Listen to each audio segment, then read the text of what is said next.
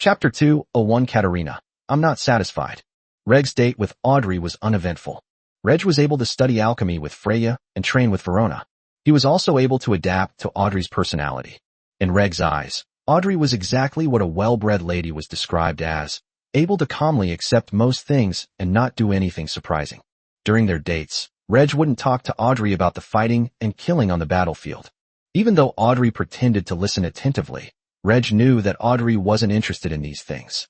Similarly, Audrey only briefly mentioned what books she had read and what she had done during this time, without going into detail about the contents of the books or the events, as she believed Reg wouldn't be interested in those things.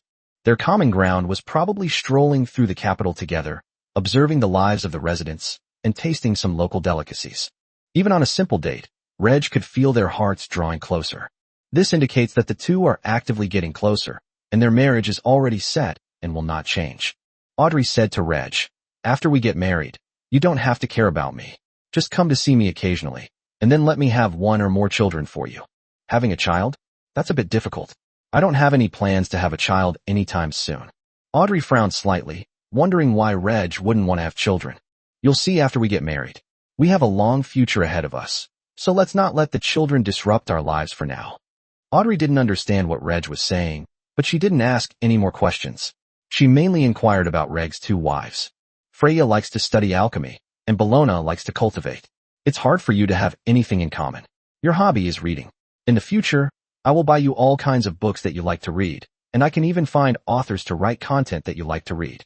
Audrey's eyes lit up as she became interested in what Reg said next. Finding a writer to write about what she wanted to read must be very interesting. It's not just about words. It can turn words into pictures, and even pictures into dynamic images. Nora's world has no comics, let alone movies or television.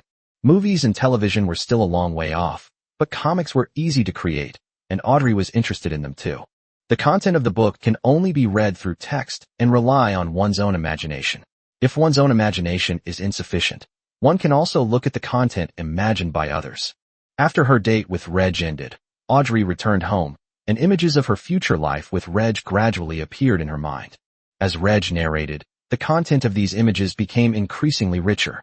Audrey felt that life married to Reg would be good, mainly because Reg was a nice person. Inside the royal palace, the high-ranking officials of the Violet Kingdom were discussing how to divide the spoils. The biggest slice of the pie naturally went to the Violet family, which is not only a royal family, but also has two legendary powerhouses in charge. Secondly, there is the Duke of Walsh family, with the third legendary powerhouse of the Violet Kingdom in charge. The Violet Kingdom has acquired over 2 million square kilometers of land from the Ted Kingdom. Many nobles died in the war, some of their titles were abolished, and their fiefs were reclaimed. Compared to the lands of the Kingdom of Tide, the Kingdom of Violet has many reclaimed fiefdoms that do not require reconstruction, and there are still people living on them. The Kingdom of Ted is largely in ruins and needs both population growth and large-scale reconstruction. However, the development of a noble fiefdom cannot be accomplished overnight, and nobles are always patient. The Violet family and the Walsh family took the biggest slices of the cake, taking away large tracts of rich land in the southern part of the Kingdom of Ted. The legendary families have finished dividing the spoils. Now it's the ordinary dukes' turn to divide the spoils according to their war merits. Here, the Domington family, to which the old Duke of Domington belonged, received the largest share. It's a pity that the Marquis of Leighton died in battle. Otherwise, he would have been promoted to Duke and received a bigger share of the spoils than the Domington family. But when the Marquis of Leighton died in battle, the dukes and marquises outwardly expressed their grief and regret that the kingdom had lost an outstanding commander, but inwardly they were generally very happy. With one less person to share the pie, their share of the profits will increase. However, Marquis Leighton had ultimately rendered great service to the Violet Kingdom, so the Leighton family deserved some reward, perhaps slightly more than that given to ordinary Marquis families. Compared to the Leighton family, the Violet Palace officials focused their attention on Viscount Catlawn, who was about to be promoted to Marquis. Discovering and thwarting the Soul Eater clan's conspiracy, killing multiple Silver Moon and Star Realm aliens in the war, rapidly transporting information, supplies, and personnel to various locations, and using the Catalan crossbow to help the Violet Kingdom become the first to defeat an army of alien alliances. When you look closely, Viscount Catelyn's contributions to the kingdom during the war were almost second only to the two legendary families. This level of contribution is enough to elevate Viscount Catelyn to the rank of Marquis. Such a promotion of 2 ranks at once is extremely rare in the Violet Kingdom and in other human nations. Not counting the inheritance of the Marquis's title by his sons, Reg should be the youngest Marquis in the Violet Kingdom. If Viscount Catelyn was already a Marquis and had achieved so many military exploits, he could easily have been promoted to Duke. Viscount Catelyn's contributions are so great that he should receive a larger share of the pie than an ordinary Duke. The Dukes and Marquises present generally wanted to befriend Reg, but for their own benefit, they still wanted to reduce the share of the pie Reg received as much as possible.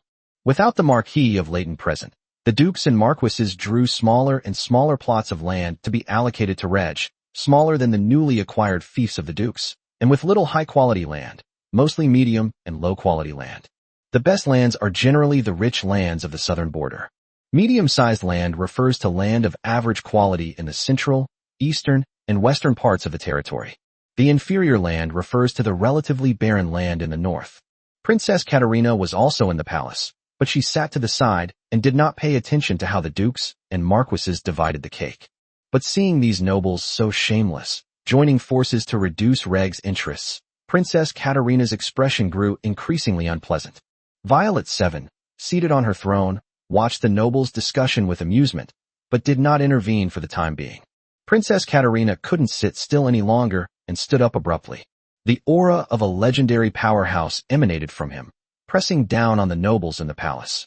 Princess Katerina's actions immediately silenced the nobles' discussions, and some of the less powerful nobles even nearly collapsed on their feet. That was a legendary expert. The gap between him and the Star Realm was enormous. He could be killed with a single finger. I am not satisfied with your division of Viscount Catelyn's new fiefdom. Princess Katerina's clearly angry words immediately chilled the hearts of all the nobles present. Broken. Chapter 202 Half-Province Land. The nobles in the palace all knew that Viscount Catelyn's biggest backer was the Marquis of Leighton. But with the Marquis of Leighton dead, there was no one left to advocate for Reg's interests. Princess Katerina's sudden words reminded the nobles of the cake-sharing ceremony after the last expansion war. The Marquis of Leighton fought for Viscount Catelyn's interests, but some nobles disagreed. In the end, Princess Katrina stood up and fought for even greater benefits for Viscount Catelyn. It turns out that Viscount Catelyn's biggest backer is Princess Katrina. Princess Katerina is not the same Princess Katerina she was 5 years ago. She is a legendary powerhouse, one of the top 3 strongest individuals in the Violet Kingdom. When a legendary expert speaks, even marquises and dukes dare not refute him. The nobles couldn't help but wonder if Princess Katerina had taken a liking to Viscount Catelyn. If your highness is not satisfied, we will change it immediately. Yes, Viscount Catelyn has rendered great service and should be granted more and better fiefdoms. Under the oppressive gaze of the legendary strongman, the nobles in the palace had no choice but to revise the fiefdom allocated to Viscount Catelyn. Violet 7, seated on the throne, remained cheerful and did not interfere. The nobles redivided a portion of the southern lands and a large portion of the central lands as Viscount Catelyn's new fiefdom. After the division was completed, everyone looked at Princess Katerina, hoping that she would be satisfied. Princess Katerina seemed quite satisfied, having withdrawn the aura of a legendary powerhouse that had oppressed the nobles. Just thinking of Reg's request, Princess Katerina walked over, went to the map, took a pen, and circled more than half of the land in the province of Bithynia. The area is approximately 100,000 square kilometers. The smallest province in the Violet Kingdom is only 80,000 square kilometers in size, but it is located in the south and is far richer than the province of Bithynia. If all the marquises of the Violet Kingdom were located in the north, the largest would only be 70,000 square kilometers. In other regions, the Marquisate typically covers an area of 20,000 to 40,000 square kilometers. With the new fiefdoms added to the old ones, Reg's territory has now surpassed the level of a marquisdom in terms of area. But nobles cared more about the fertility of the land than the size of the territory. The north is sparsely populated, with large tracts of land yet to be developed. In particular, the climate is cold, the land is barren, and there are frequent orc raids, so very few people are willing to migrate to the north. Viscount Catelyn has no interest in those lands and will divide this land among his sons. The dukes and marquises were immediately relieved. They had no desire for the desolate lands of the province of Bithynia. Since Viscount Catlon is willing to take it, then let Viscount Catlon have it. 100,000 square kilometers is no problem. The Violet Kingdom now has plenty of land, and the great nobles are not interested in the lands of the Violet Kingdom or the northern border of the Ted Kingdom. Seeing that the nobles all agreed, Princess Katerina added, "Then you should also exchange the noble fiefdoms in this area for other places." The nobles agreed to this, saying that if a smaller fiefdom were carved out in the eastern or western border of the Kingdom of Ted, the nobles of the province of Bithynia would be very willing to exchange it for a fiefdom. Since all the territories need rebuilding and are short of population anyway, it's better to start over on a better fief. Princess Katerina reached an agreement with the nobles to distribute the spoils to Viscount Catlon. Only then did Violet 7 agree, saying, "All right, let's distribute it this way." After the war, the nobles had a lot of things to deal with, and the marquises and dukes were unwilling to spend too much time dividing the spoils. Since they've already secured their own interests, the viscounts and barons who have made contributions can simply be allocated a roughly equal piece of land. A week later, the cake cutting was finally finished. A small ceremony was held in the palace where Violet 7 rewarded the nobles who had rendered meritorious service. In contrast, the coronation ceremony of Violet 7 at the arrival of the next new year is the time for the Violet Empire to celebrate on a large scale. Reg and Audrey's wedding was also postponed until after the new year. The Violet family has no time to plan Reg and Audrey's wedding. The most important thing is the coronation ceremony of Violet 7.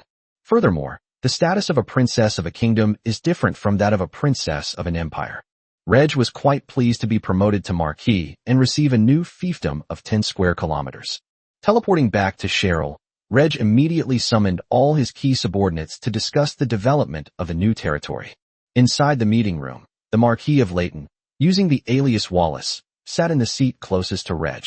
Steward Wallace was a newcomer to the territory of Reg, and even though he was personally appointed by the Lord, many people were initially dissatisfied. After Steward Wallace demonstrated his strength and ability, everyone else was convinced of his abilities. Another figure appeared in the meeting room, Elroy Nico, the original mayor of Cheryl. Cheryl was built under the direction of Elroy, who also served as its mayor. By lowering trade taxes, he attracted mercenaries and caravans to trade in Cheryl, which quickly made the town profitable. After Cheryl became Reg's fief, Reg tried his best to persuade Elroy to stay, but Elroy returned to Felix's Viscount Catlon and pledged allegiance to Felix. Felix knew of Elroy's abilities and appointed him as mayor of a town within his fiefdom. The war between the human race and the 100 Races alliance broke out, and Reg's eldest brother Felix and second brother Edmund both died because of the Soul Eaters. Many superhumans also died in the territories they led. Elroy remained in his territory and did not participate in the battle, thus saving his life. Felix and Edmund had neither merit nor fault in the war, and their lands could still be inherited by their descendants. However, Reg's nephew and niece are too young and not strong enough. If you inherit the territory now, but fail to reach a sufficient level by the deadline, you will be stripped of your title and fief. Therefore, Reg decided to abandon both territories. He brought his nephews and nieces, as well as members of the Catalan family in both territories, to live in his own territory. Only the mothers of the two older brothers returned to their parents' home. The Catalan family has few direct descendants, but Reg's father also had parents, brothers, and sisters. Brent possesses considerable talent for cultivation. He is purely a mutant. Apart from the direct descendants of the Catlon family, the other members' cultivation talents are not very good, and it is difficult for them to even become apprentices of extraordinary beings. At most, they can live a relatively wealthy life. After all, they are his nephews and nieces, and Reg will raise them well. Not only members of the Catalan family, but also those willing to pledge allegiance to the Catalan family, came to the territory of Reg. This includes Elroy. 200 chapters reached. Please give me another 5-star rating. Chapter 203 Territory, Population, Army. Elroy's feelings upon returning to his familiar surroundings can be imagined. The former Baron Catlon had repeatedly rendered great service to the kingdom and had now become the Marquis of Catlon, a high-ranking noble in the Violet Kingdom. How much time has passed? It hasn't even been 7 years. Elroy is still a novice battle mage, while Marquis Catlon has already rapidly grown from a novice mage into a powerful star mage. Elroy's initial allegiance was to Brent Catalan, a genius who transformed a peasant's home into a noble one. Reg Catalan was a genius who transformed the Catalan family from a minor noble family into a major noble family. My lord, your son has made the Catalan family a distinguished family. Elroy is a talented person, and Reg won't be upset with Elroy just because he wasn't kept in the first place. Elroy is a loyal, trustworthy, and capable man who is already qualified to serve as a county magistrate in his own territory, governing a county. The meeting officially began, and Reg announced to all his men the king's reward to him. He was promoted to Marquis and given a new fief of 100,000 square kilometers. The new fiefdom is simply an eastward extension of the old fiefdom, occupying more than half of the province of Bithynia. Half a province. The Duke basically had only one province as his fief. Upon hearing the location of the new fiefdom, everyone in the meeting except for Steward Wallace was surprised. How did the new fiefdom end up here?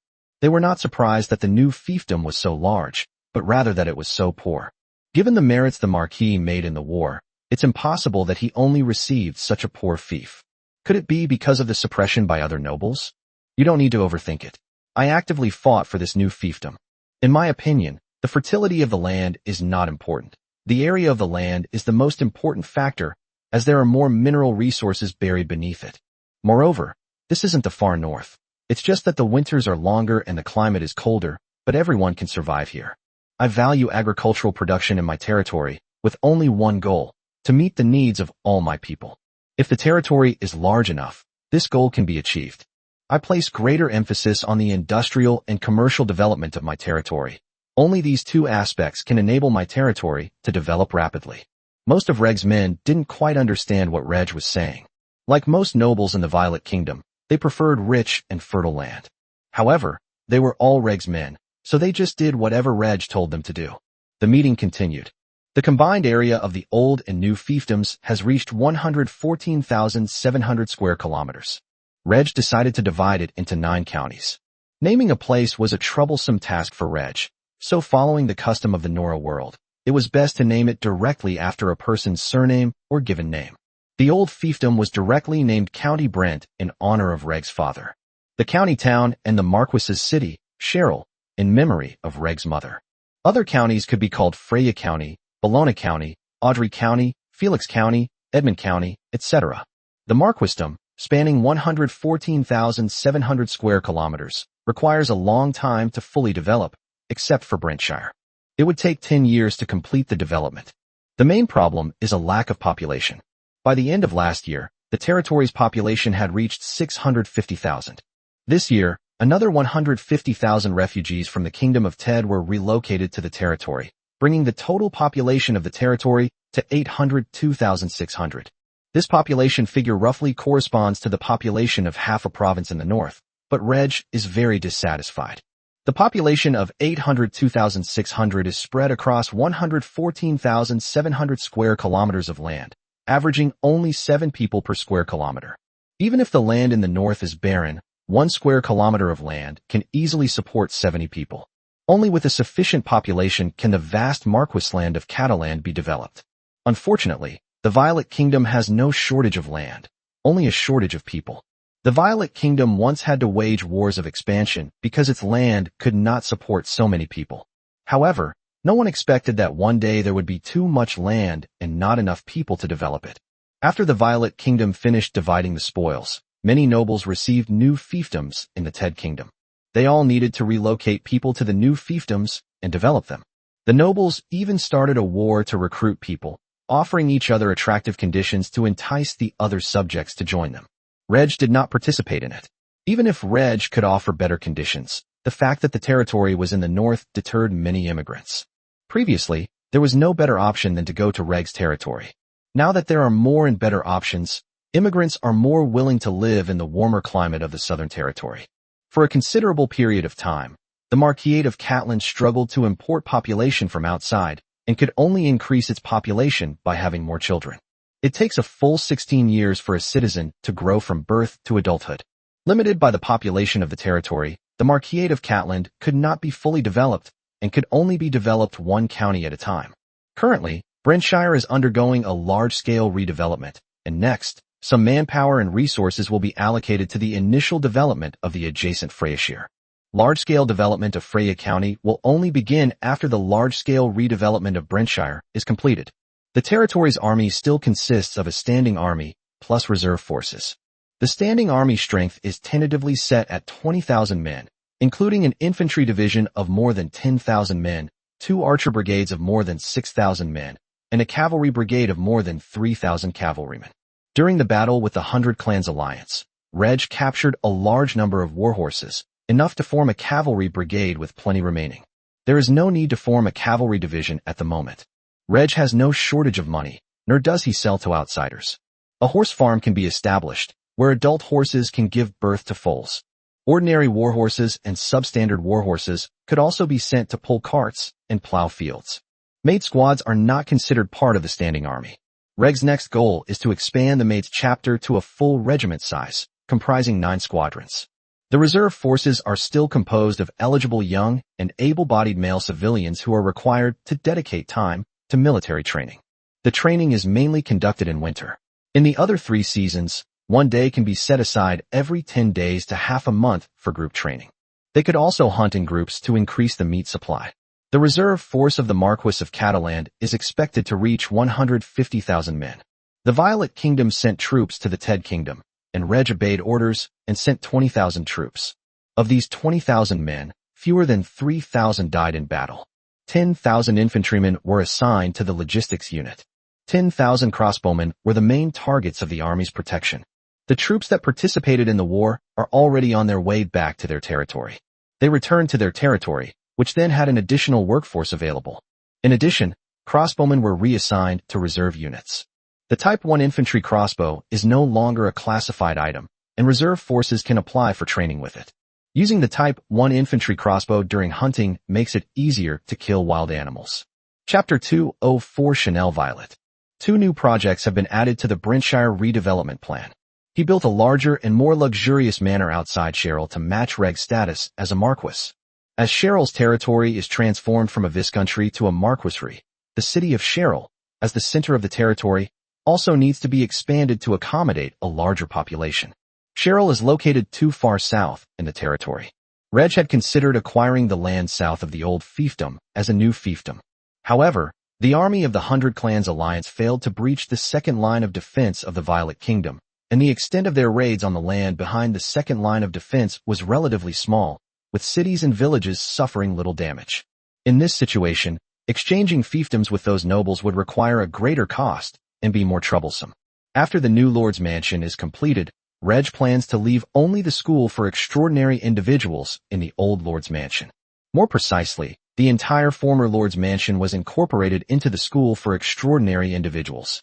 The old Lord's Mansion was renovated to accommodate more students at the school for the extraordinary. Not only do the male slaves that Reg buys study at the school for extraordinary individuals, but they also recruit students with cultivation talent from outside. The tuition at the school for the extraordinary is exorbitant. Ordinary students who cannot afford tuition can sign an agreement with Reg. You have to work for Reg for a certain period of time before you can choose to continue working for Reg or resign. To enter the Maid School, one must sign a contract of servitude, working for Reg for life. In the conference room, Reg and his men finalized the next steps for the territory's development. The territory became a marquisate after being upgraded from a viscountcy. The land area became larger, the population increased somewhat, and the number of daily affairs in the territory also increased. Fortunately, there is the Marquis of Leighton, who can handle most of the territory's affairs in place of Reg. Only a small number of matters require Reg's decision before being handled by the Marquis of Leighton. Although he didn't have to deal with many territorial affairs, Reg was still very busy. The most important thing, of course, is cultivation. During the war, on the battlefield of the Kingdom of Ted, Reg and Marquis Leighton were attacked and killed by legendary undead warriors. Reg has enough trump cards to save his life. Marquis Leighton was killed by a legendary undead warrior. Otherwise, Marquis Leighton would now be a Duke of the Violet Kingdom. Reg was able to evade attacks from legendary powerhouses several times, but he couldn't keep doing so indefinitely. The only way is for Reg himself to become a legendary powerhouse. Therefore, every month, Reg would consume life energy to improve his physical fitness and increase the time he spent training as a battle master. It is now late July, and Reg's battle master realm has reached the first stage of Radiant Sun.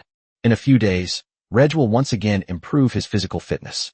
His physical attributes will improve once a month, and his soul will not temporarily limit Reg's rapid advancement in his Battle Master realm. At this rate, Reg will be able to become a legendary fighter by early next year. Although this strength needs to be hidden for the time being, Reg's confidence has greatly increased. A legendary superhuman, already a top powerhouse in the Nora world, allowing Reg to stand at the pinnacle of the Nora world. Bellona is already a Radiant Sun-level Battle Master. Marquis Layton is a peak-level Radiant fighter. In the Violet Kingdom, the strength of the Catlon family is second only to the Violet family and the Walsh family, both of which have legendary experts. But Reg wasn't satisfied. After becoming a legendary fighter himself, he would also help Marquis Layton reach the legendary realm. However, this would greatly deplete the life energy stored in the World Tree.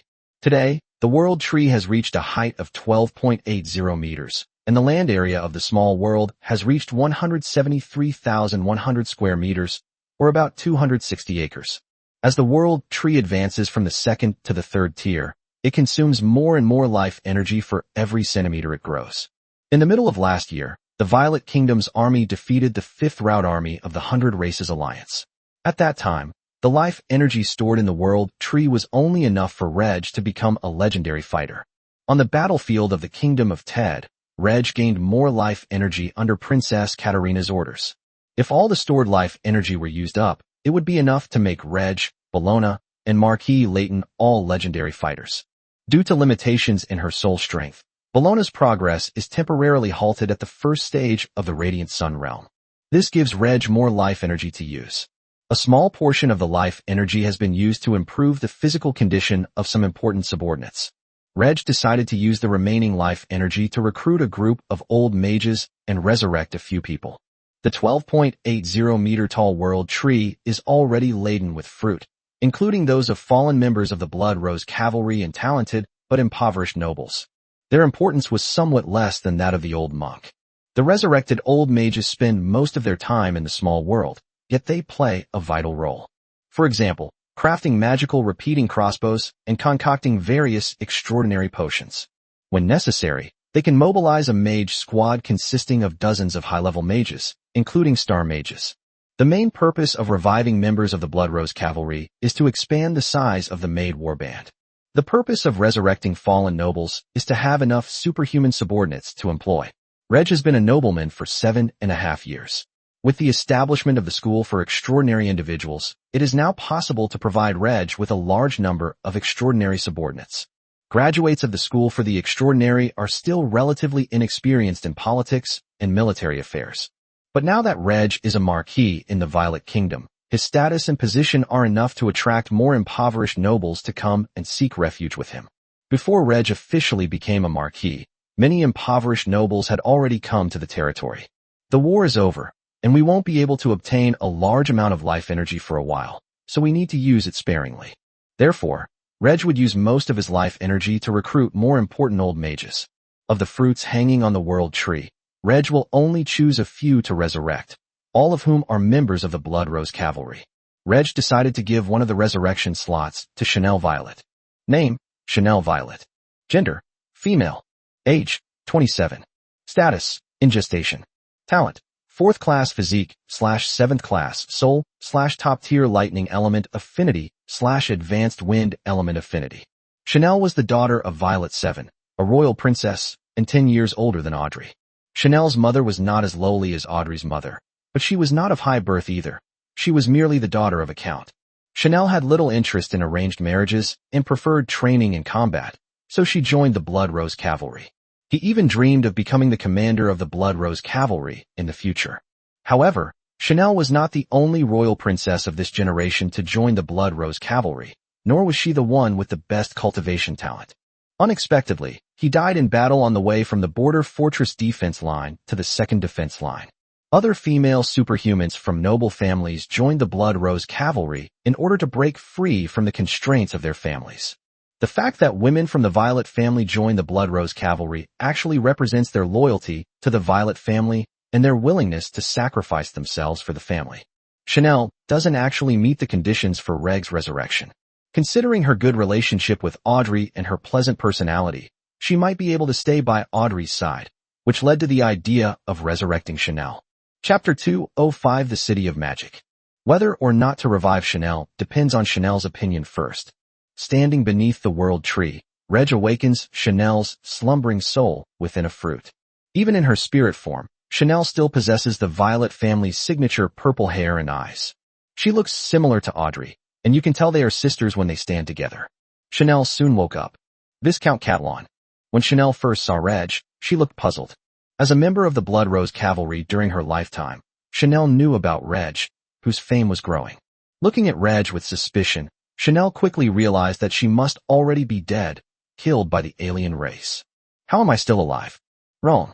Chanel quickly realized that she was in a soul state, and could also see that Reg was in a different state than herself. Reg should be a living person. You are dead, Reg said. Faced with Reg's words, Chanel showed sadness. Few people can be indifferent to life and death. Everyone wants to live. I can give you a chance to be resurrected, Reg said again. Hearing Reg's words, Chanel's emotions fluctuated violently. The kingdom is about to be upgraded to an empire. Your father will be crowned emperor, and then I will marry your sister Audrey. For Chanel, Reg's words contained far too much meaning. How did the Violet Kingdom become an empire? Before Chanel died, the Violet Kingdom could only barely resist the Fifth Army of the 100 Races Alliance, and had been forced to abandon its border fortress defenses and retreat to the second line of defense. Given the dire situation, even if the Violet Kingdom were to win, it would likely suffer heavy losses. Now, on the contrary, the empire is being promoted, and his own father is to become emperor. This is truly incredible. As for Reg's intention to marry Audrey, Chanel didn't seem to care much. Audrey will eventually get married, and marrying Viscount Catalan wouldn't be bad. However, something seems off about Viscount Catalan now. Because you have a good relationship with Audrey, I hope you can stay by Audrey's side after I marry her. At the same time, you must keep your resurrection a secret from the outside world and stay by Audrey's side under a different identity. If you agree, I will resurrect you. At this moment, Chanel's emotions were very complicated. After hesitating for more than 10 seconds, Chanel finally said to Reg, Viscount Catalan, you seem to be hiding a great secret. Will you be detrimental to the kingdom? No, I am a nobleman of the kingdom. How could I possibly harm the kingdom? I made great contributions to the kingdom's victory over the alien race, Reg replied confidently. Is that so? I agree to your terms. Chanel no longer hesitated. Your appearances are too conspicuous in the outside world. When you are resurrected, I need to change your appearance. What are your thoughts on this? Ultimately, Reg replaced Chanel's new body with black hair and black eyes, and her appearance also changed somewhat. After being resurrected, Chanel was sent to a maid school by Reg, where her former companions introduced her to the situation. When Reg met Chanel again, Chanel, like the other resurrected, addressed Reg as Master. After being promoted from a viscountry to a marquisate, Reg stayed in his territory for a period of time before embarking on another journey.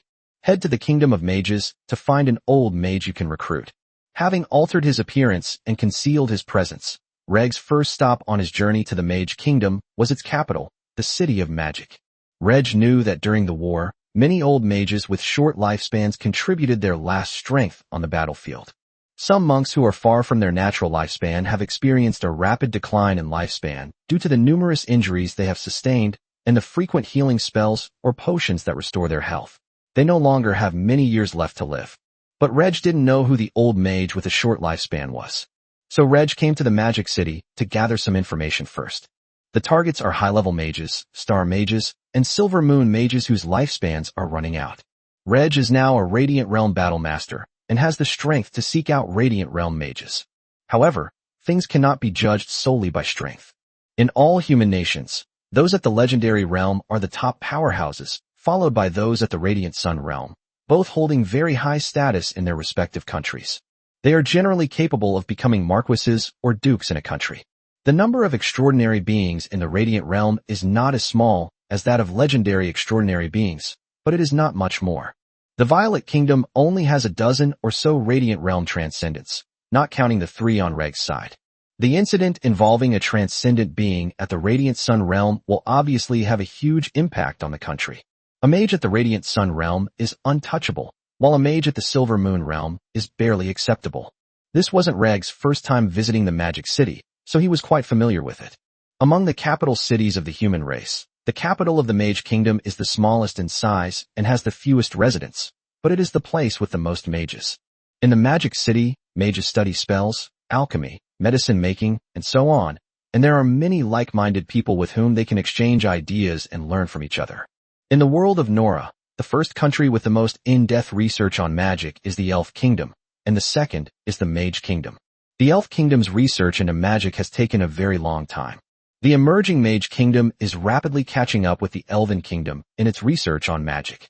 In the eyes of the human mages of the Mage Kingdom, elves are a bunch of stubborn old fogies who don't know how to adapt. In the Kingdom of Mages, there are many mages, but there are also quite a few warriors. Nature mages cultivate various magical plants, and apothecaries concoct all sorts of extraordinary potions. It can be said that the magical plants and extraordinary potions produced by the Kingdom of the Mage are of the best quality and lowest price among all human nations. Other human kingdoms have a large number of merchants who purchase magical equipment, alchemical tools, and extraordinary potions from the Mage Kingdom, and then transport them back to their own countries to sell, earning a substantial profit. The relatively inexpensive extraordinary potions enabled the Mage Kingdom to mass-produce battle masters. The warriors trained by the mage will become his vassals and bodyguards, serving him. Mages hold a high status in the Mage Kingdom, and even foreign mages can enjoy preferential treatment there. Reg's disguised identity is that of a Star Realm mage, majoring in the nature element and minoring in the space element, and also a pharmacist. With the aid of the appraisal skill, Reg was able to make friends with various mages relatively easily in the Mage Kingdom. Reg's disguised identity also made it easy for him to buy and cultivate various rare magical plants in the Mage Kingdom, and to come into contact with rare extraordinary potions. Of course, they could also find out that the old monk didn't have much time left to live. You might encounter such an old monk, especially at banquets where monks gather. Once the first old mage is recruited, the old mage will soon recommend good friends who meet Reg's requirements. Everyone originally only had a few years left to live. So why not pledge allegiance to Reg, regain our youth, and continue to research what we love? Chapter 206 Night Demon Organization. Hi, Venerable Vincent, my good friend. I am so happy to see you again. Me too, Master Xian. I lost many friends in this war. Reg, using the alias Vincent, embraces the mage Xian. Reg has more than just one mage friend in the Magic City. Upon returning to the Magic City, Reg quickly became acquainted with his mage friends and attended banquets with them. At the banquet, the monks discussed their research and also talked about what happened during the war. Reg wouldn't be foolish enough to ask which mages didn't have much life left. Instead, he would wait for the opportunity to come. For the mages attending the banquet, Reg conducted a group assessment immediately. Only one thing is assessed: how much life expectancy remains. Reg will conduct an in-depth assessment of any high-level mage, star mage, or silver moon mage whose lifespan is less than 10 years. This old guy actually passed on intelligence to alien races in order to frame his rivals. Don't resort to any means to prolong life. He only has 3 years left to live, and he has already made arrangements for his affairs. He wants to spend the last years of his life researching alchemy. He is a fairly loyal person and can keep his promises. This person is alright, and we can give him a try. Reg's first target has been set: Mage Fei Minglin, a Star Realm fire mage and intermediate alchemist. After the banquet, Master Fei Minglin returned to his residence in the Magic City. Instead of going to sleep, he wrote down some of the things he had discussed with his friends at the banquet. As I took notes and reflected, midnight arrived in no time. Reg, who also returned to his residence in the Magic City, used a humanoid puppet to disguise himself, took out an invisibility artifact, and silently left his residence, heading to the residence of the Mage Fei Minglin. At Master Fei Minglin's home, there were only a few ordinary servants. Reg easily bypassed them and entered the study, where he found Master Fei Minglin deep in thought. Master Fei Minglin was unaware of Reg's arrival. Reg walked behind the Mage Fei Minglin and deactivated his invisibility. Master Fei Minglin, Reg called softly. Master Fei Minglin's thoughts were interrupted by Reg's voice. He turned to look at Reg, not excitedly entering battle mode, but looking at Reg in surprise. Are you Night Demon? Reg took more than 50 elderly mages with little life left from the Mage Kingdom.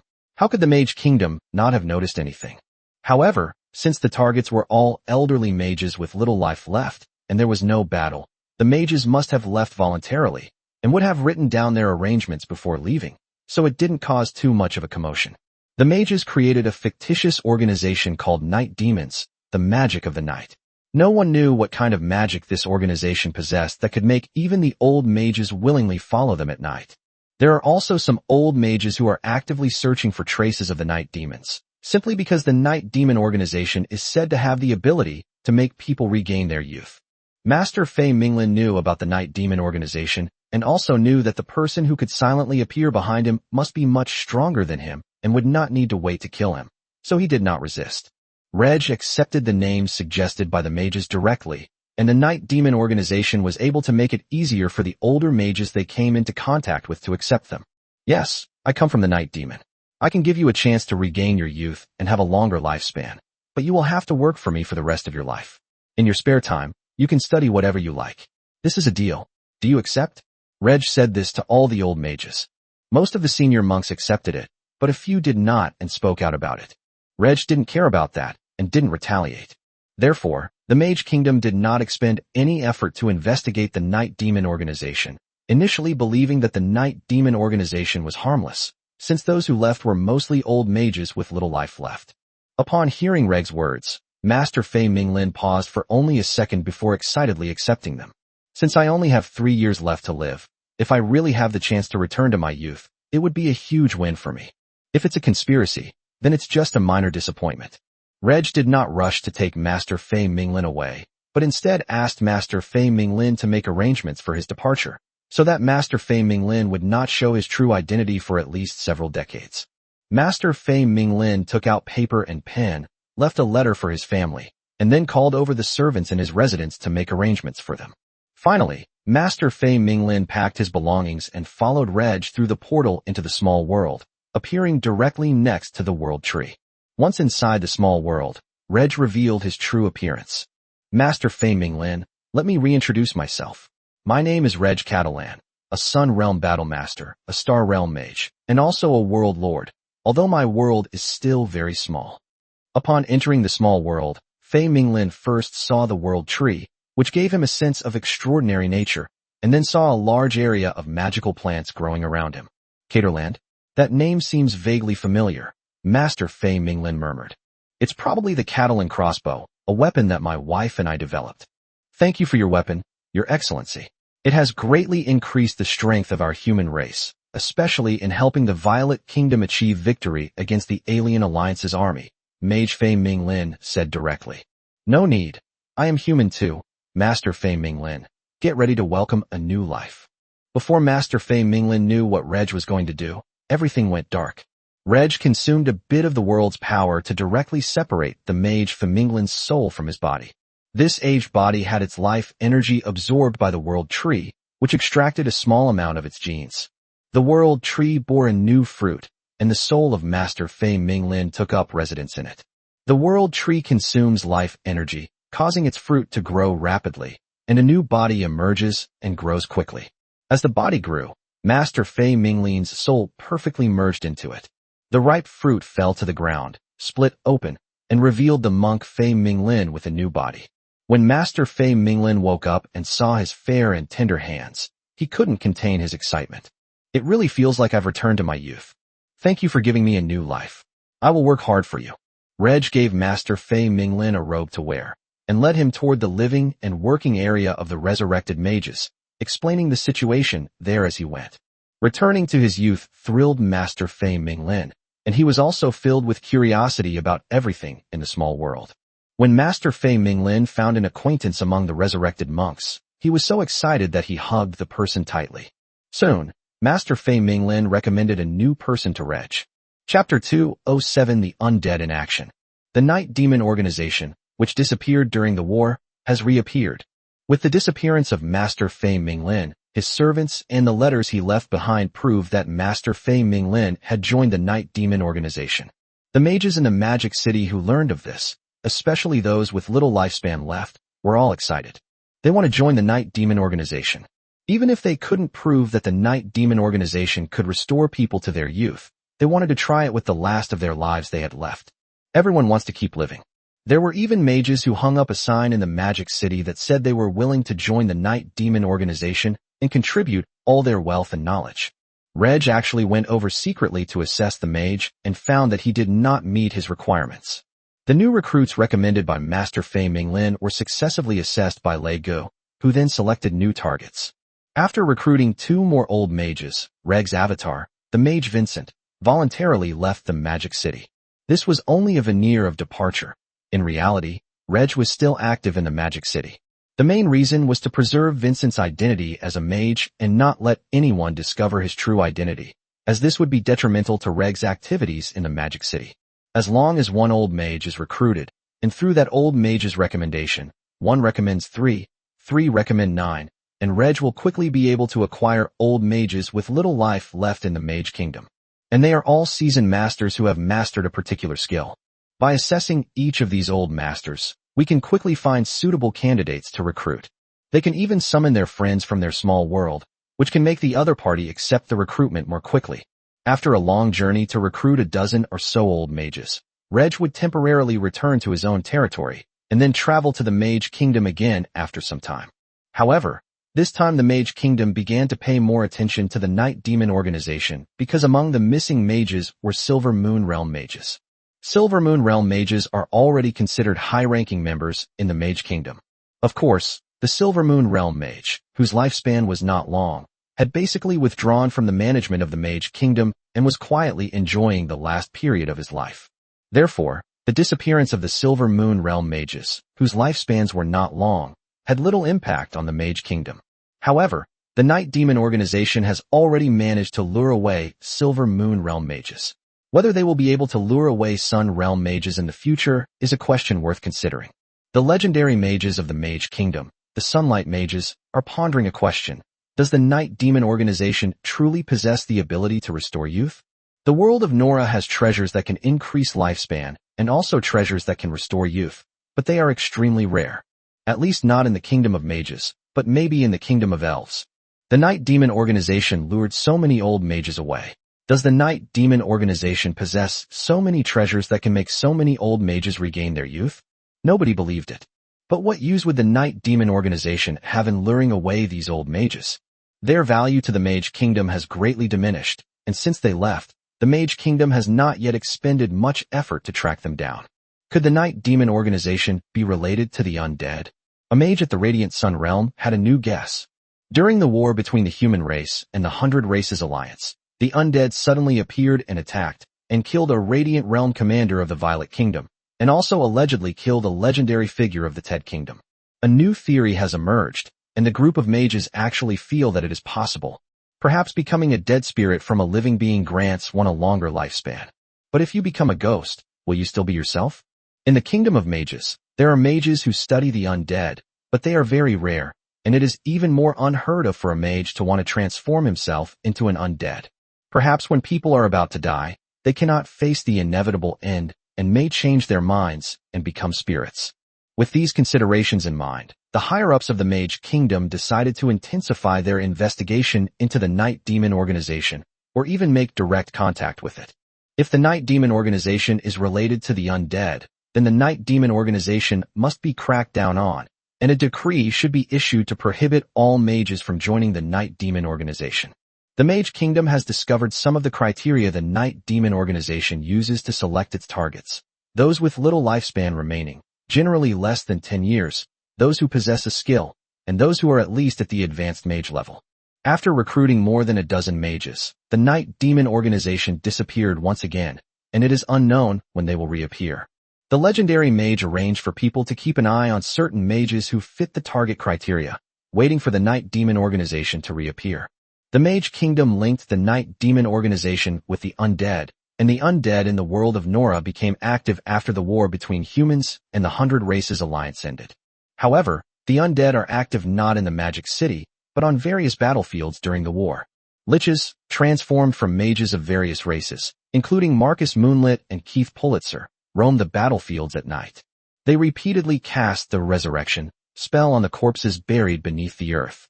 On the battlefield, most of the soldiers who died in battle, whether human or of the other races, were either buried directly in the soil or simply left in the open to be devoured by wild animals. A small number of the bodies were cremated, and some were disposed of by Reg himself. The corpses that are rotting or have been reduced to bones are the targets of the dead. One by one, undead resurrection spells were released, and the corpses ignited with soul fire, turning them into the lowest level of undead. Under the orders of the higher-ranking undead, the lower-ranking undead continued to hide in the soil, waiting for the higher-ranking undead to complete their plan. The war between the human race and the alliance of all races resulted in the human race losing more than 50 million people. The total population of the 100 Races Alliance is still less than that of the human race. Even when the 100 Races Alliance attacks human territory, it still loses tens of millions of people. These are all targets of the undead. In fact, the actions of the undead had already begun during the war. However, during wartime, they are easily discovered by humans and the 100 Races Alliance, so only undead powerhouses will act during wartime. As the war ended and the vigilance of the human race and the 100 Races Alliance gradually decreased, more undead joined the operation. The higher-ups of the undead probably don't even know how many undead have been resurrected yet.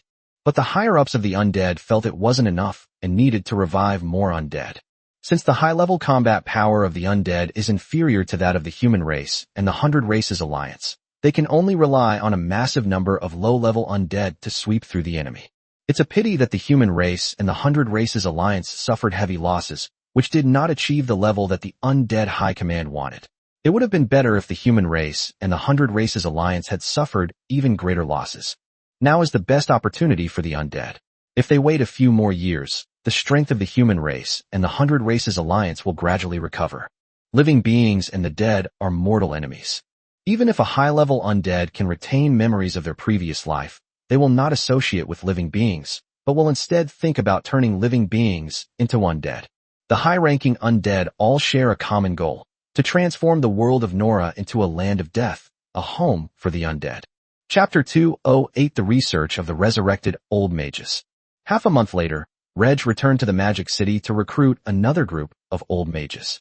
However, Reg soon discovered that some of the targets he was trying to identify were being watched by others. Through his appraisal skill, Reg understood what was going on. It turned out that the Mage Kingdom wanted to contact him. Reg had no interest in contacting the Mage Kingdom, mainly because the Mage Kingdom had a legendary powerhouse in charge. As a space mage, Reg is free to come and go in the Magic City. As long as he doesn't put himself in danger, he won't be blocked by the people of the Mage Kingdom. However, when Reg approached a Silvermoon Realm mage and tried to recruit him, he actually brought up the matter himself. "Can Unite Demons really restore people to their youth?" asked the mage by Waygold. "Of course, I can even introduce you to a few people I know who have regained their youth. But the kingdom believes that Unite Demons are connected to the undead." "I see. No wonder some of the targets I'm trying to contact are being watched. You're overthinking it.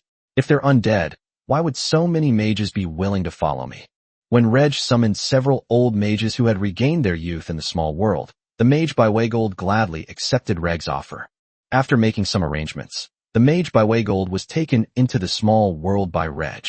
In a letter left by the mage by Waygold, he clearly told the Mage Kingdom that the Night Demon organization had nothing to do with the undead. Originally, Mage Budweiser had wanted to add a sentence: "The Night Demon organization truly possesses the ability to make people regain their youth." After a brief moment of thought, I abandoned the idea. Before Reg proved it, even the mage by Waygold didn't believe that the Night Demons could make people regain their youth. There may be treasures that can bring one or a few people back to their youth, but it's impossible to bring dozens of people back to their youth. The reality is that Master by Waygold was wrong. The Night Demon organization truly possesses such miraculous abilities. Others were unaware of the Night Demon organization's capabilities and would not believe that the Night Demon organization could accomplish this. If this sentence is added, people might not believe the previous sentence and would still think that the Night Demon organization is related to the undead. As a new day dawned, the people of the Mage Kingdom discovered that Mage by Waygold had been taken away by the Night Demon organization and found a letter left behind by him. The Mage Kingdom's leadership still did not rule out the connection between the Night Demon organization and the undead, unless the Night Demons meet with the higher-ups of the Mage Kingdom. To the higher-ups of the Mage Kingdom, the Night Demon organization may not be related to the undead, nor does it have the ability to restore youth. Even if it only has the ability to increase lifespan, it is enough to attract the attention of legendary mages. Human legendary powerhouses have a lifespan of around 300 years, which is still too short for a legendary powerhouse. They wished to have a longer lifespan, even 1,000 years like the saints. Whether the old mage, whose lifespan was running out, lived or died was of no concern to the legendary powerhouses. What they cared about was their own lifespan. Reg could more or less guess what the higher-ups of the Mage Kingdom were thinking. They didn't want to contact the higher-ups of the Mage Kingdom and didn't even operate in the Magic City. Instead, they went to other places in the Mage Kingdom to recruit old mages. The City of Magic is the most densely populated place for mages, but not all the mages of the Mage Kingdom gather in the City of Magic. The Kingdom of Mages is also a country, with a king and nobles. The king is the king of mages, or simply the Mage King, and is held by the most powerful mage in the Mage Kingdom, a legendary figure. Individual mage families are located throughout the Mage Kingdom. These families primarily train mages, but also battle masters. For Reg, the Magic City was only so big, making it relatively easy to find the targets he wanted to recruit. Traveling around the Mage Kingdom will waste some time on the road, unless there are pre-established anchor points that allow direct teleportation. The number of resurrected old mages in the small world gradually increased, which accelerated the development of Reg's power. The alchemists working for Reg currently have 3 main tasks. One task is to forge a magical repeating crossbow, and the other 2 tasks are to research firearms, cannons, and steam engines. By having intermediate and even advanced alchemists research things that ordinary people could have created, the alchemists quickly achieved results. For example, firearms have evolved from the earliest matchlock guns to flintlock guns, from muzzle-loading guns to breech-loading guns, from bolt-action rifles to hand-cranked rotary machine guns, and now automatic machine guns are being researched. For alchemists, once they design the structure of a firearm, they don't need machine tools at all. They can create it by hand using alchemy. Crafting a bolt-action rifle is much easier and cheaper than crafting a magic crossbow. But Reg didn't expect the alchemists to mass-produce firearms. Making muskets is not difficult, nor is making bullets. However, the alchemists were not capable of mass-producing firearms and bullets. The alchemists are researchers who develop the products Reg needs, and then study how to mass-produce these products using ordinary people. Therefore, the study of steam engines became a key focus. The alchemist in charge of researching the steam engine didn't even need a month to handcraft it. It has undergone several improvements and is now being researched as required by Rager, using steam-powered machine tools. The addition of more alchemists also allows for an increase in the number of research projects that can be conducted simultaneously. Many alchemists even became interested in what Reg had asked them to research, and then used magical powers to modify it. For example, they could create alchemical bullets, which would greatly increase the power of bullets. The enemy thought it was just a bullet, but it was actually an explosive bullet with a destructive force comparable to a fireball cast by a novice mage. Alchemists also used magical powers to modify steam engines, allowing them to unleash even greater power. Give the alchemists some more time, and firearms, cannons, and steam engines will be put into practical use in the territory of Reg. However, it's unlikely that Reg will be able to produce it anytime soon. The fact that the resurrected old mages found it easy to study these things means that it wouldn't be difficult for other alchemists to study and replicate them either. It's not time for them to appear in the world of Nora yet. Alchemists made enormous contributions, and pharmacists also made significant contributions. The apothecaries of the Mage Kingdom concoct a large number of extraordinary potions to train battle masters, and Reg can do the same.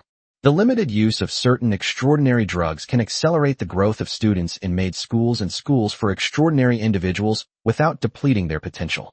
The pharmacists also produced large quantities of extraordinary potions that shortened the growth cycle of monsters. They acquired the spoils of war, and the nobles of the Violet Kingdom paid for the war with magical beast mounts. The number of magical beast mounts in Reg's possession increased rapidly. Thanks to extraordinary potions, the population of monster mounts is also expanding rapidly. Before long, all the members of the Maid squad will be riding Warcraft mounts. Chapter 209 The Battle for Talent. A civil war is breaking out in the Violet Kingdom, a battle to win over people. Thanks to the war between the human race and the alliance of all races, the Violet Kingdom annexed most of the territory of the Ted Kingdom. When the Violet Kingdom finished dividing the spoils, the newly occupied land of over 2 million square kilometers all found owners. The nobles' new fiefdoms were a source of great wealth, so they were naturally eager to develop them. Mining isn't urgent. Agriculture can be developed first. Developing agriculture is impossible without people. The kingdom of Ted was once completely occupied, and those who did not escape the kingdom of Ted were killed by the alien race. Most of the refugees from the kingdom of Ted who fled to the 4 neighboring countries also starved to death. The nobles of the Violet Kingdom received only a piece of land, which was uninhabited, and the former cities and villages were mostly reduced to ruins. People are needed to rebuild cities and villages, and people are also needed to cultivate the fields. The nobles issued mandatory orders in their own territories to relocate some of their people to new territories. It mainly involves people who have no land or little land. As long as you migrate to the new territory, you can get free land and even free farming tools. The nobles would also do their best to ensure that the immigrants would not starve or freeze to death before the next harvest. Most humans share a common trait, a deep attachment to their homeland. However, when one can no longer make a living in their hometown and does not want to starve to death, they will inevitably leave their hometown. Now they are their own lords, and they are to be led to migrate to a new territory with the lord's guarantee. This led many of the people to obey the lord's orders and migrate to the new territory. Most of the residents who are still able to make a living in their hometowns are unwilling to emigrate. When you immigrate to an unfamiliar place, no one knows what the future holds. You might die on the road or in a foreign land. A massive population migration occurred throughout the Violet Kingdom, with large numbers of people moving from the east to the west. The eastern part is the original territory of the Violet Kingdom, while the western part is the territory of the newly occupied Ted Kingdom. Nobles who already had fiefdoms could gather their subjects from their own fiefdoms and relocate them to the new fiefdoms located in the west. After the war, some extraordinary individuals became new nobles of the Violet Kingdom based on their military achievements. The fiefdoms of the new nobles were mostly located in the west. The new nobles and their subordinates brought their families to their fiefdoms, but even a small baronial territory was not enough to develop it. The new nobles need people for their fiefdoms. The new nobles were all barons, and they dared not go to the territories of the great nobles to recruit their subjects. They could only go to the baronies and viscounties to recruit their subjects. Furthermore, the nobles of these territories could not obtain new fiefdoms by distinguishing themselves in the recently concluded war. If they acquire new fiefdoms, they will not allow other nobles to come to their territories to steal people. The people cannot be recruited by the new nobles for nothing. Usually, the old and new nobles need to reach a certain exchange of benefits before the new nobles will allow them to recruit the people. The old nobles who had not made many contributions in the war also managed to get a share of the pie by selling their subjects. The Violet Kingdom has gained far too much new land. To fully develop the newly occupied territories, at least 10 million people must be relocated from the eastern region to the western region.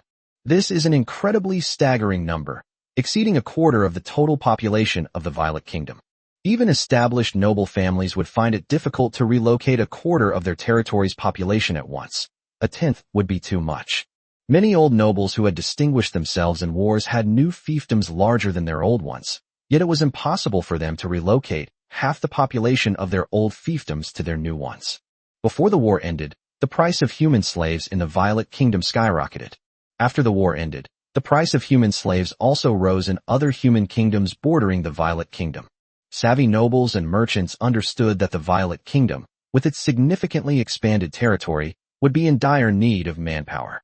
If free populations are not enough to attract people, money must be spent to buy slaves to develop the territory.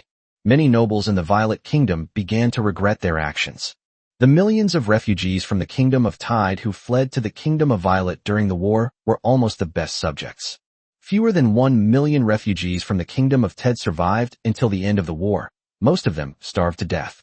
Many refugees who joined the army also died in the war. This was unavoidable.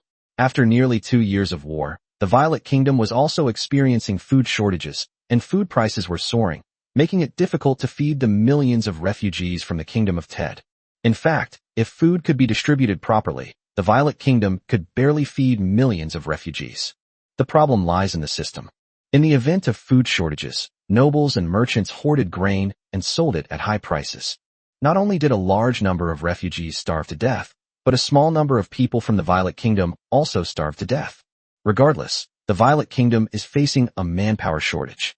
The nobles of the Violet Kingdom sought ways to recruit subjects from neighboring countries and purchase slaves.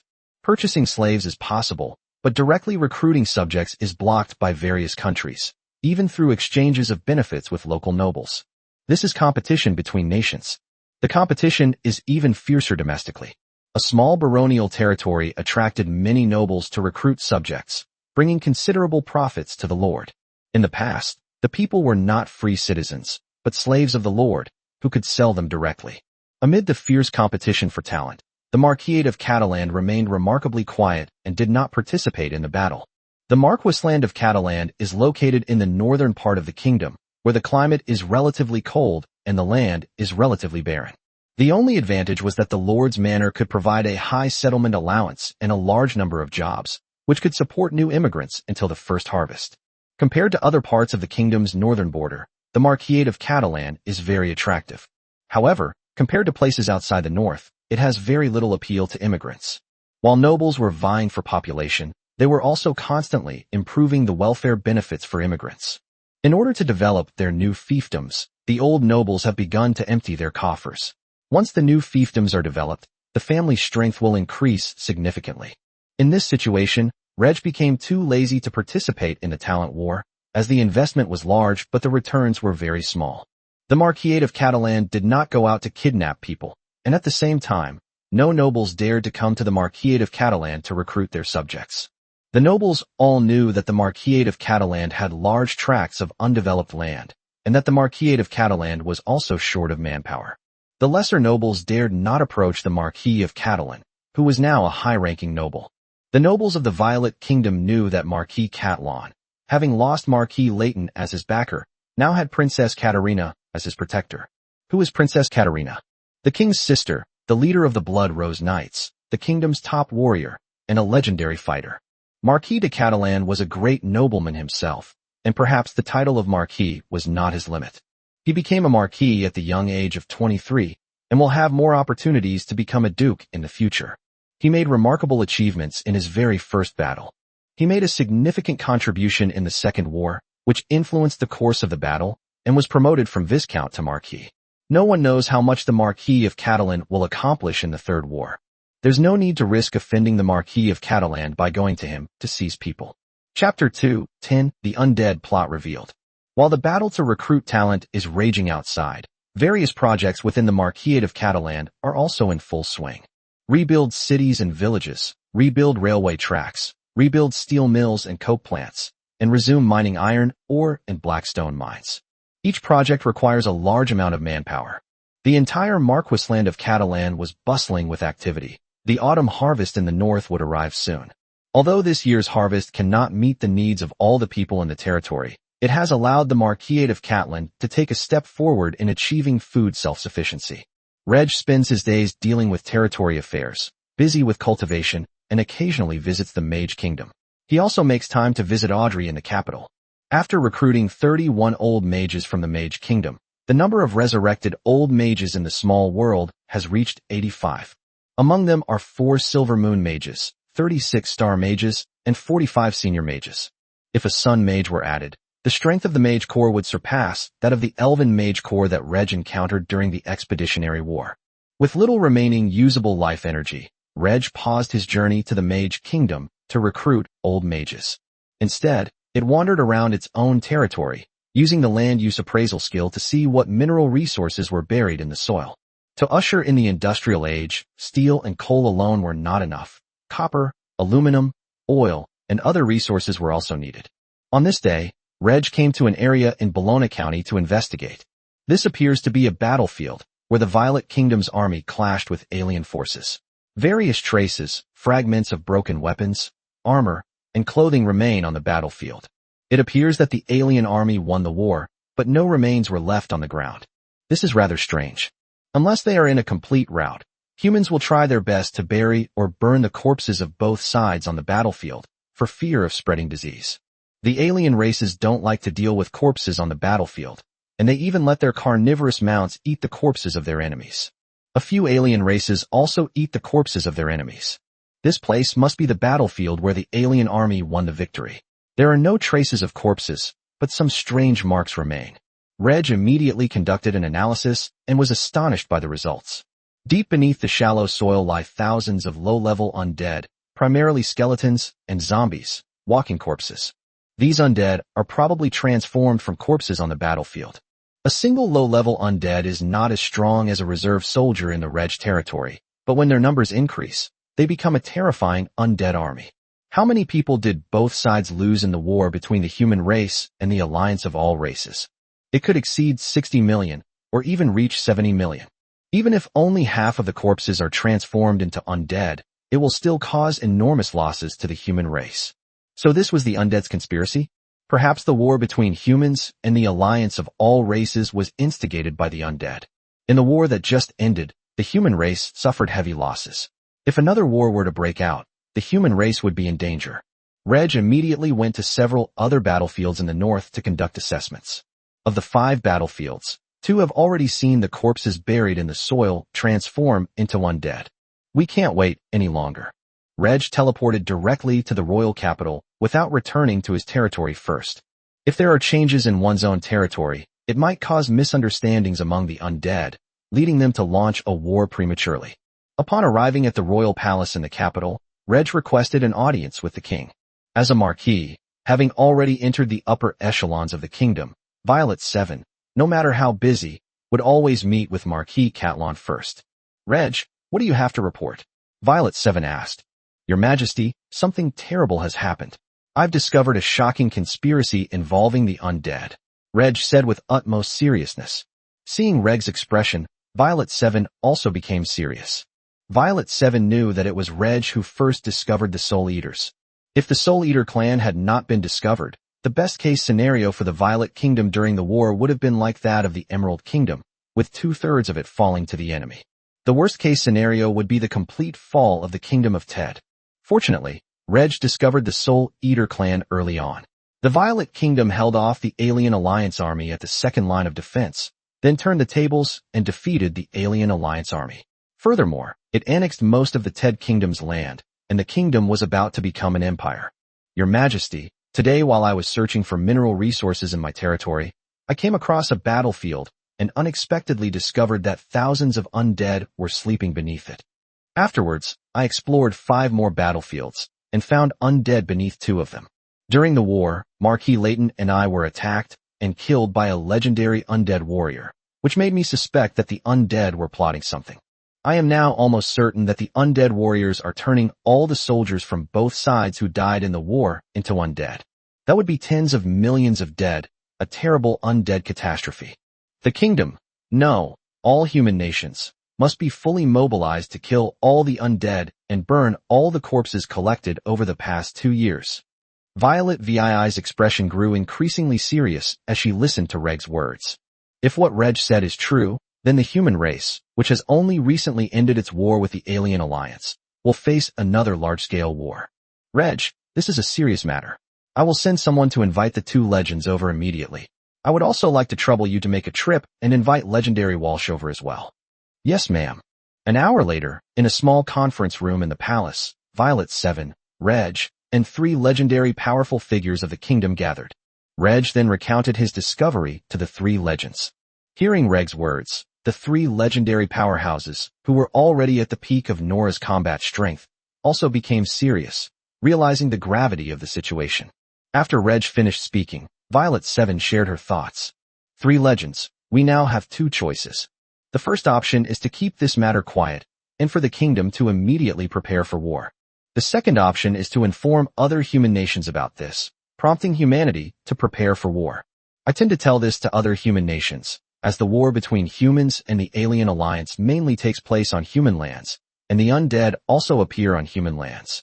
We humans will annihilate the undead, but we expect to suffer heavy losses as well. However, we still have the Alien Alliance as a formidable enemy. Although I very much want the kingdom to become the most powerful nation among the human races, if this matter is handled poorly, humanity will suffer a devastating blow. The Violet Kingdom was able to assassinate a legendary powerhouse of the Ted Kingdom and then annex most of the Ted Kingdom's land, showing that it cared a great deal about its own interests. However, the Violet Kingdom was only one of the 9 human kingdoms. With the human race severely damaged, the Violet Kingdom could not remain unscathed. That's why Violet 7 chose the second option, ordering the human race to prepare for war. Faced with Violet VII's choice, the legends of Arnold, Katarina, and Walsh all expressed their approval. The next step requires a legendary expert to personally deliver this message to other countries. Reg was about to become a rickshaw driver again, taking people to the border area. Chapter 2:11 Exterminate the Undead. The legendary powerhouses of the Violet Kingdom personally took action, contacting legendary powerhouses from other human nations, making them take the matter seriously. Legendary experts from various countries secretly investigated and indeed discovered undead beneath some battlefields. However, the legendary experts did not make any rash moves for the time being. This involves a very important matter, the autumn harvest.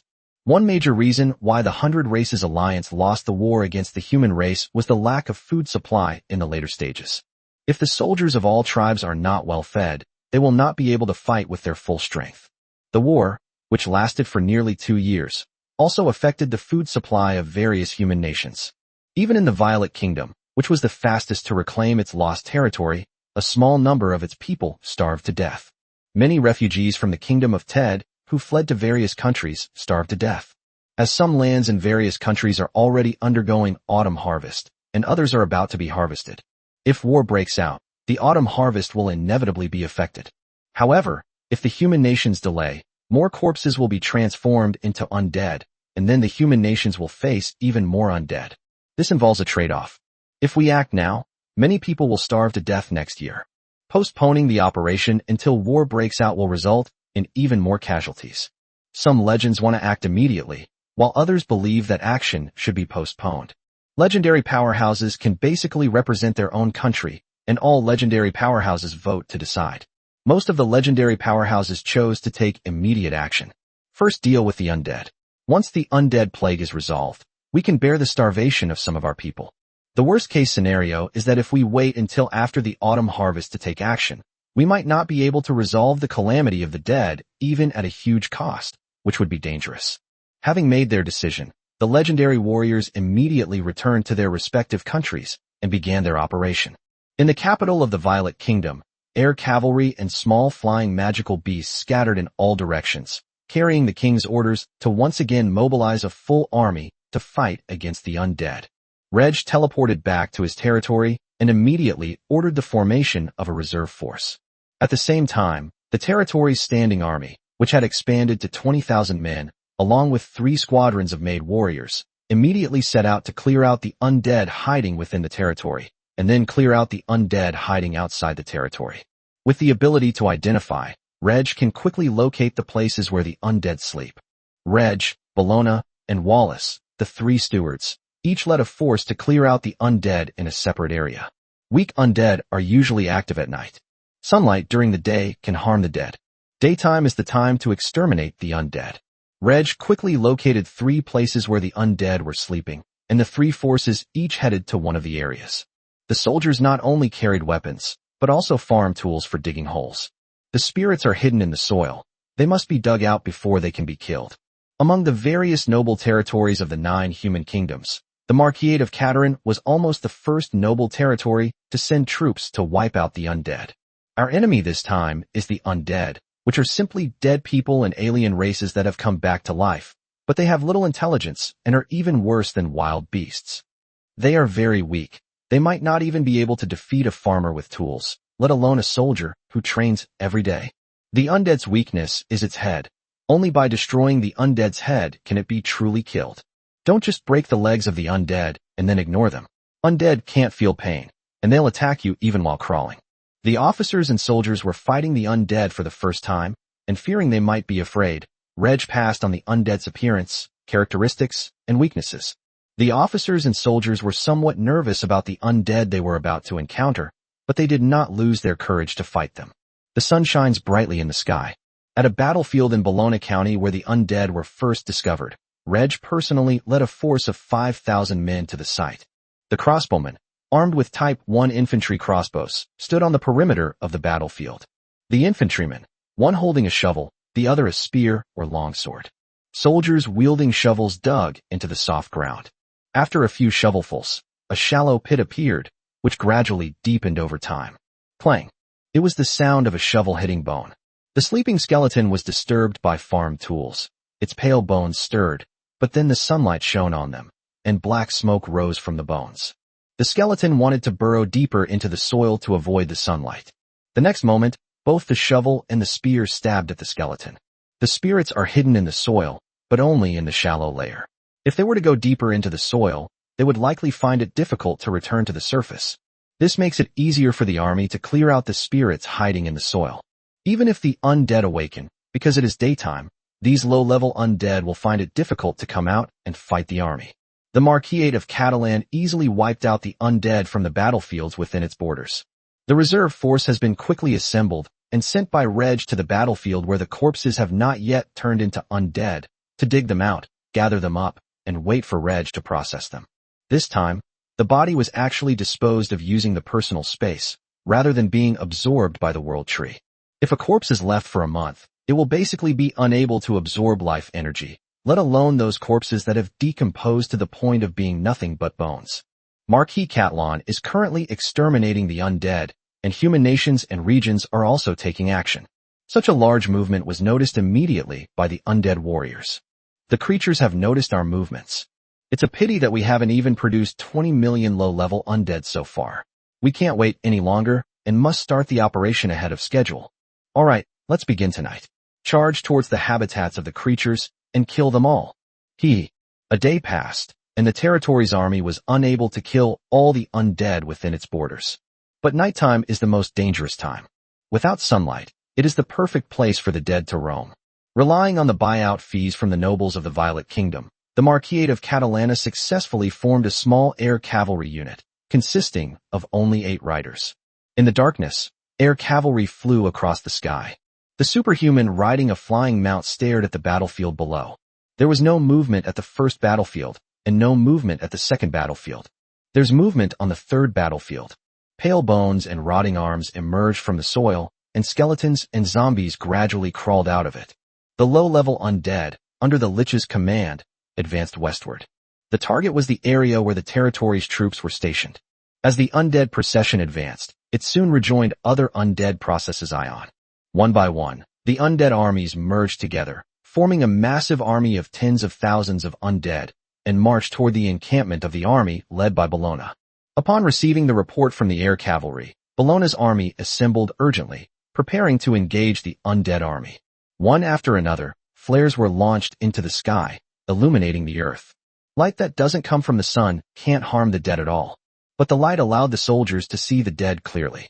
The crossbowmen stood in the front row, holding Type 1 infantry crossbows, ready to fire arrows. This time, the crossbowmen's firing distance will not exceed 150 meters at most. The crossbow bolts must hit the undead in the head to effectively kill them. Chapter 2:12 Death is not the end. The soldiers, standing in formation, looked at the dead in front of them, feeling a little nervous. After all, this was their first time encountering something like this, the dead and the alien race, able to come back to life. This is terrible. Fortunately, the superiors provided information, preventing the soldiers from running away out of fear upon seeing the undead. Shoot an arrow. The first rank of over 600 crossbowmen aimed their crossbow bolts at the heads of the undead and fired them. More than 600 crossbow bolts swiftly traveled 150 meters and shot towards the undead. Many crossbow bolts hit the undead's head with deadly accuracy. The powerful crossbow bolts either shattered the skeleton's soul fire and skull or pierced the zombie's head.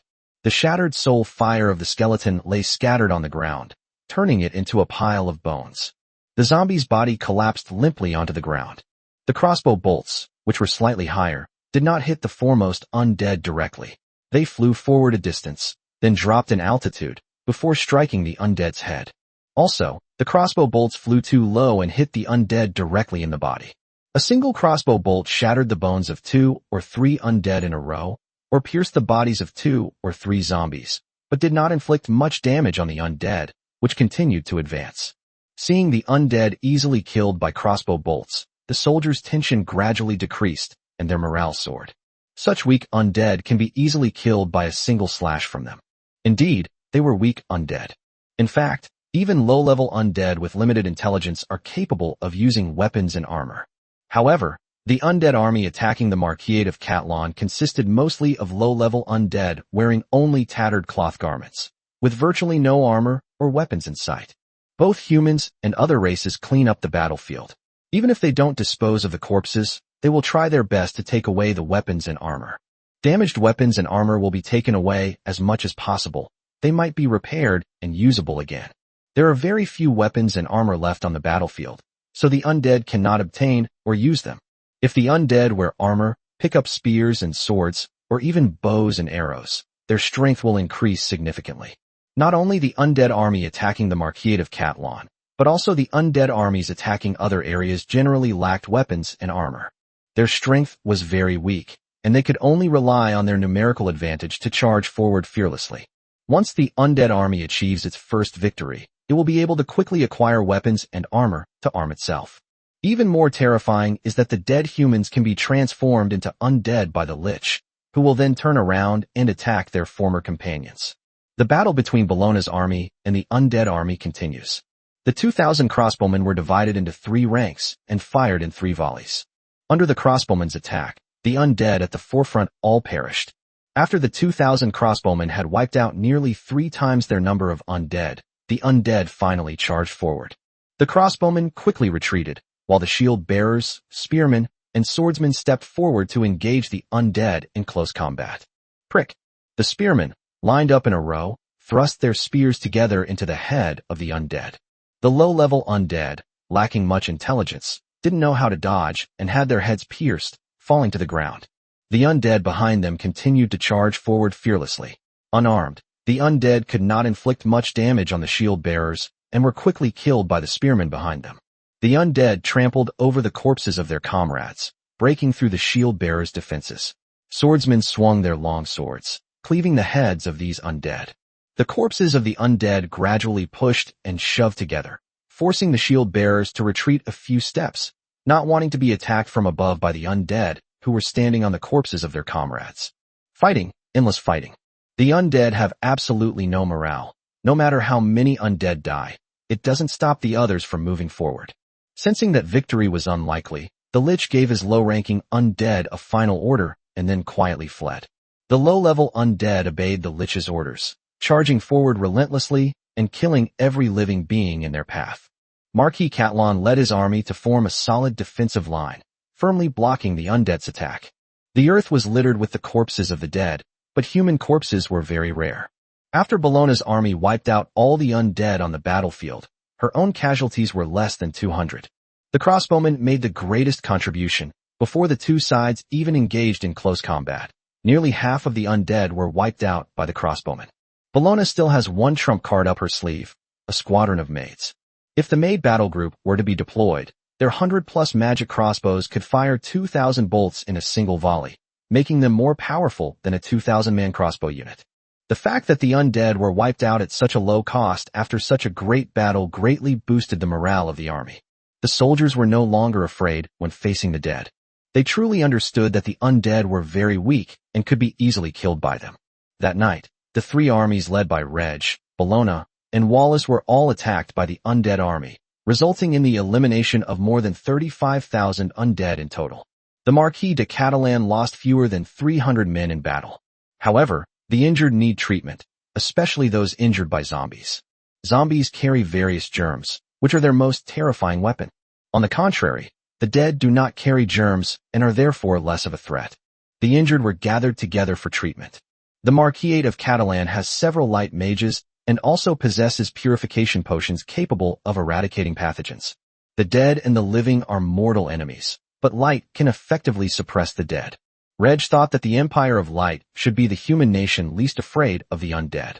That night, the Marquis of Catalan achieved victory over the undead, but in other parts of the Violet Kingdom and in other human nations, the war between humans and the undead was a mixed bag.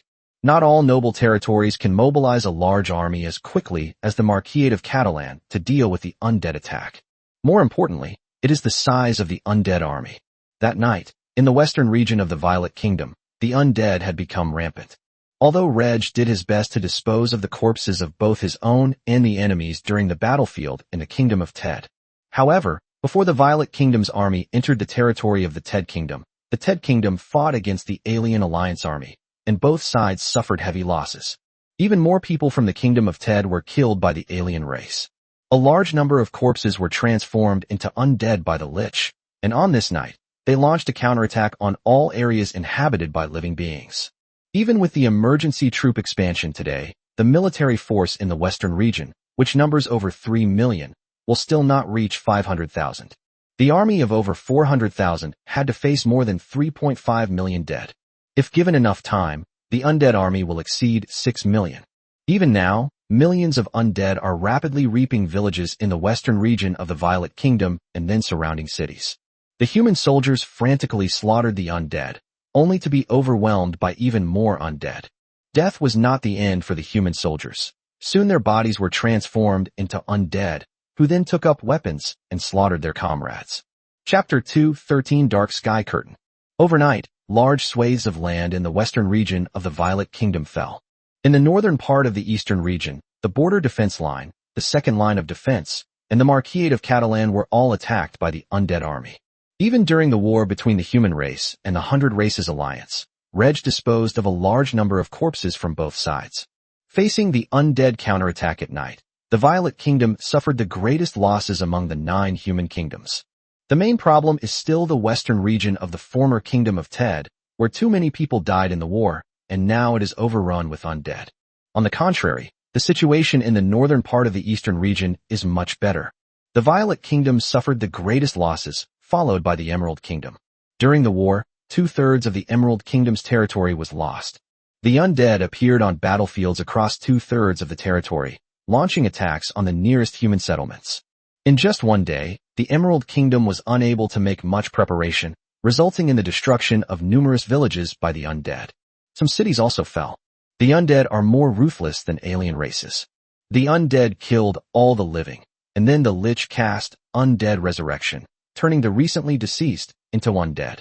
The Violet Kingdom and the Emerald Kingdom are both overrun with undead, while the situation is better in other human kingdoms. The best-case scenario is naturally the Empire of Light. The healing spells used by the Light Mage to heal living beings are offensive spells when cast on the undead. The Light Empire's Light Mages and Light Knights swiftly mobilized to clear away the undead in various areas. However, the Light Empire's Light Mages and Light Knights were ultimately limited in number, and they still suffered some losses due to the undead. Before daylight arrives, the spirits of the dead retreat, seeking refuge in places where they cannot be exposed to sunlight. Most of the dead hide in the ground, while a small number hide in caves and houses. Under the protection of the sun, the human race began to launch a counterattack. Violet 7 issued appointments, with the Duke of Lucius appointed as Commander-in-Chief of the Eastern Region Army and the Duke of Domington appointed as Commander-in-Chief of the Western Region Army. He was responsible for leading the army to eliminate the undead in the 2 areas. Reg was also appointed as one of the deputy commanders of the Eastern Region Army. This appointment was also exceptional for Reg. Although Reg is officially a Marquis, his superhuman level is only at the 3rd stage of the Star Realm. Under normal circumstances, the Commander-in-Chief of the army is a Sun-level expert, and the deputy commander is at least a Silver Moon-level expert. When necessary, the Commander-in-Chief and the 2 deputy commanders are all Sun-level experts. Considering that Reg has a record of killing Silver Moon Realm aliens, it is also acceptable to regard Reg as a Silver Moon Realm transcendent. Therefore, there was relatively little opposition among the kingdom's high command to the Marquis of Catalan becoming the deputy commander of the Eastern Army. Reg quickly met up with Duke Lucius to discuss how to cleanse the undead in the northern part of the Eastern region. Last night, the undead launched attacks on the border defenses, the second line of defense, and the Marquis of Catalan, and few fortresses were breached by the undead army. After all, in a fortified area battlefield, depending on the size of the fortress, the larger the fortress, the more people are stationed there, and the more soldiers from both sides die in this area during the war. In addition, the fortresses along the border are constantly on guard against foreign tribes. In this situation, relying solely on nearby undead would make it difficult to quickly capture the fortress. On the contrary, the second line of defense, because it was protected by the border defenses, was somewhat lax even after receiving the king's orders, and the undead captured several small and medium-sized fortresses. In the Marquisland, the population is mainly concentrated in Brentshire. Yesterday, the territory's army cleared out the undead in some areas during the day and repelled the undead army's attack at night. Apart from military casualties, there were no civilian losses. Marquis of Catalan, I expect you to lead your troops to support the fortresses along the border. If they cannot be held, the troops stationed at the fortresses shall retreat to your territory. I will hold the second line of defense, resisting the undead army's attack, and wait for the rear troops to gather at the second line of defense before launching a counterattack. During the day, the undead can be cleared out as needed. Duke Lucius's arrangements were reasonable, and Reg followed them. Low-level undead fear sunlight, so daytime seems like a good time to exterminate them. The undead quickly dealt a heavy blow to the human army that came to quell the rebellion. Within the Emerald Kingdom, a standing army brigade of about 5,000 men, led by Marquis Lyodin, marched toward an area where the undead were hiding. Soon, the army arrived at the edge of the area, and the soldiers took farming tools to dig out the undead buried in the soil. Just then, the Silver Moon Lich, who had been hiding in the shadows, made his move. Darkness descends. A dark/necromantic spell was unleashed with full force by the Silver Moon Lich. A dark cloud appeared in the sky, quickly expanding until it covered an entire area, preventing sunlight from shining directly down. Without the threat of sunlight, the arms of the dead quickly emerged from the soil, crawling out to attack the army led by Marquis Lyodin. The 5,000 human troops were caught off guard by the attack of tens of thousands of undead and suffered heavy losses. In the end, Marquis Lyodin escaped the area shrouded in dark clouds with fewer than 2,000 men, and the undead did not pursue them. The Silver Moon Lich continued casting spells, gradually transforming the human corpses on the battlefield into undead. Before the dark clouds in the sky dissipated, the spirits returned to hide in the soil. Similar scenes were playing out across human territory. The nobles led their troops, hoping to launch a counterattack against the undead during the day, but they did not expect that the undead had this trick up their sleeve. They could release the dark curtain to block out the sunlight. Most of the human armies failed to launch a counterattack and instead paid a considerable price. The nobles no longer considered launching a counterattack, but instead actively prepared to deal with the attack of the undead army tonight. The main reason is that humans are not familiar with the undead. This is the first time in the world of Nora that the undead have been active on such a large scale. When Marquis Catalan led an army to exterminate the undead, they also encountered the Lich releasing the dark curtain. The experience of fighting during the day and night yesterday kept the soldiers and officers calm, and under the command of their commander, they fought against the undead. Then the Maid squad joined the fight, and finally succeeded in eliminating all the undead.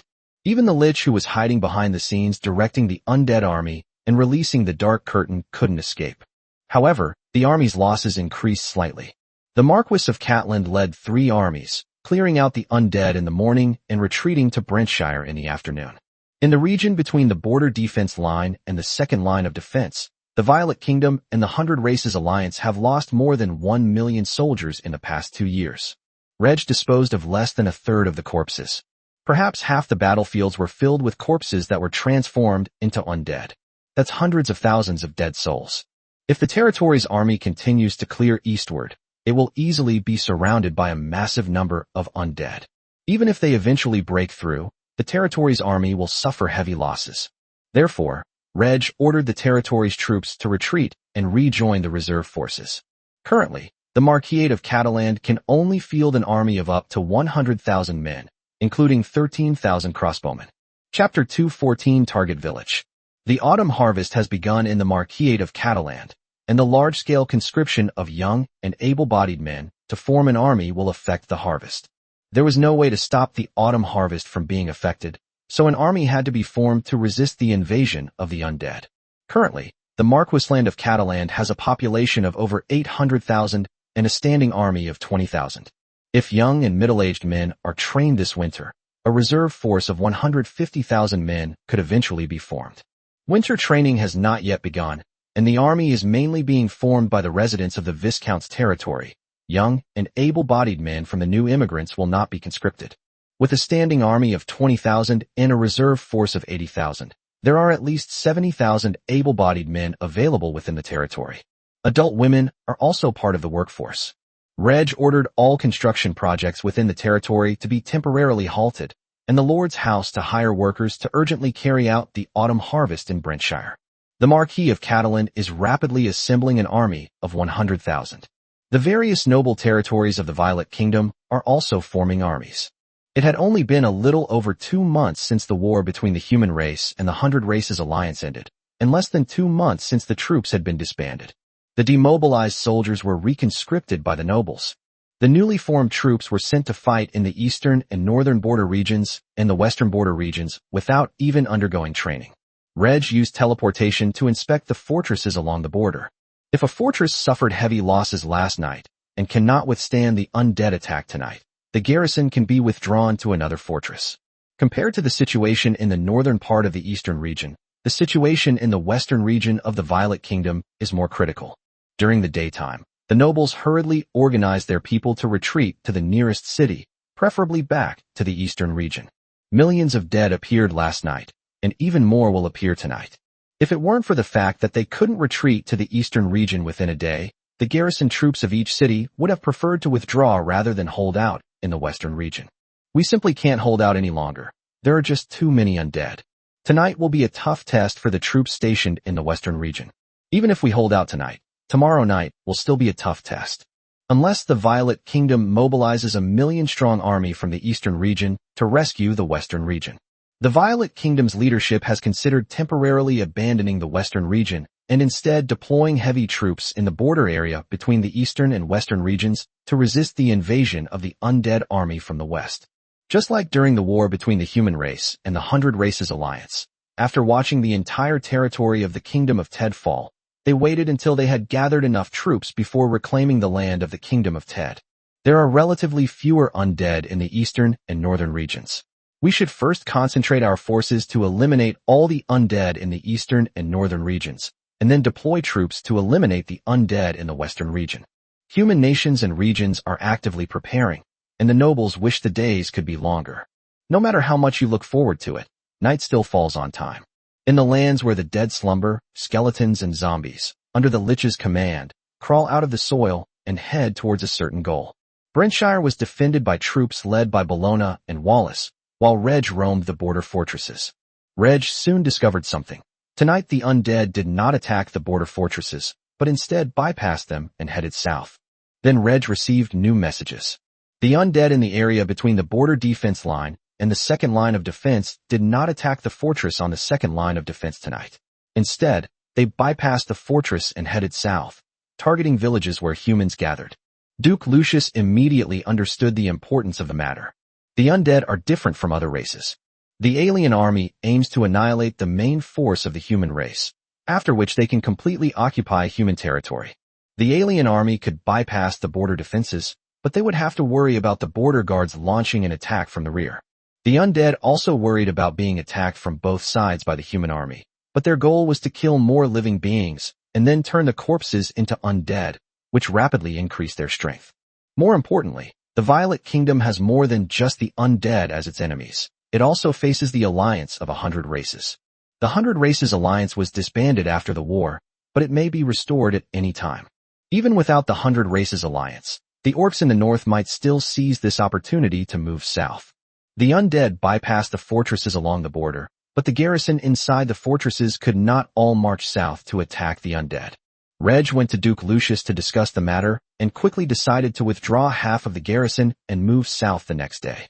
We cannot head south tonight. We might encounter an ambush by the spirits of the dead. Meanwhile, the garrison troops at each fortress on the second line of defense could no longer hold their positions and had to take the initiative to attack and repel the undead that were trying to bypass the fortresses. Most nobles did not care about the lives of the common people. That was in the past. Now the nobles care about the common people. The new fiefdom in the western region needs people. When the undead kill commoners, they will turn the corpses of the commoners into undead, increasing the strength of the undead. In this situation, it is imperative to protect ordinary people at the bottom of society. While ordering the commoners to flee south, the nobles also organized an army to resist the invasion of the undead. Nighttime is not suitable for human armies to march. At most, they can fight under the light of flares. After discussing it with Bologna and Wallace, Reg decided to send out 3 squadrons of the Maid's battle group. Those with superhuman abilities have strong night vision, so they have no problem marching and fighting at night. Reg sent out the Maid squad to support the various noble territories behind the second line of defense. A Maid squad of over 300 women is no less capable of ranged attacks than a crossbow unit of 6,000. The dead are coming. Behind us are our homes and our loved ones. Even if it means death, we will hold them off. Archers and crossbowmen, fire. Shoot at the heads of the undead. Undead are very fragile. Attacking an undead's head, one can easily kill it with a knife or a gun. No. A soldier killed 3 undead in a row, but was overwhelmed by even more undead. The number of undead in the eastern northern border is not large, but the army of the Violet Kingdom has not yet rallied. The undead will not give any human nations time to assemble their armies. They will act as soon as any movement is made. So much so that when the first human nations caused a stir during the upheaval, the undead revealed their power that very night. In the royal capital, Violet 7 couldn't sleep at all. Why? The Violet Kingdom is about to be promoted to an empire, and he is about to be crowned emperor. And now, of all times, a calamity of the dead has suddenly appeared. Those damned undead. Violet 7 wished she could kill all the dead, but she didn't have the ability. As king, Violet 7 could only do his best to organize the national army to fight and eliminate the invading ghosts of the kingdom. Violet 7 was still worried that after eliminating the undead, there might be further changes that could cause the Violet Kingdom to fail in its attempt to become an empire, thus preventing him from being crowned emperor. Damn you undead, die! Chapter 215 On the Road to Support. Reg personally led the Maid's war band on a support mission, while Bellona and Wallace led the territory's army to protect Bruntshire. Comparatively speaking, support missions are more dangerous. Without Reg personally leading the team, no one knows what kind of enemies they will encounter ahead. They might encounter an enemy capable of severely damaging or even wiping out the Maid battle group. Reg personally leads the team, and relying on his appraisal skill, he can quickly determine the strength of the enemy. When you encounter a powerful enemy, run away. When you encounter a weak enemy, charge in and eliminate them. If a member of the Maid's squad dies in battle, their soul can be stored in a small world and await resurrection later. In the territory of Viscount Intana, facing a horde of undead that suddenly attacked by bypassing the fortress, Viscount Intana did not choose to flee.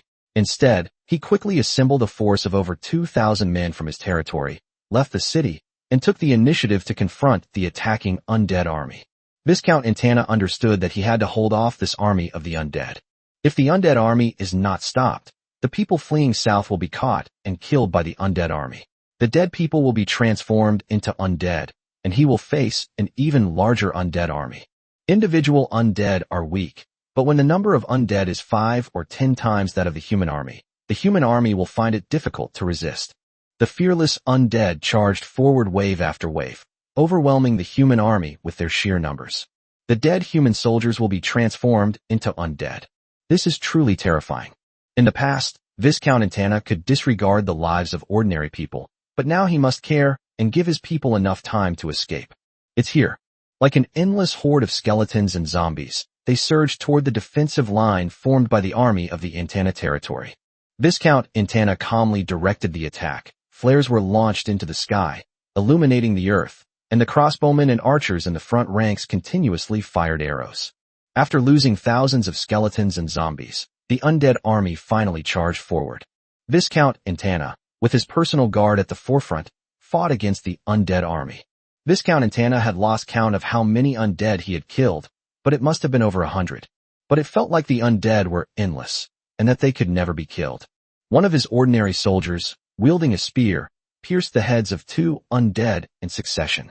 The next moment, he was pinned to the ground by 3 undead and bitten to death by them. Some soldiers, out of fear, threw down their weapons and turned to run away, but were killed by the supervising officers before they had gone far. Deserters will be executed without mercy. Fight! Fight! Our homeland is behind us. Our loved ones haven't had a chance to escape. If we can't stop the undead, our loved ones will be killed by them. Our Lord is fighting on the front lines, and we will fight alongside him against the undead to the very end. Kill! Kill! Kill!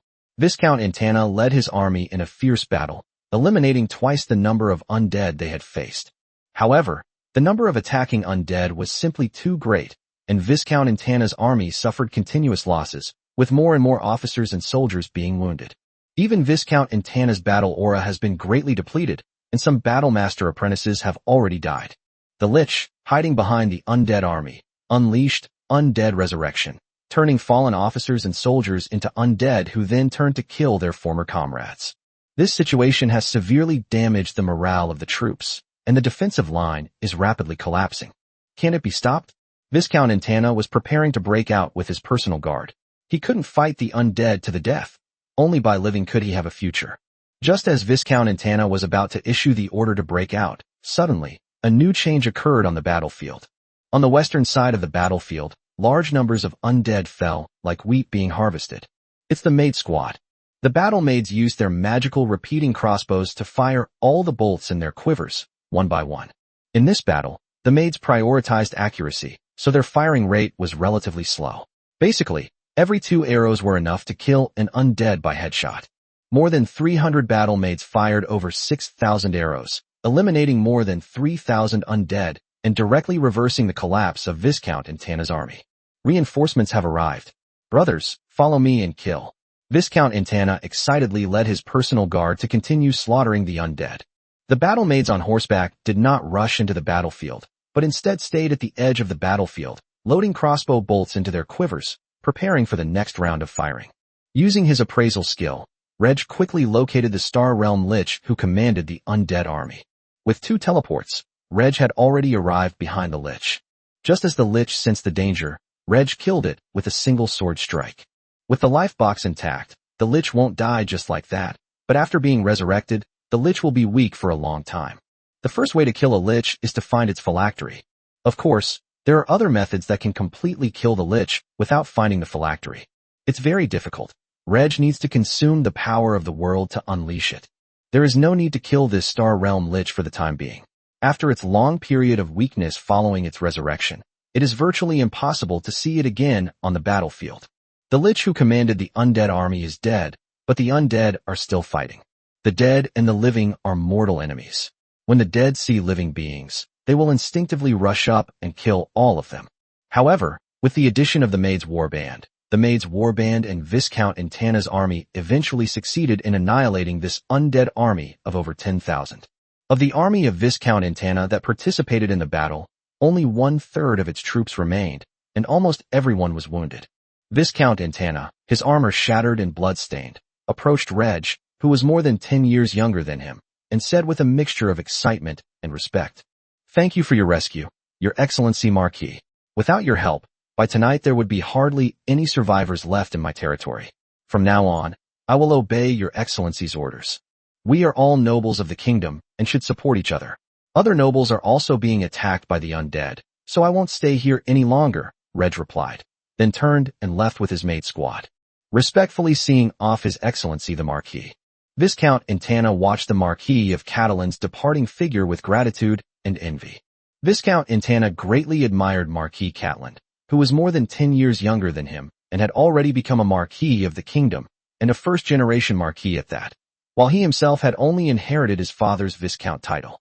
Marquis Catalan has only been a nobleman for a short time, yet he has already assembled a superhuman force of several hundred men. It is probably the second largest all-female superhuman force in the Violet Kingdom, after the Bloodrose Cavalry. Starting tonight, the reputation of the Catalana maids will grow ever greater. Just as Viscount Intana had anticipated, Reg led the Maid's Warband to support the noble territories that were under attack by the undead army, demonstrating the Maid's Warband's formidable fighting power to the nobles of the Violet Kingdom. The nobles witnessed the fighting prowess of the Maid's battle corps firsthand, and by daytime, they would recount to other nobles the Marquis of Catalan's rescue and the fighting strength of the Catalan Maid's battle corps. Superhuman units are not uncommon, but powerful all-female superhuman units are extremely rare. Reg didn't care about the increased fame of the Maid's battle group. With his current strength and status, he was just an all-female superhuman force. Chapter 216 Great Retreat. Finally, the night ended. The spirits that roam freely at night seek a place to bury their bodies in the soil before daybreak, seeking refuge from the sunlight. The Violet Kingdom suffered heavy losses last night. In the northern part of the eastern region, the garrison of the second line of defense and the troops of the noble territories behind the line are doing their utmost to stop the undead army from advancing south. They ultimately succeeded in stopping more than 2/3 of the undead army, but the remaining less than 1/3 still caused huge losses to the Violet Kingdom. The bodies of the dead nobles and their armies, the dead commoners, were transformed into undead by the Lich. As night passed, the army in the eastern region killed a large number of undead, but when the night ended, there were even more undead in the eastern region. The undead have also become stronger. Undead formed from the corpses of civilians are generally weaker than undead formed from the corpses of soldiers. However, the soldiers who died in battle last night, now turned into undead, generally had weapons, and some even had protective gear. If it weren't for Marquis Catalan leading his superhuman forces to provide support, the losses in the eastern region would have been even greater. Duke Lucius had no good solution to this situation. The only option is for the people of the north to evacuate south during the day to avoid being killed by the undead.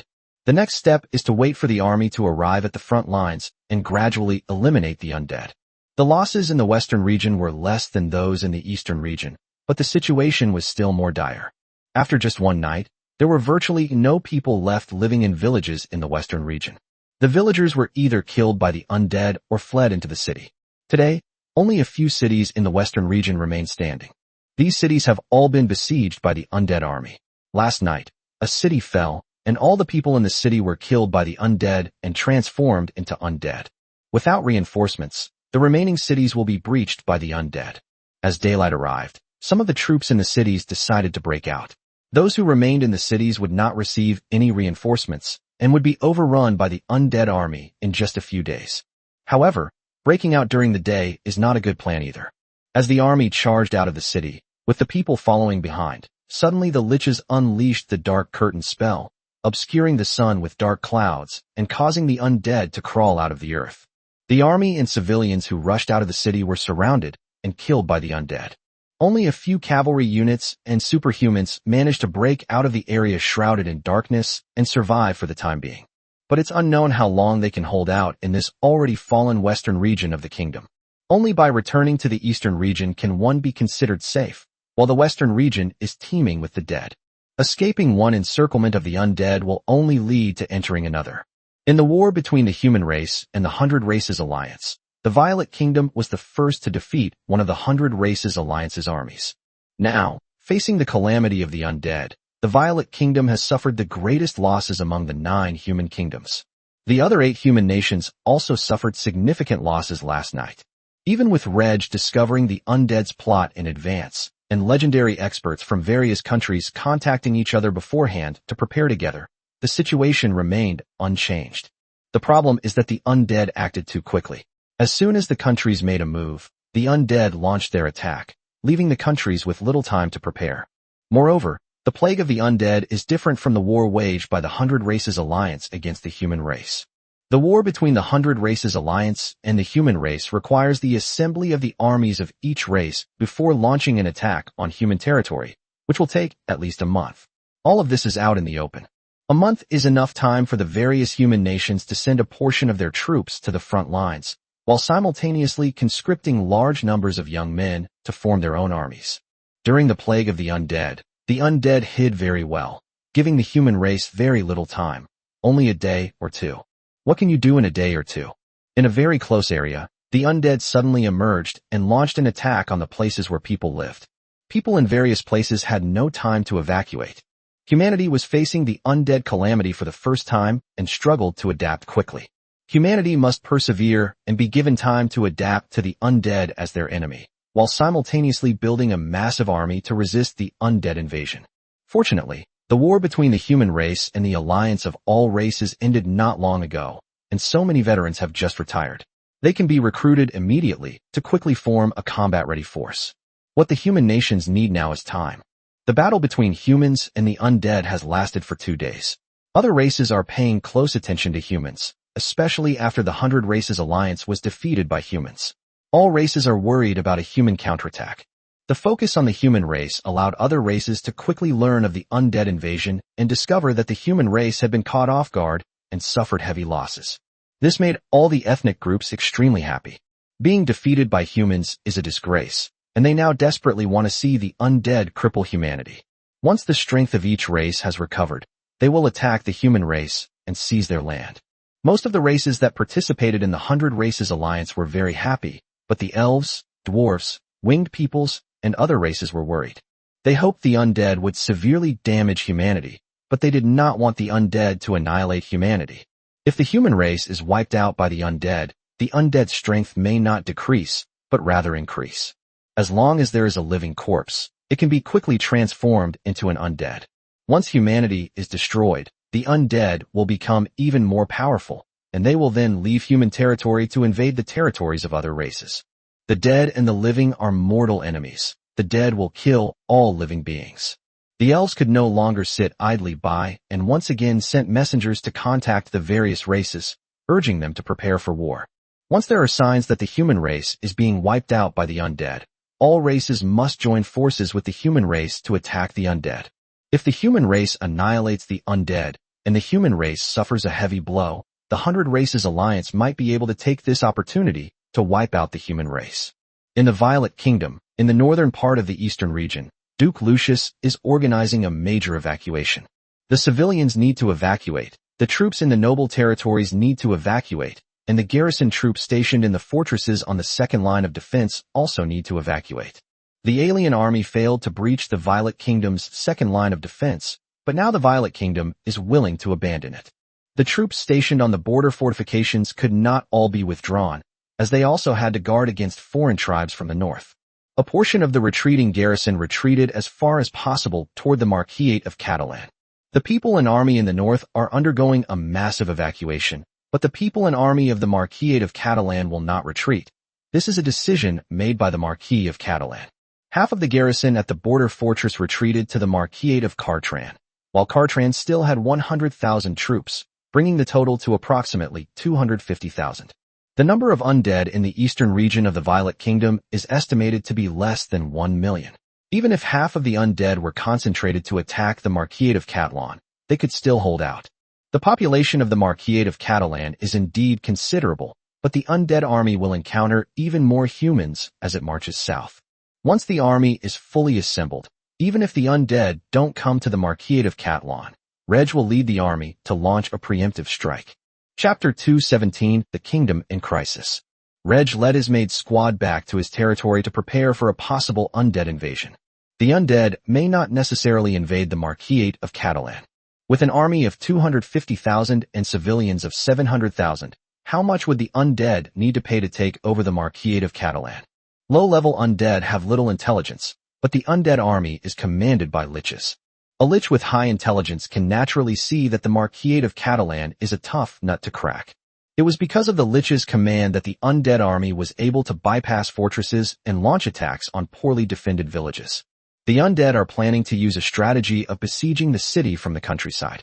Once all the land outside the city falls, the Violet Kingdom will be in danger. The number of undead in the eastern region of the Violet Kingdom is not large, and Reg is confident that he can defend his territory. Reg's only worry right now is that a legendary undead warrior might attack. Currently, no undead legendary experts have engaged in battle with human legendary experts, suggesting that there are fewer undead legendary experts than human legendary experts. But powerful undead legends can ambush, so hiding is a good strategy. Reg was worried that another legendary undead warrior might launch a sneak attack on him. So he teleported to the capital and asked Princess Katarina to come and oversee his territory.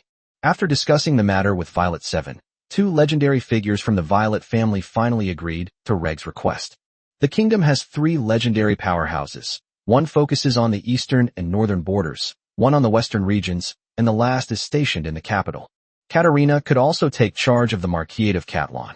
If no legendary powerhouse from the kingdom were to come to his territory to oversee things, Reg would choose another method, to raise the physical attributes of Marquis Layton, who was using the alias Wallace, to the legendary level. If the undead calamity does not occur, Reg will wait until he has raised his own physical attributes to the legendary level before raising Marquis Layton's physical attributes to the legendary level.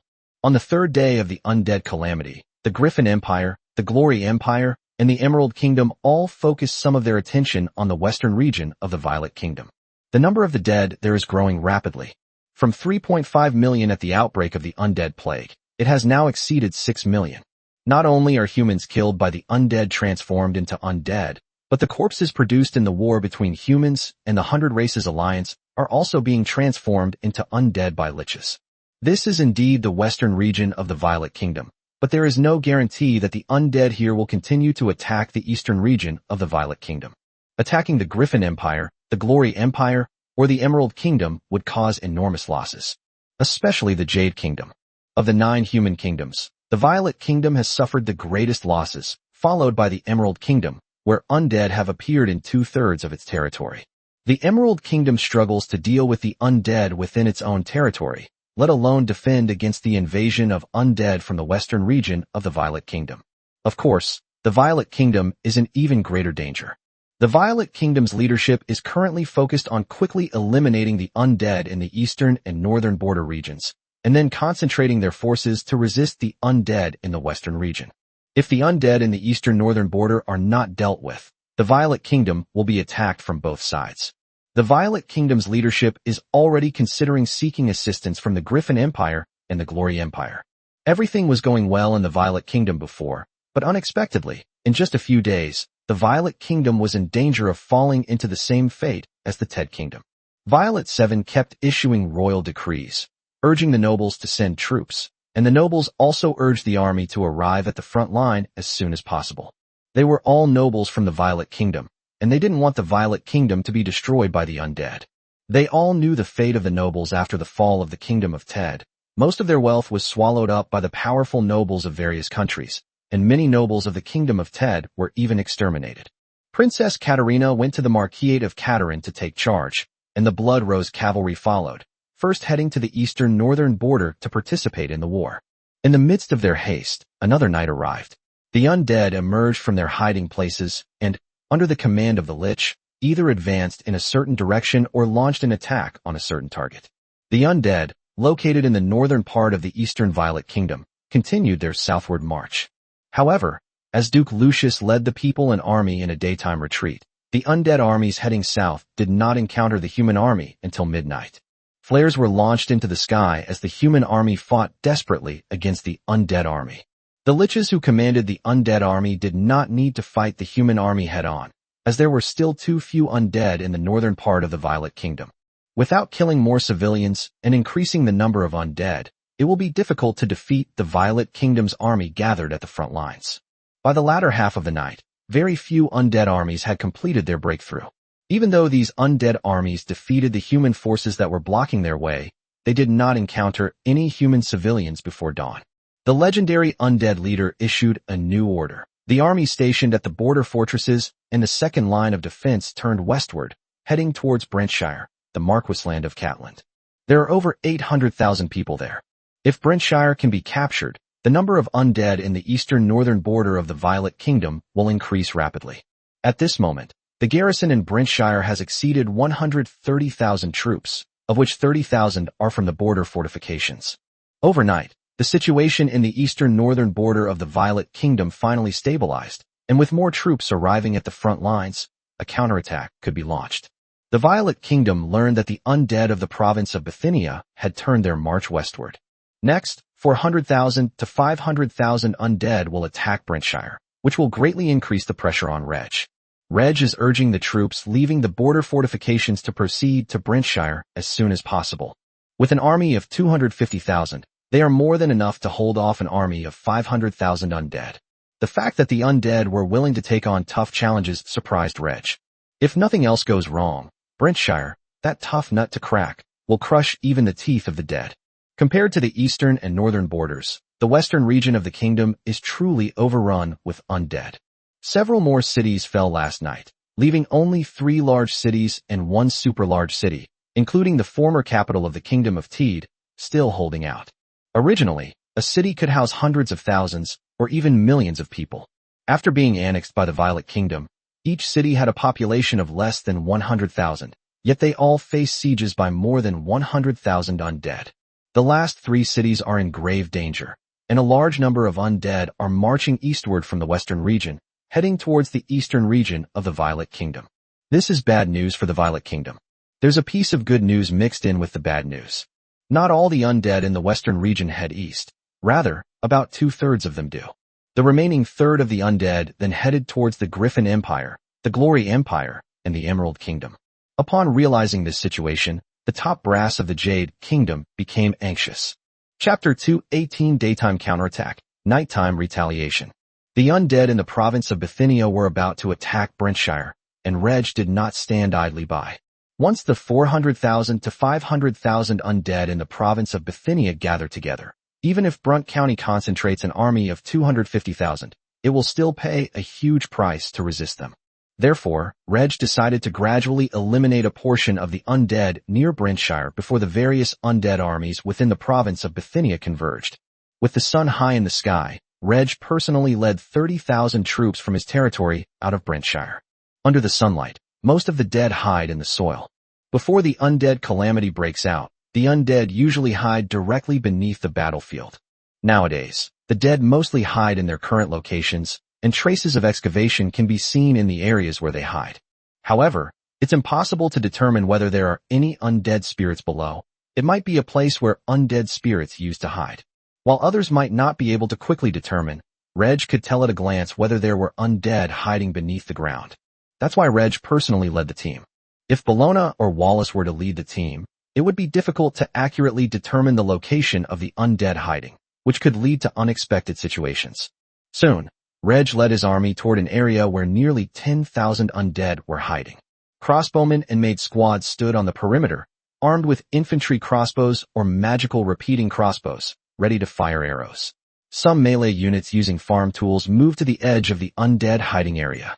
Start. Soldiers, armed with farm tools, dug into the soil, trying to unearth the spirits hiding within. Soldiers holding weapons nearby would immediately attack any undead they saw being dug up. Reg's eyes scanned the area rapidly, searching for any liches hiding there. The Star Realm Lich who commanded this undead army had been observing the human army. It desperately wanted the human army to continue advancing, with large numbers of humans entering the undead army's hiding place. However, this human army only operated in the peripheral areas. If this continues, the undead army it commands will be gradually wiped out by the human army. The Lich, unable to wait any longer, prepared to unleash the Dark Curtain. Having finally discovered the Lich's whereabouts, Reg will not give the Lich the chance to unleash the Dark Curtain. With a teleport, Reg appeared above the Lich's hiding place. Space torn apart. The area where the Lich hid in the ground was directly covered by Reg's spell, and spatial rifts appeared, quickly tearing the Lich's emaciated body apart. Easily slay a Lich. Unfortunately, the undead cannot provide life energy to the world tree. Without the Lich casting Dark Veil, the low-level undead hiding in the soil wouldn't even show themselves under the sunlight. Reg led 30,000 troops from his territory to quickly wipe out nearly 10,000 undead hiding in the area. In the morning, they wiped out one army of undead. In the afternoon, they wiped out another army of undead. In just one day, they eliminated more than 20,000 undead. The losses to themselves were negligible.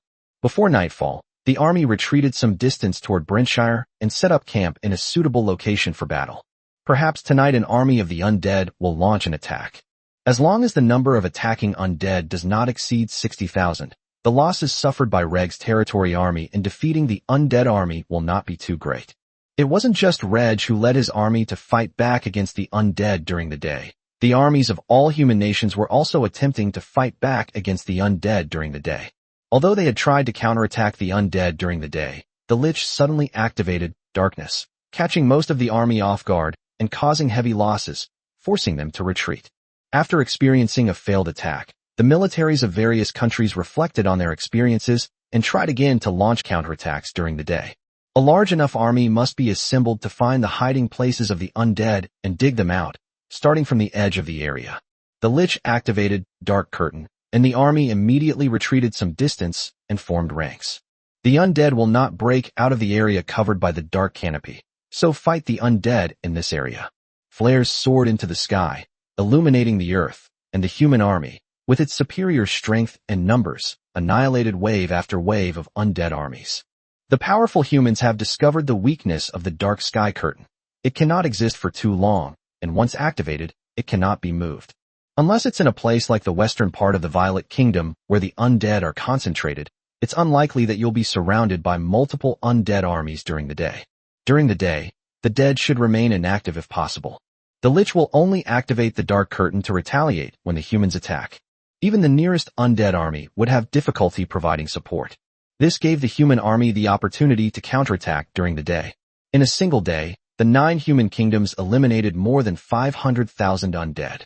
This loss is still bearable for the strong in the undead faction, but the counterattacks from the human nations today have caused some concern among the undead warriors, who may suffer even greater losses tomorrow during the day. So on this night, the undead in various parts of human territory launched a frenzied counterattack. The primary objective is to surround the cities from the countryside, kill as many humans as possible, and transform the corpses into undead to increase the number of undead. The second objective is to eliminate the human army in the wild, convert human soldiers into undead, and increase the strength of the undead faction. Except for the western region of the Violet Kingdom, the undead will not launch attacks on human cities for the time being.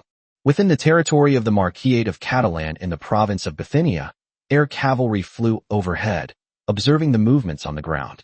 The various armies of the undead located within the province of Bithynia are still advancing towards Brentshire. The annihilation of two undead armies during the day greatly angered the Sunlit Lich Dunlopin behind them. Since this human army didn't retreat, let's try to annihilate it. Even if we can't destroy it, we must severely damage it. So the undead armies closest to Reg's camp set off at full speed. As night fell, the four armies of the undead finally managed to merge together, gathering nearly 40,000 undead. The undead army marched toward Reg's encampment, a move that had already been discovered by the air cavalry.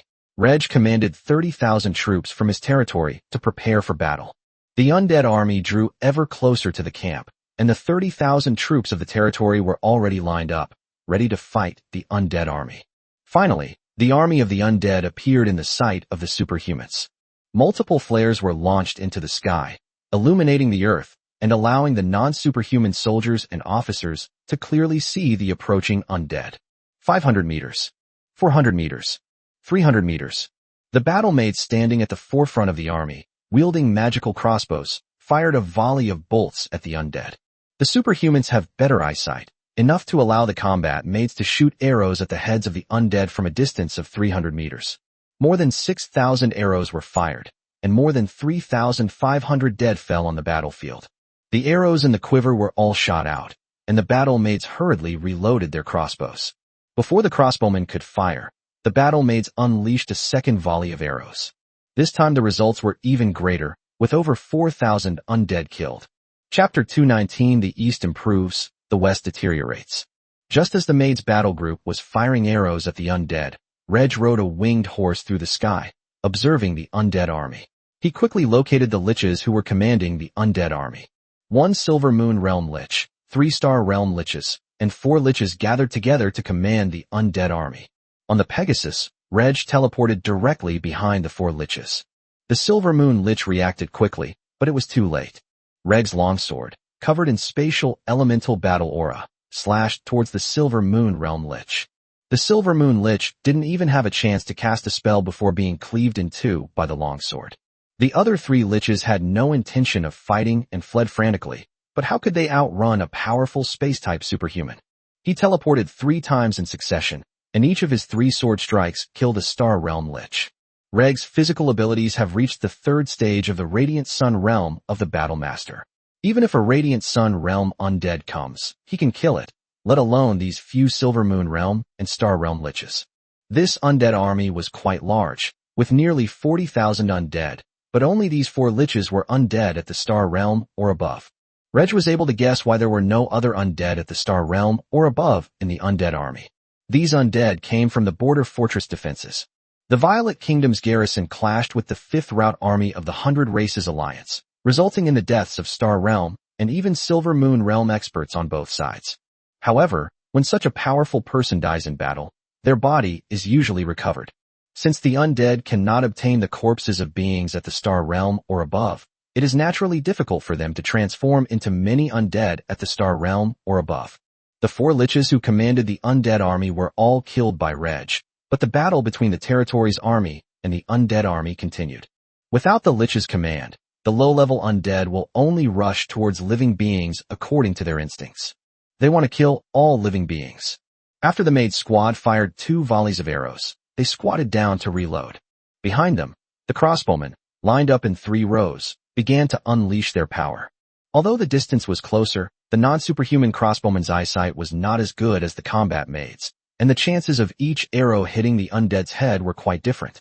However, a crossbow unit of more than 6,000 men in 2 brigades could fire more than 2,000 arrows at a time, enough to kill 700 or 800 undead. As the undead rushed towards the crossbowmen, the maid squad had already fired 4 volleys of arrows, eliminating more than 16,000 undead. The crossbowman force, which outnumbered the battle maids by 20, eliminated fewer undead than the maids' battle group, only a little over 10,000. Nearly 40,000 undead attacked, but now less than a third of them, just over 12,000, remain on the battlefield. As the undead charged forward, the melee units behind the crossbowmen also rushed forward and engaged the undead in fierce combat. 2 squadrons of fighters from the Maid's battle group charged toward the undead.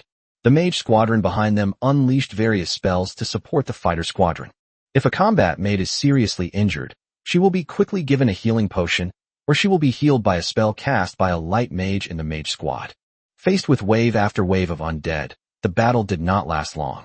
Reg's army ultimately wiped out all the undead at the cost of over 500 casualties.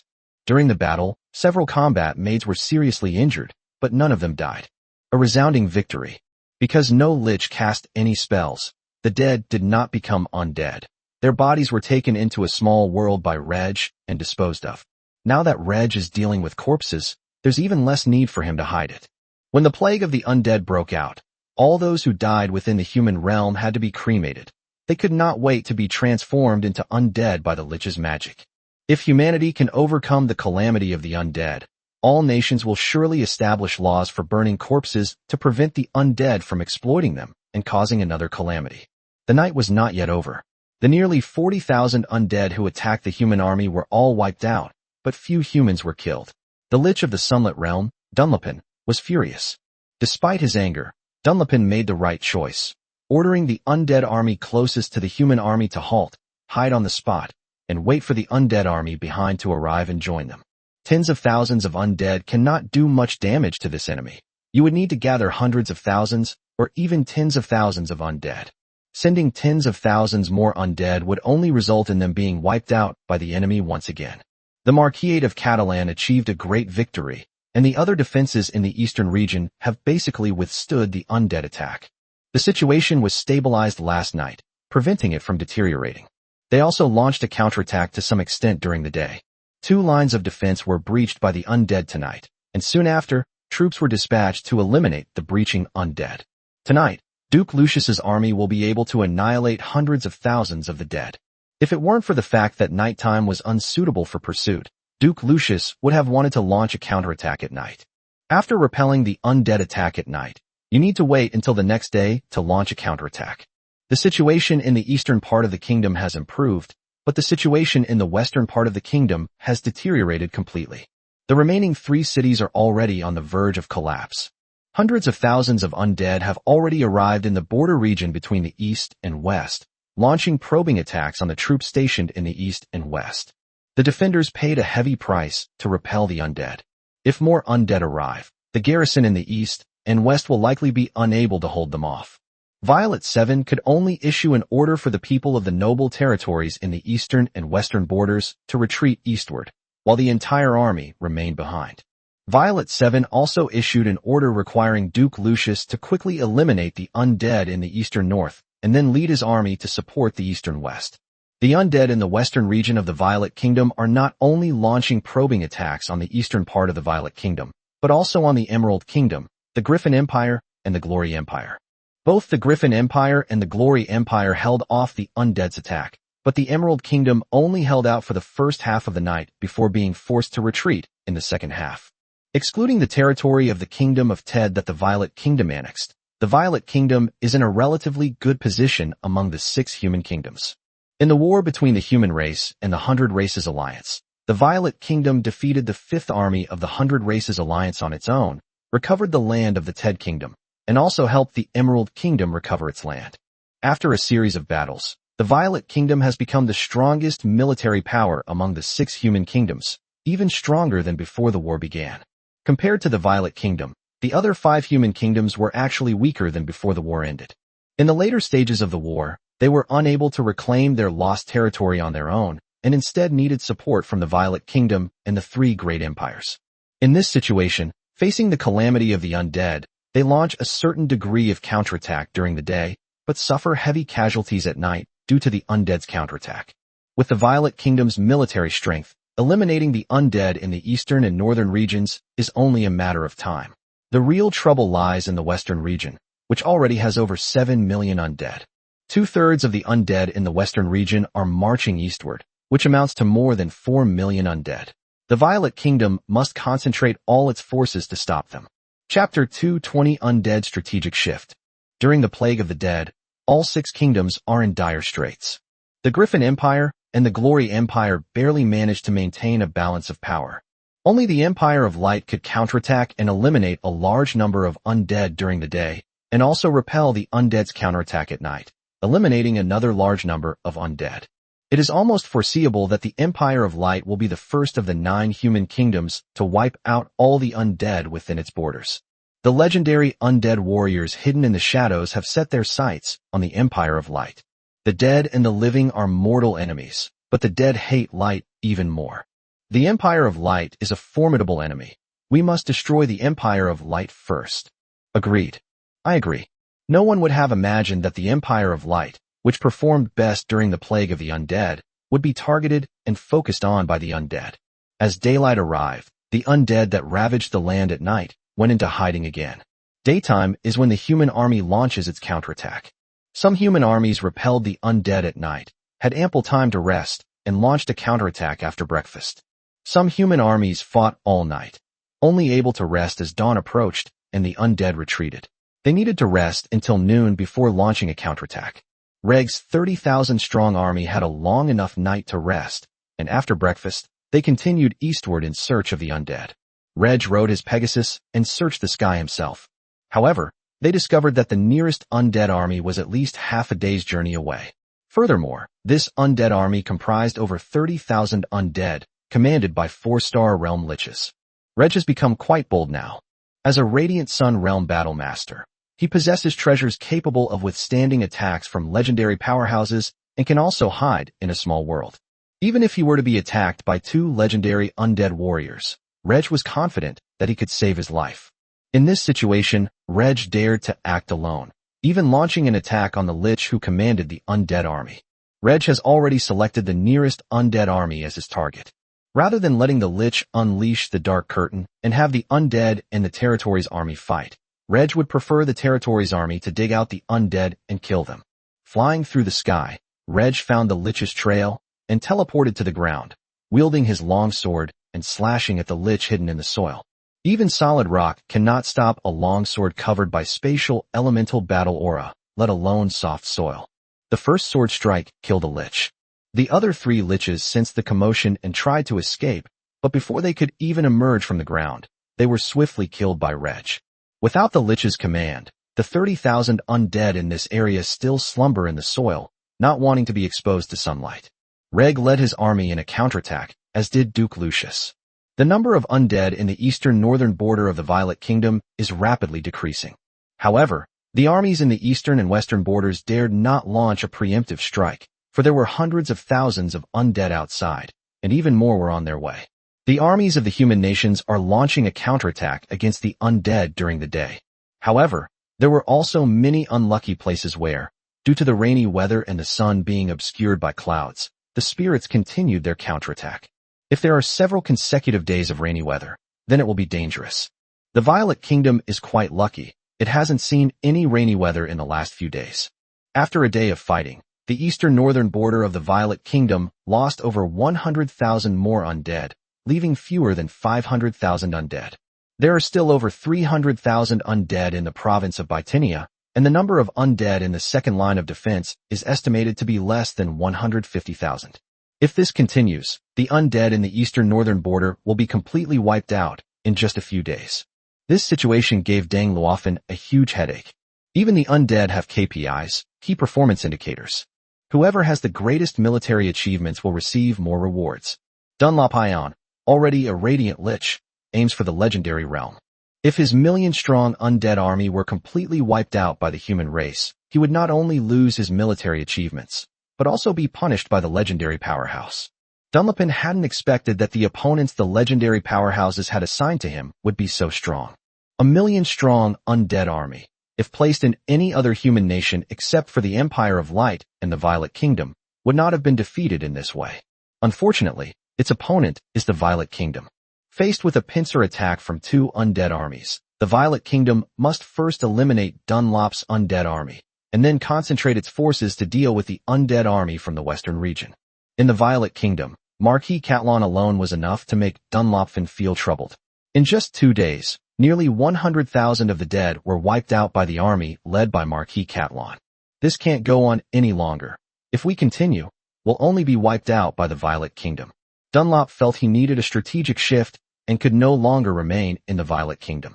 As for who will tie down the Violet Kingdom's forces to the undead army in the western region? So when night fell once more, the scouts of the Violet Kingdom were astonished to discover the various undead armies within the province of Bithynia turned eastward. The hundreds of thousands of undead within the second line of defense turned and advanced in the northeast direction. The undead were retreating, and neither Reg's army nor Duke Lucius's army could pursue them in the night. If the undead retreat for one night, it will be difficult to catch up with them by the next day. As the night drew to a close, even some of the undead from the eastern northern border of the Violet Kingdom retreated to the territory of the Thousand Sails Kingdom, the Violet Kingdom's neighbor to the east. Is the undead trying to run away? Duke Lucius and Reg could only watch helplessly as the undead of the eastern north escaped, unable to catch up at all. The question is whether this army of nearly 500,000 undead will return to the Violet Kingdom after it has retreated to the territory of the Thousand Sails Kingdom. This undead army retreated into the territory of the Thousand Sails Kingdom, where it has been taken over by another undead army. Could it be that the two undead armies merge and wait for the right time before attacking the Violet Kingdom? At that time, the Violet Kingdom will be attacked from both sides again, making the situation even more dangerous than it is now.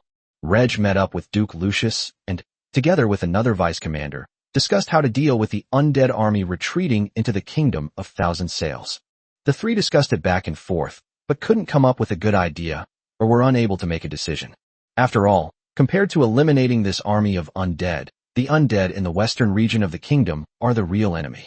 Reg teleported to the capital and asked the king and the kingdom's high-ranking officials to make a decision. After careful deliberation and taking into account the opinions of Reg, Duke Lucius, and others, the senior officials finally made a decision. If the entire undead army in the eastern and northern borders retreats into the territory of the Thousand Sails Kingdom, then 300,000 troops will remain in the border region, and the remaining troops will be transferred to the eastern and western borders. Reg volunteered to lead the northern army to the west. Therefore, the king ordered Duke Lucius to remain in the north. The remaining troops defending the border fortresses can also be temporarily withdrawn. It doesn't matter if they are occupied by foreign tribes, they can be taken back later. The army of the Marquisate of Catalan can remain stationed to defend its territory. Chapter 2:21 Reg's move to the western frontier. The threat posed by the undead forced the Violet Kingdom's leadership to choose to tighten their defenses. The western region is about to fall entirely. Of the lands newly conquered in the last expansion war, only Brentshire remains inhabited. Under these circumstances, the kingdom's leadership chose to withdraw all the troops stationed at the border fortresses. Of the 300,000 defending troops, 150,000 have already retreated, leaving 150,000 remaining. Duke Lucius will lead an army of 300,000 to keep an eye on the undead army retreating to the Kingdom of Thousand Sails. The remaining 150,000 garrison troops can also be handed over to Duke Lucius for command. With an army of 450,000, they are more than enough to withstand an army of 1,000,000 undead.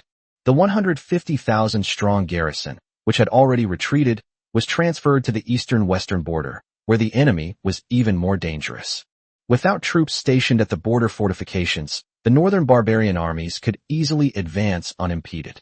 Faced with the threat of the undead, the Violet Kingdom could no longer concern itself with the threat from other races. It doesn't matter if the alien races don't come. If they do, they might be able to share the enormous pressure from the undead. After all, other races are basically living beings, and are the mortal enemies of the undead. The undead can't just target humans and ignore other races. If the undead join forces with other races, then it's just bad luck for humanity. It remains to be seen whether they can hold out. The people of Brentshire did not retreat south. They must have stayed behind to protect them with troops.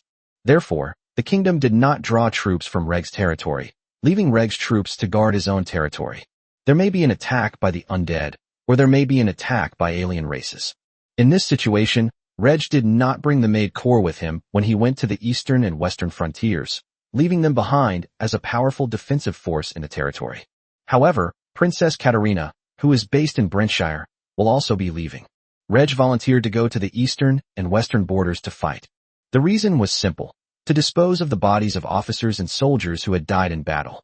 In the eastern-northern border region, battles may break out, or they may not. Even if a battle breaks out, it will be relatively small in scale. Duke Lucius commanded an army of only 450,000 men. The undead that the eastern and western border garrisons will face will exceed 4 million, or even 4.5 million. The kingdom is expected to amass more than 1.5 million troops in its eastern and western territories.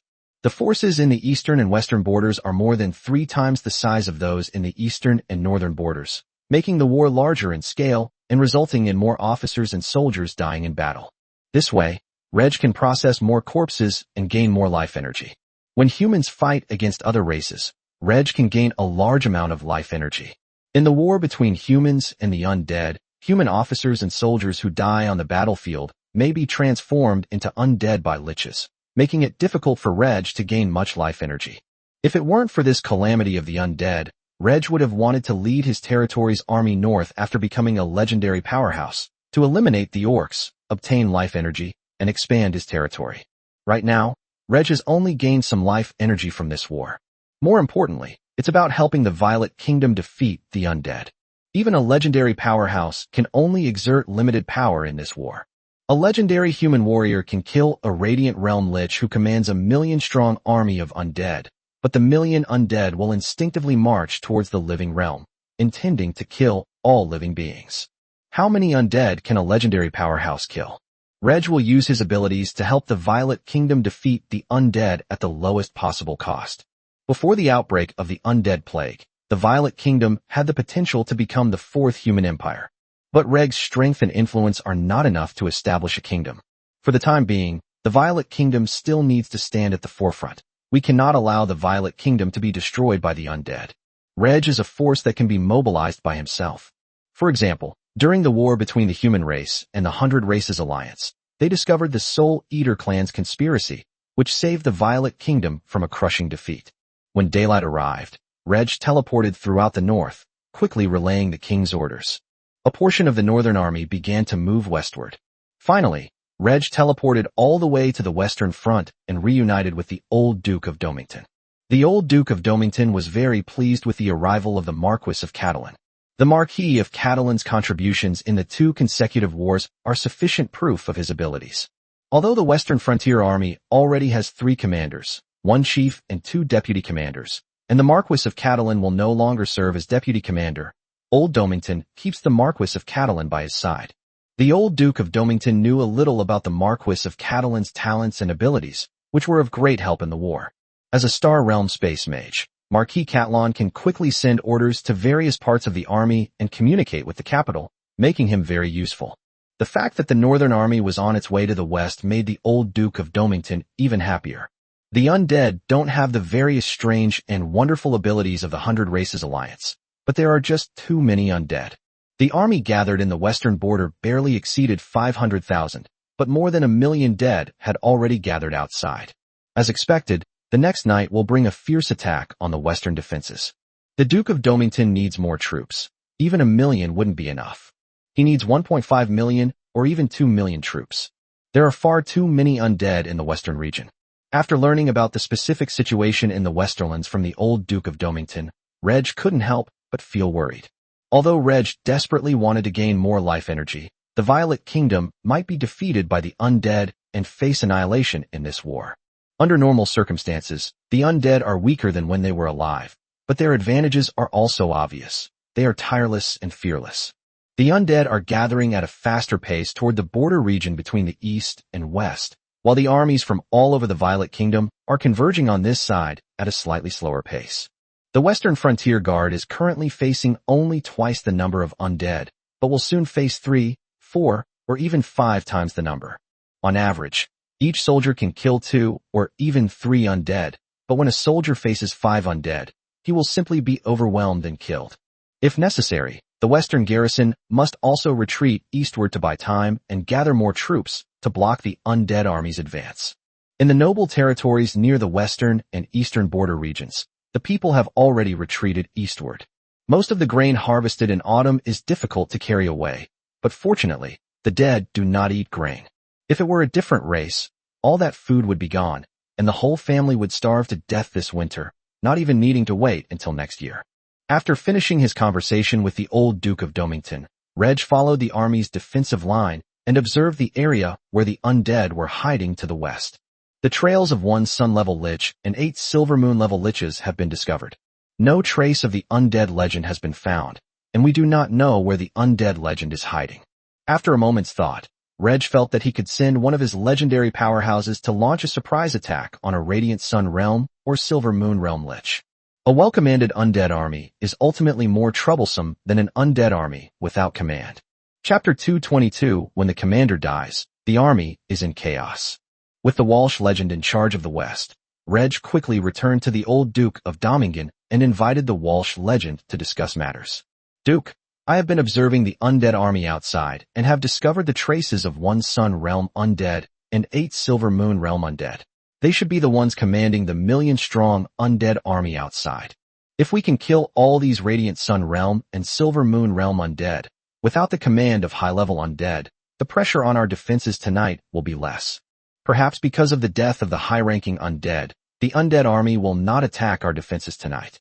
Hearing the Marquis of Catalan's words, the old Duke of Domington looked delighted. Marquis Catalan, you have given us a huge surprise as soon as you arrived in the Western Territory. We all know that there are high-ranking undead commanders behind the undead army, but we can't find any trace of them. Walsh legend also said happily, I can take action and kill these Sun-level and Silver Moon-level undead. In the Violet Kingdom, only 2 families have legendary experts in charge, and the Walsh family is the second largest family in the Violet Kingdom.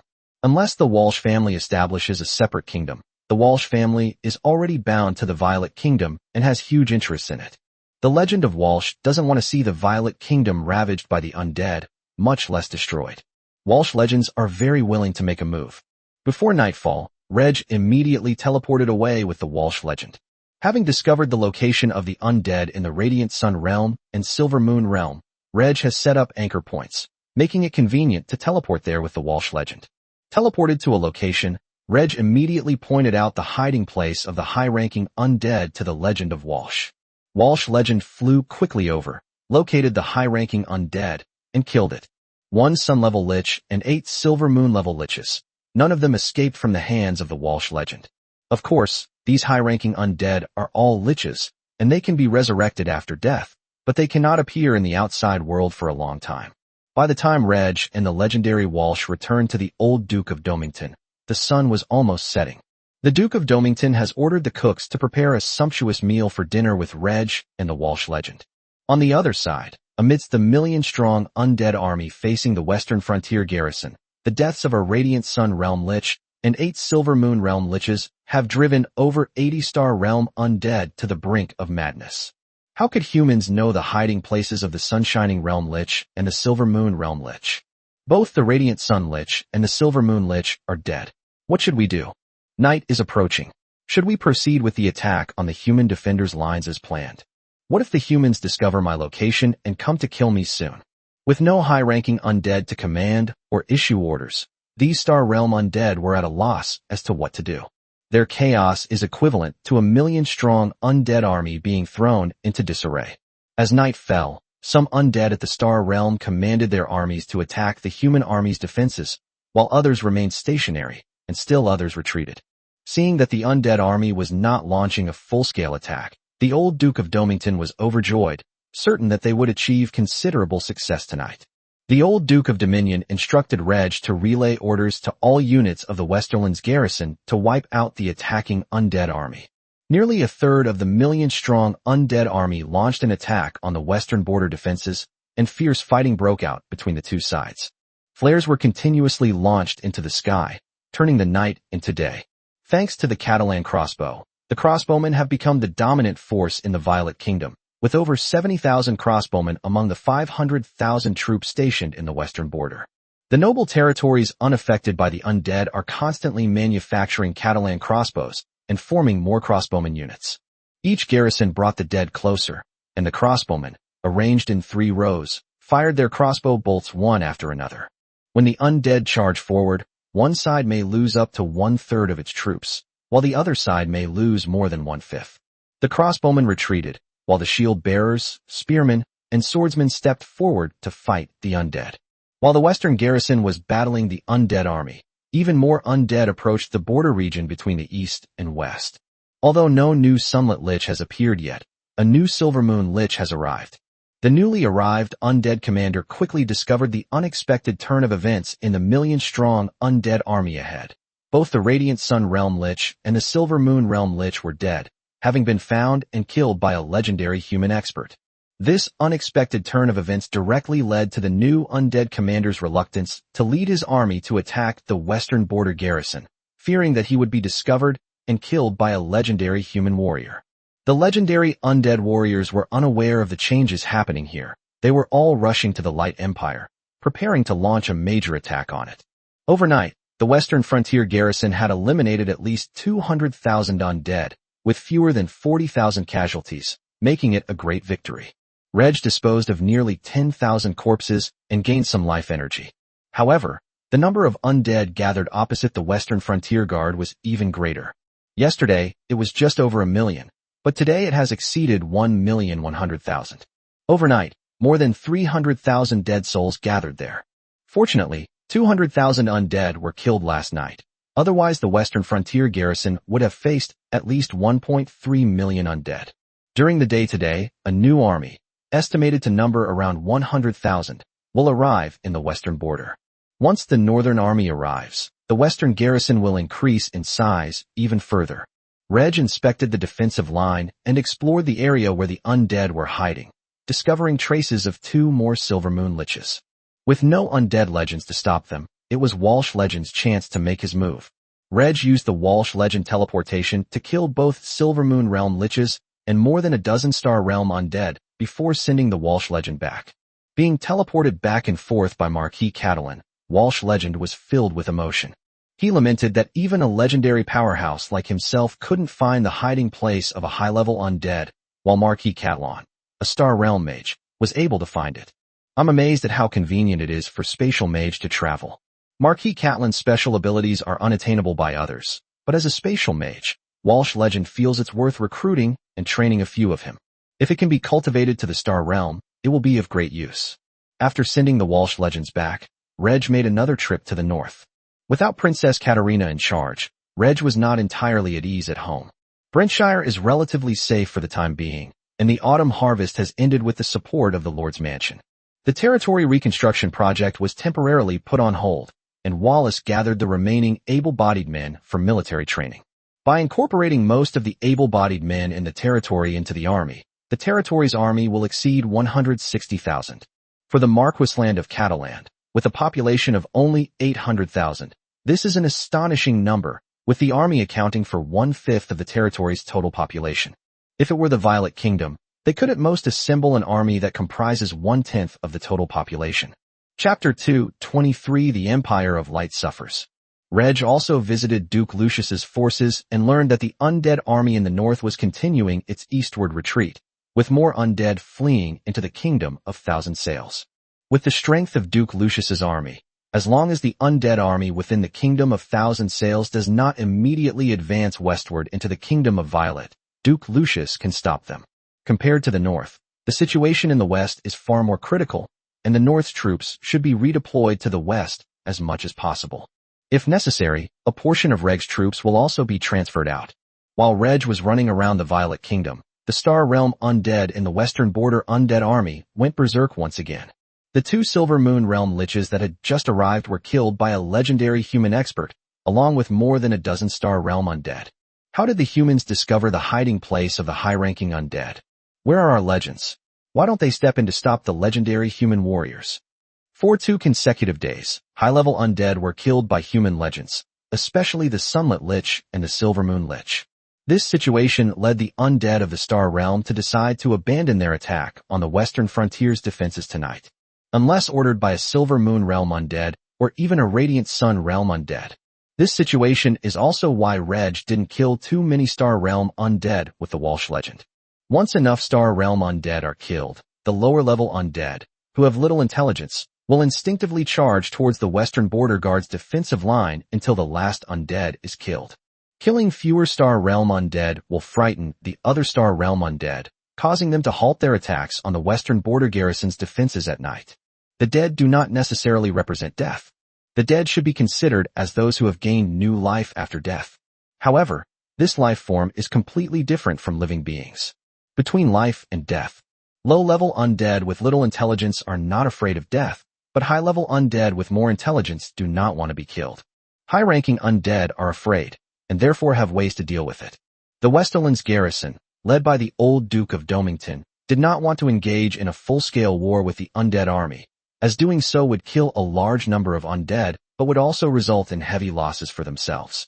The old Duke of Domington hoped to keep the fighting against the undead army relatively low intensity, while waiting for the other armies to converge from the rear. At the same time, one can look for opportunities, whether it is day or night, to eliminate a portion of the undead at a relatively low cost. This afternoon, the old Duke of Domington personally led an army of 50,000 men out of the defensive line to attack the undead in a certain area. They eliminated approximately 30,000 undead while suffering fewer than 10,000 casualties themselves, which can be considered a minor victory. Reg and Walsh Legend accompanied him, providing protection for the old Duke of Domington. In the past 2 days, with Reg going to the western frontier to participate in the war, the overall situation in the Violet Kingdom has remained balanced. As for the 3 cities in the western region, only 2 remain now, having been abandoned by the Violet Kingdom. There was no way to get there to provide assistance, nor could anyone be evacuated. The army and civilians in the city were even less able to surrender to the dead. Surrendering means death. Being killed means death too, so I might as well kill a few more undead before I die. The secrets of the small world cannot be exposed. Otherwise, Reg could have evacuated the residents of the 3 cities. Night fell once more, and the western border defenses remained quiet, with no undead army launching an attack. The newly arrived commanders of the various undead armies learned from other Star Realm undead that the Sun Realm Liches and Silver Moon Realm Liches were dead, along with many other Star Realm undead, all killed by legendary human powerhouses. This directly caused the 3 Silver Moon Realm Liches who arrived that night to flee, not daring to stay in this place for long, fearing that they would be discovered and killed by a legendary human expert. Even some Star Realm undead wanted to escape, but were strictly forbidden from leaving by Silver Moon Realm Liches. The high-ranking undead gathered in the border region between the east and west were all wondering where their legendary powerhouses were and why they weren't coming to stop the human legendary powerhouses. Unbeknownst to them, the legendary undead warriors had mostly gathered in the Empire of Light. Because the legendary undead warriors had gathered in the Light Empire, the undead army within the Light Empire launched a frenzied counterattack that night. This situation led to the intervention of the 3 legendary powerhouses of the Bright Empire. 11 legendary undead warriors, hidden in the shadows, immediately joined the battle, besieging the 3 legendary warriors of the Light Empire. A slight mishap occurred during this legendary battle. The Empire of Light is hiding a 4th legendary powerhouse, who is also a legendary light mage. The Empire of Light even unleashed its trump card to counter the legendary undead warrior. The 2 sides fought all night, and the 4 legendary powerhouses of the Light Empire were no match for the 11 legendary powerhouses of the undead. 2 legendary figures from the Empire of Light perished in battle. One of the legendary light warriors fought desperately to kill a legendary lich. The remaining 2 legendary powerhouses of the Light Empire escaped back to the capital. With the capital's magic array and the Light Empire's resources, they temporarily held off the 10 undead legends. Unable to breach the capital of the Light Empire in a short time, the 4 undead legends kept their eyes on the capital, while the other 6 undead legends wreaked havoc throughout the Light Empire's territory. In particular, the Light Legion, the most important superhuman force of the Light Empire, was severely damaged by the undead legends. The undead army, which had been suffering repeated defeats at the hands of the Empire of Light, successfully launched a counterattack that night, killing a large number of soldiers and civilians, who were then transformed into undead by the Lich's spells. In just one night, the situation in the Bright Empire deteriorated to the point where it could rank among the top 3 of the 9 human kingdoms. The undead legend launched a surprise attack on the Light Empire, and upon learning the news, various human nations dispatched legendary warriors to provide support. If something happens to the Empire of Light, humanity will be in danger, and we must rescue the Empire of Light. A kingdom with only 1 legendary expert in its fold does not need to send out another legendary expert. A nation with at least 2 legendary experts in its ranks needs to send one of them. The fact that both the Griffin Empire and the Glory Empire sent 2 legendary experts means that neither empire has only 1 legendary expert left behind. At the very least, there are 2. Before the war, the Violet Kingdom, which aspired to become the fourth human empire, only sent Arnold Violet, a veteran legendary powerhouse. 7 legendary powerhouses from various human nations were dispatched to support the Light Empire. Including the 2 remaining legendary powerhouses of the Light Empire, a total of 9 legendary powerhouses of the human race have gathered in the Light Empire. There were 10 legendary undead warriors on the opposite side. The undead legends felt they could still put up a fight, so they engaged in a fierce battle within the territory of the Light Empire. The aftermath of the battle between legendary powerhouses directly caused massive destruction within the Bright Empire, resulting in the deaths of numerous soldiers and civilians. If the dead soldiers and civilians are not dealt with quickly, they may be turned into undead in the future. The situation in the Empire of Light deteriorated rapidly, and to some extent it has surpassed the Violet Kingdom to become the human nation that suffered the greatest losses in the calamity of the dead. Chapter 2:24 A Great Victory. Human legends battled undead legends within the territory of the Empire of Light. In other human territories, the undead army tried to surround the cities from the countryside. When that failed, they launched attacks on the human army. Most of the legendary experts who remained in various countries went into hiding, fearing a sneak attack by undead legends. The Empire of Light lost 2 legendary warriors in an instant, and even the legendary Light Mage was unable to cast a resurrection spell to bring them back to life. Human nations are also worried about sneak attacks from undead legends, unsure of just how many legendary powerhouses the undead faction actually possesses. 11 legendary undead warriors have already appeared, including a legendary lich, a legendary skeleton, a legendary bone dragon, and so on. The undead, beings existing between life and death, have long lifespans. Moreover, the undead appeared in the world of Nora very early on, and over such a long period of time, it would not be surprising if dozens of legendary powerhouses were to emerge. However, if the undead faction truly has dozens of legendary powerhouses, then that's more than the number of legendary powerhouses among the human race, so there's no need to hide it. Currently, it seems that the number of legendary powerhouses in the undead faction is limited, possibly even fewer than the number of legendary powerhouses in the human faction. However, the legendary powerhouses of the undead faction are very well hidden, or rather, the undead faction has always been very well hidden. Until Reg was the first to discover the undead faction's conspiracy. In the western border of the Violet Kingdom, the garrison has gradually increased to 800,000, while the undead army on the opposite side is approaching 2 million. Another new Sunburst Lich, Zep, is about to lead his undead army to the border region between the east and west. Zep hadn't even arrived here when he encountered the Silver Moon Lich Gabriel on the way. Gabriel had been to the front lines. Upon learning that the Radiant Sun Realm and Silver Moon Realm Liches had been killed by legendary human warriors, Gabriel immediately fled, fearing that he too would be killed by the legendary human warriors. Gabriel reported this to Zep, who hesitated for a moment and then decided not to go to the front lines. Zep doesn't plan to go to the front lines, but he wants to teach the opposing human army a lesson. You human legends dared to casually attack and kill high-level undead. We will retaliate fiercely. Zep dispatched a Star Realm undead to the front lines to deliver orders on his behalf. Tomorrow night, all units will launch an attack on the human army's defensive lines. Another new day has begun. Last night, the undead army did not attack the defensive line, but the sheer size of the undead army gathered outside put enormous pressure on the old Duke of Domington. Compared to the tireless undead, the armies from all over the Violet Kingdom were slower to reach the western border. Even if the undead do not launch an attack for the time being, a new great war will break out once the legendary undead warriors arrive to oversee the situation. At that time, the western frontier garrison will face an undead army several times larger. In the darkness, the human army is only suited for defense.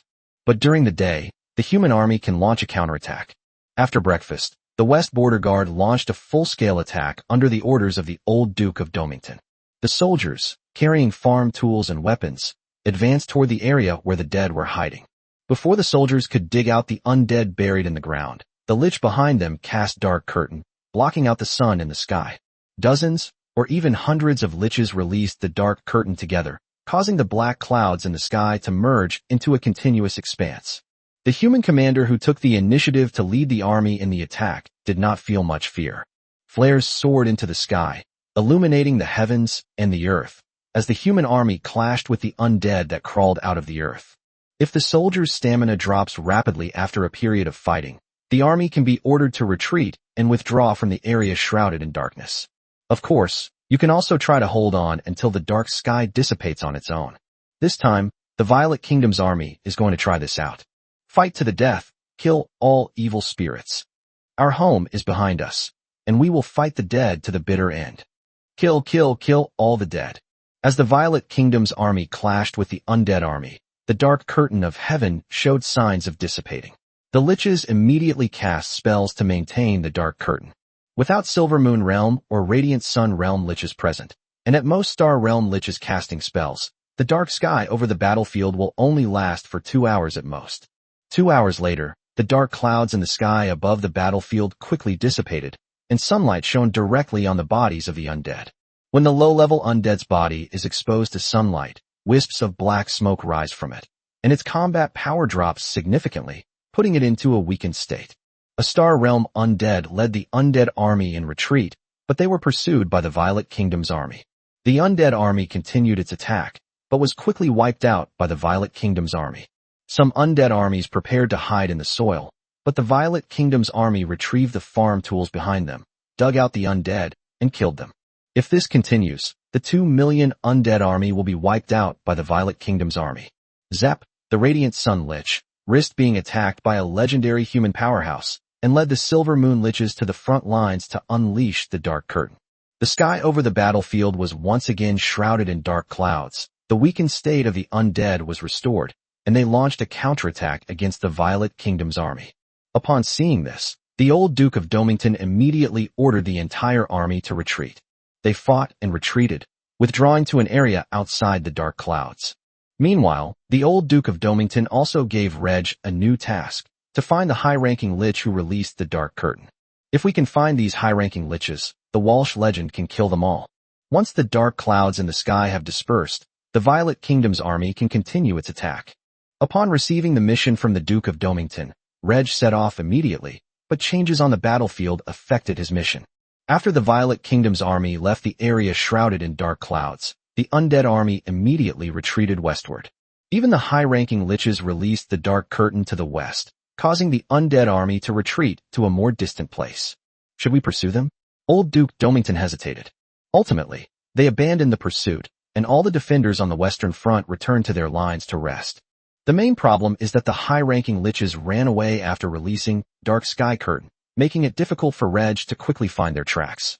If the high-ranking liches cannot be found and another battle breaks out, the high-ranking liches will reappear and unleash the Dark Sky Curtain. The Duke of Domington was very satisfied with today's results. The battle resulted in the deaths of over 700,000 people. The Western Front suffered just over 200,000 casualties, with only 110,000 killed in action. Under normal circumstances, in this type of non-decisive battle, the number of dead is much less than the number of wounded, and the number of wounded is twice or even more than the number of dead. But now the Violet Kingdom's army is facing the undead, resulting in a higher proportion of those killed in battle, even exceeding the number of wounded.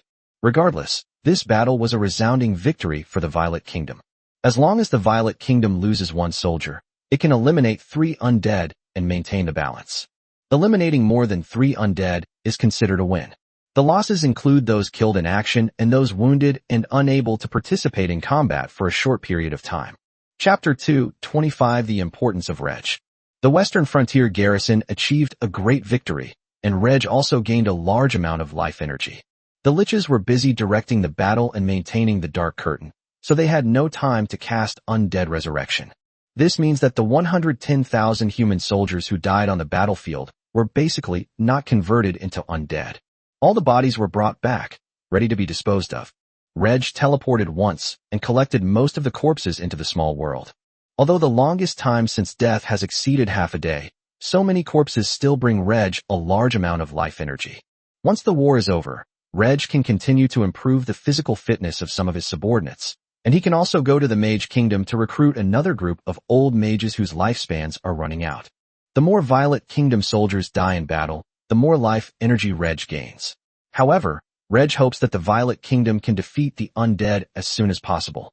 Before its own strength is sufficient, the Violet Kingdom still needs to take the lead, and it cannot afford to suffer too much loss in this calamity of the undead. Reg had not forgotten that even if the undead were defeated, there would still be the alien race as an enemy. No one can predict whether the alien races will launch another attack on humanity after the calamity of the undead ends.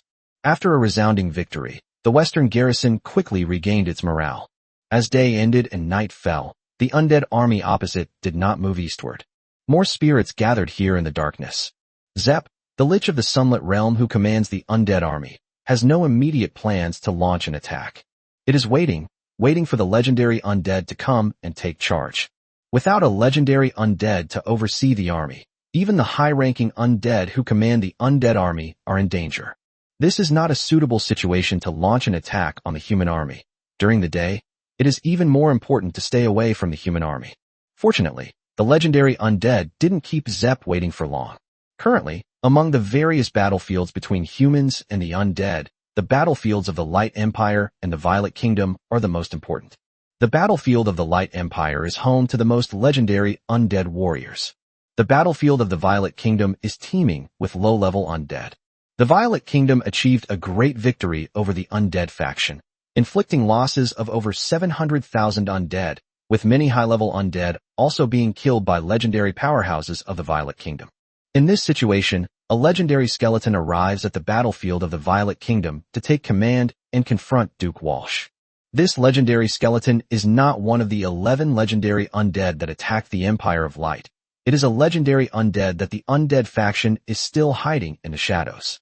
There are not many legendary undead left in the undead faction that are currently in hiding. They originally planned to launch a joint attack on a human nation, but the changes on the battlefield in the Violet Kingdom forced the hidden legendary undead to intervene.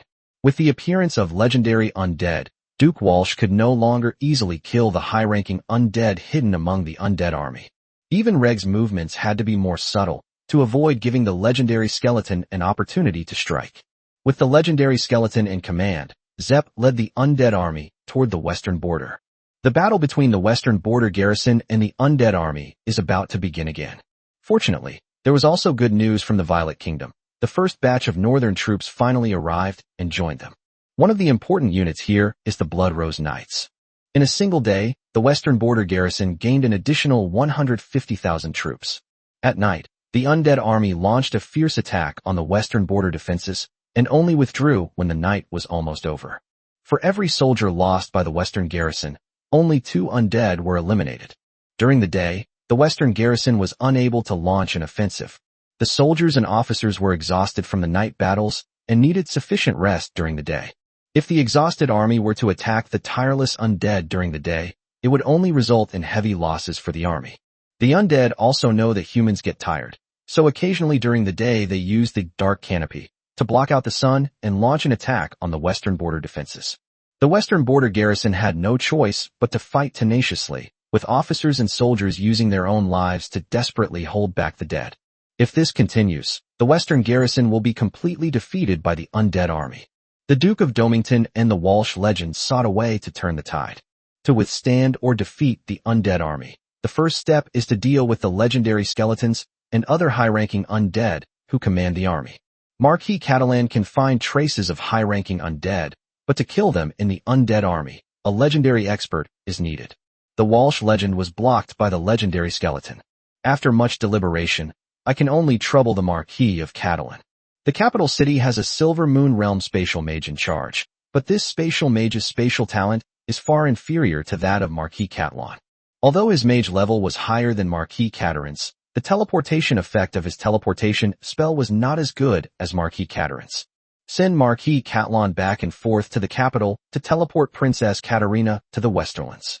Even without Princess Katarina in charge of the capital, the Violet family still has its strengths, and even if a legendary undead attacks, they can hold them off for a while. As soon as Princess Katarina arrives in the west, the 2 legendary warriors will join forces. Killing the legendary skeleton is difficult, but having the legendary Walsh hold it off while Princess Katarina attacks the high-ranking undead can be done easily. If the Western Border Guards kill as many Silver Moon Realm and Radiant Sun Realm undead as possible, and then kill some Star Realm undead, they will be able to turn the tide and stop the undead army. This is a crucial mission that will impact the war between the Violet Kingdom's million-strong army and over 2.7 million undead. It seems that the life and death of the Violet Kingdom rests on Reg's shoulders. That's a bit of an exaggeration. Even without Reg, the Violet Kingdom has a Silver Moon Realm space mage. However, no one in the Violet Kingdom was able to quickly locate the high-ranking undead in the undead army. When night falls, the high-ranking undead will lead their undead army to attack the western defense line, and their presence will inevitably be revealed, making them possible for legendary experts to discover. Without Reg, the Violet Kingdom might have lost, but it wouldn't have been utterly defeated, and it wouldn't have been destroyed so easily. With Reg around, the Violet Kingdom will not be defeated. In fact, if the Marquise of Catalan were to unleash its full power, the Violet Kingdom would also be capable of defeating the undead army. Upon accepting the mission, Reg first walked around the defensive line to investigate the hidden locations of the high-ranking undead in the undead army. After resting and recovering his mental strength, Reg teleported back to the capital. 3 days ago, Reg's mage realm had already reached the 4th stage of the star realm. The advancement in minor realms will not cause a sudden and significant increase in strength, but Reg's strength will increase a little bit every day. The Duke of Domington had already sent a message to the capital in advance. After Reg arrived in the capital, Princess Katarina was ready, and the capital was ready as well. Reg immediately teleported Princess Katarina to the western frontier. Without a sound, Princess Katarina arrived at the western border. Walsh, the legendary figure who had been eyeing the legendary skeleton, made his move, and the two legendary powerhouses clashed fiercely in the sky. After a short rest, Reg, along with Princess Katarina, began teleporting again to ambush and kill high-ranking undead in the undead army. Chapter 226: The Second Great Victory.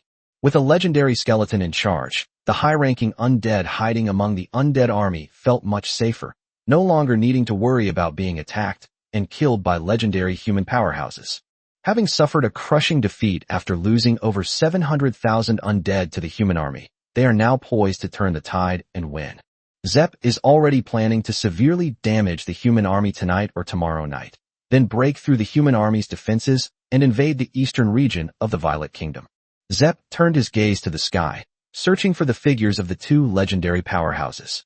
Legendary, the pinnacle of combat power in the world of Nora.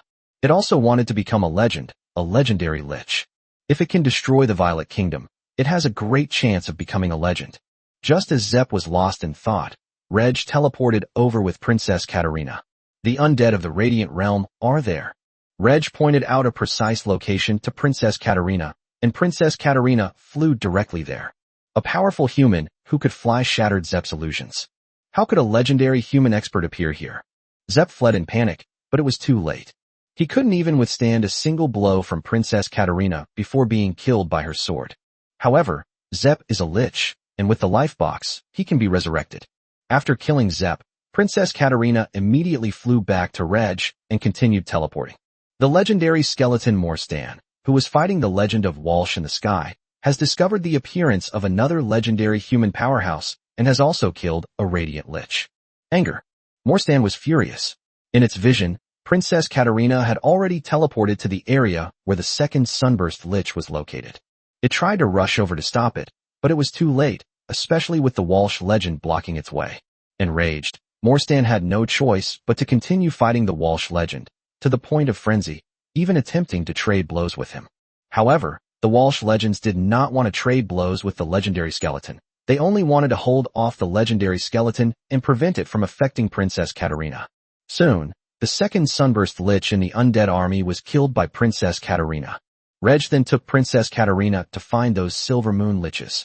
Some high-ranking undead who sensed the commotion turned to run, but in the end only 3 Silver Moon Liches managed to escape.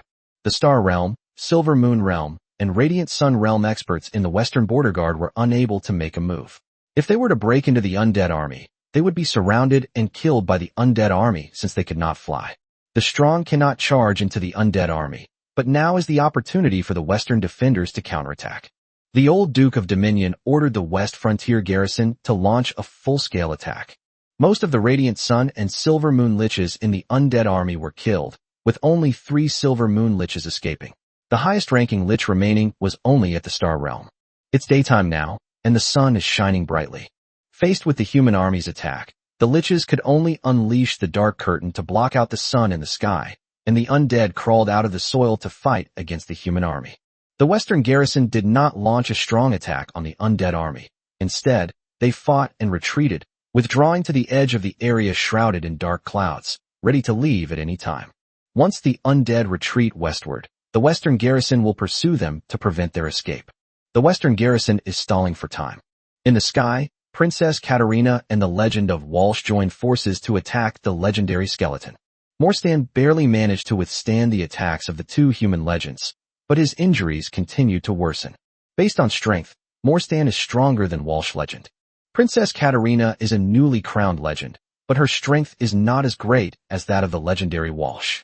Because of their relatively weak strength, Princess Katarina was not sent to the Light Empire for support. Princess Katarina is still very young and is the future of the Violet Kingdom. She cannot be allowed to perish in the Empire of Light.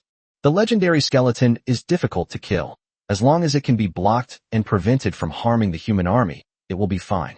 2 hours later, there were almost no dark clouds in the sky, and the liches could no longer maintain the dark sky curtain. This time, no Radiant Realm lich came to unleash a new, dark sky curtain. The undead cannot hide in the soil. They will be dug out by humans. They can only fight the human army in a weakened state under the sunlight. The battle raged from day to night, and then back to day again, until the undead army retreated and the fighting finally ended. During the daytime phase, the Western garrison, at the cost of 100,000 casualties, eliminated over 900,000 undead.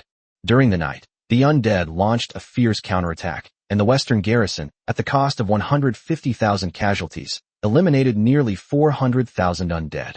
The Western garrison had 1 million troops in the morning, and another 160,000 rushed to the front lines during the day. Ultimately, 250,000 died in battle, more than 200,000 were wounded, and 810,000 were still able to fight. The undead army numbered 2.7 million in the morning, and another 240,000 gathered at night. The final loss was 1.3 million, leaving 1.64 million. Yesterday morning, it was a battle between 1 million Western garrison troops and 2,700,000 undead troops, with the undead outnumbering the Western garrison troops by 2.7 times. This morning, it was 810,000 westbound defenders facing off against 1.64 million undead, with the undead outnumbering the westbound defenders by 2.02 times. This is the second major victory for the western border garrison of the Violet Kingdom against the undead forces. The western garrison suffered heavy losses but achieved even greater victories, directly reversing their defeat. Even more fortunately, when Princess Katarina came to the aid of the West, no legendary undead attacked the capital. It was almost midnight when a legendary zombie finally arrived on the battlefield to provide support. Princess Katarina will not need to return to the capital for the time being. She will join forces with the Walsh legend to defend the western frontier against the two undead legends. Although there are concerns that undead legends might launch a surprise attack on the capital at this time, the western defense line cannot be left unattended. They can only rely on the Violet family's resources. If only one undead legend attacks, they can barely hold them off. The arrival of two legendary undead can buy some time. Now we can only hope that there aren't too many undead legends hiding in the shadows, and that we can send a message to the Empire of Light, asking legendary Arnold to return to the Violet Kingdom to take charge. If the Empire of Light is in danger, does that mean the Violet Kingdom is not? The Violet Kingdom also needs the support of other countries. The Violet Kingdom has not yet requested assistance. It has simply sent legendary Arnold back to the Violet Kingdom. After a great victory, the Western garrison rested immediately, knowing they would have to fight the undead that night. On the side of the undead, the legendary skeleton Morstan is furious. Right under its nose, so many high-ranking undead were killed by a weak human legend, and the undead army was severely damaged by the human army. 1,300,000. That's 1.3 million dead souls. On the battlefield of the kingdom, the total number of all the undead combined does not reach 1.3 million. However, in the battle against the Violet Kingdom, they lost 1.3 million lives in a single battle. Only a few 100,000 dead souls are still on their way here. Violet, however, has a steady stream of troops on its way. Is it no longer possible to defeat the Violet Kingdom? Chapter 227 Another Strategic Shift. After a fierce battle, the undead forces suffered heavy losses, as did the western border garrison of the Violet Kingdom. Morstan was unwilling to give up so easily and allow the undead army to continue its attack on the western defenses. 2 days later, the number of combat-ready troops in the western border increased to 850,000, while the size of the undead army opposite them decreased to 1.59 million. Fewer and fewer undead are heading towards this battlefield. The human army arrived in an endless stream every day. If this continues, the undead army will only be worn down by the Violet Kingdom. It's truly unexpected that an undead army totaling over 4.5 million could not break through the western defenses of the Violet Kingdom. Is this the strength of the Violet Kingdom, which is about to become the fourth human empire? After careful deliberation, the two undead legends decided to abandon their attack on the eastern region of the Violet Kingdom. There is no hope of victory. It's not a big deal that the Violet Kingdom has two legendary powerhouses in charge. The key issue is the space Maid from the Violet Kingdom. Not only can it teleport legendary powerhouses throughout the Violet Kingdom, but it can also quickly discover high-level undead hidden within the undead army and swiftly dispose of the corpses of human warriors who have died in battle.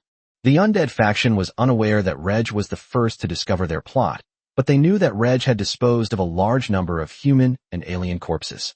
This situation even led to the failure of the undead legend's attempt to kill Reg, who was only a star realm transcendent. Now this human space mage is causing such a big problem for the undead faction. Both undead legends were looking for an opportunity to kill Reg, but neither found one in 2 days. If I have the chance in the future, I must kill this human space mage. He poses a threat to the undead faction no less than a legendary powerhouse. Since we cannot conquer the eastern region of the Violet Kingdom, let's attack other targets. There are 3 options: Emerald Kingdom, Griffin Empire, and Glory Empire. The undead from the western region of the Violet Kingdom have already made their way into the Emerald Kingdom. At this moment, the situation within the Emerald Kingdom is more critical than that within the Radiant Empire. Within the Light Empire, at least the legendary powerhouses of the human and undead factions have reached a balance, and the Light Empire's army finally stopped the undead army after paying a heavy price. Within the Emerald Kingdom, at least 1/3 of the area has been completely surrounded by the undead army, with the cities surrounded by rural areas, and another third of the area is overrun by the undead. The cities were crowded with people, while the outside was filled with the dead. The number of undead within the Emerald Kingdom is estimated to have exceeded 4 million. The situation in the Emerald Kingdom no longer necessitates sending in any more undead. There are only 2 targets to choose from: the Griffin Empire and the Glory Empire. The Griffin Empire borders the eastern region of the Violet Kingdom, and it is possible that the Violet Kingdom's army will provide support there. The Glory Empire borders the western region of the Violet Kingdom, and even if the Violet Kingdom's army were to provide support, it would be unable to reach them quickly. Let's go with the Glory Empire then. So when the new night came, the undead army that was originally going to attack the western defenses of the Violet Kingdom retreated directly to the southwest. The western border garrison did not let their guard down. It wasn't until the night of the second day, when the undead army continued its retreat southwest, that the western garrison was able to relax somewhat. The undead have probably given up since they can't defeat us. Judging from their retreat direction, they might be heading to attack the Glorious Empire. Should we notify the Glorious Empire? Old Duke Domington asked the 2 legends. Let them know. The kingdom has won this battle, but the losses have been enormous. The battles in other countries are not over yet. The Emerald Kingdom has suffered heavy losses. If the Glorious Empire is severely damaged by the undead, the human race will be in danger, Walsh legend said after thinking for a moment. Princess Katarina nodded in agreement with Walsh's words. Princess Katarina did not remain in the Westerlands and was teleported back to the capital by Reg. The undead army ceased its attack on the eastern region of the Violet Kingdom, much to the relief of the king and his high-ranking officials. Although the western region is still occupied by the undead, there is no longer any fighting in the eastern region. The undead army that retreated from the north into the Kingdom of Thousand Sails did not return to the Kingdom of Violet, but instead caused even greater losses to the Kingdom of Thousand Sails. The war in the Violet Kingdom has temporarily ended, but the war is not over. The western border garrison has been fighting the undead army for more than half a month, suffering heavy losses. Half of the troops are wounded and need to rest. After the western garrison has finished its rest and reorganization, the first objective is to recapture the western region. Once all the lost territories of the kingdom have been recovered, we will then consider which country to support. If we can't even recover the occupied territories, what right do we have to support other countries? Princess Katarina and Reg returned to the capital, and Violet 7 happily hosted a small celebration banquet. In this war that is still ongoing, the Marquis of Catalan has once again rendered great service. If Marquis Catalan becomes a Silver Moon mage after the war, he might be promoted to Duke. This promotion is too fast. He was promoted every time he fought a war, making him the fastest rising noble in the history of the Violet Kingdom. This was also a period of great hardship for the entire human race. First, they were besieged by the 100 Races Alliance. Not long after defeating the 100 Races Alliance, the undead calamity struck. The fear is that once the plague of the undead ends, the alliance of 100 races will return with renewed force. Marquis Catalan did not become a Silver Moon Realm mage. His cultivation level was insufficient to be promoted to Duke. As for the feat of killing Silver Moon Realm enemies, no Star Realm Transcendent has yet been promoted to Duke. These are the rules. Only those who meet the requirements for both military merit and Transcendent Realm can be promoted to a higher rank. Violet 7 is not afraid of Marquis Catalan's ever-increasing reputation. In the world of Nora, strength is the only thing that matters. Because the Violet family is strong enough, with the legendary Walsh family at its helm, Violet 7 would not suppress them. As long as the Marquis of Catalan meets the requirements, Violet 7 will be promoted to the rank without any obstacles. However, one condition was missing, but the Marquis of Catalan had rendered great service and needed to be rewarded. Violet 7 already had an idea in mind. She could grant the remaining lands of the province of Bithynia to the Marquis of Catalan. Very few people in the human race are marquises who can own a province as a fief. Given the situation in the province of Bithynia, no one would object. The land is relatively barren, the climate is relatively cold, and there are no people yet. Developing the province of Bithynia requires a massive amount of funding. Not many nobles were willing to take the fiefdom here. Perhaps the Marquis of Catalan was the only exception. With the war in the Violet Kingdom temporarily over, Reg was able to relax a bit. After spending half a day in the capital with Audrey, he returned to his own territory.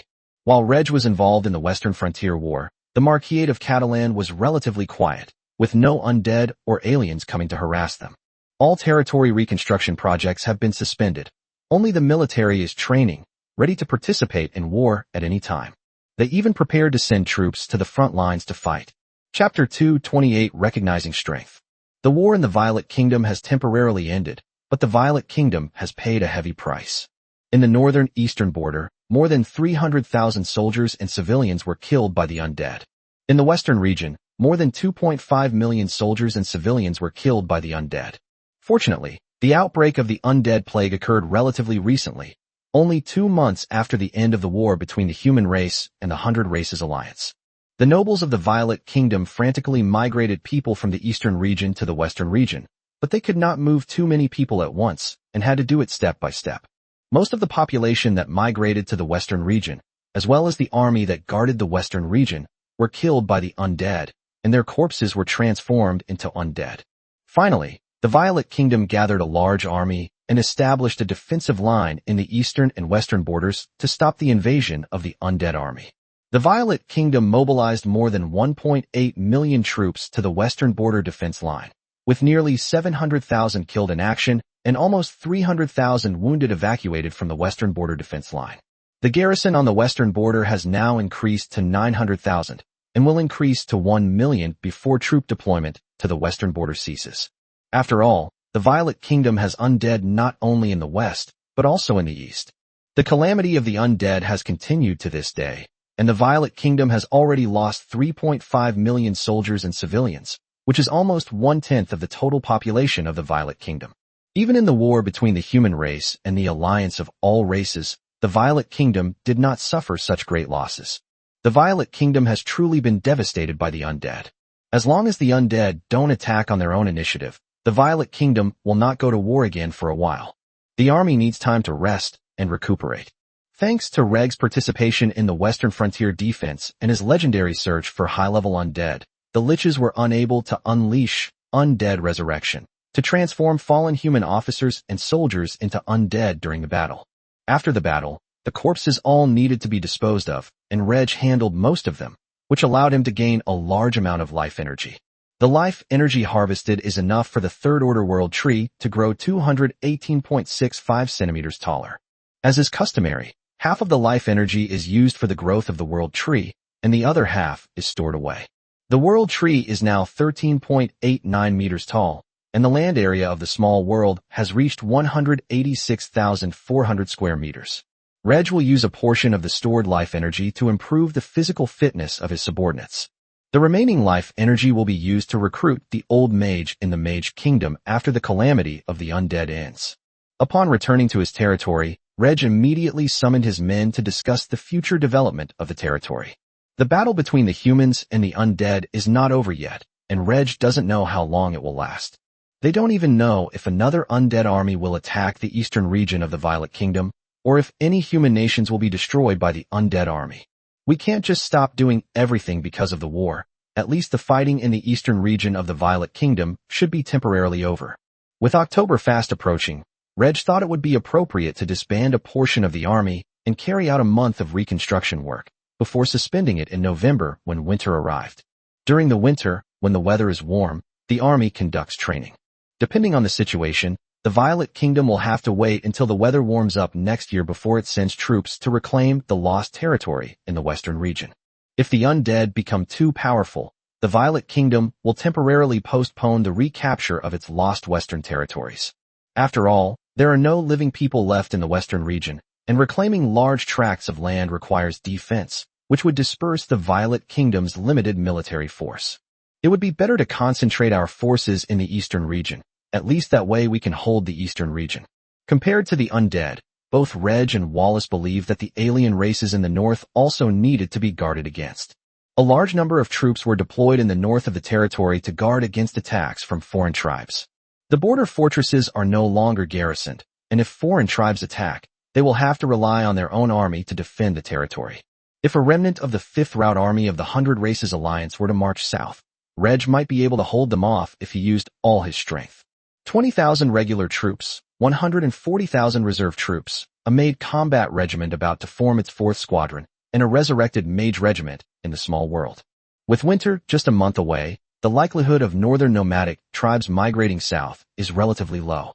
As time passed, Reg used his life energy to improve his physical attributes and accelerate his cultivation as a battle master, getting closer and closer to becoming a legendary battle master. The future is unpredictable, so Reg can only take it one step at a time. With the war temporarily suspended in the Violet Kingdom, the Glory Empire, upon receiving notification from the Violet Kingdom, was in a difficult position. The undead army that attacked the western defenses of the Violet Kingdom is now retreating towards the Glorious Empire. Previously, more than 500,000 undead attacked the northern border of the Glorious Empire, which is the most fertile region of the Glorious Empire. The 6 kingdoms were in the north, and the 3 empires were in the south. Even though the undead are rampant in the southern border, the Glorious Empire still sends a large army to guard the northern border, mainly because it is worried about the undead that are rampant in the western region of the Violet Kingdom.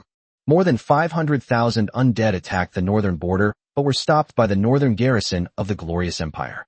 The Glorious Empire was overjoyed to see that most of the undead in the western region were attacking the eastern region of the Violet Kingdom. They even thought about getting more benefits from the Violet Kingdom after the calamity of the dead ended. You could also try to prevent the Violet Kingdom from becoming an empire. Unexpectedly, the undead army that had blocked the attack of more than 4 million undead soldiers in the Violet Kingdom, unable to penetrate into the eastern region of the Violet Kingdom, turned around and marched southwest. There are currently 3 armies of the undead in the western region of the Violet Kingdom. 2 of the undead armies originally numbered over 500,000 each, and attacked the Griffin Empire and the Glory Empire respectively, but were both defeated. One side had 300,000 troops left, and the other had 260,000 troops left. The final undead army, commanded by 2 legendary undead, has reached a size of 1.8 million. Although this undead army is not as strong as the undead in the southern border of the Glorious Empire, it has 2 legendary undead. Upon receiving notification from the Violet Kingdom, the Glory Empire urgently mobilized troops from various locations to support the northern territory. The undead army needs time to travel, and the Glorious Empire also needs time to mobilize its troops. They were laughing at the Violet Kingdom before, trying to profit from it, but now they're about to become the laughingstock themselves. They are about to face a pincer attack from 2 armies of undead. Even if the Glorious Empire is able to hold them off, the losses will be enormous. Why did the undead army attack the Griffin Empire, which was farther away, instead of the Griffin Empire, which was closer? The top brass of the Glory Empire had some idea of the reasons. This army of undead must have been terrified by the Violet Kingdom and wanted to distance themselves from it. This situation has increased the importance that the Glory Empire's leadership places on the Violet Kingdom. With a 1,000,000-strong undead army to the north and 4 to 5 million to the west, even the Glorious Empire would find it difficult to withstand these two undead armies. Unexpectedly, the Violet Kingdom was able to defeat both undead armies so quickly, forcing them to make strategic retreats. Though they didn't say it outright, the higher-ups of the Glory Empire had already acknowledged the strength of the Violet Kingdom. Chapter 229. The neighbors are a headache. In the war between the human race and the 100 Races Alliance, the Violet Kingdom was the first to defeat one of the 100 Races Alliance armies. In the midst of the undead calamity, the Violet Kingdom and the undead faction have become the first to cease hostilities. It should be noted that among the 9 human kingdoms, the Violet Kingdom has the most undead. The undead calamity has been raging for almost a month, and the Violet Kingdom has eliminated the most undead.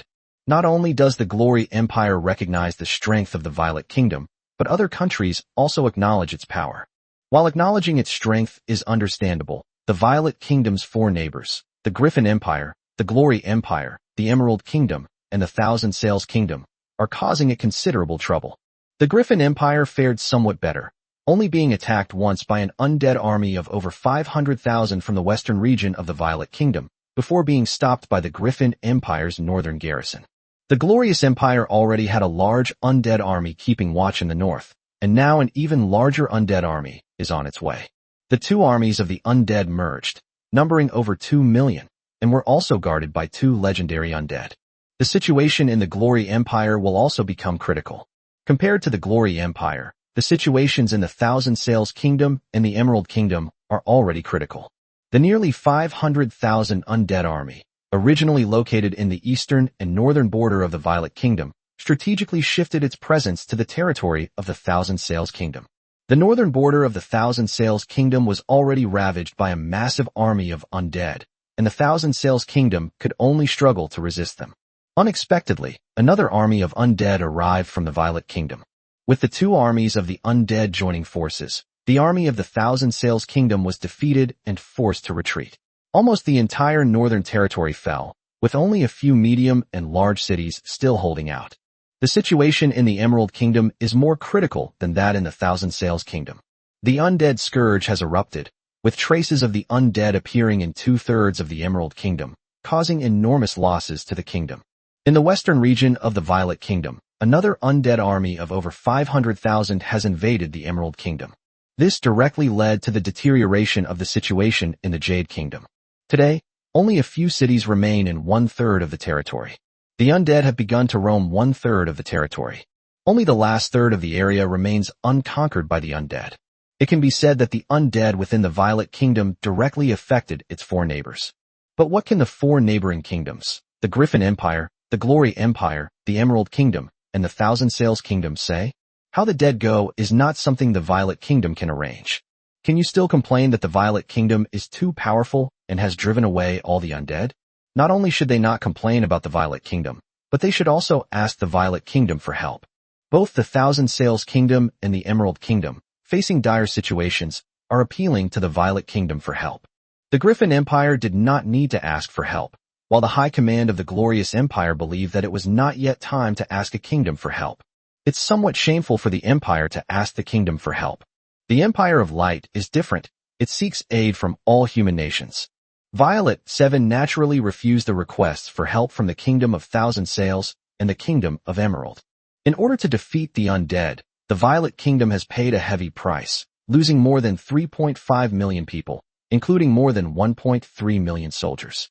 Not long after the war between the human race and the 100 Races Alliance ended, the Violet Kingdom suffered heavy losses in the war. The undead calamity broke out, and in just 1 month, the Violet Kingdom suffered greater losses than in the war between the human race and the 100 Races Alliance. The Violet Kingdom has been severely damaged. This prevented Violet 7 from having the heart to celebrate, and the plague of the dead was not yet over. Violet 7 would not allow the Violet Kingdom to aid its neighbor just to save face. The already severely damaged Violet Kingdom cannot afford any further losses. The Violet Kingdom temporarily ignored the undead calamity, allowing other nations to fight the undead, and only sent the legendary Arnold to participate in the war in the Light Empire. They had previously planned to bring back Arnold Legend, but that's no longer necessary. The Violet Kingdom planned to rest and recuperate for a few months, but military mobilization continued within its borders as nobles, following the king's orders, formed even more troops. We need to prepare an army of at least 2 million before the end of winter. 1 million for the Eastern Front, 1 million for the Western Front. If the Kingdom of Thousand Sails is in danger of being destroyed, the Kingdom of Violet will have no choice but to send troops. If they simply watch the Thousand Sails Kingdom perish, it will likely result in tens of millions of deaths, which the Violet Kingdom simply cannot withstand. 1 million, 2 million, 3 million. Even if we don't talk about the loss of 1 million troops, the loss of 1 million people would be a devastating blow to the Violet Kingdom. The Violet Kingdom's current population is probably less than 34 million. Literal numbers, when applied to the battlefield, translate to rivers of blood and thousands of corpses floating in the air. In Reg's previous life, such a huge loss would have meant the destruction of the country. Despite the different environments and eras, the Violet Kingdom has been able to maintain itself. While battles raged outside, the Violet Kingdom recuperated and rebuilded. The Marquisate of Catalan resumed construction, and Reg diligently trained. Reg's biggest desire right now is to improve the strength of his territory. However, while it's easy to improve one's own strength, it's not easy to improve the strength of one's territory. The biggest factor affecting the strength of a territory is its population. A larger population allows for the expansion of a larger army. The cultivation of extraordinary individuals takes time. It cannot be achieved overnight. Reg has limited life energy, so he can't drastically increase the strength of his subordinates. The only thing we can do now is to quickly improve our skills. If he could become a legendary powerhouse, Reg would have some confidence in protecting his territory.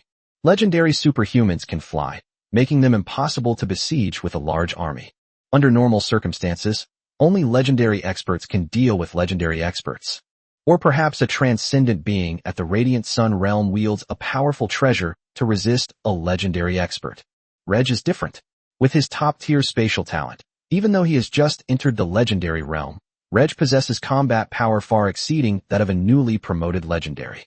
Originally, Reg's fighting style was based on natural attribute fighting chi, which allowed for rapid recovery and long combat endurance. Now, we'll directly switch to cultivating spatial attribute battle chi, which boasts the strongest attack, highest defense, and fastest speed. Space-type fighters can also perform short-distance teleportation. But Reg is not only a space-type fighter, but also a space-type mage, which allows him to use more methods on the battlefield. It's like leading a legendary expert to attack a high-level undead. If Reg hadn't needed to conceal some of his strength, and hadn't spent his mental and magical energy on teleporting around, Reg himself could have been able to ambush and kill high-level undead on his own. It can assassinate high-level undead and also assassinate powerful alien warriors in alien armies. After becoming a legendary fighter, even opposing legendary powerhouses cannot stop Reg, and may even be killed by Reg if they are not careful. The presence of a few more experts at the Radiant Sun realm has little impact on the outcome of a battle involving millions of people. The addition of a legendary powerhouse would have a significant impact on the outcome of the battle. The commander of the army must constantly evade attacks from legendary enemy warriors. Reg originally planned to cultivate slowly and gradually develop his power. The changing situation, with one war after another, forced Reg to expend a large amount of life energy to enhance his own strength as much as possible.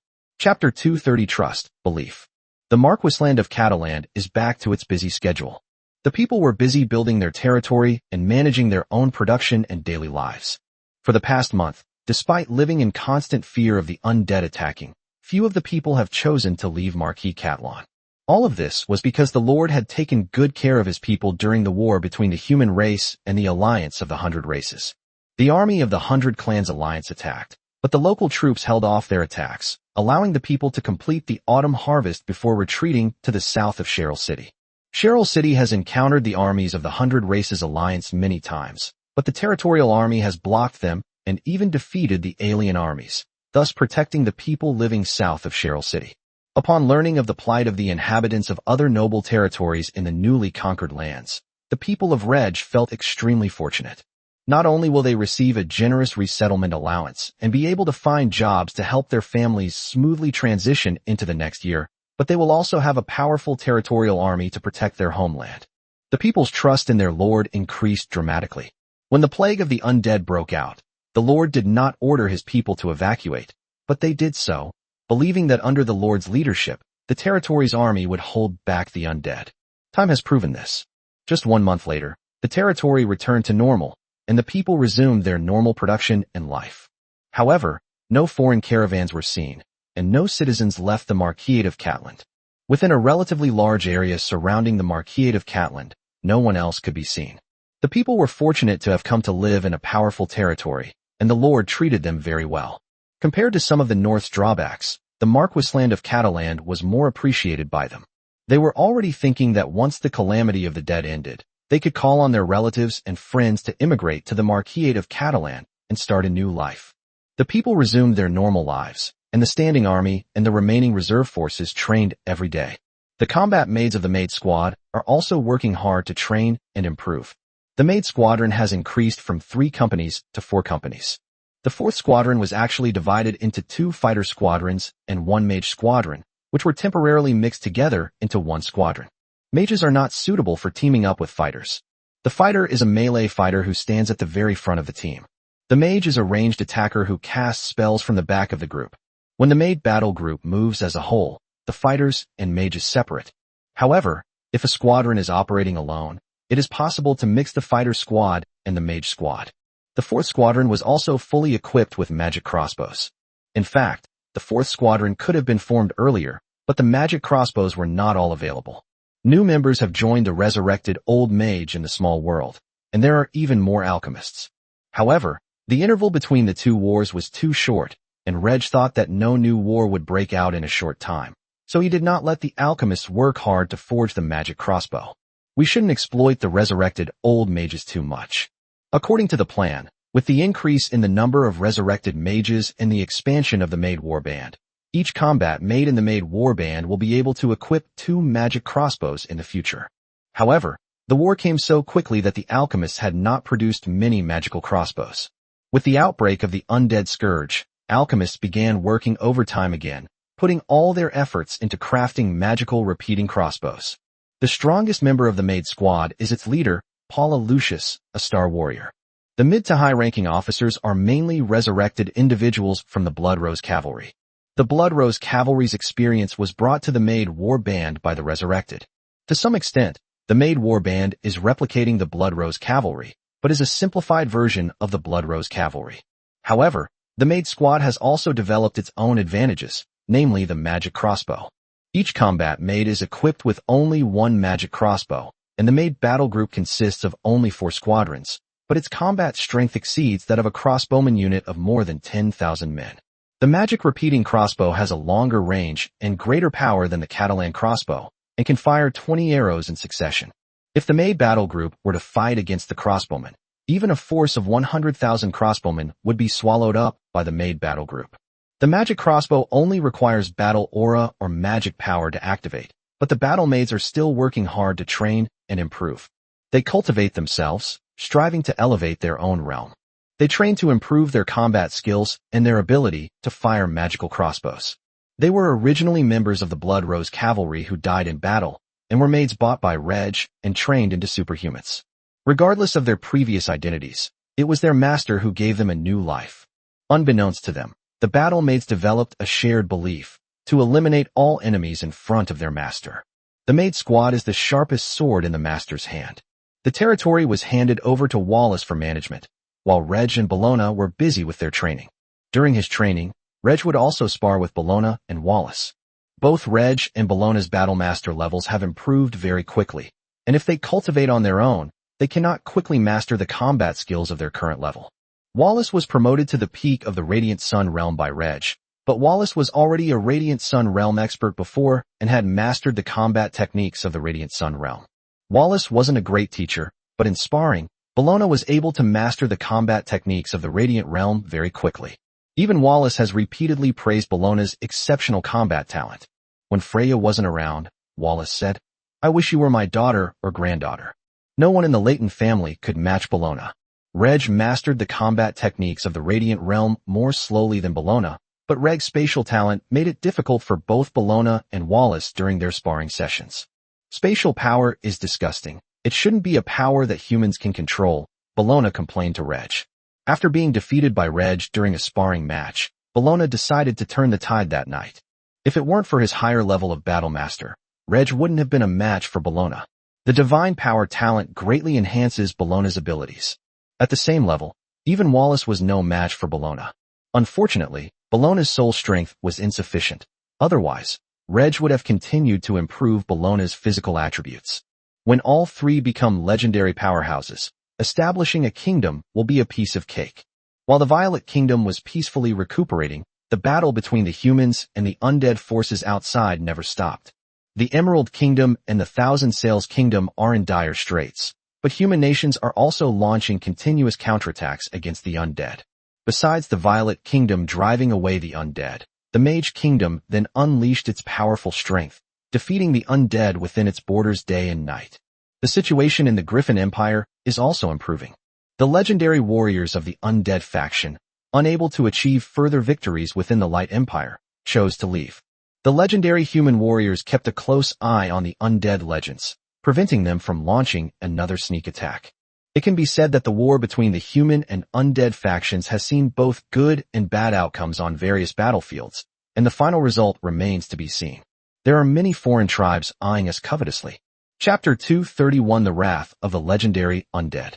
The Jade Kingdom is in dire straits, and its only legendary expert has no choice but to intervene. In the early stages of the undead plague, only legendary figures from the three great empires dared to take action. Because the three great empires have a large number of legendary powerhouses, they are not too worried about being ambushed by legendary undead. Of the 6 major human kingdoms, only the Violet Kingdom has 3 legendary powerhouses. The other 5 kingdoms have only 1 or 2. Under these circumstances, legendary powerhouses from various kingdoms would not easily leave the capital. They worried that legendary warriors who went out might be ambushed by legendary undead, or that the capital might be ambushed by legendary undead. After 11 legendary undead besieged a group of legendary powerhouses from the Light Empire, resulting in the fall of 2 legendary powerhouses from the Light Empire, the legendary powerhouses from the other kingdoms dared not make a move. They feared that there were many more legendary undead hiding in the shadows.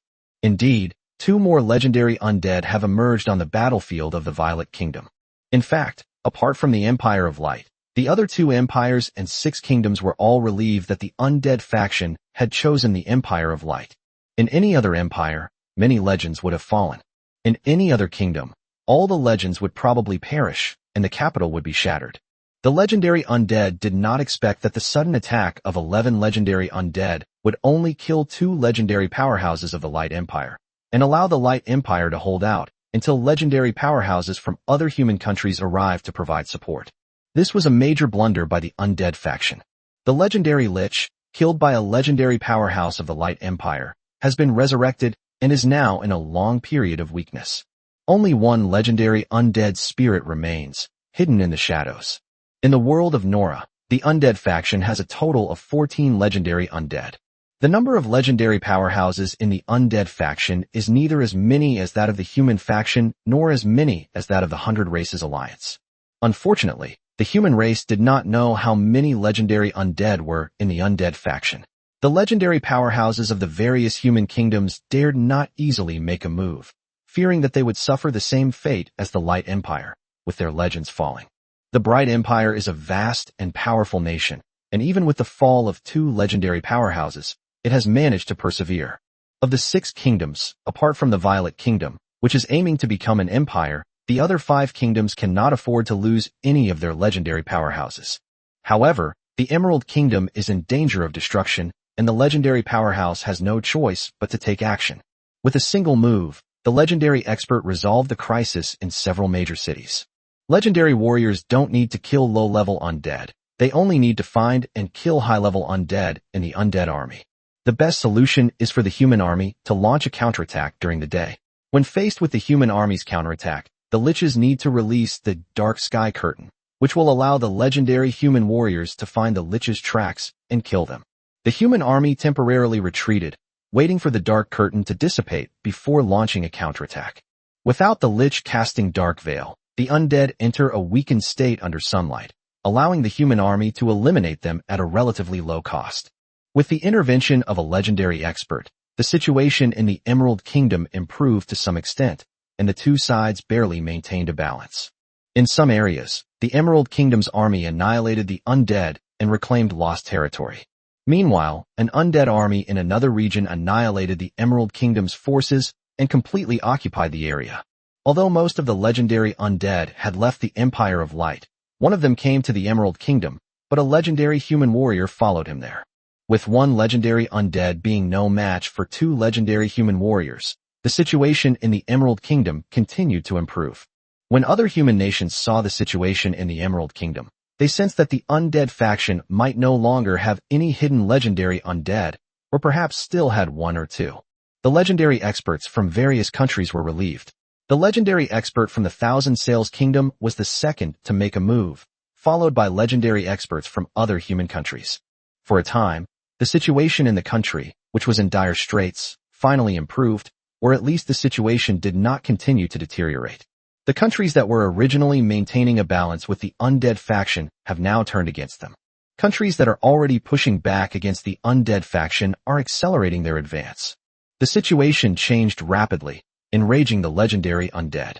What angered the legendary undead the most was that their plan to turn the corpses produced during the war between humans and the Hundred Races Alliance into undead was suddenly exposed.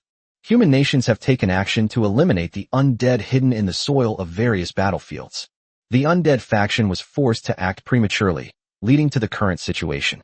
If the plan can be followed to convert most of the corpses on the battlefield into undead, the scale of the undead when the plague of the dead is unleashed can be directly doubled. In just 1 month, they could wipe out several human nations. They destroyed several human nations, and the humans they killed were all transformed into undead. The remaining human nations were unable to withstand the undead army. After annihilating the human race, they launched attacks in all directions, killing all living beings on the land. Then they will conquer the ocean. The dead do not need to breathe, and the ocean cannot stop their journey. Unfortunately, the plan was discovered by the humans when it was only halfway through, and the hastily launched undead plague has now been reversed by the humans. The problem is that there aren't enough legendary undead in the undead faction. If the legendary undead can hold off all the legendary powerhouses of the human race, then some human nations will inevitably be devoured by the undead army. For every human nation that falls, many more will fall. The enraged legendary undead knew that all they could do now was stall for time and wait for winter to arrive. In cold environments, the combat effectiveness of human armies will decrease. In the western region of the Violet Kingdom, 2 armies of the undead have converged, gathering more than 2 million low-level undead, with 2 legendary undead also in charge. Under the command of 2 legendary undead, the undead army launched an attack on the northern defenses of the Glorious Empire. The Glory Empire has hurriedly mobilized troops from various places to the northern border defense line, and the 2 legendary powerhouses who were left behind have also rushed to the northern border defense line. In the war between the human race and the alliance of all races, capable nations secretly cultivated new legendary powerhouses. The two sides clashed fiercely because the Glorious Empire had not gathered enough troops for the northern defense line and could only barely hold off the undead army's attack. Given the Glory Empire's war potential, as long as this undead army is prevented from entering its territory, it will eventually be able to defeat them. Human nations and the undead faction are locked in endless battles, while only the Violet Kingdom is recuperating. Beyond the human territory, all races are watching the war between the humans and the undead. The strength displayed by the undead faction brought relief to all races. Fortunately, the undead faction targets humans. Other races would not be able to withstand the undead faction. The power unleashed by the human race instilled fear in all other races. The human race defeated the 100 Races Alliance, but did not pursue the defeated army because they were unwilling to suffer greater losses. They planned to recuperate for 5 to 10 years before launching a war of expansion to gradually eliminate the foreign races. If the human race is willing to pay a huge price to continue pursuing the defeated army of the 100 Races Alliance, most of the races in the 100 Races Alliance will be wiped out. The undead faction must be destroyed. Humanity must be exterminated. Chapter 232 The Violet Kingdom's Defenses. Winter has arrived. As the human legends took action, the undead forces were repeatedly defeated by the human army on the battlefields of the various human nations.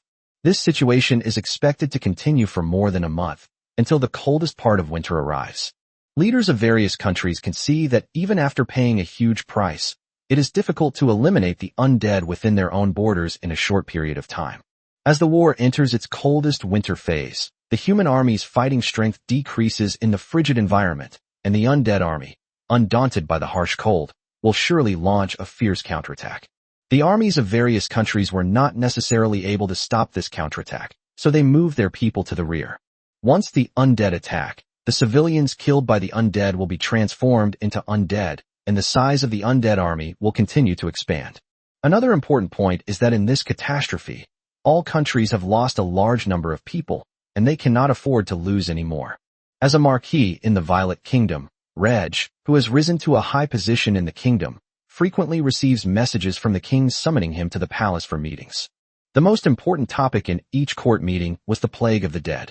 The Violet Kingdom is paying close attention to the war situation between various countries. If a nation is destroyed by the undead, the Violet Kingdom, as one of the 9 human kingdoms, will also fall into danger.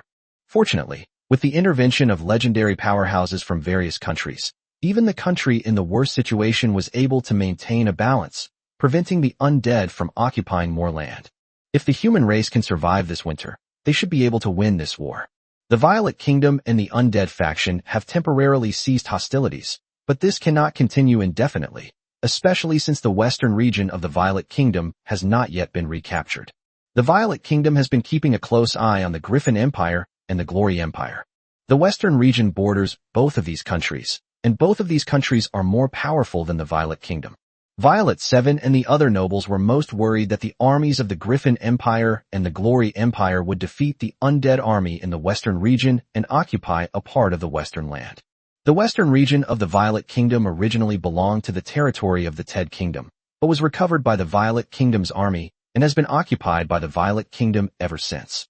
Because of the fall of a legendary powerhouse in the Kingdom of Ted, the Kingdom of Ted lost its right to be restored, and this land was annexed by the Kingdom of Violet. The Violet Kingdom has only been annexing the western region for a short time, and now it has been occupied by the undead faction. Once a portion of the land is occupied by the Griffin Empire and the Glory Empire, it is very difficult to reclaim it. The most important thing is strength. If the Violet Kingdom is strong enough to rival the Griffin Empire or the Glory Empire, they will not dare to occupy the Violet Kingdom's land.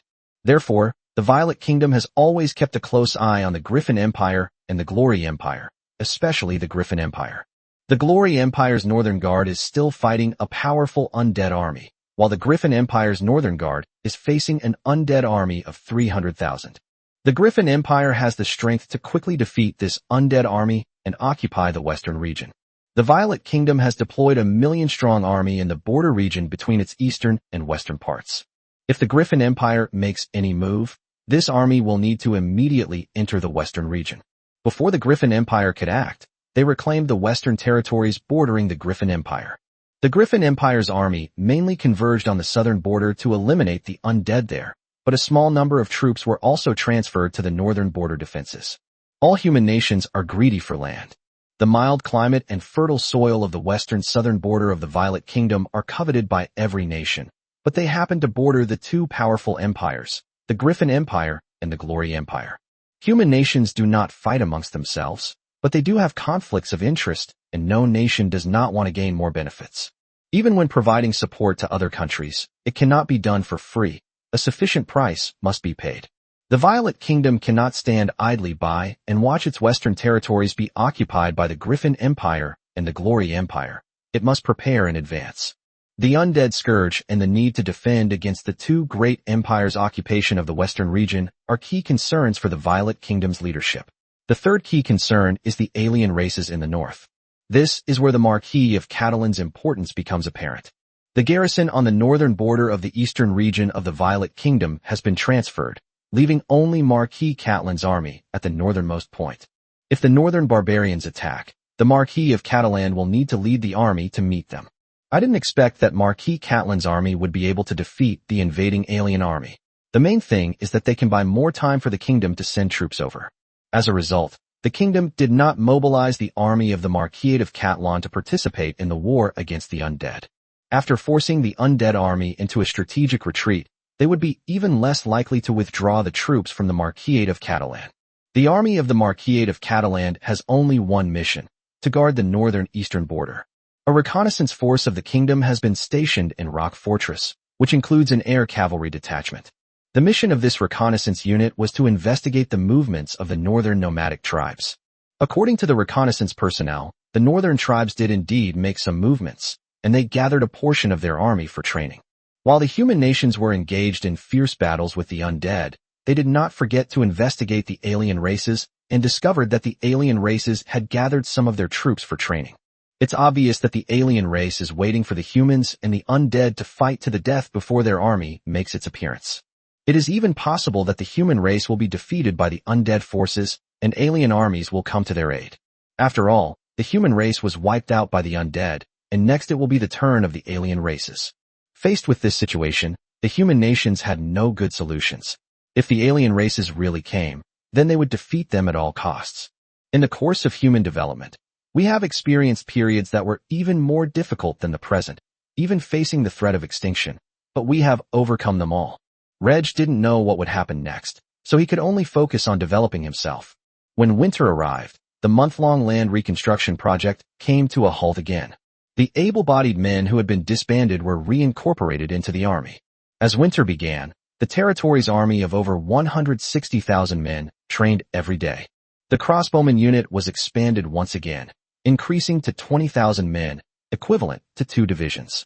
The Marquis of Catalan has a heavy task: to defend against the northern barbarians on its own. Reg has obtained a large amount of military supplies from the kingdom. This included 5,000 Catalan crossbows, as well as a large number of crossbow bolts. It is sufficient to support the expansion of the crossbowman unit. The territory's standing army still numbered 20,000, including a cavalry brigade of over 3,000 cavalrymen, 2 crossbow brigades of over 6,600 crossbowmen, and an infantry division of over 10,000 men. There are also 4 brigades of crossbowmen that belong to the reserve forces. With a crossbowman force of 20,000 men, plus 4 squadrons of Maid warriors, the Marquis of Catalan could hold off the northern barbarians' attack. The only thing the Marquis of Catalan is lacking now is a legendary powerhouse. The legendary powerhouse of the Violet Kingdom cannot remain in the Marquis of Catalan forever.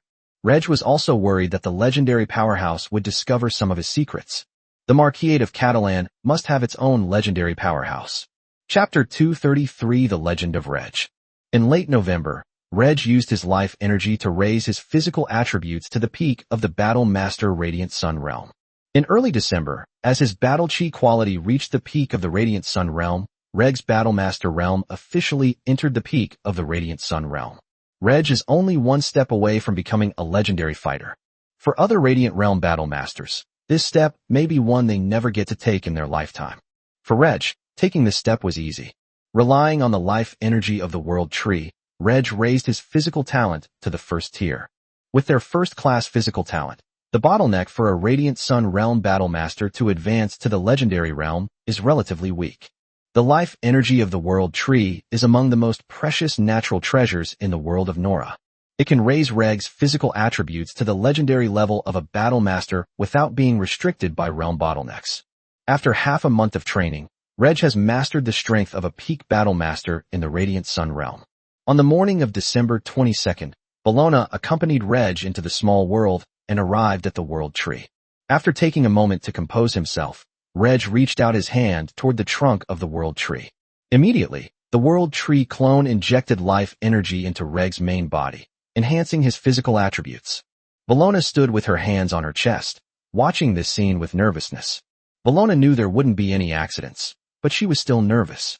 The life energy stored within the World Tree was greatly depleted, and Reg's physical attributes gradually improved. With ease, his physical abilities broke through the limits of the Battle Master Radiant Sun realm and entered the Legendary realm. Bologna could already feel the oppressive aura emanating from Reg after his advancement to the Legendary realm. Reg stopped consuming life energy. His physical attributes had just reached the Legendary level, which was enough. There was no need to expend the already limited life energy. When physical abilities reach the legendary level, Reg is actually considered a legendary extraordinary being. Use the appraisal technique on yourself. Name, Greg Catalan. Gender, male. Lifespan, 23/305 years. Identity, Lord of the Violet Kingdom's Catalan Marquis/Master of the Catalan Minor World. Talents, first-class physique/first-class soul/top-tier spatial element affinity/top-tier natural element affinity/intermediate wind element affinity/appraisal skill. Realm, legendary first stage battle master/starry sky, fourth stage mage. Compared to the 200 years of lifespan of extraordinary individuals from the star realm to the radiant sun realm, advancing to the legendary realm adds about 100 years to their lifespan. According to the results of the appraisal technique, if one's physical qualities reach the level of a legendary battle master, then one is a legendary battle master. A person whose soul strength reaches the level of a legendary mage is a legendary mage. This assessment is correct. As long as one's physical attributes reach the level of a legendary battle master, it won't be long before the battle chi one cultivates also reaches the quality of a legendary battle master. The magical elements that enter the body through breathing merge with the life force generated by the body to form battle aura. As physical fitness improves, the quality of life force generated naturally improves as well, and the resulting battle aura will also be enhanced. The same principle applies to mages. Once their soul strength reaches the level of a legendary mage, they will quickly cultivate magical power of legendary mage quality. The assessment results showed that Reg was already a legendary fighter, but he was still 2 points away from becoming a true legendary fighter. 1 point is the battle aura of a legendary battle master. Another point is that the legendary warrior's battle aura allows the legendary warrior to fly, to travel by riding the air. In reality, a legendary fighter could also use a battle aura to create wings, but it's not necessary. Reg turned his gaze to Bellona, and seeing her nervous expression, he smiled and walked over to take Bellona's hands in his. Everything is going well, and soon I will be a legendary fighter. Congratulations. Bellona offered a hug and a kiss. Bellona knew that Reg would inevitably become a legendary powerhouse, and that she herself would become a legendary powerhouse in the future, but she still couldn't contain her excitement. Before meeting Reg, Bellona was just a beginner 5th Dan fighter. I thought it would be great if I could become a high-level battle master in this life. Becoming a star battle master would be an incredible stroke of luck. I never dared to dream of becoming a legendary battle master. Everything changed after I met Reg. By accepting Reg's employment, one can easily obtain cheap cultivation resources and rapidly advance to the dosha realm. The two went from acquaintances to close friends. That time, Reg fought her to a draw using only the power of a battle master, and then said he wanted to marry her. Bellona agreed and became Reg's second wife, completely changing her life. His physical talent improved from level 2 to level 1, and he gained more cultivation resources. His progress in the battle master realm was faster than that of the battle master apprentice stage and the elementary battle master stage. Even without using life energy to improve her physical attributes, one day, Bellona will become a legendary fighter. Back to the day she met Reg, Bellona couldn't believe things would turn out this way.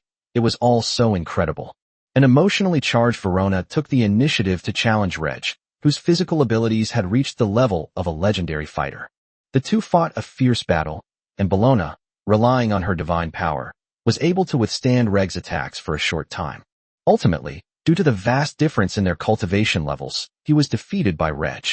Bellona lay happily in Reg's arms.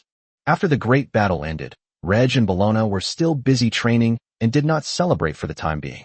What kind of legendary fighter is one who can't fly? Let's celebrate together when our battle aura quality reaches the legendary level. Time quickly came to January 1st, 826 of the Violet calendar. A new year had arrived, and Reg was 24 years old. If the undead calamity had not occurred, Violet 7 would have been crowned emperor on this day, and the Violet Kingdom would have risen to become the 4th human empire. Because of the undead calamity, all of this has to be postponed. If things go wrong, Violet 7 might lose his chance to become emperor. The legendary undead were enraged, and Violet 7 was even more enraged. The kingdom's promotion to an empire was postponed, and Reg and Audrey's wedding had to be postponed as well, but fortunately Reg wasn't in a hurry. On January 7th, during the coldest period of winter, the battle chi cultivated within Reg's body finally transformed into legendary quality. In the sky above the small world, Reg rode the air. It's also quite fast, with a top speed exceeding 600 kilometers per hour, or 0.5 times the speed of sound. Keep in mind that Reg is just a newly crowned legend. Nora is the world's top legendary powerhouse, with the fastest flight speed exceeding the speed of sound. But this is of no use to Reg, who is a space-type warrior and a space-type mage, capable of teleporting. Even the fastest legendary warrior can't outrun Reg. A legendary powerhouse capable of flight, virtually invincible in the world of Nora. However, Reg thought of the airplane from his previous life. Even the newly crowned legendary powerhouses are not as fast as some piston-engine aircraft. Even legendary figures capable of supersonic flight cannot outrun jet aircraft. But the pilots are all ordinary people. Reg decided that he would build both piston engine and jet aircraft in the future to surprise the legendary powerhouses of the Nora world. Now that Reg is a true legendary powerhouse, he gathered a small group of people for a small celebration. Chapter 234 The Future is the Sea of Stars. Cheers. May our Lord transcend the mundane and achieve eternal immortality. Cheers. In an open space within the small world, the core members of the Marquisate of Cartran were celebrating their Lord's advancement to the legendary realm. Among those attending the banquet were Reg's two wives, Freya and Bellona. There is Emily, the steward of the Lord's manor, and Wallace, the steward of the territory. There are resurrected members of the Blood Rose Knights, such as Paula and Chanel. Among them were resurrected impoverished nobles such as Bruno and Virginia. There are also the resurrected old mages who spend most of their time in the small world. Everyone ate monster meat and magical plants, and drank fruit wine made from magical fruits, happily celebrating for their lord. The lords have been promoted to legendary status, and for them, a brand new future is just around the corner. It all depends on when the Lord will break away from the Violet Kingdom and establish a new human nation in the world of Nora. As subordinates of the Lord, they will also be honored and become nobles of the new human kingdom. The resurrected mages didn't care about becoming nobles. They cared more about having a human nation, which would allow them to gather more resources and obtain more funds to conduct the research they preferred. Moreover, with your great power, Lord, establishing a nation is only the beginning. In the future, this country will become the strongest nation among humans, and may even rule over the entire human race and the entire world of Nora. At the banquet, many people got drunk, dreaming of a bright future. At the end of the banquet, Reg gave a brief speech. I have now entered the legendary realm, and next is Steward Wallace's ascension to legendary status. With two legendary powerhouses in charge, it's enough to establish a kingdom, but that's far from enough. The foundation for our kingdom is still insufficient. I need everyone to work together to lay a solid foundation for our country. Dominating humanity and the world of Nora is just a small goal on our path forward. The astral plane, universe, is so vast, we must leave Nora and see the outside world. Hearing Reg's words, everyone present became excited. Even the old mages who were engrossed in research became interested in exploring the astral plane.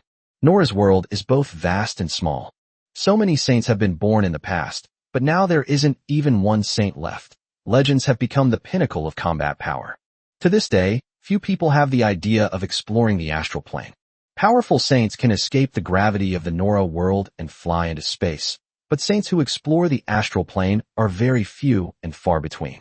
In the era of the Warring States period, when a saint, representing the pinnacle of power, went to explore the star realm, his race was left without a saint to oversee it. By the time the saint returned from his exploration, his race might have been wiped out. As the various races fought each other, the saints either died of old age or perished in battle. By the Fifth Era, there were no saints left, making it impossible to explore the astral plane. Reg, who had just entered the legendary realm, said he wanted to explore the astral plane. Everyone present trusted him completely, believing that their future lord would surely be able to lead them on their exploration of the astral plane. They also wanted to see what the starry sky outside the Nora world looked like. After the banquet, Freya and Bellona challenged Reg together, but were quickly defeated by Reg. Emily and Paula rushed to the battlefield, but soon fell into a deep sleep as well. As Chanel learns more and more about Reg, she steps onto the battlefield filled with admiration. After a fierce battle, Reg was in high spirits as he greeted the new day. Such battles should become more common in the future. Starting in October of the year before last, Reg used life energy to enhance his physical attributes in order to rapidly advance his Battle Master realm. In 1 year and 2 months, Reg's Battlemaster realm rapidly advanced from Star Stage 3 to Legend Stage 1. Even in the apprentice stage of a Battlemaster, it is impossible to achieve such a rapid advancement. The rapid advancement in his Battlemaster realm also kept Reg extremely busy during this period, as he devoted a significant amount of time to Battlemaster training. Cultivating as a Battlemaster is not simply about improving one's physical attributes. They also need to cultivate their battle chi to fully master the power of that realm. He devoted a lot of time to training as a Battlemaster, which delayed his training as a mage. If Marquis Layton had not been killed by a legendary undead and then resurrected by Reg, who helped Reg manage the territory, the development of the territory would have been affected. Now that you've finally become a legendary Battlemaster, your daily Battlemaster training time will be greatly reduced, while your mage training time will be restored. Furthermore, for Marquis Layton to advance to the legendary realm, he would need approximately 1 month to focus on cultivation, so Reg had to personally handle Marquis Layton's affairs.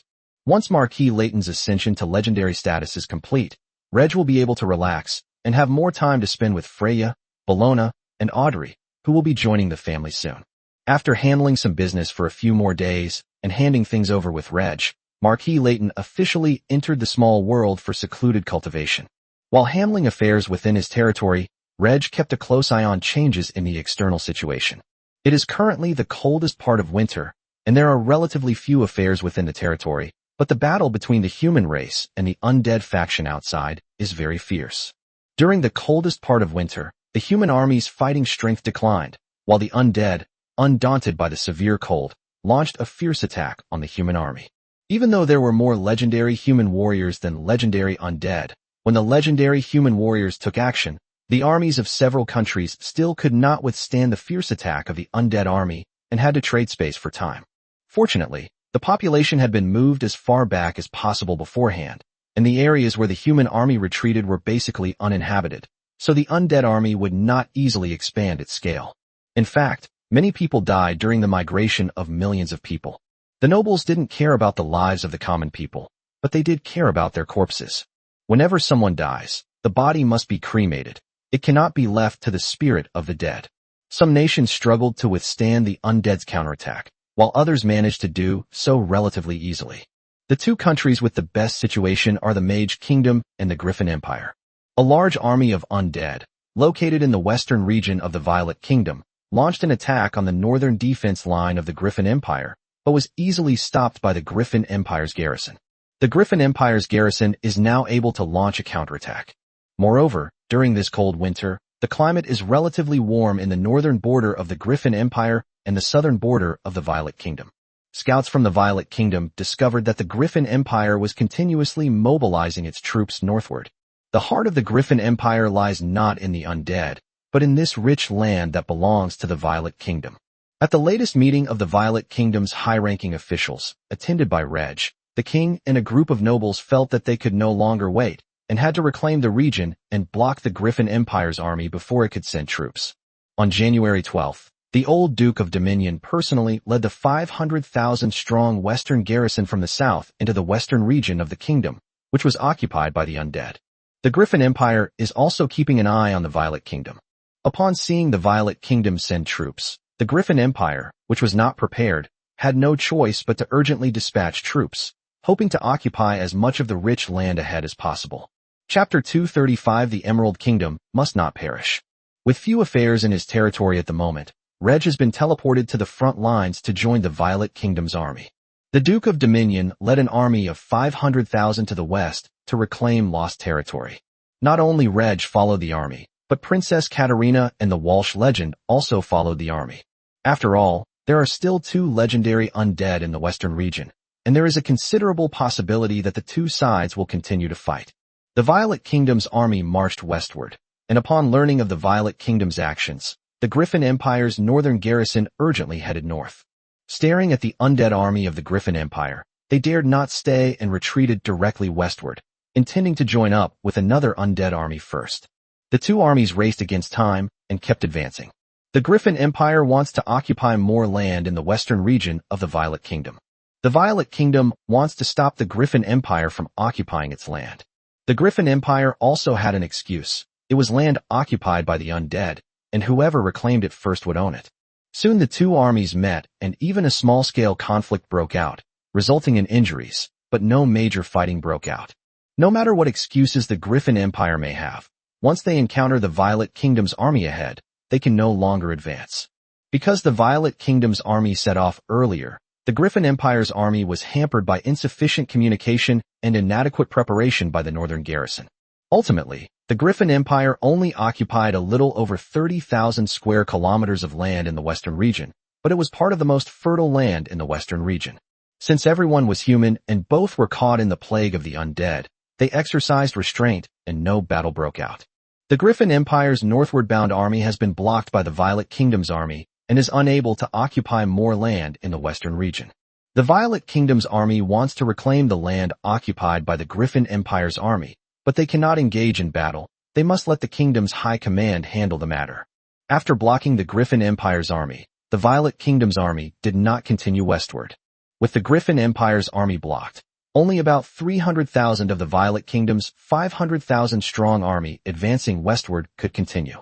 The two armies of the undead converged ahead, with a combined force of over 1 million, 3 times the size of the Violet Kingdom's army. Although the undead army still has the Glorious Empire as an adversary in the south, whether the Violet Kingdom and the Glorious Empire will cooperate is also a question. The Griffin Empire wants to acquire this land, and so does the Glory Empire. It's likely that both the Griffin Empire and the Glory Empire are hoping that the Violet Kingdom's army has been severely damaged or even wiped out by the undead army.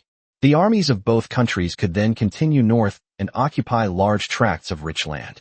The Violet Kingdom's army is no longer advancing westward, and the undead army at the front has not left either, having also suspended its attack on the Glorious Empire's northern defenses. The Duke of Domington hoped to continue delaying. Another 500,000 troops stationed in the western border are advancing southwestward in the dead of winter. The two armies joined forces, totaling over 800,000 troops, which was not only enough to block the Glorious Empire's army, but also to defeat the undead army ahead. The Glory Empire's northern garrison did not launch a counterattack. The garrison's strength was insufficient to support a counterattack, and the Glory Empire was mobilizing more troops to the north. The Violet Kingdom's army, the Glorious Empire's army, and the undead army are temporarily locked in a stalemate. The two legendary undead who were in charge of the undead army could easily see that the humans were stalling for time, waiting for more troops to arrive. Their undead army, however, received no further replenishment from the undead. If we continue to wait, we will only be wiped out by the human army. After some discussion, the two legendary undead had to make a decision. Strategic shift. On the battlefield of the Emerald Kingdom, the undead forces launched a major counterattack in the cold weather, which the Emerald Kingdom army could not withstand and had to retreat. The undead army occupied more land in the Emerald Kingdom, but its size could no longer be expanded. In this situation, a million-strong army entering the Jade Kingdom would quickly open up new possibilities. The Emerald Kingdom's army was powerless to resist the two armies of the undead, and retreated again and again until there was nowhere to escape, or even no time to retreat at all. The undead faction can reap substantial benefits within the Emerald Kingdom. Once they can kill at least 5 million soldiers and civilians of the Emerald Kingdom, and transform their corpses into undead, the undead faction will have the strength to fight back to the western region of the Violet Kingdom. With these thoughts in mind, one night, the undead army retreated directly to the west. The Violet Kingdom and the Glory Empire, which had been keeping a close eye on the undead army, quickly dispatched troops. The Glorious Empire's army did not attempt to stop the undead army. They only wanted to conquer more land. The Violet Kingdom's army did not pursue the undead army. Their only goal was to prevent the Glorious Empire from occupying the land. On the surface, it gives the impression that the Violet Kingdom's army and the Glory Empire's army have joined forces to drive the undead army into the Emerald Kingdom. When the undead army moved into the territory of the Emerald Kingdom, the Violet Kingdom was very unhappy. The Glorious Empire had taken away another piece of rich land, no less than the land taken by the Griffin Empire. The Glory Empire was not satisfied with occupying such a small amount of land. It wanted to occupy more. The Emerald Kingdom was furious. The situation was already bad, and now a million-strong undead army had arrived, driven out by the Violet Kingdom and the Glory Empire. The undead army was filled with anger and helplessness, hoping only to achieve a breakthrough in the Emerald Kingdom. The Violet Kingdom army, which had blocked the Glory Empire's army, halted at the border of the Emerald Kingdom. they lacked the strength to advance into the Emerald Kingdom, and another army had not yet arrived to join them. The situation in the Emerald Kingdom became even more critical, and the Emerald Kingdom repeatedly appealed to the Glory Empire, the Violet Kingdom, and the Night Kingdom for help, hoping that the three kingdoms would send troops to support the Emerald Kingdom. When they sought help from other countries, the Emerald Kingdom not only failed to offer any benefits, but also threatened them. Quickly save the Emerald Kingdom. If the Emerald Kingdom is destroyed, it will create tens of millions of dead souls. None of the three kingdoms will benefit from this. The Emerald Kingdom statement is true.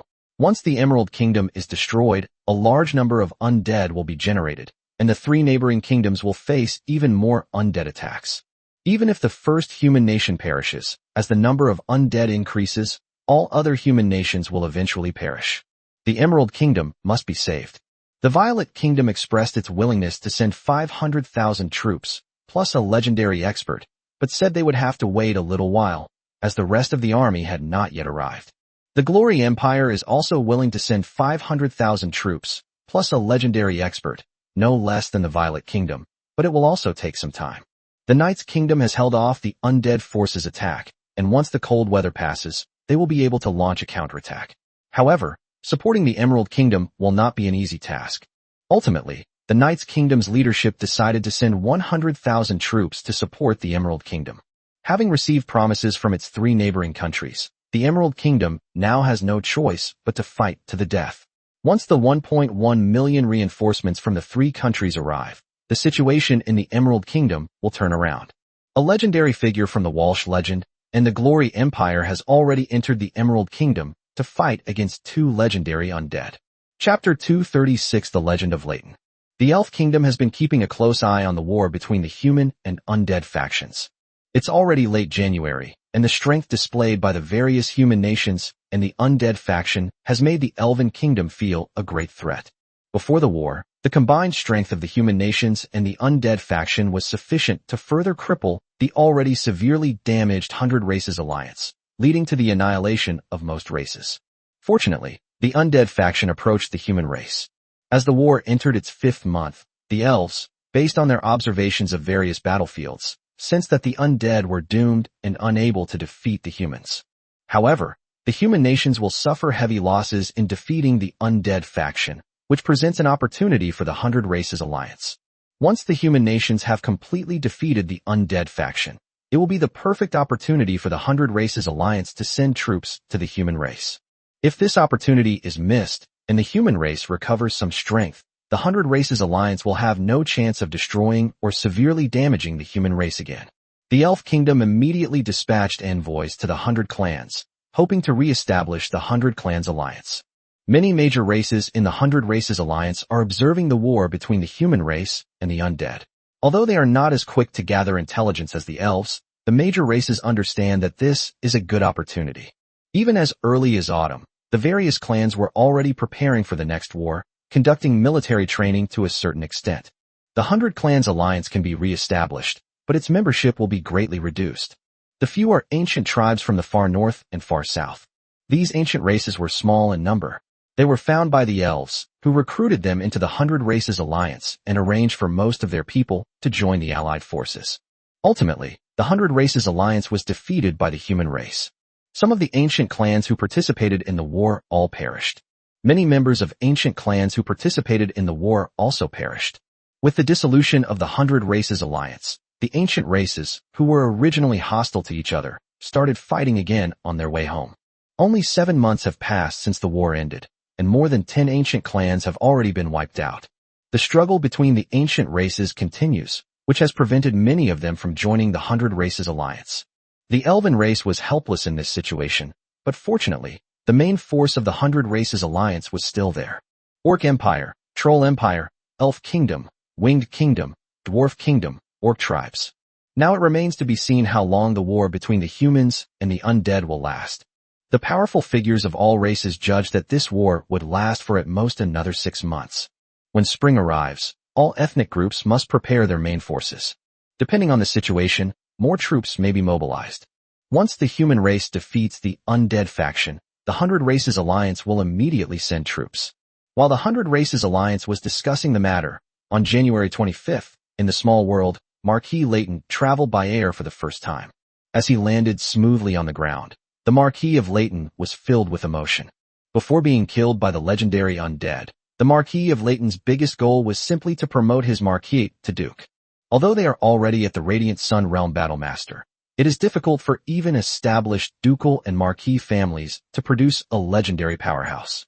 How could the Layton family, as a newly promoted noble family, produce a legendary powerhouse so quickly? Marquis Layton himself did not believe he could become a legendary fighter. The promotion to Duke is enough. Then, he should develop the family well and hope that a legendary figure will emerge from his descendants to lead the Layton family to even greater heights. But he never expected that just when he had crossed the threshold and would become a duke after the war, he would be killed by a legendary undead. In his final moments, countless thoughts raced through the Marquis of Layton's mind. Why would a legendary alien race come to kill me? Where are the legendary human warriors? What will happen to my family if I die? I don't want to die. Someone, please save me. Then came the darkness of unknown duration. When the Marquis of Layton saw the light again, he met a very unexpected person, his most important grandson-in-law, Reg. Upon hearing Reg's words and learning that he could be resurrected, Marquis Layton was overjoyed. Although it is said that legendary light mages can use the resurrection spell to bring the dead back to life, the legendary light mage has to pay a very high price to cast the spell, and the conditions for the person to be resurrected are also quite strict. The Marquis of Layton did not believe he had a chance to be resurrected, but the opportunity appeared before him, given to him by Reg. To resurrect oneself, to gain greater power, and even the opportunity to become a legendary powerhouse. The Marquis of Layton was very fortunate to have such a grandson-in-law. Lord Layton was so grateful for Reg's kindness that he swallowed his pride and pledged allegiance to Reg. Today I officially become a legendary fighter. Following in the footsteps of the Lord, the Layton family will also have a bright future. As the ruler of the world, Reg is able to discover what is happening in the small world immediately. Marquis Layton has officially become a legendary fighter, but Reg is in no hurry to release him. Marquis Layton will remain in the small world to cultivate for a few more days until the weather in his territory warms up. Then, he can return to handle the affairs of his territory and oversee its development. He needs to cultivate for a few more days to conceal the aura of a legendary powerhouse. Previously, Reg had given Marquis Layton a treasure that concealed his aura. Even if we disregard a Viscountry, the sudden appearance of a Radiant Sun Realm Transcendent would attract attention, even in a Marquisate. Therefore, Reg gave Marquis Layton a treasure that could conceal his aura. Even legendary experts would find it difficult to detect that Wallace was a Radiant Realm Transcendent unless they came into close contact with him. Before using a treasure, the user must also conceal their own aura as much as possible. If one doesn't conceal their aura, even using treasures won't have much of a concealing effect.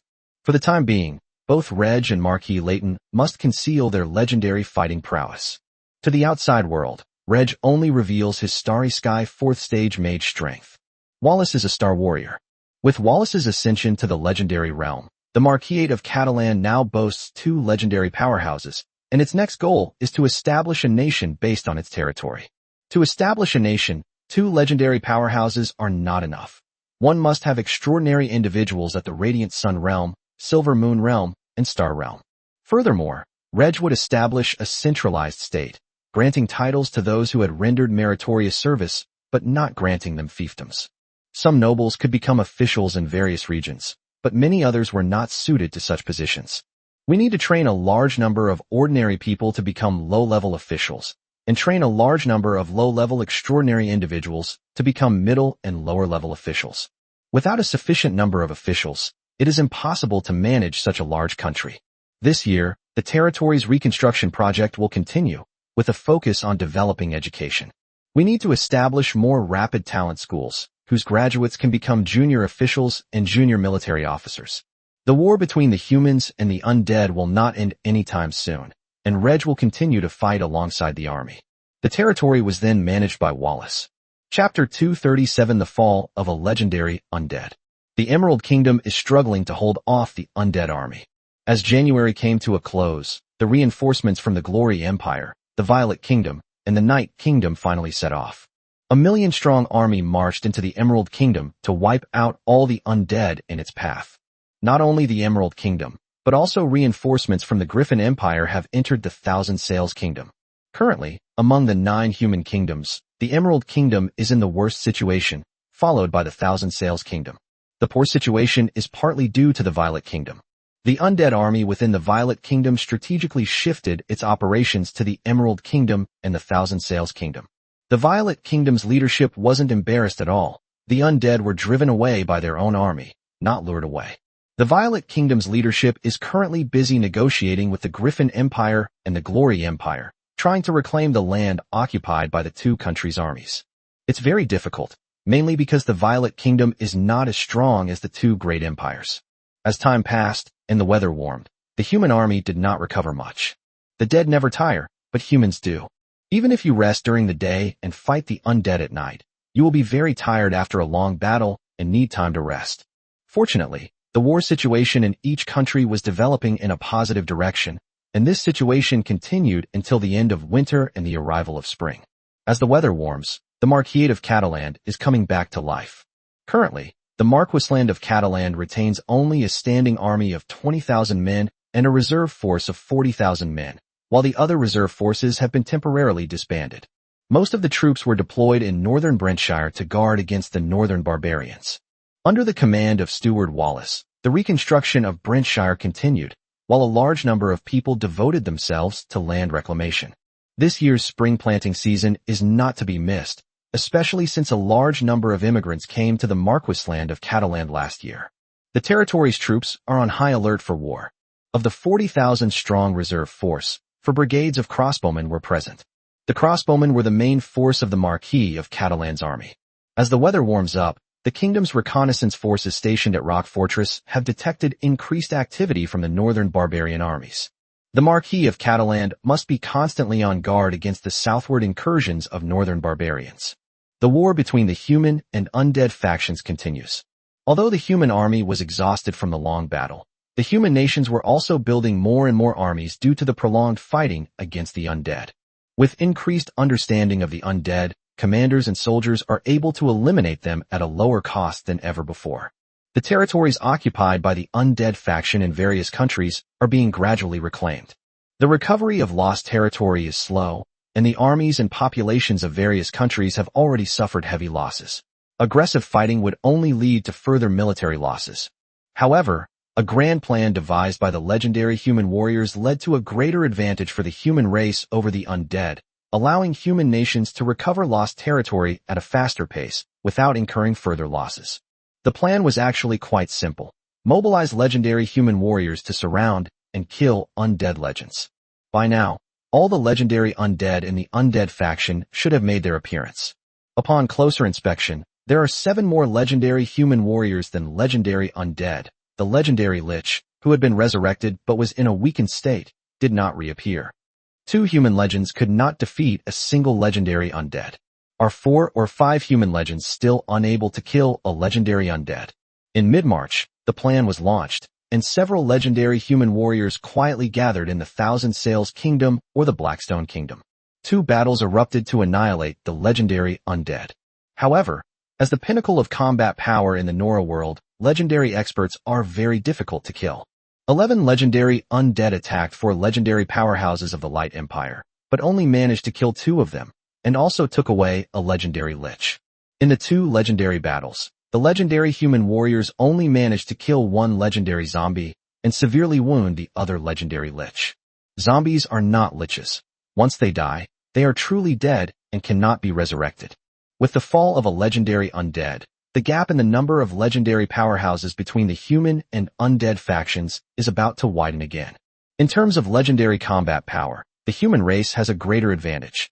Even if the extra legendary human warriors can no longer continue to swarm and kill the legendary undead, they can still target the high-ranking undead in the undead army. The death of too many high-ranking undead will throw the undead army into chaos. An undead army lacking a high-ranking undead commander will rapidly decline in combat effectiveness. Another important point is that when one legendary undead was surrounded and killed, the other legendary undead became worried, fearing that they too would be surrounded and killed by human legends.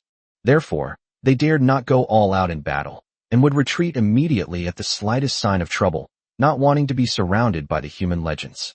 Without the protection of legendary undead, the high-ranking undead in the undead army are doomed.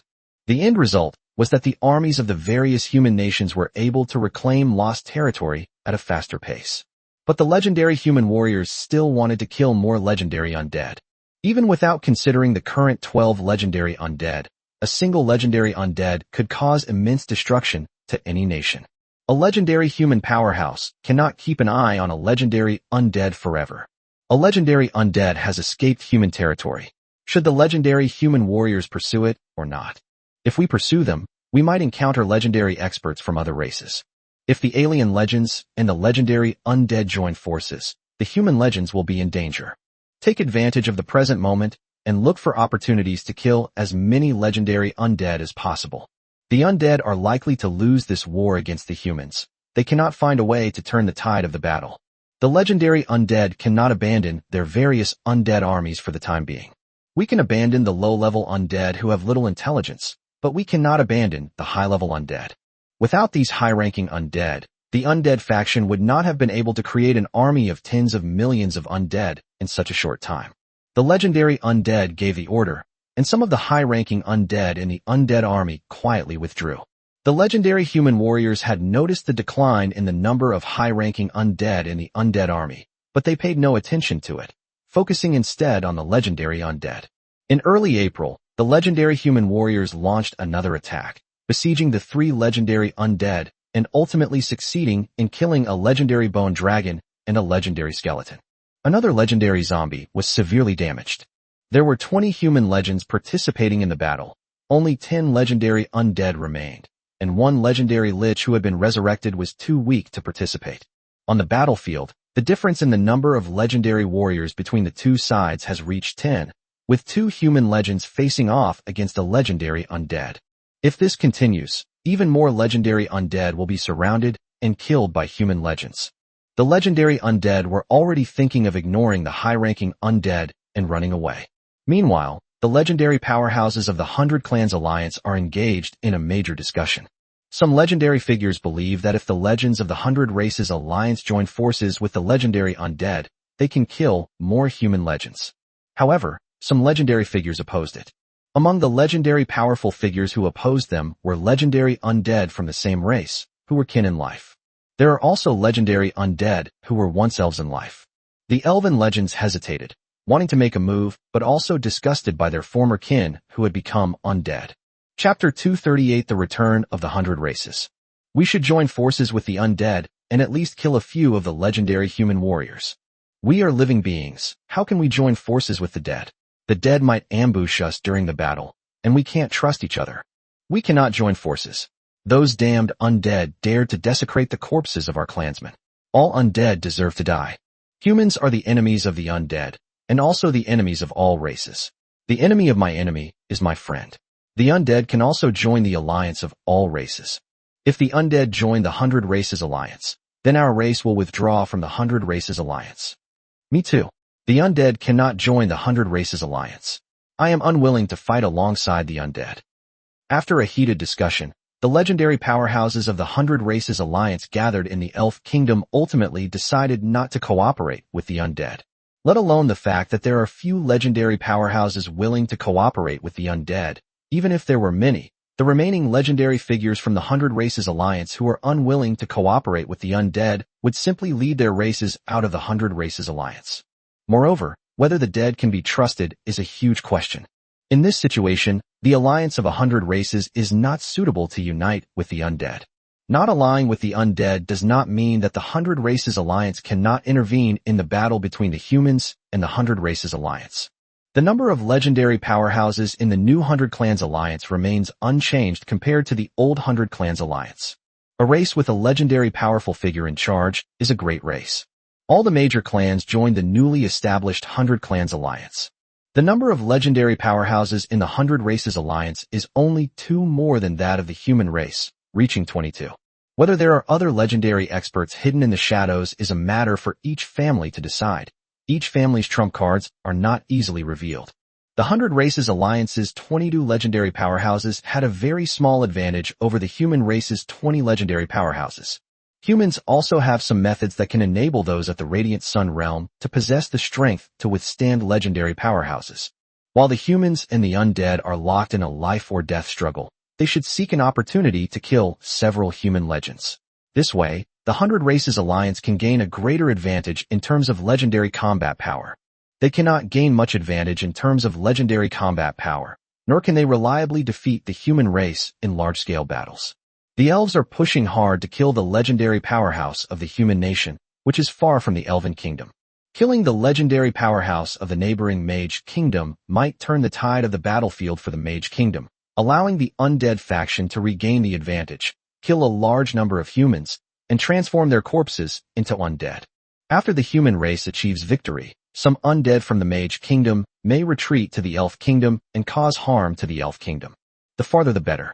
The first target is the legendary powerhouse of the Glory Empire, and the second target is the legendary powerhouse of the Thousand Sails Kingdom. The legendary powerhouses of the 100 Clans Alliance mobilized. Although the human legendary experts are mainly targeting the legendary undead, there are twice as many human legendary experts as there are legendary undead, so some of them can be assigned to keep an eye on the 100 Races Alliance. The legendary powerhouses of the 100 Races Alliance are holding a meeting in the Elf Kingdom. The human race will surely find out. It is not easy for a human legend to surround and kill a legendary undead, nor is it easy for a legendary powerhouse of the 100 Races Alliance to attack and kill a human legendary powerhouse. It must be done secretly. The legendary warriors of each race returned to their respective homes first, and then sought opportunities to reunite separately. The human legend's siege of the legendary undead continued, and the undead became more vigilant, but as time passed, some of them still fell. The human legend kept a close eye on the legendary undead. If legendary undead run away to places outside the human realm, legendary human warriors will not venture deep into those areas. However, even legendary undead dare not venture outside of human territory, fearing they might be stopped by legendary powerhouses from other races. Legendary undead will not run back to their lair. If their lair is discovered, the undead can only hide all over the world of Nora, without a safe home. The human race, whose legendary combat power was gaining an increasing advantage, had a group of legendary powerhouses eyeing the high-ranking undead in the undead army. The Griffin Empire and the Mage Kingdom are about to wipe out all the undead within their borders. 9, 8, 7. Only 7 legendary undead remain on the battlefield, and 2 more legendary liches are weakened in their lair. There were actually 5 legendary undead who died in battle. A small number of high-ranking undead have already withdrawn. Evacuation direction, ocean. The dead do not need to breathe and can move around normally in the ocean. Since the war on land was doomed to fail, the only option was to try to find opportunities at sea. The legendary undead have made a decision. Within a maximum of half a month, they will flee towards the ocean from all directions, escaping as many as possible. Another week passed, and something unexpected happened to both humans and the undead.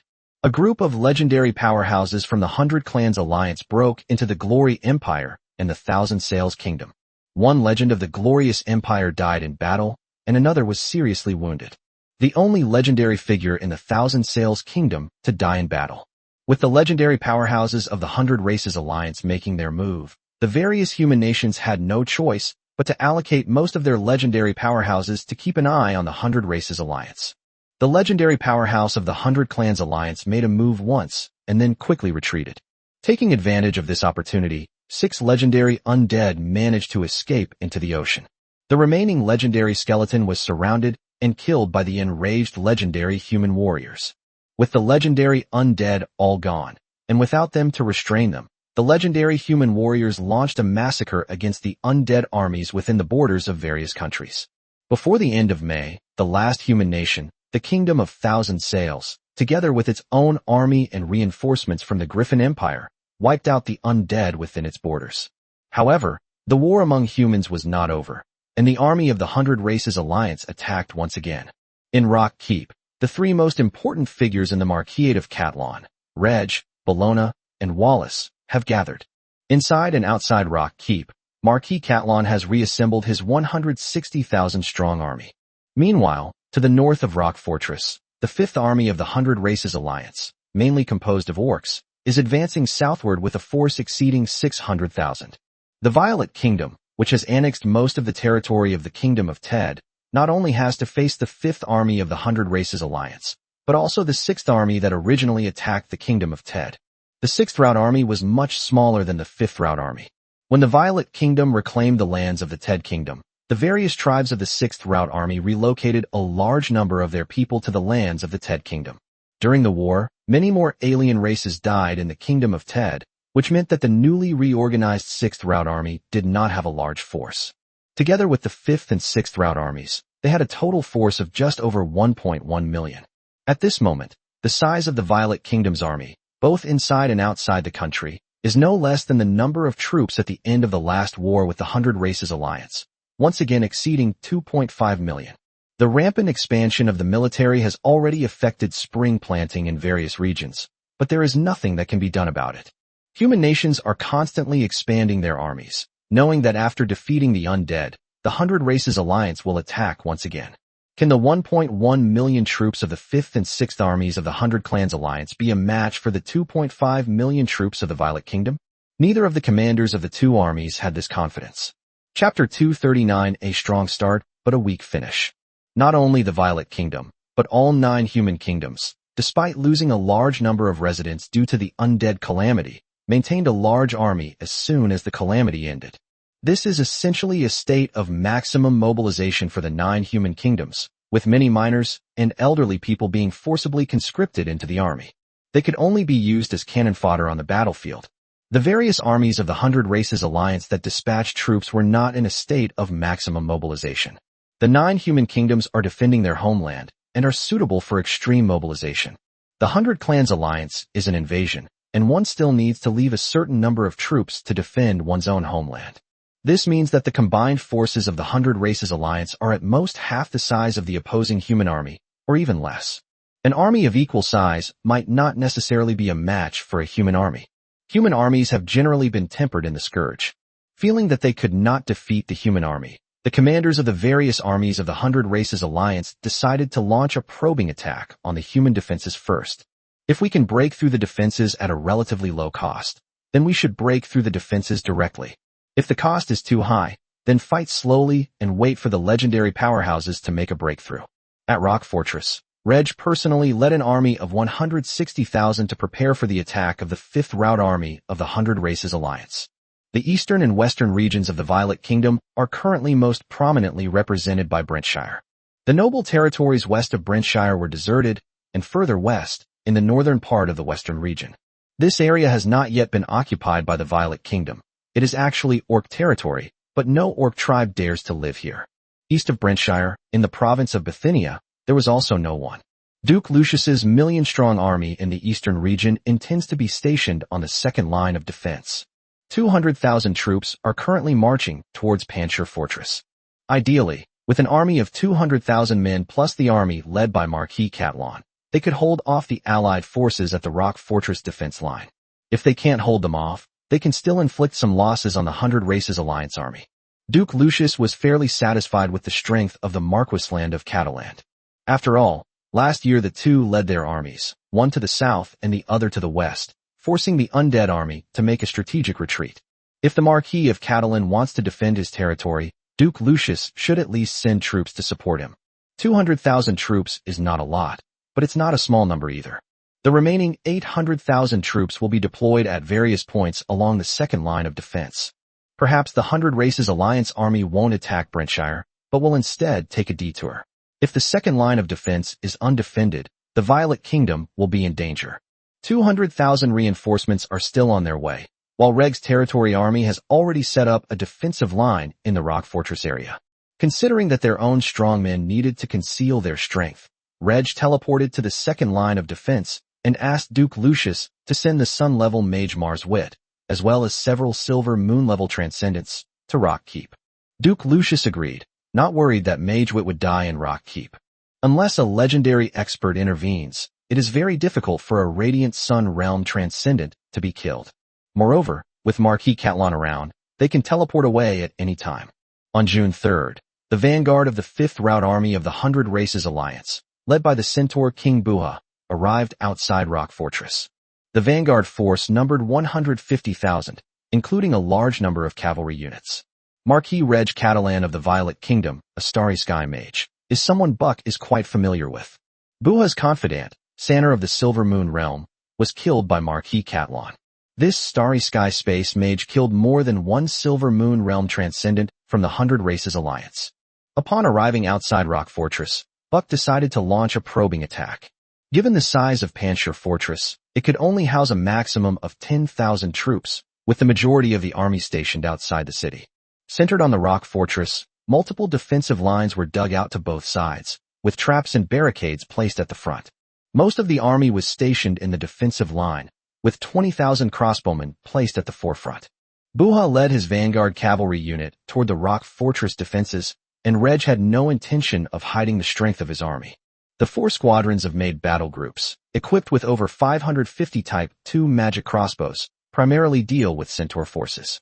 The 20,000-strong crossbowman unit equipped with the Type 1 infantry crossbow was used to deal with other cavalry units of the foreign tribes.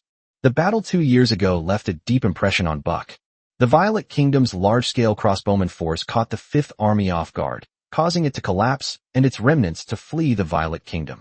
The crossbowmen used the Catalan crossbows, which came from this Starry Sky mage. Not only the Catalan crossbow, but also the repeating crossbow with a longer range and greater power, all require Buck's vigilance. Soon, the cavalry entered the range of the Type 1 infantry crossbow and could no longer see many centaurs. Shoot an arrow.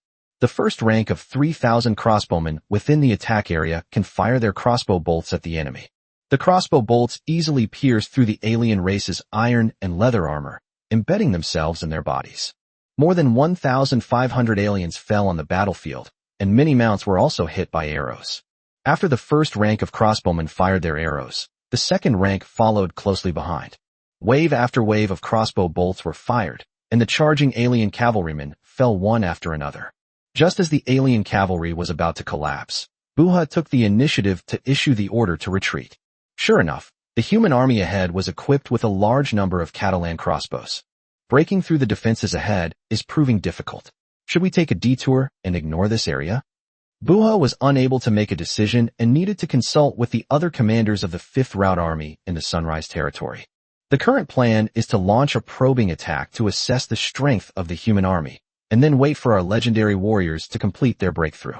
Over the next few days, Buha's vanguard continued its probing attacks on the Rock Fortress defenses. The Werewolf King Idel's Central Army will soon arrive to join them. However, before the 5th Route Army's Central Army and the Vanguard Army could reunite, the Vanguard Army, which had already lost nearly 20,000 troops in just a few days, actually took the initiative to retreat. Not only the Vanguard Army retreated, but the Central Army also retreated. The allied armies of the 100 races that had been attacking the human kingdoms were all retreating. This is an order from the legendary powerhouses of the 100 Races Alliance. Because the legendary powerhouses of the 100 Races Alliance are no longer able to gain an advantage on the legendary battlefield. When the human race was at war with the undead, a legendary powerhouse from the 100 Races Alliance launched a surprise attack, killing 2 legendary human powerhouses. On the surface, the 100 Races Alliance has 22 legendary powerhouses, while the human race only has 18.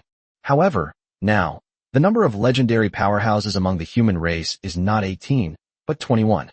It wasn't that the 2 legendary powerhouses who died were resurrected, but rather that the Bright Empire, the Thousand Sails Kingdom, and the Emerald Kingdom all used their resources to give birth to a new legendary powerhouse each.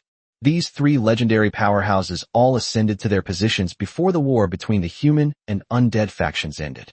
A battle ensued between a legendary human warrior and a legendary warrior from the 100 Races Alliance. Suddenly, 3 newly promoted legends joined the fray.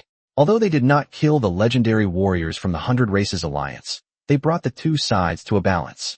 Without the addition of new legendary powerhouses, the 100 Clans Alliance cannot gain an advantage on the legendary battlefield.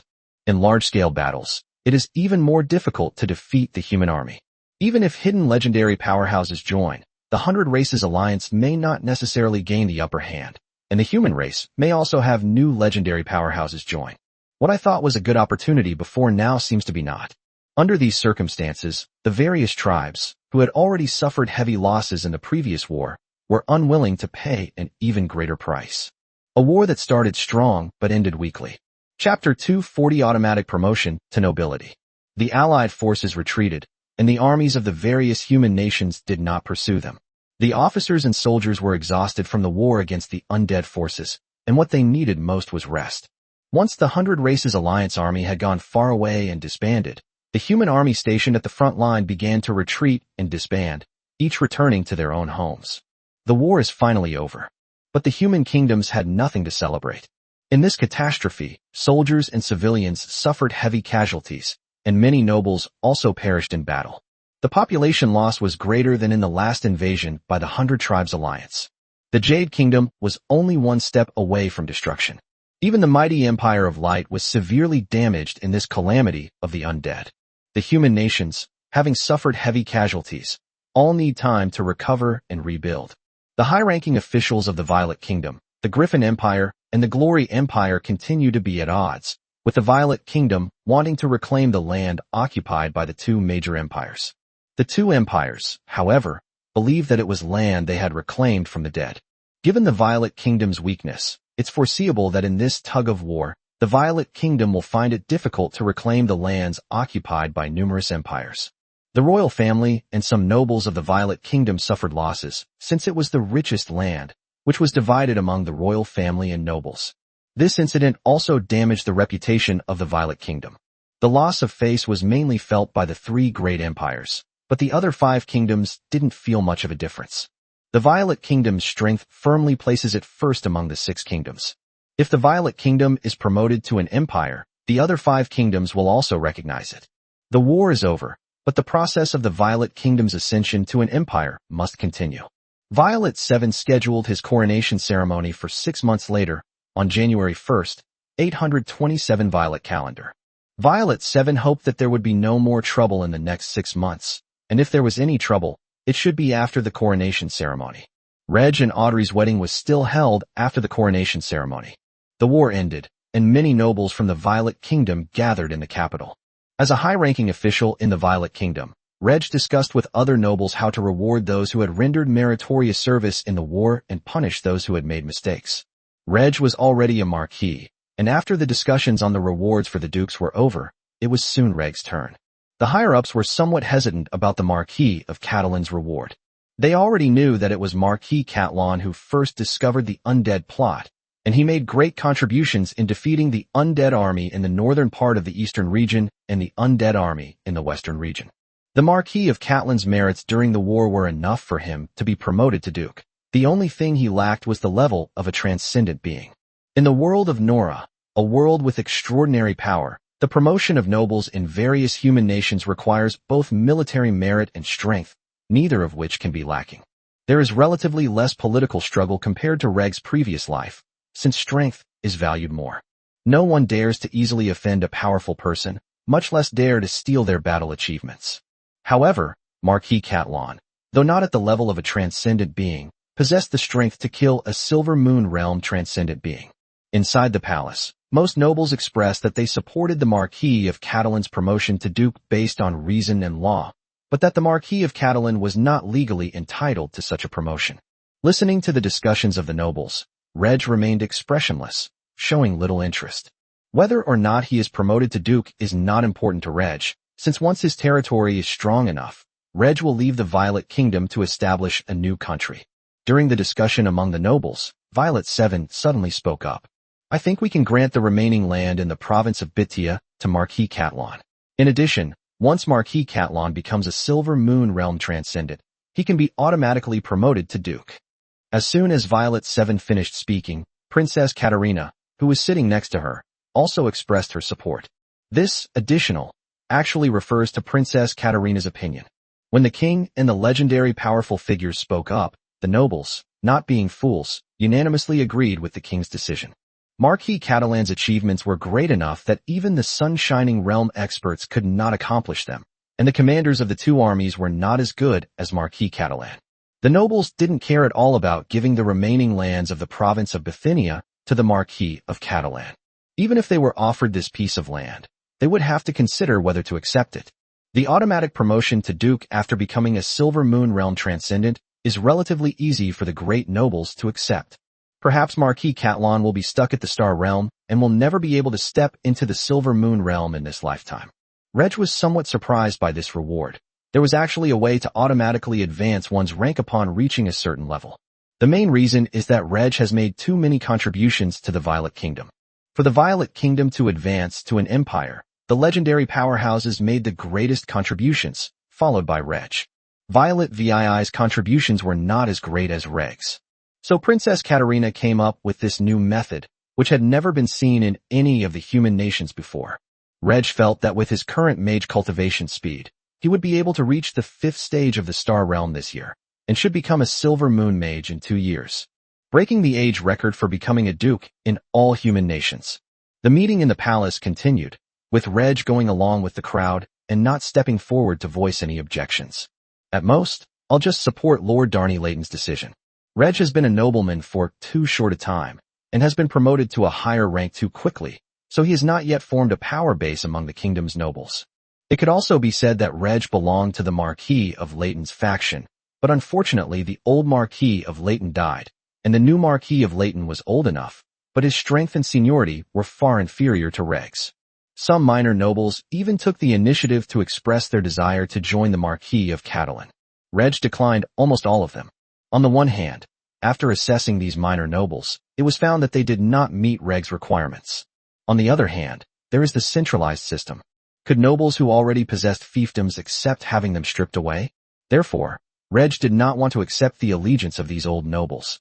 As for the Layton family, whether they will accept Waltz Layton is another matter, aside from the fact that they will be accepted later.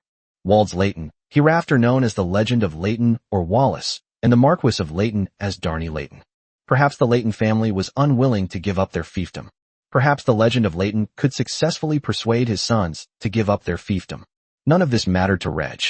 With the war just over, the nobles had many things to do, and it was not appropriate for them to stay in the capital for too long.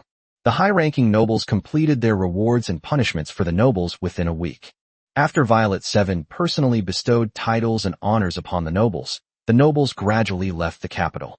The next large gathering of nobles in the capital will not occur until January 1st of next year. The promotion from kingdom to empire was also important for the nobles. With the same rank, nobles in the empire clearly held a higher status than those in the kingdom. The kings of the other 5 kingdoms envied Violet 7 for being crowned emperor. The nobles of these countries would also envy the nobles of the Violet Kingdom, who had actually risen from the kingdom's nobility to the empire's nobility. The nobles also wanted their kingdoms to be elevated to empires, but this proved extremely difficult. Chapter 241 Population and Food Problems.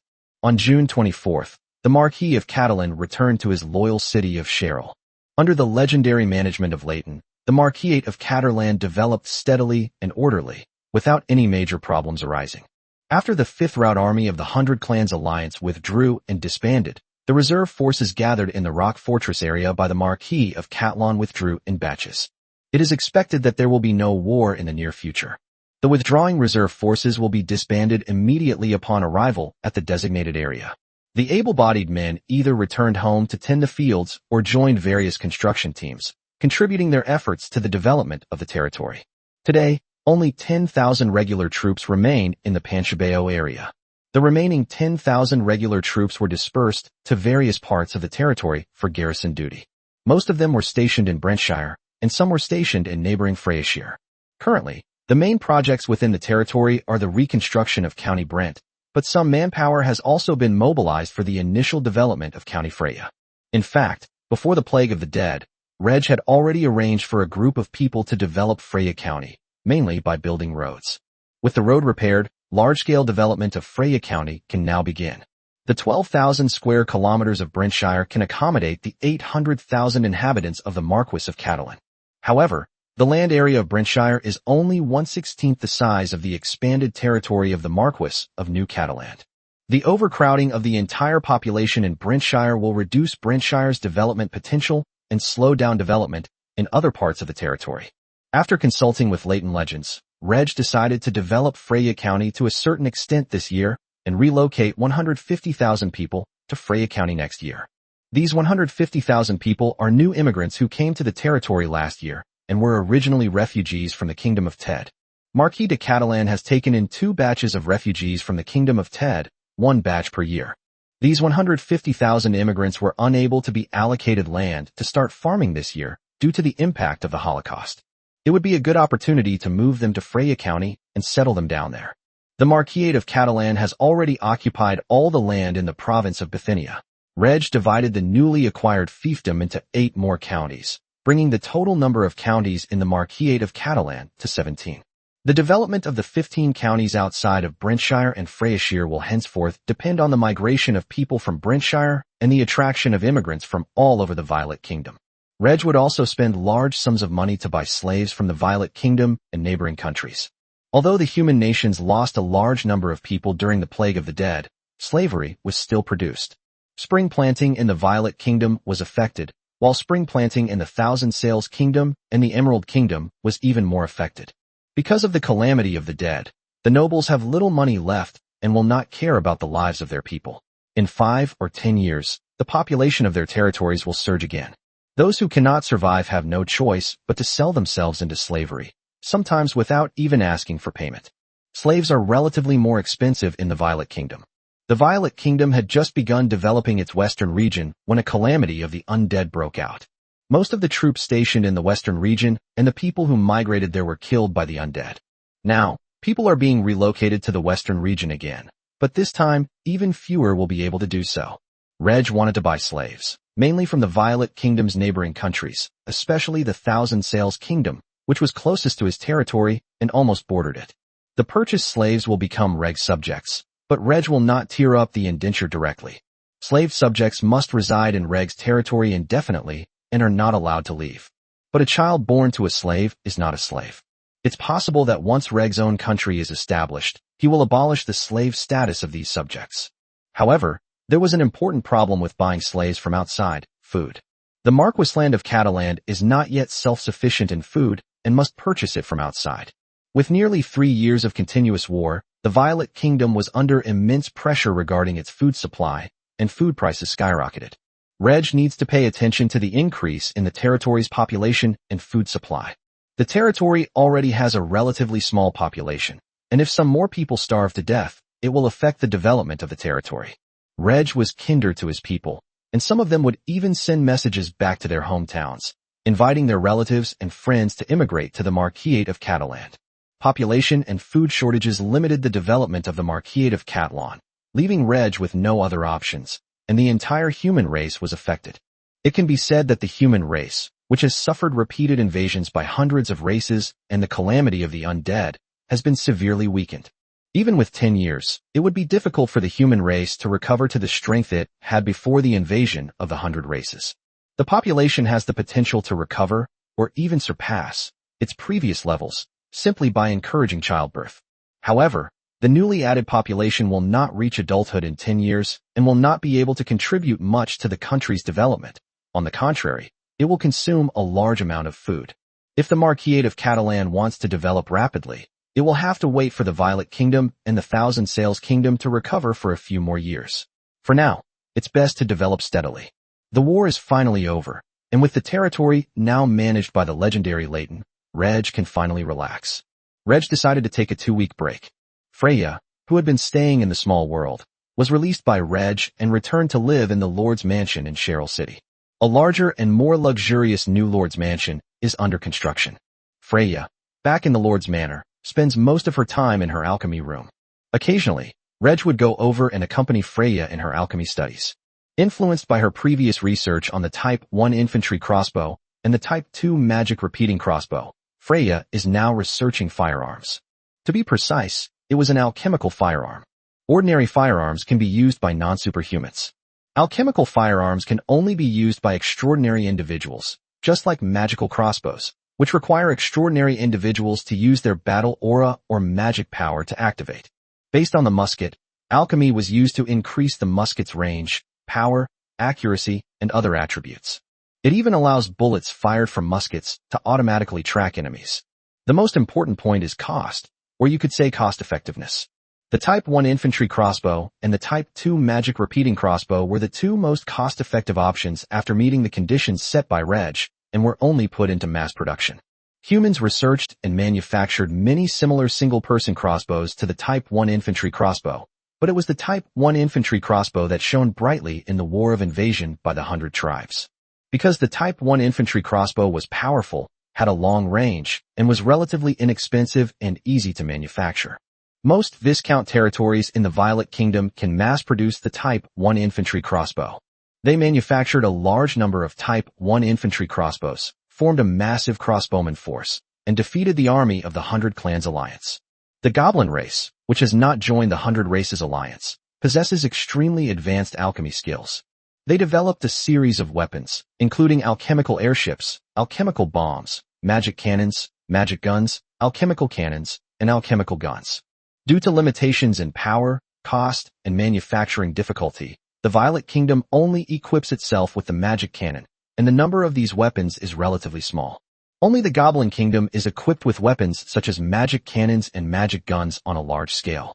Fortunately, the Goblins did not join the 100 Races Alliance. Otherwise, the 100 Races Alliance would have caused even greater losses to the human race. Chapter 242 Methods of Making Money. Thanks to the research of the resurrected old mages in the small world, Reg is already considering what kind of firearms the army of the Kingdom of Catalan will be equipped with in the future. A mid-level or advanced alchemist is equivalent to a master craftsman with a precision machine tool, capable of handcrafting various weapons. Not to mention simple bolt-action rifles. Even relatively complex automatic rifles can be manufactured. The problem is that there are only so many resurrected elder mages. During the calamity of the undead, Reg gained some more life energy and will next travel to the Mage Kingdom to recruit another group of old mages. Even so, the resurrected old mage was still not enough. Reg defined the resurrected mages primarily as researchers, rather than as creators. Therefore, when the army of the Kingdom of Catalan was first equipped with firearms, Reg chose bolt-action rifles, light machine guns, heavy machine guns, mortars, and howitzers. Semi-automatic and automatic rifles will not be deployed in large quantities. It's not that it's impossible to manufacture, but rather that it's limited by the difficulty and cost of manufacturing the rifle itself, as well as the amount of bullets consumed. Bullets are also quite difficult to manufacture. In a certain country in Reg's previous life, rifles could be manufactured, but qualified bullets could not. The large-scale deployment of bolt-action rifles was enough to overwhelm the ordinary armies of all races in Nora's world during this era. Both apprentice and novice superhumans can be killed by bullets fired from bolt-action rifles. The army of the Kingdom of Catalan will not be equipped with firearms too early. The priority will be to develop industry. The human race suffered a severe blow, and all other races were also severely damaged. It is expected that there will be at least 10 years of peace. Reg planned to use this time to develop industry in his territory and train some qualified technical workers. Technical schools also need to be established to prepare for the expansion of industry. Large-scale industrial development would have to wait until the country was established. Only with industrial development can firearms, bullets, and shells be mass-produced. Reg wasn't in a hurry. He had already become a legendary fighter with a lifespan of 300 years, so there was still a long time to go. Reg accompanies Freya in studying alchemy and exchanges techniques with Verona. Reg used his natural elemental fighting spirit to fight Bologna. Their battles often escalated from the arena into their bedroom, with Freya occasionally joining in. Some of the maids in the Lord's Manor often participate in battles under the leadership of Emily and Paula. The Maid Corps, fighting and serving at the same time. During his 2-week vacation, Reg indulged in pleasure. When the vacation was over, Reg would actively find things to do. Continue to explore various parts of the territory to see what minerals are buried in the land so that they can be extracted and used to develop industry in the territory. Through his appraisal skills, Reg even discovered some precious magical metal veins, which belonged to mineral resources that the Violet Kingdom prohibited nobles from mining without permission. Reg doesn't need these magical metals for the time being. He can mine them after his country is established. Reg must visit the Kingdom of Mages, the Kingdom of Thousand Sails, and the Empire of Griffins. The purpose of going to the Mage Kingdom was to recruit a group of elderly mages whose lifespans were running out. The purpose of going to the Kingdom of Thousand Sails was to prepare for the purchase of slaves. The trip to the Griffin Empire was to prepare for the large-scale purchase of grain. From the invasion war of the 100 Races Alliance to the calamity of the undead, among the 10 human kingdoms, the Kingdom of Ted suffered the greatest losses, as it was completely destroyed. The country that suffered the least loss should be the Griffin Empire. During the invasion war of the 100 Races Alliance, the Griffin Empire was the second nation to defeat one of the 100 Races Alliance's armies. During the calamity of the undead, The Empire of Light lost 2 legendary warriors. The Empire of Glory lost 1 legendary warrior. And the Empire of the Griffin lost no legendary warriors and did not suffer a major attack from 2 armies of the undead. The fact that the Griffin Empire suffered minimal losses meant that agricultural production was also less affected. Food prices have soared in all countries, but the Griffin Empire has the lowest food prices. Reg needs to scout out the Griffin Empire first. After the autumn harvest, Reg will go to the Griffin Empire to buy a large quantity of grain. The nobles wouldn't care who they sold their grain to unless the king or emperor gave the order. What they care about is earning more money. If Reg were willing, he could increase the price of the grain purchased by the Griffin Empire and sell it in the Eastern Northern Territory, thus making a considerable profit. The largest sum of money Reg currently has is the buyout fee for the Type 1 infantry crossbow. This money will not only support the reconstruction of Brentshire, but also the initial development of other areas of the Marquis land. There are many ways to make money secretly, such as sending some of the magical plants from the small world to the Mage Kingdom for sale. The money earned in secret can be partially spent openly. Outsiders don't know exactly how much money Reg has. They can only make guesses. The best way to make money, as a space mage, is probably for Reg to personally engage in international trade. For space mages at the Star Realm or higher, making money is quite easy. It has a large personal space and can be teleported over long distances. However, there are relatively few space mages at the Star Realm or above. In the Violet Kingdom, the highest-ranking space mage is only at the Silver Moon Realm, a royal retainer. Although Reg is only a Starry Sky space mage, he surpasses the Royal Silver Moon Realm space mages in both teleportation distance and personal space volume by relying on his top-level spatial element affinity talent. Compared to intrahuman cross-border trade, interracial trade is more profitable. Leaving aside the nomadic orc races of the north, the Elf Kingdom, Winged People Kingdom, and Dwarf Kingdom all have specialties that are popular with humans. The Goblin Kingdom also has special products that are popular with humans, such as various alchemical tools. However, the Goblin Kingdom is also a major trading nation, and it also sells various alchemical tools to other countries. Even if the goblins are not members of the 100 Races Alliance, they are willing to sell various alchemical tools to the humans as long as the humans can afford it. Reg could consider learning the art of transformation to infiltrate alien territory and buy up human specialties at low prices. Even though his human identity has been exposed, there's no need to be afraid. He has already become a legendary powerhouse and can leave whenever he wants. No alien race can stop him. The only problem is that the Marquis of Catalan's identity must be kept well hidden. With a little flexibility, interracial trade can also become a legitimate business.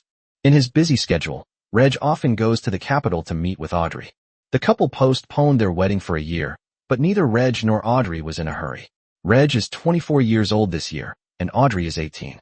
Reg's prestige in the Violet Kingdom is growing, and some of Audrey's sisters are already regretting not participating in the matchmaking, as they might have been the ones to marry Marquis Catalan. As Audrey spent more time with Reg, she gradually came to understand his character and realized that Reg would not abandon her and choose someone else. With Reg, Audrey felt relaxed and felt that Reg was a good husband, even though she would only be Reg's third wife. Chapter 243, The Violet Empire. 6 months have passed in the blink of an eye. During this time, the entire world of Nora was peaceful, and even the undead who fled into the ocean did not make any noise in the outside world. The coronation ceremony of Violet 7 is finally approaching. The Violet Kingdom is about to become the 4th human empire. In December, the other 8 human nations each sent a delegation to the Violet Kingdom. The kings and emperors of various countries will not come to the Violet Kingdom in person, but will send their princes and princes to attend the ceremony and present a congratulatory gift. Human nations may have conflicts of interest, but these are all private disputes and they rarely escalate into war. When faced with invasions from hundreds of races and the calamity of the undead, all human nations will join forces to fight against the enemy. All countries will send delegations to participate in the ceremony, and the nobles of the Violet Kingdom will gather in the capital. Even if a nobleman has a problem, such as being seriously ill or near death, he must send his heir to the title to attend the ceremony. The coronation ceremony of Violet 7 was no less important than the succession of a new monarch. The capital of the Violet Kingdom, Leodor City, has been completely transformed after half a year of hard work. The road was swept clean, and the surfaces of the houses on both sides were also wiped clean. The flags of the Kingdom of Flowers and Violets adorn the capital city. Red carpets were even laid out on important roads. The residents of the capital would also try their best to wear their best clothes. The kingdom is about to be promoted to an empire, and they will stand tall with pride. He was about to become a citizen of the Violet Empire, on equal footing with the citizens of the other 3 great empires, and his status would be even higher than that of the citizens of the other 5 kingdoms. The calamity of the undead 6 months ago, and the invasion war of the 100 races a year and a half ago, also resulted in many of the residents of the capital losing their relatives and friends in the war. For the time being, all these pains have been swept away by the upcoming coronation ceremony of Violet 7. Many pubs and restaurants are offering 50% off, or even giving away a free drink and a signature dish. In this cold winter, the capital city in the southern part of the central region is not so cold, and has now become a sea of joy. Reg wasn't the first noble to arrive in the capital, but he could travel there at any time. He attended several high-level meetings of the kingdoms and accepted invitations from some nobles to attend several banquets. At the banquet, many nobles brought their beautiful daughters and granddaughters. The biggest target is the Marquis of Catalan. The nobles all know that the Marquis of Catalan owns a province. With abundant financial resources and formidable strength, the name of the Maid squad has spread far and wide. The name of the Catalan crossbow resounded throughout the 9 human kingdoms. In particular, once Marquis Catalan becomes a Silver Moon Realm Transcendent, he will automatically be promoted to the rank of Duke. I heard that Marquis Catalan's Mage Realm has reached the 5th stage of the Star Realm, only 1 step away from the Silver Moon Realm, and only 1 step away from becoming a Duke. The Violet Kingdom has only a few Dukes, and they are all old nobles. Marquis Catalan is about to be among them. The king would marry one of his daughters to the Marquis of Catalan, who was only the 3rd wife of the Marquis of Catalan. Marquis Catalan was considered a great honor for most nobles to marry their daughters or granddaughters to him, regardless of which wife he was. But Reg had little interest in these beautiful noble ladies and didn't even bother to appraise them. I'll only make an exception if I fall in love with someone the moment I meet them. Finally, the new year has arrived. On the morning of January 1st, a grand coronation ceremony was underway in the royal palace. The delegations from 8 countries and the nobles of the Violet Kingdom gathered together, with Reg in a relatively forward position. Ahead are princes and dukes from various countries, including the princes of Violet 7 and the dukes of the Violet Kingdom. The eldest prince, Leonard Violet, looked at his father, who was about to be crowned emperor, with a smile on his face but a dark cloud in his heart. Violet 7 sat on the throne, with 3 legendary figures from the Violet Kingdom standing on either side of it. A minister is reading out the achievements of Violet 7. Through alchemical tools, the minister's words were transmitted throughout the capital, allowing all the residents to hear his words and the king's achievements during his reign. Violet 7 was not very strong. After becoming a Silver Moon Realm Battlemaster, and then a king, she stopped cultivating much. Even with the addition of some treasures, Violet 7 is almost the weakest Silver Moon Realm Transcendent. Violet 7 could only be considered a competent king. Violet VII's only advantage over other qualified kings was good luck. This was solely because, during the 100 Races Invasion War, the Violet Kingdom was the first to defeat one of the 100 Races Alliance's armies and also recovered the lands that had fallen to the Ted Kingdom. The only legendary powerhouse of the Kingdom of Ted is dead, unable to restore the kingdom, and the land of the Kingdom of Ted has been completely annexed by the Kingdom of Violet. The Violet Kingdom has become the strongest kingdom among humans, with its territory second only to the 3 great empires, and is qualified to be promoted to an empire. Through the exchange of benefits, the Violet Kingdom's ambition to become an empire was also recognized by the various human nations. Even with the unexpected outbreak of the Undead Plague, the Violet Kingdom further demonstrated its strength during the plague. No further incidents occurred.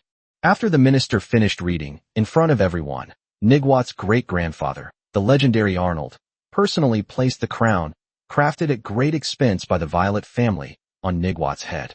When Arnold returned to his original position, the nobles of the Violet Kingdom below the stage all knelt down on one knee. "Greetings, Your Majesty." Violet 7 raised her hands and said, "My beloved subjects, please rise. Let us witness together the birth of our empire. Let us cheer for our empire. Long live the Emperor. May the empire live forever. Long live the Emperor. May the empire live forever." Cheers erupted in the palace, and throughout the entire capital, a sound that shook the heavens and the earth. The members of the other 5 kingdoms' delegations were all deeply moved. Everyone is a kingdom, and the Violet Kingdom wasn't originally the strongest kingdom, so why did it ultimately stand out and become the fourth human empire? This truly aroused the envy and jealousy of the members of the delegations from various kingdoms. The delegations from the three great empires were also deeply moved. Even though the Violet Empire was the weakest of the four great empires, it was still an empire, on par with the three great empires. For over 1,000 years since the human race maintained the structure of three great empires and 7 kingdoms, the three great empires have never changed, but kingdoms have been destroyed and born. This is the first time a kingdom has been promoted to an empire. The difference in strength between a kingdom and an empire is enormous. Even 2 kingdoms combined would be no match for an empire. However, the Violet Kingdom single-handedly became the fourth human empire. The difficulty involved is self-evident. All nations are investigating the secrets behind the Violet Kingdom's ascension to the empire. Having 3 legendary powerhouses is a major reason. The fall of the only legendary powerhouse in the Kingdom of Ted is also a major reason why the Kingdom of Ted cannot be restored. Another important reason that has gained attention from various countries is the Marquis of Catalano, who brought out the Catalano crossbow. According to the information gathered, Marquis Catalan made great contributions in both the invasion of the 100 races and the calamity of the undead. He was even promoted from Viscount to Marquis, a distinction that was not strictly enforced. This young Marquis has killed more than 1 Silver Moon realm enemy, and there is even a slight possibility that he will become a new legendary powerhouse in the Violet Empire in the future. Chapter 244 The Third Madam. The entire Violet Empire celebrated for 3 days. In reality, only the Imperial City celebrates for 3 days. Other places, even if they do celebrate, mainly celebrate the New Year. For the people far from the capital, the kingdom's ascension to empire was not of much concern and had little impact on them. Many residents never leave the town where they live their entire lives. The longest road I've ever traveled is the road from the village to the town. Large-scale wars are the only exception, where young men are conscripted and sent far from home to fight the enemy. The nobles posted notices throughout their territories, announcing the kingdom's promotion to an empire and telling their subjects that they could henceforth call themselves citizens of the Violet Empire. There are absolutely no benefits beyond that. Violet 7 wanted to be generous, for example, by reducing taxes for the nobles for a few years, and then having the nobles reduce taxes for their subjects for a few years. However, the Violet Empire suffered heavy losses in 2 consecutive large-scale wars, with millions of soldiers and civilians dying. War costs money, and nobles have to empty their coffers, with some even facing bankruptcy. The national treasury will also be emptied. The Violet family also contributed a large sum of money to help the kingdom advance to the level of an empire. Most of the wealth obtained from killing the legendary powerhouse of the Kingdom of Ted has also been spent. Despite the successful ascension to the empire, the nation was impoverished, making it impossible for Violet 7 to reduce taxes. Moreover, while Violet 7 may bestow favors upon nobles, nobles may not necessarily bestow favors upon their subjects. In the end, Violet 7 only granted a general amnesty. Criminals convicted of minor offenses and imprisoned across the country are being released directly. For serious offenders who are not sentenced to death, appropriate reductions in sentence may be granted. The Violet Empire celebrates for 3 days, with the wedding of Reg Catalan and Audrey Violet taking place on the 4th day. Since it's not the language of Reg's previous life, there's no need to avoid the word for. The wedding was held in the capital city of Catalan. Reg extended invitations to the marquises and dukes of the Violet Empire, and to a small number of nobles below the marquis level. All the nobles who received the invitation came to attend Reg's wedding. On the wedding day, Violet 7 also came, drank a glass of wedding wine, and said a few words of blessing. The nobles present all sensed Violet Vi's high regard for the Marquis of Catalan. After attending the wedding, the nobles left the capital and returned to their own territories. Reg and Audrey spent the night at their home in the capital, where Reg carefully picked the delicate flower. Using nature attribute magic, a healing spell was cast, and Audrey's body quickly recovered. The next morning, Reg took Audrey to the palace to bid farewell to Violet 7, and then teleported directly away from the capital and returned to Cheryl City. In the Cheryl City Lord's mansion, Freya and Bellona sat together, waiting for Reg's return. Although he had never met Audrey, Reg had told the 2 women about her, making them feel that the arrival of this princess would not affect the peace of their home. After a while, Reg and Audrey appeared in the room together. Freya, Bellona, we're back, Reg said. Freya and Bellona immediately stood up to greet them. Audrey, welcome to our little family. I am Freya. Hello, Sister Freya. The Catalan crossbow you developed is truly amazing. I am Verona. Let's train together from now on.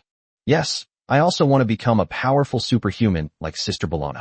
Freya and Audrey held hands, and Freya showed Audrey around the house for the next period of time. Once the new Lord's mansion is completed, they will have to move. Freya is the granddaughter of a marquis, and Audrey is an imperial princess. Both women come from noble families and should get along better. The two women walked through the Lord's manor, chatting about topics that noble ladies enjoyed. Then Freya gave Audrey a brief introduction to the Lord's manor and the family. There are some secrets about Reg that haven't been told, and Reg himself has to tell them. On the way, they encountered a patrol of maids. Chanel, who was leading the group, gave Audrey a complicated look, which made Audrey feel a little strange. Audrey, although Reg only has 3 wives, there are many other women, all of whom are maids in the Lord's manor. Men are possessive, and our marquis is no exception. Audrey nodded to indicate that she understood. Her father had many wives, and Audrey was used to it. Finally, Freya led Audrey to her residence, a separate courtyard. Freya and Bologna also have their own yards. First madam, third madam. Upon seeing Freya and Audrey approach, Emily, standing at the courtyard gate, greeted them with her maids. Emily, the head steward of the Lord's manor. If you need anything, just go directly to Emily, Freya introduced. Audrey nodded again. Third madam, these are your maids. If you don't like them, I will replace them with a new batch. If you need anything, you can have a maid come to me, Emily said respectfully to Audrey. I see. Audrey was a woman of few words, and having arrived in a new place, she needed time to familiarize herself with everything. Chanel was not among Audrey's maids. Chanel is Audrey's older sister, and Audrey herself couldn't accept the idea of her sister serving her younger sister. Chanel is an officer in the maids' war band, and she can spend her free time with Audrey. Freya and Audrey made sure everything was settled before leaving. At lunchtime, the family of 4 sat together again. The meal was so plentiful that even Princess Audrey felt it was a feast. Magical plant vegetables, magical beast meat, magical plant fruits, and wine made from magical plant fruits. Even the bread is made from wheat of the magical plant grade. This meal isn't particularly effective for enhancing cultivation, but it tastes absolutely delicious. Such a lavish meal was something Audrey only enjoyed during festivals and celebrations in the Violet family. Only a few important figures, such as Violet 7, Princess Katarina, and the Legend of Arnold, could enjoy it every day. For members of a large family, the desire for food and drink is not important. What matters is cultivation resources. Audrey thought the lunch was a celebration of her arrival, never imagining that it was just the daily meal of the Catalan family. After getting to know the Lord's manor and their residents, and meeting some of the people there, the family had lunch together. Audrey, who was initially shy, gradually adapted. After lunch, the maids left, leaving only the family of 4 in the room, a husband and 3 wives. Audrey, you are now my wife. We are one. I will now reveal some of my secrets to you, Reg said earnestly to Audrey. Listening to Reg's words, Audrey felt inexplicably nervous, wondering what amazing secret Reg would reveal. From a minor baron, he rose to become a marquis of the empire in less than 10 years, and everyone knew that the Marquis of Catalan held a secret. But the Marquis of Catalan's status, position, and power already qualified him to keep his secret. Chapter 245 Sisters Reunited. Reg took Audrey's small hand, opened a portal to a small world in front of him, and led Audrey inside. Freya and Bologna followed behind into the small world. Stepping out of the Lord's manor room felt like stepping into the wilderness. A tall tree laden with fruit, surrounded by various magical plants. Audrey was curious about where she was. Because she was going to marry Reg, Audrey would also collect some information about Reg and knew that the Catalan family had a magical plant business. Could it be that all those magical plants came from here? Curiosity aside, Audrey didn't care about that. Arriving in a new place, he simply assumed that Reg, as a space mage, had teleported him there. First, let me tell you the first secret. As Reg spoke, he turned and hugged Audrey. Even without Freya and Bologna, Audrey, who had just married Reg, would be shy about such intimate actions. Reg ignored Audrey's shyness and carried her into the sky. Ah! Audrey screamed during her first flight. She screamed several times, and only stopped when she saw that nothing was wrong. A pair of beautiful big eyes looked at Reg, then at the ground and the sky. Darling, you can actually fly. How did you do that? This is the first secret I want to tell you. Around this time last year, I became a legendary fighter. A legendary fighter? Darling, aren't you a mage? Audrey's mouth gaped slightly in surprise. A legendary fighter, a legendary powerhouse, the pinnacle of combat power in the Nora world. Even the Violet Empire only had 3 legendary powerhouses. Now she discovers that the man she married is also a legendary powerhouse. Audrey didn't care too much whether her husband was a nobleman or a super strongman, but it was different for a legendary strongman. That's a legendary powerhouse. Audrey suddenly felt like she had won the lottery. Of course I am a mage, but I am also a warrior. I am a dual cultivator of magic and combat. My strength is advancing too fast. If this were to be exposed, other legendary experts would probably come knocking on my door. So I need to hide this secret for the time being. Audrey understood. A legendary powerhouse at 24 years old was indeed astonishing. Reg landed on the ground with Audrey and continued speaking to her. Look at this big tree. It's called the World Tree. Our world of Nora was originally a seed of the World Tree. As the World Tree grew, a piece of land that carried the World Tree came into being from nothing, growing from small to large, and eventually became the world of Nora we know today.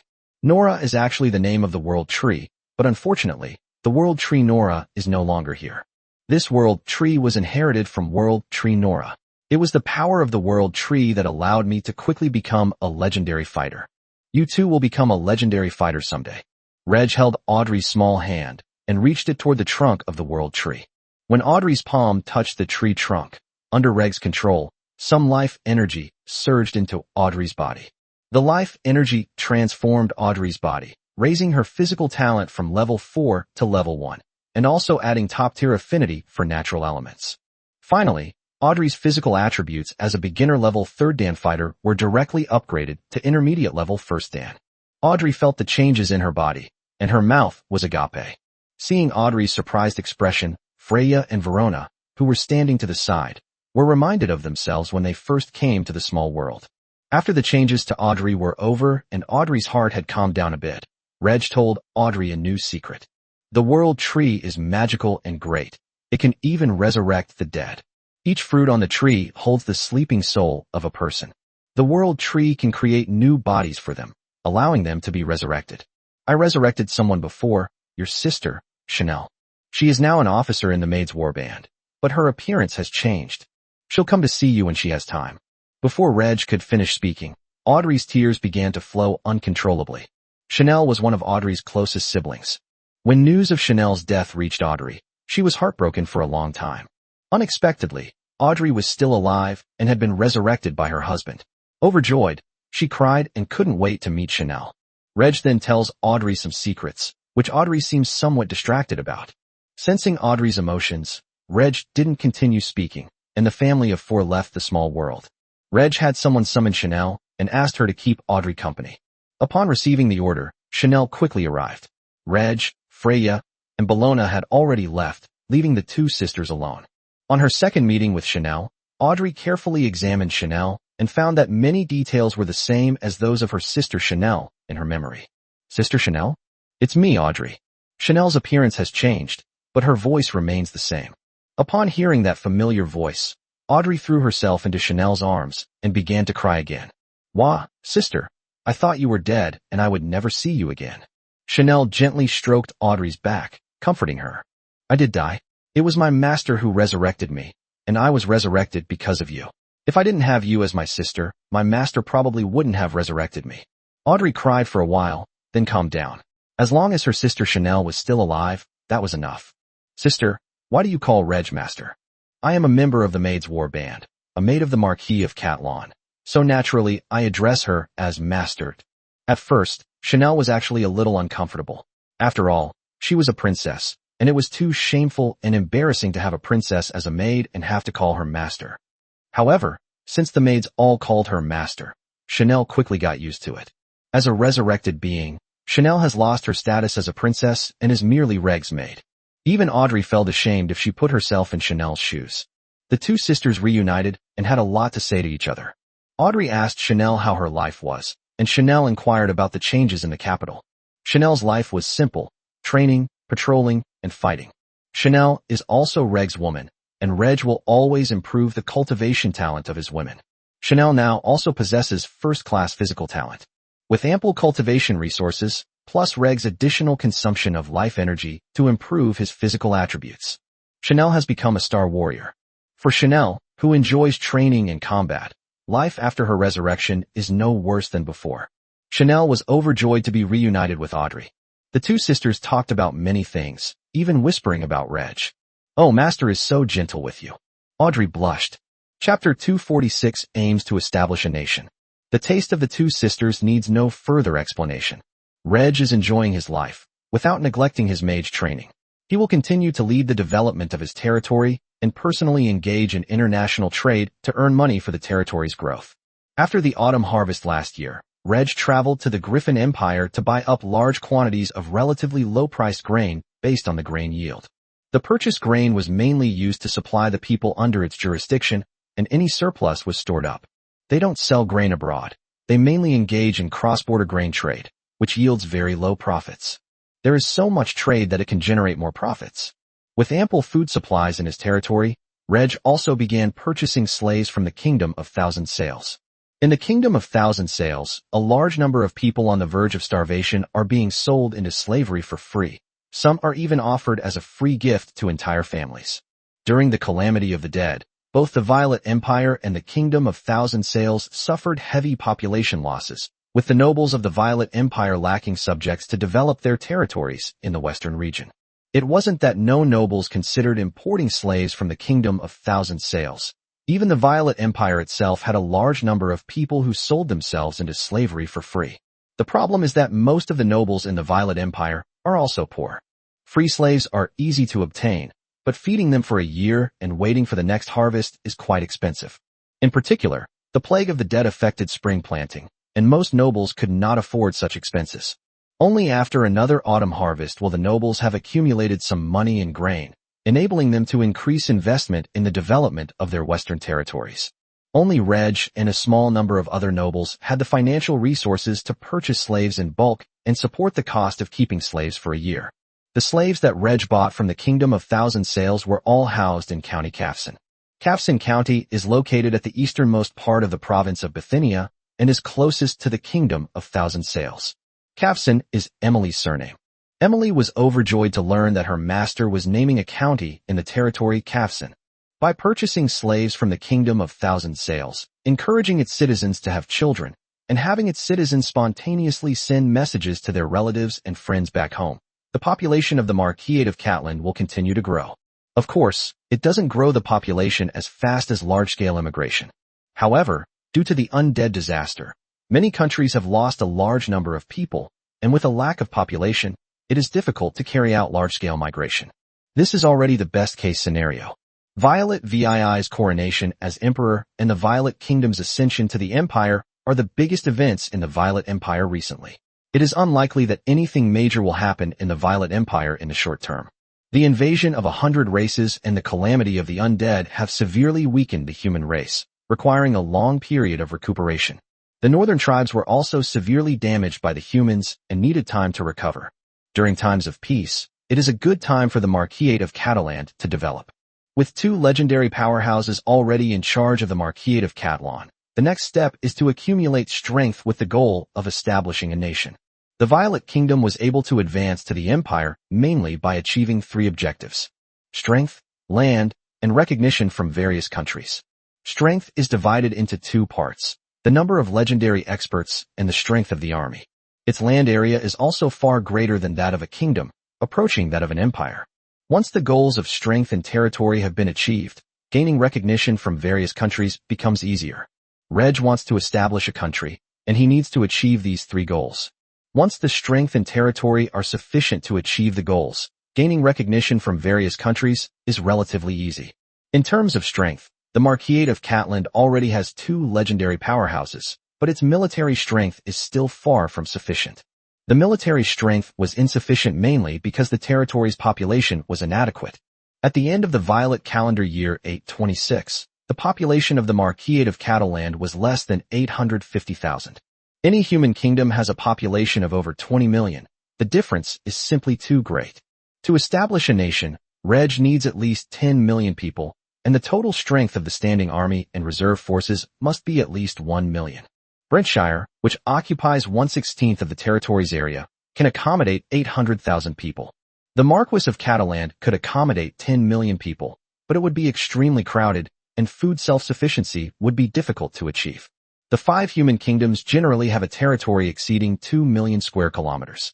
The country that Reg would establish would have to cover at least 1 million square kilometers of land. With 1 million square kilometers of land, 10 million people, 1 million soldiers, and 2 legendary powerhouses, the nation they established was almost recognized by all the human races. In reality, this recognition was irrelevant to Reg. His focus was on developing himself and breaking away from the Violet Empire system. Within the Violet Empire system, Reg is a vassal of Violet 7, and the development of the Marquisate of Catalan is subject to restrictions imposed by the Empire. For example, a commodity produced in the Marquisate of Catalan is cheaper, but it is difficult to penetrate the markets of other regions of the Empire. Because the market there had already been occupied by other powerful nobles, who were cooperating with the local nobles. The local nobles dared not turn around and cooperate with the Marquis of Catalan, and even cheaper goods were useless. Even if one becomes a duke, there are limits to one's development within the Violet Empire. The Violet Empire has more than one duke, and the Violet family is also above them. If they were to reveal their identity as legendary powerhouses and become the 3rd legendary family within the Violet Empire, they could gain even more benefits, but they would still be subject to limitations. If you don't want to be restricted by the Violet Empire, the only way is to break away from the Violet Empire system and establish a new country. The Violet Empire cannot interfere with the development of another country. As the monarch of the new nation, this country will develop in the direction Reg indicated. A centralized system would make nobles unwilling to pledge allegiance to Reg, and Reg would also be unwilling to accept the loyalty of these old nobles. Managing a population of 10 million on a land area of 1 million square kilometers requires Reg to train a large number of managers. Furthermore, industrial development also requires a large number of technical personnel. Therefore, the development of the education sector is of great importance as the Marquisland of Catalan strives to increase its population. There are currently 4 types of schools in the Marquisland of Catalan. Maid School, School for the Extraordinary, School for the Gifted, Elementary School. Maid schools train domestic maids and combat maids. Household maids are household staff in the Lord's Manor, while combat maids join the Maid Battle Group. In the future, the size of the Maid Battle Group will expand from a regiment to a brigade, a division, or even a Maid Legion. The Maids Warband will be the most important superhuman force in the Marquisate of Catalan. Other superhuman units will be formed in the future, but the Maid Corps will be the strongest and largest superhuman unit. Even if a nation is established, the Maid Corps will still be a force directly under Reg, the most loyal force. After all, she's Reg's maid. The School for Extraordinary Individuals primarily trains male extraordinary individuals for Reg. Previously, the school was mainly attended by male slaves, but from now on, non-slave citizens will also be able to enroll. There might even be female students in the superhuman school in the future. Graduates of the School for the Extraordinary become officials or military officers. It is also possible to form a new superhuman force. Once the new Lord's Mansion is completed, the old Lord's Mansion will be completely transferred to the School of Extraordinary Individuals. Chapter 247 Agricultural Development. Sutsai School, Rapid Success. Students are admitted for free, but after graduation they are required to work for the Lord for 20 years before they can resign. The school system is only 3 years long, and students only need to take 3 courses: Chinese, mathematics, and physical education. Qualified graduates can become minor officials in government or junior officers in the military. The Marquisland of Catalan needed a large number of such literate clerks and junior officers. As long as they are willing to work hard, they will have plenty of opportunities for promotion in the future. The earliest talent schools were only 4 located outside Cheryl. Today, gifted schools have been established in various towns in Brentshire, and only boys aged 13 to 15 are eligible to enroll. The earliest graduates of the talent training school started as minor officials or lower-ranking military officers. Some graduates became village chiefs, while others were promoted to squad leaders for their meritorious service. In Freya and Kafson counties, which are currently undergoing initial development, accelerated learning schools will also be established. Reg had considered recruiting some female students into the gifted school, but after careful consideration, he gave up on the idea. Although there are job positions that can utilize women, they are not mandatory. Given the current situation in the Marquisate of Catalan, rather than having more women enter the workforce, Reg would prefer them to work with their husbands to have children, ideally having a child every 2 years. If a woman gives birth to 7 or 8 children, the population of the Marquisate of Catalan will grow rapidly. Compared to the large-scale establishment of gifted children's schools, fewer primary schools have been established. However, according to Reg's plan, primary schools will be built on a large scale, eventually replacing all the gifted children's schools. Unlike gifted schools, primary schools allow girls to attend. Currently, only boys and girls who are exactly 9 years old can apply to enter primary school. Students from families who cannot afford tuition or who are unwilling to pay tuition are also required to sign a work contract to work for the Lord for 30 years. Contract work hours are longer than those of accelerated school graduates because primary school graduates go on to attend secondary or technical schools. The primary school system is also 3 years long, and the curriculum is similar to that of the accelerated learning school. However, the secondary school that was established next had a more advanced curriculum than the speedy school. However, not all primary school graduates can enter secondary school. They need to take an exam, and only those who pass can enter secondary school. Those who fail will enter technical schools. Technical schools teach blacksmithing, carpentry, and construction skills to train various types of skilled workers. Primary school is not only free. Wealthy families can pay tuition to send their children to school without having to sign a work contract. In addition, boys and girls are in separate classes, so there is no need to separate schools for boys and schools for girls. National development, especially Reg's desire to develop industry, is very important for the education of the people. More schools will be built in the territory in the future. Originally, Sutsai School was positioned as a literacy education school, but the restrictions on the number of students it enrolled did not conform to its positioning as a literacy education school. Reg will establish a new literacy school in his territory, which will be loosely managed and will only admit adult students. Classes may be held at night or during the winter, depending on the circumstances. Adults who want to improve themselves can enroll in this kind of literacy education program to help students learn to read and write. Memories from his past life made Reg understand the importance of literacy education. Adults who are illiterate can only do manual labor. Skilled workers must be literate. Their work is relatively easy, and they can earn more money. Joining the army would only make you a common soldier. To become an officer, you must be literate. Furthermore, people armed with knowledge are less likely to be swayed by those with ulterior motives, thus reducing social problems caused by ignorance. Meanwhile, the Marquisate of Catalan's vigorous development of the education sector attracted the attention of other nobles. Reg didn't care about that. This is my own territory. I can do whatever I want. Even the emperor can't interfere. It's not like I'm interfering with other nobles' business, nor am I overthrowing the rule of the nobles. Education is important, and so is agriculture. The biggest goal for ordinary people at the bottom of society is to have enough to eat and wear. Everyone wants to have enough to eat. The invasion of the 100 races and the calamity of the undead have affected agricultural production in various human nations. Many civilians cannot afford to buy food and have no choice but to sell themselves into slavery. The Marquis of Catalan had a lord named Reg personally go to other places to purchase relatively cheap grain and bring it back to sell. Most of the people did not have enough to eat, but at least they were not hungry. Once agricultural production recovers, the people will have no problem having enough to eat. But Reg's goal is to break away from the Violet Empire and establish a new nation. Reg needs to rely on his own territory to ensure that his people are self-sufficient in food. This means that future changes in agricultural development will be no less significant than those in the education sector. Currently, the Marquisland of Catalan is not able to achieve food self-sufficiency.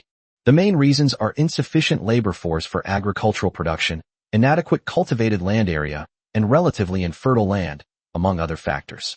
There is a labor shortage because a large portion of the workforce is engaged in territory development. The Marquisland needs more people for its agricultural population to increase.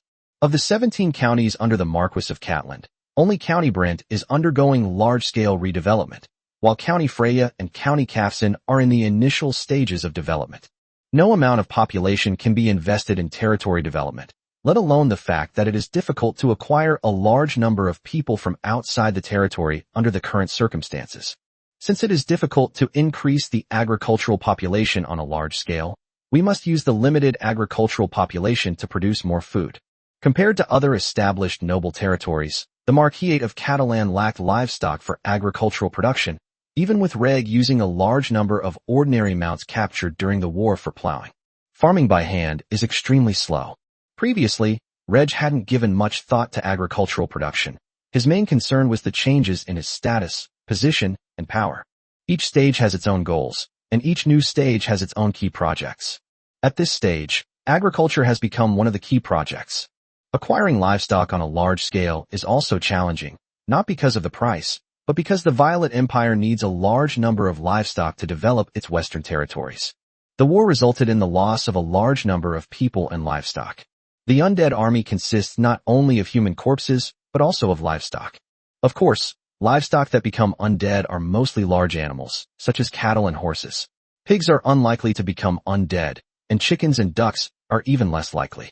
On the one hand, the number of liches is limited, and on the other hand, small livestock have little combat power after being transformed into undead. Purchasing livestock from within is one option, but waging war to seize livestock from northern tribes is another, though this is difficult to do for the time being. Livestock will be purchased if possible, and Reg plans to improve agricultural tools to increase farming efficiency. For example, the single-person plow that Reg saw in his previous life was a small farming tool operated by a single person. It has a lightweight and compact structure with low overall weight, and can be pushed or pulled by human power without the need for animal traction. It has a low barrier to entry and requires no complicated skills. A single person can independently complete basic farming procedures, such as turning and breaking up the soil. In the absence of animal power, this single-person plow can effectively increase the cultivated land area of each farmer. Chapter 248 Improved Seeds. To develop agriculture, it is not enough to just expand the area of arable land. It is also necessary to improve crop seeds. Use high-yield seeds to increase crop yields. Of the cultivated land in Brentshire, medium-grade land accounts for about one-third of the area. Superior land is relatively rare, and most of it is inferior land. The lower-grade fields are mainly planted with rye, and the rye harvest from 1 mu of lower-grade fields is often less than 100 gene. When rye is planted in medium-sized fields, the yield is around 150 caddies per mu. When rye is planted in the best fields, the yield is around 250 caddies per mu, and at most it is difficult to exceed 300 caddies. In Reg's previous life, the average yield per mu could reach 7 or 800 gene. Of course, this yield per acre can only be achieved by using a large amount of chemical fertilizer. Reg's territory will need to wait until its industry is well developed before it can mass-produce cheap fertilizers if it wants to use them on a large scale. Currently, the only option is to improve crop seeds. There are 2 seed improvement bases. One is in the small world, and the other is outside Cheryl. Reg specifically designated several plots of land in the small world and arranged for a nature mage among the resurrected old mages to conduct research on common crop seeds. The main focus is on increasing crop yields, followed by resistance to pests and diseases and tolerance to severe cold. With the world tree accelerating crop growth, the nature mage can also cast the rapid growth spell to accelerate crop growth. It doesn't even take a year. A few months are enough to increase the yield of various crops. Planting in the small world is not enough. The environment of the small world is different from that of the Marquise of Cattleland. Therefore, a planting base was set up outside Cheryl City to cultivate the seeds researched in the small world. If the seeds can adapt to the environment of the planting base, they can adapt to most of the environment in the Marquise of Cattleland. Seeds that meet Reg's requirements will be replanted in the small world. The purpose of repeatedly planting crops season after season is to harvest more seeds, which can then be planted on a large scale in other areas. For example, the accumulated rye seeds can be planted on more than 10,000 mu, approximately 667 hectares, of land, and other improved seeds have also been planted on more than 10,000 mu, approximately 667 hectares, of land. The improved seed planting covers 20,000 mu, approximately 1,333 hectares, which is less than 1% of the total arable land in Brentshire. However, after large-scale planting and seed harvesting this year, an even larger area can be planted next year. Moreover, farmers cannot fully trust new seeds. If a family uses new seeds extensively on their farmland, and the new seeds develop problems, the family will not be able to survive. The simplest method is to distribute the seeds to each farmer, with each farmer planting only 1 acre. It's equivalent to a fraction of the cultivated land. If there's a problem with 1 acre of land, it has a very small impact on a family's life. If the improved seeds bring in a greater harvest this year, then this year's harvest of improved seeds will become the most valuable asset, which will be saved to expand the planting area next year. Barring any problems, within 3 years at most fields in Brentshire will be planted with improved crops, and by the second year, they will have spread to other counties. Even other nobles would send people to the Marquisate of Catalan to buy improved seeds. Reg doesn't intend to make money from these improved seeds. They are sold to the lords at the price of ordinary seeds, and the lord's manor will provide compensation if the planting fails. Even if the planting is successful, the lord's manor will not receive any additional rewards. After all, if the income of the people from farming increases, the territory will be able to collect more agricultural taxes. Reg will not refuse any requests from outsiders to acquire these improved seeds. The more food, the better. Reg is a human being who hopes that increased grain production will lead to lower grain prices, and that more people will be able to have enough to eat. If the territory needs food, Reg can buy more food from outside at a lower price. Reg had no intention of using food as a weapon. There was absolutely no need for it. The invasion of 100 races and the calamity of the undead have already severely weakened the human race, causing them to lose far too many lives. Reg believes he should be a human supremacist. All other races in the world of Nora are enemies of the human race. Humans must either exterminate or enslave all other races. Not only in Reg's territory, but also in the territories of various human nations and noble territories. There is no situation where humans and other races coexist peacefully. As a transmigrator, Reg would not be friendly to other races or try to recruit them for his own use just because they have some advantages. This is simply impossible. Reg's current goal is to establish a country of his own. The next goal is to make this country the strongest among humans. The last nation ruled over the entire human race. With this goal in mind, Reg doesn't mind strengthening the human race and accelerating their recovery from their devastating injuries. With limited land, producing more food can feed a larger population. If human nations do not implement reforms, even if their populations increase, their strength will only increase steadily along with the population growth. This level of strength improvement is sufficient. We can continue to seize lands from other races. Even if another undead calamity or 100 race invasion occurs, the human race can withstand it. Most importantly, when humanity possesses the absolute power to rule the world of Nora, no other race can stop them, and a civil war will break out among humanity. In battles against other races, the human race will suffer heavy population losses.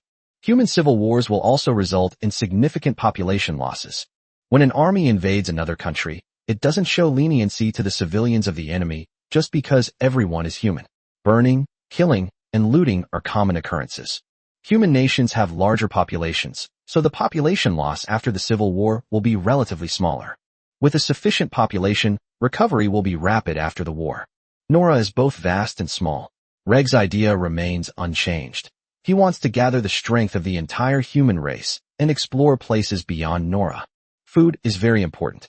Most nobles and extraordinary individuals mainly eat ordinary food on a daily basis, but they generally do not care about improving crop seeds. The nobles believed that if they wanted to harvest more grain, they had to expand the area of cultivated land. If they could not expand the area of cultivated land, they would first expand the area of their territory. The larger the territory, the more farmland can be cultivated, and thus more grain can be harvested. Nature-based mages are the best botanists and agriculturalists. However, nature mages generally focus on researching magical plants and concocting extraordinary potions, and they don't bother to study ordinary crop seeds at all. Studying ordinary crops will not bring them any benefit or increase their strength. The resurrected old mages in the small world only study ordinary crops under Reg's orders. Those with extraordinary abilities are already in a different social class from ordinary people. The nobles were all extraordinary beings who did not care about the lives of the common people. The gap between extraordinary individuals and ordinary people is greater than the gap between the rich and ordinary people. But even extraordinary individuals start as ordinary people. The offspring of extraordinary individuals are not born extraordinary. There are very few nobles who understand the importance of ordinary people as clearly as Reg. Chapter 249 Enthusiastic Registration. Winter goes and spring comes, and all things revive. In Douglas Village, a town under Cheryl, two minor officials, one beating a hand drum and the other shouting loudly. The village chief has ordered that each household send one person to assemble at the village square, as there is an important announcement to make. Upon hearing the noise, the villagers each sent one person out. Most families sent men, while a few families sent women or older boys because the head of the household was not present. Everyone walked towards the small square. The neighbors walked and talked, speculating about what big news was about to be announced. In the small square, the young village chief, Hugh Bloom, was already standing there, waiting for the villagers to gather. Douglas Village was founded by Sir Burke Douglas, but the Douglas family no longer lives in the village. Instead, they reside in Cheryl City. Furthermore, Douglas Village was no longer a fiefdom of the Knights of Douglas. As Reg Catalan rose through the ranks, from Baron to Marquis, his territory rapidly expanded from a town to a province. As one of the earliest superhumans under Marquis Catalan, Knight Douglas received some preferential treatment. Knight Douglas has now become a junior fighter and is serving in Cheryl City. Sir Douglas's son, Sean, also successfully cultivated his battle chi and became a battle master apprentice. In the Marquisate of Catalan, the number of knights granted by Reg increased significantly, but none of them were granted fiefs. In fact, the fiefs of the knights who initially had fiefs were taken back. The knights weren't too concerned about reclaiming their fiefs, as their income was much higher than before, and they didn't have to worry about managing their own lands. Once you've finished your work, you can dedicate more time to your spiritual practice. Throughout the Marquisate of Catalan, every village, large and small, has appointed literate people as village chiefs. They are generally quite young, and many are graduates of accelerated talent schools. Hubei was a graduate of the Sutsai school, and was even in the first graduating class. After serving as a minor official for several years, Huber performed well and was promoted to village chief in Douglas. Huber is able to effectively complete the tasks assigned by his superiors. Now there are new tasks for Huber to carry out. Village chief, what important matter do you have to discuss now? Is it good news? Please don't let it be bad news. The villagers who had gathered together were all talking at once, and their tone of voice was quite relaxed. They have accepted Hube, the young village chief, but are not particularly afraid of him. If it were the former knight, the villagers would not dare to look him in the eye. As a result, the villagers are very welcoming of ordinary people serving as village chiefs. It's good news. Everyone, please wait a little longer. I'll tell you all together once everyone has arrived, Hubei said to the villagers with a smile. The villagers chatted, and some even talked to Hube, waiting for all the villagers to arrive. Finally, one person from each household came to the small square. Hubei stood in the very center, and the villagers surrounded him. Since there was nothing that could amplify the sound, this was the only way to let the villagers hear Hube's voice.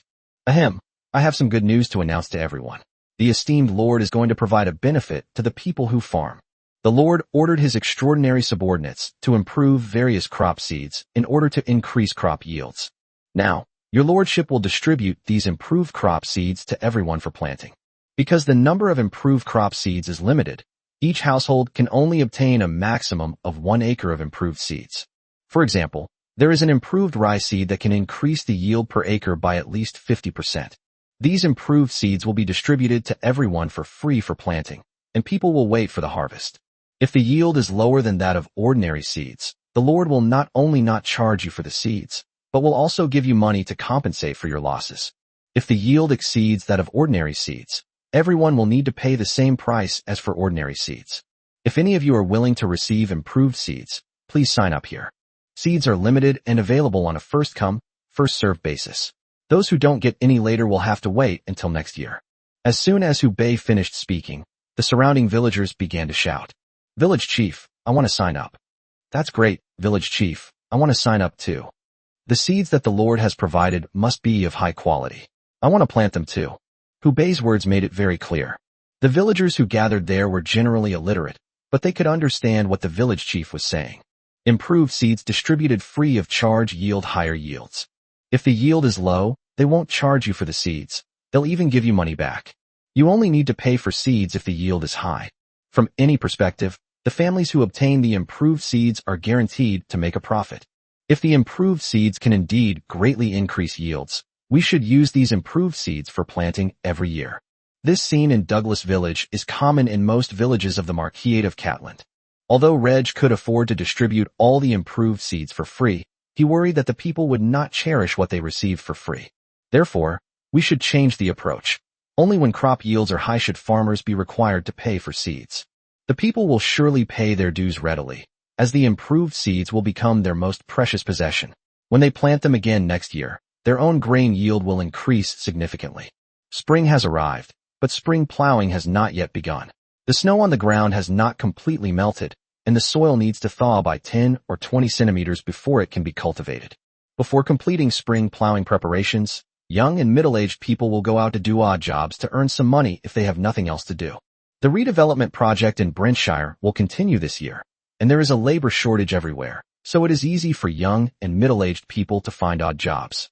The busiest times are spring planting and autumn harvest. Other times are not so busy. During these times, young and middle-aged people will go out to do odd jobs whenever they have free time. The Marquisate of Catalan has so many jobs to choose from that other noble territories in the Violet Empire can hardly offer. It cannot be said that other noble territories could not provide jobs. The nobles' territories in the western region need to be developed, and villages and cities need to be rebuilt, requiring a large labor force. The key issue is that the nobles are poor now and can't afford to hire able-bodied men. The people were all free citizens, not serfs. If they were serfs, they didn't need to pay wages at all. They could simply conscript people to work, and at most, they would be provided with food. Serfs didn't care if they worked themselves to death. But if a free man dies from overwork, he still needs to pay compensation.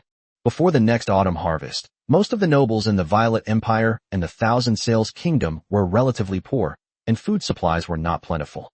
Taking advantage of this opportunity, Reg bought batches of slaves from the Kingdom of Thousand Sails and sent them to Kesarshire. The nobles of the Thousand Sails Kingdom had no intention of robbing them. These were slaves purchased by marquises of the Violet Empire, and who would dare to steal them? At least the nobles of the Thousand Sails Kingdom wouldn't dare to rob it. Chapter 250 Lifetime Employment Contract. With the arrival of spring, schools throughout the Marquisate of Catalan have entered the new school term. Considering the cold winters in the Marquisate of Catalan, Reg designated March to June as the second semester and August to November as the first semester. If the next semester runs from August to November, and there are still exams for elementary school graduation, the cold weather could affect the students' exams. Taking the exam in the warm summer month of July is the best choice. The new semester has begun, and students are coming to school in groups of 3 or 5 to attend classes. They were not distressed by the arrival of the new semester. Children from poor families mature early, and few students in accelerated talent schools and primary schools come from wealthy families. Children from poor families don't have a carefree childhood. Their memories are mostly of hunger. The children would try every means to find food to eat, wild fruits, and bird eggs. During the cold winter months, when people stay at home, if their parents have any handicrafts to do, they will try to let their children do some simple tasks. The opportunity to read and write is hard won. The students and their parents all understood the importance of reading and writing, especially after seeing that a graduate of the Sutsai school had become the village chief of their village. The village chief's annual salary is far less than that of an apprentice knight.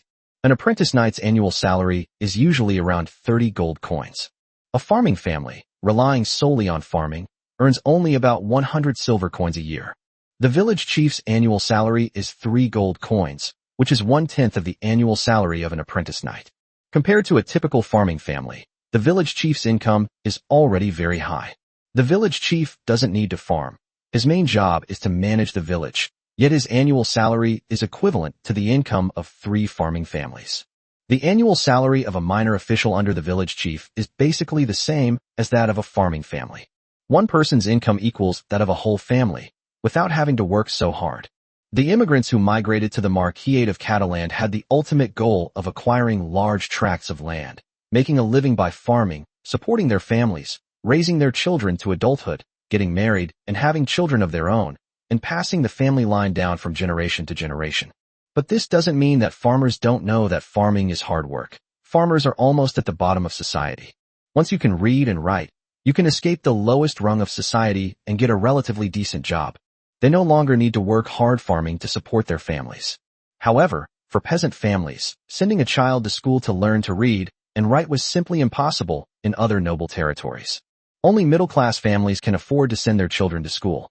However, in the Marquisate of Catalan, thanks to the great and noble lord, children from farming families were able to go to school, learn to read and write, and even receive free tuition and a meal. The benefits of reading and writing are obvious, so parents naturally support their children of school age to go to school. Because of their family's poverty and past experiences of hunger, Most children who were going to school would try their best to read and write. As long as you study hard and graduate from school, you can achieve upward social mobility and no longer have to toil in the fields like your parents. People all yearn for a better life. According to Reg's plan, the Marquis of Catalan is building more schools, mainly primary and secondary schools. Some graduates of the Sutsai school can become primary school teachers, such as Chinese and math teachers, while physical education teachers are retired soldiers. At this stage, Reg will do his best to ensure that all eligible male minors can attend school and receive education. People who receive an education are unlikely to become ordinary laborers after graduating from school, so Reg is not worried that his territory will lack ordinary laborers in the future. The students' parents can still work as laborers for 10 or 20 years, or do odd jobs during the off-season. The population of the Marquisland of Catalan is steadily increasing. As time goes by, the populations of the Violet Empire and the Kingdom of Thousand Sails will recover rapidly. Marquis Cartran has various ways to attract people, and if all else fails, he can spend money to buy slaves. With more people arriving in the Marquis of Catalan, there was a relatively abundant labor force, but this labor force required sufficient manpower to manage. School graduates can become minor officials, junior military officers, skilled workers, etc. Decades later, the older generation of workers will have retired, and the new workers will have learned to read and write in their youth. As a result, the importance of literate people will continue to decline, while illiterate people will be ostracized by others. Making literate people work as laborers is a minor issue. If a future era emerges where everyone is a superhuman, and superhumans are relegated to manual labor, then superhumans will no longer be valuable. Reg knew through his appraisal skills that almost everyone possessed the talent for cultivation. With enough cultivation resources, even the worst ninth-grade talent can become an extraordinary being. An era where everyone is a superhuman is not impossible. The main problem is the lack of cultivation resources. The most basic thing is the concentration of magical elements in the air of the Nora world. As there are more extraordinary people, they all absorb magical elements to cultivate, and the magical elements in the air will only become thinner and thinner. If the world tree Nora were still alive, there would be hope of ushering in an era of universal superhumans. Alternatively, they could explore the starry sky beyond the Nora world, obtain cultivation resources from the outside world, and bring them back to the Nora world. Primary schools and gifted children's schools start in March, while Maid schools and superhuman schools in Cheryl City start even earlier.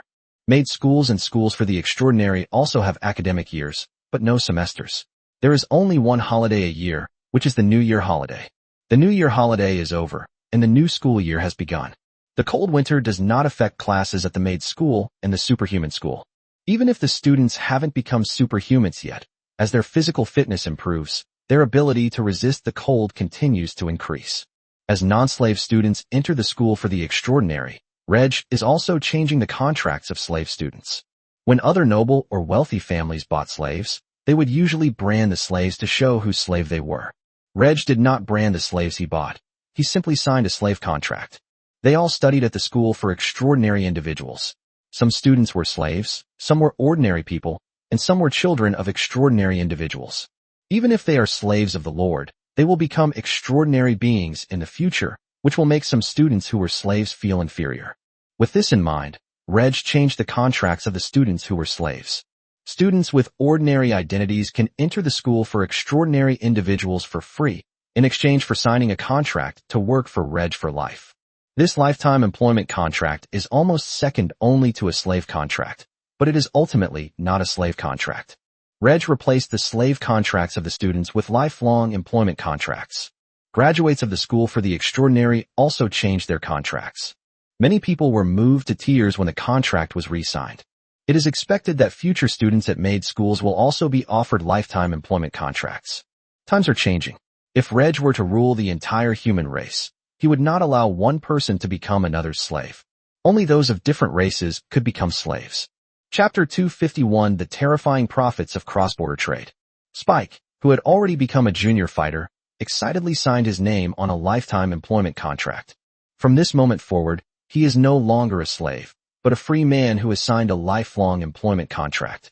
Although the Lord's slaves have a much higher status than commoners, they became slaves to the Lord and gained the qualifications to read, write, and cultivate to become extraordinary beings. But a slave is still a slave, and his life is in the hands of his master. The children of slaves remain slaves. The greatest dream of graduates from the School of Extraordinary Individuals is to achieve great merit and be freed from their slave contracts by their masters. Of course, even if the slave contract is broken, they will still be loyal to their lord. In human societies, very few slaves are literate. Those who can obtain the qualification to cultivate and become slaves of extraordinary beings are even rarer. They were slaves of the Marquis of Catlawn, but they were literate and capable of cultivating themselves into extraordinary beings, making them superior beings among slaves. This is a great favor from their master, and they will never betray their master. Actually, it's because when Reg buys slaves, he conducts an assessment. Not only do they need to reach a certain standard in terms of talent, but he also considers their character. He selects slaves who are loyal to the people. Even after the slave contracts were changed to lifelong employment contracts, these former slaves would still call out "Master" from the bottom of their hearts when they saw Reg. The resurrected and these extraordinary individuals personally trained by Reg will be among Reg's most loyal supporters, and they will obey any of Reg's orders. After being freed from slavery, Spike and the others put a big thing on their agenda: finding a woman, getting married, and having children. After personally replacing everyone's contracts, Reg finally began his money-making journey. For Reg, the most obvious way to make money right now is to use the vast personal space of a space mage to conduct cross-border trade. The various goods purchased through cross-border trade are brought back to the Violet Empire for sale, but due to the division of interests in different regions, Reg can only sell them in the eastern and northern parts of the Violet Empire at most, and it is difficult to enter other markets. But Reg took a different approach and directly cooperated with the great nobles of various countries. For example, Reg could buy a specialty product of the Light Empire from a high-ranking nobleman in the Light Empire, and then send it to the Thousand Sails Kingdom to sell directly to a high-ranking nobleman there. There's no need for Reg to send people to distribute goods to various places for sale, and there's no need to worry about the division of profits among local nobles. The main goal is to earn a shipping fee. Don't underestimate this shipping cost. From the Empire of Light to the Kingdom of Thousand Sails, the straight-line distance is over 7,000 kilometers, and the total journey exceeds 10,000 kilometers.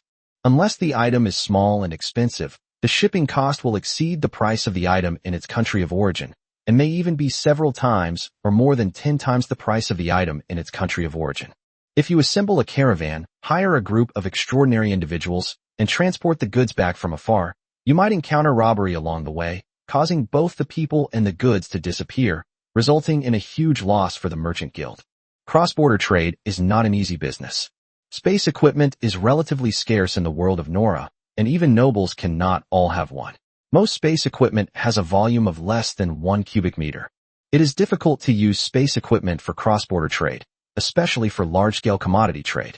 Limited quantities of exotic specialties are always sought after by the wealthy, resulting in extremely high prices. Engaging in cross-border trade can make you a lot of money, but it can also easily lead to financial ruin. This is Reg's opportunity to make money.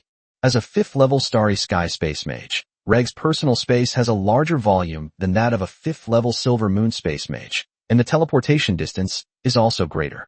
It can quickly and safely transport large quantities of goods to regions thousands or even tens of thousands of kilometers away for sale. Few space mages do what Reg does. Firstly, there are few space mages, and even fewer space mages at the Star Realm or above who can use teleportation. Currently, there isn't even a single legendary space mage among the 9 human kingdoms. The highest level of mastery belongs to a Radiant Sun Realm space mage from the Mage Kingdom. After that, there were fewer than 10 Silver Moon Realm space mages, and some countries didn't even have a single Silver Moon Realm space mage. Moreover, most high-level spatial mages are not short of money and will not personally engage in cross-border trade to make money. Other space mages are not short of money, but Reg is. Reg also has no so-called noble pride and is willing to show his face and personally engage in cross-border trade in order to make money. Instead of sending his men to other countries, Reg personally visited various countries to meet with powerful nobles and finalize cooperation agreements. The local nobles would purchase goods that were in demand abroad for Reg. Reg would buy them, ship them to other countries, and then sell them directly to the local nobles at the cost of shipping. How to sell the products is not something Reg needs to worry about for his partners.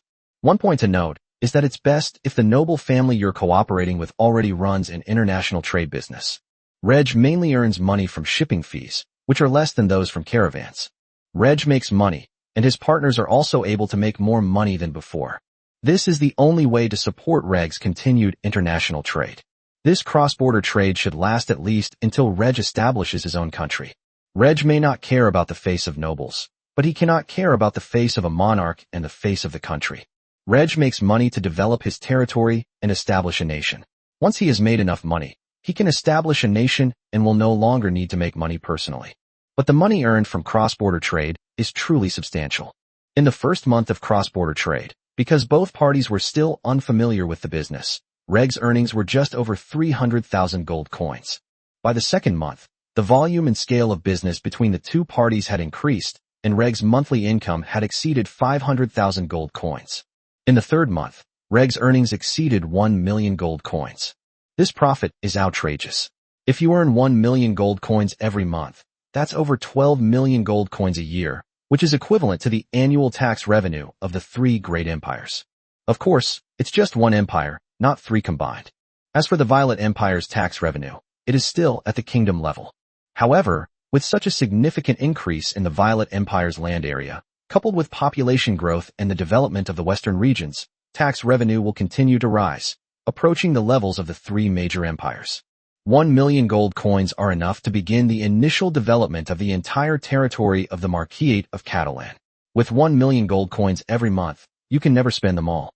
Reg was astonished that cross-border trade could generate such high profits in just 1 month. The returns were truly terrifying. Reg deliberately reduced the frequency of cross-border trade, and by the fourth month, his earnings had dropped to just over 600,000 gold coins.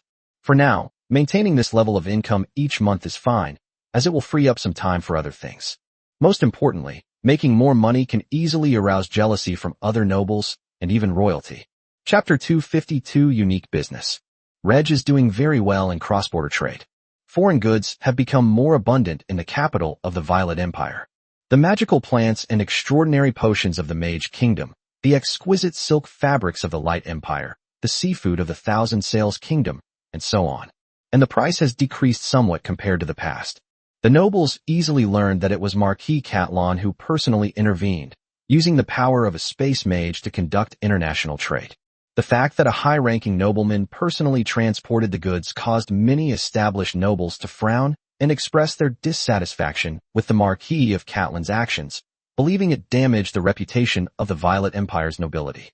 When noble families engaged in commercial activities, they would typically establish a chamber of commerce, appoint a member of their clan as the president, and have their subordinates conduct business and trade. What nobleman would personally take action? Some nobles even wrote to the Marquis of Catalan, asking him to stop such behavior. Reg ignored him. Some nobles were dissatisfied with the Marquis of Catalan's behavior, while others felt that the Marquis of Catalan was making a fortune in international trade. At a noble banquet, someone subtly inquired about Reg's profits from international trade. Reg said that one could earn anywhere from 100,000 to 150,000 gold coins a month. Anyway, no one or any force can investigate how much business Reg does in a month. Reg's international trade spans all 9 human kingdoms. The nobles from various countries who cooperate with Reg will not easily reveal their gains. That would make it even less likely that they would be able to investigate Reg's profits. Unable to ascertain Reg's profits, the mere fact that Reg himself stated the profits was enough to shock the nobles present. Earning 100,000 to 150,000 gold coins a month is simply amazing. The annual income is between 1.2 million and 1.8 million gold coins. The Marquis families of the Violet Empire typically earn only a few 100,000 gold coins a year, which is just a month's income for the Marquis of Catalan conducting international trade. The Duke's family earns hundreds of thousands of gold coins a year, but it's hard to exceed 500,000 gold coins. The Marquis of Catalan's annual cross-border trade revenue was equivalent to that of 2 or even 3 ducal families. In the Violet Empire, the only family capable of surpassing Marquis Catalan is the Royal Violet family. Such lucrative cross-border trade attracted many nobles who wanted to participate, but found it difficult to do so. Reg is able to earn a lot of money because he is a powerful space mage. Other noble families who want to participate would need to cultivate at least 1-star realm space mage, but their gains would be less than 1/10 of what Reg received. The difference between an ordinary Starry Sky space mage and Reg is far too great, more than tenfold. The cost of training a starry sky mage is considerable, and the profits gained from international trade are not substantial. The nobles then tried to get a share of the Marquis of Catalan's international trade, only to find that this was also impossible. Because Reg himself collaborates with noble families from various countries, not only established ducal and marquis families, but also members of royal families. They are deeply entrenched in their respective countries, with their own family interests, and are not afraid of new rivals emerging in their countries. The same applies to Reg's partners in the Violet Empire. There is no need to develop new ones. Other nobles who wanted to participate in cross-border trade would earn less money and would also face suppression from Reg's partners. As a result, the nobles of the Violet Empire could only watch with envy and jealousy as Marquis Cartran made a fortune in international trade. They can't take this business away. The essence of this business lies with the Marquis of Catalan himself. Most importantly, Marquis Catalan has grown up and killed several Silver Moon Realm experts at the Star Realm level. Marquis Catalan's mage level has reached the 5th stage of the Star Realm. It will probably not be long before he becomes a Silver Moon Realm mage and automatically be promoted to Duke. The Violet Empire has only a few dukes, and Marquis Catalan is among them. The Marquis of Catalan is still so young, yet he's still capable of making money.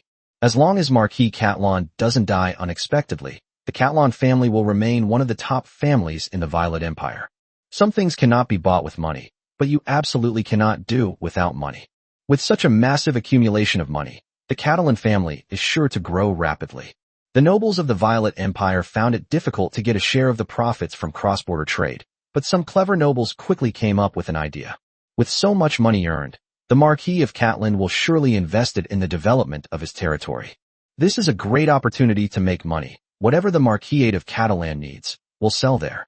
The nobles of the Violet Empire set their sights on Reg, and nobles from other human countries gradually learned of this and wanted a share of the spoils, but all of them failed.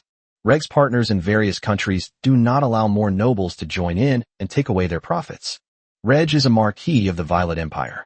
At least in terms of status, he is on par with the nobles of the 3 great empires, and even surpasses the nobles of the 5 great kingdoms.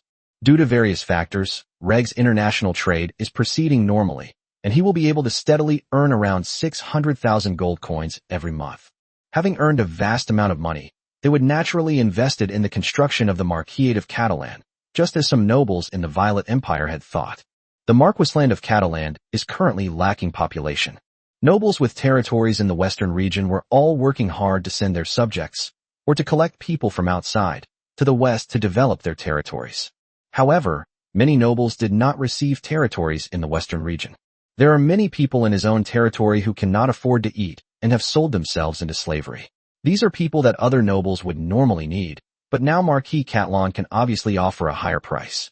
Selling slaves to anyone is the same as selling them. The important thing is to gain more profit. Slaves from all over the eastern region of the Violet Empire are being transported to the Marquisate of Catalan in a steady stream. Reg accepts all slaves sent to the Marquisate of Catalan, provided the price isn't outrageous. Reg is not short of money now, and he is willing to spend more money to buy slaves in order to increase the population of his territory, but Reg is not a fool.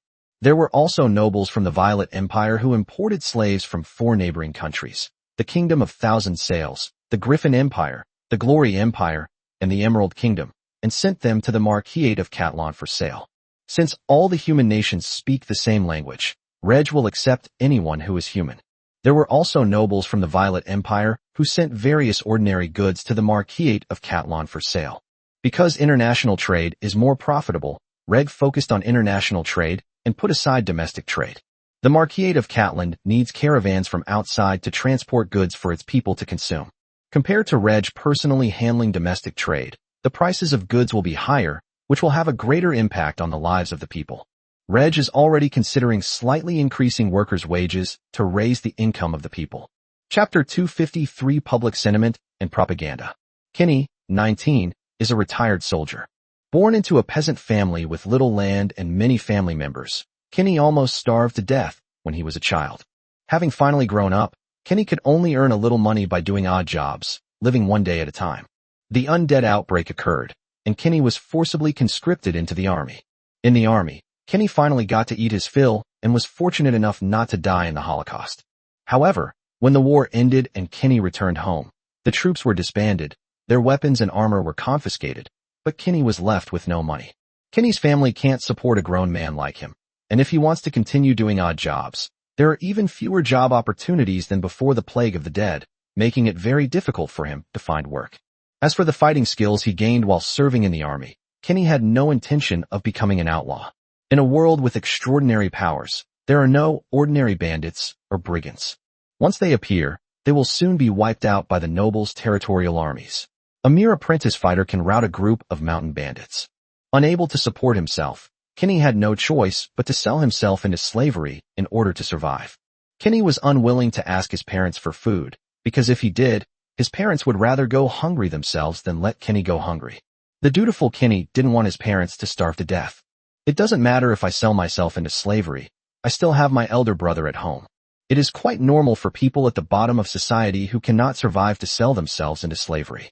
Kinney hid from his family and secretly went to the slave market, voluntarily selling himself into slavery. At first, I offered myself 2 gold coins as payment for my indenture, but gradually lowered it to 1 gold coin. Just as Kinney was about to lower the price further, a slave trader suddenly bought him. This slave trader has quite a background.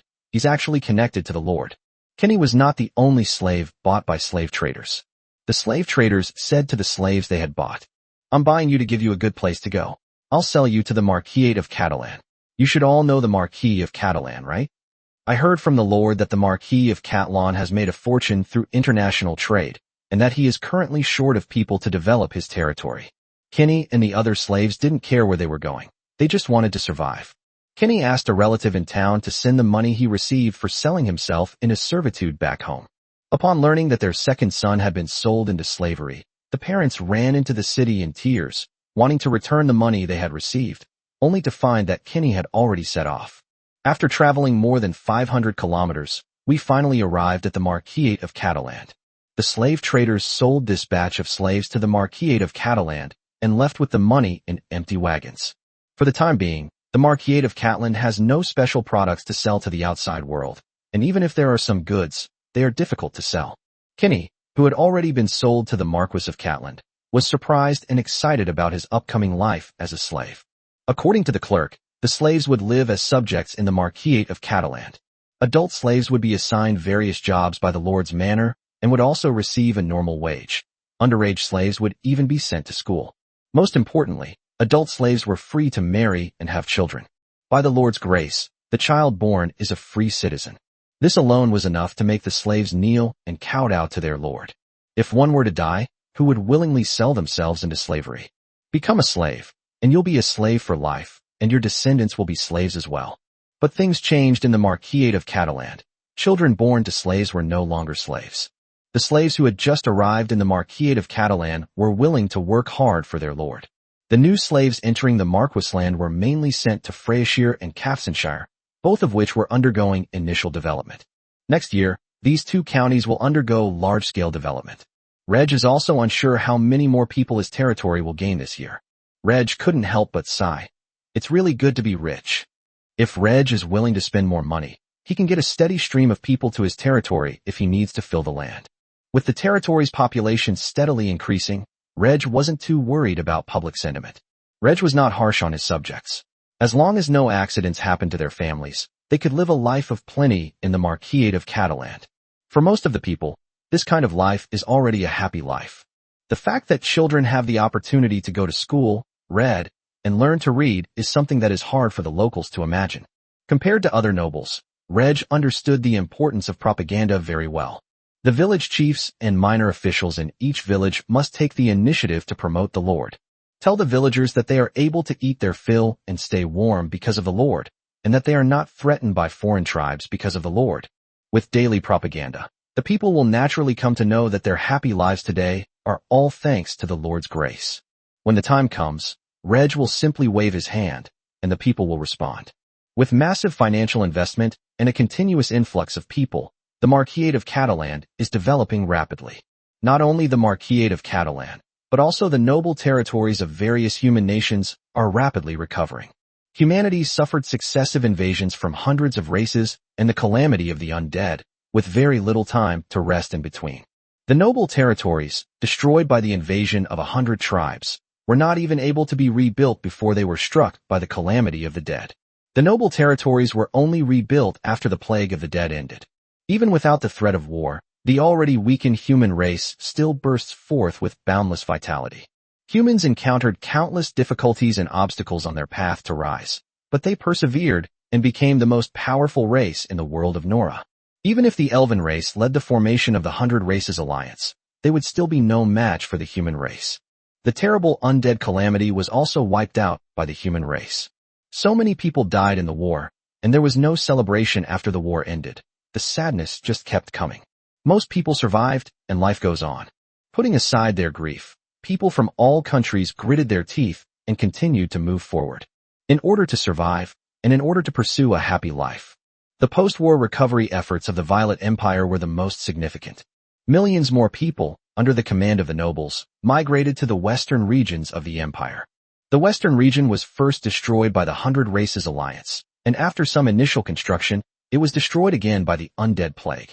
As long as no new war breaks out, not just a few million people, but more than 10 million will come to the western region to try to restore it to the prosperous state it was during the time of the Kingdom of Ted. The people who remain in the eastern region will be allocated a larger area of land and will be able to support more children. Land and population are the foundation of a country. Although the population of the Violet Empire is only at the level of a kingdom, its land area is at the level of an empire. As long as the Violet Empire can defend its country, it will be in a period of rapid development for a long time to come. In terms of population, economy, military and other aspects, it is catching up with the three great empires. Chapter 254 Population increases by 310,000 in 1 year. During the spring planting season, at least half of the families in Douglas Village plant 1 acre of improved crop seeds. The villagers trusted the Lord implicitly, but they still had some doubts about the improved seeds. They cared for the improved seeds just like ordinary seeds, and watched as the seeds took root, sprouted, and grew into healthy seedlings in the acre of land where they were planted. After germination, improved seeds can be compared with ordinary seeds.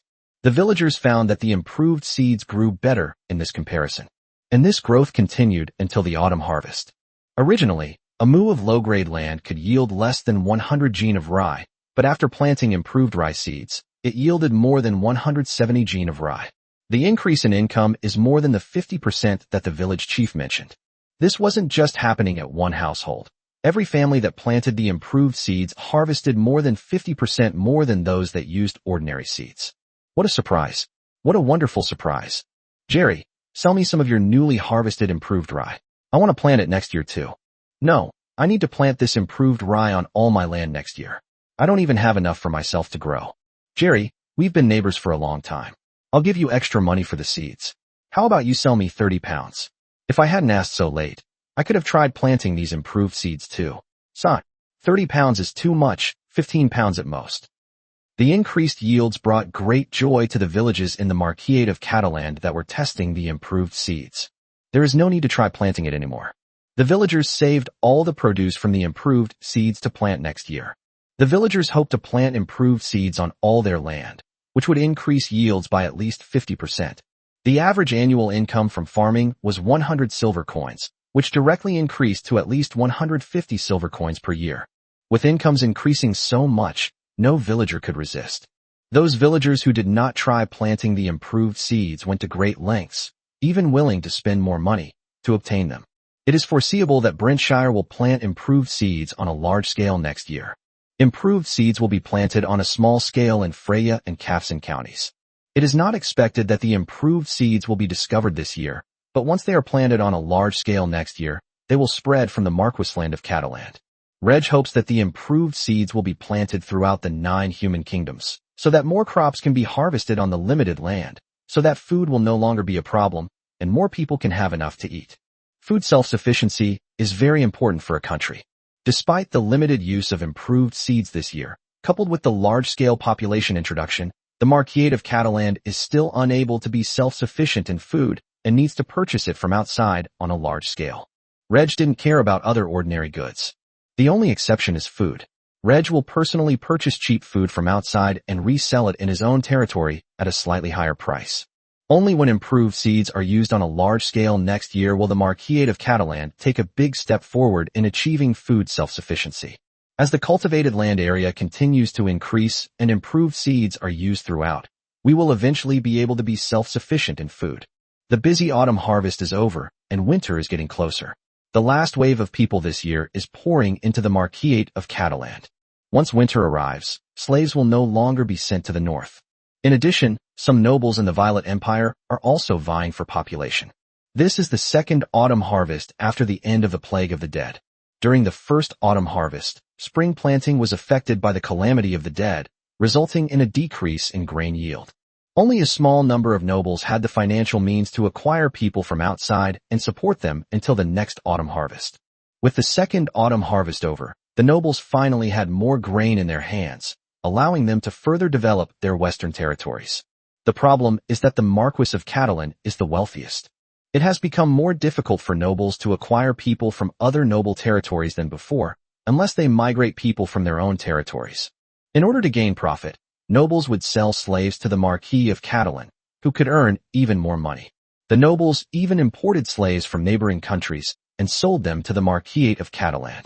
In this situation, nobles who wanted to acquire population could no longer compete with the Marquis of Catalan in terms of wealth. Everyone knows that the Marquis of Catalan made a fortune in international trade. You can compete on connections, not just financial resources.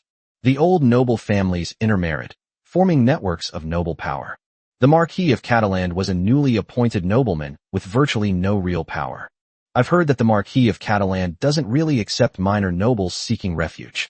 Through connections, some nobles were finally able to acquire people from outside the region. The competition of financial resources and connections will continue next year, but it will mainly take place within the Violet Empire. When nobles import slaves from abroad, they no longer need to compete in terms of connections. Their sole purpose is to sell them to the Marquis of Catalan and make a profit. Regardless, the population flowing into the Marquisate of Catalan will certainly decrease next year. The main reason is that agriculture and the economy in various countries have recovered, and the number of people selling themselves into slavery has decreased. The Violet Empire, in particular, needs a large population for the development of its western region. Going to the west means being a free man. Going to the east and north means being a slave, and most of the west is better than the east and north. Without the internet, information spreads slowly. Even if the news spreads slowly, it should reach every corner of the Violet Empire so that people everywhere know where they can make a living. Of course, if Reg is willing to spend more money, he can still acquire a large number of slaves. We'll decide based on next year's situation. The year 827 of the Violet calendar has finally come to an end, and the Marquisate of Catalan has undergone great changes. The territory's area remained unchanged at the end of the year compared to the beginning of the year, but the territory's population increased significantly. The population increased from less than 850,000 to 1.16 million. The population increased by a staggering 310,000 in a single year, most of whom were sold into slavery to the Marquisate of Catalan. A small portion of them were voluntary immigrants to the Marquisland of Catalan. A small portion consists of newborns, but newborns need 16 years to reach adulthood. With the arrival of peacetime, the number of newborns each year will only increase. They are the future of the territory. Thanks to the large number of low-ranking officials and clerks trained through the Quick Talent School, the population increased by 310,000, which was manageable and did not cause any major trouble. The newly added population is distributed in Freya and Kafsan counties, which will benefit large-scale development in the two counties next year. With the increase in the territory's population, the standing army has expanded from 20,000 to 30,000 this year. The crossbowman unit was increased to a division, with more than 10,000 men. The cavalry force will remain at a size of over 3,000 riders per brigade, and this will not change for the time being. Once the horse farm can provide war horses, Reg will continue to expand the size of his cavalry force, with the main target being the northern barbarians. To establish a nation, a larger area of land is needed. Since we cannot acquire more land from the Violet Empire, nor is it suitable to seize it from other human nations, we can only seize it from other races. The reserve force is also expanding as usual. The number of reserve troops conducting winter training has exceeded 190,000. The Marquisland of Catalan needs more people and a larger army to launch separate wars of expansion to the north. Chapter 255 10-Year Plan to Encourage Childbirth Among Residents. When the people are able to eat their fill and gradually accumulate savings, they will be willing to have offspring. Due to the invasion of the 100 races and the calamity of the undead, the birth rate in the Reg territory has been very low for the past few years. It only gradually recovered last year, and the birth rate this year should be able to reach normal levels. The normal fertility rate is around 3% to 4%. The Marquis land has more young and middle-aged men and women and fewer elderly people, so the normal birth rate can be even higher. However, this only adds 40,000 to 50,000 newborns per year. Reg does not meet this birth rate. During the invasion of the 100 races and the calamity of the undead, all human nations suffered heavy population losses. The Violet Empire lacks a large population to develop its western region. Reg estimated that a considerable number of slaves would still be sold to his territory this year, though fewer than last year, and that Reg would need to spend more money. To grow from 1 million to 10 million people, relying solely on external input is insufficient. The reproduction of offspring by the inhabitants is also an important method. Although it takes 16 years to reach adulthood, newborns born on this land will consider it their hometown. They are the most supportive and loyal group among the people of Reg, forming Reg's most solid base. So during the winter, after discussing with Wallace, Reg came up with a 10-year plan to encourage children to have children. Starting this year, families of children born within the next 10 years will receive 10 silver coins as a reward each year for 10 years. There is no limit to the number of newborns. The more you have, the more rewards you can receive. Children born in the final year of the program will still be eligible for the 10-year reward. However, if the child dies, the reward cannot be received. Reg originally planned to reward each newborn with a gold coin, but considering the high mortality rate of newborns in this era, he changed it to an annual reward. Not only is the neonatal mortality rate high, but the chances of pregnant women experiencing difficult childbirth are also very high, which can easily result in the death of both mother and child. To change this situation, we can only wait for technological advancements, or cultivate more nature mages and light mages. Both of these methods require time. They cannot be completed in 1 or 2 years, but rather in units of 10 years. After the 10-year plan to encourage people to have children was formulated, the Lord's office immediately issued it, and local officials promoted it to the local people to encourage them to have children. Now that they were in a period of peace and had enough to eat and wear, the people decided to have children. A family can raise as many children as possible, so they will have that many children. The main problem is that the infant mortality rate is too high in this era. Now that the Lord is offering money to encourage everyone to have children, young men and women are working very hard during this cold winter. Many couples have decided to have a child every 2 years if possible, believing that more children bring more blessings. Some young people who are already adults but have not yet married are being urged by their families to find a suitable partner to get married and have children. The people of the Marquisate of Catalan once again sensed the difference in their lord. This was the first time they had encountered a lord willing to offer money to encourage his subjects to have children. That's really amazing. This also increased the people's gratitude towards their lord. Although they had limited experience, their knowledge of the outside world was mostly limited to mercenaries and merchants. However, based on their limited knowledge, they came to believe that the Marquisate of Catalan was the best noble territory in the world. Lord Marquis of Catalan is the best of nobles and the best of lords. Few nobles like the Marquis of Catalan would care so much about the common people. The news of the Marquis of Catalan's 10-year plan to encourage childbirth spread to the outside world, arousing envy and jealousy among some nobles. Marquis of Catalan, you have money, but don't share it with the lower classes. If you really can't afford it, just give it to me. Many nobles arrived, but it was only the lord who took money from the people, not the other way around. There's no such thing as a lord paying money to encourage his subjects to have children. This is absolutely the first time in the history of the human race in the world of Nora. However, this may not be the first time for other races. At least the elves have repeatedly encouraged their people to have more offspring. Some nobles in the Violet Empire were short of manpower in order to develop their territories in the western region, but they were unable to spend large sums of money to buy slaves and encourage their subjects to have offspring, unlike the Marquis of Catalan. The nobles envied and were jealous of the Marquis of Catalan's wealth and power. On the surface, the Marquis of Catalan's profits from cross-border trade were second only to the Violet family in the Violet Empire. However, the Violet family is large and has many members, so its expenses are also high, and it cannot afford to invest too much money in its western territories. The Marquis of Catalan's massive investment in his territory was enough to make the nobles envious. Cross-border trade is indeed a good business, but unfortunately, It's not an easy business to do. In addition to population growth in his territory, Reg also prioritizes the mining and metallurgical industries. These two industries are the foundation of industry, and Reg will now vigorously develop industry in his territory. It's time to bring out the steam engine that the resurrected old mages have been researching. It can be used in various industries, such as transportation, mining, and textiles. In this situation, steel production would need to increase significantly. 100,000 tons of steel a year is not enough. We need hundreds of thousands of tons of steel, and in the next year, steel production may even exceed 1 million tons. It's worth noting that the Violet Empire only uses a little over 200,000 tons of steel a year. However, the consumption of steel in industrial development is exceptionally high. Developing transportation and laying railway tracks alone requires a large amount of steel.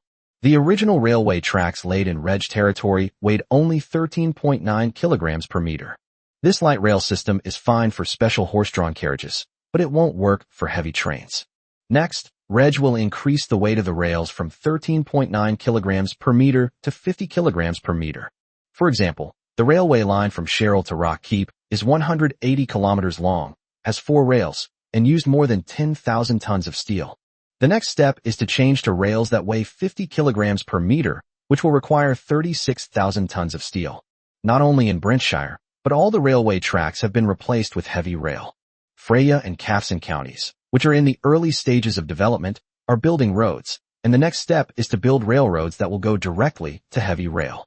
Reg's next goal is to connect the county towns of the 17 counties of the Marquisate of Catland, as well as some important cities, with railway tracks.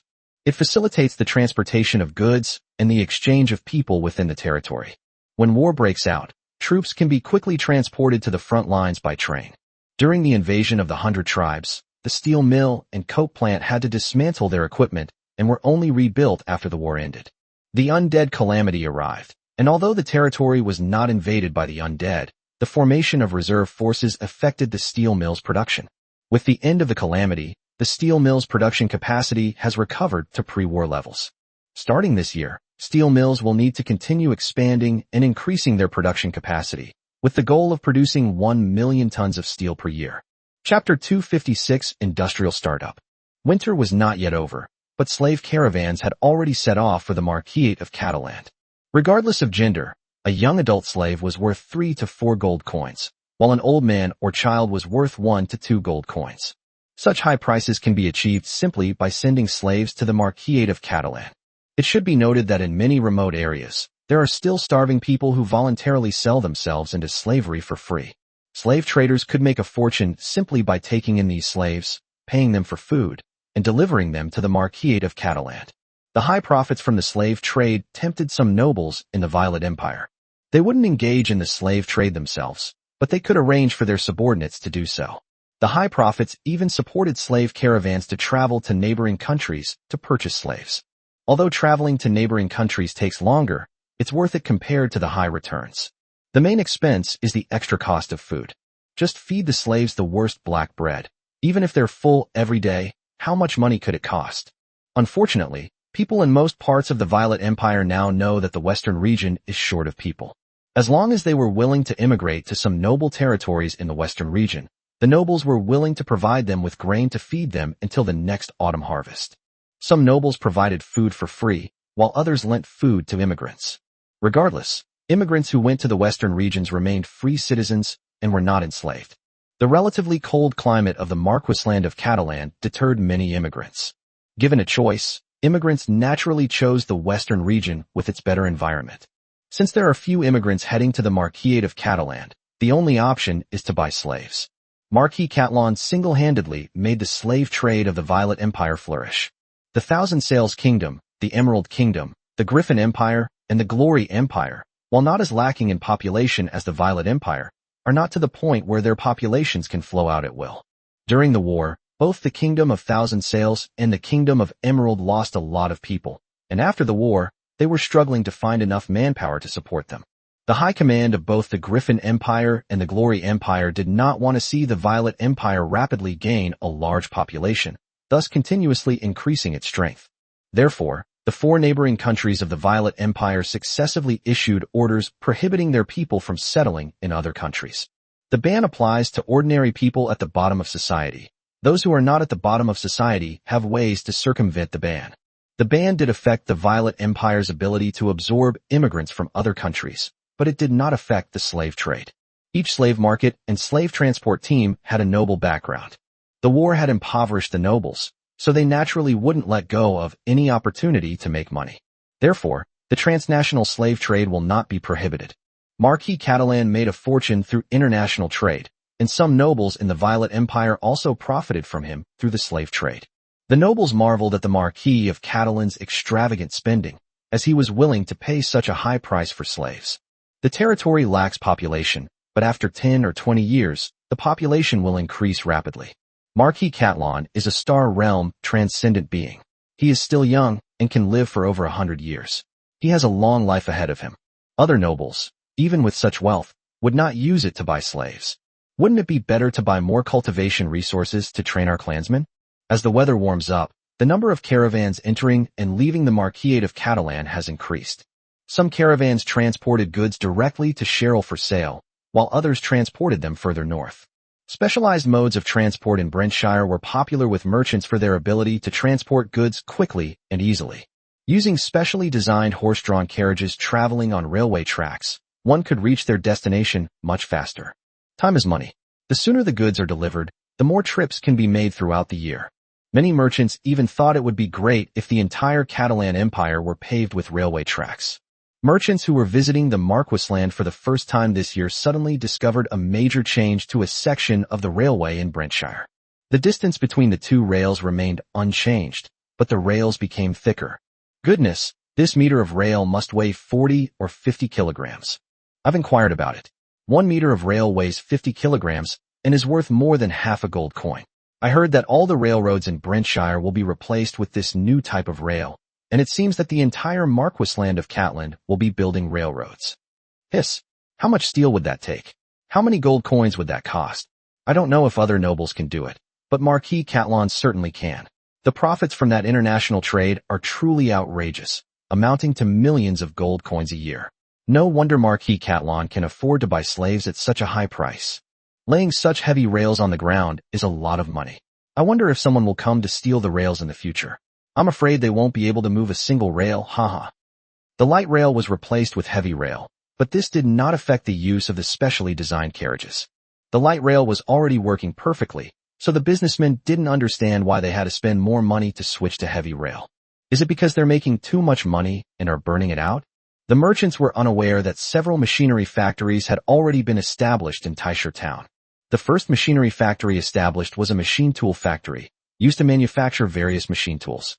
Only when more machine tools are manufactured can other machinery factories start up, produce various parts, and manufacture steam locomotives. The machine tool factory's workers are mainly blacksmiths and blacksmith apprentices, who are guided by the resurrected old mages. Lathes, milling machines, drilling machines, grinding machines, and other machine tools have been prototyped under the guidance of the resurrected mages and are now being mass-produced. With so many machine factories established, there was a lack of enough workers to operate them. The Marquisate of Catalan did not have enough blacksmiths and blacksmith apprentices. Reg has been consciously having the blacksmiths train more apprentices, but it's still not enough. For the time being, some graduates from the Suitsai school will fill in. Outstanding graduates of the talent school would naturally not become factory workers. The main group sent the barely qualified graduates, or even the unqualified ones, to the machine factory. At least they were literate and could do arithmetic. Guided by the blacksmith, they will eventually become skilled workers in machine factories. They won't earn less money, but their status and position won't be as high as those of officials and soldiers. This was a job assigned by the Lord's Manor, and graduates of the talent school had no right to choose, especially unqualified graduates. Students who enter the Talent Academy do not need to pay tuition fees, but they are required to sign an agreement to work for the Lord for 20 years. What job a graduate gets is naturally decided by the Lord's Manor. No matter how dissatisfied the graduates are, they have no choice but to accept it. It's still better than going back to farming. Industry in the Marquisate of Catalan is just beginning. Chapter 257 Enjoying Life. Personally engaging in international trade did not keep Reg too busy. In cross-border trade, nothing is more important than the act of transporting goods around the world. Frequent use of teleportation is a form of practice, a way to practice spells, and also a form of mage training.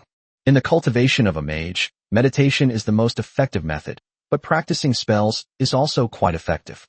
Therefore, engaging in cross-border trade did not make Reg too busy, nor did it cause him to fall behind in his mage training. Reg estimated that by the time of the autumn harvest, the mage would be able to advance to the Silver Moon realm, and he himself would become a duke of the Violet Empire. Wallace manages the territory, while Reg mainly handles important matters and guides the development direction of the territory. Wallace is responsible for everything else. Wallace will inherit the barony from his father and develop it into a marquis. The Leighton family will grow rapidly, and their management skills will be quite good. By obeying Reg's orders and following his instructions, Wallace is able to manage the Marquisate of Catalan well. Managing his territory, conducting international trade, inspecting his territory, and occasionally attending noble banquets, Reg had plenty of free time. Enjoying the extravagant and decadent lifestyle of the nobility, they gradually became proficient in eating, drinking, and having fun. According to the plan, barring any unforeseen circumstances, it's only a matter of time before the Marquisate is transformed into the establishment of a nation. Reg works hard every day in international trade, earning a lot of money. Can't he enjoy himself? Rumors circulated among the nobility that the Marquis of Catalan was fond of beautiful women. Although the Marquis of Catalan only had 3 wives, his women numbered enough to form a whole battle group. Maid squad. That is indeed the case. Reg treated his 3 wives with respect and never forced them to do anything they didn't want to do. They were more casual with the maids. Reg liked to lie among women and watch a group of maids sing and dance. Of course, Reg wouldn't like to force the maids. It all had to be voluntary. Singing well and dancing beautifully might take away from the maid's training time, but Reg will reward them if he's in a good mood. By bestowing more cultivation resources, the lost time can be made up. She might even have the opportunity to sleep with someone in bed. There's a rumor circulating among the maids that once they serve their master in bed, they'll receive more rewards and might even improve their cultivation talent. The resurrected maids, now given a second chance at life, were all tempted. The resurrected maids are all members of the Blood Rose Cavalry and were once noble ladies. Unlike the ordinary members of the Maid warband, the ordinary members of the Maid battle group are all slaves and generally come from commoner families. However, having been given a second chance at life, they have bid farewell to their past identities. Now they are members of the Maid warband, resurrected beings under their master's command. Some people still have some lingering issues about their past identities, but as time goes by, they gradually let go of the past, willingly calling out Master, living a good new life, and striving to cultivate to a higher realm. Compared to the ordinary members of the Maid squad, the resurrected maids truly understand their master's power. A small world, the world tree, resurrection, magical plants everywhere. They were also among the first to learn that their master had become a legendary powerhouse, and their admiration for him grew ever stronger. Now, all Reg has to do is wave his hand, and the resurrected maids will rush over, doing everything they can to please their master.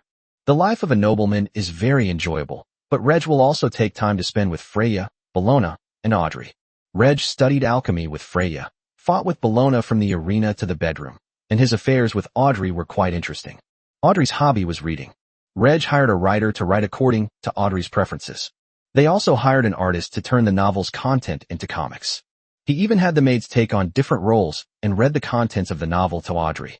Reg accompanied Audrey as she read novels and comics, and listened to the maids read novels aloud. When she saw something touching, Audrey would even shed tears.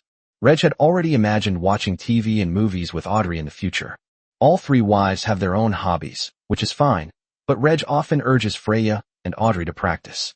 Life is short, and only by having a longer lifespan can we better enjoy life. Bellona doesn't need Reg's help at all. What Bellona loves most is training and fighting.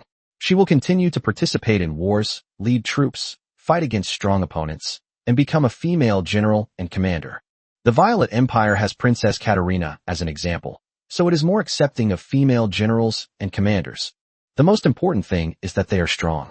After Bellona entered the Radiant Realm, Reg did not continue to improve Bellona's physical attributes. Bellona has been consolidating the foundation, primarily in terms of the soul. A powerful body needs a powerful soul to drive it. While her physical attributes didn't improve much, Bellona's strength increased rapidly. Especially with her divine power and combat intuition, Bellona has become a powerful figure among the extraordinary beings of the Radiant Realm. Reg needs to urge Freya and Audrey frequently, especially Freya, who is easily fascinated by alchemy. Sometimes, the legend of Leighton would come over and advise his granddaughter, saying that alchemy was fine to study, but she shouldn't invest too much time in it, because she would be a queen in the future and would need to spend more time with Reg. Her husband urged her on, her grandfather advised her, and Freya herself was a smart woman. No matter how reluctant he was to give up alchemy, he still took the initiative to reduce the time he spent studying alchemy and devote more time to cultivation and managing the Lord's Manor. Emily is the head steward of the Lord's Manor and is able to manage the manor well. But Emily was not the master of the manor, and there were some things she needed to ask the master for permission to do. Besides Reg, the only person I consulted was Lady Freya. Reg wouldn't let Freya completely give up her hobbies. It's better for women to have their own hobbies and to explore them when they're alone. The number of wives will likely be more than 3, and even maids may be promoted to concubines in the future. In today's context, nobles cannot marry maids who were originally slaves. As a nobleman, Reg's personal involvement in international trade made some nobles feel that Marquis Catlon was affecting the reputation of the Violet Empire's nobility, and they wrote letters advising Reg not to personally conduct international trade. For nobles to marry slaves was an even more serious matter. However, under Reg's rule, humans will no longer be allowed to become slaves. With so many wives, if they don't have anything to do, they'll probably end up scheming and plotting in the harem, which would give Reg a real headache. Of course, Reg would also carefully select his wife. For example, Violet 7 had many daughters, but Reg chose Audrey. If you choose a good wife, the harem will not be in chaos. When Freya and Audrey don't have enough time to train on their own, Reg will come over and train with them. Chapter 258 Nobles seek improved seeds. It's spring planting season again, and farmers in various villages are busy with their work. Compared to previous years, many farmers in the Marquis of Catland are full of expectations for this year's autumn harvest. Last year, a small-scale planting of improved seeds resulted in a small-scale bumper harvest. This year, improved seeds will be planted on a large scale, with the hope of a bumper harvest. Whether commoners or nobles, everyone wants to earn more money. A bumper harvest means increased income for farmers, enabling them to live a better life. Alternatively, you can save some money so that you have money to use if something big happens to your family in the future. After planting the improved seeds, farmers tended to the fields and patiently waited for the seeds to take root and sprout. Finally, the green seedlings sprouted from the soil. As time went by, the improved crops grew more and more vigorously, especially compared to other common crops planted in the field. This year is sure to be a bumper harvest. Thank you, Lord, for bestowing upon us such fine seeds. Only half of the land was planted with improved seeds this year. Next year, all the land will be able to be planted with improved seeds, and will be rich. The north is not as fertile as the west, but we have the best Lord in the world who not only gives us good seeds, but also gives us money to encourage us to have children. The improved crops grew more and more luxuriantly, and because the planting area increased significantly this time, it even attracted the attention of merchants and nobles. Many of the nobles of the Violet Empire sent people to Marquis Catlon to investigate information about the Marquis of Catlon. The Marquis of Catalan even has spies from other human countries. After all, the Marquis of Catalan is quite famous throughout the human race. Previously, it was the Catalana crossbow. Now it's the incredibly profitable international trade. The Lord's Manor provided improved seeds to the farmers for planting. This was not a big deal, but it was recorded by the spies. The nobles behind it did not care about the so-called improved seeds until the first autumn harvest of the improved seeds. Improved crops yield at least 50% more than ordinary crops, which has attracted some attention, but it has not yet received much attention. This year, improved seeds were planted on a large scale, and with the growth of crops, the Marquis of Catalan is expected to have a bumper harvest. Although it is not yet harvest time, the number of nobles who are paying attention to improving seeds is increasing. The fact that nobles and extraordinary individuals outside the government don't study seeds doesn't mean they aren't interested in seeds with higher yields. In fact, nobles were very interested in high-yield crops. For many minor noble territories, agricultural tax was the most important tax revenue item. For the territories of great nobles, agricultural tax was often the largest source of revenue. As grain production increases, the taxes levied on nobles will also increase. Even if food prices decrease as food production increases, With the same amount of land available to feed a larger population, there are other ways to earn more money. The improved seeds were only released last year. If the improved seeds yield a bumper harvest within 2 years, it will be enough to attract nobles to try to obtain the improved seeds from the Marquise of Catalan. Now we're just waiting for the autumn harvest. The noble spies were keeping a close eye on the improvement of crop growth.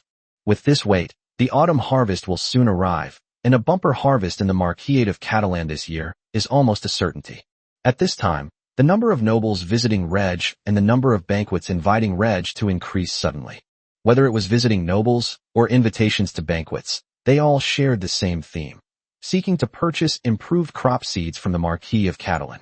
Yes, the nobles did not intend to send people directly to the Marquise of Catalan to purchase improved crop seeds. Instead, they first sought to purchase them from the Marquise of Catalan. Marquis Catalan is not a minor nobleman, but one of the great nobles of the Violet Empire. Although the Marquis of Catalan was a newly promoted nobleman, he rose to prominence so quickly and at such a young age, yet he repeatedly made great contributions. Such a powerful noble family is not something that even the other noble families in the Violet Empire would want to offend, let alone the lesser noble families. Just like the Catalan crossbow, which is a specialty of the Catalan Marquise, the Catalan Marquise forbids it, and other noble territories dare not openly imitate it. The same goes for the improved crop seeds of the Marquise of Catalan, which belong to the Marquise of Catalan. Anyone who dares to take it without asking will be offending the Marquis of Catalan.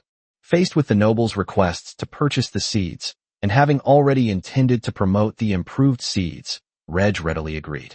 Reg set a rule that after the improved crops in the Marquise of Catalan are harvested this year, farmers should keep enough seeds and sell the rest to the Lord's Manor. The Lord's Manor buys seeds at 1.5 times the price of ordinary crop seeds. About 1/3 of the seeds purchased by the Lord's Manor were kept, which would be enough to plant improved crop seeds in all the fields of the Marquise of Catalan next year. The remaining improved crop seeds were sold to nobles who came to buy them at twice the price of ordinary crop seeds. The price of improved crop seeds is only double that of ordinary crop seeds, which is too cheap for the nobles of the Violet Empire. The main goal is to acquire a batch of seeds, plant them in one's own territory, and after repeated spring planting and autumn harvests, quickly expand the planting area and completely replace ordinary crop seeds. High-ranking nobles can also seek out nature sorcerers to accelerate the growth and improvement of crop seeds. Even unaffected by climate and seasons, it can quickly obtain more improved crop seeds. The seeds that Reg could sell were clearly insufficient to meet the needs of all the nobles who came to buy them. Then the only option is to allocate different purchase quotas based on the noble's rank and the closeness of their relationship with Reg.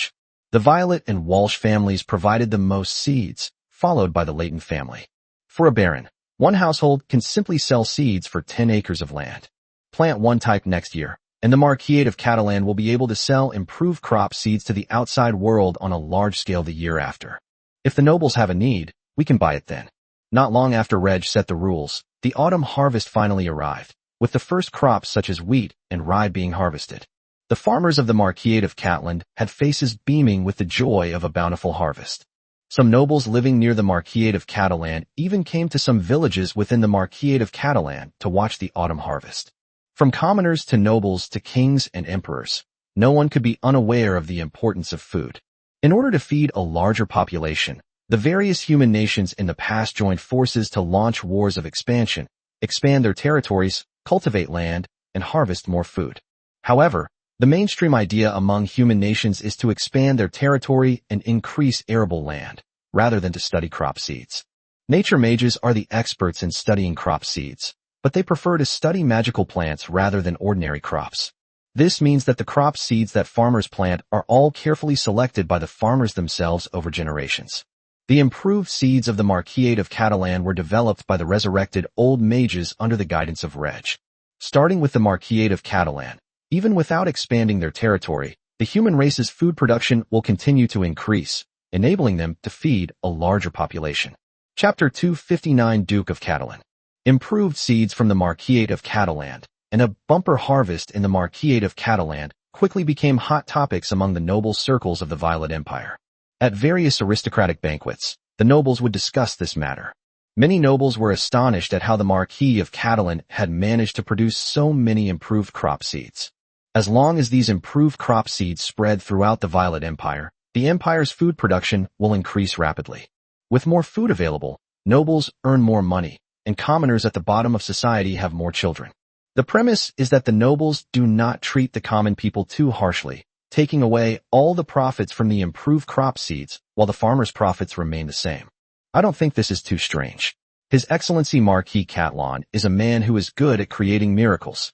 In his first war, Lord Marquis Catalan made great contributions. In the subsequent War of the Invasion of the 100 Races and the Plague of the Undead, Lord Marquis Catalan made great contributions and was even promoted from Viscount to Marquis. His Excellency Marquis Catalan deserves much credit for the transformation from a kingdom to an empire. Compared to the contributions of His Excellency the Marquis of Catalan in the war, improving crop seeds is not so important. Such words won the approval of the nobles. Improving seeds is important to the nobles, but winning the war and elevating the kingdom to empire are even more important. So much so that when news suddenly broke during the autumn harvest that Marquis Catalan's mage realm had reached the Silver Moon realm, the nobles were not overly surprised. Marquis Catalan is a star mage at a young age. It's normal for such a cultivation genius to have entered the Silver Moon realm. He will likely become a Radiant Sun mage in the future. If Marquis Catalan were to become a legendary mage, that would truly surprise the nobles. Reg, whose mage realm had just entered the Silver Moon realm, had not yet arrived in the capital to receive the investiture from Violet 7. But nobles who came to visit Reg in the Marquisate of Catalan addressed him as Duke. Having just entered the Silver Moon realm, Reg spent a few days cultivating at home before taking Audrey to the capital. Reg wasn't too concerned about being promoted from Marquis to Duke, but as a member of the Violet Empire's nobility, he still prepared according to tradition. Of course, since Violet 7 had previously stated that Reg would automatically be promoted to Duke once he reached the Silver Moon realm in the realm of extraordinary beings, Reg's realm of extraordinary beings needed to be tested first. Princess Katarina personally examined Reg. Reg only revealed his strength as a Silver Moon level 1 mage, which surprised Princess Katarina a little, making her think that Reg would soon become a strong person among the Silver Moon realm transcendents. When Reg was at the Star Realm, he killed a Silver Moon realm alien, so it's not impossible that in the future we'll see Reg kill a Radiant Sun realm enemy while at the Silver Moon realm. Princess Katarina thinks highly of Reg. Violet 7 felt a little envious of Reg, envious that Reg's improved cultivation level would allow him to earn more money in international trade. With his advancement from Starry Sky Stage 5 to Silver Moon Stage 1, Reg's strength increased, allowing him to create a larger personal space and teleport farther, which is beneficial for expanding international trade. Despite being the royal family of the Violet Empire and possessing the largest amount of land within the empire, the Violet family may not be as powerful as they seem. But the Violet family is the Violet family, and the Violet Empire is the Violet Empire. For example, the taxes of the Violet Empire do not belong to the Violet family, or even to Violet 7, but to the entire country. Building border fortifications, constructing and maintaining city roads, paying salaries to state employees, and so on all require funds from the national treasury. Every war is a huge expense for a country, and can even empty the national treasury. The country's revenue mainly came from taxes levied on the territories of various nobles. Even the Violet family has to pay taxes. The emperor could only use a small portion of the money in the national treasury. If he used even a little more, his ministers would stop him, which would affect the operation of the country. Violet 7 never takes more money from the national treasury, but she spends a lot of money, as so many women and children have to be supported by the national treasury. Including income from international trade, the Catalan family's income was second only to the Violet family in the Violet Empire. Now that the Marquis of Catalan has increased his power, the Catalan family's income may surpass that of the Violet family. Violet 7 felt only a little jealousy, but mostly envy, at the young Marquis of Catalan's ability to personally transport the goods without regard for his reputation. Violet 7 never expected that after the mage's level improved, Reg would no longer intend to expand international trade. Reg understood that the profits from this business were astonishing and would inevitably arouse envy and jealousy. The continued increase in overt profits may attract sabotage from some nobles. It's better to keep a low profile. The promotion of a marquis to a duke is a very important event for a country. A kingdom may have as few as 4 or 5 dukes. Even in an empire, it's difficult to have more than 10 dukes. Therefore, Reg stayed in his residence in the capital for a week before the investiture ceremony was completed.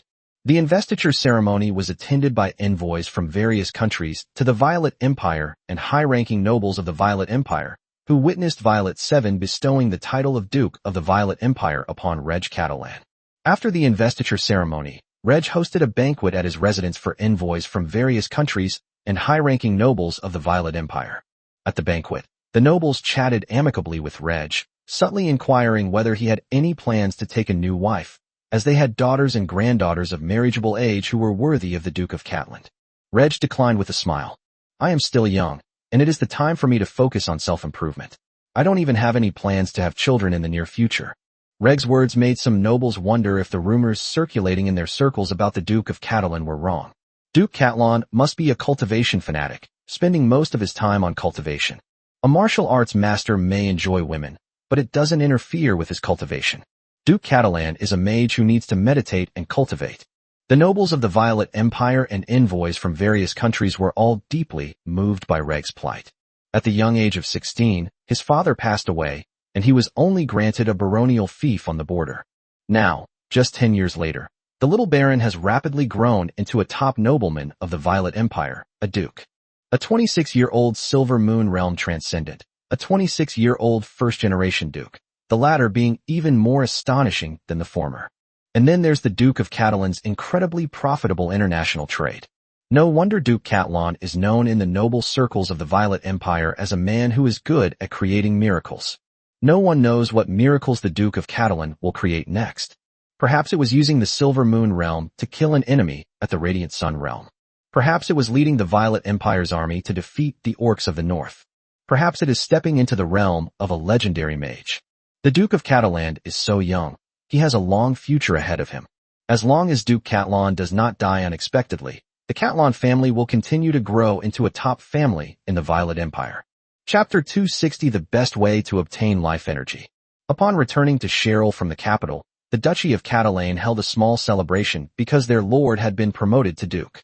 But only the core members knew that the lord was already a legendary powerhouse, and his goal was to establish a new country. Becoming the Duke of the Violet Empire was just a small matter. The farmers of the Duchy of Catalan, who are currently harvesting, are still filled with the joy of a bountiful harvest.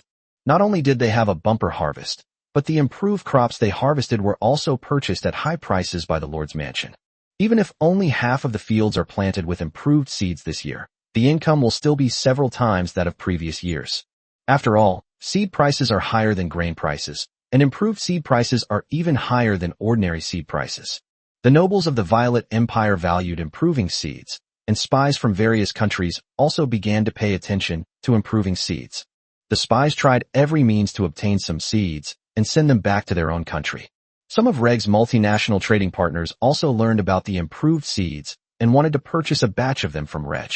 Reg did not refuse and sold some to the other party.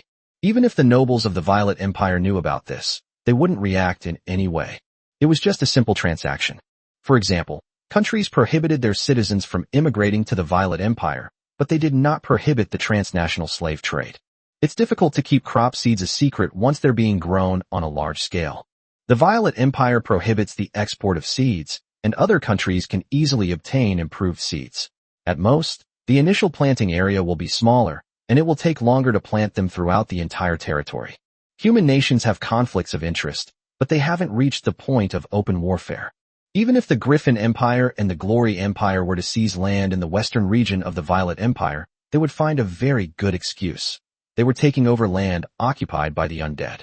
Reg hopes that improved crop seeds can be planted throughout the human realm, greatly increasing human food production and thus feeding a larger population. This also has another benefit for Reg. When grain production increases, grain prices decrease, making it possible to use some grain or byproducts to feed poultry and livestock on a large scale. On the surface, expanding the livestock industry is to allow humans to eat more meat, but in reality, Reg's world tree clone needs poultry and livestock to provide life energy. There will come a day when all the alien races will be wiped out. Humans cannot defeat other races, allow them to recuperate, and then launch another war to defeat them, thus perpetuating this cycle. The correct approach is to completely eliminate the alien race. Alternatively, a small number of non-human races could be left behind and placed in zoos for people to watch. Without other races to kill, the world tree cannot obtain more life energy.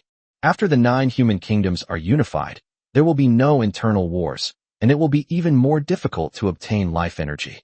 The best way to sustainably obtain life energy is to raise poultry and livestock on a large scale and use them to enhance the life energy of the world tree. You could even try raising monsters on a large scale. The current difficulty in raising poultry and livestock on a large scale stems from 2 main issues: food and medicine. When there isn't enough food for people to eat, it's naturally impossible to raise poultry and livestock on a large scale. Large-scale poultry and livestock farming can easily lead to infectious diseases, resulting in large-scale deaths of poultry and livestock. The food problem is on the way to being solved, and so is the medical problem. With the expansion of the territory, it is only a matter of time before farms are established for large-scale poultry and livestock breeding. At that time, there will be no need to wage war. The world tree will be able to continuously obtain life energy. The planting area for improved seeds needs to be expanded, and the resurrected old mages must continue their research on crops to develop better ones. Compared to the improved seeds that have received widespread attention both domestically and internationally, the industrial development of the Duchy of Catalan has been relatively unremarkable. Under the guidance of the resurrected old master, the blacksmith, along with his blacksmith apprentices and new apprentices from the Swift Talent School, has begun mass production of machine tools. In another machine shop, the first steam engine and steam pump had been manufactured. Steam pumps have a wide range of applications. For example, mine drainage is the most core application, which extracts water from mines, effectively solving the problem of flooding in deep mines, and thus promoting the large-scale development of coal and metal mining. For example, with a steam pump, water towers could be built in the city, and the steam pump could be used to send water to a water tank at a high place. Then, water pipes could be used to connect the water tank and deliver it to various parts of the city. This is what we call tap water. It also provides rapid cooling water for industrial equipment and agricultural irrigation. The advent of steam pumps will greatly save manpower and also signifies the official start of the industrial era in the Duchy of Catalan. Or perhaps the industrial age of the human race in the world of Nora has officially begun. As steam pumps are put into large-scale use, they will also be discovered by spies from domestic and foreign forces, just like the process of seed improvement. There was no way around it. Reg was too dazzling, attracting the attention of various forces both domestically and internationally. Foreign powers rank third in their regard for Duke Catalan and his territory within the Violet Empire, second only to the 2 families with legendary experts. It doesn't matter if the steam engine is discovered, as long as the muskets and cannons are well hidden. Reg hopes to improve the seeds and spread them to all parts of the human race so that everyone can have enough to eat. Reg also hopes that humanity will usher in the industrial age, which is progress and does not mean giving up supernatural powers. Technology and the extraordinary are not necessarily mutually exclusive. They may even complement each other and promote development. The resurrected mages research technology by recklessly using alchemy. Reg longed to see the railway connect all the regions of the 9 human kingdoms, so that his army could quickly conquer all the human kingdoms via the railway. However, industrial development also brings a serious problem: air pollution. With advancements in technology, air pollution can be mitigated. As long as technology advances fast enough, it won't cause too serious air pollution. Of all the things related to air pollution, Reg is most concerned about its impact on supernatural powers. Extraordinary individuals cultivate by inhaling magical elements from the air, but air pollution caused by industrial development negatively impacts their cultivation. Compared to the convenience brought by industrial development, the cultivation of extraordinary individuals is the most important thing. If this has any impact, Reg will become the public enemy of all superhumans. According to the research of the resurrected mages, air pollution has very little impact on the cultivation of extraordinary individuals, which is why Reg felt at ease developing industry in the Nora world. If the impact is significant, then Reg can only try to combine technology with the supernatural to develop an industry enhanced by alchemy, which would make it difficult to cause pollution. Alchemy can also be used to solve pollution problems, but it is too costly and difficult to use widely. Now, Reg has chosen to develop industry, rapidly advance technological progress, reduce pollution, and finally consider using alchemy to further solve the pollution problem. Chapter 261. 1 year later, the train makes its appearance. Woohoo! Woohoo! A steam train belching black smoke appeared on the railway tracks in Brentshire. The astonishing steel behemoth, with its long body, attracted the attention of pedestrians on both sides of the road. A month has passed since the train first appeared, but people are still excited to see it. In the year 828 of the Violet calendar, with the emergence of steam-powered machinery such as steam machine tools and steam water pumps, the Duchy of Catalan officially entered the industrial age. At this time, because the number of steam-powered machines was still relatively small, there was not much outside attention, and more attention was focused on improving the seed. A year later, in the autumn of 829 in the Violet calendar, the first steam train appeared on the railway tracks, quickly attracting attention both at home and abroad. The reason is simple. Steam trains are simply too amazing. It's unbelievable that such a gigantic steel monster could exist in the world, and it doesn't even need magical power to propel it, but is instead propelled by the power of water. A passenger train has 12 carriages. Each ordinary hard-seat carriage can carry 60 to 80 people. When overloaded, it can carry more than 1,500 passengers in total and travels on the railway at a maximum speed of 60 kilometers per hour. A freight train pulled by a single locomotive can transport 1,000 to 1,500 tons of cargo at a speed of 20 to 40 kilometers per hour. In contrast, horse-drawn carriages travel on railways, with passenger carriages reaching speeds of up to 30 kilometers per hour, but they are very unreliable and can only last for 1 to 2 hours unless the horses are changed frequently. The freight wagons travel at a speed of only 15 to 20 kilometers per hour, stopping to rest and feed the horses along the way, and can travel for 4 to 6 hours a day. Compared to specially designed horse-drawn carriages that run on railways, trains not only have a significantly increased capacity for carrying passengers and goods and are faster, but most importantly, trains don't get tired. The first train in the Duchy of Catalan was a relatively mature product. With the ability to replenish water and coal along the way and change personnel, a train can run continuously for 72 hours without any problem. At a speed of 40 kilometers per hour, it can travel 1,000 kilometers in a day and a night. This mode of transportation not only far surpasses the specially made horse-drawn carriages that travel on railways, but also far surpasses ordinary horse-drawn carriages. With the advent of trains in the Duchy of Catalan, specially made carriages were no longer seen on the railway. On the one hand, it was forbidden by the Lord's mansion, and on the other hand, the specially made carriage was not as good as the train. It has a lower driving speed, a lower load capacity, and even a cheaper toll. Merchants and travelers naturally preferred to use the train. The steel behemoth that was more eye-catching than the improved seed attracted a large number of nobles from the Violet Empire to visit Duke Catalan, and some even rode the train themselves. If this train didn't have to run on rails, it would be a terrible weapon of war, capable of crushing a million-strong army. Even if it cannot be used as a weapon of war, it is very useful as a means of transportation and can travel 1,000 kilometers in a day and a night. In just over a day, one could travel from the southernmost to the northernmost part of the empire. If war were to break out suddenly, the empire's army could be rapidly deployed to the front lines. It is indeed a very useful means of transportation, but the price is probably outrageous. Not to mention the cost of the train itself, the cost of the railway tracks alone is practically like paving gold coins on the ground. I heard that laying a railway track, 1,000 kilometers long, costs 1 million gold coins.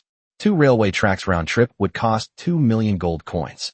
Only the wealthy Duke of Catalan has the financial resources to build railway tracks. Even the Violet family wouldn't be willing to spend that much money. One of his men reported to Reg what the nobles were talking about. The nobles of the Violet Empire who personally visited the train were very impressed with it, but none of them were able to build a railway in their own territories. The price of steel is simply too high right now. Within the Violet Empire, besides Reg, the only other power with the financial resources to build a railway is the empire itself. But now it is only the 3rd year after the war, and no matter how useful the train is, the Violet Empire is unwilling to spend money to build railways. The construction of the railway may have to wait 5 or 6 years, until the Violet Empire has more financial resources and the price of steel drops. Furthermore, the Violet Empire is experiencing a labor shortage for railway construction due to the development of its western regions. The Violet Empire rose rapidly during the invasion of the 100 Races and the calamity of the undead, becoming the 4th human empire. Military strength was a crucial factor in this. This also made the nobles of the Violet Empire place greater emphasis on the strength of their territorial armies compared to other countries. At the same time, the nobles of the Violet Empire were more likely to realize that this new mode of transportation The train could effectively enhance the Violet Empire's military strength. For example, the Violet Empire might need to mobilize troops from its southernmost noble territories to travel to its northernmost point. It would take at least 2 months for the army to march. If you take the train, you can travel this distance in just over a day. Even if a large alien army suddenly invades the unprepared Violet Empire, the Violet Empire can quickly mobilize troops from all over the country to the front line. Even when the Violet Empire goes to war with a neighboring country, it can quickly mobilize troops by train to catch the neighboring country off guard. The train is great, but laying the tracks costs too much money. Neither the Violet family nor the Walsh family could afford it. Reg hoped that the Violet Empire would build several railways running east-west and north-south, and even that he had the financial resources to support the construction of the railways. But the fact that Reg cannot take out this money means that the wealth Reg controls is too outrageous. A family's status, wealth, and social standing must be commensurate with its actual strength. Poor strength coupled with excessive wealth will only attract the covetousness of the powerful. Reg is strong enough, but he needs to hide his strength for now, as he doesn't want to attract trouble. Moreover, it's entirely inappropriate for Reg to fund the construction of railways outside the region. Reg is teleported to the capital to discuss the construction of a railway with Violet 7. Violet 7 trusted Reg a lot and was very curious about trains. She even asked Reg to teleport her to the Duchy of Catalan so that she could see the train with her own eyes and even ride on it to experience it. Previously, Violet 7 had only heard about trains, but now she has seen one with her own eyes and can understand its importance to the Empire. Reg, the Empire needs to build railways, but it doesn't have enough money to do so, Violet 7 said to Reg with a sigh. After thinking for a moment, Reg said, "Your Majesty, I have an idea that can help build a railway as soon as possible." "What are your thoughts?" "Your Majesty, the main cost of building railways lies in steel. I have new steel smelting technology that can significantly increase steel production, lower steel prices, and thus reduce the cost of laying railways. However, the decrease in steel costs will affect the interests of some of the Empire's great nobles. I believe we can establish a railway company, allocate shares to the high-ranking nobles, and allow them to profit from the railway." Chapter 262 Promoting the Development of Human Industrialization. Building a railway in the Nora world is different from building a railway in Reg's previous life in modern times. In my previous life, the biggest cost of building a railway was civil engineering, followed by the tracks and the trains. In the world of Nora, there aren't as many machines for civil engineering, such as digging tunnels. However, warriors and mages with extraordinary powers are no less capable than machines. A powerful superhuman can easily dig through a mountain by himself. Because industrial development was limited to the Duchy of Catalan, steel production in Reg rose rapidly. The annual steel production has exceeded 150,000 tons, which is more than half of the annual steel production of the Violet Empire excluding the Duchy of Catalan. Because external interests in the steel industry are already entrenched, and the steel produced is absorbed by the industry itself, the price of steel in the Violet Empire has not decreased. This means that up to 60% of the money spent on building railroads in the world of Nora is spent on steel. Steel is needed not only for building tracks, but also for the trains themselves, building bridges, and constructing houses. If steel prices plummet, the cost of building railways will decrease significantly.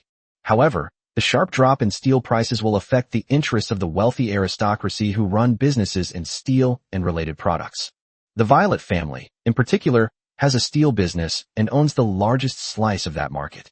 To persuade Violet 7 to agree to build a railway and lower steel prices, Reg came up with a plan. If steel prices fall, then we'll focus on low profit margins and high sales volume.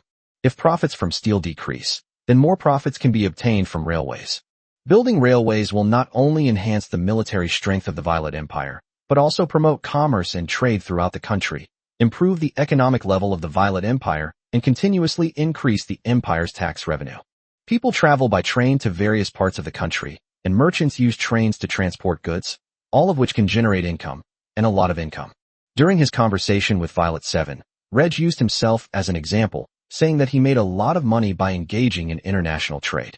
Cross-border trade is very profitable, and domestic cross-regional trade is also quite lucrative. Building railways to the border also facilitates trade with neighboring countries. Ultimately, Reg concluded that building railways would not only enhance the Empire's military strength, but also generate revenue, a lot of revenue. Violet 7 listened to Reg's words and pondered them deeply. For Violet 7, the most important thing is to enhance the military strength of the Violet Empire. The Violet Empire is currently one of the 4 great human empires, but it is the weakest. Because of its inferior strength compared to the other 3 major empires, the most fertile lands of the Kingdom of Tide that it had annexed were subsequently seized by the Griffin Empire and the Glory Empire. The Violet Empire, however, lacked the power to reclaim it. If the Violet Empire were strong enough, even stronger than the Griffin Empire and the Glory Empire, neither of the 2 empires would dare to easily seize the Violet Empire's land. Building a railway would enhance the military strength of the Violet Empire. Violet 7 wanted to build a railway, but the cost was too high, so it was not possible to build one for the time being. Violet 7 originally planned to build the railway 5 or 10 years later, when the Empire's finances were more abundant. Unexpectedly, Reg's words made Violet 7 realize that building the railway might not be a money-losing project to increase military strength. Violet 7 was smitten. Upon returning to the capital, Violet 7 invited her great-grandfather, the legendary Arnold, and her sister, Princess Katrina, to come over so that Reg could recount the benefits of building the railway. Violet 7 is the emperor and the patriarch of the Violet family, but the Violet family also has 2 other legendary powerhouses. Violet 7 could not make the decision to build the railway on her own. However, if we can persuade the 2 legendary experts, this matter can be approved by the Violet family. Reg repeated what he had said to Violet 7, and the 2 legendary figures listened and pondered. Finally, Reg added, "I don't want to make a lot of money from building the railroad. I want to make the Empire stronger and the strongest human nation." Reg didn't intend to make much money from building the railway, nor did he want the Violet Empire to become the strongest human nation. Reg wanted to build a railway in the Violet Empire so that all human nations would build railways, enter the industrial age, and improve the overall strength of humanity. Ideally, the human race would have already ruled the world of Nora and developed its industry to a certain level before Reg attempted to conquer the world. In the world of Nora, where extraordinary powers exist, even soldiers in the army aim to cultivate themselves into extraordinary beings. Furthermore, with expensive items like magic guns, magic cannons, alchemy guns, and alchemy cannons, even with industrial development, firearms and cannons would be difficult to produce. It's important to understand that this path of technological development could only have been fully realized in the Duchy of Catalan. Reg released a small portion of the content to the outside world for development, making it difficult for outsiders to deduce anything new. Because of Reg's past contributions to the Empire, Princess Katarina easily believed Reg's words. Violet 7 agreed to build the railway, as did Princess Kate. After careful consideration, Arnold Legend asked Reg a few more questions and finally agreed to build the railway. As a result, the Violet family, the most powerful family in the Violet Empire, agreed to build the railway. Not only did the Violet family agree, Violet 7 ordered all the great nobles to gather in the capital for a meeting. Upon receiving Violet VII's order, the dukes and marquises rushed to the capital, still pondering what to do at this meeting. In the royal conference room, Violet 7 sat in the main seat, with the new Duke of Walsh and the Duke of Catalan on either side of him closest to her. The Walsh family has a legendary and powerful figure in charge, and Duke Walsh sits in the position closest to Violet 7, representing the Walsh family's importance to the Violet Empire. Duke Catalan made significant contributions during the war and in the Violet Kingdom's ascension to the Empire, earning him the deep trust of Violet 7. The nobles in the conference room envied the Walsh family, which had produced a legendary strongman, and also envied the originally weak Catalan family for giving birth to a genius like Reg Catalan. If Duke Catalan had been in another established ducal or marquis family, he might have had a greater chance of becoming a legendary figure. In the conference room, everyone was seated, and Violet 7 began. "I plan to build railways throughout the country to increase the Empire's military strength and promote domestic commerce. Today's meeting is to discuss this matter." When Violet 7 spoke, the nobles were all taken aback. Building a railway? Does the Empire have the financial resources to build railways? Compared to spending money to build railways, developing the Western region is the most important thing. Wouldn't it be better to build railways after the Western region has been largely developed and people have more money? Chapter 263 Trial Construction of the First Railway. Regardless of what the nobles were thinking, Violet 7 had Reg speak, explaining the importance and benefits of building the railway for the Empire. Reg repeated his words, telling the nobles that as long as the price of steel fell, the cost of building the railway would be greatly reduced. Building the railway would not only increase the empire's military strength, but also promote domestic commerce. In short, there are only benefits and no drawbacks to the empire building railways, and the sooner the railways are built, the better. After Reg finished speaking, some of the nobles at the meeting were immediately tempted, but those whose steel businesses were involved had uncertain expressions on their faces. I don't intend to make much money from building the railway. I want to work with everyone to help the empire become the most powerful nation among humans, so that we can reap more benefits. Therefore, I will provide new technologies free of charge to the steel mills under your names, which will increase steel production, reduce costs, and allow you to purchase the steel needed for railway construction from your steel mills. My main focus is providing technical support and information about trains. Hearing Duke Catelyn's words, some nobles were tempted, but many others still found it difficult to make a decision. I see that everyone is having difficulty judging the prospects of the railway. How about this? Let's build a railway connecting the southern and northern borders of the eastern region of the empire. I am willing to contribute some of the funds to support the construction of this railway. If this railway is successfully built and truly achieves the benefits I mentioned, then the empire can proceed with large-scale railway construction. As soon as Reg finished speaking, Violet 7 continued. I agree with Duke Catalan's plan, and on behalf of the Violet family, I will also contribute some money to support the construction of this railway. While some nobles hesitated, others offered their support. I support the construction of the railway, and I am willing to contribute some money, but the railway must pass through my territory. Me too. The vast railway network that spans the Violet Empire begins with the very first railway. As long as there is profit to be made, the nobles will all get involved. The higher nobles didn't care at all about what the lesser nobles thought. Although the Violet Empire was only building its first railway, it caused a great stir within the empire and quickly spread, attracting the attention of many nobles within the country and foreign powers. Trains, these steel behemoths, have attracted increasing attention from various forces both at home and abroad. Despite the importance attached to it, other human nations are even trying to acquire technology related to railways and trains. However, there are no human nations that want to build railways and manufacture trains yet. If the first railway built by the Violet Empire proves to be of great use, other human nations would be happy to follow suit and build their own railways. What the Violet Empire has, other countries cannot lack. As for the railway built by the Duchy of Catalan, it was the first railway built by the Violet Empire and even the entire human race, so it was not given much attention by the various forces. It was, after all, just a railway within a noble territory, not connected to the outside world, so it seemed unlikely to have much impact.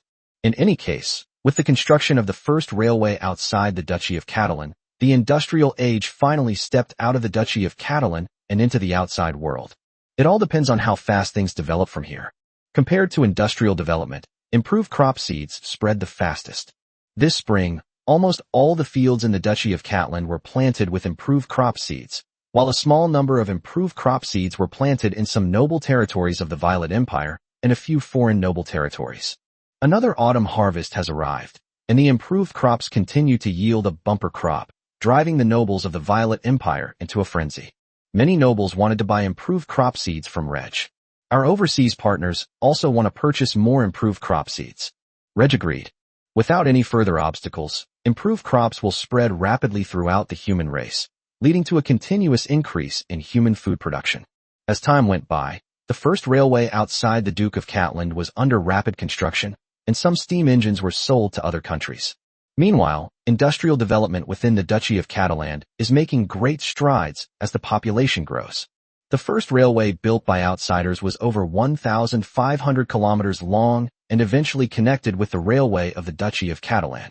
The railways completed in the Duchy of Catalan already exceed 1,500 kilometers. The railway connected the county towns of the 17 counties of the Duchy of Catalan with other important cities, facilitating the transport of people and goods within the territory. The border fortress garrison was rotated, and supplies were transported. After entering the Duchy of Catalan, they were all put on trains and delivered to their destinations more quickly. Railways flourished throughout the Duchy of Catalan, and skilled workers were trained in large numbers. Within the territory, more mineral resources, including copper, iron, lead, aluminum, coal, and oil, were mined, and more smelting plants were built. At the same time, more machine factories were built, and a large number of workers entered the factories. Because they could earn more money, many farmers went to work in factories. A new tractor factory is under construction, ready to manufacture tractors for agricultural production. Reg will change the small-scale farming economy, establishing numerous farms and large-scale agricultural production. However, because the Duchy of Catalan needs people and young women need to have children, women cannot be sent to work in factories for the time being. Of course, since the rules were set by Reg himself and the factories were all under Reg's name, the workers were not treated harshly. We work 10 to 11 hours a day and get 1 day off every week. Providing workers with proper safety measures will result in financial compensation for work-related injuries, disabilities, or even death. Farmers who go to work in factories don't work as hard as construction workers or field laborers, but they earn more and can support their families. A farmer can support his family by working in a factory, but tending the fields usually requires the entire family to work to make a living. People at the bottom of society can easily notice this. Although farming has been a way of life for many generations, times are changing, and farmers are no longer willing to farm for their entire lives. Reg preferred to send most of the labor force to factories, while agricultural production was carried out in a large-scale farm model.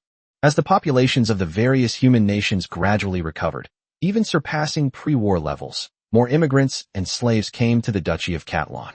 These newcomers find it hard to accept working on construction sites or in factories all the time, believing that farming is the most secure way to make a living. Reg would allocate land to them to experience farming, but eventually most of the workforce would be attracted by the higher income and go to work in the factory. Factories sprang up everywhere. Buildings became more and more numerous. Cities grew larger and larger. Industrial products became more and more abundant in the market, and the people gradually became wealthier. This was the industrial age of the Duchy of Catalan. Chapter 264 Population Surge. The Duchy of Catalan provided the technology to the Violet family and other nobles, supplying them with steel-making techniques and procuring the steel used in the construction of the railway from their steel mills. For example, railway tracks are rolled out directly in steel mills. The skilled workers who built the railway all came from the Duchy of Catalan. Ordinary laborers can be recruited from various locations. The first railway outside the Duchy of Catalan was built, with a length of over 1,500 kilometers. After the technicians surveyed the terrain, they directly carried out construction in multiple sections. Construction continued southward from the southernmost point of the railway in the Duchy of Catalan. Construction began northwards from the capital. Construction began northwards from the southernmost point of the eastern region of the empire. During the construction of this railway, it is necessary to connect as many noble territories as possible. After more than half a year of preparation, on June 1st, in the fourth year after the war, in the Violet calendar 830, the Eastern Railway Line 1 officially began construction under the leadership of the Violet Empire Royal Railway Company. The entire construction period was 3 years. During the construction of the railway extending from the southern end of the Duchy of Catalan would be built to a certain distance and then open to traffic. Trains from the Duchy of Catalan ran on this railway, facilitating travel for merchants and ordinary passengers to and from the Duchy of Catalan. As the first year of construction on the Eastern Railway Line 1 came to an end, more and more people witnessed the convenience of railways. The common people were a little scared when they first saw the steel behemoth, but they quickly became accustomed to the train. After all, Nora is a world with extraordinary powers, and there are many things that are more surprising than the train. The military role of railways became increasingly apparent, and their stimulating effect on commerce gradually became evident in the Duchy of Catalan. It even facilitated the entry of slaves and immigrants into the Duchy of Catalan. More and more nobles in the Violet Empire are supporting the large-scale construction of railways within the empire. They also wanted to become shareholders of the royal railways and obtain a share of the profits from the railway. However, compared to the initial shareholders, later shareholders need to put up more money. At least the wealthy nobles could become shareholders of the Royal Railway Company. Even if minor nobles have money, they cannot become shareholders, but they can contribute money to allow the railway to pass through their territory or to build a branch line to it. The Royal Railway Company rapidly expanded to train more technicians in preparation for the large-scale construction of railways to come. Other human nations also gradually came to understand the importance of railways and sent envoys to Violet 7 in an attempt to introduce railway technology. Meanwhile, they secretly sent personnel into the Duchy of Catalan and the Royal Railway Company in an attempt to acquire and learn railway technology. Reg was naturally willing to open up railway technology and even train manufacturing technology. For experienced alchemists, replicating a train is not a difficult task. One person can even make a train by hand. However, on the surface, they still had to follow Violet VII's decision. The Violet Empire is the fourth human empire, but not the strongest human nation, and is unable to withstand the combined pressure from the other 8 human nations. It is expected that countries will eventually be able to acquire railway technology after making some concessions. The Duchy of Catalan is single-handedly promoting the industrial, agricultural, and commercial development of the entire human race. Within the Duchy of Catalan itself, industry, agriculture, and commerce developed even more rapidly. Industrial development causes environmental pollution, so Reg placed some factories that are prone to pollution in designated cities, thus limiting the pollution to a small area. The factory produced a large quantity of inexpensive goods, most of which were consumed within the territory, with a small portion being taken to the outside world by caravans for sale. With the construction of railways, more goods will be shipped out for sale. The influx of immigrants and slaves into the Duchy of Catalan effectively alleviated the labor shortage problem in the development of the territory. By comprehensively planting improved crop seeds, farmers' families can have enough to eat and wear, and the price of grain within the territory can be reduced. More importantly, the Lord's Manor distributes money annually as a reward for childbirth. Of the money distributed, some will be saved, but some will be spent. It's like using Reg's money to promote the development of the territory's economy. Reg is not satisfied with the speed of the territory's development. Only when the territory's goods are exported on a large scale can the territory develop at a faster pace. Only when the income of immigrants continues to increase can more immigrants be attracted. Reg personally negotiated with each of the great noble families, sharing profits to allow goods from the Duchy of Catalan to enter the spheres of influence of these great nobles. The same product has a lower production cost in the Duchy of Catalan, and can even be sold at a price lower than the cost price of the same product outside. In this regard, the Duchy of Catalan can directly become a supplier to the great nobles, selling to them at a price lower than their cost, thus allowing the great nobles to obtain more profits. There is a prerequisite here: railway construction. Railways can significantly reduce freight transportation costs and greatly shorten freight transportation time. As for the destruction of handicrafts outside the region, the closure of numerous small workshops, and the unemployment and inability to afford food for many people, it was just the right thing for them all to immigrate to the Duchy of Catalan. The railway also facilitated immigration to the Duchy of Catalan. After the scourge ended, Reg's territory began to introduce a large number of people, primarily through the purchase of slaves in the first few years. As time passed, the populations of various countries gradually recovered, and the number of slaves and immigrants pouring into the Duchy of Catalan increased rapidly each year. The population of the Duchy of Catalan increased, and Reg further encouraged its inhabitants to have children, resulting in a rapid increase in the number of newborns each year.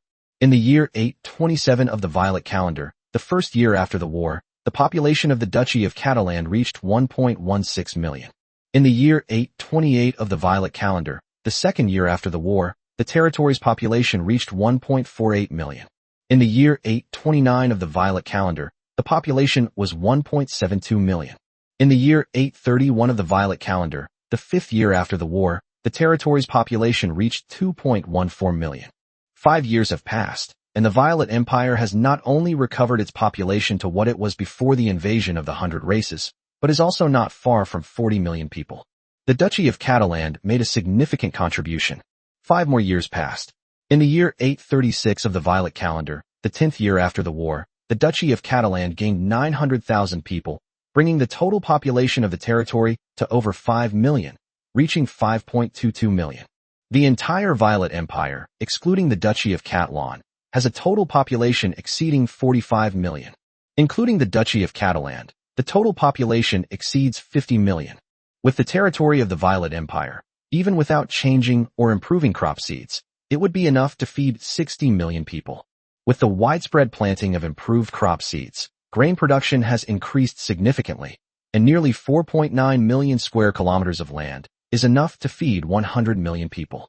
If the Violet Empire were given another 20 years or so, assuming no large-scale wars and no natural or man-made disasters, its total population would only reach 100 million. 10 years after the end of the Undead Plague, not only did the Violet Empire experience a population explosion, but the other 8 human nations also saw a surge in population. Both figures significantly exceeded the population before the invasion of the 100 tribes. By widely planting improved crop seeds, countries can feed more people without changing their land area. But the invasion war of the 100 races more than a decade ago is still clearly remembered by all the human race nations. Chapter 265 10 Years, Revenge, Showdown.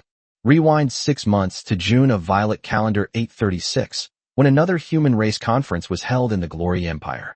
All 9 human kingdoms, including 4 emperors and 5 kings, participated in the meeting.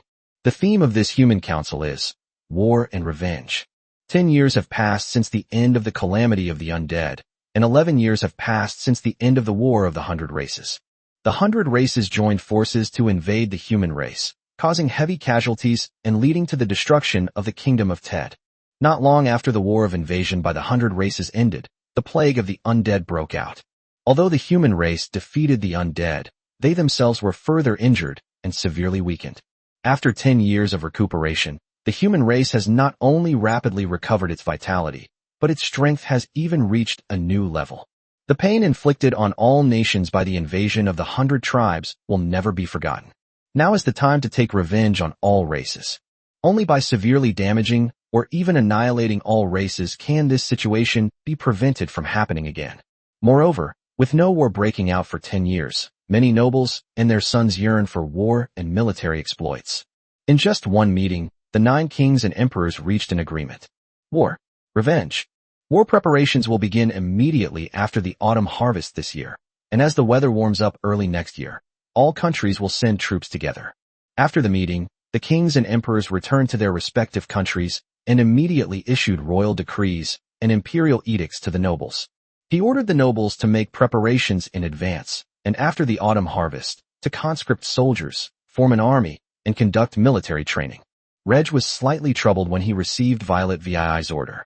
Because Reg was preparing to send his territory's army to conquer more land to the north, in order to expand his territory and support more people.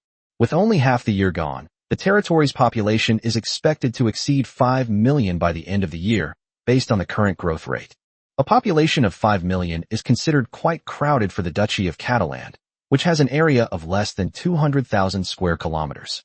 Although the Duchy of Catalan is currently self-sufficient in food, feeding 5 million people, and the territory can still accommodate some of its inhabitants. But Reg's goal is to establish a nation that requires 1 million square kilometers of land and more than 10 million people. Therefore, Reg has decided that after reporting to Violet 7, the Duchy of Catalan will send troops to wage a war of expansion on its own. Not only will it expand its territory, but the increased life energy gained in the war will also help Bellona, who has already reached the 3rd stage of the Radiant Sun realm, to quickly advance to become a legendary fighter. Reg, who is already a legendary 2nd stage battle master, can also take 1 or 2 steps forward in the legendary realm.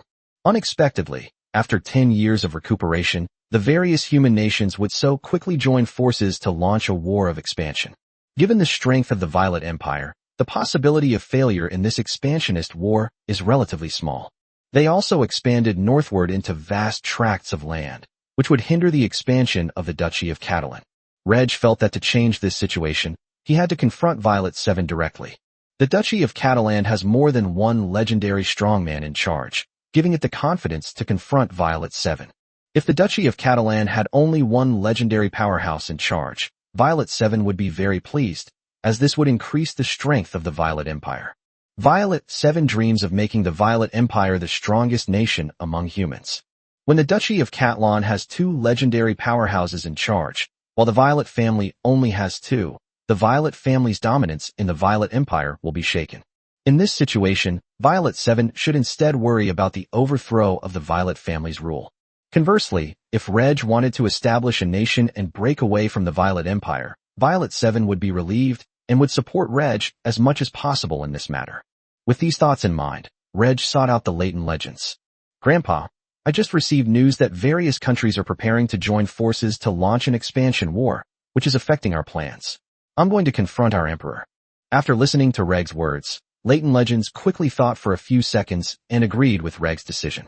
Grandpa, you're going to enter the small world. I'll restore your hair color. You'll probably need to make an appearance then. Good. With both legendary figures leaving the territory, Reg didn't need to make any arrangements. Not to mention the railway connecting the Duchy of Catlan and the capital. Reg, as a 5th-level Silver Moon space mage, is able to travel quickly between various human countries. Upon entering the small world, Reg consumed a small amount of the world tree's life energy to turn the legendary Leighton's black hair golden. His appearance remained unchanged. When the legend of Leighton was resurrected, Reg only changed the color of his hair. With his youthful appearance and black hair, no one would doubt that he was the deceased Marquis of Leighton. As a legendary fighter, Leighton has a strong control over his body. While his hair color is not easily changed, he can control his body and alter his appearance. It can not only change appearance, but also height, weight, and so on. Leighton Legend spent more than 10 years in the territory of Reg, not only managing the territory for Reg, but also establishing a new home there, marrying several wives, and having more than 10 children. Before the Marquis of Leighton knew it, he had gained more than a dozen younger brothers and sisters, and Freya also gained more than a dozen uncles and aunts. Freya didn't care about this situation at all, and often gave these young elders gifts and toys. Leighton's legend remained in the small world, and Reg teleported all the way to the gates of the Imperial Palace in the capital. When the Duke of Catland had an audience, Violet 7 would receive him immediately unless there were special circumstances. Soon, palace officials led Reg to Violet VII's study, where he handled state affairs. Compared to a decade or so ago, Violet VII's transcendental level has not improved, but her appearance has not aged. On the contrary, her aura has become much more imposing. The biggest reason is that Violet 7 became emperor, and the strength of the Violet Empire continued to increase, making Violet 7 radiant. Moreover, Violet 7 is not a workaholic. She rests when she needs to and enjoys life, so she doesn't age. Reg, what brings you here? Violet 7 asked. Your Majesty, please have the others leave. I have something important to report. Violet 7 trusted Reg so much that she was even teleported by Reg alone to the Duchy of Catalan to watch the train. When Reg entered the palace, his identity had already been checked to confirm that he was not an imposter. Seeing that Reg had something important to say, Violet 7 ordered everyone to leave. All right, Reg, you can speak now. Reg cast another soundproof spell before saying to Violet 7, Your Majesty, I have entered the legendary realm. Violet VII's eyes widened, and she stood up excitedly. Reg has actually become a legendary powerhouse. Violet 7 trusted Reg and did not believe that Reg was lying. Reg became a legendary powerhouse. Although it is unknown why he advanced so quickly, he is still a legendary space mage who has just entered the legendary realm and already possesses great strength. The Violet Empire possesses 4 legendary powerhouses, which is no less than the number of legendary powerhouses in the other 3 major empires. Chapter 266, I Am Leighton. Good. Reg, you're becoming a legendary powerhouse is great news for the Empire. In this war of expansion, the Empire will surely reap a great harvest, and perhaps even have the opportunity to kill a legendary powerhouse from another race, Violet 7 said with great joy.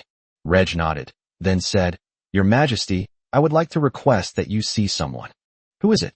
Reg waved his hand, opening a portal to the small world, and the young Leighton legend stepped out. Violet 7 sized up the legend of Leighton and guessed, You're Leighton's grandson? No, Your Majesty, I am Leighton, words Leighton. Even though he had become a legendary figure, the legendary Leighton still spoke respectfully to Violet 7. Leighton, weren't you killed by the legendary undead? Now you're not only alive, but you've also become so young. Violet 7 asked in surprise. Your Majesty, I was indeed killed by a legendary undead. It was Reg who used a very precious treasure to resurrect me. I have now pledged allegiance to Reg and am staying in Reg's territory under the alias Wallace to help Reg manage the territory. Oh, I see. Congratulations. Violet 7 was surprised to see the legendary Leighton resurrected, but she wasn't too surprised by the resurrection itself, since there was more than one way to resurrect someone in the world of Nora. However, the next sentence from the Leighton legend made Violet 7 look incredulous. Your Majesty, I have become a legendary battle master. Reg became a legendary powerhouse, and so did Waltz Leighton. Leighton remained loyal to Reg, meaning that Reg's Catalan family had 2 legendary powerhouses under its wing. The Violet clan only has 2 legendary powerhouses in charge. Is Reg here to lay his cards on the table? What does Reg want to do? Various thoughts flashed through Violet VII's mind as she tried to calm herself down quickly. Violet 7 wasn't worried that Reg was there to kill her. There was no need for that.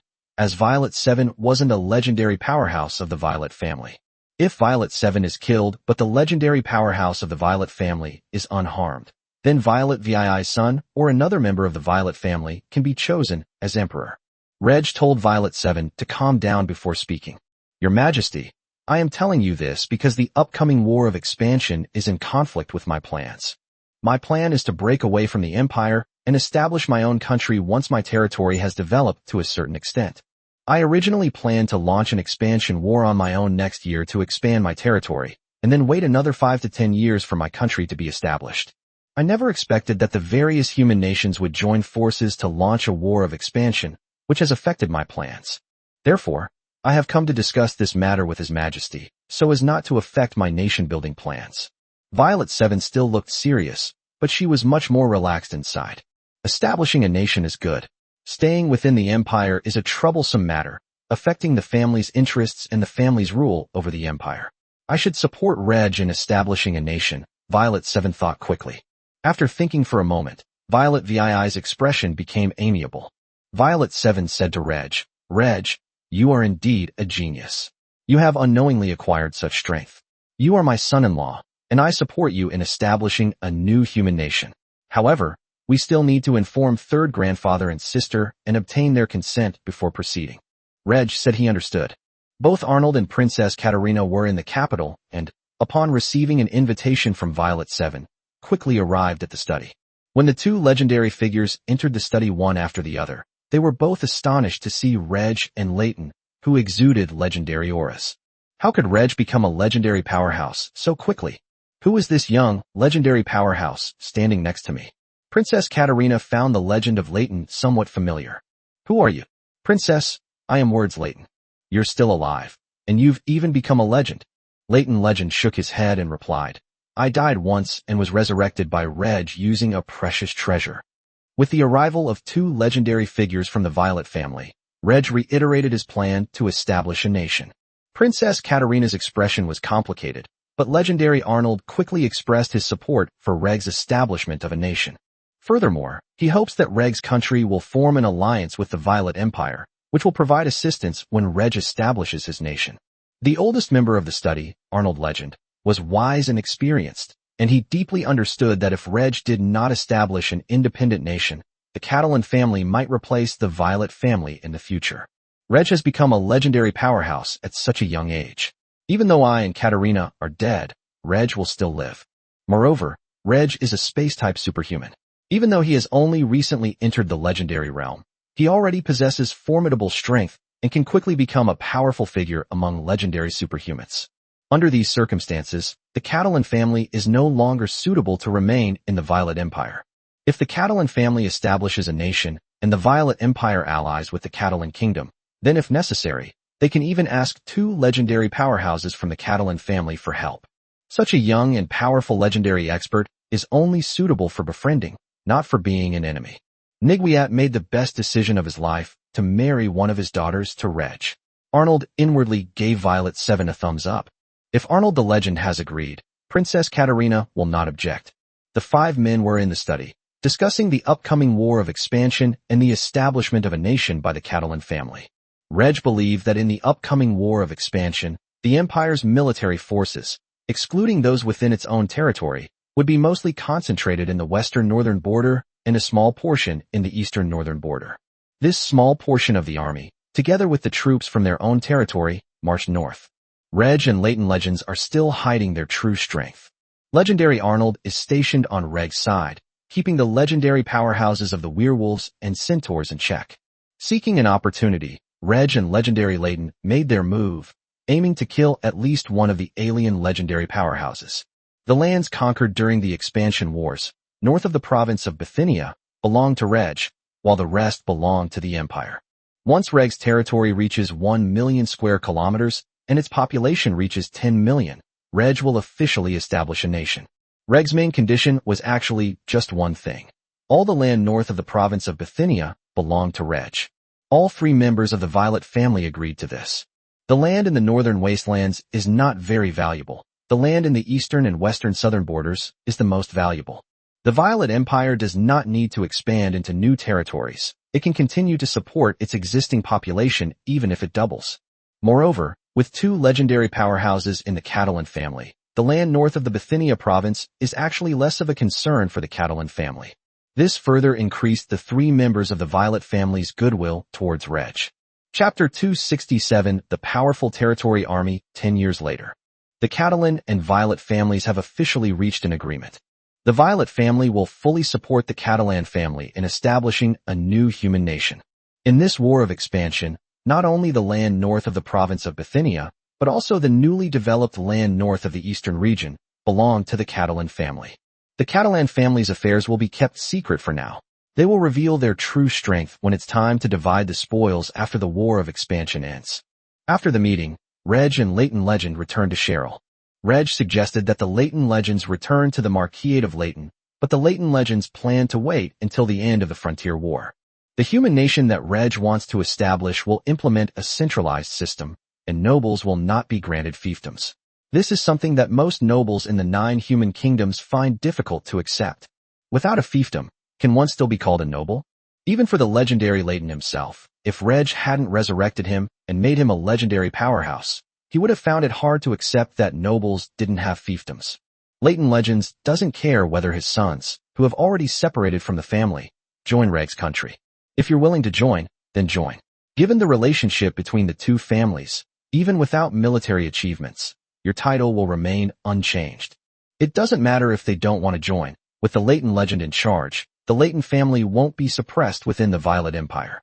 Unless they are royalty or members of the royal family, they are restricted to developing within their own country. Other noble families might send one or more branches to other countries to develop, where they would also become nobles.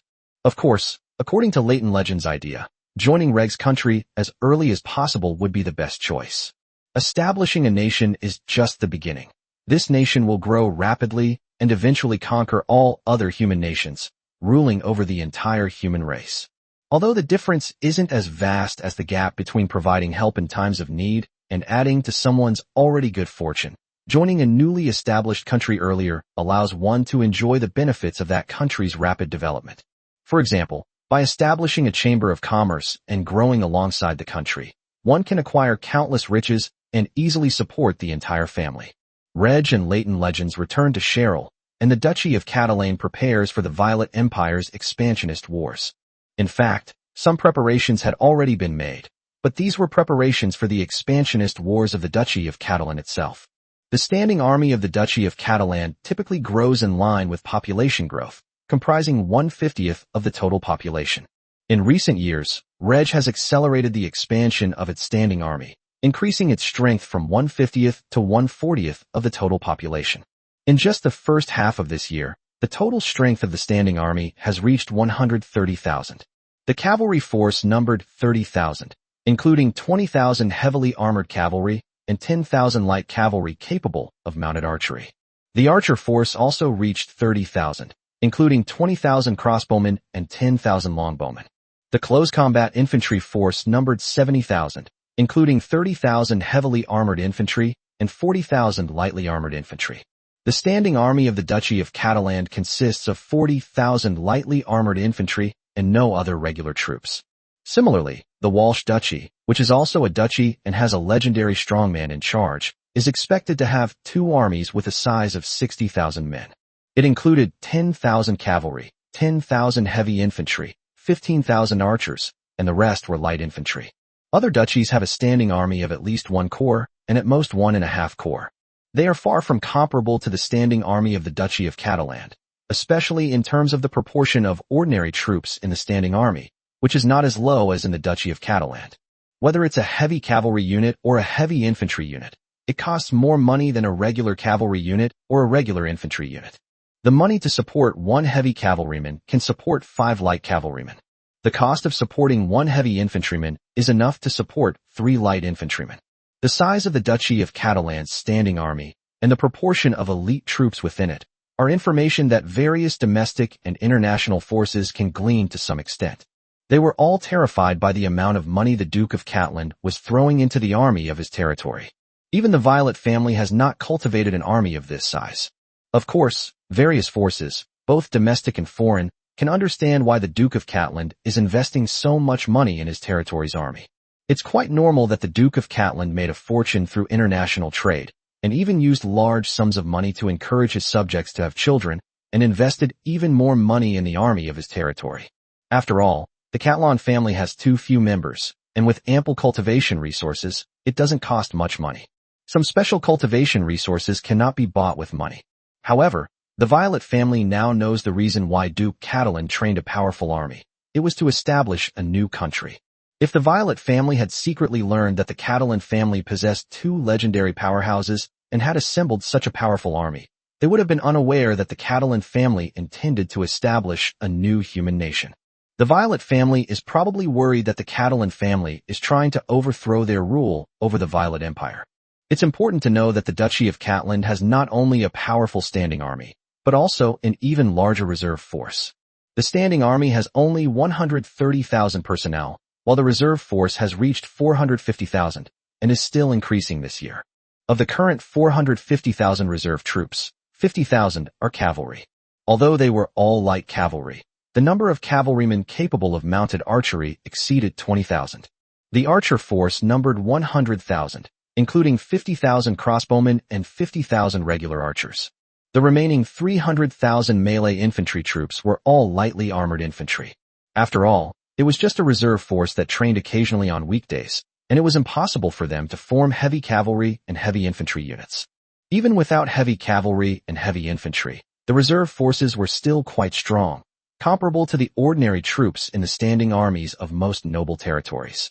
This is due to a variety of reasons, including different training methods, a large number of literate people in the reserve forces, excellent weapons and equipment, and the fact that the people are well fed and clothed on a daily basis. The heavy cavalry and heavy infantry units in the standing army were basically all members personally selected by Reg.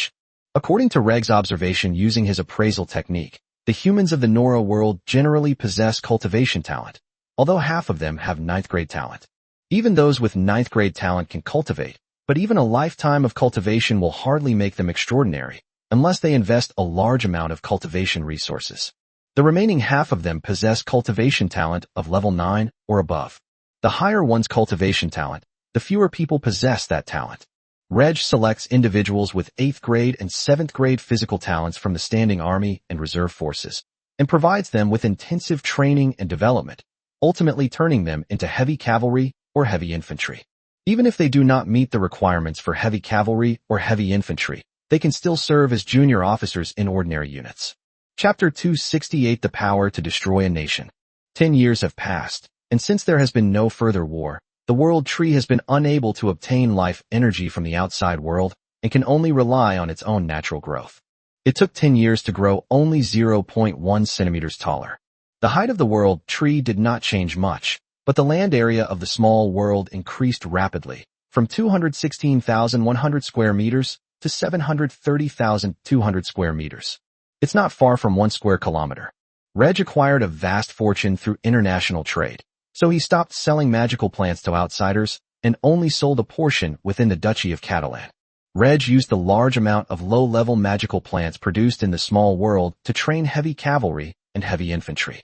Soldiers with 8th or 7th grade physical talents are granted body forging techniques for combat masters and are allowed to consume low-grade magical plants to accelerate their cultivation progress. Reg didn't expect them to cultivate battle chi and become superhumans. He just wanted them to improve their physical attributes so that they could withstand long periods of heavy armor and fight enemies. If any of them are able to become extraordinary individuals, they will be promoted. They could serve as officers in heavy cavalry or heavy infantry units, or even potentially join the superhuman forces. Training heavy cavalry and heavy infantry requires some magical plants, but more magical plants are used to train talents of level 6 and above. With the completion of the new Lord's Mansion, the Reg family moved into the larger and more luxurious mansion, and the Maid school also moved into the new mansion, with the school area increasing significantly. The former Lord's Mansion was entirely given to the school for extraordinary individuals. Every year, the population of the Duchy of Catlan increases, with a large number of 6th level and above talents entering the school of extraordinary individuals to study. Students entering the school for the extraordinary are predominantly male, with fewer females.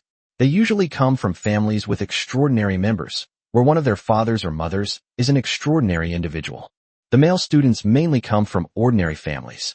Maid school only admits female students, and they must sign a contract of servitude to become the Lord's maid.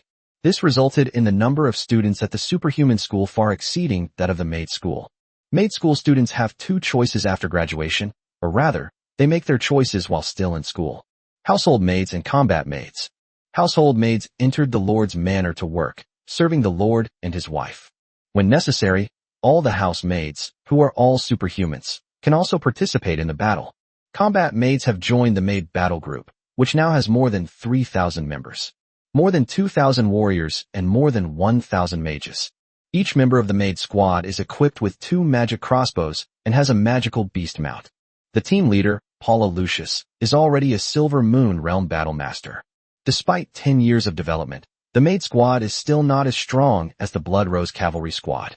However, if Reg provides the Maid's warband with more funds and more training resources, it will eventually surpass the Blood Rose Cavalry. Maid school graduates only have 2 options, while graduates of the superhuman school have many more. Students with management skills should become officials and manage a region. Students with military command skills are assigned to become officers in regular military units. Students with combat talent join 2 new superhuman units established by Reg. The Catalan Iron Guard and the Catalan Mage Order. The Xian Tai Guards are all battle masters, all heavily armored, and equipped with high-quality warhorses. The armor and weapons of the Xian Tai Guards are somewhat special, belonging to semi-magical equipment. Thanks to the excellent metal smelting capabilities of the Duchy of Catalan and the research of the resurrected old mages. By adding magical metals to ordinary metals, a magical alloy with superior performance is formed, which can be used to create better armor and weapons. This is mainly because the Duchy of Catalan has a relatively short history of development and has not cultivated enough alchemists. Otherwise, everyone would be equipped with magical weapons and magical armor. The fighters of the Xian Tai Guard and the Maid battle group all use standard semi-magical equipment made of magic alloy. Effectively enhances the strength of the Xian Tai Guards and the Maid battle group. Although the Xian Tai Guards were not equipped with magic repeating crossbows, they were equipped with longbows made from magic wood, which had a longer range and greater power than ordinary longbows and Type 1 infantry crossbows.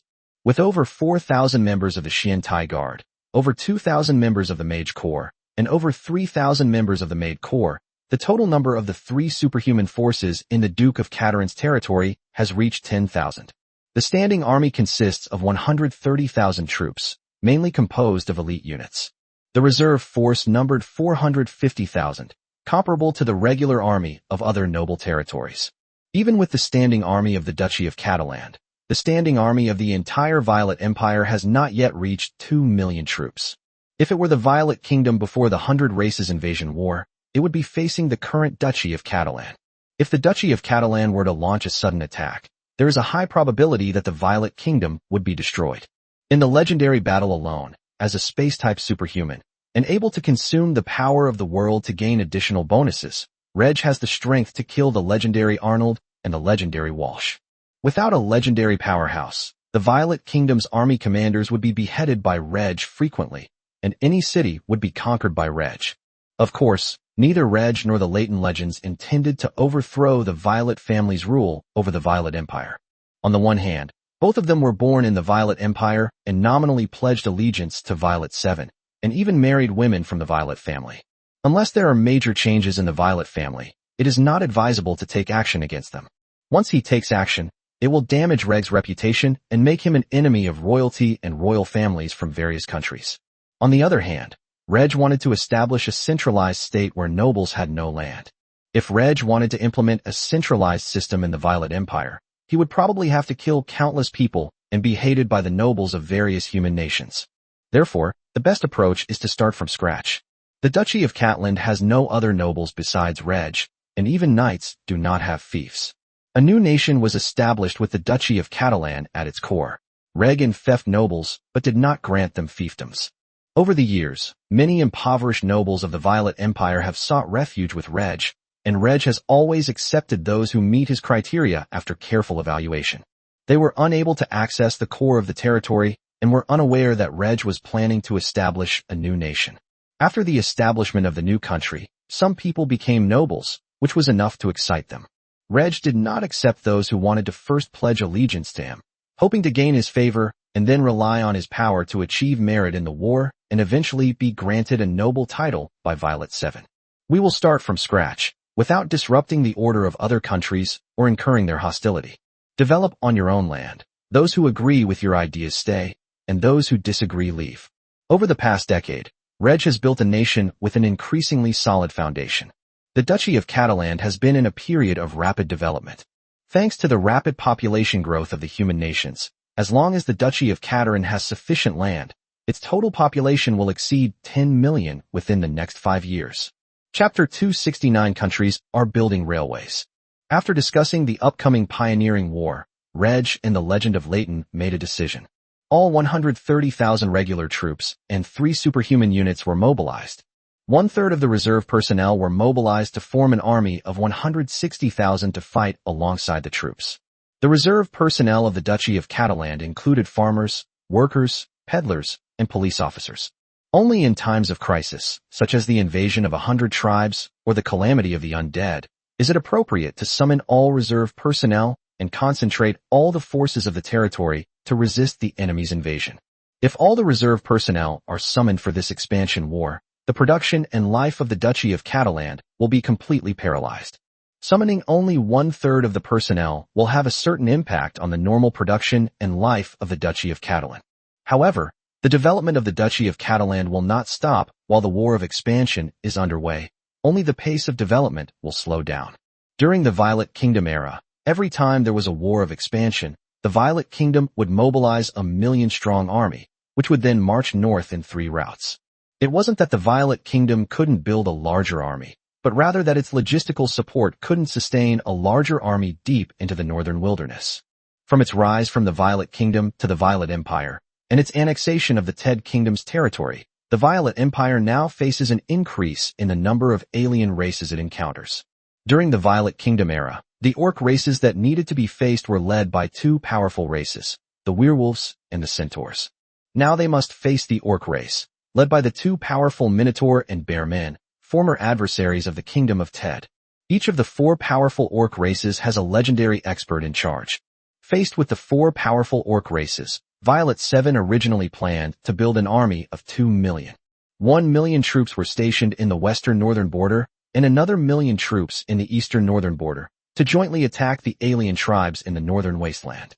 Unexpectedly, Duke Catalan suddenly revealed his true colors to Violet 7, showcasing even more of the Catalan family's power. Reg reached an agreement with the Violet family to expand the lands they had seized during the war, with the eastern region extending northwards belonging to the Catalan family. In this situation, the Catalan family needs to demonstrate its strength and show the Violet family and the nobles of the country that the Catalan family is making a contribution commensurate with its own power in this war. Having legendary experts doesn't automatically grant you more benefits. To gain more benefits, one must make contributions commensurate with those benefits. Therefore, the Catalan family will be the main force in dealing with the alien races in the northern part of the eastern region of the Violet Empire. The Catalan family mobilized an army of 300,000, including a large number of elite troops and superhuman units, and was also responsible for the army's logistics. The Violet Empire mobilized another 700,000 troops, under the command of Reg. In the northern part of the western region, an army of 1.3 million will be gathered, with 2 legendary experts in command, enough to deal with the alien races on the other side. It is still summer, and the Violet Empire's army is gathering, but they will have to wait until the autumn harvest is over. Compared to the past, the armies distributed across various noble territories can now reach the border regions and assemble much faster. The railway made the greatest contribution. Currently, 3 north-south railways, Eastern Line 1, Eastern Line 2, and Western Line 1, have been completed within the Violet Empire. Other main railway lines, such as Western Line 2, East-West Line 1, through the east and west, and East-West Line 2, are still under construction. Branch railways are being built or are being planned within some of the great noble territories. Thanks to these railways, the army, which used to take 1 to 2 months to reach the border area, can now reach it in just 1 to 2 days. The military and commercial benefits of railways have led many human nations to want to build their own railways after witnessing the Violet Empire's extensive railway construction efforts. However, the railway technology was in the hands of the Violet Empire, and Violet 7 wanted to use the railway as a trump card and did not want to sell it to other countries. Ultimately, under pressure from the combined efforts of the various human nations, they brought out their railway and steel smelting technologies, with each nation paying a technology buyout fee, much higher than the buyout fee for the Catalan crossbow. Similar to the buyout fee for the Catalano crossbow, 1/3 went to the Duke of Catalano. 2/3 went to the Violet Empire to expedite railway construction. The only technology not for sale was train manufacturing. It could only be purchased from the Duchy of Catalan. After each country bought the train, they would arrange for alchemists to replicate it, and the Violet Empire couldn't stop them. It wasn't that Reg didn't want to sell the train manufacturing technology, but rather that manufacturing trains was far more difficult than building railways. We need to build a machine shop, purchase machine tools, train skilled workers, and manufacture and assemble the train parts step by step. Without the full guidance of the Duchy of Catalan, even 10 years wouldn't have been enough time to complete the entire process. It would be better to let alchemists from different countries slowly replicate it themselves. Machine tools, steam engines, and the like are available for sale to other countries if they wish to purchase them, in order to promote the development of human industry. After purchasing the technology, each country sent personnel to the Violet Empire Royal Railway Company and steel mills to learn. After studying for a year, he returned to his country and hired technicians from railway companies and steel mills to help countries build railways and improve steelmaking processes. The Violet Empire has completed 3 north-south railways, and excluding the Duchy of Catalan, the total length of the railways built exceeds 8,000 kilometers. Other human nations have never built railways exceeding 1,000 kilometers in length. In this war of expansion, only the Violet Empire's railways were able to play a significant role. This prompted various nations to accelerate the training of technical personnel to build railways. The railway is very important for the war. Reg and Leighton Legend have already discussed that once the war of expansion breaks out, they will arrange construction teams to build a railway from the northernmost part of the territory northward. The army at the front occupied large tracts of land, and construction teams followed behind to build railways. For large-scale material transportation, Reg can use his personal space. Personnel transport and small-scale material transport rely on trains running on railways. With its already significantly increased military strength, the Violet Empire, supported by railways, will definitely give the alien races a pleasant surprise and make all the human nations further realize the importance of railways. Reg hoped that all human nations would work together to build railways, and even connect the railways of all nations together. It is beneficial for cross-border trade, and it also allows Reg's army to advance rapidly by train. The railway technology and standards both originated from the Duchy of Catalan. All human nations use the same standard railway tracks, with equal distances between the 2 tracks, allowing a single train to travel across all national railways. That's all for the future. Right now, Reg has ordered the mobilization of regular troops and superhuman forces stationed in various locations to converge on the border defense line. The eastern northern border fortress defense line is normally garrisoned by 300,000 troops from various noble territories, who are rotated regularly. With the addition of the standing army of the Duchy of Catalan, the strength of the border fortifications has increased significantly. Chapter 270 Nowhere to Retreat. All races prepare for war. When kings and emperors of various countries issued orders to their nobles to prepare for wars of expansion, news of the human race's impending war of expansion spread rapidly from human territory to the outside world. Upon learning the news, the Nora tribes became tense. 10 years have passed, and the human race has not only recovered its vitality, but its strength has also reached a new level. For the Nora tribe, the major orc races, the Orc Empire, the Troll Empire, the Dwarf Kingdom, and the Winged Kingdom, have all recovered their strength. In the Elf Kingdom, a small, weak race of orcs has not yet recovered its strength. In the far north and far south, some of the ancient races have been completely wiped out, while the remaining ancient races have suffered severe damage and are unable to recover. It can be said that compared with before the invasion war of the 100 races, the strength of the 100 races alliance has declined, while the strength of the human race has increased. This is something that all the Nora tribes, except for those ancient remnants, have already learned. The human race has its own advantages in growing from a weak race to the strongest race in the world of Nora. The Elven race led the formation of a 100-race alliance in an attempt to severely damage or even eliminate the human race, but they failed. The undead plotted against the humans, but failed. When the scourge ended, the alliance of 100 races rose up again, intending to attack the human race. Humanity was severely weakened by the two wars, but it still possessed a strong military force that the weakened alliance of 100 races could not defeat.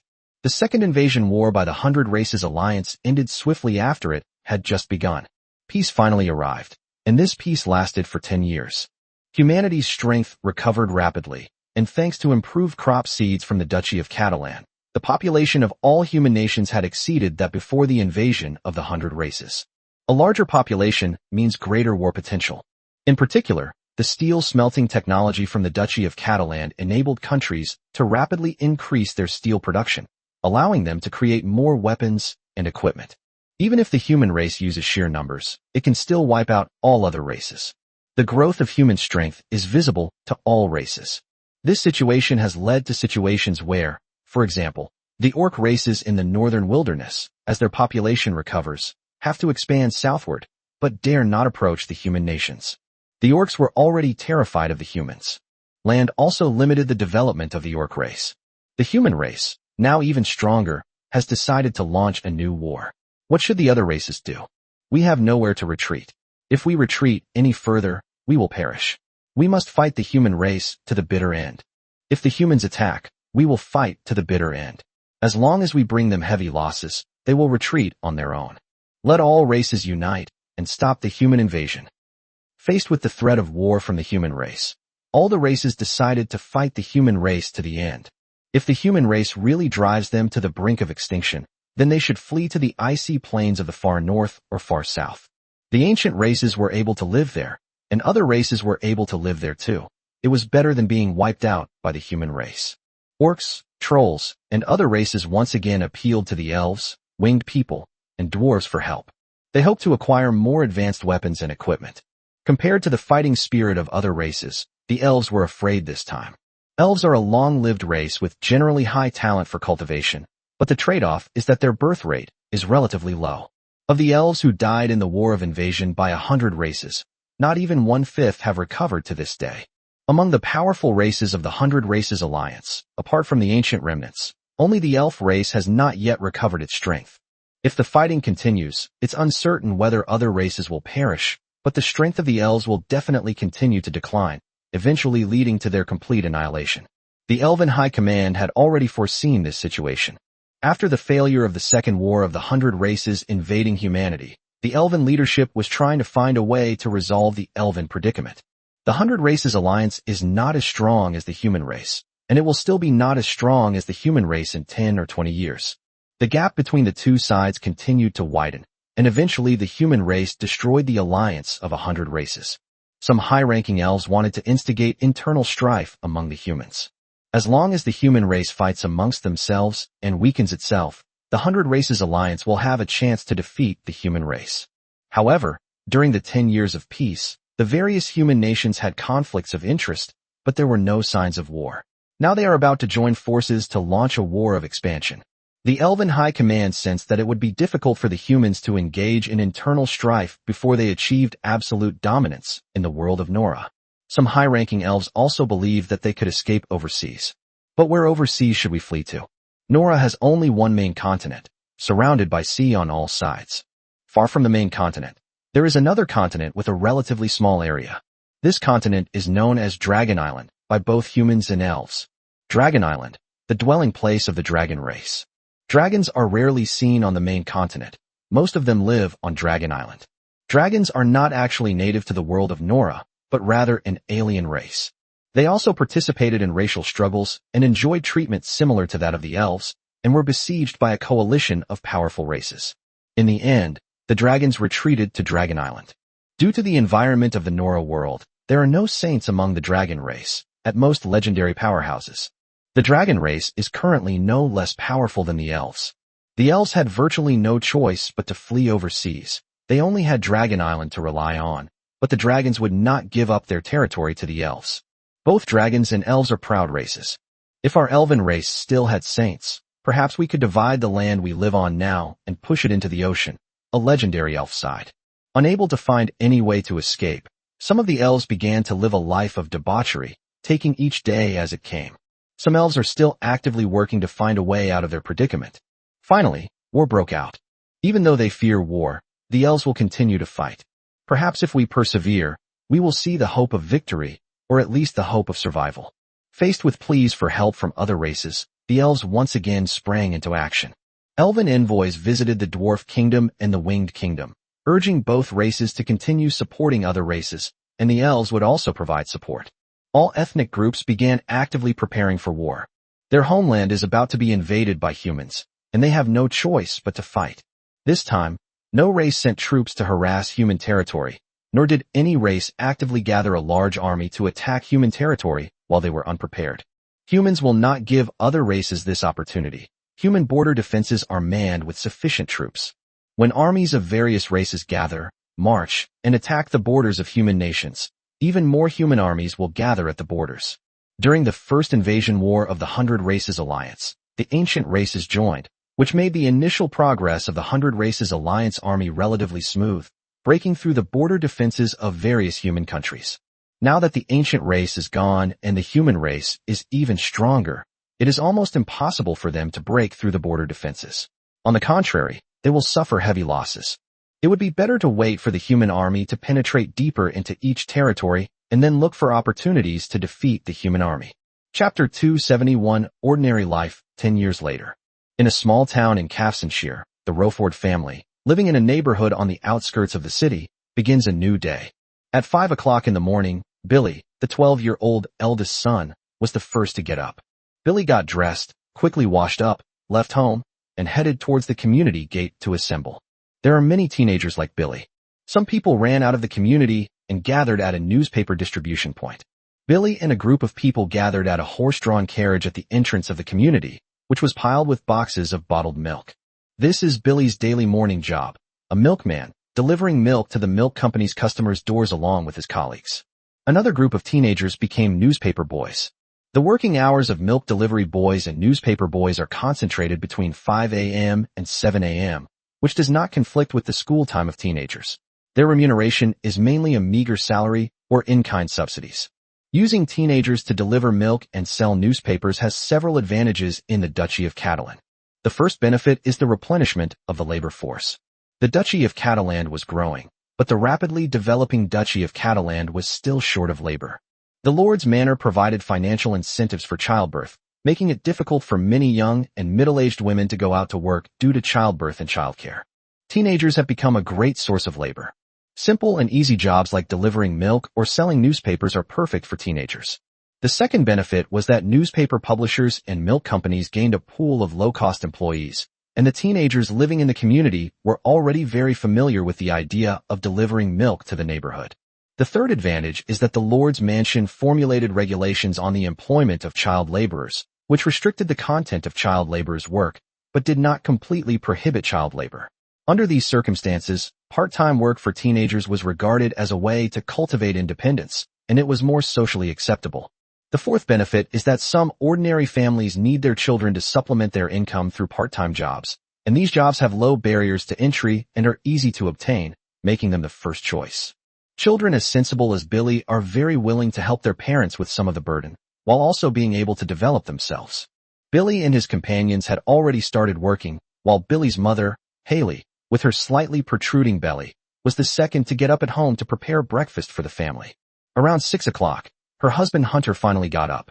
He and Haley's other children were still fast asleep. After washing up, Hunter sat at the dining table, eating alone, enjoying soft and palatable black bread and delicious vegetable and egg soup. There was also fresh milk on the table, which was Billy and the other children's breakfast, part of Billy's pay. I heard in the newspaper that drinking more milk can help children get the nutrients they need to grow and develop. Hunter observed how his children were growing and felt that they would all grow taller than him in the future. After finishing breakfast and digesting a little, Hunter said goodbye to his wife before leaving the house. Hunter pushed a well-maintained bicycle out of the storeroom outside. Hunter rode his bicycle and met up with his co-workers on the way to the factory outside the city. Newspapers for sale. Newspapers for sale. The Lord has ordered that 160,000 reservists will be mobilized after the autumn harvest. Newspapers for sale. Newspapers for sale. War is imminent. Hunter and his fellow workers discussed the pioneering war as they rode their bicycles. The war is about to start, and those young men must be overjoyed. We old guys don't have much interest in going to the battlefield. Our families are doing very well now, but the young people dream of making a name for themselves on the battlefield. Your Excellency is invincible in every battle. In each war, the number of people who die in our Duchy of Catland is relatively small, but eventually, some people will die in battle. Our hard work behind the lines is also a contribution to this war. That's right, we just need to work hard. After Billy finished delivering the milk and returned home covered in sweat, Haley woke up the other 3 children while he was taking a shower. In fact, there was another child who died from a serious illness.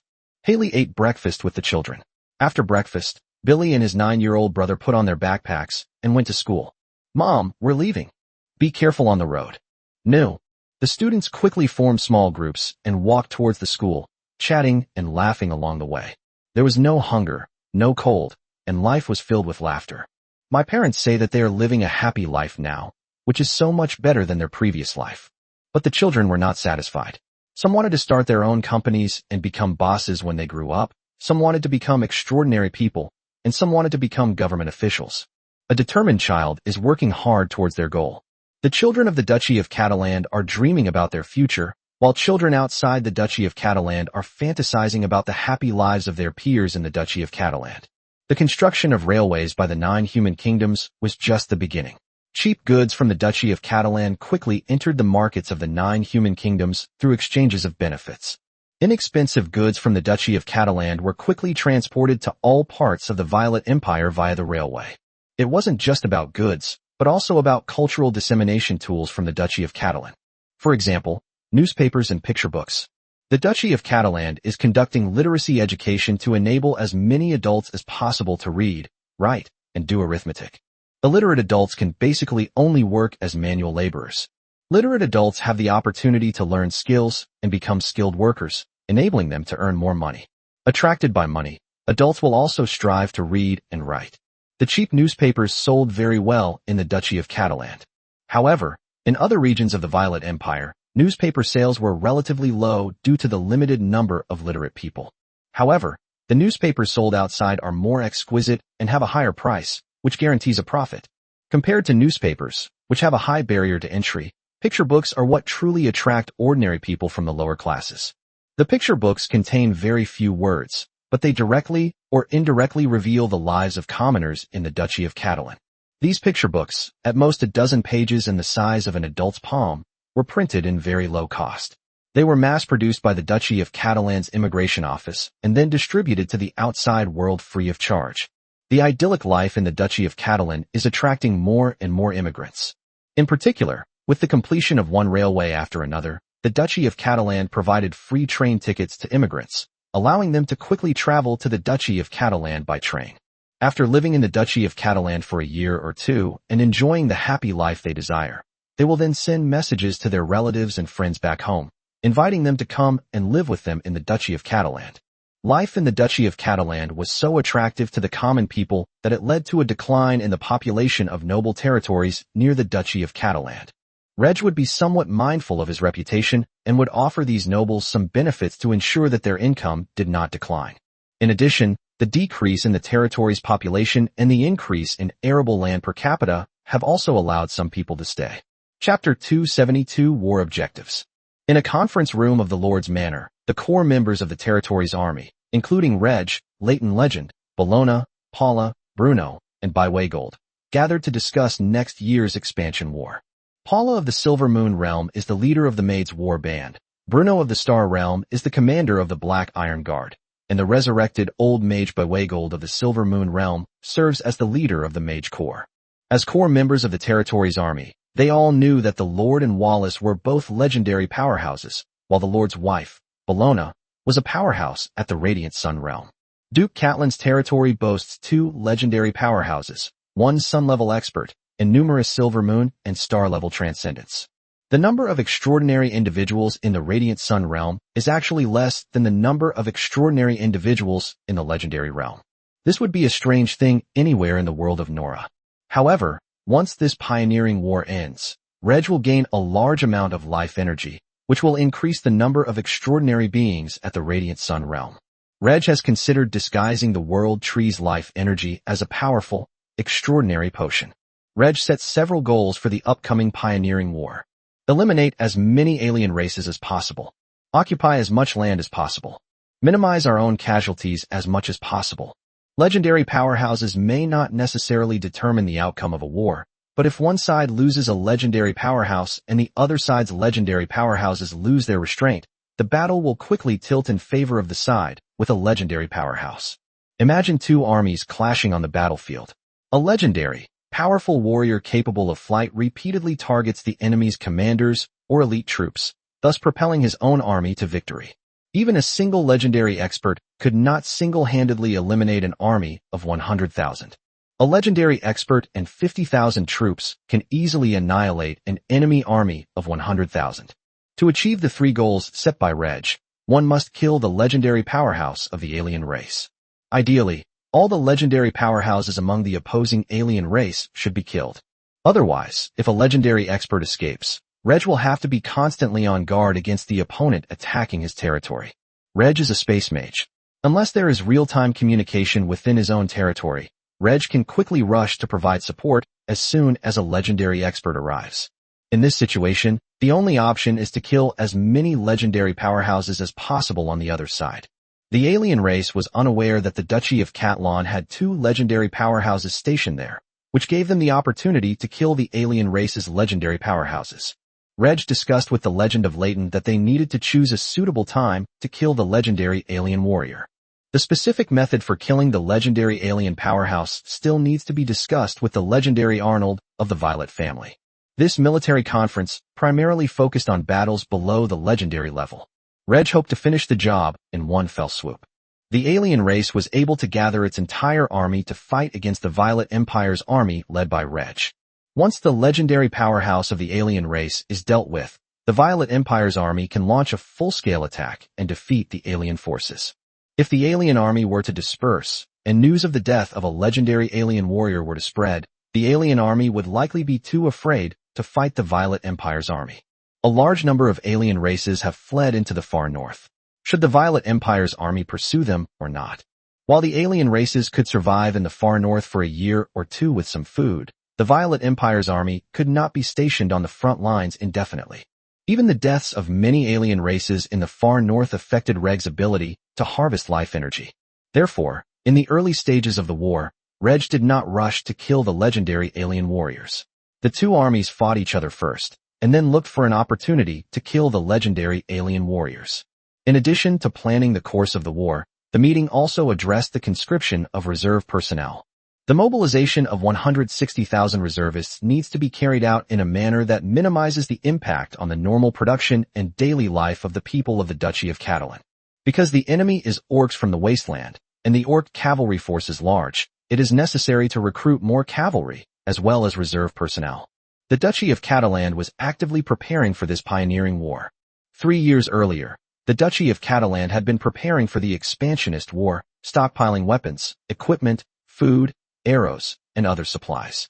The preparations made over 3 years were enough for the Duchy of Catalan to launch a large-scale war, with some resources remaining. Now that the War of Expansion has been officially announced, the Duchy of Catalan does not need to rush to prepare various supplies. The other nobles of the Violet Empire, not expecting the war to come so quickly, hurriedly began preparations. Each noble family had to meet the minimum troop deployment standards according to their rank, which required recruiting able-bodied men and preparing weapons and equipment for the new recruits.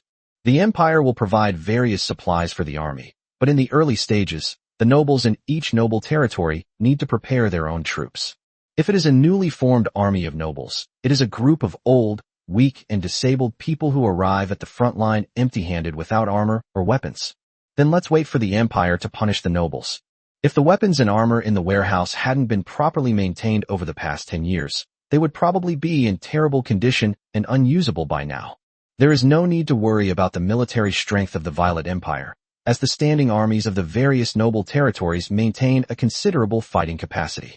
The main concern is the newly formed army. For 10 years, there had been no war. The Violet Empire had far too many nobles and their sons who yearned for war and military glory. The young Duke Reg Catalan is an idol to many noble sons. From obtaining the title of Baron to experiencing 3 major wars, it only took him 10 years to become the Duke of the Violet Empire.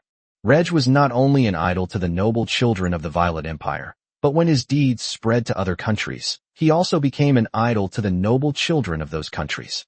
They all wanted to be the next Duke of Catalan.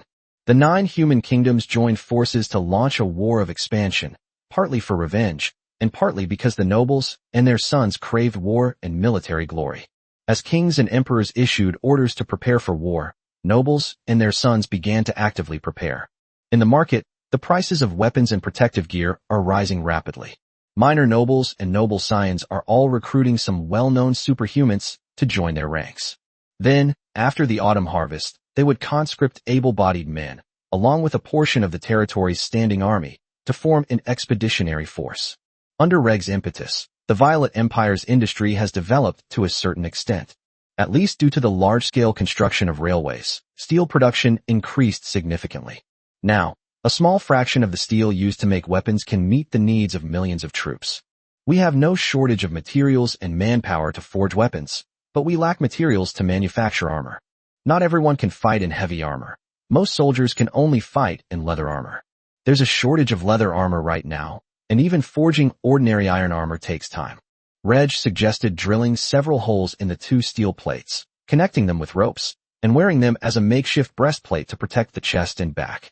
Ordinary soldiers can also bear this weight, and it can effectively reduce the casualty rate on the battlefield. Chapter 273 Commander-in-Chief and Vice-Commander. Amidst the busy war preparations, the southern border of the empire was the first to welcome the autumn harvest.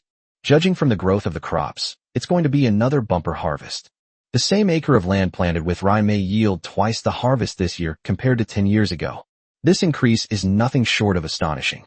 Since the 9 human kingdoms do not engage in expansionist wars and their territories do not expand, they can still support a larger population.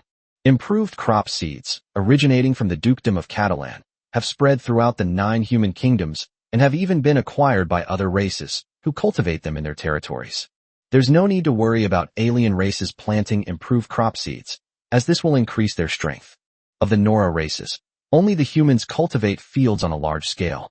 Other races either practiced nomadic life exclusively, or combine nomadic life with agriculture as a secondary activity. Even the Elven race, which has a large number of nature mages, cultivates very little land. Most of the arable land in Nora is occupied by humans. Without advanced agricultural technology, relying solely on seeds, it would be difficult for other races to engage in large-scale farming. The improvement of crop seeds in the Duchy of Catalan was not completed after only 1 generation of research. For the past decade, the resurrected master and the newcomers have been conducting research on crop seeds. For example, there are more than 10 improved rice seeds. The variety of improved crops is also increasing. Moreover, with the industrial development of the Duchy of Catalan, it has become possible to mass-produce inexpensive fertilizers for farmers to purchase and use. Chemical fertilizers are essential for large-scale farming in barren lands.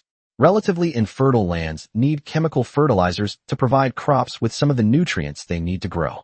With improved crop seeds and the addition of fertilizers, the grain yields of the Duchy of Catalan have been increasing. Not only can it meet the food needs of the people, but it also cultivates cash crops such as hemp and sugar beets on a large scale, and even has livestock farms. The autumn harvest has arrived, and the farmers in other noble territories showed some smiles in the face of this year's bumper harvest, but not many.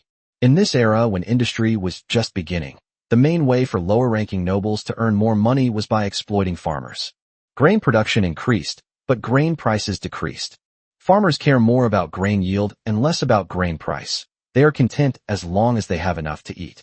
As for clothes, they can be made from plant leaves, and shoes can be woven from grass. However, the nobles could not ignore the price of grain.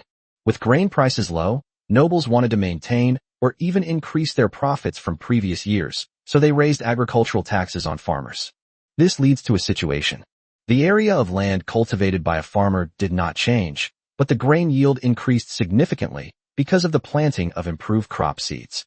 However, despite the increase in agricultural taxes by the nobility, the amount of grain left by farmers each year remained almost unchanged. If they sell grain, their income will be lower than in previous years.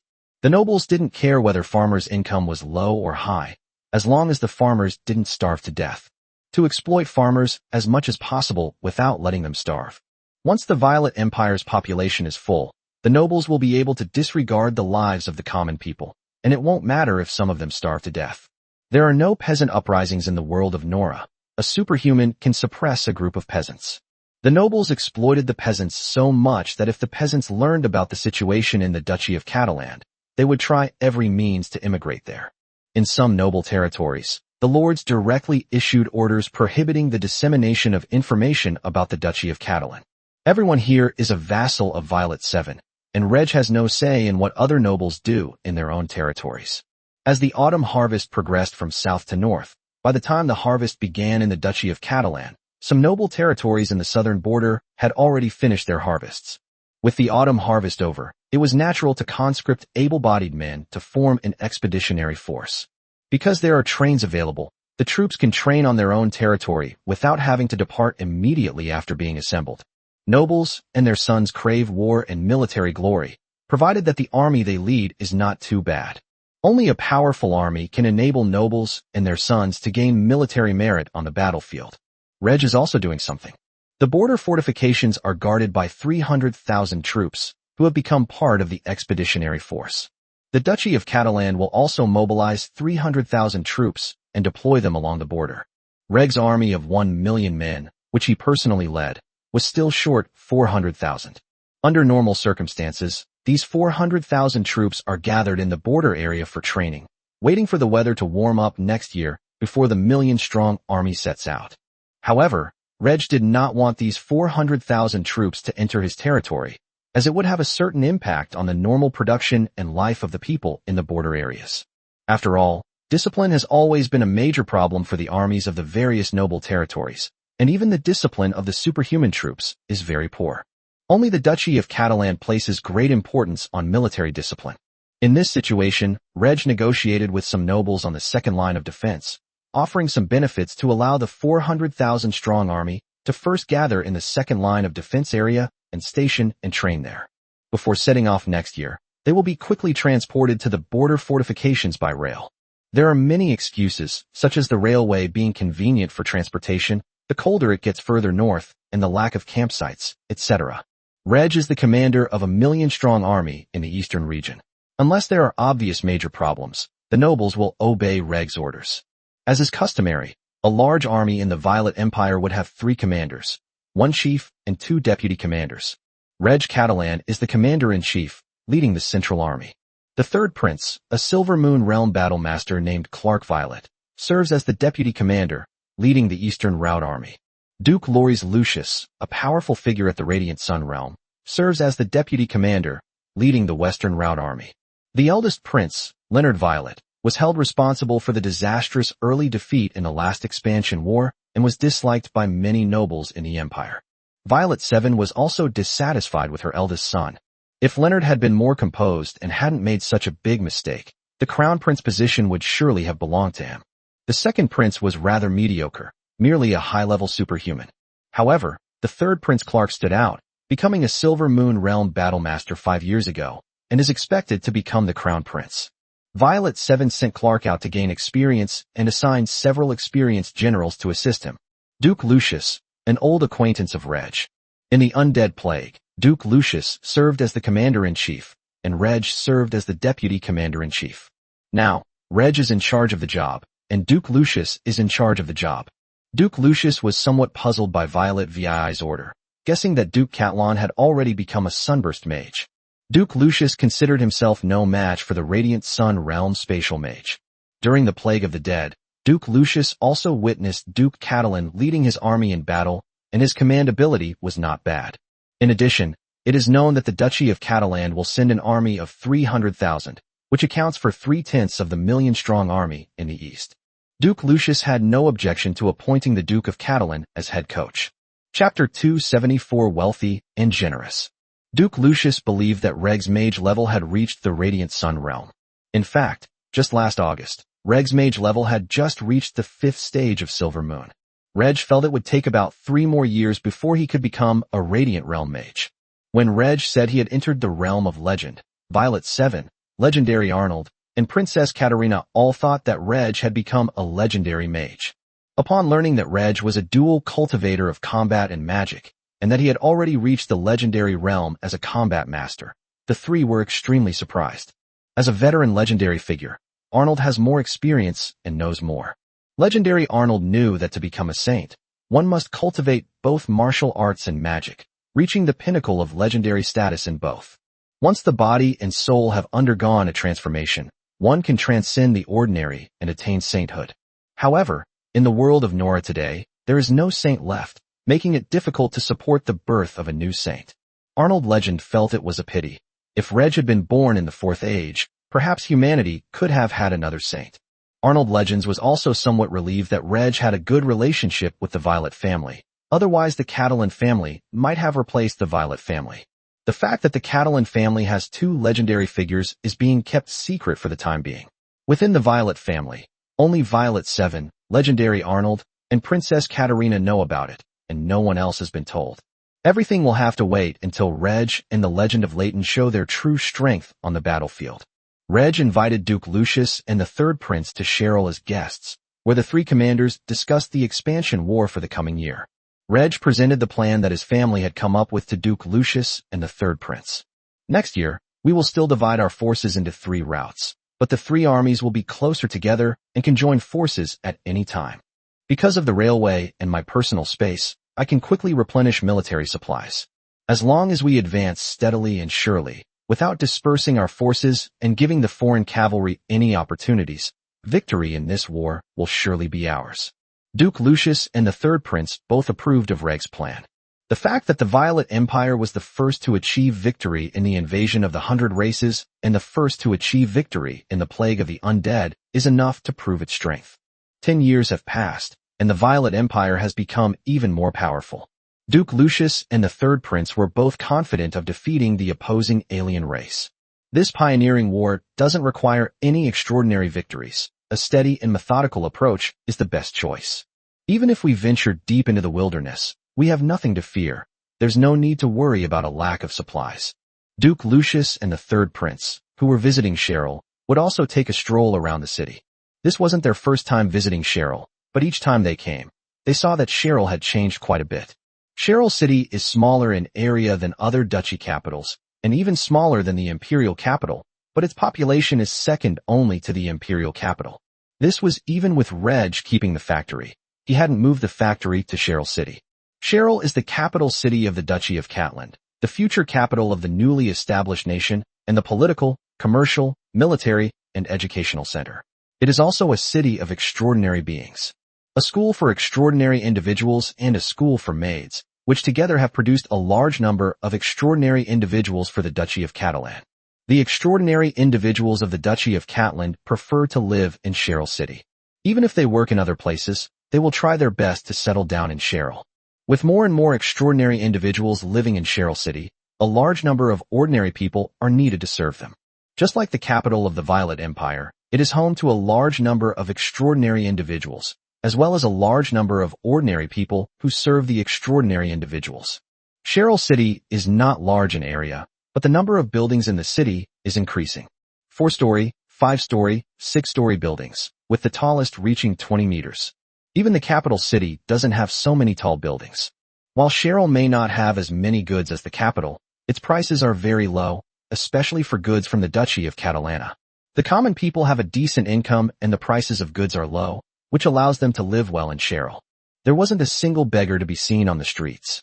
Instead of being driven out of the city like in the capital, the goal is to solve the problem of homelessness for beggars, giving them a new home so they can survive. How good can the income of ordinary people in Cheryl be? Just look at the bicycles that are everywhere in Cheryl. In Cheryl, even ordinary families can afford bicycles, but in other parts of the world, only middle-class families can afford them. Both Duke Lucius and the third prince were able to witness the wealth of the Duchy of Catalan. The land of abundance in the past referred to the fertile soil of the southern border. The Duchy of Catalan, however, prospered through industrial development. The nobles of the Violet Empire had never known that goods could be so cheap. The goods produced in the Duchy of Catalan were sold at a price lower than the cost price of similar goods produced in their own territory. Through railway transportation and exchanges of benefits with the nobles, the cheap goods of the Duchy of Catalan quickly occupied the market, and the nobles also reaped more profits. Industry was the secret to the Duchy of Catalan's wealth, but the Duke of Catalan did not keep it a secret. If a nobleman is willing to develop industry, he can send someone to the Duchy of Catalan to learn. Duke Lucius's territory is also developing industry, but it is just beginning and still very small in scale. Training technicians, building factories, and purchasing machinery, the entire process takes years. In order to make money, Duke Lucius was determined to develop industry in his territory. In the eyes of the nobles of the Violet Empire, and even in the eyes of nobles of other human nations, Duke Catalan was wealthy and generous. Industry was clearly Duke Catalan's exclusive secret, yet he was willing to pass it on. Once other noble territories develop their industries and are able to produce inexpensive goods, it will be difficult for the goods of the Duchy of Catalan to be sold there. The nobles found this behavior difficult to understand and could only regard Duke Catalan as a nobleman. Of course, the nobles also believed that the Duke of Catalan, who was already very wealthy, didn't need this little bit of money. Before the transnational railway was built, transnational trade made the Catalan family's wealth second only to royalty. The Catalan family is a newly emerging family, yet it has quickly caught up with and even surpassed the wealth accumulated by established noble families over hundreds of years. In other words, Duke Catalan was very powerful, having killed many Silver Moon Realm enemies when he was at the Star Realm level. He is probably now a Radiant Sun Realm space mage. Even a legendary expert might not be able to capture Duke Catalan. Furthermore, the Duke of Catalan established partnerships with nobles from various countries through international trade. It can be said that the Catalan family has a solid foundation. The only problem is that there are too few family members. Perhaps the Duke of Catalan is still very young, only 34 years old this year, and is not in a hurry to have offspring. Duke Lucius wanted to marry his daughter or granddaughter to Duke Catalan. Chapter 275 Fighting for the Lord. With the autumn harvest finished in the Duchy of Catalan, the autumn harvest was also over throughout the entire Violet Empire. In the eastern region, noble territories have already dispatched troops to the second line of defense area to garrison and train. With the autumn harvest over, the Duchy of Catalan officially began conscripting reservists. The Duchy of Catalan currently has 450,000 reservists, and tens of thousands more will be added this winter. This time, 160,000 people will be recruited from 450,000 reservists. The reserve cavalry force numbered 50,000, with 30,000 being conscripted. Of the 20,000 archer cavalry, 15,000 need to be recruited. The reserve archer force numbered 100,000, the crossbowman force numbered 30,000, and the regular archer force numbered 20,000. The close combat infantry force numbered as many as 300,000, with 80,000 conscripted. It should be noted that each of the reserve personnel of the Duchy of Catalan has a complete set of equipment. The equipment is kept in the homes of the reservists, who are responsible for its maintenance. If equipment is not properly maintained and is discovered by officers, it will be subject to punishment. The equipment of reserve personnel is similar to that of the regular army in some aspects and different in others. For example, regarding cavalry mounts, regular cavalry generally used high-quality warhorses, while reserve cavalry could only use ordinary warhorses.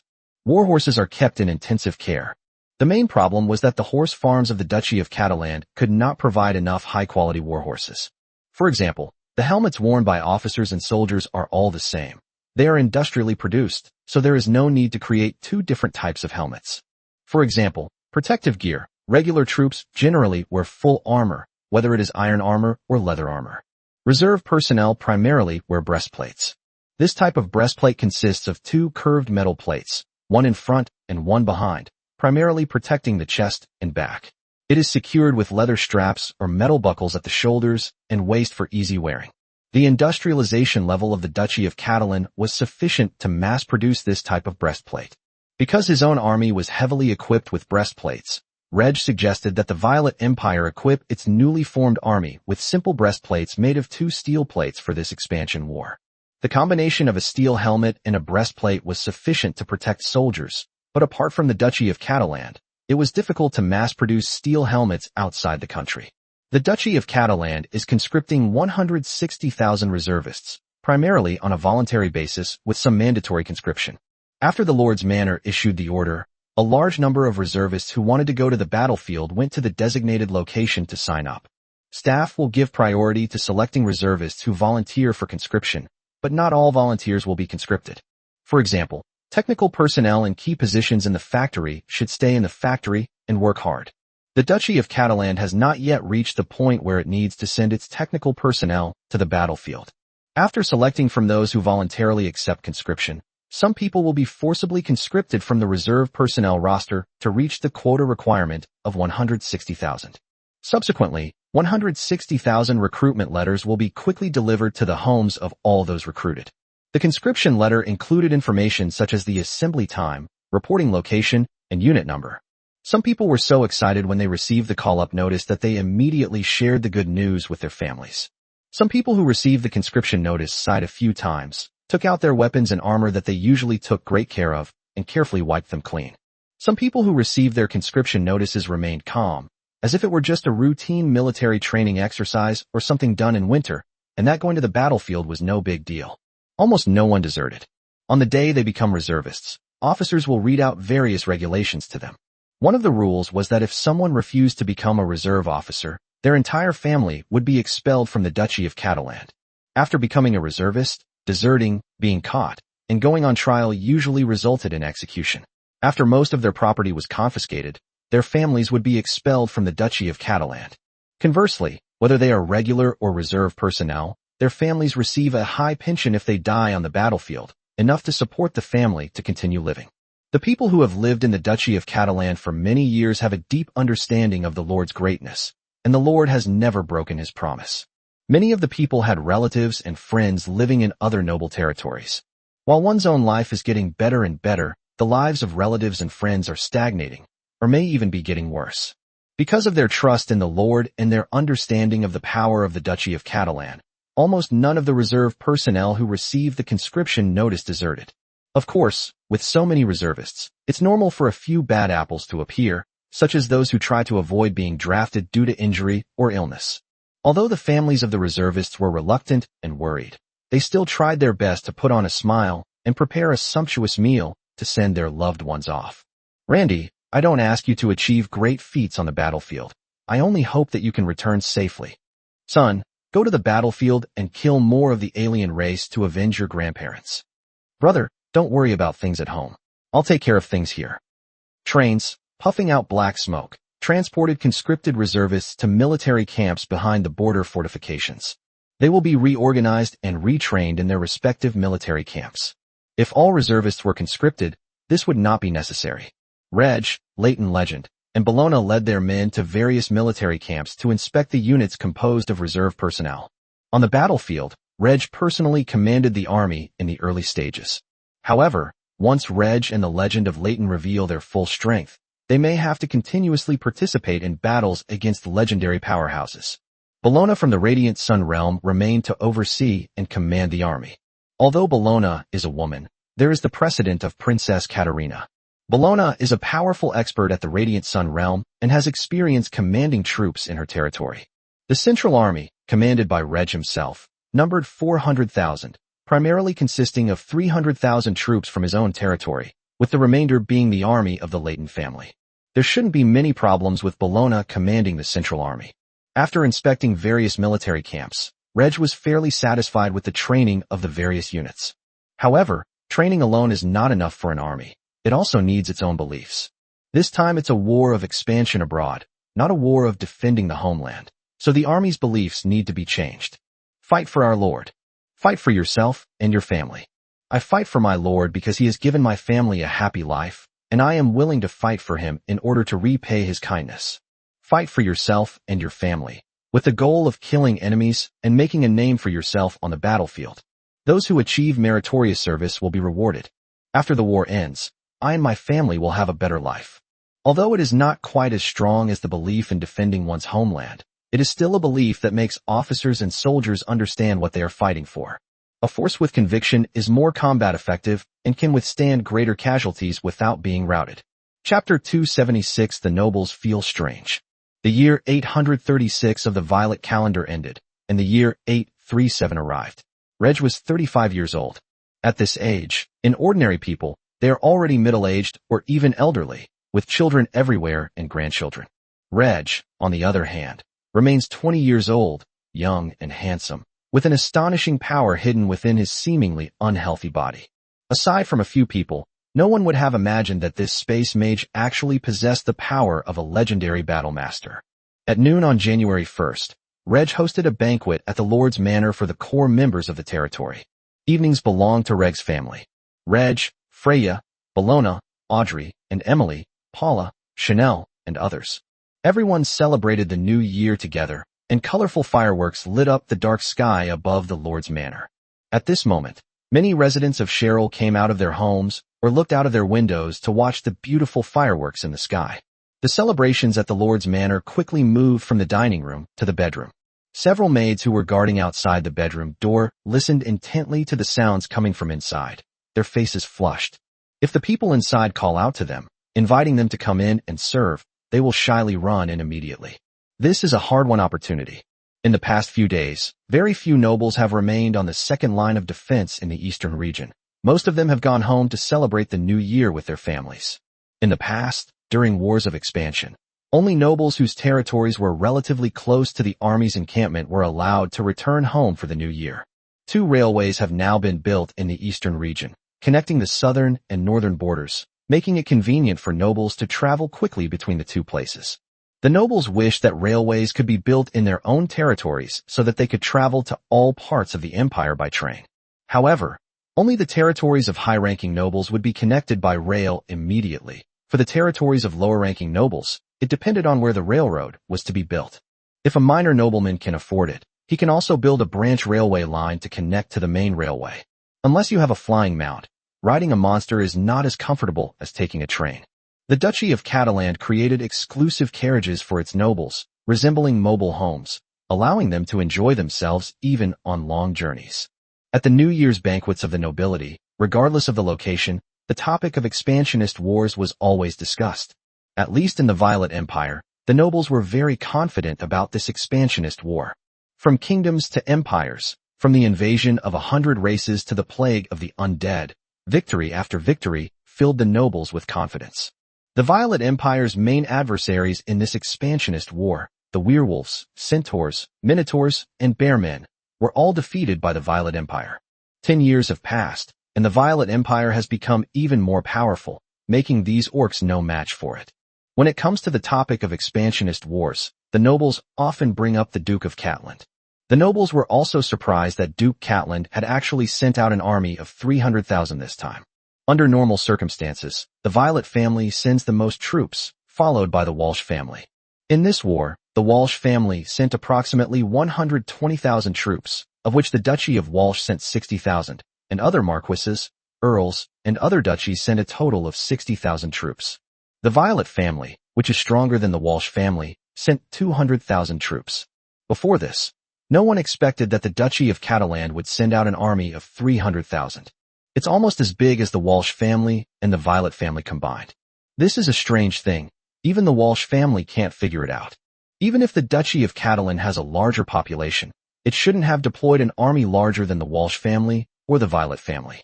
Logically speaking, the Duchy of Catalan should have deployed an army of 100,000, which would have been excessive and should not have exceeded 60,000. The fact that the Duke of Catalan, without a legendary expert in charge, mobilized an army of 300,000, surpassing the Walsh and Violet families, both of which had legendary experts in charge, left the 2 families with no face to save. The Duke of Catland was no longer a young man who had just become a baron. But then this strange thing happened. The Duke of Catalonia even replaced the Duke of Lucius as commander-in-chief of the Eastern Army by deploying an army of 300,000. The Walsh family has not yet made a move, nor has the Violet family spoken. There must be some secret inside that these nobles don't know about. The nobles were curious and made all sorts of guesses. Some nobles believe that a legendary superhuman ancestor has suddenly emerged from the Catalan family. Some nobles also believe that the Catalan family had reached some kind of agreement with the Walsh and Violet families, which led the Catalan family to devote all their efforts to the pioneering war. Some nobles believed that the Duke of Catalan was a noble man, and that the Duchy of Catalan was powerful and populous, so they sent more troops to participate in the war. Even as the War of Expansion drew near, the nobles still could not determine the reason why the Catalan family had mobilized an army of 300,000. January of 837 has passed, the coldest part of winter has ended, and the weather is warming up. Trains full of soldiers drove from the second line of defense toward the border fortress. Fort Katrina, Fort Ulysses, and Fort Watts, the three most important fortresses on the border, were where the Eastern Army converged in three columns. The Eastern and Western armies of the Violet Empire converged on the front lines, while the armies of the five great kingdoms, the Thousand Sails Kingdom, the Emerald Kingdom, the Night Kingdom, the Blackstone Kingdom, and the Mage Kingdom, also gathered at the northern border. Even legendary experts from various countries have mostly arrived at the front lines to take charge. On the northern wasteland, the powerful Orc race, along with the weaker races, amassed an army to resist the invasion of the human army and defend their homeland. The powerful Orc races even sent envoys to the far north to request assistance from the strongest members of the ancient races, for which they paid a considerable price. It mainly consists of food and cultivation resources. However, no elves were seen this time.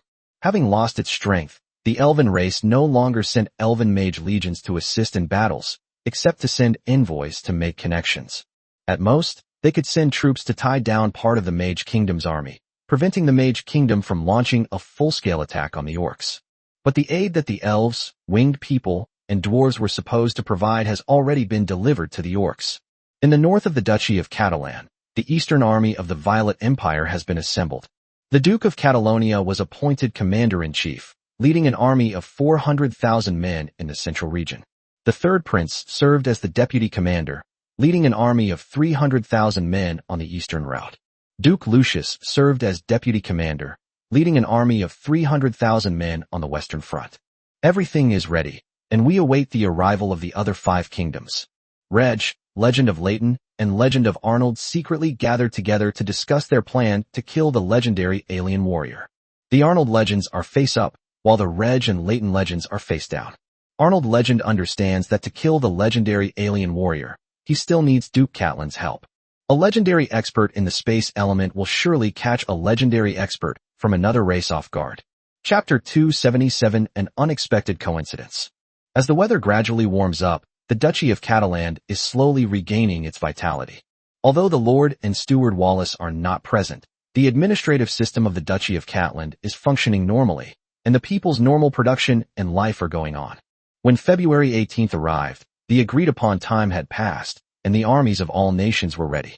At 7 a.m., the three armies of the Violet Empire in the east left 100,000 troops to guard the border defenses, while the remaining 900,000 troops marched north. On the first day of their journey, apart from the Orc scouts, they did not see any other orcs. It wasn't until the next day that they discovered a few small, weak Orc tribes that had been easily wiped out by small units dispatched by the three armies. The power of humans terrified the Orcs. In 10 years, the Orcs recovered their lost population. However, they dared not get too close to the borders of the human race's various countries, much less harass them. Upon seeing that the humans were preparing to invade their homeland, the Orcs had no choice but to actively prepare for war. Migrating Orc tribes near human territory to the north is a routine operation. The next step is to lure the enemy deep into our territory. They also needed to send cavalry units to frequently harass the human army, exhausting it. Ultimately, the two armies clashed, with one defeating or repelling the human army. When the human army suffers enough losses, it will voluntarily withdraw from the wasteland. The Orcs will not give up searching for a way to defeat the human army. The werewolves and centaurs, repeatedly defeated by the Violet Empire, were extremely unwilling to accept their fate. Just then, the Violet Empire had to divide its forces to deal with the Minotaur and Bear Men, which made the werewolf and centaur tribes want to defeat the Violet Empire. Each of the four powerful Orc races has a legendary expert in charge. Although each only has one legendary expert, they are still superior to the Violet Empire, which has 3 legendary experts. The 4 legendary Orc warriors have discovered that Arnold Violet, the strongest legendary warrior in the Violet Empire, is in charge of the Eastern Army, while the other 2 are in charge of the Western Army. The Werewolf legend and the Centaur legend are not as powerful individually as the Arnold legend. However, the combined strength of the Werewolf legend and the Centaur legend surpasses that of the Arnold legend. If another legendary expert could join, there would be a good chance of besieging and killing legendary Arnold. After killing the legendary Arnold, they rushed back to another battlefield to surround and kill the remaining 2 legendary powerhouses of the Violet Empire. The werewolves and centaurs have successfully invited the legendary stone men of the far north to join them. However, it is no easy task to surround and kill a legendary expert. At the outset of a war, all parties are at their most vigilant. As the battlefield continues, with each battle, the vigilance of both the lower-ranking troops and the legendary warriors above will gradually decrease. Ideally, the werewolf legend and the centaur legend should find an opportunity to injure the Arnold legend, and the next opportunity will be the best time to surround and kill him. In a very unexpected coincidence, the Violet Empire wanted to kill the legendary orc warrior, and the orcs also wanted to kill the legendary orc warrior of the Violet Empire. On the third day of the Eastern Army's expedition, the number of orc tribes discovered by the three armies gradually increased. At the same time, organized orc cavalry units also appeared, harassing the three armies day and night. The three armies dispatched cavalry units to fight against the orc cavalry, with both sides suffering losses. The corpses on the battlefield were collected by the Eastern Army, either burned or left for the Duke of Catlan, the commander-in-chief, to handle quickly. A cataclysmic event brought enormous losses to all nations of humanity. Even today, when people die, their bodies are not allowed to be buried directly, they must be cremated. On the battlefield, it is even more important to dispose of the corpses of both the enemy and our own side. The undead formed from the corpses of officers and soldiers are more powerful than those formed from the corpses of ordinary civilians. Reg has to thank the dead in some way. Dealing with corpses is no longer a hobby for him, but a very important job. The three armies in the east marched northwards, gradually approaching each other, and would eventually merge into one army to fight the orc army in a decisive battle. The cavalry units in the three armies were very active, and their objective was to intercept the orc cavalry, to prevent the orc cavalry from harassing the main army, and to prevent the orc cavalry from raiding the eastern border. In addition, the engineering teams that followed the main army to build the railway were also key targets for protection. The orcs' territory is as deep as the Violet Empire.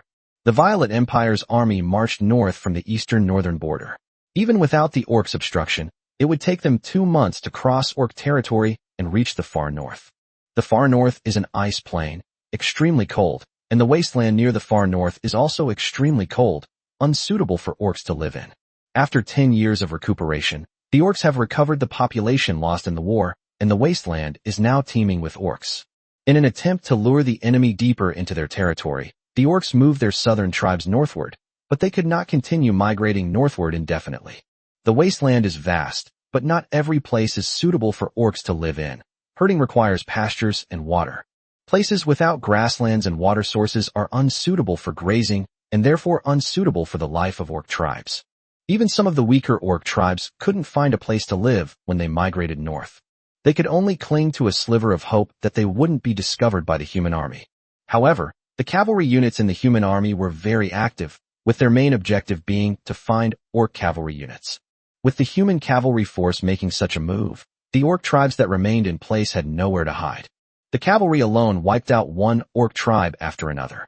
No human cavalry held back. Humans killing orcs is like a butcher slaughtering a pig. Would a butcher refrain from killing a pig just because it seems pitiful? Moreover, orcs never hold back when killing races. The two sides will not reconcile in a racial war that has lasted for thousands or even tens of thousands of years. I will never miss an opportunity to destroy the enemy. They will only stop when the alien race is on the verge of extinction. Sending some people of different races to zoos, or making them slaves to be played with by certain nobles. The weak orc tribe was wiped out by the human cavalry, but the powerful orc race didn't care at all. It's just a bit of a pity that these orcs should have been sent to the army as cannon fodder instead of being easily wiped out by the human cavalry. The three armies in the east had been deep in the wasteland for a week. Reg ordered the army to stop and rest, and at the same time build fortified defenses. Although the primary objective of this war of expansion for humanity is revenge, and the secondary objective is to expand the territory, the army cannot venture too deep into the wilderness, nor can it allow the army to become exhausted from marching. The construction of fortified defenses attracted a large orc army to attack from the south. If the orc army doesn't come, they can continue north for a while after the fortress defenses are completed and the army has rested. If the orc army still hasn't arrived, then we'll build new fortified defenses and gradually conquer the wasteland. If this continues, there will eventually come a time when the orcs panic and head south to fight the human army. Chapter 278 Waiting for the Right Opportunity. It wasn't just Reg's Eastern Army that chose to build fortresses. Armies from various countries across the wasteland also stopped to build fortresses. As soon as the human army stopped, the orc army to the north began to move. The orcs understood that once the human army built the fortress, unless they could breach it, the humans would seize a large portion of the wasteland. The wasteland was already overrun with orcs, and with humans taking away a large portion of their land, the orcs' homeland became even smaller. As humans gradually devoured them, the orcs declined step by step, and sooner or later they would be wiped out by humans. Therefore, before the humans could build their fortresses, the orc army marched south. Upon seeing the orc army marching south, the armies of various countries also stopped building fortresses. Since the main force building the fortress was the military, if the army wanted to fully rest and recuperate, then the fortress could not be built. The orc cavalry continued to harass the human army, while the orc army continued its southward march. The human army stopped building fortresses, slowing the southward advance of the orc army. They originally wanted to exhaust the human army, but they didn't want to exhaust themselves. The two sides were locked in a tug-of-war, and by March, Reg's Eastern Army was finally facing off against a million-strong orc army. The Eastern Army heading north numbered only 900,000, while the orc army heading south numbered at least 1.2 million. The orc army had more troops, but it was not as strong as the Eastern Army. The orc army had too many weak orcs like kobolds and rabbitmen serving as cannon fodder. In terms of war potential, the Violet Empire far surpasses the orcs on the other side. On the wasteland, the human army and the orc army faced off. In the sky, the legends of Arnold, werewolves, and centaurs confront each other. The Great War has finally broken out. Werewolves and centaurs drove cannon fodder to attack the human army, while elite orc troops hid in the rear, waiting for an opportunity to deliver a fatal blow to the human army. The orcs came quickly and left quickly. Under the attack of the human archer forces, the orc cannon fodder was quickly routed, and the elite troops behind them did not dare to charge forward. The centaurs thought of the crushing defeat they suffered more than a decade ago. The Violet Empire's army was equipped with large numbers of Catalan crossbows, catching the centaurs off guard. The centaur forces were defeated, the orc cavalry were defeated, and then the entire orc army collapsed. The Violet Empire's army is now equipped with more Catalan crossbows. How should we fight this battle? Wolf King Idel and Centaur King Buha could only place their hopes on legendary powerhouses. The 100 Races Alliance launched its second attack on the human race because it was unable to gain an advantage on the legendary battlefield, forcing the Alliance army to retreat. This time, at least on this battlefield, the orcs have a great chance of winning. The legends of the werewolves and centaurs ordered that the orc army engage in a war of attrition with the human army, rather than a decisive battle. The orcs wanted to wage a war of attrition, and Reg was also willing to do so. Orc cannon fodder have no armor, and their weapons are mediocre. Even though the human army is a newly formed force, its weapons and armor are relatively complete. In particular, the army of Duke Catlan, with its superior weapons and armor, is least afraid of engaging in a war of attrition with the orcs. While Reg commanded his army in a war of attrition against the orcs, he also observed the battle between legendary Arnold and the two orc legendaries. Legendary Arnold fought two opponents single-handedly, withstanding the attacks of two orc legendaries, but suffered a minor injury himself. Reg wasn't in a hurry to make a move. On the one hand, they planned to prolong the war of attrition between the two armies, depleting the orc forces and making it easier to defeat the orc army later. The orcs had too many troops, and their wandering around was also a problem. On the other hand, Reg has discovered the legendary stone man hiding in the distance. Even if the two orc legends joined forces, they could at most injure legendary Arnold. If Arnold wants to run, he definitely can. Once the stone man legend joins the fray, the possibility of Arnold legend's demise will increase significantly as the three legendary powerhouses besiege him. Reg wanted to kill the two orc legendaries, and also the stone legend. Reg watches the battle between the legendary Arnold and two orc legendaries. Use the appraisal skill to find the weaknesses of the two orc legendaries, observe their battles, and learn about their fighting styles. The more Reg learns about the two orc legendaries, the greater the chance that he will assassinate them. Reg sensed that once the Stone Man legend joined the battle, the chances of the three legends working together to kill Arnold legend would increase significantly. This was probably when the three alien legends were less vigilant.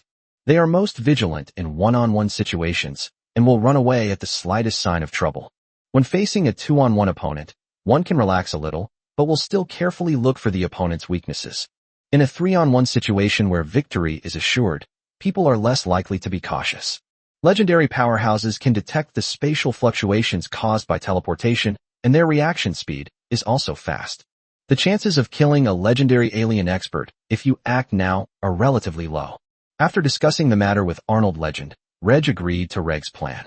The legend of Arnold was also surprised that the legend of the Stone Man was hidden in the shadows. If the Violet Empire hadn't produced 2 more legendary powerhouses, perhaps one of them would have perished in this expansionist war. Even without the fall of a legendary powerhouse, the Violet Empire might still lose this war of expansion, but preserving its existing territory would not be a problem. Fortunately, there were the Duke of Catalan and the Legends of Leighton. Duke Catalan has truly made too many contributions to the Violet Empire. On the battlefield of the Northern Wasteland, the Eastern Army of the Violet Empire was locked in a stalemate with the Orc Army, while the Western Army gained some advantages. The Mage Kingdom, having had some of its forces tied down by the Elf Kingdom, also struggled to gain an advantage and remained locked in a stalemate with the Orc Army. The Emerald Kingdom and the Knights Kingdom gained the upper hand, while the Thousand Sails Kingdom and the Blackrock Kingdom suffered heavy losses in their battles against the Orc Army. Both the Thousand Sails Kingdom and the Blackstone Kingdom have only one legendary powerhouse in charge. The legendary powerhouse of the Thousand Sails Kingdom is still the newly emerged legend from 10 years ago. The legendary experts of the Thousand Sails Kingdom were not strong enough. Although the opposing side only had one legendary half-orc expert, he was a veteran legendary expert. The disparity in strength between the legendary warriors of both sides allowed the Orcish legendary warriors to frequently find opportunities to wreak havoc on the army of the Thousand Sails Kingdom. Faced with this situation, the Thousand Sails Kingdom had no choice but to seek help from the Violet Empire, requesting assistance from its legendary powerhouses. Without the support of the Violet Empire, the army of the Thousand Sails Kingdom would have no choice but to withdraw from the wasteland. Violet 7 could only send a message to the King of Thousand Sails, urging the Thousand Sails army to hold on a little longer, as things might soon turn around. Once the army of the Thousand Sails Kingdom withdraws from the wasteland, the Orc army on the other side may not necessarily attack the Thousand Sails Kingdom's homeland, but may instead attack the Eastern army of the Violet Empire. Therefore, in the war of expansion, the 6 northern kingdoms of the human race need to advance and retreat together. When one country is defeated, other countries will be affected. Chapter 279 The Legend of Instantly Killing the Werewolf. Reg has been leading the Eastern Army in a war of attrition against the Orc army for a week. The Eastern Army suffered fewer than 50,000 casualties, while the Orc army suffered more than 200,000. It takes at least 4 orcs to kill 1 human. Although the losses were mainly cannon fodder, Idel and Buha still felt immense pressure. If they cannot gain an advantage in the legendary battles, the Orc army will ultimately be defeated by the human army in the Battle of Armies. The 2 armies have been engaged in a war of attrition for a week, and their legendary warriors have also been fighting for a week. In the first few days, Arnold Legend suffered minor injuries every day. But in the following days, Arnold Legend was no longer injured. Seemingly because they couldn't defeat their opponent, the 3 legendary powerhouses reached a tacit agreement on the surface. They would no longer fight to the death, but would simply have a quick battle and then call it a day. Such tacit understanding has frequently occurred in past wars. The legendary powerhouses represent the pinnacle of combat strength in the world of Nora. Legendary powerhouses are the strongest among all nations and races, holding the highest status and position. This is like 2 monarchs personally leading their armies into battle, with the 2 armies fighting each other and the monarchs also wielding swords and fighting each other. With neither side's army having achieved a decisive victory, how could the noble monarch be allowed to personally engage in battle? Even if the army suffers a crushing defeat, as long as the country is not destroyed, the monarch does not need to fight personally. The monarch sits on his throne and watches the army fight below. As long as victory is achieved, the monarch doesn't care how many officers and soldiers die. Unable to determine a victor, the legendary warriors naturally did not continue fighting, but waited for the changes in the military battle. But this time, things are very different. The legends of the werewolves and centaurs are waiting for the legend of Arnold to lower his guard. The legend of Arnold already knows that a Stone Man legend is hiding in the shadows, and that 3 powerful alien legends are planning to kill him. Fortunately, our side also has 2 legendary experts hidden away. Therefore, Arnold Legend deliberately lowered his guard, creating an opportunity for the alien legendary powerhouse, and also creating an opportunity for his own Duke Catalan. The decisive battle between the 2 sides is drawing ever closer. On the morning of March 10th, the Eastern Army and the Orc Army continued their war of attrition. In the sky, the legends of the werewolf and centaur clashed casually with the legend of Arnold. As the battle continued, the werewolf legend and the centaur legend gradually widened the gap between them. The werewolf legend is located to the left and front of the Arnold legend, while the centaur legend is located to the right and front of the Arnold legend. Just then, the legendary stone golem, which had already circled around, flew rapidly toward the legendary battlefield. Arnold legend quickly sensed the presence of Stoneman legend. His expression changed drastically, and he hurriedly retreated to the west. Arnold, why are you running? Stay here. The werewolf legend shouted to intercept the Arnold legend, and the centaur legend hurriedly gave chase. The two orc legends unleashed their full power to prevent the Arnold legend from escaping. As the legend of the stone man drew ever closer, the legend of Arnold grew anxious. You two bastards, I'll risk my old life to take one of you with me. As he spoke, legendary Arnold fought the two legendary orc warriors as if his life depended on it. The Arnold legends played with reckless abandon, while the werewolf legends and the centaur legends were terrified. They feared that the legendary Arnold would drag one of them away before he died, and without a legendary strongman to guard them, their race would be in danger. Even if you are seriously injured, it is still dangerous in this war. The werewolf legend and the centaur legend immediately slowed their attack frequency, but they also had to hold off the Arnold legend while waiting for the stone golem legend to arrive and join the battle. Of the three alien legends, the stone man legend is the strongest, with strength comparable to that of the Arnold legend. With the werewolf legend and the centaur legend joining forces, their power will surpass that of the Arnold legend. With the stone golem legend holding off the Arnold legend head-on, the werewolf legend and the centaur legend can attack the Arnold legend without restraint. Get out of here! Get out of here!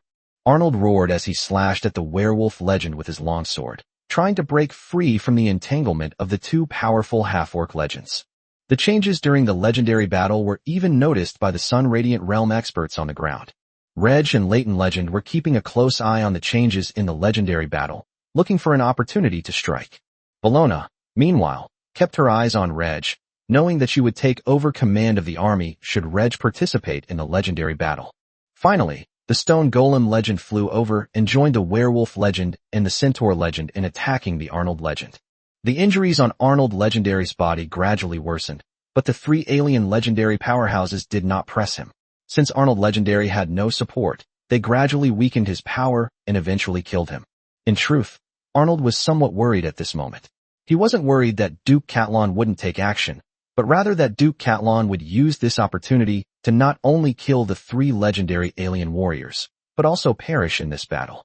Without her, the Catlon family would replace the Violet family and rule the Violet Empire. Considering the contributions Duke Catalan had made to the Violet Empire in the past, the legend of Arnold can only trust Duke Catalan now. On the ground, Reg, who was overseeing the army, felt that the time had come. The three legendary alien warriors, confident in their ability to kill legendary Arnold, were letting their guard down. Reg and Leighton Legend exchanged a glance. I'll make the first move. Leighton Legend nodded.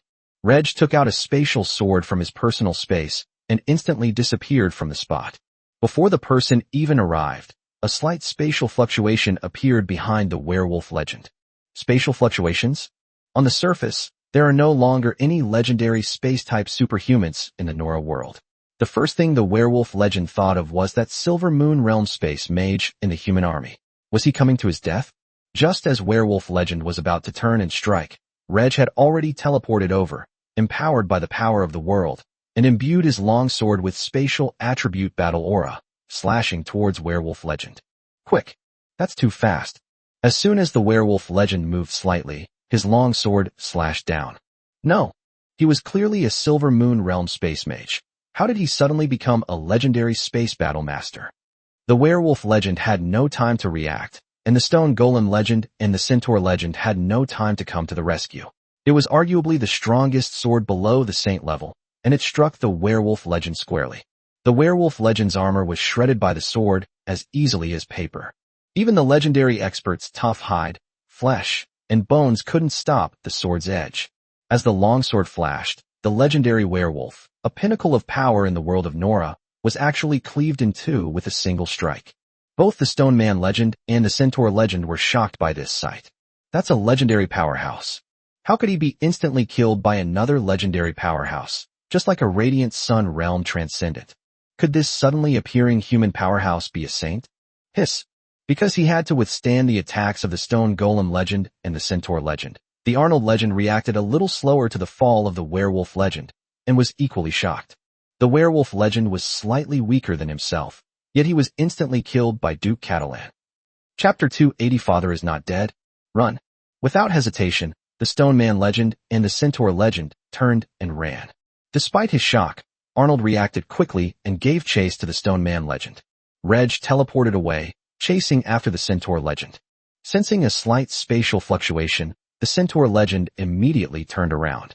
On the ground, just as Reg killed the Werewolf legend, the Leighton legend, whose hair had returned to black, soared into the sky and flew towards the location of the Centaur legend. Bellona shouted, "Now I am the commander-in-chief, and the entire army shall obey my orders."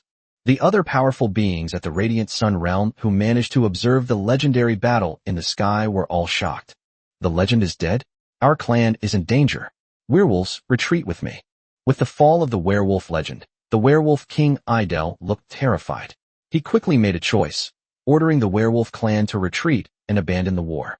Without the legendary powerhouse in charge, the Werewolf race is no longer a powerful half-orc race, and the Werewolf race is in danger.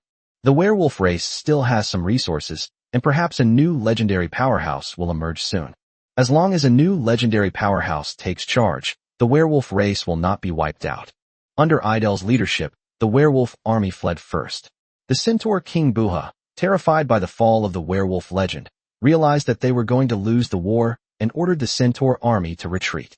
Buha could only pray silently that the legendary Centaur warrior would return alive. With the main forces of the Werewolf and Centaur armies retreating one after another, the Orc army collapsed and the Orcs scattered and fled. Charge all troops. Upon discovering the Werewolf army's retreat, Bellona issued new orders. The Maid's warband and the Black Iron Guard of the Duke of Cateran were the first to charge, rushing into the vanguard of the Orc army that had not yet had time to escape. The two superhuman squads only killed the Orcs blocking their way and those nearby, and continued to charge forward, chasing down the Orcs ahead. As Bellona gave the order, the officers obeyed and led their troops toward the Orc army. Duke Lucius, the Third Prince, Marquis Darnay Leighton, and others on the charge were filled with uncontrollable astonishment. How is that possible? Duke Catalan is already a legendary powerhouse. They also killed the Werewolf legend. Not only is Duke Catalan a legendary powerhouse, but Wallace, the very young-looking chief steward of the Duke of Catalan who flew into the sky, is also a legendary powerhouse. The Duchy of Catalan is surprisingly guarded by two legendary powerhouses. No wonder Duke Catalan mobilized an army even larger than the Violet family. The Marquis of Leighton was most surprised. The Duchy of Catalan is very famous, and Steward Wallace, one of the key figures in the Duchy of Catalan, is also quite famous. Looking at Steward Wallace's face, he resembled a member of the Leighton family. However, Steward Wallace had black hair, while most members of the Leighton family had blonde hair. Lord Leighton suspects that Wallace may be the illegitimate son of his father or another elder. But now, Wallace has actually taken to the skies to participate in the legendary battle. Was Wallace a legendary powerhouse? Did Wallace really have Leighton family blood? Could it be that father is not dead? The Marquis of Leighton had many questions in his mind. In the midst of a fierce battle, Marquis Leighton had no choice but to put aside his doubts for the time being and lead his army to eliminate all the Orcs ahead. The legendary battle in the sky continues. The Stone Man legend fled frantically, while Arnold legend took out a healing potion from his spatial ring and drank it to heal his injuries, all the while giving chase. The Centaur legend was also on the run, but because of Reg's pursuit, the Centaur legend couldn't get very far. The Centaur legend can only wait for Reg's mana and fighting spirit to deplete rapidly before he can teleport again. However, the war of attrition between the Centaur legends lasted only half a minute before a new human legend appeared and flew in their direction. Danger. This is the most dangerous moment for the Centaur legend after he entered the legendary realm. In a short time, the Centaur legend had already determined that Reg, who had killed the Werewolf legend with a single sword strike, was very strong, but not strong enough to kill him in a one-on-one fight. The opponent is a legendary figure in the space system. I want to run, but I can't outrun him. Another legendary human warrior was about to catch up, and in order to survive, the Centaur legend had no choice but to try to attack Reg. If he could injure Reg, his chances of survival would increase significantly. Spatial fluctuations reappeared. This time, the Centaur legend did not turn around, but thrust his spear toward the place where the spatial fluctuations appeared. Reg teleported over, his long sword meeting the spear. Bang! The tip of the Centaur's spear shattered. The longsword continued to slash at the Centaur legend. The Centaur legend dodged repeatedly, and his protective aura was easily cut through by the longsword.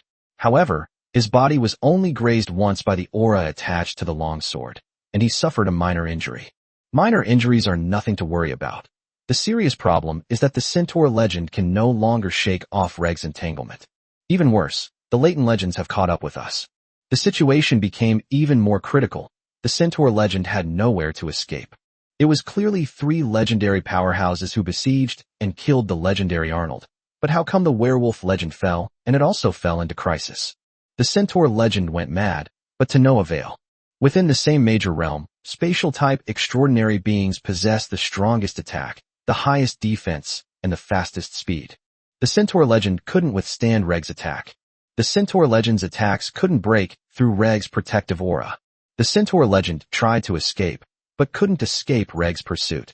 Finally, the legend of Leighton caught up, and the 2 human legendary warriors besieged the Centaur legend. The Centaur legend was already very cautious when fighting Reg, as he could easily get injured. Now that the Leighton legend has just joined the battle, Reg has found an opportunity, and wounds are rapidly appearing on the Centaur legend's body. As his injuries continued to accumulate, the Centaur legend's strength rapidly declined. I hate it. The Centaur legend launched a desperate attack on the Leighton legend, aiming to at least severely injure him. Reg didn't give the Centaur legend any chance at all, and with the strongest sword below the saint, he cut the Centaur legend in 2 with a single strike. The legend of the Centaur has fallen. Grandpa, go and support the army, and assassinate the commander of the Orc army. Good. Reg and the Leighton legend split up. During his time on the wasteland, Reg had already set up quite a few anchor points. Seeing the direction the Stone Man legend had fled, Reg teleported directly there. With 2 teleports and 3 instantaneous teleports, Reg had caught up with the Stone Man legend and the Arnold legend in a short period of time. With another teleport, Reg appeared on the path leading to the Stone Golem legend. Sensing the spatial fluctuations, the legendary Stone Man quickly turned around. Humans, stop chasing me, or I'll risk my life to take one of you with me. The Stone Man legend roared angrily. Who can you take away? Leave your life behind. Under the combined attack of Reg and the legend of Arnold, the Stone Man legend was finally killed by Reg with a single sword strike. Chapter 281, An Unprecedented Victory.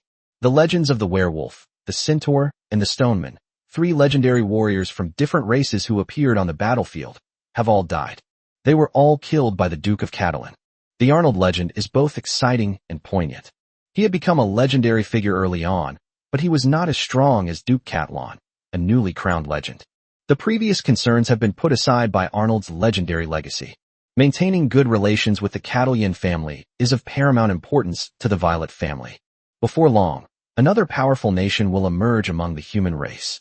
Reg stored the Stone legend's corpse in his personal space and teleported back to the battlefield where the 2 armies were fighting, along with the Arnold legend. The legend of Leighton was the first to return to the battlefield.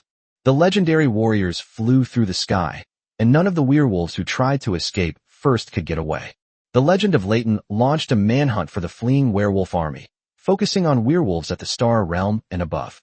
Upon seeing the human legends closing in, the werewolf King Idel even abandoned his people and fled on his own. In the end, he was caught up by the legend of Leighton and beheaded with a single sword strike. Meanwhile, Reg and Arnold legends returned to the battlefield. Reg teleported away alone to pursue the Centaur army. Centaurs at the Star Realm and above perished under Reg's attacks. In desperation, King Buha of the Centaur gathered a group of powerful Centaur warriors in an attempt to withstand Reg's attack. With the enhancement of his spatial attribute Battle Chi, Reg's longsword transformed into a giant sword over 10 meters long, killing all the Centaur powerhouses, including Buha, with a single strike. This is the role of legendary warriors in war.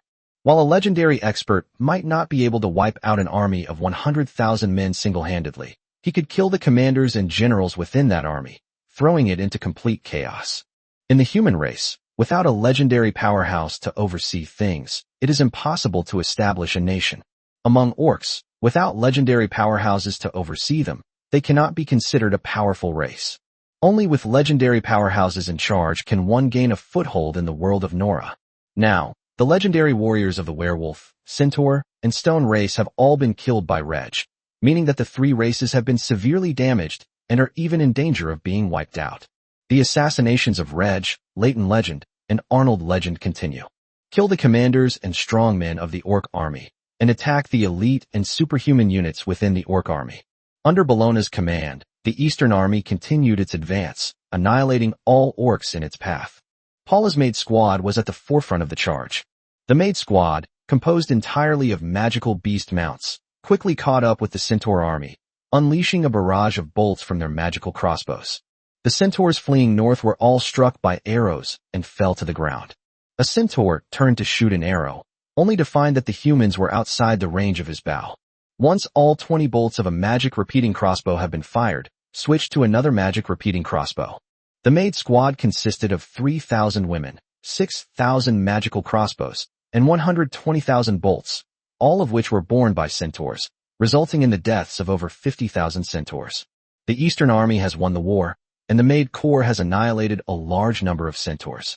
After both magic crossbows had fired their arrows, the battle maids paused temporarily, as the situation was not urgent, to reload the crossbows.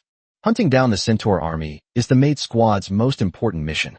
Even though the Centaur legend and other powerful figures were killed by Reg, the Centaur race still maintained a considerable fighting strength. We must kill as many centaurs as possible, ideally wiping out the entire centaur race. The Centaur army could not outrun the Maid squad, whose members were all mounted on magical beasts. The only chance of survival for the centaurs is for a superhuman among them to break away from the army and escape on their own. The werewolf and centaur armies were the main force of the orc army, with the werewolf King Idel and the centaur King Buha being the commanders of the orc army. The commander fled with the main force, and now that the commander is dead, it is only natural that the orc army is in chaos and defeated. Each orc force was searching for a way to escape. If we don't run, we'll be killed by the human army. In the chaos, some powerful orc units, in order to escape, will kill any orcs blocking their path. Orcs are composed of different races. Without humans, the various orc races would fight each other, and even different tribes of the same race would fight each other. Now, in their desperate attempt to escape, the orcs are killing each other in a frenzy. Among the Eastern Army, only powerful superhuman units such as the Maid Warband and the Xiantai Guard dared to charge into the orc army. Most of the troops advanced normally, quickly and orderly eliminating the chaotic orcs in front. In the eyes of the nobles, the orc army was weaker than the Eastern Army, but the Eastern Army could not quickly eliminate this orc army. Even if they were all wiped out, the Eastern Army would still suffer heavy losses. The situation changed so suddenly. The orc army began to collapse rapidly after the fall of a legendary orc warrior. In this human expansion war, the Eastern Army will achieve a decisive victory. With the legends of the werewolves and centaurs fallen, perhaps the Eastern Army could attempt to annihilate both the werewolf and centaur races. These two orc races are longtime rivals of the Violet Empire. The vast wilderness contains large tracts of relatively flat land, suitable for large-scale battles. Now, on this vast battlefield, corpses lie strewn everywhere and blood flows like rivers. Most of the corpses were orcs, with only a small number being human. This was a battle even more devastating than the defeat of the Fifth Rout Army in the War of the 100 Tribes invasion. At least the Fifth Army's defeat did not result in many deaths of powerful orc warriors, and no legendary orc warriors perished. Now, not only have legendary orc warriors fallen, but orcs at the Sun and Silver Moon realms will also be found and killed by legendary human warriors. Even a Star Realm orc has to rely on luck to avoid being noticed by a legendary human expert. Once you notice it, it's also a death sentence. For the Violet Empire, this may be the first time in its history, from the Violet Kingdom to the Violet Empire, that it has achieved such a large-scale victory in a war of expansion. The nobles excitedly led their armies to hunt down the orcs, which were all considered victories. No one expected that Duke Catalan would become a legendary powerhouse. Even more unexpectedly, Duke Catalan was able to easily defeat the werewolf legend. Even more outrageous, another legendary powerhouse has emerged under Duke Catalan's command. An unprecedented victory was achieved. The orcs fled in panic, pursued relentlessly by the human army. Some weak orcs might lie on the ground and feign death, and perhaps they will be lucky enough to survive for a while. But when the human army cleans up the battlefield, they will meet their end. Some orcs threw down their weapons and knelt on the ground, hoping the humans would spare their lives. They will only be met with the swords of human soldiers. Racial war is a life-or-death struggle. Dead alien races are good alien races. Despite being a powerful expert at the Radiant Sun realm, Bellona did not personally participate in the battle. Instead, she calmly commanded her army to quickly eliminate the orcs on the battlefield. Chapter 282 The Legend of the Alien Race, Annihilation. After killing most of the commanders and superhumans above the Star Realm in the Orc army, Reg, Legend of Leighton, and Legend of Arnold stopped to rest. The rest of the battle can be left to the Eastern Army. Before news of the fall of the werewolf and centaur legends spread, the Violet Empire had another legendary war to resolve. The Western Army clashed with the opposing Orc army. Princess Katarina and the Walsh legend, against the Tauren legend and the Bear legend. Compared to the two Orc legends, Princess Katarina and the Walsh legend are both relatively new legends.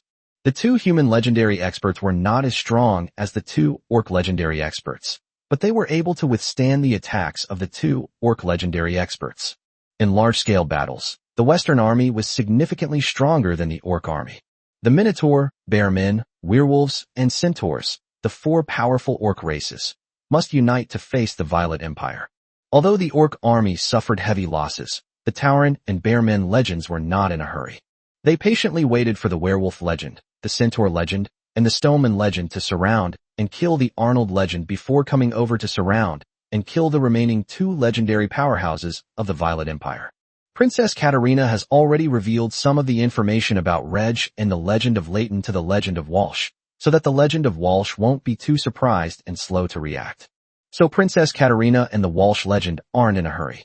As a result, in this legendary battlefield, the four legends also tacitly agreed to have a simple skirmish, without any life-or-death battles. Both sides are waiting for reinforcements.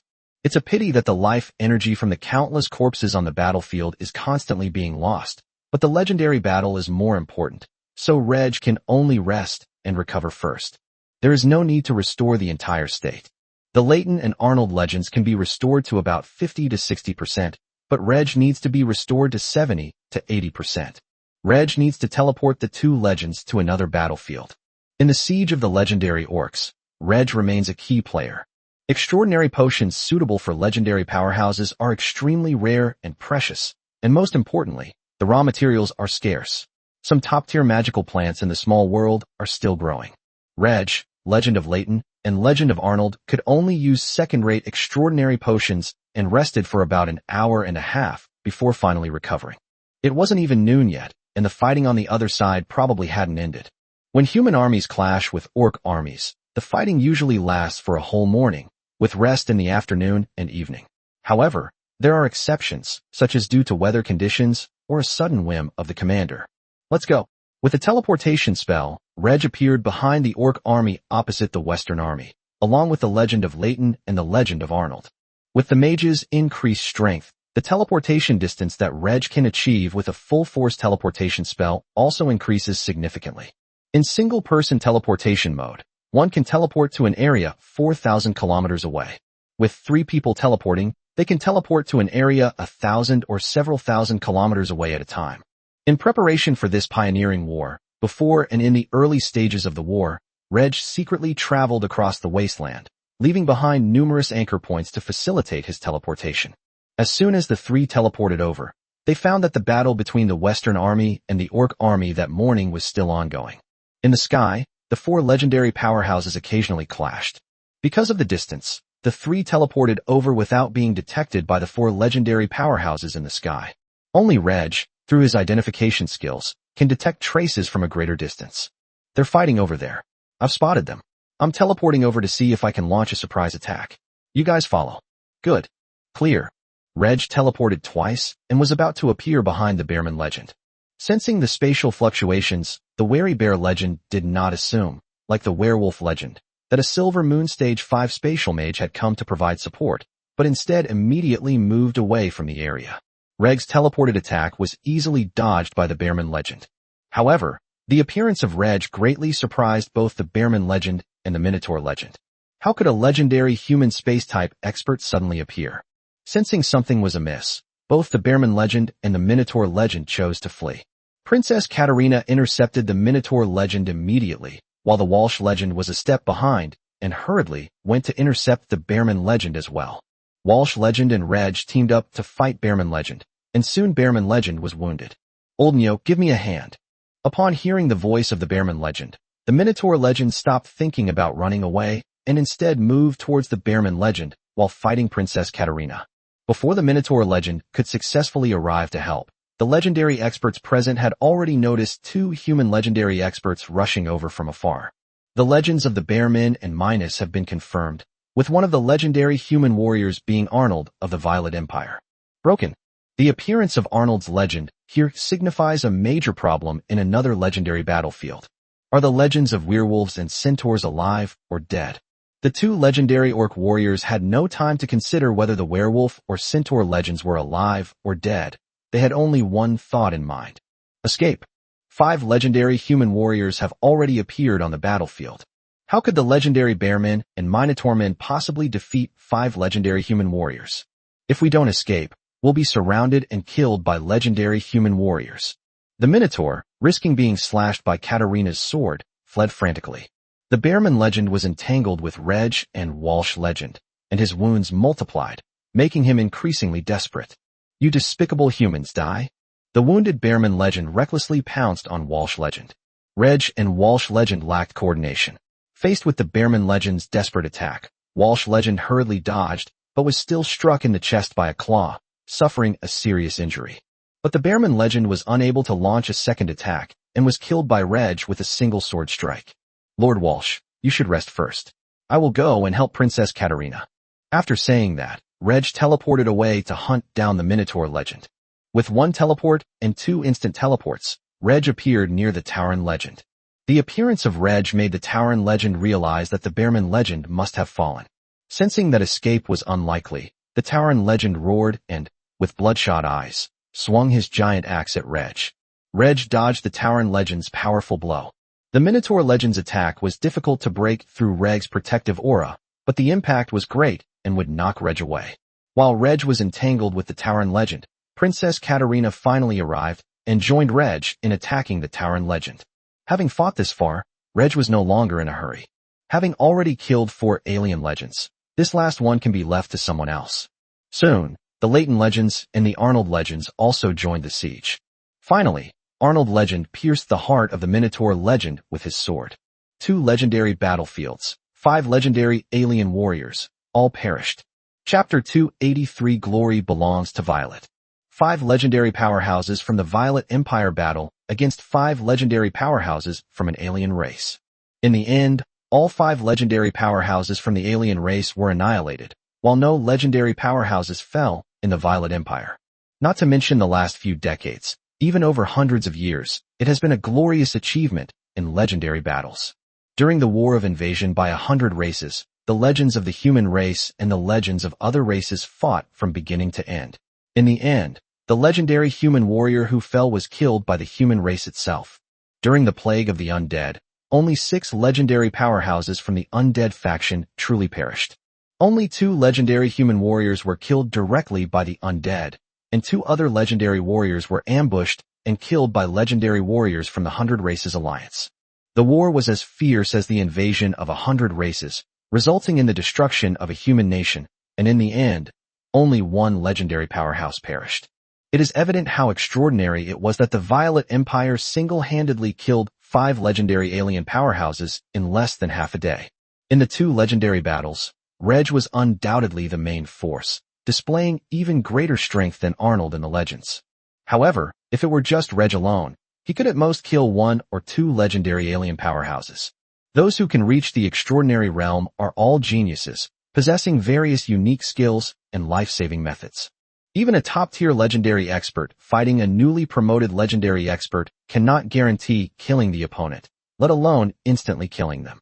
If Reg were willing, he could take the lives of the 5 legendary alien warriors all by himself.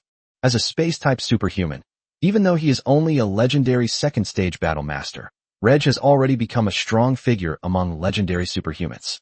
Reg already possesses the strength to single-handedly kill a legendary alien powerhouse, but this would consume a great deal of his energy. Only by joining forces with a group of legendary powerhouses from the Violet Empire could Reg quickly kill off the legendary powerhouses of the alien races one by one. The glory of killing 5 legendary powerhouses from the alien race belongs to the 5 legendary powerhouses of the Violet Empire.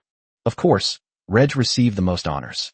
Once the results of the 2 legendary battles are spread, the Violet Empire will likely be propelled to the throne of the strongest human nation. Violet 7 can be happy for several years without worrying about the Violet family's unstable rule. The war continues. The legendary warrior of the alien race is dead, but the battle between the armies continues. When the alien sun-level experts were the first to discover the fall of their own legendary experts, they all led their armies to retreat without hesitation, causing chaos in the Orc army. The commander of the Western army would not miss this opportunity and launched a full-scale attack on the Orc army. Princess Katarina and the legendary Arnold returned to the battlefield to hunt down the commanders and powerful superhumans of the Orc army. Reg, along with the legend of Leighton, was teleported back to the battlefield of the Eastern army. At this moment, the Eastern army had already completely defeated the opposing Orc army and was pursuing the fleeing Orc cavalry. The main force pursuing the Orc cavalry was their own cavalry, including the Maid warband and the Black Iron Guard, who were at the forefront. "Grandpa, you go help the army chase down the fleeing orcs. I'll deal with the corpses on the battlefield." "I see." Leighton Legend nodded in agreement and immediately flew north. As a resurrected being who knows many of Reg's secrets, the legend of Leighton understands very well the importance of these corpses on the battlefield to Reg. Dispose of these corpses and harvest a large amount of life energy. Soon, more powerful superhumans will appear in the Duchy of Catalan. A large number of logistics and combat troops are already cleaning up the battlefield.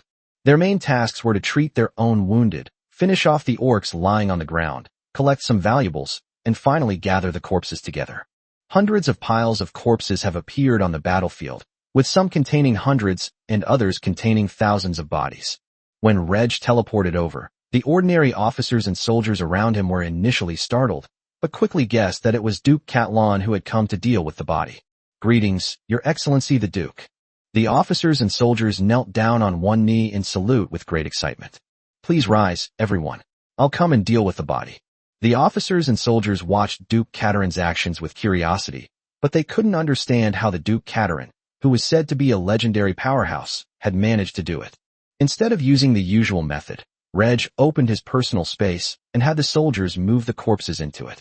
Instead, they directly opened the portal to the small world at the very bottom of the pile of corpses, close to the ground. The corpses fell into the spatial portal, entered the small world, and became nutrients for the world tree, which quickly absorbed them. Piles of corpses were quickly disposed of by Reg, and no nobleman considered this a strange hobby of the Duchy of Catalan, but rather a necessary task in every war. The immense losses inflicted on the nations of humanity by the undead plague have made them wary of the undead faction, constantly fearing the next undead plague. After Reg has finished disposing of the corpses on the eastern battlefield, he can go to the western battlefield to continue disposing of corpses. The number of orcs who fell on the 2 massive battlefields is estimated to exceed 1.5 million. It's unlikely that the Violet Empire's death toll will exceed 100,000. Reg will dispose of a massive number of corpses from both sides. Moreover, compared to previous wars, Reg's disposal of the bodies this time was not too late. In the small world, the world tree grows while devouring corpses and absorbing energy. As before, half of the life energy is used for its own growth, and the other half is stored for Reg's own use. The growth of the world tree itself is very important. Because of the world tree, the air in the small world is filled with a high concentration of magical elements, making it a sacred place for cultivation.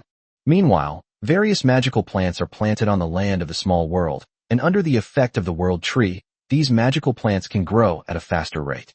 The world of Nora can no longer produce new saints, mainly because the top-tier cultivation resources and rare treasures have been exhausted. Currently, top-tier magical plants are rapidly growing within the small world, contributing to Reg's advancement towards the Saint Realm. As the world tree grows, the land area of the small world increases every day, allowing for the planting of more magical plants on that land. Reg was quite excited as he sensed the rapid increase in the life energy stored in the world tree. This is the first time I've gained life energy so quickly. Although Reg thought of raising poultry and livestock on a large scale to obtain life energy, that required the continuous development of agriculture, industry, and medicine. The livestock industry in the Duchy of Catland is still in its infancy, mainly providing meat, eggs, and milk to the people, and is not yet able to provide poultry and livestock to Reg on a large scale. At this stage, the only way to obtain a large amount of life energy is through war. This time, Reg's goal is not only to defeat the orc army, but also to annihilate the orc race and obtain more life energy in one fell swoop. In the future, the development of the aquaculture industry will be the main factor in obtaining life energy. Chapter 284 The Strongest Human Race. The orc army that the Eastern Army was fighting against had all its legendary powerhouses and extraordinary beings at the Sun and Silver Moon realms killed, with only a few extraordinary beings at the Star Realm escaping. When the legendary human warriors departed, the remaining Star Realm orcs were forced to make a choice amidst their sorrow. They broke away from the troops and rushed towards their current habitat. They must inform their people as soon as possible. The legend has fallen, the army has suffered a crushing defeat, and everything is over. To survive, they had to lead their people to escape, either further north or to the northeast or northwest. If we stay where we are, the human army will arrive soon. The Star Realm Centaur was deeply saddened, as his Centaur brethren dwindled in number, and a powerful superhuman force was relentlessly pursuing the Centaur army. The longbows used by Centaurs are inferior in range and power to the magical crossbows of the superhuman troops. Unable to defeat the superhuman forces, they could only desperately flee, with the Centaurs behind them constantly being struck by arrows and falling to the ground. Why did the battle situation suddenly change like this? Why do legendary powerhouses fall? This is probably the most severe defeat suffered by the Centaurs in hundreds of years.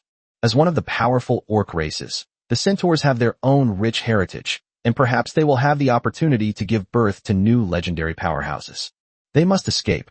The clansmen who remain behind must escape. No matter where they flee, they must escape the pursuit of the Violet Empire's army. The Centaur forces have scattered and fled, and the Maid squads have also dispersed to pursue them. We must eliminate as many Centaurs as possible. Centaurs and werewolves were given special attention, while other orc races were temporarily relegated to secondary targets. After wiping out the Centaurs and werewolves, we can then turn our attention to the other orc races. A dead orc is a good orc. The Western battlefield was repeating the experiences of the Eastern battlefield. Princess Katarina and the Legend of Arnold launched targeted attacks against the commanders and generals of the orc army, as well as those at the Star Realm and above. No matter how fast the orcs run, they can't outrun the legendary powerhouses flying in the sky. The main force of the orc army fled first, and the orc army became a chaotic mess. Under the full-scale attack of the Western army, they were quickly defeated. The Western army relentlessly pursued the fleeing orcs. During the pursuit, the nobles within the Western army exchanged the information they had gathered. What? Duke Catlon has become a legendary powerhouse. Duke Catlon has another legendary warrior under his command.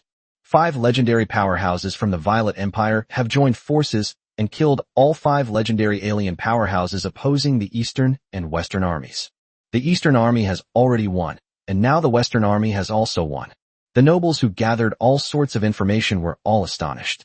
More than a decade ago, the old Duke Walsh's rise to legendary status had already surprised the nobles, but the Walsh family was, after all, an old and established noble family.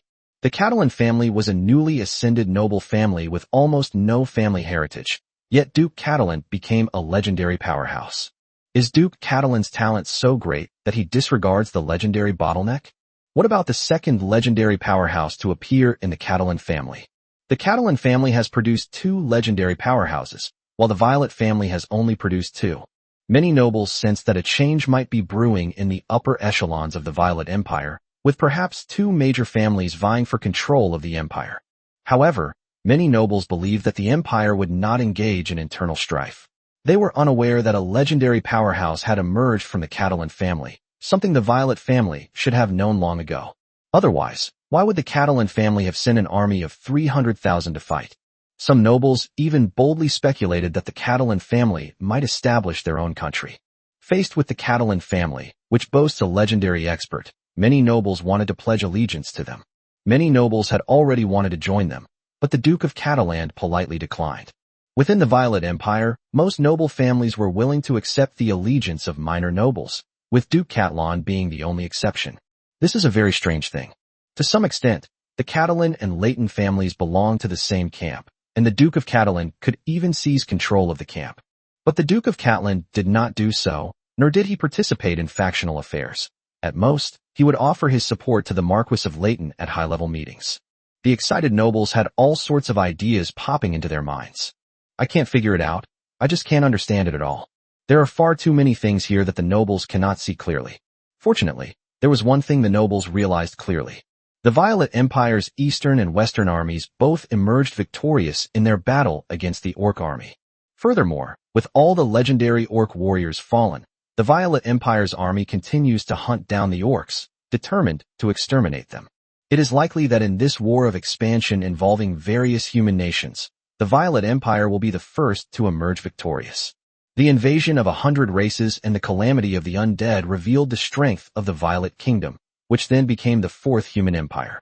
Now the Violet Empire is displaying even greater power, and it seems poised to become the most powerful nation among humans. This is all truly incredible. Before the invasion of the 100 races, the Violet Kingdom was not the strongest among the 7 human kingdoms. In just over a decade, the Violet Empire has become the strongest nation among humans. The nobles felt that they hadn't changed much, so how could their country have become so powerful? The nobles then turned their attention to the Duke of Catalan. With each war, the Duke of Catalan shone ever brighter.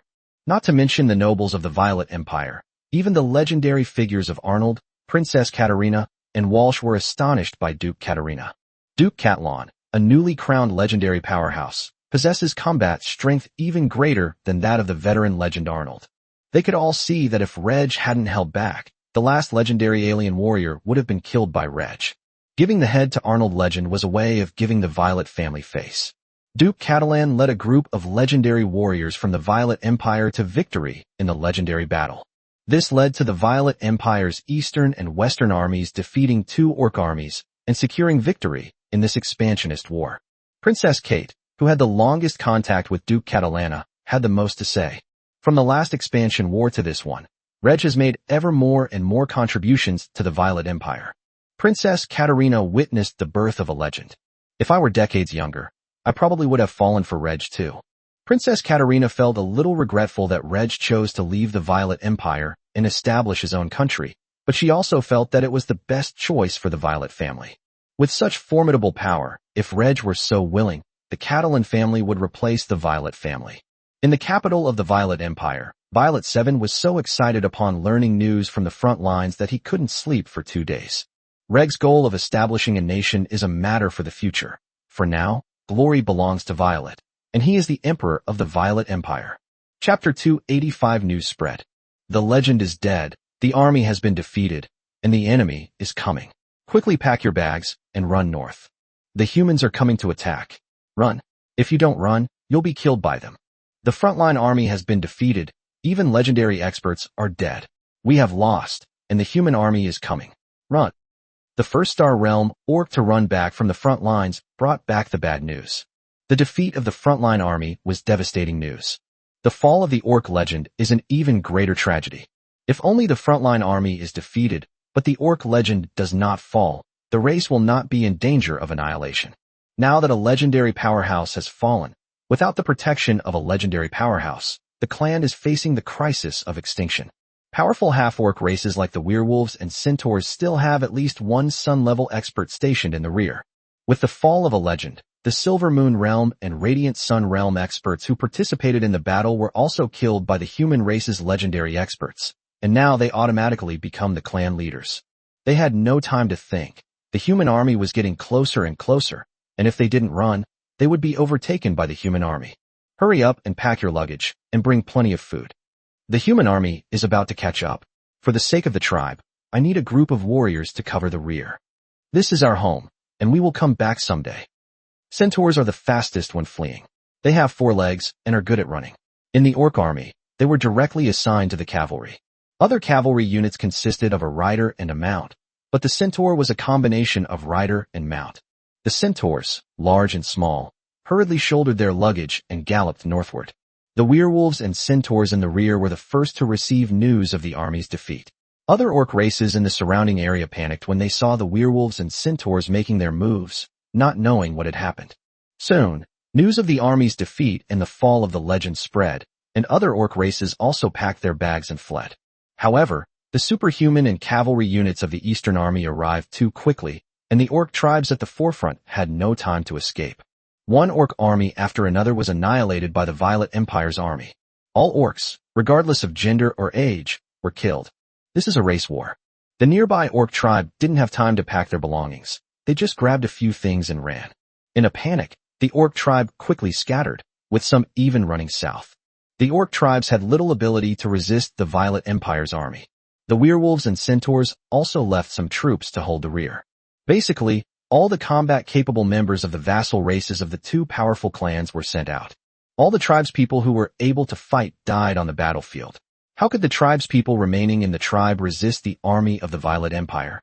Blood flowed like rivers on the battlefield, and soon the densely packed orc tribes behind it also became a bloodbath. However, the officers and soldiers of the Violet Empire still felt that they were too slow in killing the orcs, and that a large number of orcs had already escaped. As time passed, news of the fall of legendary powerhouses from the four great orc races, the werewolf, centaur, bearman, and minotaur, first reached the orc groups on both sides, including the elephant man and lion man races. For legendary orc warriors and one legendary stoneman warrior, a total of 5 legendary warriors were killed by the legendary warriors of the Violet Empire.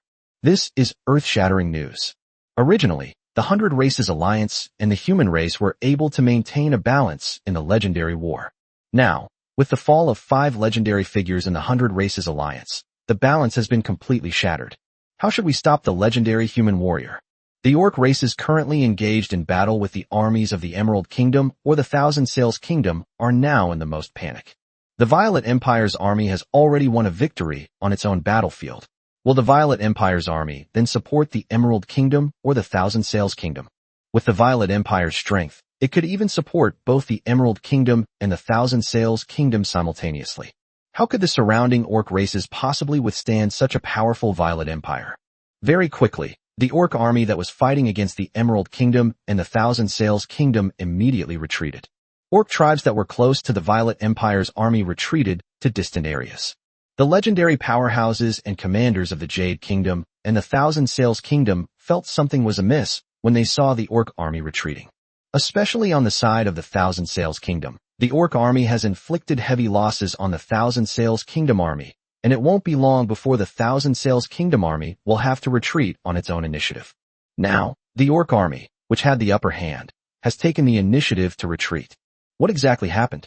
The news of the Violet Empire killing 5 legendary alien warriors did not keep the leaders of the two countries waiting for long. What? The Violet Empire actually killed 5 legendary alien powerhouses. What? The Violet Empire actually has 5 legendary powerhouses. What? The Violet Empire killed all 5 legendary powerhouses of its rival alien races without losing a single legendary powerhouse. The surprise of the leaders of the Emerald Kingdom and the Thousand Sails Kingdom was no less than that of the orcs on the other side. The Violet Empire clearly only had 3 legendary powerhouses, so how did 2 more suddenly appear? Although everyone was originally a kingdom, in just over a decade, the Violet Kingdom seems to have exploded in strength, making rapid progress. The leaders of the Emerald Kingdom and the Thousand Sails Kingdom were both envious and jealous.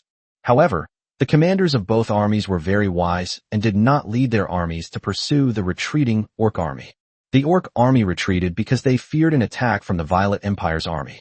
The reality is that neither country's top leadership knows whether the Violet Empire's army will attack. However, the leaders of both countries have already sought help from the Violet Empire, hoping that the two countries can join forces to annihilate the orcs on the other side, especially to kill the legendary orc powerhouse. As time passed, the Violet Empire's glorious achievements became known to more human nations and other races. All the human nations and the 100 tribes of Nora were shocked by the Violet Empire's achievements. The high-ranking officials of the Griffin Empire, the Glory Empire, and the Light Empire could no longer sit still. How come your 4th human empire seems stronger than our 3 great empires? Did the Violet Empire unearth some treasure that allowed it to experience explosive growth in just over a decade? Becoming the fourth human empire is one thing. But why does it also want to become the first human empire? The three empires unanimously decided to contact each other and work together to suppress the Violet Empire. If the Violet Empire were to become the #1 empire and the strongest nation among humans, then the three great empires would lose face. On various battlefields, apart from the orc armies opposite the Emerald Kingdom and the Thousand Sails Kingdom voluntarily retreating, the war between other alien armies and human armies continues. Chapter 286 Expanding Territory. As Walsh Legends recovered quickly from his injuries, Reg brought Arnold Legends back to the Eastern Front. Princess Katarina and the Legend of Arnold were stationed on the Western Front, while the Legend of Leighton and the Legend of Arnold were stationed on the Eastern Front. Reg, meanwhile, was busy dealing with the corpses, basking in the joy of a bountiful harvest. Before the War of Expansion broke out, the World Tree was 14.28 meters tall, and its stored life energy was already 0. When necessary, the World Tree clone will extract life energy from itself for Reg's main body to use. After Reg disposed of the corpses of both sides on the two battlefields, the World Tree grew to a height of 20.75 meters. The World Tree has stored enough life energy to continue growing 646.87 centimeters. This is not the end. After dealing with the corpses of both sides on the battlefield, Reg continued to collect them. The Violet Empire's army killed orcs along the way, and the corpses piled up, waiting for Reg to deal with them. Reg won't have time to deal with it. The logistics troops behind will find fuel to burn the orc corpses. Further ahead, the Violet Empire's army slaughtered one orc tribe after another, allowing Reg to reap even more orc corpses than he had on the battlefield. Although the average life energy provided by orcs is less than that of orcs on the battlefield, their sheer numbers make up for it. The various orc races were, to some extent, a nation of soldiers. Even though the wars of expansion were still in their early stages, some orc armies included female orcs. However, it was still the early stages of the war, and the orcs had not yet reached the point of maximum mobilization. Even with the maximum mobilization of tribesmen to fight, the number of tribesmen remaining in the tribe is still greater than the number who participate in the war. During the Violet Empire's pursuit, large numbers of orcs fled to the due north, northeast, and northwest. The powerful superhuman forces relentlessly pursued them, while ordinary troops would abandon their pursuit northward after a certain distance and instead disperse eastward or westward. There were still too many orcs. The cavalry soldiers' hands were tired from killing, and their clothes and armor were stained red with the blood of the orcs. As officers and soldiers grew increasingly fatigued, their commanders were forced to order a halt to the pursuit. Even the cavalry units at the front retreated some distance to the south. The 5 legendary powerhouses of the Violet Empire can represent the entire Violet Empire's high command and directly issue orders to the eastern and western armies. The wilderness is vast. Even though the various human nations launched expansion wars against the wasteland time and again, constantly occupying parts of the wasteland's land.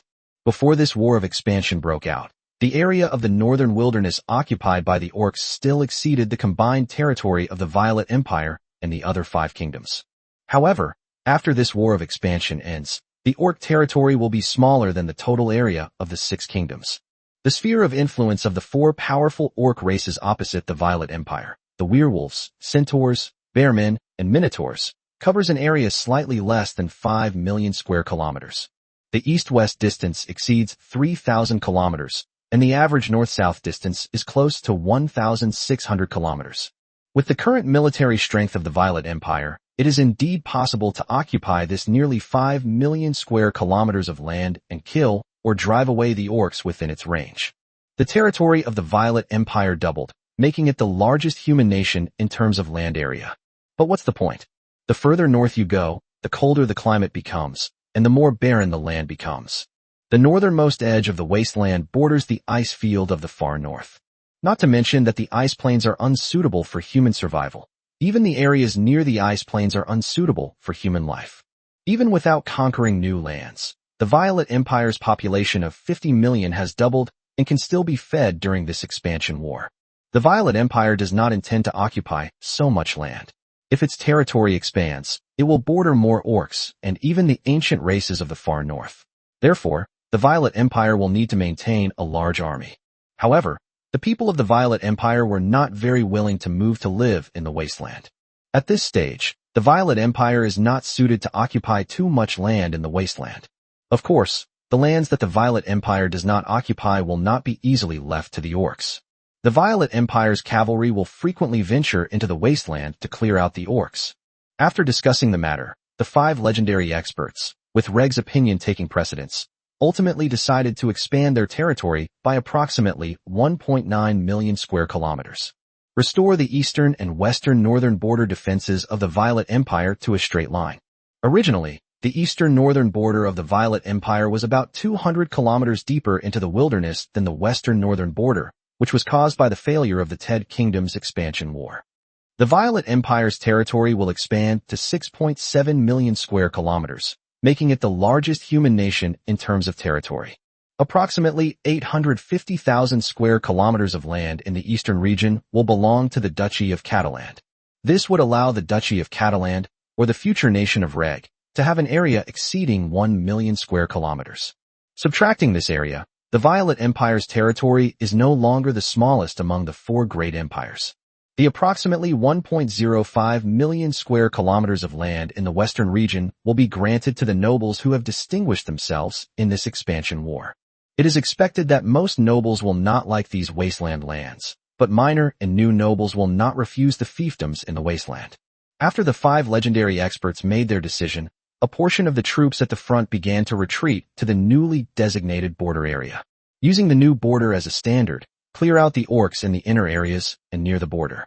In the eastern region, Reg ordered the railway construction to be accelerated as much as possible, extending it to the new border, and then fortresses to be built along the border. Reg didn't particularly like the wasteland either. If it weren't for the fact that his original territory already had a foundation for development, Reg would have wanted to move his core territory to the western region. Therefore, the initial territory area should exceed 1 million square kilometers. We should focus on developing this land first, then establish a nation, continuously increase our strength, and then directly conquer other human nations. Nearly 10 days have passed since the killing of the 5 legendary alien warriors, and Reg has disposed of more than 6 million corpses from both sides. Human corpses make up less than 1% of the total. The sheer number of corpses caused the world tree to grow rapidly to 28.81 meters. When the world tree grows to 33.33 meters tall, it will advance to the 4th rank. The life energy stored in the world tree is enough for it to grow another 1,453.24 centimeters taller. The number of corpses harvested in these 10 days far exceeded the number of corpses found on the 2 battlefields, but many of the corpses had lost a significant amount of life energy due to being left for too long. Therefore, the life energy gained in these 10 days was not much more than the life energy gained on the 2 battlefields. The Violet Empire's expansionist wars have ended, but the human race's expansionist wars are not yet over. Perhaps the Violet Empire will continue its expeditions to support the Emerald Kingdom or the Thousand Sails Kingdom. Reg might also lead his territory's army on an expedition to eliminate the orcs hiding in various places. With his appraisal skill, the orcs won't be able to escape Reg's eyes. For Reg, this pioneering war was a great success. Chapter 287 Internal Strife or Division. The 3 empires have finally joined forces, and their leaders have decided to work together to suppress the Violet Empire. They could not bear to watch a kingdom rise to become the 4th empire, and then become the strongest human nation, surpassing their 3 great empires. How can the 3 great empires save face? As the 3 empires made contact, even more information came back. It turns out that the 2 newly added legendary powerhouses of the Violet Empire both come from the Catlan family, one of whom is Duke Catlan. Information about the other legendary powerhouse is currently limited. All that is known is that he was originally Wallace, the steward of the Duke of Catland, but his age and background are unknown. As for the 5 legendary powerhouses from other races, 4 of them were killed by Duke Catlan, a fact that has not yet been spread. Even those at the Radiant Sun realm only have a slight understanding of the legendary battle. The legendary powerhouses wouldn't go into detail about it for those below. Having learned of this information, the high-ranking officials of the 3 empires quickly came up with an idea. Humanity is currently powerful, and the decline of the other races is almost a foregone conclusion. The loss of the Violet Empire will not have a significant impact on humanity. The Catalan family has 2 legendary powerhouses, and the Violet family, which rules the Violet Empire, also has only 2 legendary powerhouses. The Catalan family's power has grown to the point where it can challenge the Violet family's rule over the Violet Empire. The three empires could send people to contact Duke Catalan and support him in overthrowing the Violet family's rule over the Violet Empire and turning the Violet Empire into the Catalan Empire. The suppression will be considered successful if one or both legendary experts of the Violet family fall. However, the relationship between the Catalan and Violet families may have been quite good. Violet 7 valued the Duke of Catalan highly and even married one of his daughters to him. It is understood that the Duke of Catalan doted on Audrey Violet and even hired a group of writers and painters to write novels and draw pictures for her. Therefore, the high-ranking officials of the three empires had a second idea. If the Catalan family and the Violet family were unwilling to break ties, they would support the Catalan family to secede from the Violet Empire and establish a new country. Even if the Violet Empire is split up, it will still be the fourth human empire and can forget about becoming the first. After the leaders of the three empires made their decisions, they all sent envoys to openly and legitimately seek out Duke Catalan. On the northern battlefield of the Violet Empire, the Violet Empire's army gradually retreated back to the new border or cleared out the orcs along the new border. The two commanders ordered most of the cavalry and superhuman units to rest in place and await the next order to attack. In the vast wilderness, infantry units are not suited for long-distance raids. The orc races, led by werewolves, centaurs, minotaurs, and bearmen, have been severely damaged. All that is needed is to send cavalry units, including those with superhuman abilities, to continue northward to clear out the orcs. The Violet Empire does not intend to occupy all of the northern wasteland for the time being, but it also does not want to see a large number of orcs still living there. It's not just about cleaning up now. It will also be done periodically after the War of Expansion ends. They might even allow mercenaries to enter the wasteland to hunt and capture orcs. Of course, the decision to eliminate the orcs was mainly Reg's. Reg wanted to collect as many corpses as possible to process, hoping to advance the world tree to the 4th tier during this expansion war. In just over a month of expansionist warfare, the Violet Empire has already reaped enormous gains. The greatest gain was naturally the killing of all the legendary powerhouses of the 4 major orc races, and the severe damage inflicted on the orcs, who were led by the 4 major races.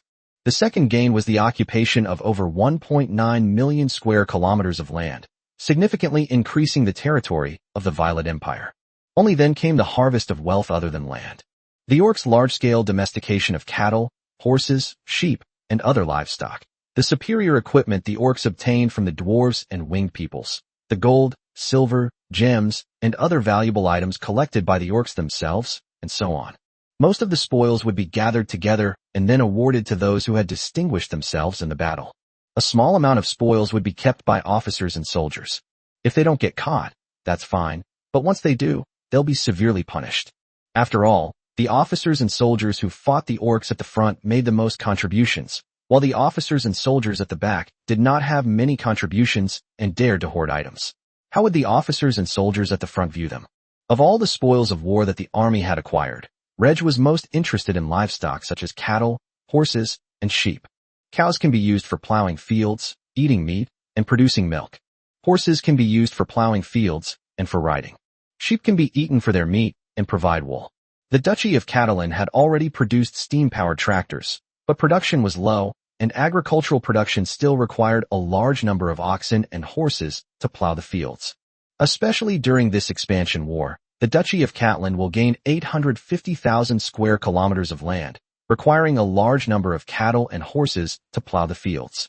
The territory's army will continue to expand, and Reg plans to build an even larger cavalry force. The orcs have not yet been completely wiped out. Cavalry units are the most suitable for fighting on the wasteland, and a large number of high-quality warhorses are needed. Wool from sheep is a core raw material in the textile industry. It can be made into products such as woolen fabrics, blankets, and yarn, which are widely used in clothing and home decoration. The Duchy of Catalan is located in the north of the Violet Empire, where the climate is relatively cold.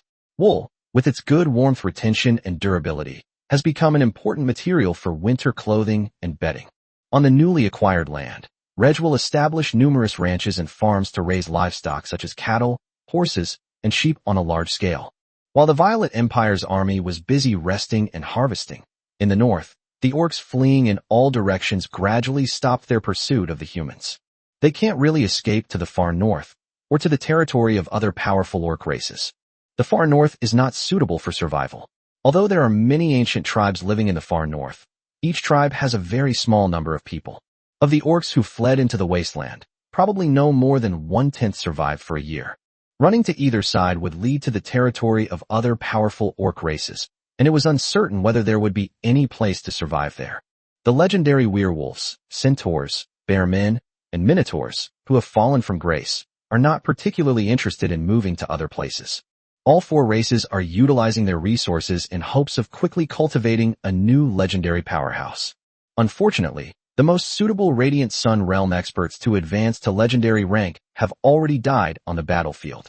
The surviving Radiant Sun Realm experts need a considerable amount of time to reach the perfect Radiant Sun Realm, and their chances of advancing to legendary rank are not high. Regardless of how confident you are, you should give it a try. Without a legendary powerhouse to oversee them, they have fallen from their position as a powerful orc race and face the danger of annihilation in the future. Even though the human race did not continue the pursuit, the four powerful races still made a decision. Some of their people would migrate to the north, east, and west respectively, while others would stay behind, thus dispersing the races and making it easier for them to survive. For small and medium-sized groups that have little strength left, most do not want to continue running away. Moving to other places will only make their living environment worse. Chapter 288: The Leighton Father and Son. In the military camp, Marquis Darnay Leighton once again encounters the Leighton legend. After hesitating several times, Darnay finally mustered up his courage. "Lord Wallace, I am Darnay Leighton, and I have something I would like to ask you." Hearing his eldest son's words, Leighton Legend smiled and replied, finally couldn't hold back. That familiar smile, that similar face, except for the hair color, Darnay thought it was his father when he was young. The words of the legendary Leighton made Darnay's heart pound even harder. He must be connected to the Leighton family. Could he be my father? It's not surprising that Darnay has this guess. When the Leighton legends took over the Leighton family was merely a baronial family. Under the Leighton legends' leadership, it grew into a marquis family. The legend of Leighton is the strongest member of the Leighton family, the only one at the Radiant Sun realm. If anyone in the Leighton family could become a legendary figure, it would undoubtedly be the Leighton legend. As for the possibility of a Leighton family member's illegitimate son becoming a legendary powerhouse, Darnay felt that such a possibility was very small. "Come with me." Leighton Legend led Darnay into a room. "Father, is that you?" Darnay asked, his voice trembling.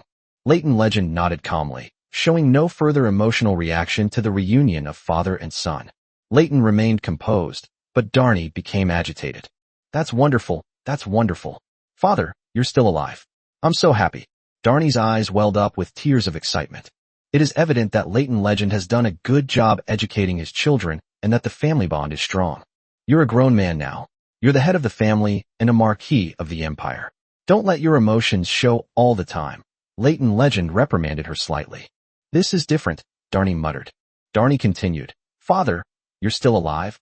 Why don't you come home? Everyone misses you." Leighton Legend shook his head and replied, "I am indeed still alive, but I have died once, killed by a legendary undead. It was Reg who used a treasure to resurrect me. My life belongs to Reg, and I have pledged my allegiance to Reg. The past me is dead, and there is no need for me to reappear and affect everyone's lives. You have done well." Death, resurrection, legend. Darnay quickly understood everything. "And visit your wife and children when you have time. They miss you very much." Leighton Legend nodded, then handed an important choice to Darnay. The Violet Empire cannot coexist with two powerful families. In the future, the Catalan family will break away from the empire and establish a new country. Because of me, you can choose to join this new country and may even be directly granted a title. However, unlike other human nations, the nobles of the new nation will not receive fiefdoms. But this country has immense potential and will become the strongest nation among humans in the future. You can choose to join this country, or you can choose to stay in the Violet Empire. Think about this carefully. You can tell your brothers, but don't tell anyone else."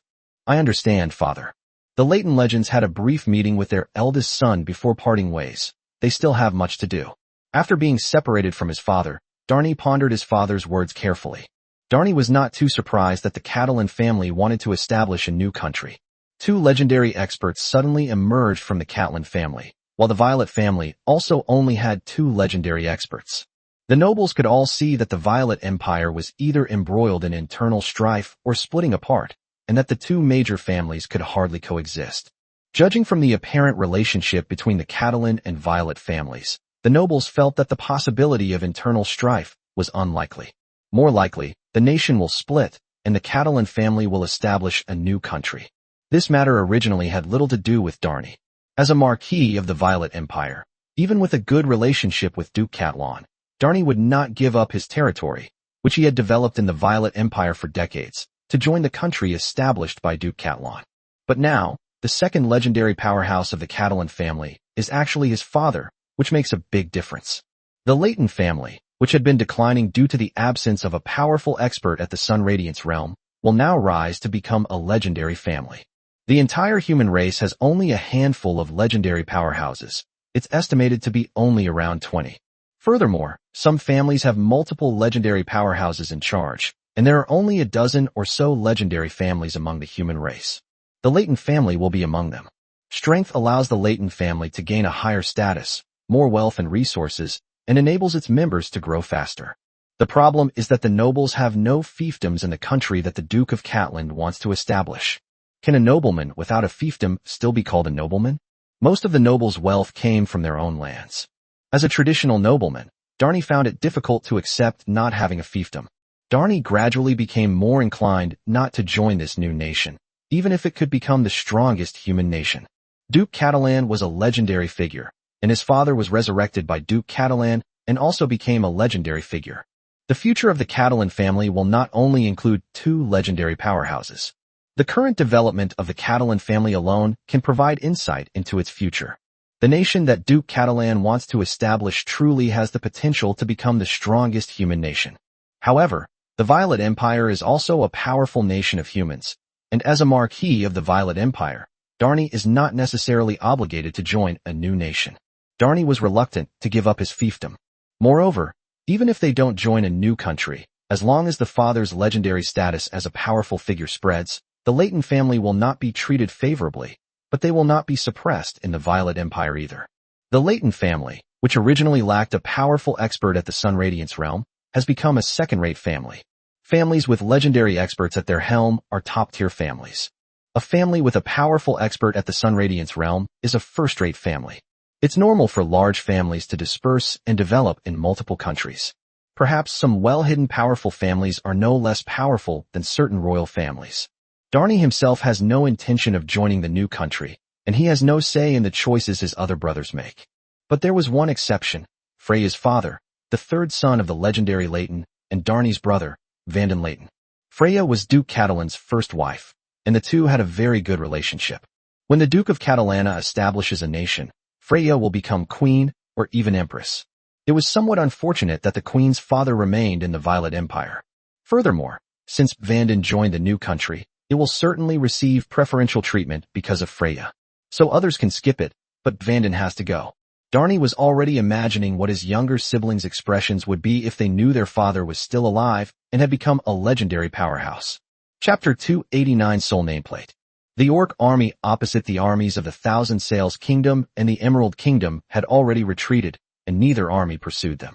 Both countries are appealing to the Violet Empire for help, hoping that the Violet Empire will send troops so that the two countries can join forces and defeat the Orc army on the other side.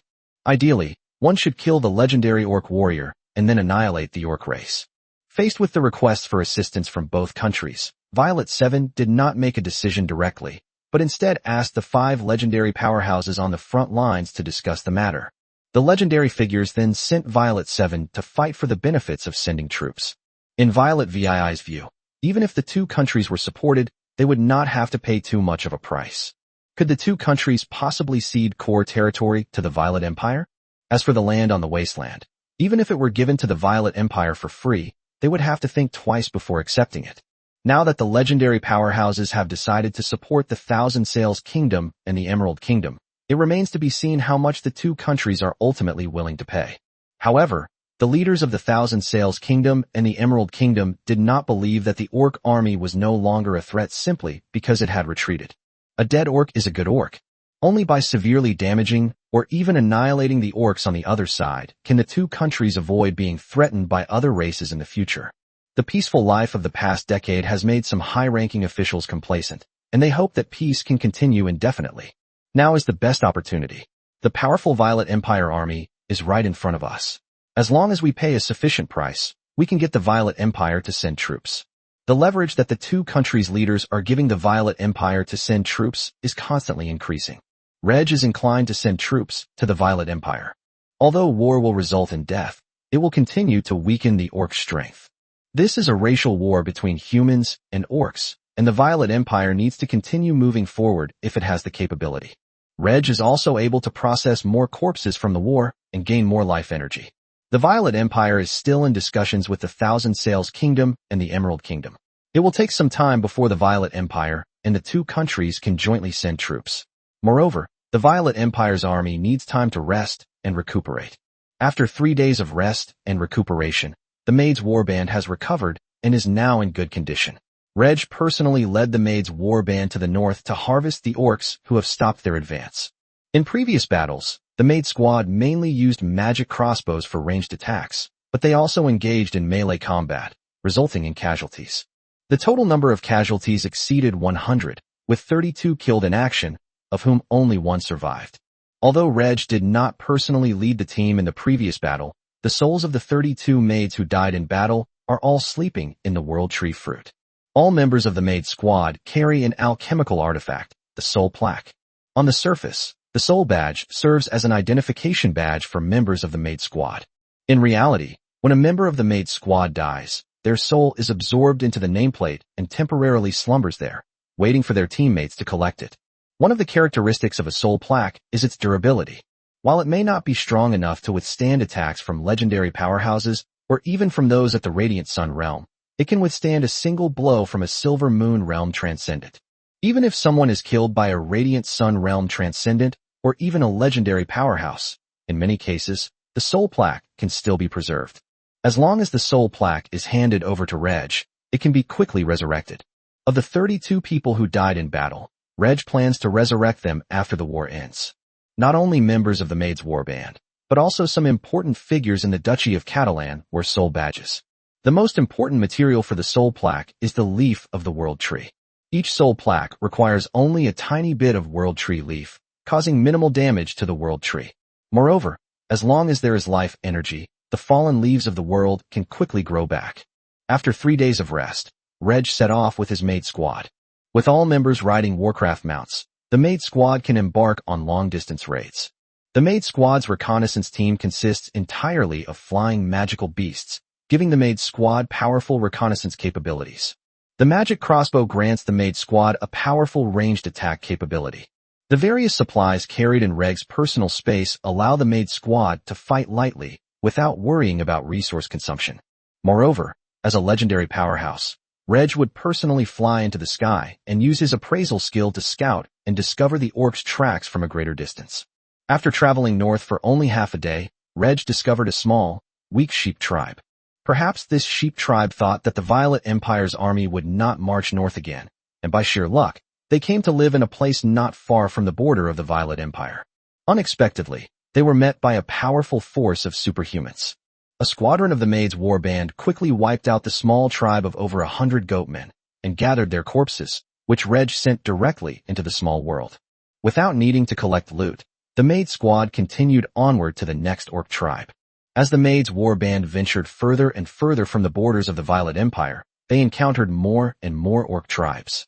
The Maid squads even attacked the orc tribes in large groups. Once an orc tribe is wiped out, Reg will quickly arrive and collect all the corpses into his small world. Reg will also give the Maid battle group various rewards. For example, more cultivation resources, improved physical talent, enhanced physical fitness, beauty treatments, and so on. Reg no longer needs to send people into the small world to use life energy. Outside the world, Reg's main body can use the life energy of the World Tree to change people. Life energy can also be used to create a special, extraordinary potion that can enhance physical fitness. However, what the battle maids really want most is to be favored by their masters. There are nearly 4,000 maids, including both domestic and combat maids, but very, very few of them are favored by their masters. Whether she's a domestic maid or a combat maid, she's still a maid. Maids, of course, aim to win their master's favor, since their master is so handsome, dashing, noble, and powerful. Therefore, when the maids rest, they would secretly exchange ideas on how to win their master's favor. Some outstanding maids gain their master's favor by performing meritorious service, but most maids perform only averagely. If they want to win their master's favor, they have to think of other ways and find opportunities to perform in front of their master. Reg thoroughly enjoyed these things. In front of Reg, they were all obedient maids. On the battlefield, in front of orcs, they were female warriors who killed other races without blinking an eye. Even a newborn orc baby can be killed by the battle maids with a single sword strike, without batting an eye. They are orcs, a different race, not humans. On racial battlefields, few human officers and soldiers would hesitate to attack the old and weak orcs. Reg led his maid squad to annihilate one orc tribe after another, constantly reaping life energy. Since it wasn't a large-scale military operation, the orcs who had stopped were unaware that a human superhuman force was slaughtering orcs everywhere. Chapter 290 The Method of the Orc Legend. Under the slaughter of the Maid warband, at least 10 times the number of orcs were killed every day, and more than 30,000 orc corpses became nourishment for the world tree. Unfortunately, the Maid's battle group had too small a target. In every battle, they wouldn't let a single orc escape, so their slaughter on the wasteland didn't have much of an impact. Previously, the Violet Empire's army defeated the orc army and annihilated a large number of orc tribes. The werewolf, centaur, and vassal orc races have all been severely damaged, and orc tribes are even fighting each other for food and pasture. Having found no trace of the human army, the orcs assumed the Violet Empire had not taken any action and settled there with peace of mind, only to be killed by the rapidly arriving Maid squad. After a week of slaughter by the Maid battle group heading north, the tug-of-war between the Violet Empire and the Thousand Sails Kingdom and the Emerald Kingdom gradually came to a conclusion. After a long period of rest, the Eastern and Western armies of the Violet Empire are regrouping. The Eastern and Western armies each left approximately 250,000 troops to garrison the northern border. They were responsible for both guarding the border and building fortifications. Then, 500,000 troops from the east advanced eastward, and 800,000 troops from the west advanced westward, preparing to join forces with the Emerald Kingdom and the Thousand Sails Kingdom. During the days that the Eastern and Western armies of the Violet Empire were resting, the wars between other human nations and alien races continued, except for the Emerald Kingdom and the Thousand Sails Kingdom, which did not engage in battle with alien races. The Violet Empire got off to a good start, losing 5 legendary alien warriors and defeating 2 alien armies, greatly boosting the morale of the human race. However, apart from the 2 routes that retreated, the morale of the other armies of the alien race did not decline.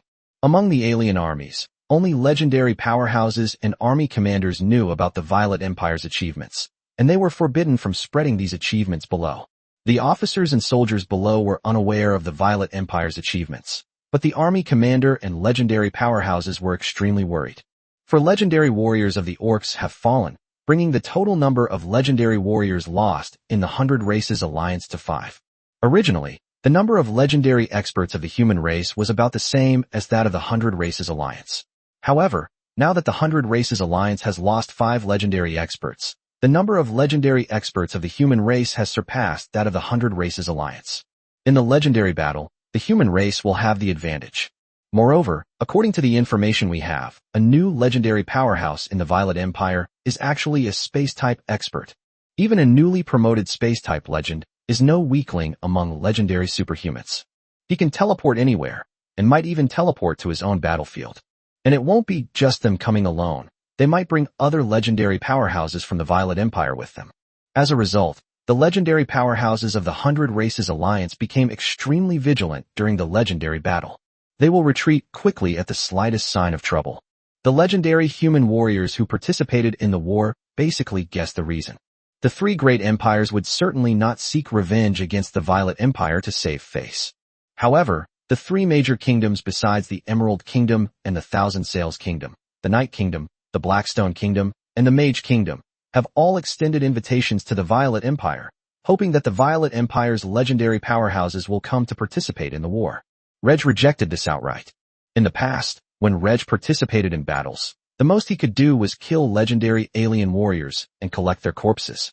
The life energy provided by the corpse of a legendary alien powerhouse is not as much as that provided by the corpses of 100,000 ordinary aliens.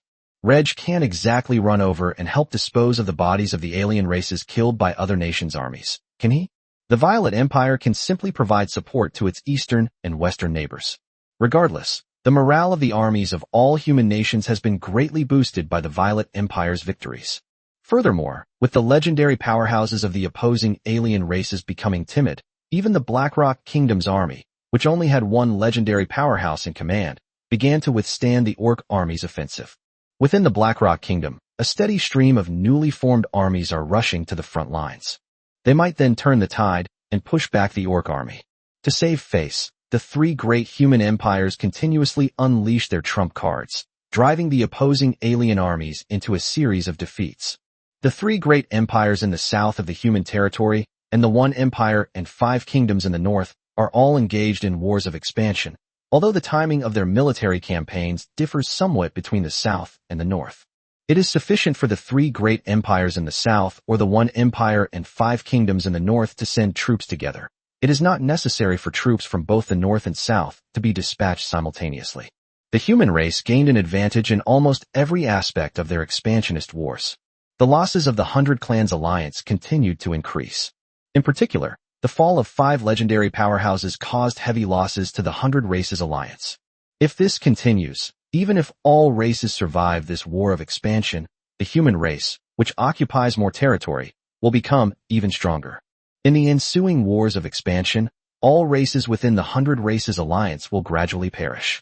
The Elven leadership could not come up with a good idea that would allow the 100 Races Alliance to resist the humans.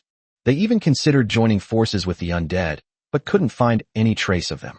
In the end, it was a legendary strongman from the Orc Empire who uttered the harsh words. "We'll fight the humans to the death. Don't worry about their legendary experts. As long as the human army continues its attack, we'll storm into human territory and wreak havoc on them. No one, not even the legendary experts, can stop us." Upon hearing this, the other 3 Orc legends immediately voiced their support. "Yes, let's do it this way. We can't beat the human race now anyway, so let's fight them. Let's see if the human race is willing to let the 4 of us legendary powerhouses run rampant in human territory. It doesn't matter. Unless the humans kill all the Orcs below, we will focus on destroying the human race from within. I don't believe the humans can hold out." I agree. After making their decision, the 4 Orc legendaries immediately dispatched Orcs to issue an ultimatum to the Griffin Empire's army and the Glorious Empire's army within the Orc Empire. The Griffin Empire borders the Orc Empire, the Glory Empire borders the Orc Empire and the Troll Empire, and the Light Empire borders the Troll Empire. Your armies must immediately withdraw from the territory of our Orc Empire, or our legendary warriors will immediately travel to your 2 countries to wreak havoc. Upon receiving the ultimatum from the Orc Empire, the commanders of the Griffin Empire's army and the Glorious Empire's army within the Orc Empire's territory were somewhat troubled. Their plan was to take this opportunity to weaken or even severely damage the Orc Empire. They didn't care about suffering some losses themselves, as they would recover quickly. However, they also understood that once the Orc legend caused damage to their rear, the high command of both countries might take the initiative to order a withdrawal. Legendary powerhouses recklessly wreaking havoc within enemy territory. This has almost become their last resort.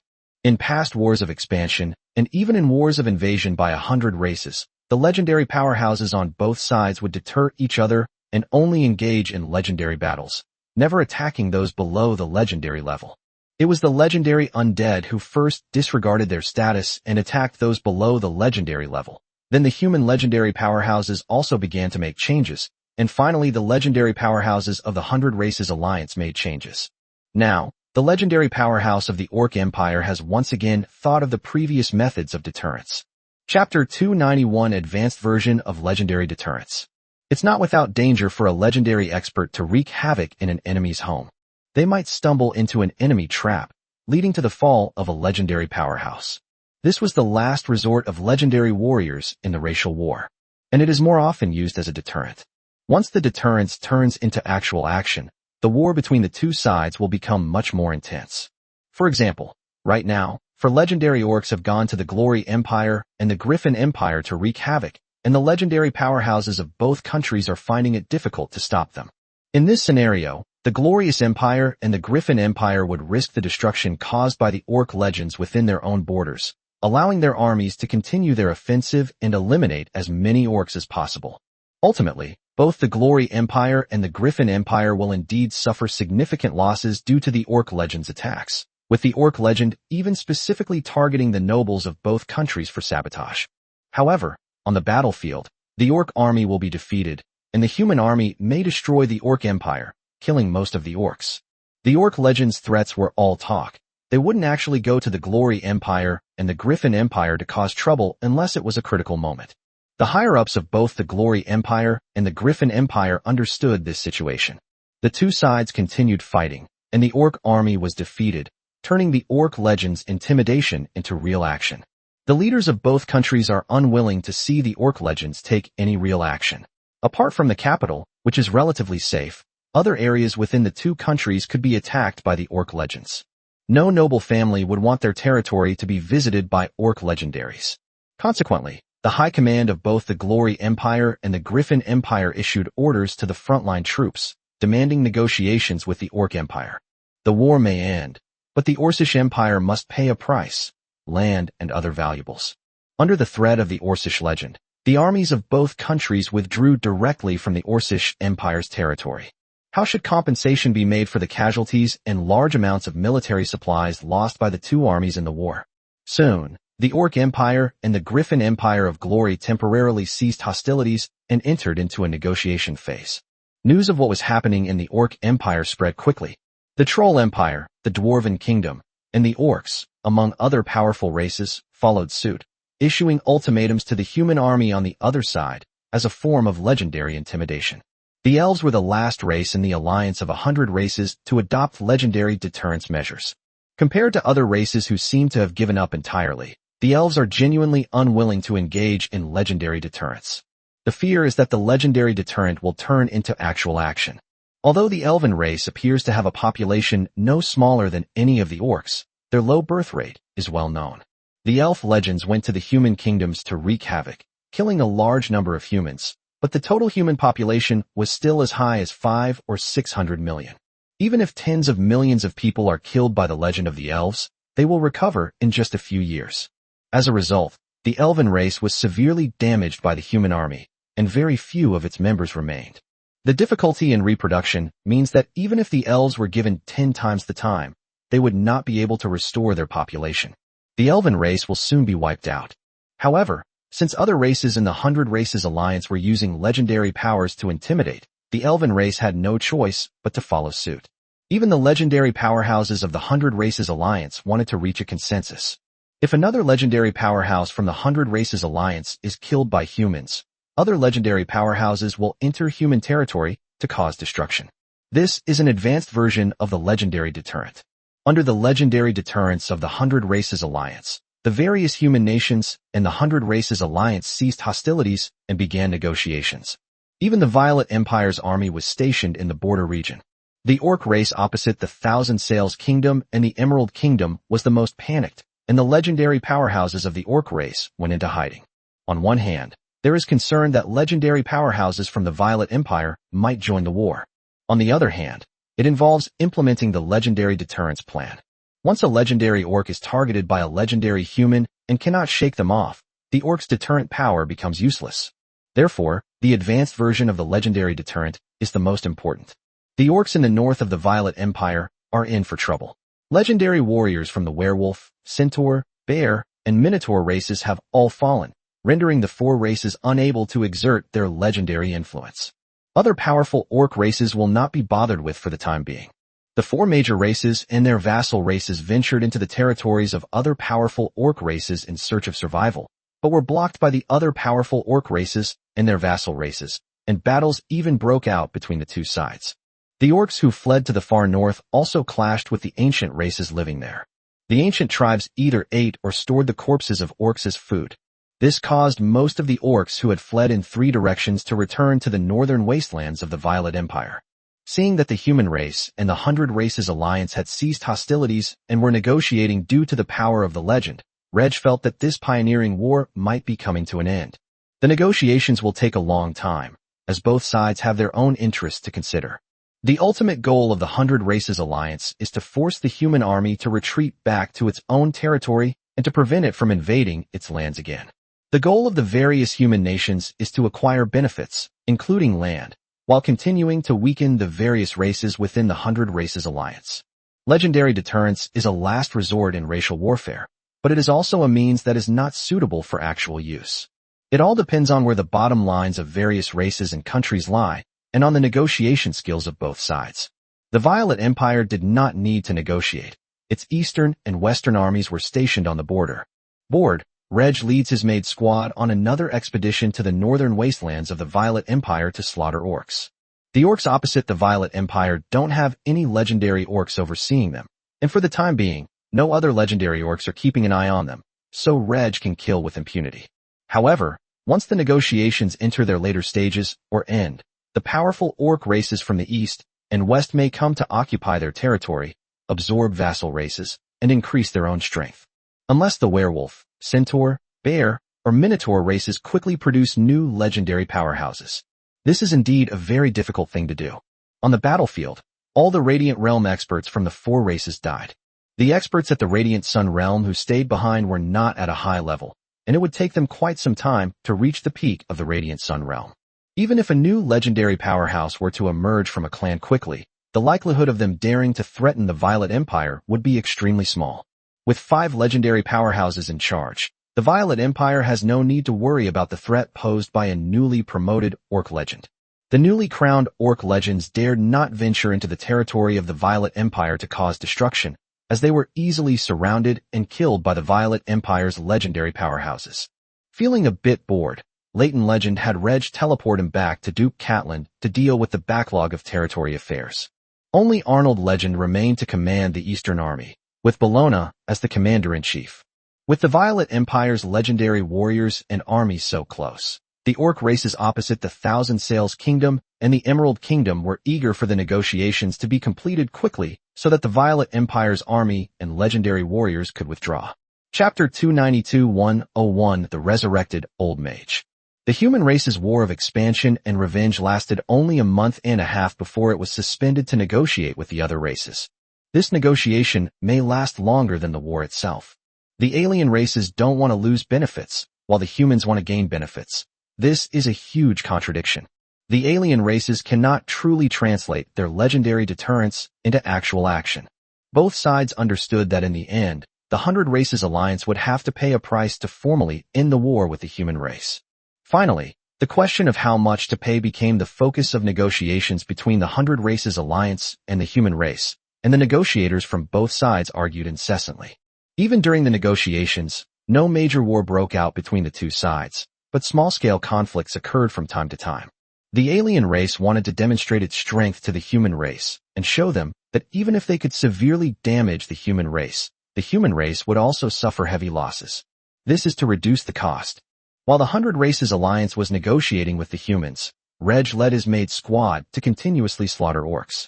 After a week of continuous fighting, the Maid Corps will retreat to the Violet Empire to rest and recuperate for a few days before continuing their northward march to slaughter orcs. Because no orc escaped each time, all the orc corpses were collected by Reg, and the orcs in the surrounding area had no idea that the killings came from the human superhuman forces. However, the Maid warbands killed so many people that hundreds of thousands of orcs died silently, instilling fear in the orcs living in the surrounding area. The orcs could easily guess that a human army was massacring them. A powerful human army is rapidly devouring orc tribes. The terrified orcs hastily migrated to distant places and tribes. They were afraid. They dared not stay where they were, fearing that death would befall them.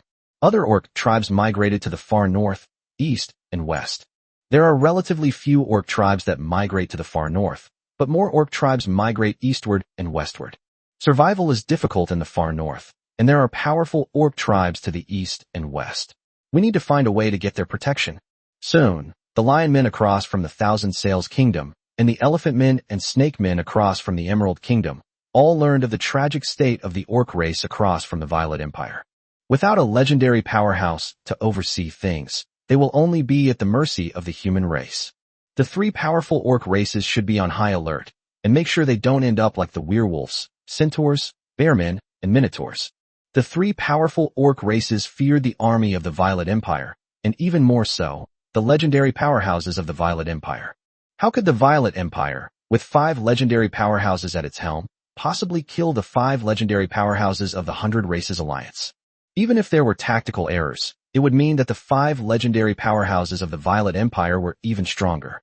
The fear is that the legendary powerhouses of the Violet Empire are searching everywhere for the legendary powerhouses of the 3 races. This caused the legendary powerhouses of the 3 races to hide in the far north. Faced with the threat of the Violet Empire, the 100 Races Alliance made the fastest progress in negotiations with the human race, with the Lion Man, Elephant Man, and Snake Man races making the most concessions to the Thousand Sails Kingdom and the Emerald Kingdom. Negotiations continued, as did the killings by the Maid squad, while their strength rapidly increased. This pioneering war was relatively short-lived, but Reg gained a large amount of life energy. Once the War of Expansion ends, Reg will have Bologna advance to the Legendary Realm as soon as possible. Bologna was the only Radiant Realm Transcendent in the Duchy of Catalan. After Bologna advanced to the Legendary Realm, there were no more Radiant Realm Transcendents in the Duchy of Catalan. Reg intends to train Paula, the leader of the Maid battle group, into the next Radiant Realm Transcendent. For a human kingdom, having only one Radiant Realm Transcendent being is truly far too few. A powerful half-orc race has at least 3 extraordinary beings at the Radiant Sun Realm. A human kingdom must have at least 4 extraordinary beings at the Radiant Sun Realm. Fortunately, there are more legendary powerhouses on Reg's side. If the sun isn't shining enough, then legends will make up for it. In a few years, Reg will only establish one kingdom, but will possess legendary powerhouses equal to the number of empires, and even more legendary powerhouses will emerge in the future. Compared to the sparse number of Radiant Sun Realm Transcendents, there are more Silver Moon Realm Transcendents. Emily, the steward of the Lord's Manor, and Chanel, the vice-captain of the Maid Battle Band, will be trained by Reg to become Silver Moon Realm Transcendents. Male resurrected individuals from impoverished noble families will be trained by Reg to reach the Star Realm several times. After that, the most talented individuals, second-class talents, trained by the Extraordinary Academy will be the first to enter the Star Realm. These extraordinary individuals primarily cultivate as battle masters. Reg can use his life energy to quickly train a group of powerful battle masters. If we only consider the number of Silver Moon Realm Transcendents and Star Realm Transcendents, the resurrected old mages under Reg make up the majority.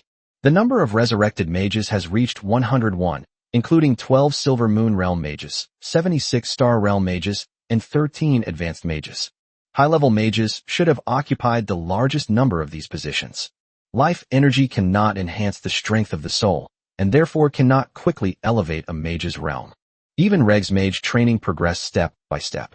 But the mages can cultivate on their own.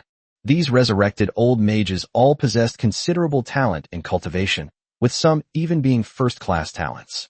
However, due to a lack of cultivation resources, or because they were frequently seriously injured in the war, their lifespans were already running out before Reg came knocking on their door.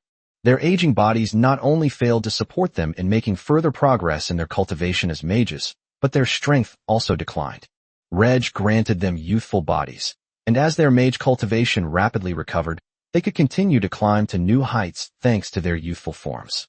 These 101 resurrected old mages relied on the cultivation resources provided by Reg, mainly various magical plants grown in the small world. The 13 advanced mages are all at the advanced 5th stage, or even the advanced perfect stage, and it won't be long before they step into the Star Realm. Of the mages who are already at the Star Realm, at least half will be able to reach the Silver Moon Realm in the future.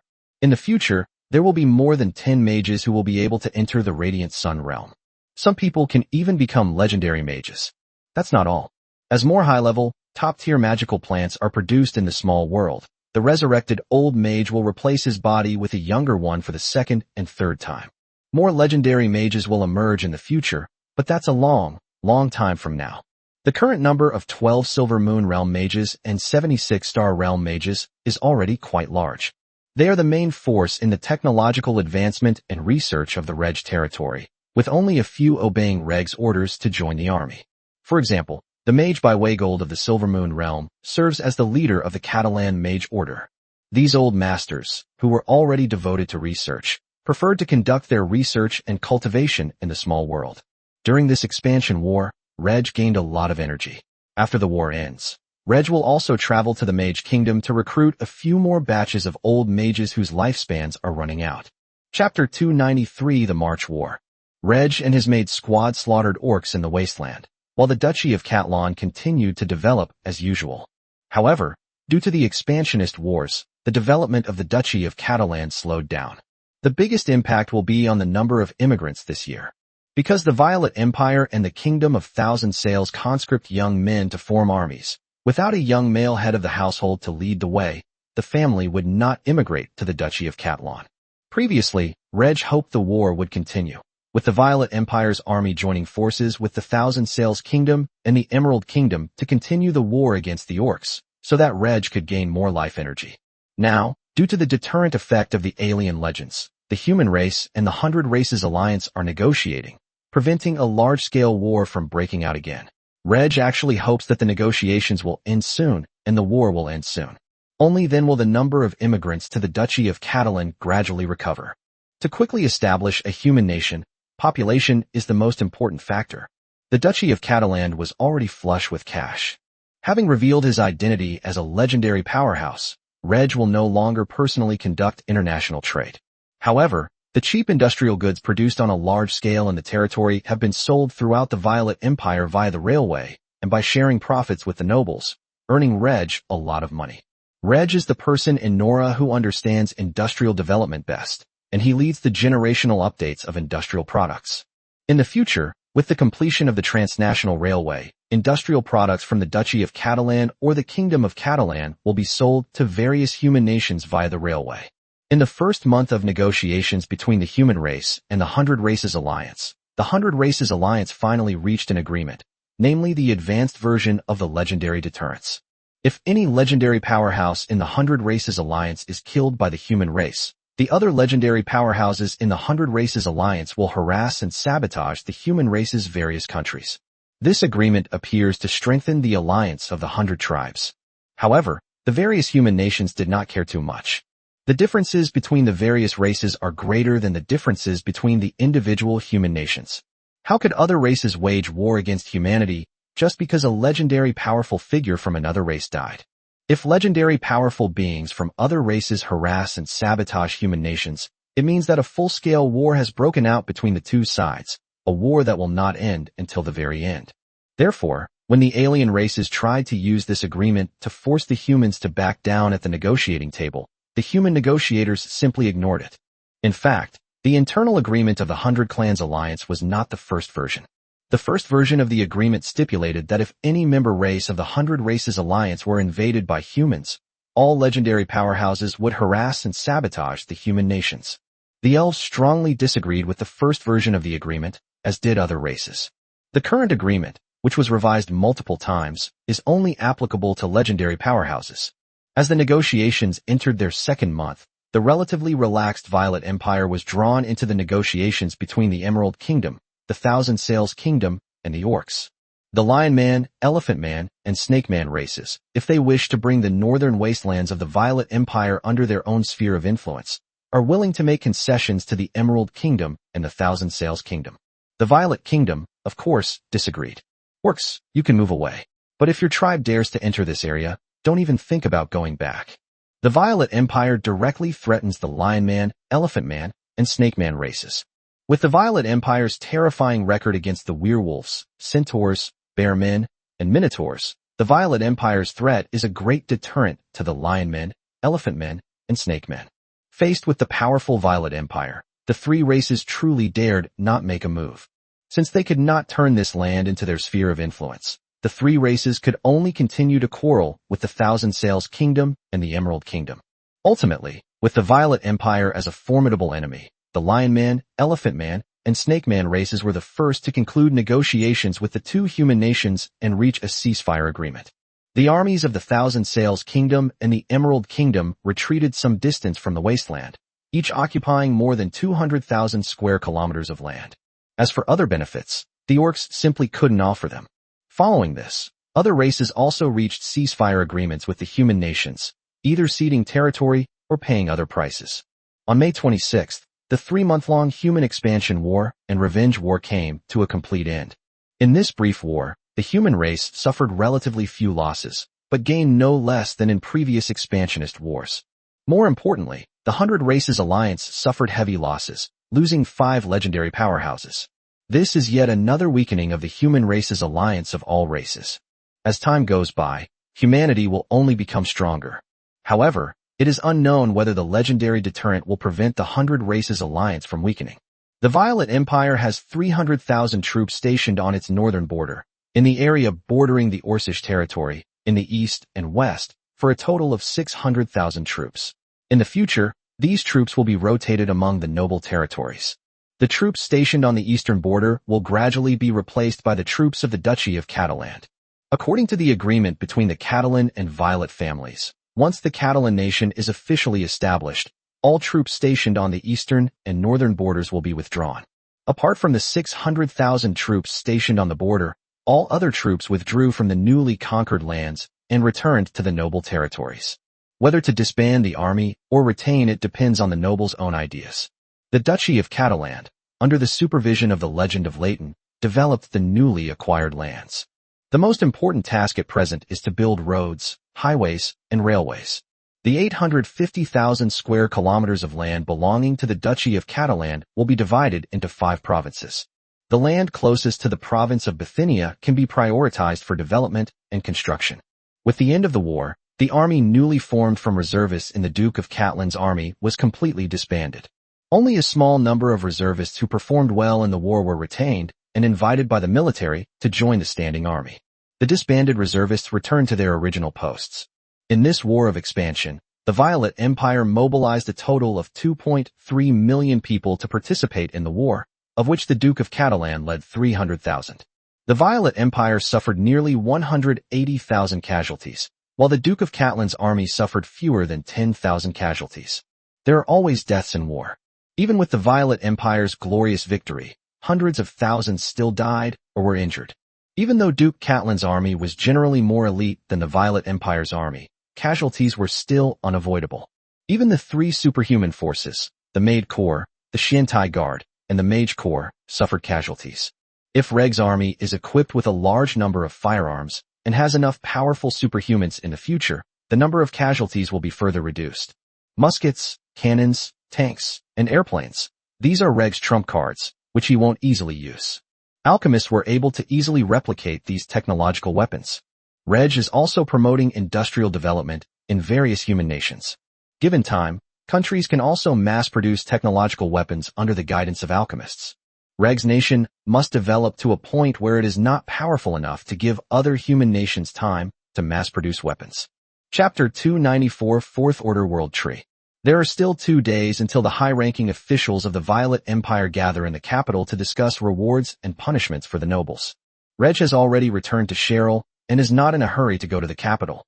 During the expansion war, after the 5 legendary powerhouses determined the new border of the Violet Empire, the Violet Empire's army engaged in relatively few battles until the expansion war officially ended.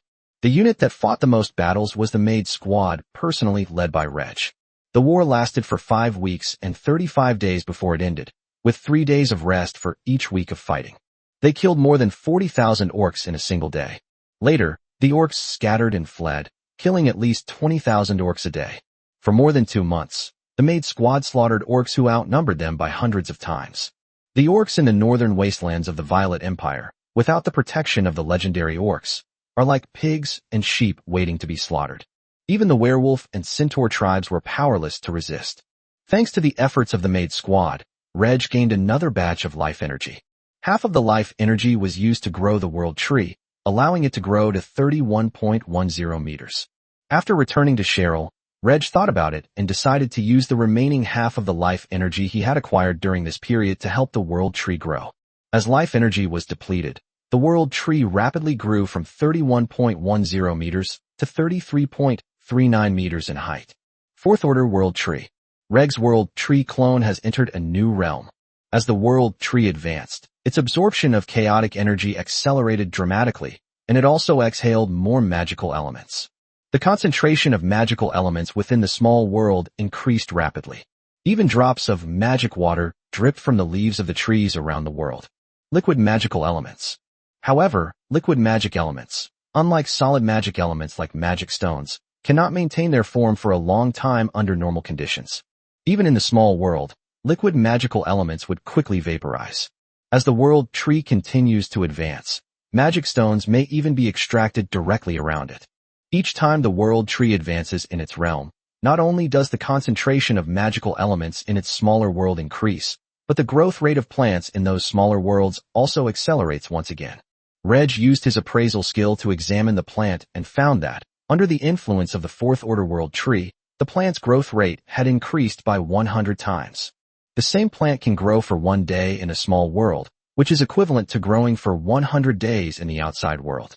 Top-tier magical plants that require hundreds or even thousands of years to grow can now mature in just a few years to a dozen years. What the world of Nora lacks most right now is top-tier cultivation resources, including top-tier magical plants. The number of legendary extraordinary beings in the Nora world today is still less than the number of saints during the Nora world's heyday. As top-tier magical plants are produced within the small world, although cultivating saints remains extremely difficult, the number of legendary extraordinary individuals under Reg's command will gradually increase. It is not a problem for a country to have more legendary powerhouses than all other human countries combined. However, to obtain the 100x growth rate bonus, you need to plant it in an area relatively close to the world tree. The farther away you are from the world tree, the smaller the growth rate bonus you receive. The small world has reached an area of 806,100 square meters. In the edge areas, the growth rate of plants is only increased by 10 to 20 times. Therefore, in the small world, the more precious the magical plant, the closer it is to the world tree. The outer area is planted with low-level magical plants. The residences and research labs of the resurrected venerable mages are also periodically moved to the outskirts. The changes brought about by the world tree's ascension quickly attracted the attention of the residents in the small world. This wasn't the first time they'd experienced something like this, and it still felt magical. The two elves, Yvonne and Sophia, gazed at the world tree with unwavering fervor. Beside the two elves, Dovatoya and her bunny-eared companions eagerly awaited their master's touch to pat their long ears. Even the originally wild wolf-eared girl, Mavis, had long since submitted, wearing a beautiful alchemical collar around her neck with strange and wonderful functions. 2 elves and 3 beast-eared girls are the main force in planting magical plants in the small world, and the nature mage among the resurrected old mages will also participate. They research extraordinary potions and magical plants. The world tree, which is already 33.39 meters tall, can increase the land area of the small world by 333.9 square meters every day. More than 120,000 square meters of land can be added in 1 year. Although the small world is very, very small compared to the world of Nora, it is Reg's most important magical plant production base. In the future, the small world will need more people to take care of the magical plants. While slaughtering orcs, Reg also collected the souls of a small number of female orcs who met the criteria. Most orcs do not conform to human aesthetic standards. They may have human bodies but the heads of wild beasts. Fortunately, Reg can transform into a beast-eared girl through the world tree clone. For female orcs whose souls have been taken, Reg will try his best to avoid killing their parents and relatives. Ideally, his parents were not killed by humans. Reg enjoys training wild, beast-eared girls, but has little interest in beast-eared girls filled with hatred. Newly added animal-eared girls will also be assigned to take care of the magical plants. However, Reg felt that the best person to take care of the magical plants was an elf, since there were many nature mages among the elves. We'll try to get a batch of qualified female elves into the small world later. After leaving the small world, Reg spent half a day with Freya and Audrey before using a teleportation spell to arrive at his residence in the capital.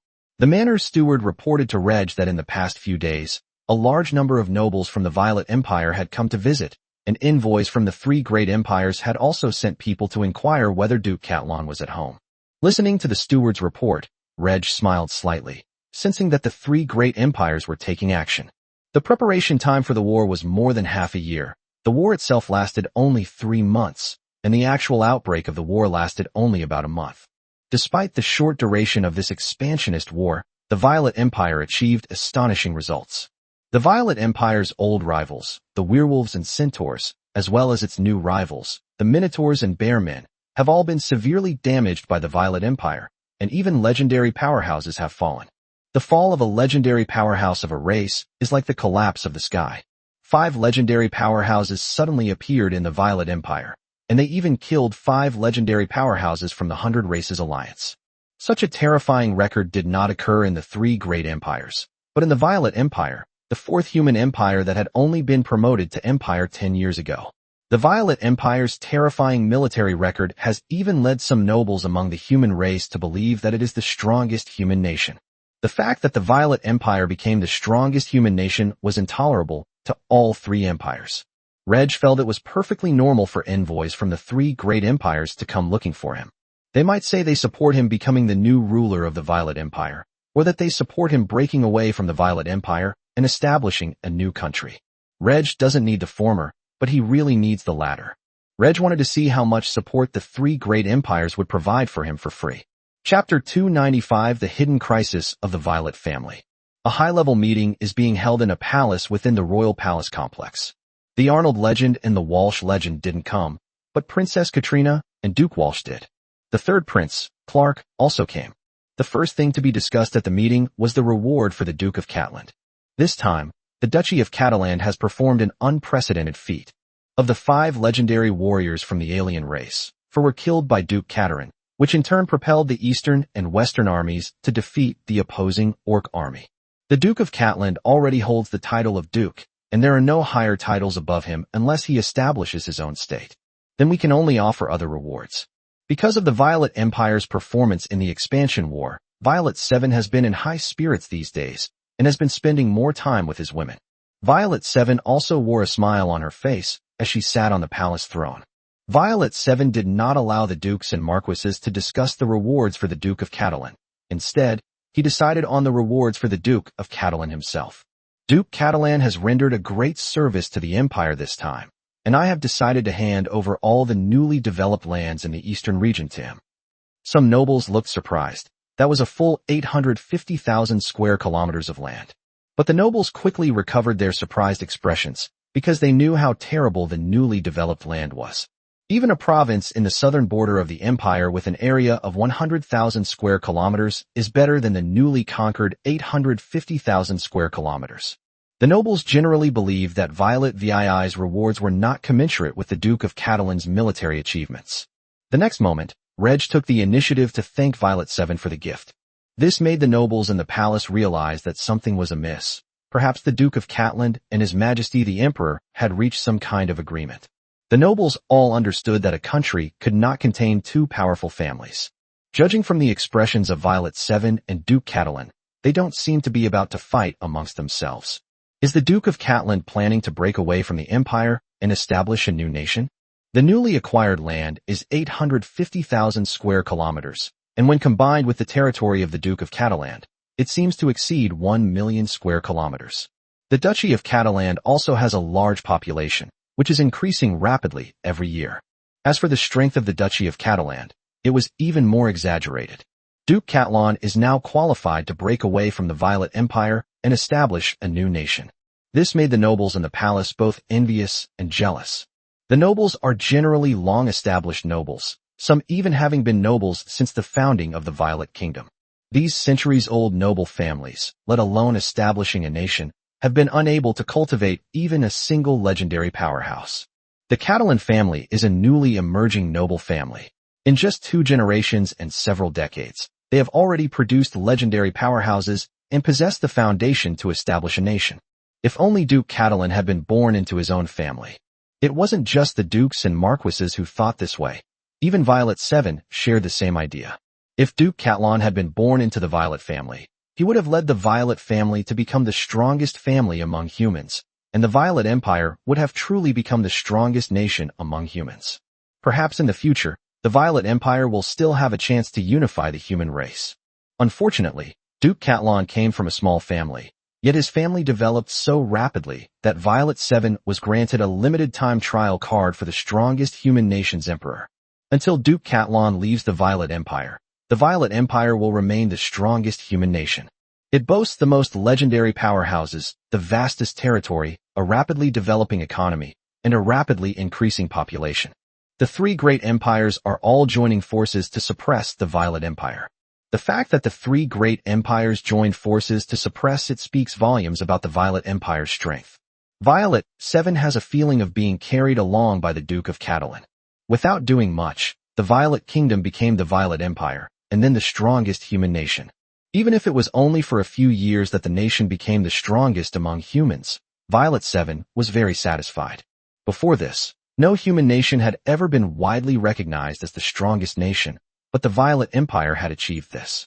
Violet VII's prestige has surpassed that of the founding king of the Violet Kingdom. The meeting continued, and the nobles discussed rewards for those who had distinguished themselves in the war. Feeling a bit bored, Reg sat down next to Princess Katarina and chatted with her about the training and combat of legendary fighters.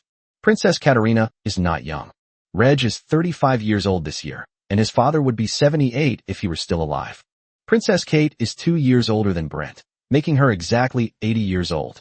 Princess Katarina, a legendary fighter, has a lifespan of about 300 years. She has only lived less than a third of her life and is still very young. Therefore, Princess Katarina maintains a youthful appearance, even younger than when Reg first met her. Standing at 1.82 meters tall, with a lithe figure, she possesses both the noble air of a princess and the majesty of a legendary powerhouse. She also has purple hair and purple eyes, just like Audrey Hepburn and Chanel. Despite her advanced age, Princess Katarina became the commander of the Blood Rose Cavalry and originally intended to remain unmarried for life. Now that Princess Katarina is a legendary powerhouse, naturally no one can control her. Through his appraisal skills, Reg knew that Princess Katarina spent part of her time cultivating and the other part managing the Blood Rose Cavalry, and had never been with a man. Reg had the urge to try out a woman like that. She could even be with Audrey Hepburn and Chanel. Reg was aware of the desire, but he knew Princess Katarina wouldn't easily throw herself into his arms. Moreover, Princess Katarina is a legendary powerhouse of the Violet family. Princess Katarina cares deeply about her family and would not easily have any dealings with Reg, who is about to establish his own kingdom. However, no one can say for sure what the future holds. Reg has examined Prince Leonard multiple times, and Leonard, who has essentially lost his right to inherit the throne, is now filled with an unusually dark heart. Will he just stand by and watch his younger brother Clark become the crown prince? An internal power struggle is about to erupt within the Violet family, and it's possible that external forces will be involved. If they are not careful, the Violet family could be severely damaged. The human race's strength has surpassed that of the 100 Races Alliance, and as time goes by, the gap in strength between the two sides will only continue to widen.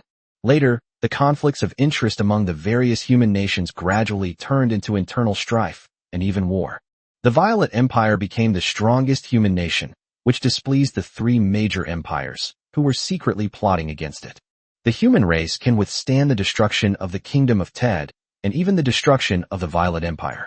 Reg will continue to find ways to weaken the alien races, while also gaining some benefits from the internal strife among humans, striving to develop himself, and then conquering the world.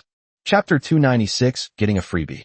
During the week that Reg was in the palace for a meeting, many nobles came to visit, as did envoys from various countries, including the three great empires.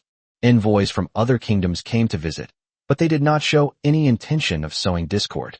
They mainly came on behalf of their respective countries to present a gift to the legendary strongman Reg, and to try to befriend him. 4 of the 5 legendary powerhouses who perished in the 100 Races Alliance were killed by Duke Catarin, which is enough to prove Duke Catarin's strength. If we can be on good terms with Duke Catalan, we might be willing to pay a price to get his help in the future. Compared to the envoys from the kingdoms, the envoys from the 3 great empires exchanged a few polite words before directly expressing their willingness to support Reg in becoming the emperor of either the Violet Empire or the Catalan Empire. Your Excellency, the legendary Lord of Catalan, you are so powerful that our country believes you are the only one fit to be the emperor of the Violet Empire. The Violet family is not as powerful as the Catalan family. The weak should not stand on the head of the strong. Our country is willing to support you in becoming the emperor of the Violet Empire. In the face of your great strength, the Violet family is no match for you. Upon hearing these words, Reg would immediately unleash his legendary aura, overwhelming the envoys of the 3 great empires and making them breathless. Shut up. Don't spout nonsense in front of me. I owe my current status to His Majesty the Emperor's grace. He has been kind to me, so how could I betray him? Having lived 2 lives, Reg naturally had little loyalty to Violet 7, the person he nominally served. In human society, strength is important, but so is reputation. Reg is a vassal of Violet 7. If Reg were to betray Violet 7, his reputation in human society would plummet, potentially becoming negative and a stain on his life. Reg becomes the emperor of the Violet Empire, but other countries may sever ties with it. This will also contribute to the instability of Reg's rule over the country to some extent. The high-ranking officials of the 3 empires also believed that the possibility of Duke Catalan betraying Violet 7 was relatively small, so the envoy immediately changed his tune and expressed his support for Duke Catalan to break away from the Violet Empire and establish a new country. But Reg pretended not to want to listen any longer and drove the envoys from the 3 great empires out of the mansion. If it were a kingdom envoy saying these words, Reg would have immediately killed the kingdom envoy. But the empire's envoy cannot be killed easily. The 4 great empires were of equal status, and their envoys represented their respective countries. If the envoys of the 3 great empires are killed, the 3 great empires will respond with some kind of action. Perhaps they were looking for an excuse to kill the envoy from the Violet Empire. So the next day, Reg reported this to Violet 7, who then ordered the envoys of the 3 great empires to be expelled from the country. Afterwards, the 3 great empires sent new envoys to the Violet Empire. Furthermore, he told Violet 7 that the words spoken by the former envoys did not represent their own country, but were decisions made on their own initiative, and that the emperor had already ordered their punishment. Whether the punishment was real or fake, neither Reg nor Violet 7 knew, but they both understood that the 3 great empires wanted to instigate infighting between the Violet and Catalan families in order to weaken the Violet Empire. If the 2 families had not reached an agreement, and if Violet 7 had not been afraid of the powerful Reg, the Violet Empire might have truly descended into internal strife. An agreement had been reached before the War of Expansion, and the Catalan family had long been preparing to establish a nation. In addition, Violet 7 had married one of her daughters to Reg, and considering Reg's past performance, Violet 7 trusted Reg very much. The conflicts of interest between different human nations have never ceased. However, due to the covetous eyes of other races, war will not break out between the various human nations for the time being. For example, the Griffin Empire and the Glory Empire fought over the western region of the Violet Empire, and the Violet Empire's army blocked them from all sides, but no battle broke out between the 2 sides. Now that the Violet Empire has become the strongest human nation, the 3 great empires are joining forces to suppress it, a fact known to all human nations. The envoys of the 3 empires openly visited Duke Catalan, frankly expressing their support for him to become emperor or establish a new country. This was made for the Violet family, and also for the nobles of the Violet Empire. It would be even better if the Duke of Catalan could accept it. The struggle was still ongoing behind the scenes.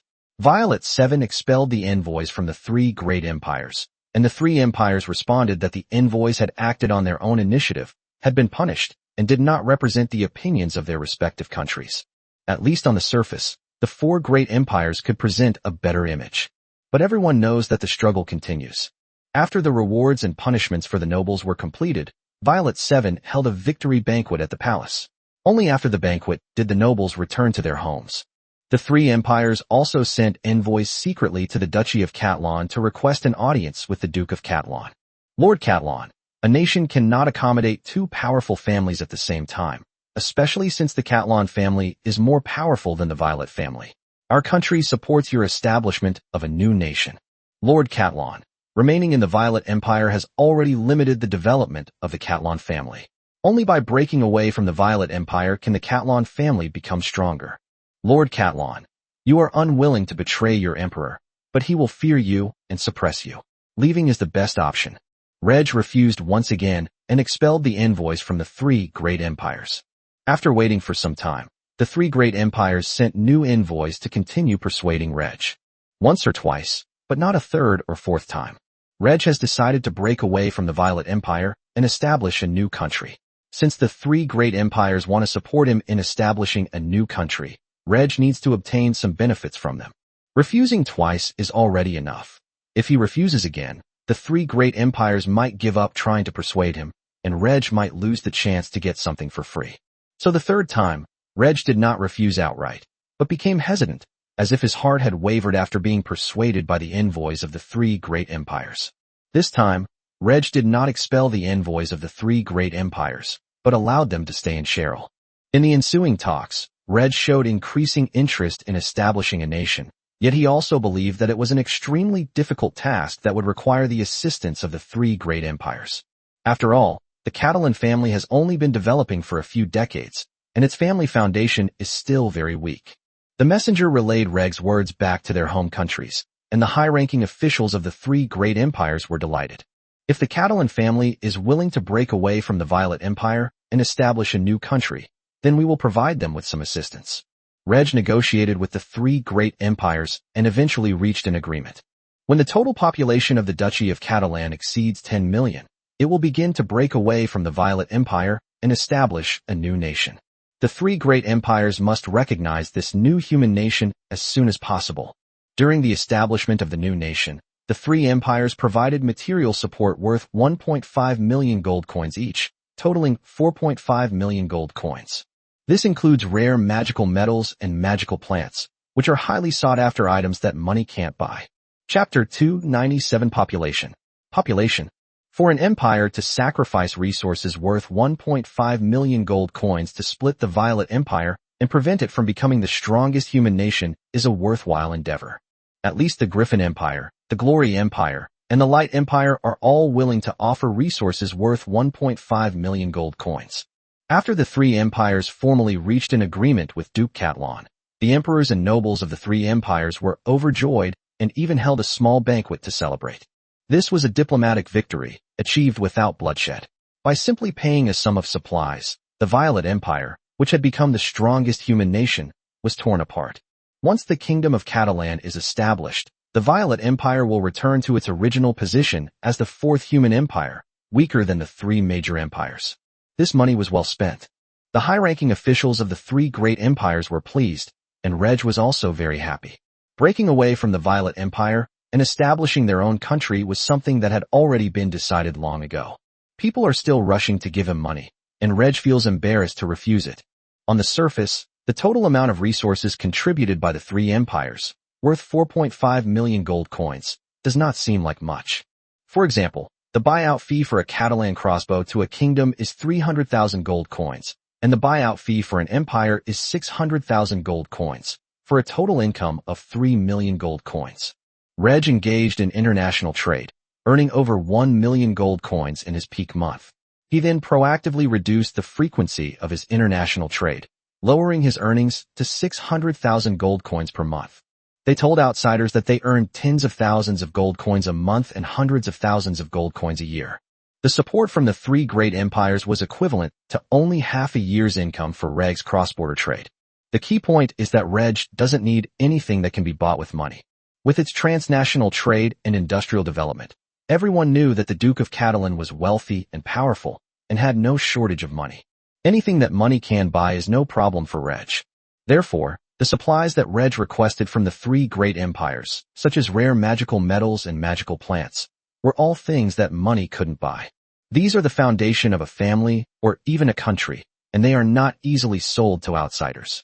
The high-ranking officials of the three empires were happy, Reg was happy, and Violet 7 could continue to be happy for a while longer. This was a good thing for everyone. The war of expansion has ended, and Reg is now concerned with the development of his territory. From now on, the establishment of the nation has been put on the agenda. Even Cheryl City has begun a new round of expansion, aiming to reach the scale of a royal capital and build a royal palace. Cheryl will remain the capital of the Kingdom of Catalana, and Reg will not change that, even though Cheryl is located in the southernmost part of the country and is very close to the Violet Empire. On the one hand, Cheryl City is the southernmost place in the Kingdom of Catalan, and also the place with the best climate. As the main city of the territory, Cheryl City has developed well enough. On the other hand, the Kingdom of Catalan is strong enough that it has no need to worry about the threat from the Violet Empire. Before the Kingdom of Catalan is officially established, it will only become more powerful. A larger standing army and reserve force, more Star Realm, Silver Moon Realm, and Radiant Sun Realm extraordinary individuals, and a third legendary powerhouse will be born. During his negotiations with the envoys of the three great empires in Cheryl City, Reg used his life energy to directly raise Bologna's physical attributes from the third stage of the Radiant Sun Battle Master to the perfect Radiant Sun realm. After cultivating and stabilizing for 6 months to a year, one can continue to use life energy to make Bologna a legendary fighter.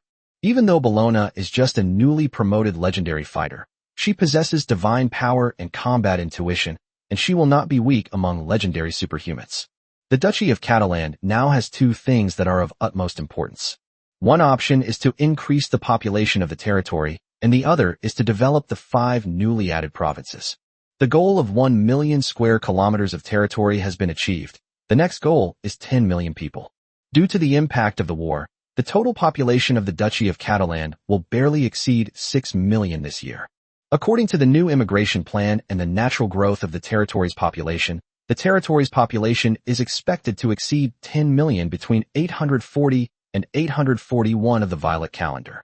Although Reg intends to break away from the Violet Empire and establish his own country, his relationship with the Violet family will remain friendly. There was no conflict between the 2 sides, and the Violet family also supported Reg in establishing his own country, which would not affect the Violet family's rule over the Violet Empire.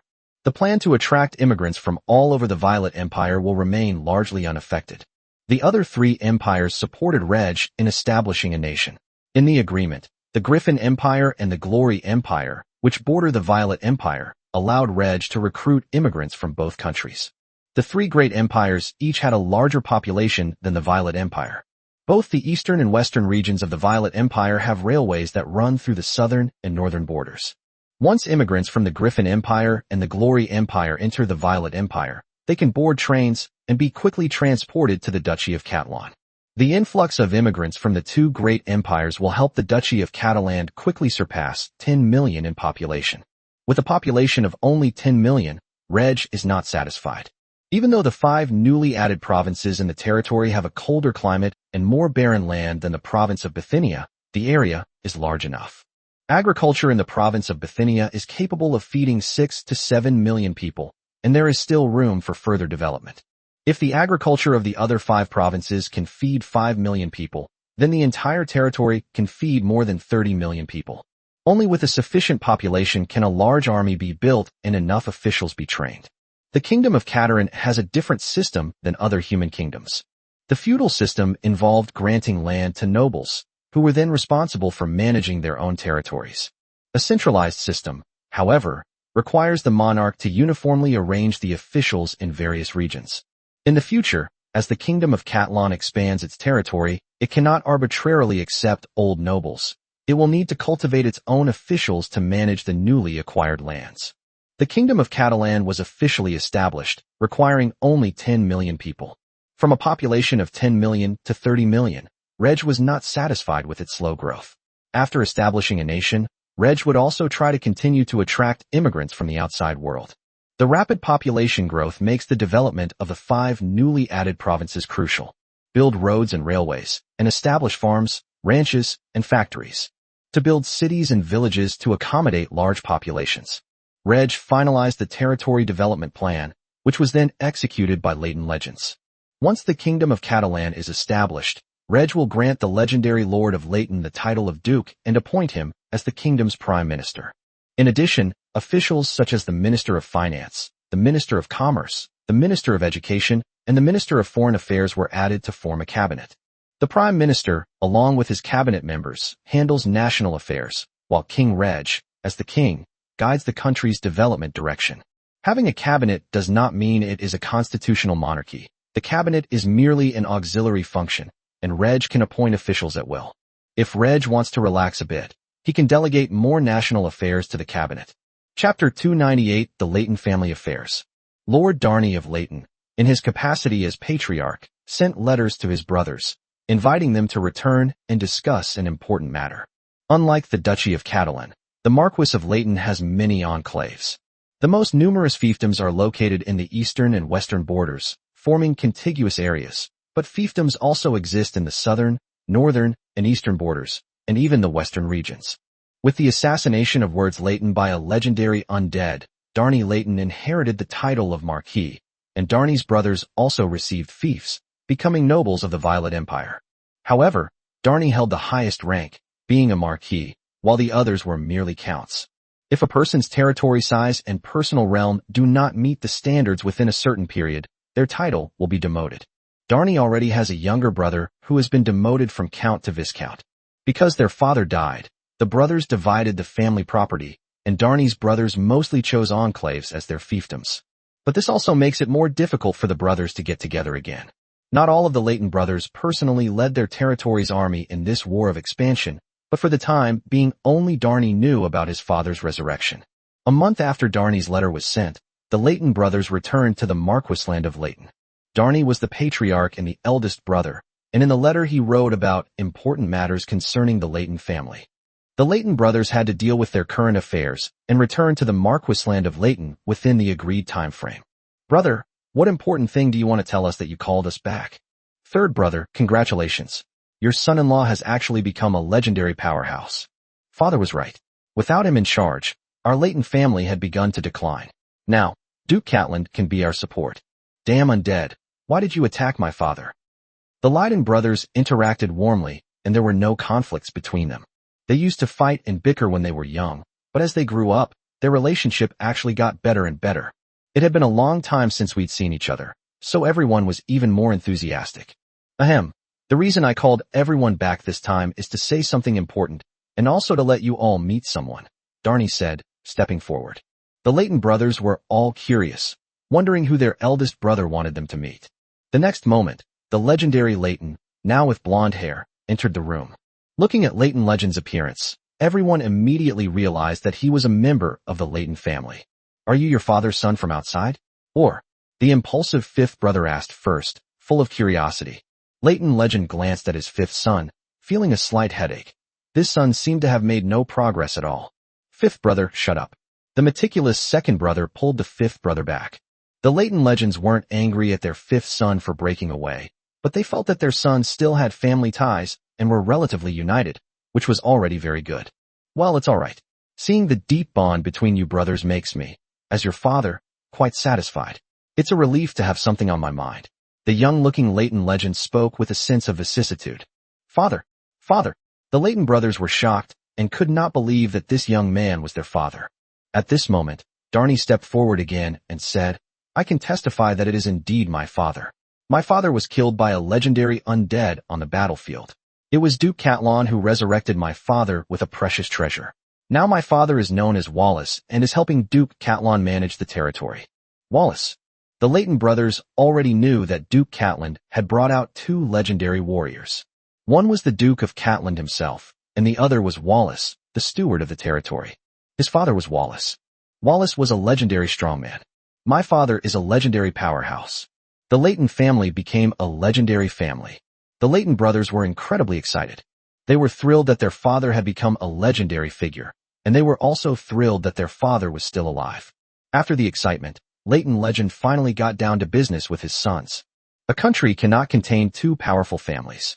Reg has long decided to break away from the Violet Empire and establish a new human nation. Furthermore, an agreement was reached with the Emperor and the three great empires, meaning that all four human empires supported Reg in establishing a new nation. The future kingdom of Catland will be somewhat different from the current human kingdoms. In the kingdom of Catland, nobles will not have fiefdoms. All land belongs to the king. But I am optimistic about the future of the kingdom of Caterin. I believe the kingdom of Caterin will become the Caterin Empire, or even the strongest human nation. Because of me, you can directly join the kingdom of Cataland and even obtain the corresponding titles. In addition, no more nobles from outside the region will be accepted. I will not interfere with your choices. The Catalan family and the Violet family have a good relationship. You can stay in the Violet Empire or join the kingdom of Catalan. You can think about this carefully. How many years are left until the founding of the nation? After listening to their father's words, the Leighton brothers fell into deep thought. The Leighton brothers were not too surprised that Duke Catland wanted to break away from the Violet Empire and establish a new country. The nobles of the Violet Empire could generally see that it was difficult for two powerful families to coexist in the Violet Empire. It's either internal strife or division. At most, the only exception would be Duke Catland leaving the Violet Empire alone, without taking any other nobles with him. My father said he was optimistic about the kingdom of Caterland. which means that the kingdom of Caterland has unlimited potential. The nobles also wanted their country to be the strongest human nation. However, the fact that the nobles of the kingdom of Catland did not have fiefdoms was something the Leighton brothers found hard to accept. It can almost be said that no one is a noble without a fief. Can a nobleman without a fiefdom be called a nobleman? Fiefdoms were the most important form of wealth for nobles. Nobles could do whatever they wanted in their fiefdoms, and neither the king nor the emperor could interfere. Darnay had already made his decision to stay in the Violet Empire. It is expected that most of the Leighton brothers will remain in the Violet Empire. Darnay pulled his third brother, Vanden, aside and suggested that he join the kingdom of Catalan. Third brother, Duke Catalan wants to establish a country, and your daughter Freya will become queen. As the queen's father, it is not appropriate for you to stay in the Violet Empire. I suggest you join the kingdom of Catalan. With your status as the queen's father, you will definitely be treated well. Listening to his elder brother's words, Vanden felt somewhat helpless, and he also preferred to stay in the Violet Empire. With a daughter destined to be queen, joining the kingdom of Catalan shouldn't be a bad idea. Vanden didn't know what the future held, but because of his daughter, he still had to join the kingdom of Catarin. Finally, the Leighton brothers told their father about their mother. The Leighton brothers divided their property, and each took their mother with them to live in their own territory. Among the wives of the Leighton legends, some only gave birth to daughters and not sons. They could not live with their married daughters, so they either stayed in the Marquis of Leighton or kept company with their close sisters. Go back and tell your mother that if she is willing, she can come back to me. However, in the end, no one returned to the Leighton legends. They had been separated for more than 10 years and had gotten used to their current lives. Besides, they are already old. Chapter 299 Foreign Minister. It has been confirmed that Vanden Leighton will join the Kingdom of Cataland. Before the establishment of the Kingdom of Cataland, Vanden had to transfer some people and wealth to the Duchy of Cataland. Reg quickly came up with an idea regarding his father-in-law's arrangements. Foreign Minister. Because he is Freya's father and the Queen's father, Reg will directly grant his father-in-law the title of Marquis. In human kingdoms, only marquises and dukes are considered high nobility. My father-in-law is a starry-skied battle master, which is quite a high level. However, Reg will provide some cultivation resources to help him raise his battle master level to the Silver Moon realm. Diplomacy is a very important matter for a country. For example, the establishment of a new nation and the promotion from a kingdom to an empire require the recognition of other human nations. Some national interest disputes require diplomatic means to resolve. Before the Kingdom of Catalan has accumulated sufficient strength, diplomacy is a very important task. However, there are very few people under Reg who are suitable to serve as foreign minister. Vanden is an earl of the Violet Empire and is very familiar with aristocratic matters. Having joined the Kingdom of Catlan as a marquis, and being the Queen's father, whose own father was a legendary powerhouse, Vanden's status and position in the Kingdom of Catlan made him very suitable for diplomatic work. When Vanden personally arrived in Cheryl, after Reg spoke with his father-in-law, Vanden gladly agreed to serve as the foreign minister of the Kingdom of Catlan. In the Violet Empire, it is extremely difficult for Vanden to advance to the upper echelons. The Violet Empire has many earls, but only a handful of nobles like marquises. Without making significant contributions in the war, one cannot be promoted to marquis. By joining the Kingdom of Catarin, Vanden easily took this step and became a high-ranking member of the Kingdom of Catarin. Vanden could see that although the nobles of the Kingdom of Catlan did not have fiefdoms, the cabinet ministers of the Kingdom of Catlan wielded considerable power. The high-ranking officials of other human nations do not have power over the entire country. They can only govern their own territories. In any case, joining the Kingdom of Catalan is a step up for Vanden. Reg finished dealing with most of his tasks and entered the small world. Standing before the world tree, Reg intends to resurrect all the members of the Maid's war band who died in the Expeditionary War. Reg also intends to resurrect the souls of the sleeping members of the Blood Rose Cavalry within a portion of the fruit on the world tree. Instead, it was the souls of the fallen nobles that Reg devoured by the world tree's avatar. Impoverished nobles generally possess the strength of a superhuman apprentice or a novice superhuman, while those with the strength of a mid-level superhuman are extremely rare. Graduates of the Extraordinary Academy within the territory have been rising in prominence over time, and some graduates will reach the Star Realm even before the establishment of the Kingdom of Catlan. In this situation, Reg no longer needs to revive fallen nobles as his subordinates. However, Reviving members of the Blood Rose Cavalry would be a great addition to the Maid warband. First, revive the Maid squad members who died in the Pioneering War. A total of 32 people died in the battle. Later, Reg personally led a team to kill orcs, with only 9 dying in the battle. Of the 41 maids who died in battle, only 1 was a survivor. The resurrected one's name is Lucy, a lively blonde girl who was unlucky enough to be instantly killed by a Star Realm orc. Reg first revived Lucy. A giant fruit fell to the ground, split open, and inside lay a sleeping beauty. After a while, Lucy woke up. Looking at Reg and then at her own naked body, Lucy was initially stunned, but after a dozen seconds she came to her senses. Wah! Lucy cried as she ran towards Reg and threw herself into his arms. Master, I'm so unlucky, wah!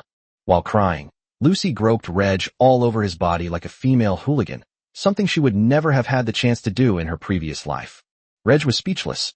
He'd already died twice, and he still couldn't get him to behave. Reg extended his right hand and flicked Lucy on the head. Ouch, that hurts. Lucy crouched on the ground, covering her head, her eyes brimming with tears. Lucy was a high-level battle master before she died, but now that she has been resurrected, she only has the body of an ordinary person. Reg did not consume any additional life energy, allowing Lucy to possess the physical attributes of a high-level battle master. Life energy should not be wasted. Those who have been resurrected should focus on cultivating and restoring their strength. Don't cry. I'm giving you a task. I will soon resurrect all the combat maids who died in this war of expansion, as well as a group of your former comrades, the members of the Blood Rose Cavalry. You will be the one to explain the situation to them. I understand, Master. Could you reward me? I will complete the mission well. Lucy, who had already stood up, tried her best to lean her pretty face toward Reg. Reg couldn't handle this lively girl, so he could only kiss her on the cheek. Lucy was overjoyed and planned to show off to her companions when she returned to the Maid's warband. As for training alongside their master, such combat maids are extremely rare, and Lucy didn't expect to gain her master's favor on the first try. The Maid warband and the Blood Rose Cavalry are largely the same. They are all composed of female superhumans, and they spend their days cultivating and training. However, in the Maid battle group, most members aim to win over their master and work hard towards that goal. Especially these resurrected individuals, who are all quite old, generally possess the heart of a young girl.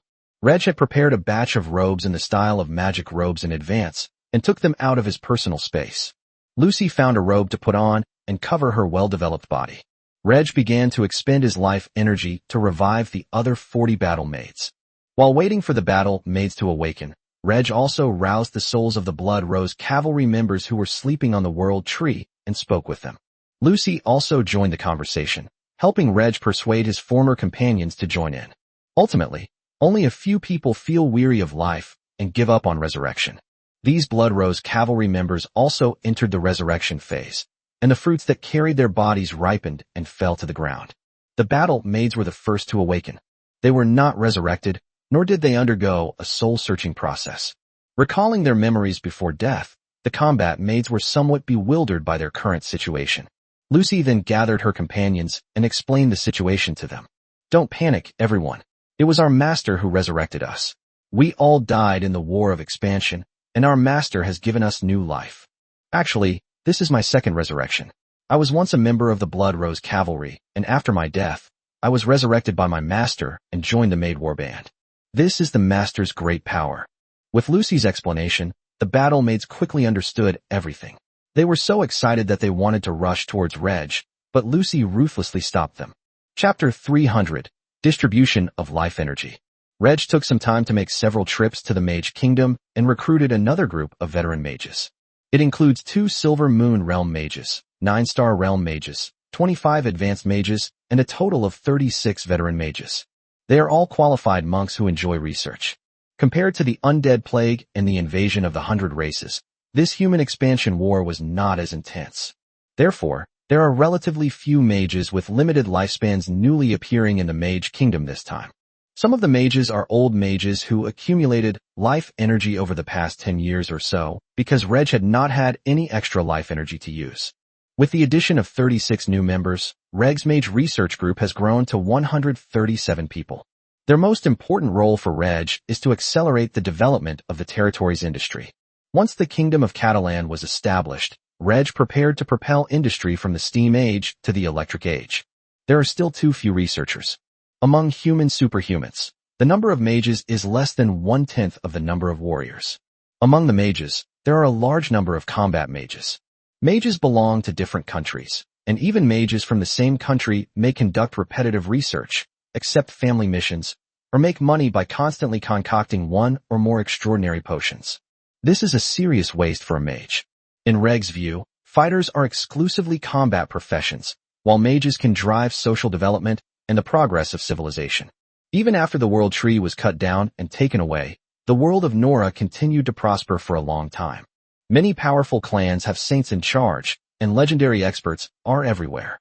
However, due to the constraints of racial wars, even the saints found it difficult to leave the world of Nora to explore the outside world. Now, there isn't even a single saint in the world of Nora. In order to expand their living space, the human race has continuously launched wars of expansion. When all races gradually perish and the human race becomes the dominant one, wars will inevitably break out among the various human nations, unless a single nation can rule over the entire human race and lead it forward. Otherwise, the human race will be constantly embroiled in internal strife. Even when mages conduct research, their research serves the purpose of combat or war. Reg had a different idea. The Dharma Masters will conduct research to promote social development and the progress of civilization. The study of how limited land can produce more food, feed more people, and give birth to more geniuses. Research how to use limited cultivation resources to cultivate more powerful, extraordinary individuals. The study explores how, in the absence of a saint, humanity ventured beyond the world of Nora to explore the outside world. There must be other races and civilizations outside, and there must be more cultivation resources. What Nora's world lacks, it needs to try to obtain from the outside world. Of course, before exploring the outside world, the human race must possess sufficient strength. If we're not careful, we might encounter a powerful race, which could lead to the extinction of the human race. Exploring the outside world is for the future. Social development and the progress of civilization are things we can do now. Currently, only Reg is actively promoting these things and has achieved some results. For example, there are improved crop seeds that have been widely planted throughout the human race, and industries that are being developed in various countries. However, this is far from enough, and there is still very little that Reg can do at present. Fortunately, Reg lived long enough to accomplish the goals he set for himself. The number of old mages recruited from the Mage Kingdom is relatively limited, so Reg has a relatively abundant supply of life energy at his disposal. Leaving behind the life energy for himself, Bologna, Freya, and Audrey, Reg prepared to enhance the strength of his subordinates. Reg's Battle Master level is Legendary Stage 2. With his powerful spatial talent and the added strength of the world, Reg has become the strongest legendary transcendent in Nora to a certain extent. But Reg wasn't satisfied. Reg wanted to become the strongest without using the power of the world. My cultivation speed as a fighting master is still a bit slow, and the cultivation speed as a mage requires even more time. Therefore, Reg needs to use life energy to accelerate his advancement to the Dosha realm. Consuming some life energy, Reg's physical attributes improved from Legendary Stage 2 to Legendary Stage 3.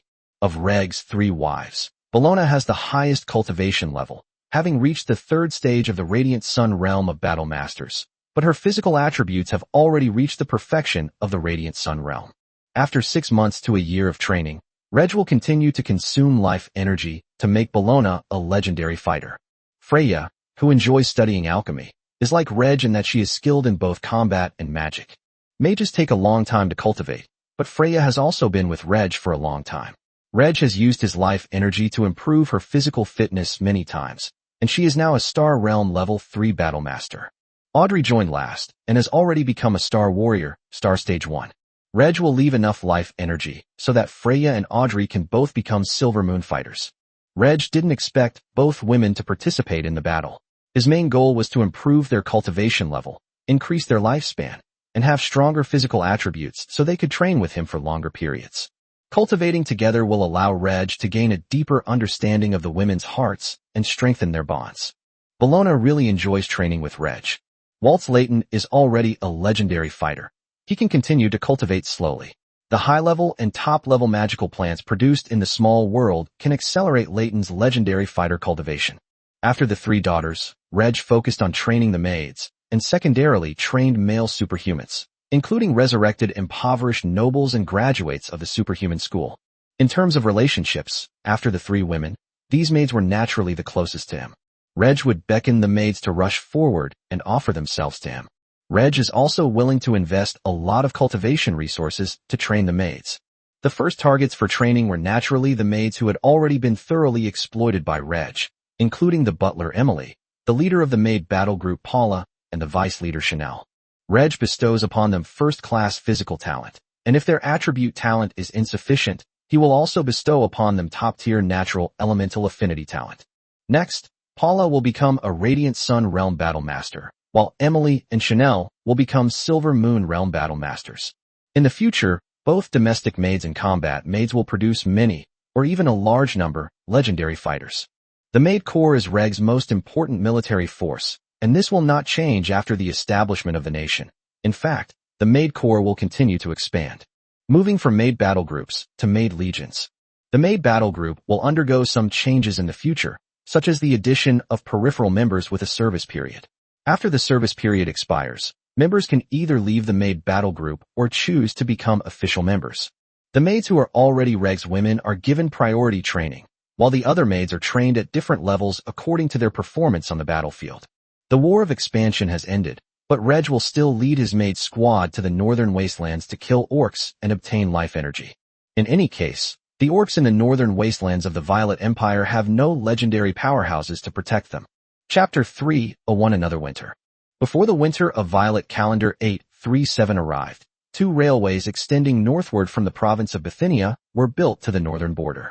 The main reason was that after the start of the Expansionist War, as the Violet Empire's army advanced northward, construction teams were building railways. The terrain of the wasteland is relatively flat, which reduces the difficulty of construction. Therefore, it was possible to complete a railway, single line, approximately 600 kilometers long in 1 year. The only problem is the location of important cities.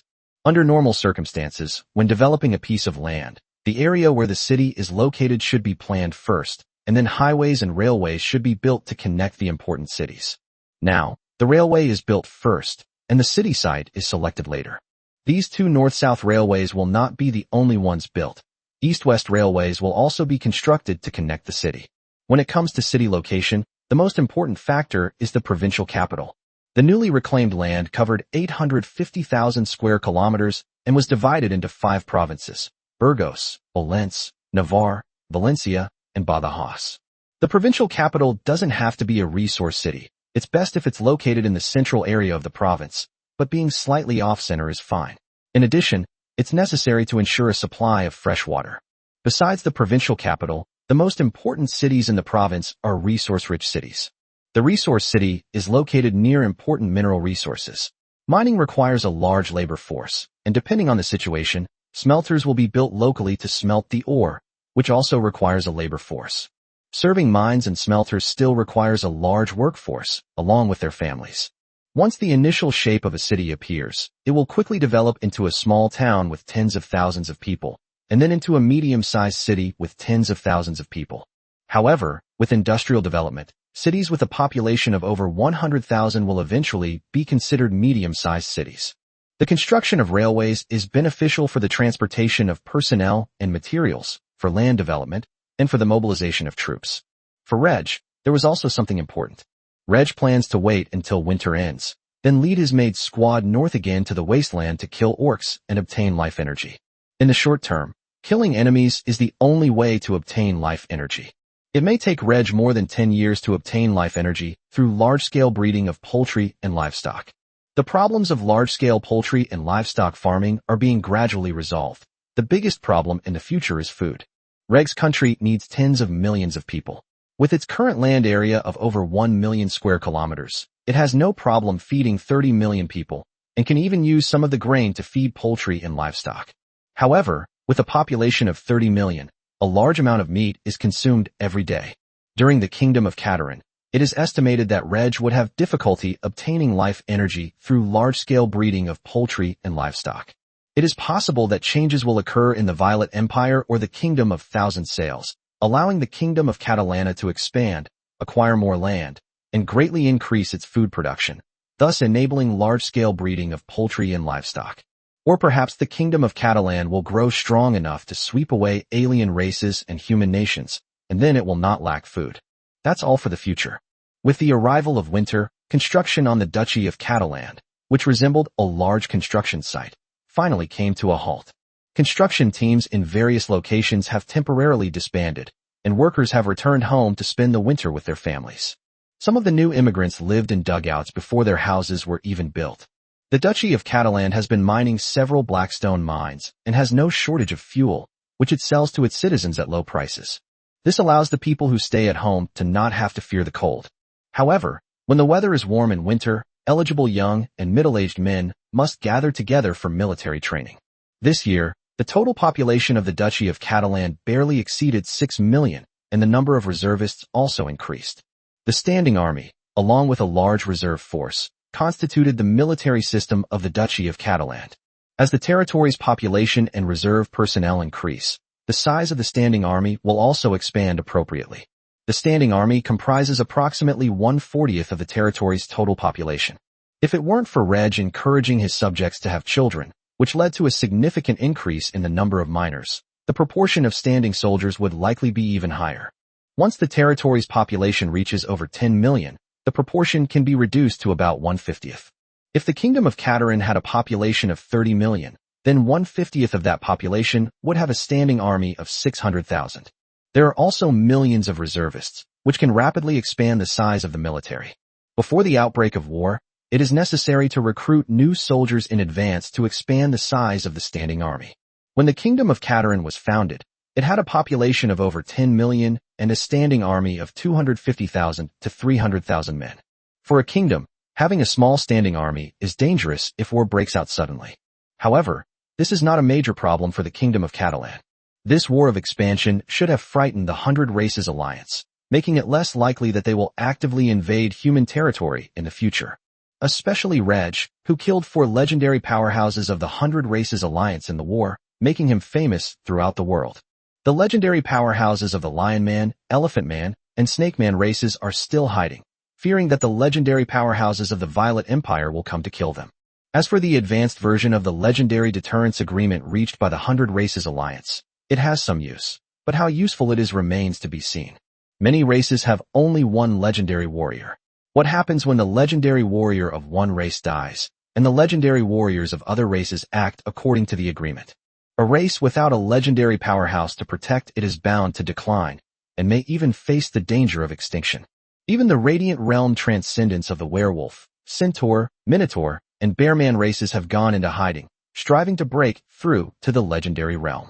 Although the standing army is small, it can quickly send troops composed of reserve personnel to the front lines by relying on railways. In addition, most of the standing army is deployed in border areas, while cities and rural areas mainly rely on the police to maintain order.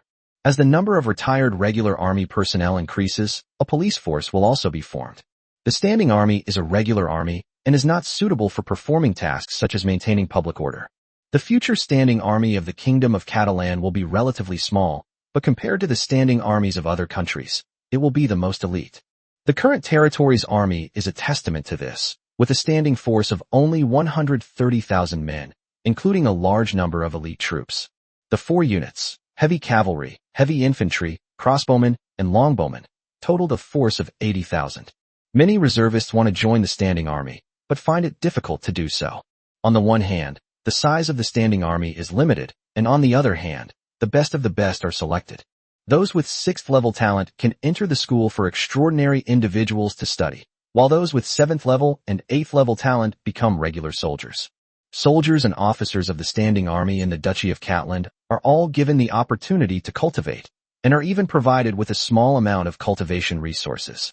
Most people find it difficult to cultivate battle chi and become extraordinary individuals, but they can cultivate to be stronger than ordinary soldiers and become elite soldiers. Of course, the most important reason why reservists want to join the standing army is that the standing army has very good benefits, which are better than those of ordinary workers in factories, and there is even an opportunity to become a superhuman. Chapter 302 Talented Maid. The year 837 of the Violet calendar ended, and the year 838 arrived. Reg was 36 years old. Inside the Lord's manor, Freya, Bologna, and Audrey were keeping Reg company.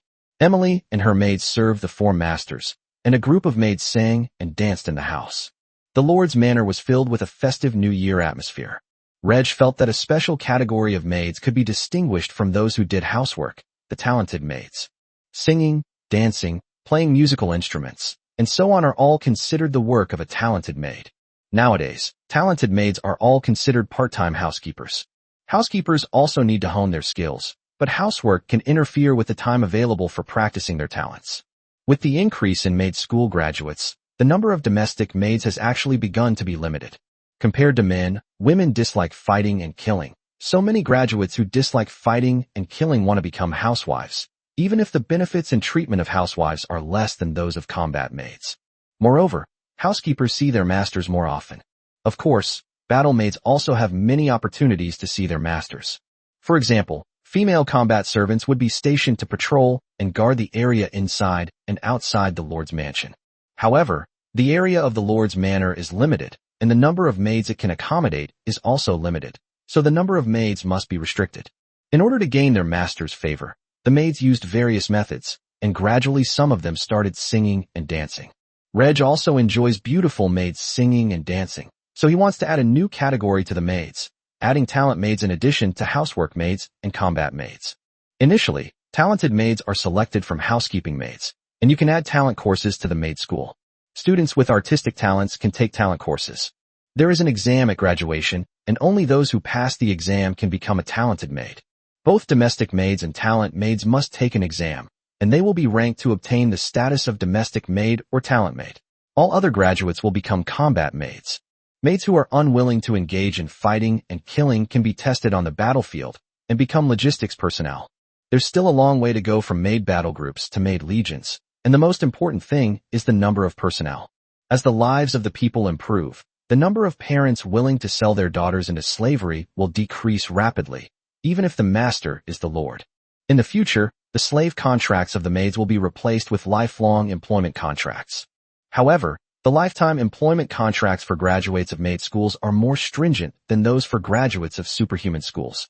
Most importantly, graduates of the superhuman school are free to marry and date, but graduates of the maid school are not. She has become his maid, like meat in Reg's bowl. He may not eat her, but he will not let go of her. A nominal lifetime employment contract, but in reality, a slave contract. In return, Reg will provide the maids with better benefits and treatment.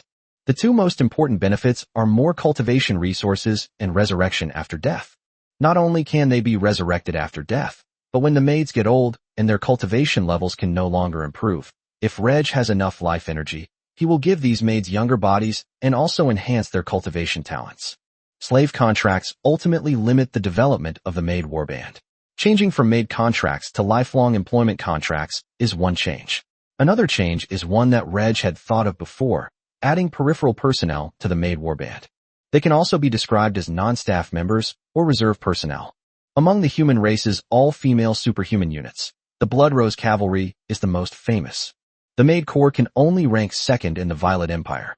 Other human nations also have well-known all-female superhuman units. Reg's goal is for the Maid Corps to not only become the most famous all-female superhuman force among humans, but also the strongest superhuman force among humans. Taking the Blood Rose Cavalry as an example, the total number of people exceeds 4,000, but there are only a little over 1,000 official members. One must become a junior superhuman to become an official member. The apprentice-level extraordinary individuals are reserve members, numbering approximately 3,000. Maid squads can be divided into core members, official members, and unofficial members. The core members are very few in number. Only maids who have been favored by Reg or whose strength has reached a certain standard can become core members. Even with his own maid, Reg doesn't like to force her. Maids who signed slave contracts or lifetime employment contracts were considered official members. They will work for Reg for life and enjoy the privilege of being resurrected after death. Maids who sign fixed-term work contracts are considered non-regular members and will only join the maid battle group. Once the work period ends, you can leave the maid squad. Even if the work period has not ended, you can leave the maid battle group under certain conditions. The only school for humans to train superhuman maids. In the future, even nobles or wealthy people may send their maids to this maid school to study. Reg also plans to rename the Maid School to Royal Maid Academy. It suddenly became high-end and sophisticated. Royal maids. How could they be ordinary maids? Even with the emergence of lifetime and fixed-term employment contracts, maid schools are still unable to expand their enrollment. They can only wait for the maid battle group's reputation to gradually increase. When members of the Maid War Band become legendary warriors, and more than one legendary warrior is born, many women who dream of becoming powerful superhumans try to attend maid schools. In the future, the classification of maids will not only be limited to housework maids, talent maids, and combat maids, but will also include other types, such as maids who focus on alchemy, medicine making, and magic array research. Reg, male, has a female fetish and formed a maid squad because of his personal preference. The nobles of the Violet Empire could all sense that Duke Catelan had a fondness for beautiful women. Some nobles even speculated that Duke Catelan's daily training with beautiful women was a key reason why he became a legendary fighter. This made the nobles extremely envious. As for Duke Catelan's high talent as a mage and a fighter, it seems that his talent was only average when he first studied at the Mage Academy. These circumstances are not too strange to the nobles. The world of Nora has fallen from its peak to its lowest point, and now it doesn't even have a single saint. The main reason for this is the depletion of its precious top-level cultivation resources. However, throughout the world of Nora, there are occasional lucky individuals who unexpectedly obtain rare and precious materials, which alter their talents. Perhaps the Duke of Catelan was such a lucky one. Perhaps Duke Catelan has found a treasure of an ancient, powerful clan. The Duke of Catelan had already risen to power, and before that, he had the Marquis of Leighton as his patron. Even if Duke Catelan has any secrets, no one else is qualified to explore them. That's a legendary powerhouse. Furthermore, it boasts a terrifying record of killing 4 legendary powerful alien warriors in succession. In the night sky of Cheryl, colorful fireworks illuminated the sky and the earth. Many residents came out of their homes or stood at their windows to enjoy the beautiful fireworks. When the fireworks ended, Reg and the women headed towards the bedroom. To celebrate the new year, I'll be sleepless tonight. Chapter 303 Too much advertising will scare away immigrants. As the cold winter draws to a close, the Duchy of Catalan is gradually returning to its busy state. The able-bodied men left their homes and returned to the construction teams to participate in the construction of the Duchy of Catalan. Most factories and mines do not stop operating during the coldest part of winter, as they have their own methods of heating. The Duchy of Catalan has no shortage of steel, and steel is relatively cheap. Iron stoves are the most common heating method, while boilers for heating water and radiators have also emerged and are better heating methods. However, the Lord's Manor had almost no means of heating. The Lord's Manor was full of extraordinary individuals. Even mages with average physical abilities were not afraid of the cold. Even in the cold winter, the maids wore spring and autumn clothes. In areas far from the Duchy of Catra, immigration propaganda is being carried out on a large scale. The Violet Empire received the most publicity, followed by the Thousand Sails Kingdom, the Griffin Empire, and the Glory Empire. Even the Glorious Empire and the Griffin Empire agreed to allow immigrants to the Duchy of Catalan, so the weak Kingdom of Thousand Sails had no choice but to open up immigration as well. Humans across the land are planting improved crop seeds, resulting in a significant increase in food production and the ability to feed a larger population. However, the oppression and exploitation of commoners by the nobles of various countries will not stop. Some nobles who suffered heavy losses in the war intensified their oppression and exploitation of their subjects. It can be said that large-scale planting of improved crop seeds has not made farmers rich. After 10 years of recuperation, the human nations not only recovered the population lost in the war, but also reached new heights. The populations of the 3 great empires are all striving to reach the 100 million mark. All the orc races combined have a population of less than 100 million, which is only comparable to a single human empire. With the population constantly growing, even with increased food production, large numbers of people in human kingdoms starve to death every year due to the exploitation and oppression of nobles. Among the human nations, only the Violet Empire is dissatisfied with its current population. The nobles want more inhabitants in their territories in the western region. The 3 great empires did not want to see the Violet Empire become stronger, so they prohibited immigration to the Violet Empire and put pressure on other kingdoms for this purpose. The Violet Empire could not obtain immigrants from neighboring countries. At most, it could only engage in the slave trade. Now, in order to split the Violet Empire, the Griffin Empire and the Glory Empire have taken the lead in opening a breach. Immigration to the Duchy of Catalan is permitted, but only to the Duchy of Catalan. Immigration to other parts of the Violet Empire is not allowed. Both empires agreed to send immigrants to the Duchy of Catalan, and the Emerald Kingdom and the weak Thousand Sails Kingdom had no choice but to follow suit. Duke Catalan, who killed 4 legendary warriors of the alien race, has a powerful deterrent effect on the alien race, as well as on the Thousand Sails Kingdom and the Emerald Kingdom. Moreover, the 5 major human kingdoms might seek help from the Dukedom of Catalan in the future, or want to cooperate with the Duke of Catalan. Furthermore, news has already been circulating in secret that the Catalan family intends to break away from the Violet Empire and establish their own country. This was a rumor spread by the 3 great empires, and it quickly spread among the nobles of various countries. However, neither foreign nobles nor nobles of the Violet Empire were particularly surprised by the Catalan family's plan to establish a new nation. The nobles were more envious and jealous that the Catalan family had developed for only a few decades, producing a legendary strongman and being able to establish a country on its own. The royal family of the Thousand Sails Kingdom, the Bellic family, breathed a sigh of relief. Fortunately, the Catalan family established their own kingdom, rather than targeting the Kingdom of Thousand Sails. With the strength of the Catalan family, the Bellic family, which only has 1 legendary expert, is no match for the Catalan family. Perhaps many nobles in the Kingdom of Thousand Sails will welcome the powerful Catalan family to replace the Bellic family and lead the Kingdom of Thousand Sails to power. When various countries studied the rise of the Violet Empire, they discovered a very important figure involved, Duke Catalan. In the last expansion war, the war of invasion by 100 races, and the calamity of the undead, and in this expansion war, Duke Catalan rose rapidly from a minor baron to become the Duke of the Violet Empire and a legendary powerhouse. Perhaps, under the rule of the Catalan family, the Thousand Sails Kingdom will become the 5th human empire. Although both are barons, the Imperial Baron holds a higher status than the Kingdom Baron. Fortunately, the Catalan family chose to establish their own kingdom and did not intend to seize the Kingdom of Thousand Sails, which reassured the Bellic family, who then agreed to immigrate to the Catalan Duchy. As for the Violet family, they remained silent, seemingly acquiescing to the matter. This year, Reg has set a goal for his territory to increase its population by more than 1 million people in 1 year, including natural population growth and immigration. The more the merrier. Even a Duchy of Catalan with a population of 2 million and a land area of over 1 million square kilometers could accommodate it. The 5 new provinces to the north all require a large population for development. Winter is not over yet, but immigration campaigns have already begun. The Duchy of Catalan invested significant manpower and resources in promoting immigration, and also spent additional money to gain the cooperation and support of the local nobility. For the Griffin Empire and the Glory Empire, immigrants had to travel thousands of kilometers to reach the Duchy of Catalan. What place there could attract them to make cross-border migration?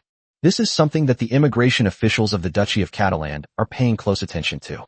The people of the Duchy of Catalan are living so well that when the immigration department promotes the country in other countries, it can't tell the truth and has to downplay the situation. They were simply told that if they settled in the Duchy of Catalan, they would have enough to eat and wear. They worry that if the publicity is too good, foreigners will think it's exaggerated and fake, and therefore won't dare to immigrate. The immigration propaganda within the Violet Empire was essentially factual. After all, the Duchy of Catalan is still part of the Violet Empire, with immigrants from all over the Violet Empire. Some residents would spontaneously send letters to their relatives and friends in other places, telling them how good life was in the Duchy of Catalan, and hoping that they would immigrate there and live a happy life in the Duchy of Catalan. The immigration department of the Duchy of Catalan has even offered monetary incentives to encourage residents to invite friends and relatives from other places to settle in the Duchy of Catalan. Only immigrants to the Duke of Catalan would have a very small chance of choosing to leave. Although the Duchy of Catalan has a relatively cold climate and relatively barren land, these are nothing compared to the happy lives of its ordinary citizens. Even with poor soil, chemical fertilizers, and the best improved crop seeds, farmers can still make their families live a happy life by farming. Even if you don't farm, you can work as a laborer. A young, middle-aged man can earn enough to support his family through his work. The immigration department finds it easy to carry out immigration work within the Violet Empire, but it needs to make some changes when doing so abroad. Don't let the realities of life in the Duchy of Catalan scare away foreigners with immigration aspirations. Chapter 304 On the Road to Expedition. Are you still worried about not having enough to eat? Congratulations.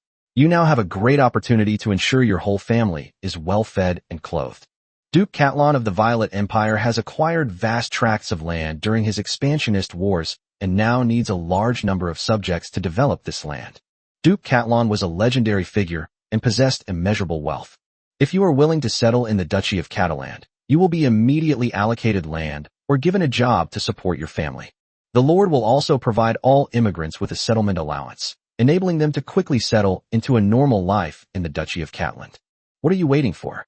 Sign up now. Your new life is about to begin. The verbal and pictorial propaganda immediately attracted the attention of many people in the Griffin Empire, the Glory Empire, and the Thousand Sails Kingdom.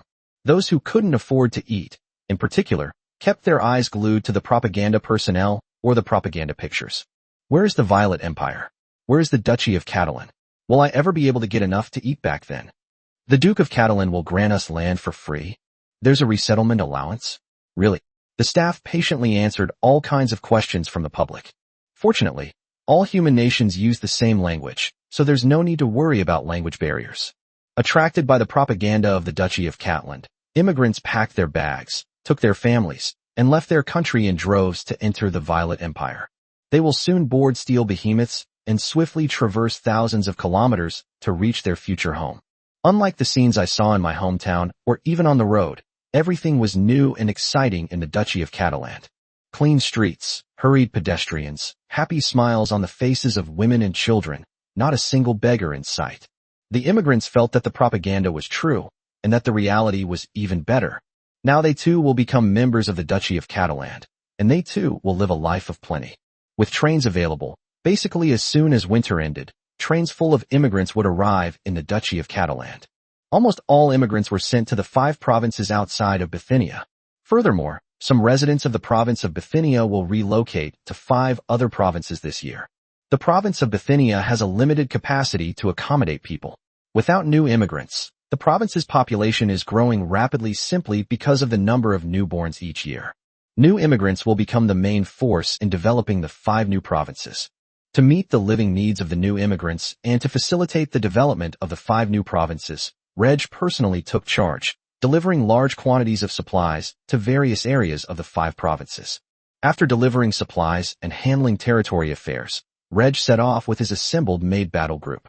First, take a train to the northern border, then ride a magical beast into the northern wasteland. On the train, the combat maids chattered excitedly. They might be snacking, chatting, or enjoying the view outside the window. There are also battle maids playing chess and cards. They didn't look like many soldiers and showed no tension about the upcoming battle. When they're not training or fighting, the combat maids are quite relaxed, just like ordinary girls. They enjoy shopping, eating snacks, and buying pretty new clothes and accessories. During battles, they revert to being ruthless combat maids. The fact that members who died in battle were resurrected surprised most of the battle maids. The resurrected officers, under Reg's orders, were tasked with explaining the situation to the members who were graduates of the maid school. That is the master's great power. You must carry the nameplate carefully. If you die accidentally, your soul will temporarily slumber in the nameplate. Once the master obtains the nameplate, he will revive you. It is our good fortune to be able to become our master's maid. Remember, don't tell this secret to anyone outside the family. Violators will be severely punished. The master's power thrilled the battle maids. Even if they die in battle, they can be resurrected by their master, which makes the battle maids even more devoted to their master. A small number of new members of the Maid battle group, who were initially afraid of fighting the enemy, have gained more courage to fight them. Most of the battle maids are filled with anticipation for the upcoming battle. Last year's expansionist war, fueled by a decade of prior peace, had instilled a strong desire in many minor nobles and noble sons across the human races to wage war and gain military merit. Most combat maids also need battle merits. Although there are other ways to gain merit besides war, it is still the most and easiest way to gain merit, as long as you try your best to kill the enemy. Military merits are a good thing. Battle maids can use their battle merits to exchange for various rewards.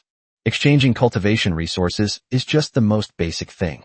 Reg provides the combat maids with more training resources, but these are ordinary training resources. To obtain better cultivation resources, one needs to achieve a ranking in internal competitions or exchange them using battle merits. Once someone has become a superhuman, very few wouldn't dream of becoming an even more powerful superhuman. Strength, lifespan, status, power. In the Maid battle group, the stronger the combat Maid, the more likely she is to attract the master's attention. Besides cultivation resources, cultivation talent is also very important and can even quickly improve one's realm, but this is limited to physical talent and the cultivation of a battle master, which makes the Maid mages very envious. Compared to cultivation, changing one's appearance is another important use of military merit. Women always love beauty, and the combat Maids share a common goal, to show their masters their most beautiful side. While improving one's spiritual level can also enhance one's appearance, it's too slow. Since Reg unlocked the option to improve appearance through battle merits, the average appearance of both house maids and combat maids has improved significantly. Of course, the maids used most of their battle merits to exchange for cultivation resources and improve their cultivation talents. Reg had too many good things in his possession and the maids had too few battle achievements, so he became eager for war and hoped to gain more battle achievements from it. The value and role of military achievements increased rapidly, which led to a decline in the number of students at maid schools who wanted to become house maids. Battle maids are more likely to gain more battle merits. Reg saw the maids' hard work, and it was largely due to Reg's guidance. Both the Maid Corps and the Blood Rose Cavalry Corps are all female superhuman units, but the two superhuman units are very different. To put it simply, membership in the Maid War Band is for life, while members of the Blood Rose Cavalry can voluntarily leave. The Blood Rose Cavalry has remained at around 4,000 men, making it difficult to expand further. On the one hand, the Violet Empire provides limited cultivation resources, and on the other hand, some members voluntarily withdraw. Noble ladies who chose to join the Blood Rose Cavalry because they didn't want to become marriage partners, after a few years in the Blood Rose Cavalry, have grown and gradually developed new ideas, so it's quite normal for them to leave the Blood Rose Cavalry. However, the Maid battle group cannot be withdrawn. Therefore, Reg will try to guide the maids so that they can find their own goals, whether it is to become strong or to make him their target. Many of the resurrected members of the Maid's War Band have become younger at heart. Chapter 305 Learning from History. In the northern part of the Duchy of Catlan, less than 30 kilometers from the border, orcs have already appeared. Last year's War of Expansion severely damaged the four powerful races, the Werewolf, Centaur, Minotaur, and Bearman, with even legendary warriors falling. Without legendary powerhouses to oversee them, they are not qualified to become a powerful clan. If it weren't for the powerful deterrent force of the Violet Empire, the powerful orc races on both sides would have tried to subjugate the four races and make the orc races vassals. The orc races in the north of the Duchy of Catlan suffered even more severe damage. During the Expansionist Wars, the eastern and western armies of the Violet Empire fought a major battle each before ceasing large-scale engagements with the orcs. There was only one exception. Reg personally led the Maid's War Band, obtaining life energy by killing orcs. Because the Maid War Band was small in size and acted quickly, its initial slaughter of hundreds of thousands of orcs had little impact. As the Maid squad slaughtered more orcs, the surrounding orcs became terrified and hurriedly fled. The Maid squad's killings continued until the end of the Pioneering War. People always like to learn from history, and orcs were no exception. Some orcs, experienced in fighting the Violet Empire, knew that the Violet Empire, and indeed the entire human race, typically launched a war of expansion every 5 years. Once a pioneering war ends, there will be a 5-year or even longer period of recuperation. Once the Violet Empire launches a war of expansion, it will conduct large-scale military mobilizations within its borders, which the orcs will be able to detect. It won't be too late to escape then. The Violet Empire occupied about 40% of the four-clan sphere of influence, and it was the best part of that territory. Although the four races and their vassal races suffered heavy casualties in the War of Expansion, their spheres of influence shrank significantly, and the lack of water and pasture made life difficult for many orc tribes. Pursued by the Maid War Band, the orc tribes fled east and west, where other orc tribes also lived. A conflict broke out between the two sides, and most of the orc tribes that had fled there were driven away. In the far north, where ice and snow cover the land year-round, it is not suitable for orcs to live. So when the War of Expansion ended, the orcs, following their past experience, returned to the areas where they originally lived. The orcs were filled with fear of the Violet Empire, but in order to survive, they could only move southward little by little. 6 months have passed, and the Violet Empire's army has not marched north again. In order to survive, some weak orc tribes have migrated to a place less than 30 kilometers away from the border of the Violet Empire. The orcs grew bolder, and their vigilance toward the south decreased, as if they were returning to their peaceful lives. Whether human or orc, they have become accustomed to war, and after the war ends, the survivors must continue to live. Humans will not easily wage war without any benefit or incentive.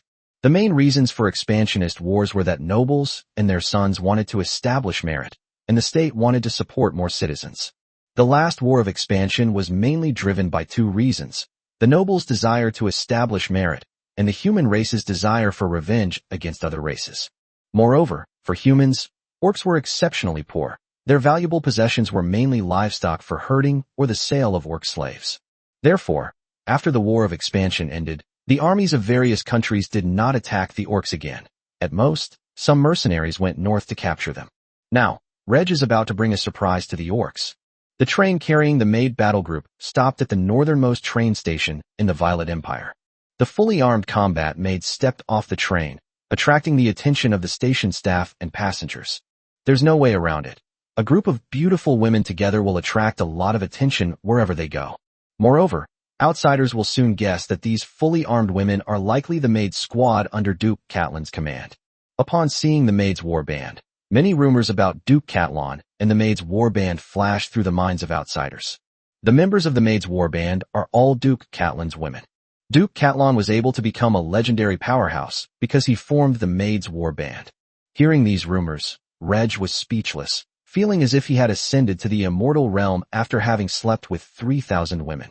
The battle maids lined up, leading their magical beast mounts, and left the train station to rest at the military camp. The large fortress where the train station is located was garrisoned by the Duke of Catalan and his army. Before the establishment of the Kingdom of Catlan, the guards in the fortresses along the border would be gradually replaced by the troops led by the Duke of Catlan. The Maid squad left the train station, riding their magical beast mounts towards the military camp, attracting the attention of almost every passerby along the way. Look, it's the Maid battle group. The Maid squad is here. Has His Majesty the Duke come as well? Reg did come, but he didn't travel with the Maid battle group. The train journey was too long for Reg.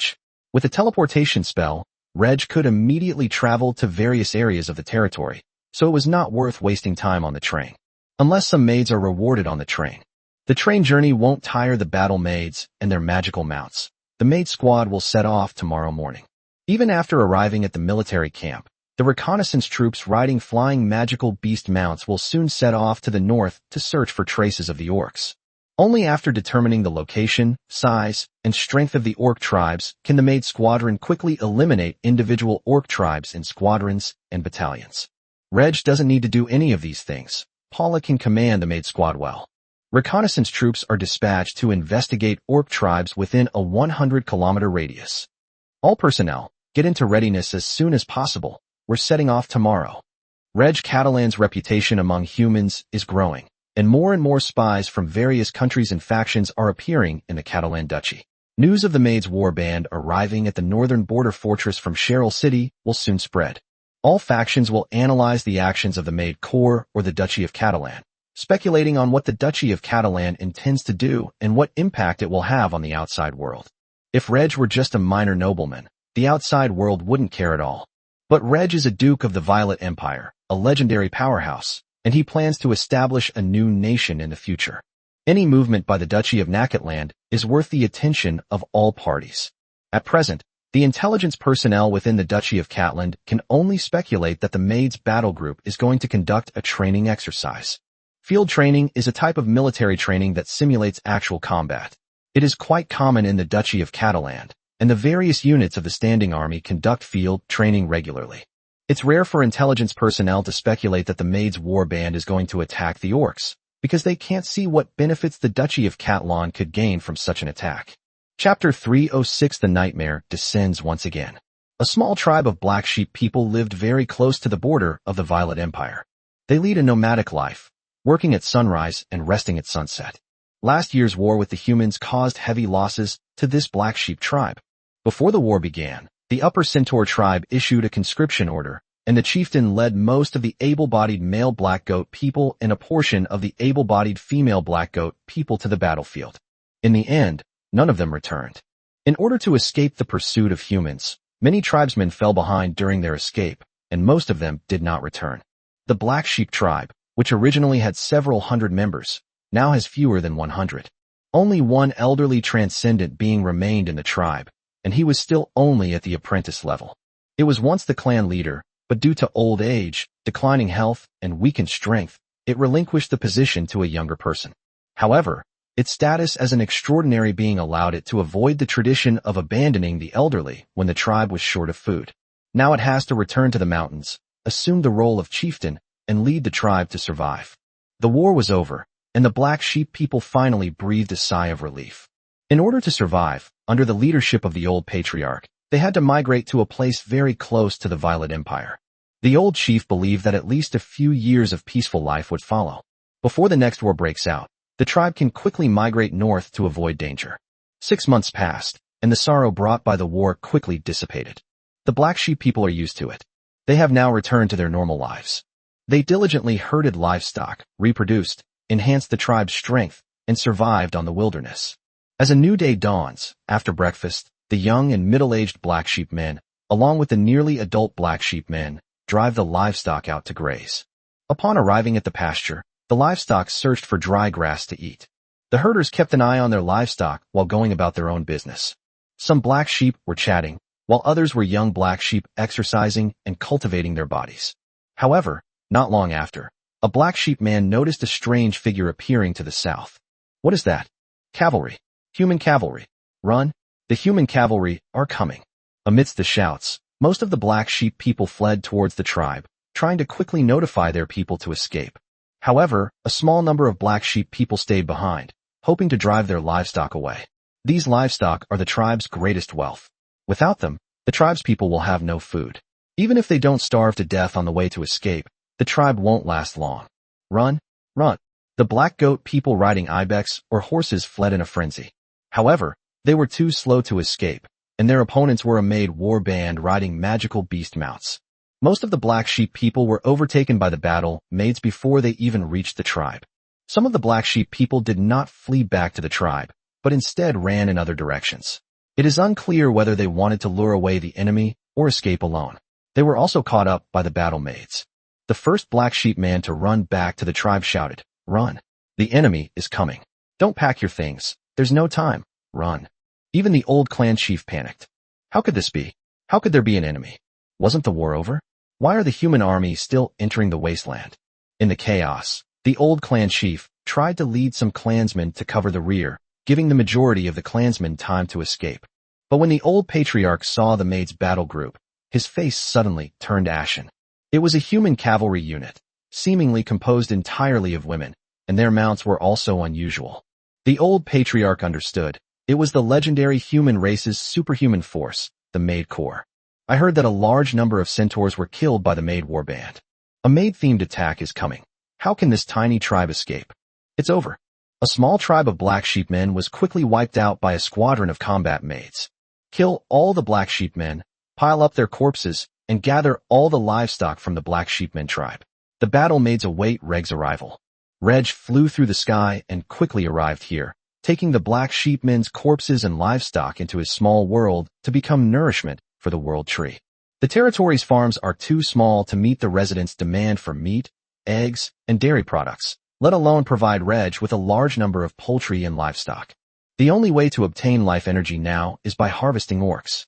Fortunately, the orc leaks are growing quite fast, and most importantly, they are becoming stronger. No enemy on the wasteland could stop Reg. Even if numerous legendary powerhouses from other races attacked, Reg was able to gather the Maid battle group into his small world and then teleport away. The Maid war bands began their slaughter on the wasteland. The Maid war bands, numbering over 3,000, were organized into squadrons of 100 or battalions of 300, and they wiped out one orc tribe after another. The orcs, who were severely damaged in last year's expansion war, are now powerless to stop the Maid's legion from advancing, let alone disperse into numerous tribes. Under the onslaught of the Maid's band, it was difficult for any orc to escape. A very small number of orcs who ran far away were killed by battle Maids riding flying magical beasts in the sky. The size of the Maid's warband's air cavalry reconnaissance force is constantly expanding. Most of the flying monster mounts provided by the Monster Mount breeding farm are given to the Maid warband for use. On the first day of the carnage on the wasteland, the Maid's warband killed over 30,000 orcs, and even more livestock became nourishment for the world tree. The Maid's warband was too small, so the surrounding orc tribes were unaware that a butcher's knife had entered the wasteland. At the border fortress, spies from various factions watched with curiosity as the Maid battle group entered the wasteland, and they did not return for a whole day. Could it be that we leave from here and return from somewhere else? The Maid squad slaughter on the wasteland is far from over. Reg plans to keep this training session going for a month. Fight for 7 days, rest for 3 days, and this constitutes one cycle. After 3 cycles, you can return to your territory. The 3-day rest period was spent resting in the wilderness, with ample supplies provided in the personal space. Reg can immediately teleport back to his territory to retrieve any missing supplies. Despite the Maid's constant killings, the matter was eventually discovered by other orc tribes. A powerful human army has entered the wasteland and is slaughtering us orcs. Run! The news spread quickly, and even small tribes that hadn't received the message would flee because of herd mentality, seeing other tribes fleeing. Some orc tribes did not spread the news of the human army's approach, hoping to keep other tribes in place, delay the human army, and allow their own tribes to escape successfully. However, the orc tribe that fled with its livestock could not outrun the Maid's warband. Many orcs recalled what happened more than half a year ago, a nightmare that had returned once again. Chapter 307 The 100 Races Alliance remains unmoved. The northern wastelands of the Duchy of Catalan remain the domain of the werewolves and centaurs. Even though neither the werewolf nor the centaur clan has a legendary expert in charge, and even their only sun-level expert is in hiding, no other powerful orc clan has come to seize their territory. The Bearmen and Minotaur tribes to the west were also severely damaged. Under the intimidation of the Violet Empire, even the legendary powerhouses of the Lionmen in the east have gone into hiding, and the Lionmen dare not enter the territories of the werewolf and centaur tribes. Furthermore, the vassal races of the werewolves and centaurs have not changed much. The werewolf and centaur tribes were severely damaged, as were their vassal tribes, who were powerless to resist the dominant races. Now, the Maid warbands are wreaking havoc on the wasteland, enraging the high command of the werewolf and centaur tribes. Damn it! How dare a force of several thousand superhumans venture deep into the wasteland? If only our clan's legend were still alive, how would the human race dare to invade our territory? We hope that the clan leader can advance to the legendary realm and protect our clan. The leaders of both races were determined to gather a large orc army to surround and kill the Maid's warband. However, considering the formidable strength of the Maid battle group and the presence of a legendary expert, they had to abandon the idea. While neither clan dared to attack the Maid squad, the two tribes quickly spread the news of the Maid squad's deep penetration into the wasteland. Reg Catalan is already a huge threat to the 100 Races Alliance. Knowing that Reg has ventured deep into the wasteland, the various races may take this opportunity to surround and kill him. However, when the Maid's warband finished their month-long killing spree and returned to the Duchy of Catalan, the 100 Races Alliance made no move, as if they didn't care about the matter at all. The reason is simple. The legendary powerhouses of the 100 Races Alliance knew that killing Reg would be very difficult. Reg is not an ordinary legendary superhuman, but a space-type legendary superhuman, with a terrifying record of killing for legendary powerhouses from the 100 Races Alliance. It can be said that Reg's strength is already at the top level of legendary superhumans. It has strong attack, high defense, and high speed. Who dares to compete with a space elemental superhuman in speed? Another legendary expert in the space element is needed to stop Reg from escaping or to bring out a sacred artifact with space attributes.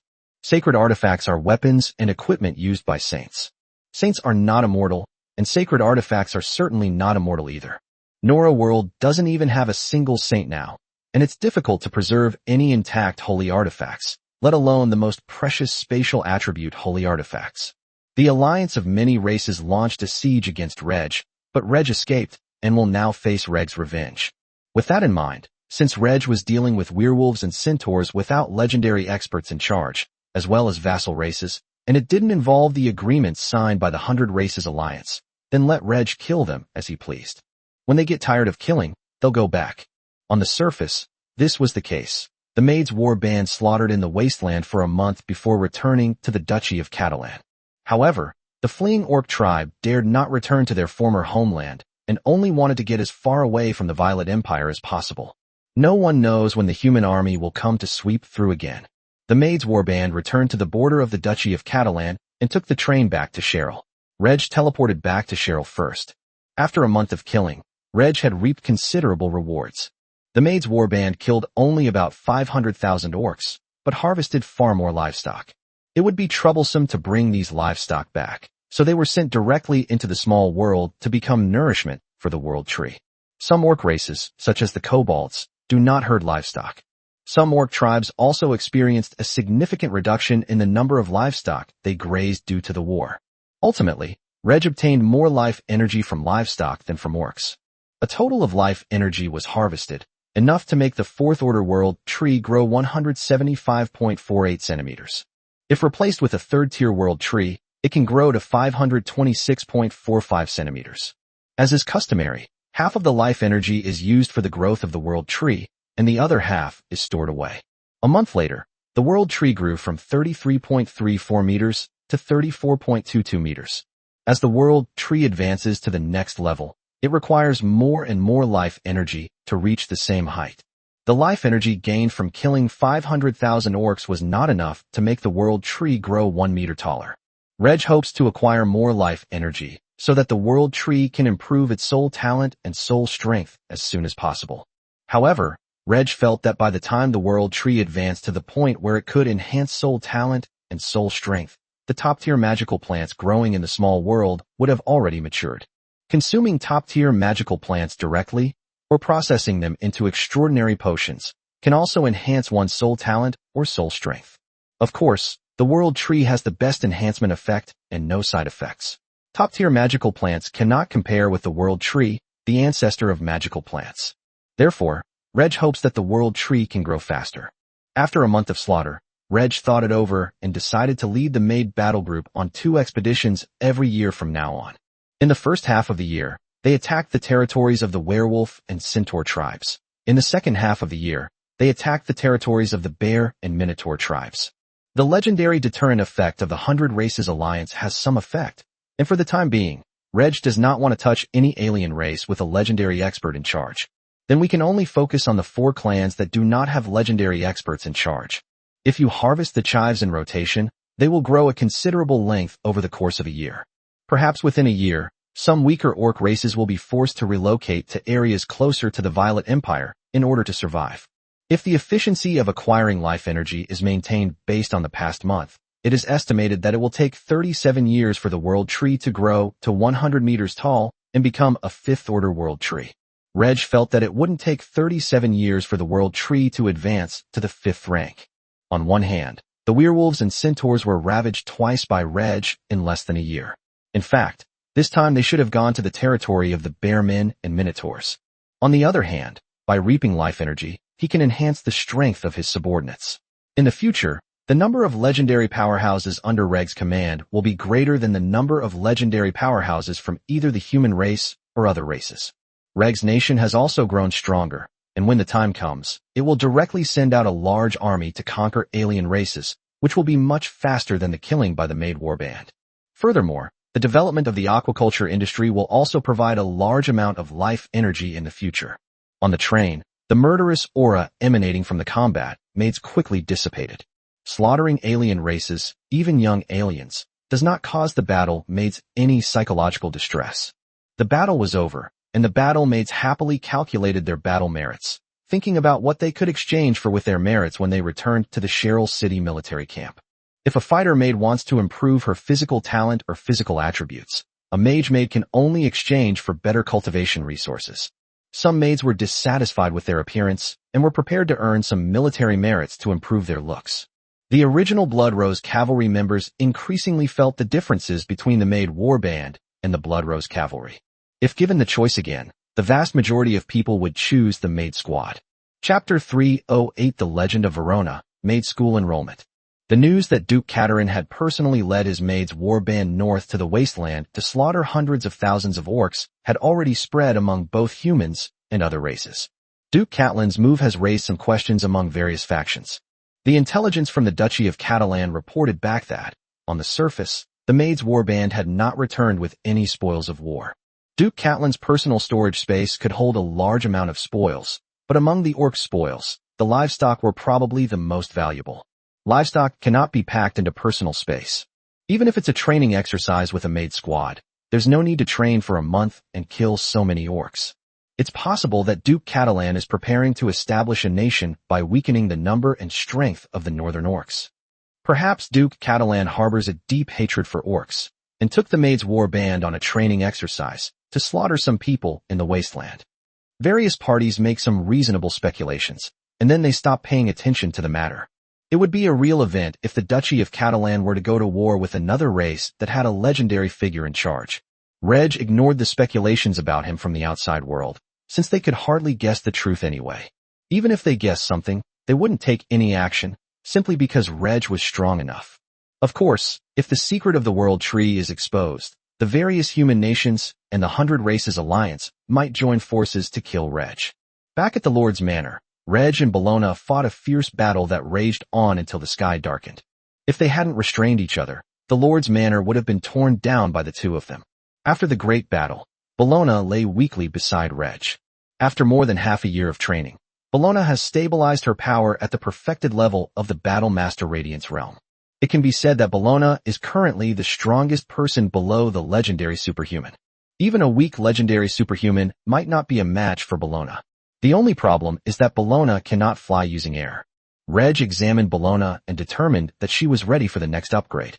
This time, Bellona's physical attributes will be upgraded from the perfected Sun realm to the legendary first stage. In reality, Bellona's soul strength is slightly weaker than that of a normal perfected Sun realm battle master. A battle master primarily cultivates physical constitution and secondarily cultivates the soul. For a normal battle master, if their soul strength is slightly weaker, the difficulty of advancing to the legendary battle master level will increase significantly. For Reg, this was a minor matter. As long as his soul could control his body, he could forcibly enhance his physical attributes. The latent legends were like this, and so will Bellona. It doesn't matter if your soul strength is a little weak.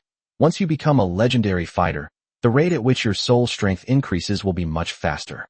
In late April, without anyone noticing, the third legendary powerhouse was born in the Dukedom of Caterin, and the sixth legendary powerhouse was born in the Violet Empire, making the human race even stronger. However, the Duchy of Catelyn will likely have to wait until after the nation is established to produce its fourth legendary powerhouse. The fact that Bellona has become a legendary powerhouse needs to be kept hidden for the time being. Reg's rise to legendary status can also be attributed to his exceptional talent. It's not too surprising that Words Leighton became a legendary powerhouse when he was already a Radiant Realm Battle Master when he was killed by a legendary undead. Even Bellona has become a legendary powerhouse, and the three great empires are joining forces to investigate what secrets Reg holds. Without 10 legendary experts in his own ranks, Reg has no intention of letting any new legendary experts appear. Conceal your strength, accumulate power, and then unleash it one day. Bellona's ascension to legendary status warrants a small celebration, which will be attended only by the core members of the Dukedom of Catelyn. They all knew that Lady Bellona would soon become a legendary powerhouse. Lady Freya and Lady Audrey are already Silver Moon Realm Battle Masters, and will both become legendary battle masters in the future. This is the great power of the Lord Master.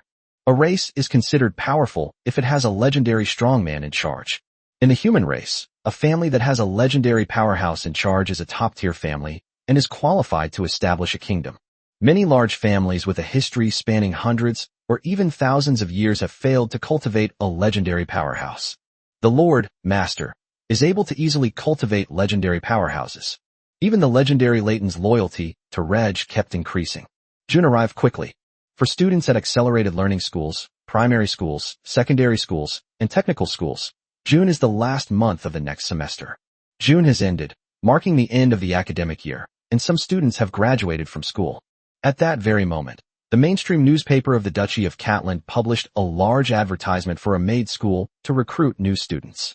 The advertisement features the Maid squad as the main character, showcasing their various achievements and some of their benefits. The Maid Corps is the strongest superhuman force in the Duke of Catelyn, and the second largest all-female superhuman force in the Violet Empire after the Bloodrose Cavalry, having eliminated over 1 million alien races. The middle of the advertisement introduces the benefits and treatment of students at the Maid School, and compares it with that of a school for the extraordinary. The teaching staff is even better. Not only are there senior maids from the Maid Battle Corps and the Lord's Mansion as teachers, but teachers from the Superhuman School also come to teach at the Maid School. It provides students with more cultivation resources, at least more than schools for extraordinary individuals. Similar to schools for extraordinary individuals, Maid schools also have various intra-school competitions, and students receive various rewards based on their rankings. The advertisement was followed by information about the entrance exam and tuition fees. The tuition fee option allows students to choose between a contractually free enrollment or self-funded enrollment. The easiest way to enroll is by paying your own tuition. As long as you pay enough tuition, you can study at the Maid School. After graduation, you can choose your own path or apply to become a full member or an unofficial member of the Maid Battle Group. 2 versions of the contract are provided for free enrollment. The first version of the contract was a lifetime employment contract, which was more stringent than the lifetime employment contract at the school for extraordinary individuals. Once the contract was signed, the person belonged to the Lord. The second version of the contract is a time-limited employment contract, stipulating that the graduates will become unofficial members of the Maid Battle Group within the agreed period. Beyond the agreed-upon deadline, or by paying some price, one can leave the Maid Corps and marry freely, but must still work for the Lord for life. You can also apply to become a full member of the Maid Squad. When hundreds of thousands of families within the Duchy of Catland saw the advertisements for maid schools, families with daughters who wanted to attend a school for extraordinary individuals began to consider whether it was better to enroll their daughters in a maid school or an extraordinary individual school. In the past, in maid schools, most parents from families who were already living happy lives would not want their daughters to sell themselves into slavery. They wanted to see their daughter grow up safely, marry a good man, and have several children. Now that the maid school has changed, it seems like it would be a better option for my daughter to attend one. Chapter 309 Popular Reforms. Mom and Dad, I want to become a superhuman. I want to go to a maid school. The benefits at a maid school are better than those at a superhuman school. I admire the Lord very much. I want to go to the maid school and join the Maid Battle Corps. There, I'm sure I'll be able to see the Lord often. Why don't maid schools admit boys? Or why not turn them into servant schools that accept both boys and girls? The benefits at maid schools are just too good. The benefits at the maid school are much better than those at the superhuman school. No wonder it's the Lord's direct line. It's just that being a maid is too shameful. But being the Lord's maid seems like a good thing. The people of the Duchy of Catland were abuzz with discussion about the changed maid school. Some girls and their parents have changed their minds, and attending maid school is a better option. The prerequisite is that the girls who want to enroll must pass the school's assessment, with the emphasis on meeting the standard for cultivation talent. Even more families with extraordinary individuals are willing to send their daughters to maid schools. The extraordinary individuals within the Duchy of Catland understood even more clearly the difference between maid schools and schools for extraordinary individuals. It should be noted that the maid school is part of the Lord's manor, which shows how much importance the Lord attaches to the maid school. In fact, many extraordinary individuals do not mind if their daughters become the Lord's maids, and may even have the opportunity to become the Lord's women. However, the idea of selling oneself into slavery is unacceptable to most superhumans. Even a Lord's slave is still a slave. Fortunately, things have changed. The slave contract has been replaced by a lifetime employment contract. The name has been changed, and the content of the contract has been slightly modified. Another time-limited employment contract was even more valued by the superhumans, meaning that if their daughters entered the Maid Academy and later changed their minds, they could leave the Maid Battle Group. It can be said that the reforms to maid schools, along with advertising in newspapers, greatly increased their popularity. The benefits at maid schools are just too good. After graduation, she joined the Maid Battle Group, which was also the closest unit to the Lord, and could be regarded as the Lord's personal guard. Maid schools offer good benefits, but maid battle groups offer even better benefits. For girls who aspire to become powerful superhumans, attending a maid school is the best option. However, the talent required for cultivation is a hurdle that stops most people. Countless boys and girls who are about to graduate from elementary school pray every day that they have enough talent to cultivate so that they can enter a maid school or a school for extraordinary people and become extraordinary people in the future. No matter where you are, those with extraordinary abilities are superior to others, representing a leap in social class for ordinary people. News of the actions taken in the Duchy of Catalan spread quickly. The maid school's attempt to expand its enrollment through reforms has aroused great envy among the nobles of the Violet Empire. This kind of envy happens once a year, usually during the admissions process of schools for the extraordinary. The Duchy of Catalan is very different from the outside world. Speaking of schools for extraordinary individuals, there are schools in the Duchy of Catalan, in the capital, and in other duchies, and even marquises. However, apart from the superhuman school in the Duchy of Catalan, students in other superhuman schools must spend money that is unaffordable for ordinary families to enroll. Most children of superhuman apprentices do not have enough money to attend superhuman schools and are usually taught by their parents. In the Duchy of Catalan, children from ordinary families can enter the school for extraordinary individuals without spending money. They only need to sign a contract to work for the Lord for life. Of course, the most important thing is that Duke Catalan is rich and has enough financial resources to train a large number of extraordinary individuals. The total number of the 3 superhuman forces in the Duchy of Catalan, the Maid Corps, the Iron Guard, and the Mage Corps, has exceeded 10,000. Many graduates of the school for the extraordinary also enter government and the military. So much so that the nobles said that the strength of the Catalan family had surpassed that of the Violet family, whether in terms of legendary powerhouses, extraordinary individuals, or the size of their territories and armies. The Catalan family has grown so fast that it's beyond the imagination of any other noble family. It can be said that suddenly 2 legendary powerhouses emerged from the Catalan family, and 3 superhuman forces with considerable strength also appeared suddenly. The Catalan family amassed their wealth at an astonishing rate. In the early days, it was the Duke of Catalan who personally conducted cross-border trade and made money. The Duke of Catalan, now a legendary figure, no longer engages in international trade, but the inexpensive industrial products produced in the Catalan Duchy still bring the Catalan family a fortune. This money allowed the Catalan family to have ample resources to train a large number of extraordinary individuals, thereby enhancing the strength of the Catalan Duchy. In other large families, no matter how much wealth they have, they mainly use it to cultivate their own family members and vassal families, and they would never open it up to ordinary people. If the Catalan family didn't have 2 legendary powerhouses in charge, other noble families might secretly plot against them and join forces to divide up the Catalan family's wealth. Now that the Catalan family has 2 legendary powerhouses in charge, they are about to establish a new nation, leaving the nobles only able to watch with envy and jealousy. Maid schools and schools for the extraordinary give ordinary people the opportunity to become extraordinary, which is actually a key point in the external propaganda of the Duchy of Catalan's immigration department. Even wealthy merchants do not have the same noble status as apprentices of extraordinary individuals.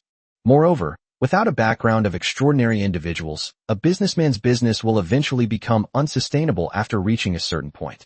Even in the most remote villages, the villagers know the nobility of the extraordinary beings, and everyone longs to become an extraordinary being.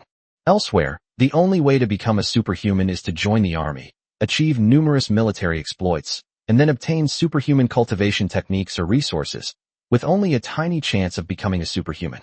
In the Duchy of Catalan, even children from ordinary families can enter the school for extraordinary individuals as long as they pass the assessment, and almost all students will become extraordinary individuals.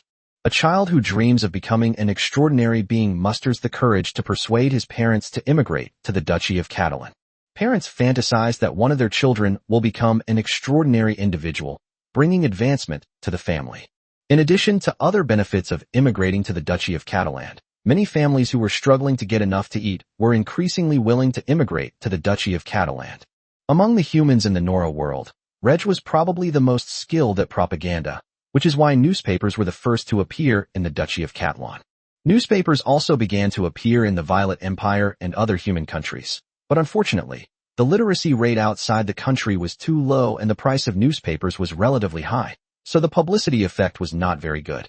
Reg hoped that industrial development in various countries would promote the development of the education sector, enabling more people to become literate, increasing the effectiveness of newspaper publicity, and making more people aware of the Duchy of Catalan, thus facilitating future plans. Chapter 310 Extraordinary Assessment. Mid-June is the time for graduation exams for primary schools, secondary schools, gifted children's schools, and technical schools. For primary school graduates, the graduation exam is also a promotion exam. If they do well, they can enter middle school in August. If they do poorly, they can only enter a technical school. For graduates of secondary schools, accelerated learning schools, and technical schools, Their graduation exam scores mean they can be assigned to better employers. The education sector in the Duchy of Catalan has developed over many years. Initially, only a small number of girls attended the school. Today, thanks to abundant educational resources and vigorous promotion among the local population, all school-age boys and girls are able to attend suitable schools. Younger boys and girls attend primary school, while older boys and girls go directly to gifted children's schools. After the graduation exams, more than 60,000 primary school graduates and about 50,000 students currently enrolled in gifted youth schools will participate in a joint assessment of Maid schools and extraordinary talent schools, also known as the extraordinary assessment. One point to note is that new immigrants must reside in the Duchy of Catalan for a full year before they can participate in the extraordinary test. The most important requirement for entering Maid schools and superhuman schools is cultivation talent. Whether it's physical or spiritual talent, one must reach at least level 6 to proceed to the next stage of assessment. This year, over 110,000 eligible boys and girls participated in the extraordinary assessment, and 1,100 of them possessed talent at level 6 or above, which is considered normal. There is a high probability that one of them will be a third-tier talent. If even one person with a second-class talent were to appear, that would be considered good luck. First-class talents are extremely rare, appearing only once in tens of millions of people. The cultivation talent classification commonly used in the Nora world, such as unranked, lower, middle, upper, and superior, has already been changed in the Duchy of Catalan. Reg personally introduced the 9-tier cultivation talent classification system and even had the resurrected old mages research and develop alchemical tools to test 9-tier cultivation talents. The cost of testing has decreased significantly compared to the past, but it is still unaffordable for ordinary families. Testing the cultivation talents of over 100,000 people in the territory every year is a huge expense, so during the extraordinary assessment, Reg will personally take action to quickly test the cultivation talents of all candidates. Moreover, talent and cultivation is only one key aspect of the assessment. Reg will also need to further examine the candidate's information. In the past, Reg has also identified spies from various factions among the test takers. At least for now, Reg will focus on testing applicants from Maid schools and superhuman schools, not wanting spies to infiltrate. The extraordinary assessment will be held in early July because students at the Speed Talent School will not have a holiday until the end of June. The assessment venue is in the county seat. This year, Reg will have an easier time, mainly because of the exam venues in 17 counties of the province of Bithynia. Next year, the number of exam venues will also be increased in the other 5 provinces. More than 110,000 candidates gathered in the county towns of 17 counties. The schools that graduates and current students attend arrange horse-drawn carriages to take students to the county town. The railways of the Duchy of Catalan connected cities, but not towns and villages. Students living in towns and villages could only travel to the county seat by horse-drawn carriage. The assessment was conducted over 3 days, 6 counties on the first day, 6 counties on the second day, and 5 counties on the third day. Reg only needs to teleport or fly to the examination room to assess the candidates. Soon, the day of the extraordinary assessment arrived, and Reg headed to the first examination room. The first examination venue was in Cheryl, the only examination venue in Brentshire, which also had the most candidates among the 17 counties, with more than 20,000 candidates. The examination venue in Cheryl was actually a military camp outside the city, which was crowded with candidates. Reg flew over the military camp and was immediately spotted by the examinees. Long live the Lord! Long live the Lord! The students, mostly minors, cheered excitedly. The Lord is the only sun in their hearts. Quiet. The assessment begins. Reg's voice echoed throughout the hall, and the examinees quickly quieted down. Standing in the sky, Reg used his appraisal skill to quickly assess the candidates below, only needing to determine their cultivation talents. At the same time, Reg opened his personal space, which contained a large number of palm-sized, 1 millimeter thick iron plates in red, yellow, and green, with the words 6th grade, 7th grade, and 8th grade written on them respectively. When Reg identified a group of examinees, the iron tokens, under Reg's control, flew out of his personal space and landed on the corresponding examinees. After evaluating a group of candidates, about half of them will receive an iron medal. The candidates who won the iron medal were extremely excited, while those who did not win the iron medal were dejected. Furthermore, the candidates who obtained the 6th level red card cultivation talent were so excited that they almost shouted. The candidates who received yellow or green cards felt disappointed. They did have some talent for cultivation, but it wasn't enough for them to get into the Maid School or the School for Extraordinary Individuals. However, when they want to join the army, their chances are much higher than those with ninth-grade talents. Soldiers in the standing army of the Duchy of Catalan, with a minimum talent level of 8, have the opportunity to cultivate themselves into extraordinary individuals within the army. Even if they don't become superhumans, they will become elite soldiers. After all the candidates in General Reg's camp had been assessed, he gave them a new order. The first test is over. Candidates who received a red card, stay. Other candidates who did not pass the first test, leave the examination room in an orderly manner. Most of the candidates looked around at the candidates holding red cards with envy and jealousy, and reluctantly left the examination room. The remaining 200 or so candidates with red cards will proceed to the second round of assessment. Reg conducted a more detailed assessment of them, learning about the candidates' specific information, preventing external spies from infiltrating, and refusing to allow candidates with poor character to join. Currently, the Duchy of Catalan is relatively weak compared to other human nations. Graduates of the Superhuman Academy form the foundation of the Duchy of Catalan, and Reg doesn't want to see that foundation destroyed in any way. Once the country is established and its strength is increased, it will no longer need to do many things personally, and it won't matter if a few bad sunflower seeds appear in a bag. Under Reg's assessment, more than 20 candidates lost their chance to study at the Maid School and the Superhuman School. 2 of the candidates were even ordered to be arrested by Reg, along with their nominal parents. They were spies sent by external forces, and one of them was even a member of a collateral branch of a great noble family. These 20-odd candidates were probably the most disappointing of all. Despite having the talent to enter a maid school or a school for extraordinary individuals, they failed in the second round. No one knew what the second test was about, but they sensed that it was unusual. The Lord was able to easily find a hidden spy. Many people suspect that the Lord possesses the ability to read minds, making it easy for him to know what others are thinking and thus enabling him to find spies. Chapter 3:11 The Second Harvest of Leaks. Reg left the examination hall in Cheryl City and headed to the next examination hall. In the examination hall of Cheryl City, teachers from the Maid School and the School of Extraordinary Ones are addressing the 183 remaining candidates. First, the Maid School teacher addressed the female candidates present. This year, the Maid School is undergoing reforms. Like the Superhuman School, it is changing slave contracts into lifelong employment contracts, with additional time-limited employment contracts available. Maid schools offer better benefits than schools for the superhumans. After graduating from a maid school and joining a maid battle group, the benefits will exceed your expectations. The Maid Guard is the Lord's personal guard, and we will often fight alongside the Lord. The teachers at the Superhuman School felt somewhat helpless listening to the Maid School teacher's words. The Maid School is for the Lord's own daughters, while the Extraordinary People's School is at most for adopted daughters. The benefits and treatment are quite different. This is a very real thing. The maid is the Lord's maid, and it's not strange if the maid becomes the Lord's woman.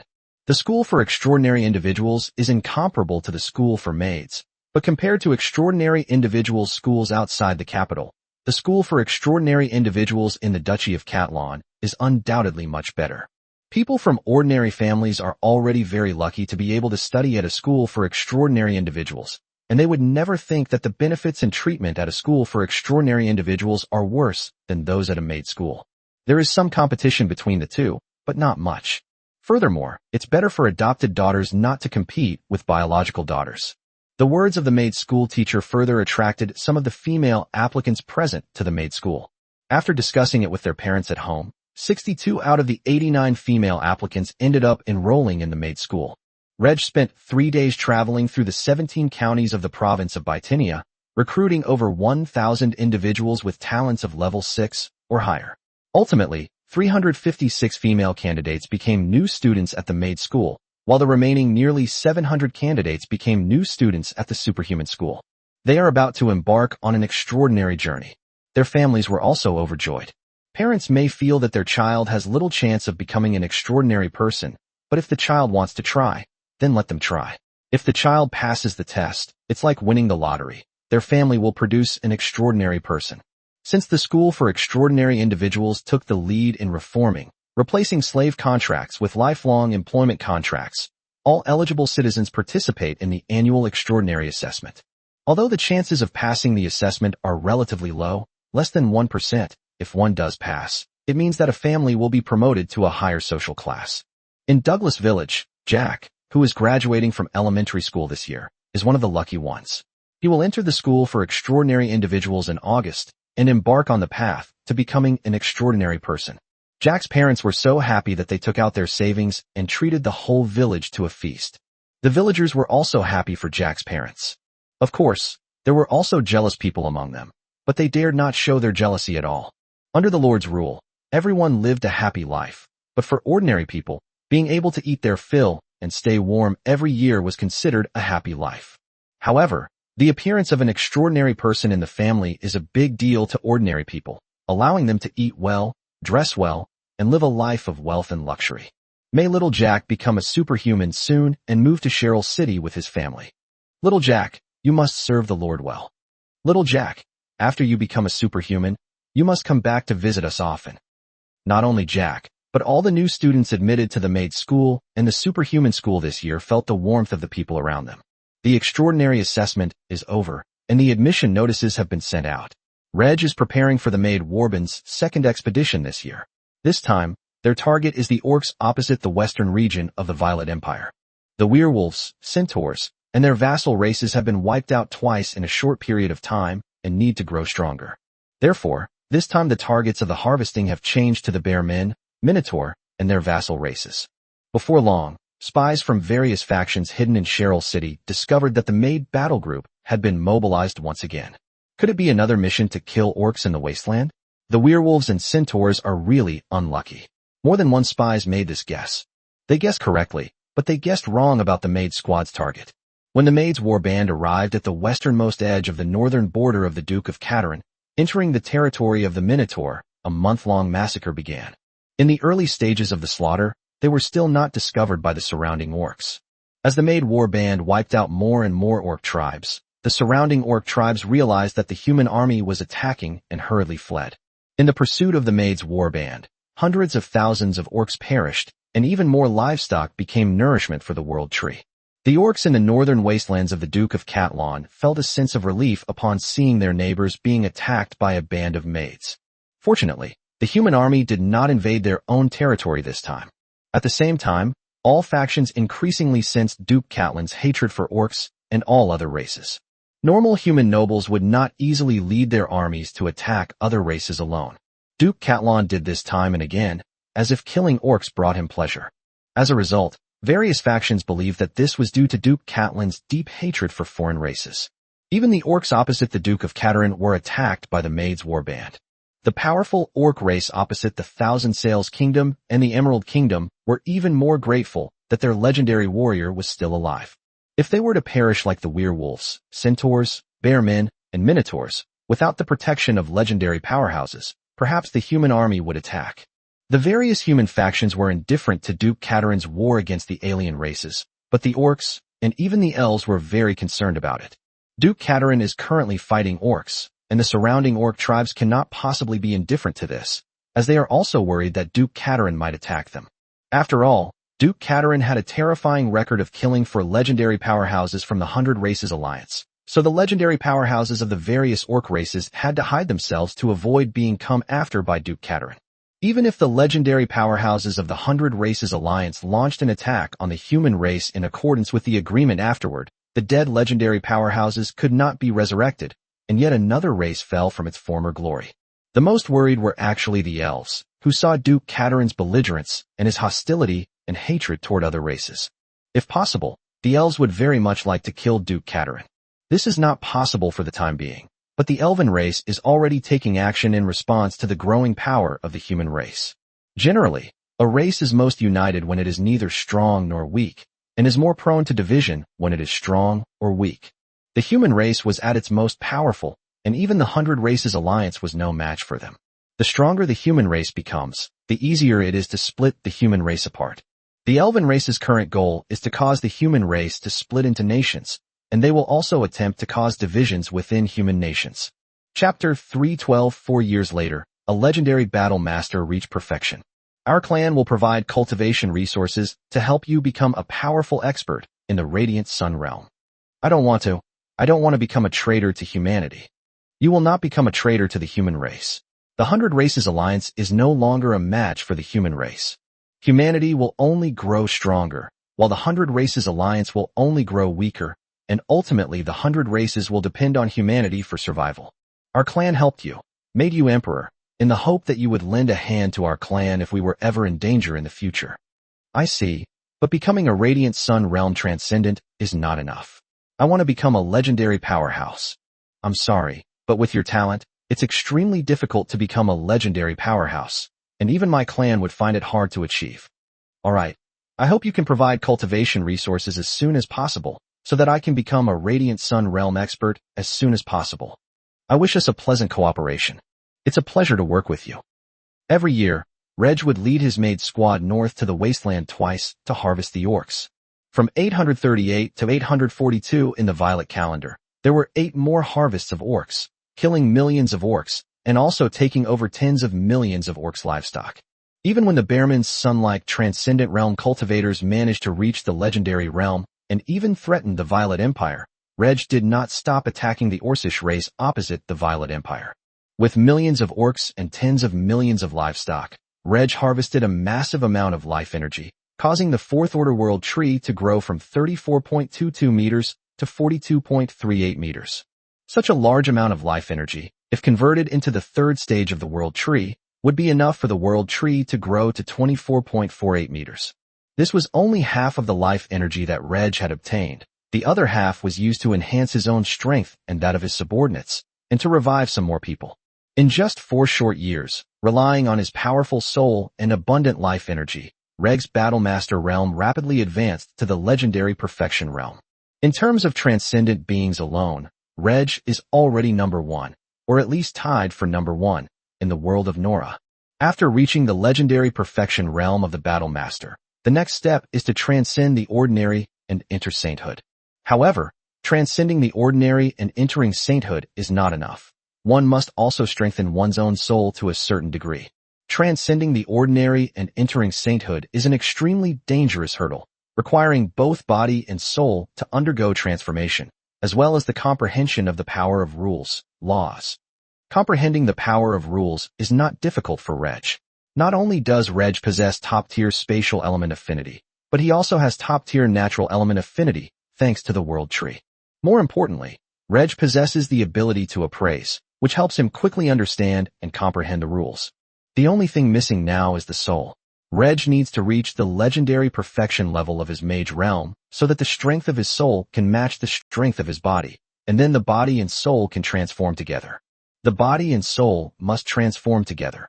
If one transforms first, the other cannot bear the burden, leading to a tearing apart of the body and soul. Some major human powers possess information about transcending the ordinary and attaining sainthood, since the human race has produced saints, but only major powers could possibly pass down information about transcending the ordinary and attaining sainthood. The Catalan family naturally had no information about transcending the ordinary. It was all information that Reg obtained through his appraisal skills, and it was even more accurate, preventing Reg from going astray. As time passed, the advanced and top-tier magical plants in the small world gradually matured. For years have passed, and not only has Reg gained a large amount of life energy, but the land area of his small world has also grown from 901,500 square meters to 1,453,100 square meters. The small world is getting bigger and bigger, and it can plant more magical plants, especially the high-level and top-level magical plants. Top-tier magical plants that take hundreds or even thousands of years to grow can mature in just 10 years under the influence of the 4th-tier world tree. Reg is most interested in magical plants that can enhance soul strength, as well as magical plants that can enhance soul talent. Some high-grade and top-tier magical plants can be eaten directly, while others require pharmacists to prepare them into extraordinary potions. Reg also used his identification skills to find some ancient and extraordinary potion recipes. Pharmacists can also research new formulations.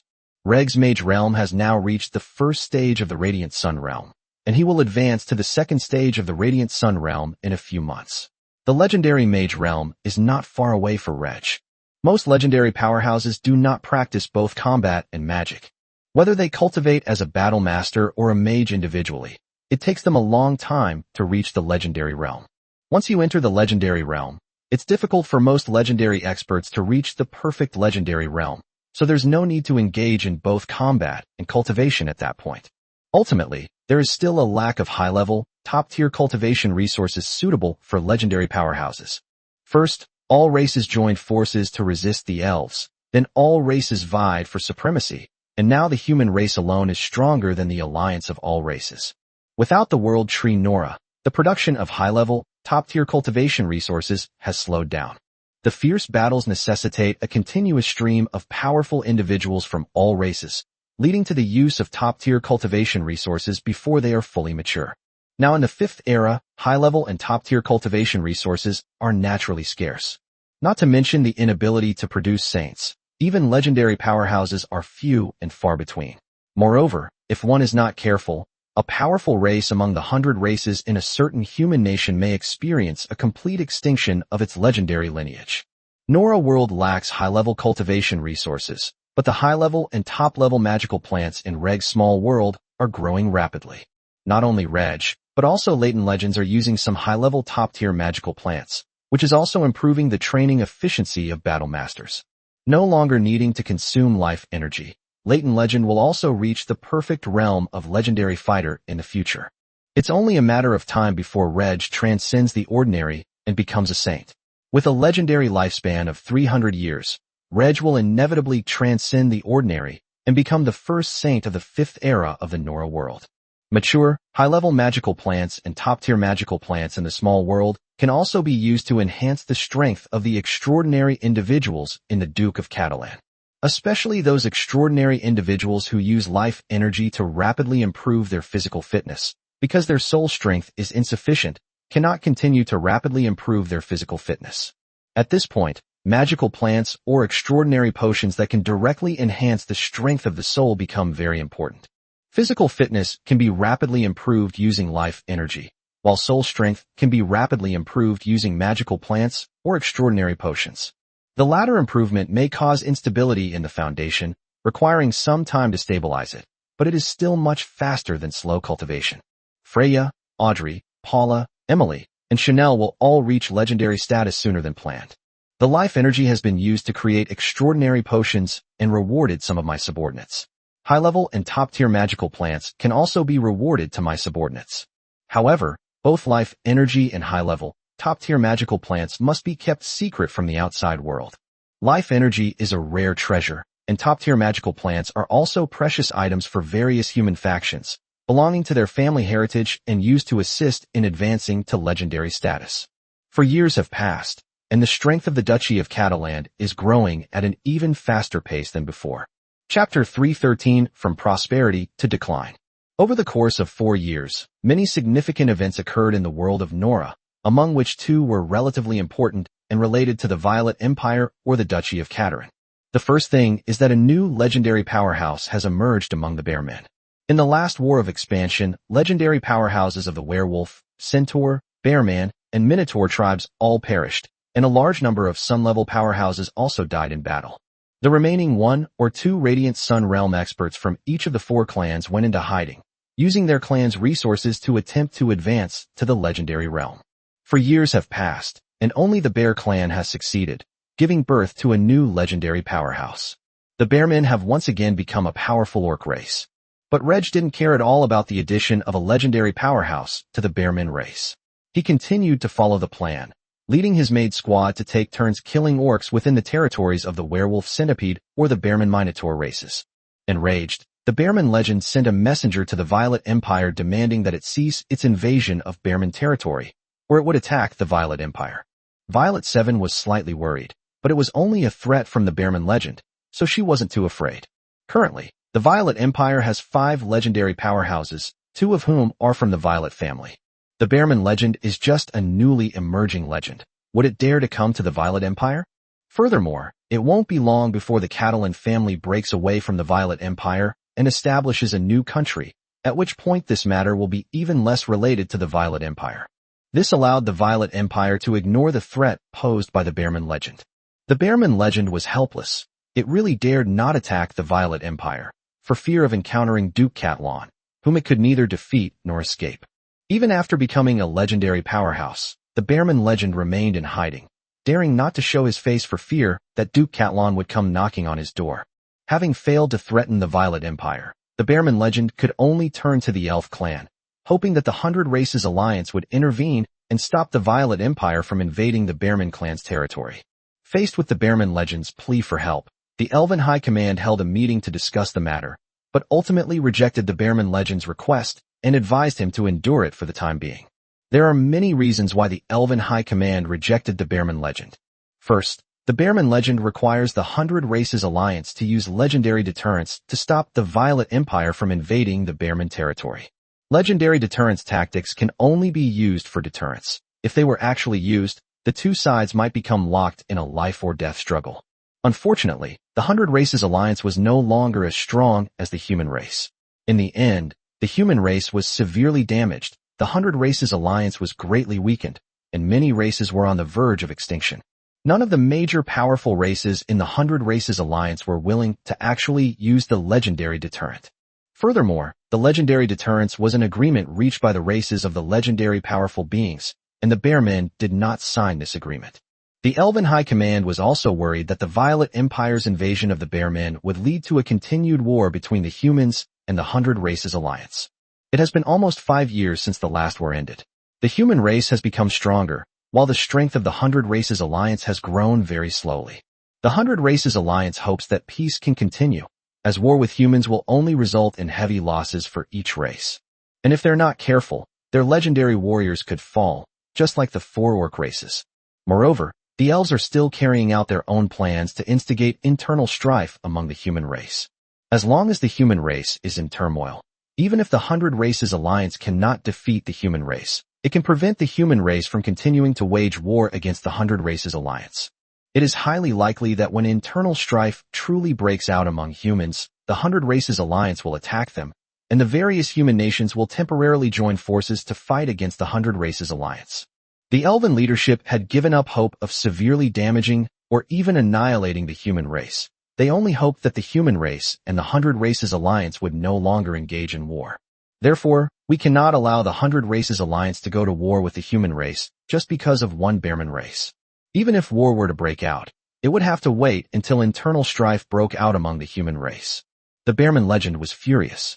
Not only did the elf race refuse, but other powerful races in the 100 Races Alliance also refused, all telling the Bearman legend to endure it. The Bearman legend was furious, but that was all he could do. He hid himself away, waiting for the situation to change before seeking revenge against the Violet Empire. However, the Bearmen cannot afford to suffer such losses. The Bearman legend has set a plan. After all, the Bearman race has a legendary expert in charge, while the werewolf, centaur, and Bearman races do not. It is necessary to subdue the 3 races. The entire Bearman race is supported by the 3 races plus the vassal races. Even though the Bearmen suffered losses during the Violet Empire's invasion, they were still able to develop. Reg wasn't too concerned about the birth of a legendary powerhouse among the Bearmen. With the appraisal skill, if Reg wanted to, he could find the Bearman legend in some time. But Reg cannot do that now, as it would significantly impact the situation. Reg found and killed the hiding Bearman legend. Even if this was not exposed, it could lead the 100 Races Alliance to believe that the human race killed the Bearman legend. This could drive the legendary powerhouses of the 100 Races Alliance into a frenzy, leading them to launch attacks on human territory. War will affect the development of the human race. If the two sides engage in a war to the death, the human race will also suffer heavy losses. It will also affect Reg's ability to harvest life energy. The situation is very good now. We harvest 2 crops of chives regularly each year. Of course, Reg wasn't afraid that war would actually break out. Compared to the birth of a legendary powerhouse among the Bearmen, another matter is also very important to the Violet Empire. The eldest prince, Leonard Violet, became a Radiant Realm Battle Master. Violet 7 has not yet chosen a successor because of an agreement he made with his sister Katarina that, if Katarina is willing, she will become the 2nd emperor of the Violet Empire. Although Katarina is a woman, her status as a legendary powerhouse, her prestige among the nobility, and the support of the Violet family are enough for her to become the emperor of the Violet Empire. Therefore, Violet 7 was not in a hurry to select a crown prince. During the Violet Kingdom period, Violet 7 originally intended to designate Leonard as the crown prince. Unfortunately, Leonard made a grave mistake during the War of Expansion, which displeased the nobles. The Violet family is the most powerful family in the Violet Kingdom, yet they cannot stand against most of the nobles. Therefore, Violet 7 abandoned the idea of designating Leonard as crown prince. After the establishment of the Violet Empire, the third prince, Clark Violet, gradually rose to prominence. Violet 7 thought that if his sister was unwilling to become emperor, then Clark should succeed her. Violet VII's actions were quite obvious, and many nobles believed that Clark would become the next emperor of the Violet Empire. Leonard was gradually ignored, but suddenly became a Radiant Realm battle master. When choosing a family successor, ability is a very important factor. If Leonard were to become a legendary figure directly, he would be more qualified than Katarina to become the next emperor, and might even be able to force Violet 7 to abdicate sooner. Now that Leonard has become a powerful expert at the Radiant Sun realm, his qualifications to become the crown prince have increased considerably. The Catalan family seeks to break away from the Violet Empire, and there's also the struggle for the Violet Empire's crown prince. The Violet Empire, known as the strongest human nation, seems to be on the verge of decline.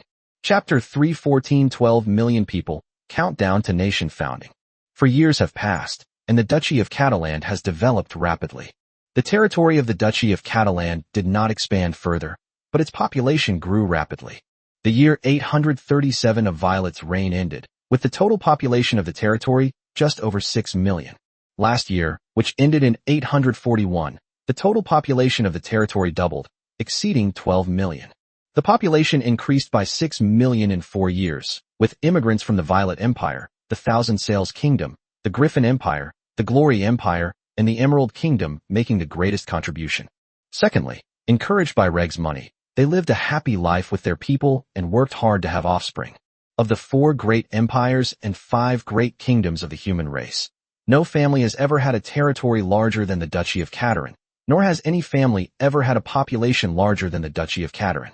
Even the royal families of the various human kingdoms are not allowed. The large population also enabled the Duchy of Catalan to build a sizable territorial army. The standing army has reached 300,000, with elite units such as heavy cavalry, crossbowmen, longbowmen, and heavy infantry making up more than 2/3 of the force. By the end of 841, the Violet Empire troops stationed in the border fortresses of the Duchy of Catalan had all been replaced by the troops of the Duchy of Catalan. It's not just about replacing the Violet Empire troops stationed in the border fortresses. Most of the 300,000 standing troops are stationed in the border region of the Duchy of Catalan. This includes the border region between the Duchy of Catalan and the Violet Empire. The likelihood of a war breaking out between the Duchy of Catalan and the Violet Empire is low, but the garrison should still be maintained. The standing army stationed inside consists of 2 parts, newly formed units and units stationed in key areas. The personnel responsible for maintaining order within the Duchy of Catalan are primarily the police. They also arrange for retired soldiers to form an armed police force. In the event of war, armed police forces can also be deployed to the battlefield. In addition to its standing army, the Duchy of Catalan also has a large reserve force. The armed police force, including the reserve forces, has a total size of over 1 million people. This means that in the event of war, the Duchy of Catalan, with a population of only 12 million, could quickly muster an army of up to 1.3 million men. Whether it's the armed police force or the reserve force, their strength is comparable to the standing army of an ordinary noble territory. In addition, the extensive railway network of the Duchy of Catalan enabled the rapid transport of troops to designated areas. With 2 legendary powerhouses in command, the military strength of the Duchy of Catalan has caught up with that of a weaker kingdom. With 1.05 million square kilometers of land, 12 million people, 1.3 million troops, and 2 legendary strongmen, the time is right for the Duchy of Catalan to establish a nation. Last July, Reg sent his men to various human nations to deliver Reg's invitations, planning to establish their nations on May 1st, 842 of the Violet calendar. The Kingdom of Catalan. He invited important figures from various countries to attend Reg Catalan's coronation ceremony and nation-building ceremony. Reg's strength earned him the respect of various nations, and princes and dukes from the 4 great human empires and 5 great kingdoms led their entourages to the Duchy of Catalan. The Violet Empire did not send a prince. Instead, Princess Katarina led the delegation. For years have passed, and all the human nations are vigorously building railways. Because of the standardization of railway technology, the railway networks of various countries have been successfully connected. By train, diplomatic missions from various countries could easily and quickly reach the Duchy of Catalan. Although various countries sent numerous spies to the Duchy of Catalan and learned some information about the Duke of Catalan, it was only when the delegations saw the scene inside the Duchy of Catalan with their own eyes that they discovered the differences between the Duchy of Catalan and the outside world. High-rise buildings are everywhere, clean and tidy. No matter where you are, you won't see any beggars. Even those at the bottom of society can have enough to eat and wear. The store shelves are filled with countless cheap goods. Nobles, royalty, and imperial families like to display their wealth with gold, silver, and precious stones. In the Duchy of Catalan, missions from various countries witnessed another way of displaying wealth. If the lower classes live well, how extravagant must the wealth of the rulers of the Duchy of Catalan be? The nobles themselves believed in accumulating wealth by exploiting the lower classes, and the Duke of Catalan was likely no exception. The Duke of Catalan could not possibly share his wealth with his subjects. It should be the lower classes who create more wealth. The Duke of Catalan's mere glimpse of wealth through his fingers is enough to feed and clothe the lower classes. Everyone thought of one thing: the Industrial Revolution that began in the Duchy of Catalan. This was a message that Reg deliberately sent out to the outside world. By developing industry and allowing ordinary people to participate in industrial development, they could create more wealth. Driven by the pursuit of wealth, various human nations have also developed their industries. Some alchemists, in order to make money, went into the factories built by nobles and instructed them on how to operate them. In the Duchy of Catalan, ordinary workers could work up to 11 hours a day, and the money they earned was enough to support their entire family. Ordinary workers outside the city work longer hours and have few days off throughout the year, but they do earn more money than farmers or odd jobs. Because the technology originated from the Duchy of Catalan, nobles from various countries, not wanting to be controlled by others, actively recruited alchemists to research the technology. They might even establish schools to train skilled workers.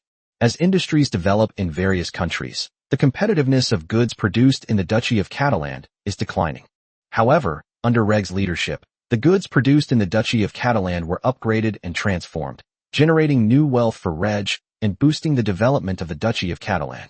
In fact, all the factions were somewhat puzzled as to why the Duke of Catalan was willing to teach the technology to outsiders, since railways, trains, steam engines, machine tools, and the like were all exclusive products of the Duchy of Catalan.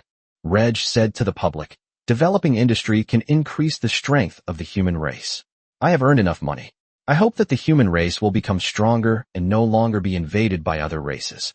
Duke Catalan's strength is admirable, but his contributions to the human race are even more worthy of respect. While the nobles of various countries verbally thanked the Duke of Catalan, they were also happy to amass wealth by developing industry. To this day, Duke Catalan enjoys a very good reputation among the human nations.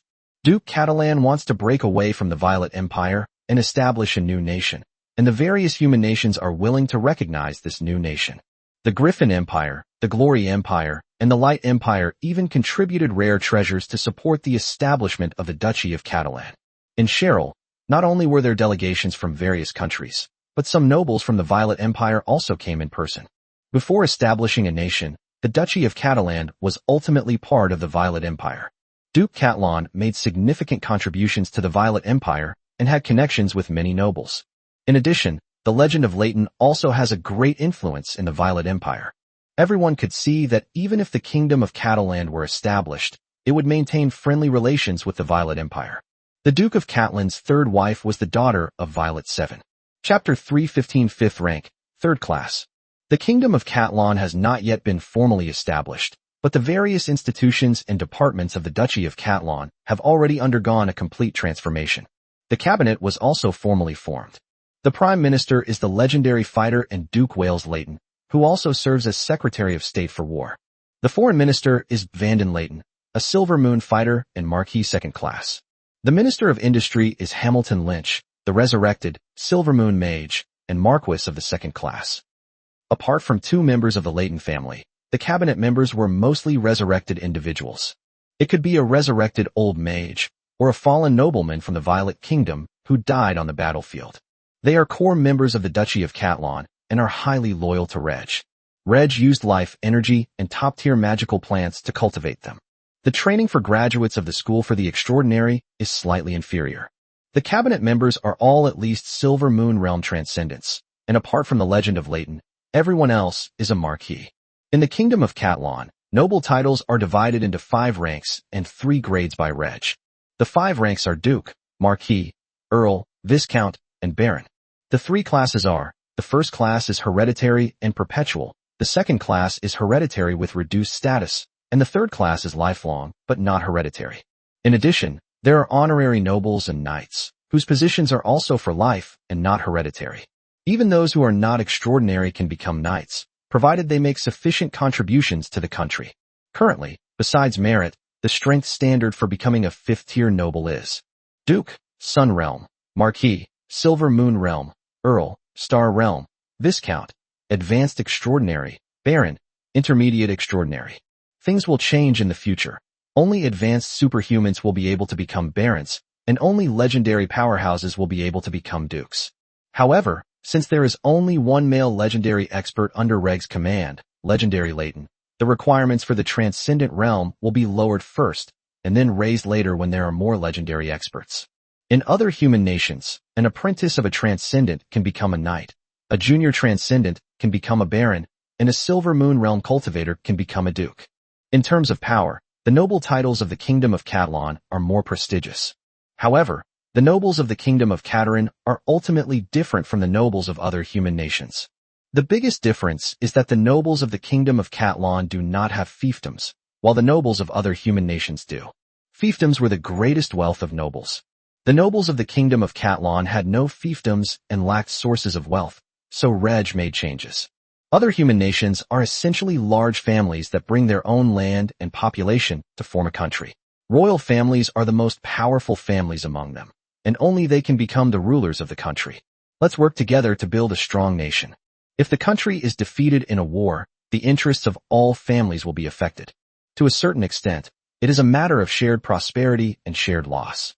In reality, during wartime, almost all families will conceal a portion of their strength and will not unleash their full power.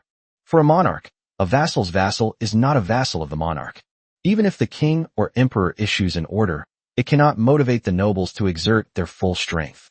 With power distributed among various families, the state struggles to quickly concentrate all its strength. The prosperity of one is the prosperity of all, and the loss of one is the loss of all. This is a very important thing for a country, so Reg thought of making a change. Since the Kingdom of Catlan would not grant fiefdoms to nobles, Reg decided to grant all nobles an annual stipend. 10% of the Kingdom of Catlan's annual revenue belongs to the royal family, and 10% belongs to all the nobles, who distribute their annual stipends according to their rank. The better the country develops, the higher its fiscal revenue, and the more annual stipends the nobles receive. The nobles of the Kingdom of Catlan do not have fiefdoms, so there is no need for the system of succession by sons. In order to prevent the noble class from becoming rigid, Reg further divided the first-rank nobility into 3 classes. First-class hereditary nobles are very few, while third-class nobles have the most lifelong, non-hereditary nobles. Even a first-class nobleman's rank can be downgraded if his heir reaches the level of a superhuman.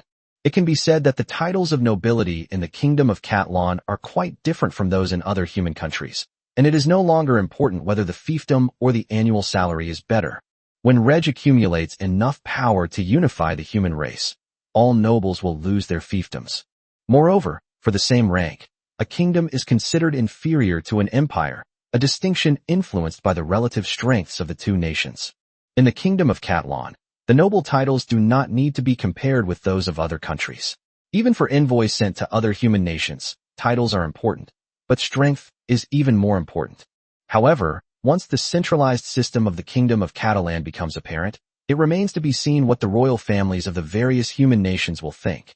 Perhaps the kings and emperors saw the benefits of the centralized system in the Kingdom of Catlan and wanted to implement it in their own countries, but they would be met with collective opposition from the nobles. In exchange for his fiefdom, only Vanden Leighton joined the Kingdom of Catalan. The other Leighton legendary sons remained in the Violet Empire.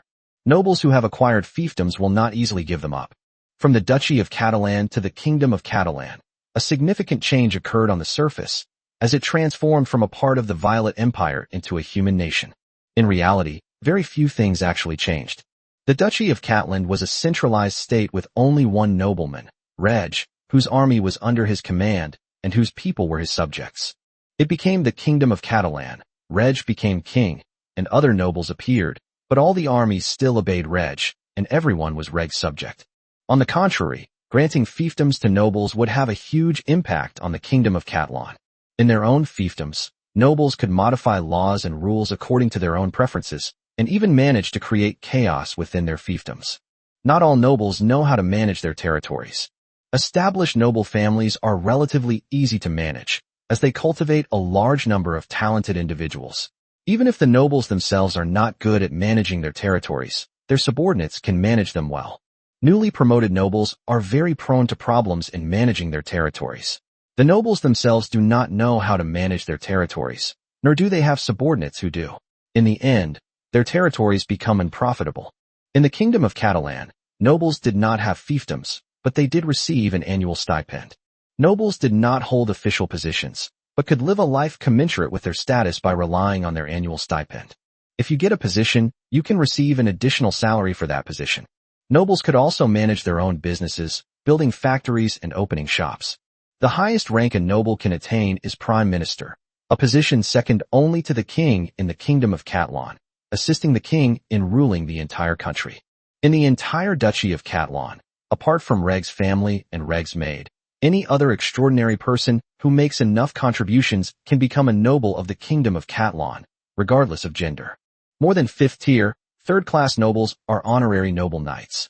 Some non-superhuman individuals who have made sufficient contributions will also become knights. Knights don't receive an annual salary, but their status is enough to make others envious. Chapter 316 Establishing a Kingdom and Becoming King. May 1st is fast approaching. Nobles from the Violet Empire, delegations from various human nations, and people from all over the Kingdom of Catalan gathered in Cheryl City. Cheryl became increasingly lively. To celebrate the founding of the kingdom, merchants in Cheryl City offered discounts on their goods, and some taverns and restaurants even offered free drinks and dishes. In the Violet Empire, purple is the most noble color. In the Kingdom of Catalan, red is the most noble color. The family crest that Reg originally chose for himself was 3 red flowers and 3 green leaves. Today, family crests will become national emblems, symbols of the nation. The same pattern is also on the military flag, and now the national flag has also appeared. The military flag will be based on the national flag with some modifications. Cheryl City was a sea of red, with red carpets covering the ground, national flags hanging everywhere, and cattleya flowers blooming in red everywhere. Not only in Cheryl City, but throughout the entire Kingdom of Catalan, from south to north and from west to east, every region of the land, even the most remote villages, all its citizens knew that the Kingdom of Catalan was founded on May 1st. From Cheryl, the enclave of Viscount Cartran, to Baron Cartran, and then to Duke Cartran, the Kingdom of Cartran is about to be established. The entire process took less than 40 years. From hundreds of square kilometers of land to more than 1 million square kilometers of land. From thousands of leaders to more than 10 million citizens. It can be said that the Kingdom of Catalan is a nation composed of immigrants. Most immigrants did not live well in their hometowns. Otherwise they would not have left their birthplaces and gone to the distant Kingdom of Catalan. In the Kingdom of Catalan, immigrants could easily provide their families with enough to eat and wear if they worked hard. Not only are they fed and clothed, but children can go to school for free and even have the opportunity to become extraordinary. Inexpensive goods also make the lives of ordinary people more colorful. All of this was bestowed upon you, Lord King. Citizens of other countries, at most, know the name of their lord, and the farthest place they have ever been is a town. They didn't care about their country, who its monarch was, or how the country had risen from a kingdom to an empire. But in the Kingdom of Catalan, all the citizens care about these things. They care that the lord becomes king. They wanted the Duchy of Catalan to become the Kingdom of Catalan. When these events were reported to all citizens of the Kingdom of Catalan through newspapers and notices, people in various regions of the Kingdom of Catalan spontaneously began to celebrate. The people are deeply grateful to their Lord King for bestowing upon them the happy life they enjoy today. Amidst the celebrations, May 1st finally arrived. In the magnificent royal palace north of Cheryl City, core members of the Kingdom of Catalan and envoys from various countries gathered. The coronation ceremony proceeded smoothly in the presence of many witnesses. Reg, clad in a red robe, sat on his throne, and the legend of Leighton placed the crown on Reg's head with both hands. Long live His Majesty the King. Reg's subjects all knelt on one knee to pay their respects, and Leighton legend was no exception. The envoys from various countries present were not required to kneel, but they all bowed to Reg. This is a sign of respect for the head of state. Only 4 people present did not bow to Reg. Reg's 3 wives, and Princess Katarina. Princess Katarina is of noble birth, being the sister of the Violet Empire's emperor and a legendary powerhouse. So Katarina simply smiled and nodded at Reg. Today, the Kingdom of Catalan is officially established. May our nation forever be prosperous and strong. Long live His Majesty the King. The kingdom is rich and powerful. Reg's subjects shouted excitedly. Among the subjects, the resurrected members who originally belonged to the impoverished nobles of the Violet Empire were the most excited. Soon they will become nobles of the Kingdom of Catalan. Although the nobles of the Kingdom of Catalan do not have fiefdoms, they do receive annual stipends. Moreover, they were resurrected by His Majesty the King, so they understand His Majesty's power and the strength of the Kingdom of Catalan best. In the future, all human nobles will lose their fiefdoms. With this in mind, they stopped caring so much about their fiefdoms and focused only on making greater contributions to the kingdom, making it stronger, and achieving His Majesty's goals as soon as possible. After a round of cheers, Reg was about to bestow titles upon the nobles. However, before bestowing titles upon the nobles, Reg first bestowed titles upon the queen and the princess. Reg placed a queen's crown, smaller than the king's crown, on Freya's head and had her sit beside him. Bellona and Audrey became Reg's queens. A princess is the king's wife, and a prince's wife is the prince's wife. Only then did Reg begin to bestow titles upon the nobles of the Kingdom of Catalan. Prime Minister and War Secretary Words Leighton is hereby granted the title of First-Class Duke for his service, a hereditary title. Foreign Minister Vanden Leighton is granted the title of Marquess of the Second Class for his service. Industry Minister Hamilton Lynch is granted the title of Duke, Second Class, for his service. Reg bestowed noble titles upon his subjects, but the envoys from various countries present became curious about the titles granted to the Kingdom of Catalan. Dukes and marquises are the same in all human nations. But why are there first class, second class, and third class classes in the Kingdom of Catalan? After making a few inquiries, the envoys from various countries learned that the first-class noble title was the same as the noble titles in other countries, and was hereditary. The second-class peerage is a hereditary title with a reduced rank. For example, if a second-class earl inherits the title, his title will be downgraded to second-class viscount. When his grandson inherits the title, he will become a second-class baron. His grandson's son can only become an honorary noble knight, and his grandson's grandson becomes a commoner. The third-rank peerage is a lifelong title and cannot be inherited. Some of the envoys from various countries found it difficult to accept the Kingdom of Catalan's system of nobility. Could a nobleman who could not inherit his title be called a nobleman? Soon, the envoys from various countries learned of something even more astonishing. The nobles of the Kingdom of Catalan don't even have fiefdoms. Not only are noble titles not hereditary, but there are also no fiefs. Even if there are annual stipends, envoys from various countries believe that the value of noble titles in the Kingdom of Catalan has decreased significantly. To a certain extent, the nobles of the Kingdom of Catalan were not qualified to stand with the nobles of other human nations. Their statuses were mismatched. Our nobles have fiefdoms and armies. Do the nobles of your Kingdom of Catalan have those? How can the nobles of the Kingdom of Catalan accept such a system of titles? And the legend of Leighton doesn't object either. After a moment's thought, the envoys from various countries figured out why the legend of Leighton did not object. The legend of Leighton was killed on the battlefield by a legendary undead, but King Catalan I resurrected him using a treasure. The Duke of Leighton became a legendary figure, and it's possible that Catalan I provided significant assistance in his rise to power. Otherwise, relying on the Leighton family's resources, it would have been impossible for Duke Leighton to become a legendary figure. His resurrection, which made him a legendary figure, and his granddaughter a queen, meant that the legend of Leighton would inevitably become a staunch supporter of Catalan I and would be willing to accept the nobility system of the Kingdom of Catalan. A noble in name only, isn't the Kingdom of Catalan just a large-scale, noble territory? Chapter 317 Founding Parade. A coronation ceremony was held in the royal palace. Using alchemical tools, Reg's figure appeared in the sky above Cheryl, and Reg's voice resounded throughout the entire city. As the nobles in the palace cheered, the people of the Kingdom of Catalan in Cheryl City also cheered. Long live His Majesty the King. The kingdom is rich and powerful. After Reg bestowed noble titles upon them, the group moved to the center of Cheryl City. This is a large square that can accommodate more than 300,000 people for a gathering. Reg stood on the platform and addressed his people, after which the nation's founding parade began. The superhuman forces, regular army forces, armed police forces, and reserve forces all made their appearances. The envoys from various countries first focused their attention on the Maid Corps, the strongest superhuman force in the Kingdom of Catlan, and then on the Kingdom of Catlan's reserve forces. The reputation of the Maid's war band is growing among the human race. It wasn't because of the strength of the Maid's war band, but because King Katerin I would lead the Maid's war band into the wasteland every 6 months, killing hundreds of thousands of orcs each time. This makes many people feel that the Maid's war band is more like the Blood Rose Cavalry than the Blood Rose Cavalry. On the wasteland, the Maid war bands brought slaughter and death, forcing the orc tribes to stay as far away from the Violet Empire as possible. The weak orc tribe could only silently pray that they wouldn't be discovered by the Maid warband. For years have passed, and the total number of members in the Maid squad has exceeded 4,000. Each member still has a monster mount and 2 magic crossbows. The Maid squad is already the best among all human superhuman units in terms of ranged attacks.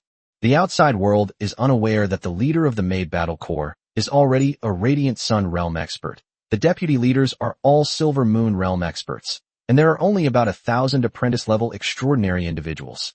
Excluding Princess Katarina from the Blood Rose Cavalry, the Maid Corps is already the strongest all-female superhuman force among humans. The Kingdom of Catalan's strongest superhuman force deserves the attention of all nations. The reserve forces are another area of focus, as they constitute the largest part of the military force in the Kingdom of Katerin. Reserve forces are not standing armies, but in the Kingdom of Katerin, they can quickly mobilize reserve personnel to form combat units. More importantly, the strength of the reserve forces is no less than that of the standing army in many noble territories. The orderly and powerful steps of the reserve troops alone demonstrate that the reserve forces of the Kingdom of Katerin are also a formidable army. The Kingdom of Katerin's reserve forces are not new. All nations know that the Kingdom of Katerin's reserve forces are exceptionally strong. Especially during wartime, it can quickly mobilize reserve personnel to form a highly combat-effective force without requiring further training. The high-ranking officials of various human nations had discussed the establishment of reserve forces, but ultimately nothing came of it. The reason is simple. Reservists have relatively little training time each year, but due to their large number, it still costs a lot of money every year. The Kingdom of Katerin is wealthy enough to afford this expense. If the national treasury of any human nation is willing to cover this cost, the nobles are also willing to form a reserve force. The reality is that the high-ranking officials of the various human nations are unwilling to pay this amount of money. They only want the nobles to use their own money to build reserve forces in their own territories. Most nobles were unwilling to do this. Maintaining a standing army was enough for normal times, and when war broke out, they could simply recruit able-bodied men to form new troops to be used as cannon fodder. Although the Kingdom of Catalan has a land area of just over 1 million square kilometers and a population of only 12 million, its military strength is recognized by all human nations. Comparing the Thousand Sails Kingdom with the Catalan Kingdom, the Thousand Sails Kingdom's leadership lacked confidence in withstanding the Catalan Kingdom's army's attack. The reason why the Violet Kingdom was able to become the Violet Empire and even briefly hold the title of the strongest human nation is because of its powerful military strength, which allowed it to defeat its enemies time and time again. Catalan I made a significant contribution to the rise of the Violet Empire. Fortunately, the Duchy of Catalan broke away from the Violet Empire and established the Kingdom of Catalan, restoring the Violet Empire to its position as the fourth human empire, which reassured the 3 major empires considerably. The 3 great empires were not entirely at ease either, and planned to make some moves in the struggle for the crown prince position in the Violet Empire. The army of the Kingdom of Katerin marched across the square amidst cheers from the crowd. That was our nation's army. Even on the eve of the kingdom's founding, newspapers were already promoting the army. The kingdom's army is not only the king's army, but also the army that protects the kingdom. As long as the army is there, we will not allow the enemy to invade our homeland. The welfare benefits of standing army soldiers are very high, at least higher than those of ordinary workers. In the standing army, soldiers also have the opportunity to become superhumans. Only those with a minimum talent level of 6 can enter the training program for extraordinary individuals. Those with talent levels of 7 or 8 who are unwilling to give up their dream of becoming extraordinary individuals will choose to join the army. The standing army prioritizes recruiting those with 7th or 8th level talents. And even though the chances of becoming extraordinary are very low, they still strive to do so. An invincible force of superhumans. A standing army force with elite troops everywhere. Armed police forces that maintain order in peacetime and charge into battle in wartime. Reserve forces hidden among the people. As they passed in front of the platform, they would all turn to look at His Majesty the King to whom they were loyal. Long live His Majesty the King. Long live His Majesty the King. Military parades are common among human nations. A military parade is a must when a nation is founded, and the Violet Kingdom also held a military parade when it was upgraded to an empire. After the victory in the war, it would also be very appropriate to hold a military parade. The military parade is very inspiring, showcasing our strength to the outside world and intimidating all sides. The founding parade of the Kingdom of Katarin fully demonstrated its strength. Even the worst reserve troops, with their perfectly aligned formations, were the envy of the nobles from various countries present. A neat formation does not necessarily indicate a strong military force, but it does indicate that the unit is disciplined and the soldiers strictly follow orders. The strength of the Kingdom of Katarin is evident from its reserve forces. Some nobles thought that since the reserve system of the Kingdom of Katlan could not be implemented, perhaps they could try to train a standing army like the Kingdom of Katlan did. The military parade and the founding ceremony have ended, but the celebrations in the Kingdom of Catalan continue. There is a 3-day holiday for the new year, and Reg has designated May 1st as National Day, which also has a 3-day holiday. The people of the Kingdom of Katarin joyfully celebrated the birth of the kingdom, spending even more money than they would for the new year. The messengers quickly relayed information about the events that occurred on the founding day of the Kingdom of Katarin back to their respective countries. Humanity now has a powerful new kingdom, which differs from other nations in many ways. High-ranking officials from various countries are holding meetings to discuss matters concerning the Kingdom of Katarin. Chapter 3:18 The Impact of Centralized System. The high-ranking officials of the various human nations mainly discussed one thing: the aristocratic system of the Kingdom of Katarin. After all, the noble system of the Kingdom of Katarin is quite different from that of other human nations. Can the nobles of the Kingdom of Katlan be called nobles? Not only do they not have fiefdoms, but most of their noble titles are not hereditary. The Kingdom of Katlan is simply a large noble fiefdom. Noble titles are worthless. The Kingdom of Katlan should not be recognized. Perhaps it should be called the Duchy of Katlan. The Kingdom of Catalan is very strong, no weaker than the Kingdom of Thousand Sails. It has 2 legendary powerhouses in charge, and the strength of the first king of Catalan is even greater. Moreover, it is a system established by the Kingdom of Catalan itself, and we have no right to interfere.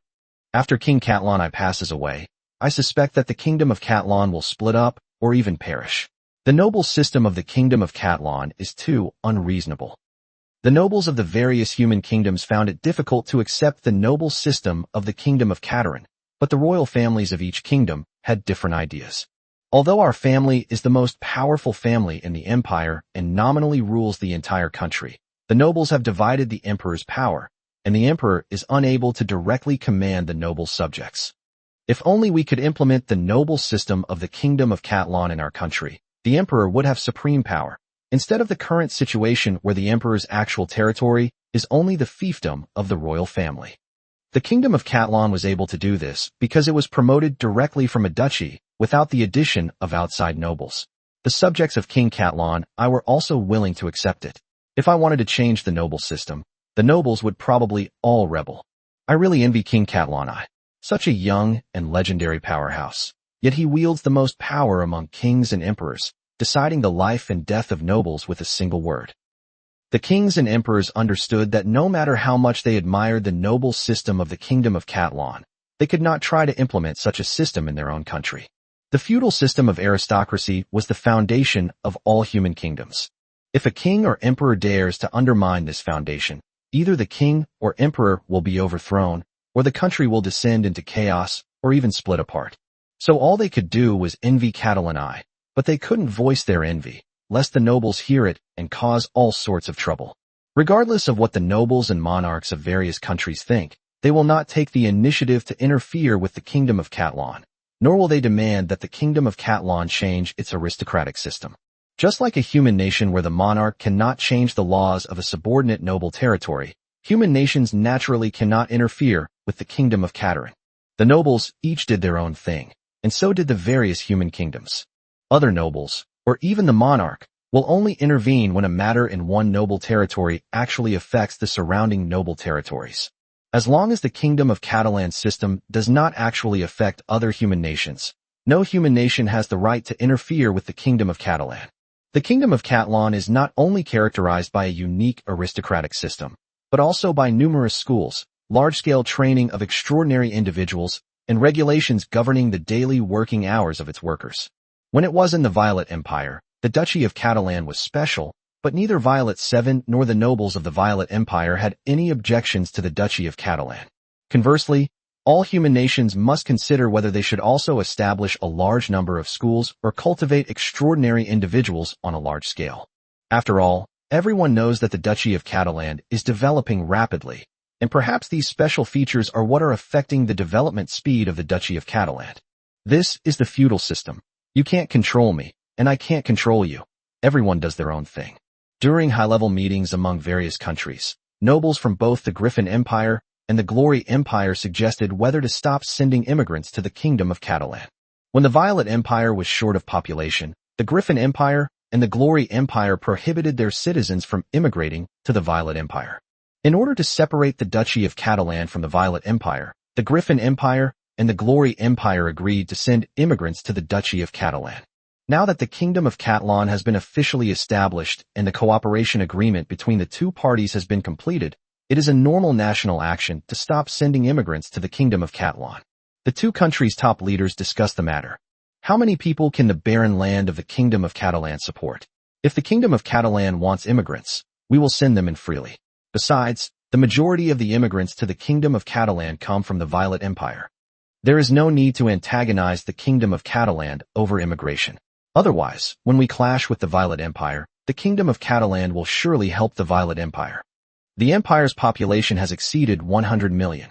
We are considering whether to launch a new war of expansion to continue sending immigrants to the Kingdom of Catalan, which would alleviate the population pressure on the Empire. We should not antagonize the Kingdom of Catalan. We still need the Kingdom of Catalan's technology to develop our industry. Moreover, King Catalan I is a top-tier legendary powerhouse.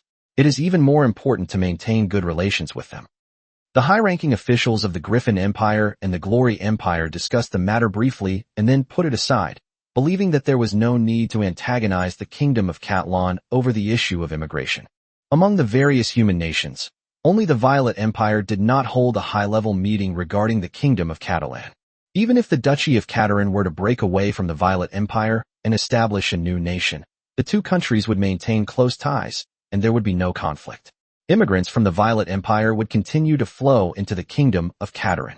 In the distant Elf Kingdom, after learning of the unique noble system of the Kingdom of Catalan, the Elf High Command held a special meeting. I believe that the noble system of the Kingdom of Catalan has the potential to plunge human nations into civil war or even division. The noble system of the Kingdom of Catalan greatly increases the power of the monarch. When the kings and emperors of the human kingdoms see the noble system of the Kingdom of Catalan, they will definitely want to implement it in their own countries in order to increase their own power. Those who can become kings and emperors are not too stupid. They understand that the noble system of the Kingdom of Catalan will be strongly opposed by the nobles of their own country. We need to find a way to get these human kings and emperors to take the initiative to promote this noble system. It will be very difficult, but I have an idea. On the one hand, we can try to help the Kingdom of Catalan become stronger, and even help the Kingdom of Catalan be promoted to an empire, so as to show the role of the new noble system on the surface. Meanwhile, they secretly selected members of royal families from other human nations who were interested in the new aristocratic system and supported them in becoming kings or emperors. We are enemies of the human race. How could we possibly help the Kingdom of Catalan? Another option is to support members of the royal family who have ideas about the new noble system. In that case, I support it too. The establishment of the Kingdom of Catalan, from a system of noble fiefdoms to a centralized system, will gradually bring about tremendous changes to the human race. Chapter 319 Abolition of Slavery. Just as the high-ranking officials of the various human nations finished discussing the noble system of the Kingdom of Catalan, another major event in the Kingdom of Catalan quickly spread. The Kingdom of Catalan has officially abolished slavery. The systems practiced by the various human nations included not only the aristocratic feudal system, but also slavery. Hundreds of years ago, slavery was even more prevalent, and in a human-powered nation, most citizens were slaves of the nobility. Reg's ancestors were noble serfs. As the human race grew and its population increased rapidly, the limited land could no longer support so many people. The nobles had no shortage of subjects, but they could not support so many. As a result, the slave system changed, and most slaves were granted the status of free people by the nobles, who were free to leave their territories to find a way to make a living. The change from slavery accelerated the development of the human race to some extent. The foreseeable future will numb the slaves, making them live one day at a time. When people become free citizens from slavery, they will try every means to survive, which leads to a greater variety of creations. Slavery still exists today, but even if a free man becomes a slave to a nobleman, he will not consider it unless he is in dire straits. Reg's slaves could become superhumans, and most of the people in the territory who were well-fed and clothed were unwilling to become the lord's slaves. Most citizens today would not be willing to become slaves to the king. When you become a slave, your life and death are in the hands of your master. No matter how much the master beats or scolds the slave cannot resist. A master can kill a slave without facing any punishment. Slaves have no human rights. Slaves are essentially the property of their masters. When a master kills a slave, it is equivalent to the master smashing a plate. Therefore, the human race still maintains the system of slavery. Without the arrival of Reg, it is unknown how long it will take before slavery is abolished. In the human race, when a new country is established, or a kingdom is upgraded to an empire, a general amnesty is usually granted, pardoning some prisoners and allowing them to leave prison early. When the Kingdom of Catalan was established, Reg did not grant a general amnesty, but instead announced the abolition of slavery. This abolition of slavery actually refers to the abolition of slavery among human races, not slavery among other races. Humans shall not be enslaved. This was the headline in the Kingdom of Catalan's newspaper, and also Reg's words. Citizens of the Kingdom of Catalan are not allowed to own human slaves, but they may own slaves of other races. Reg is a human supremacist. Humans cannot be enslaved, but other races can. The Kingdom of Catalan was officially established, and Reg wanted to abolish slavery, but he did not do it all at once, but rather in several steps. The first step to abolishing slavery could be to follow the example of schools for the extraordinary and schools for maids. In order to expand enrollment at the school for the extraordinary and the maid school, Reg abolished slave contracts and transformed them into lifelong employment contracts. Both slave contracts and lifetime employment contracts require one to serve Reg for life, but lifetime employment contracts are more acceptable to people. Slaves needed their master's permission to marry and have children, and the children of slaves remained slaves. Lifetime employment contracts do not have this restriction. They allow free marriage and having children, and Reg even has to pay his subordinates salaries. There's no need to pay slaves wages. Just make sure they don't starve. Taking the abolition of slavery to its extreme in one step would have had a huge impact. The Kingdom of Catalan was so poor that it had few slaves, let alone beggars. Those who could afford to buy slaves were mainly extraordinary individuals above the beginner level, as well as some wealthy people. In other human countries, ordinary people who have built up large businesses all need extraordinary individuals as backers, but this is not the case in the Kingdom of Catalan. Therefore, the Kingdom of Catalan has some wealthy commoners. No matter how loyal the superhumans under Reg were to him, they would all have some thoughts about Reg's abolition of slavery. If the human race only had one country, the Kingdom of Catalan, that would be fine. People from other countries will compare themselves to the Kingdom of Catalan, and people from the Kingdom of Catalan will compare themselves to other countries. The core members of the Kingdom of Catalan, who are mainly resurrected, will naturally strictly abide by Reg's orders. Non-core members who become nobles do not have fiefdoms and are not allowed to use slaves. Even if they are loyal, will inevitably have other thoughts. In the early days of the Kingdom of Catalan, stability was the priority, and Reg would not make any changes that would have too drastic an impact on the internal affairs. Although there were fewer slaves in the Kingdom of Catalan, the rights of slaves remained unchanged. Masters could kill slaves at will without punishment. The key to abolishing slavery was increasing the rights of slaves. Therefore, Nominally abolishing slavery actually meant converting all slave contracts into lifelong employment contracts. Slaves were transformed into lifelong servants. Under a lifetime employment contract, an employer who kills or seriously injures a servant will be punished. Insults or minor injuries to servants are temporarily ignored. The employer may even continue not to pay the servant's wages. Simply put, the only additional right given to slaves was that their masters were not allowed to kill or seriously injure them at will. On the surface, the Kingdom of Catalan abolished slavery. After a few years, Reg will issue a new order to add new rights to servants who have signed lifelong employment contracts, such as prohibiting beating servants, paying a small salary, and allowing servants to redeem themselves. The third and final step is to grant citizenship to those who sign lifelong employment contracts, with their welfare benefits meeting the minimum standards stipulated by the kingdom. If an employer mistreats a servant, the servant can apply to the kingdom to terminate the lifetime employment contract. The abolition of slavery is only the first step. Given Reg's prestige in the Kingdom of Catalan, the citizens of Catalan who own slaves will at most grumble a few words, but it will not cause much of a reaction. After all, only a minority of masters would kill their slaves, masters by slaves to have them serve them. Now, they have gone from being slaves to lifelong servants, still working for themselves, and still don't need to be paid wages, so it's not much different from before. The servants who changed their contracts were even more excited.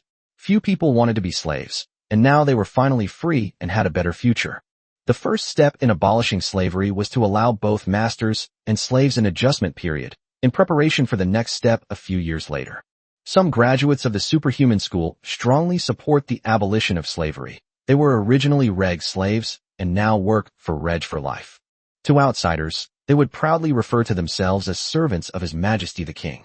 But no one would proudly call themselves His Majesty's slave. In the slave market of the Kingdom of Catalan, there are still human slaves, who are relatively special human slaves transported by caravans from outside. For example, being beautiful or having special talents. With Reg announcing the abolition of slavery, citizens of the Kingdom of Catalan can still purchase human slaves, but the purchased slaves will be placed under a lifelong employment contract. This caused the price of human slaves in the slave market to begin to decline. Conversely, the prices of foreign slaves in the slave market began to rise. Chapter 320 Thoughts on War. The abolition of slavery had little impact within the Kingdom of Catalan due to the small number of slaves there, and similarly had little impact on the outside world. It wasn't about directly liberating slaves, but rather transforming slave contracts into lifelong employment contracts. As for the other human nations, the Kingdom of Catalan can do whatever it wants, as long as it doesn't affect other nations. The human nations paid no attention to the abolition of slavery in the Kingdom of Catalan, but now they had to consider something else. War of Expansion. It will soon be 5 years since the last War of Expansion ended. In the past, every 5 years, the various human nations would join forces to launch wars of expansion, aiming to increase their territory, deplete their population, and incidentally weaken other races. 5 years have passed, and the populations of various countries have increased significantly, reaching new peaks. Only 5 years have passed since the end of the last expansion war, and 16 years since the end of the undead plague. The first babies born after the plague of the dead are now adults. Although improved crop seeds from the Kingdom of Catalan greatly increased food production in various countries, enabling them to feed a larger population. However, the population loss in the last expansion war was very small, almost equivalent to 16 years of peace, and the population of the human nations grew rapidly. If this continues, it won't be long before the population that each human nation can support reaches its limit. This is also one of the reasons why the Griffin Empire and the Glory Empire allowed the continued supply of personnel to the Kingdom of Catalan. With population growth and industrial development, the overall strength of the human race is constantly improving. The sons of nobles wanted to establish merit. The land cannot accommodate more people. So, 5 years after the last War of Expansion ended, the human nations wanted to launch a new war. Now only one question remains: the legendary deterrent from the 100 Races Alliance. Humanity launches another war of expansion. Will the 100 Races Alliance send legendary powerhouses to attack the various human nations? The human nations did not expect to wipe out all the alien races at once. They only needed to conquer one piece of land at a time. In this situation, the legendary powerhouses of the 100 Races Alliance might choose to back down, but they might also launch attacks on the various human nations. Retreating again and again until there's nowhere left to retreat, no one would be a fool to become a legendary powerhouse. If they retreat time and time again, all races will eventually be wiped out by the human race.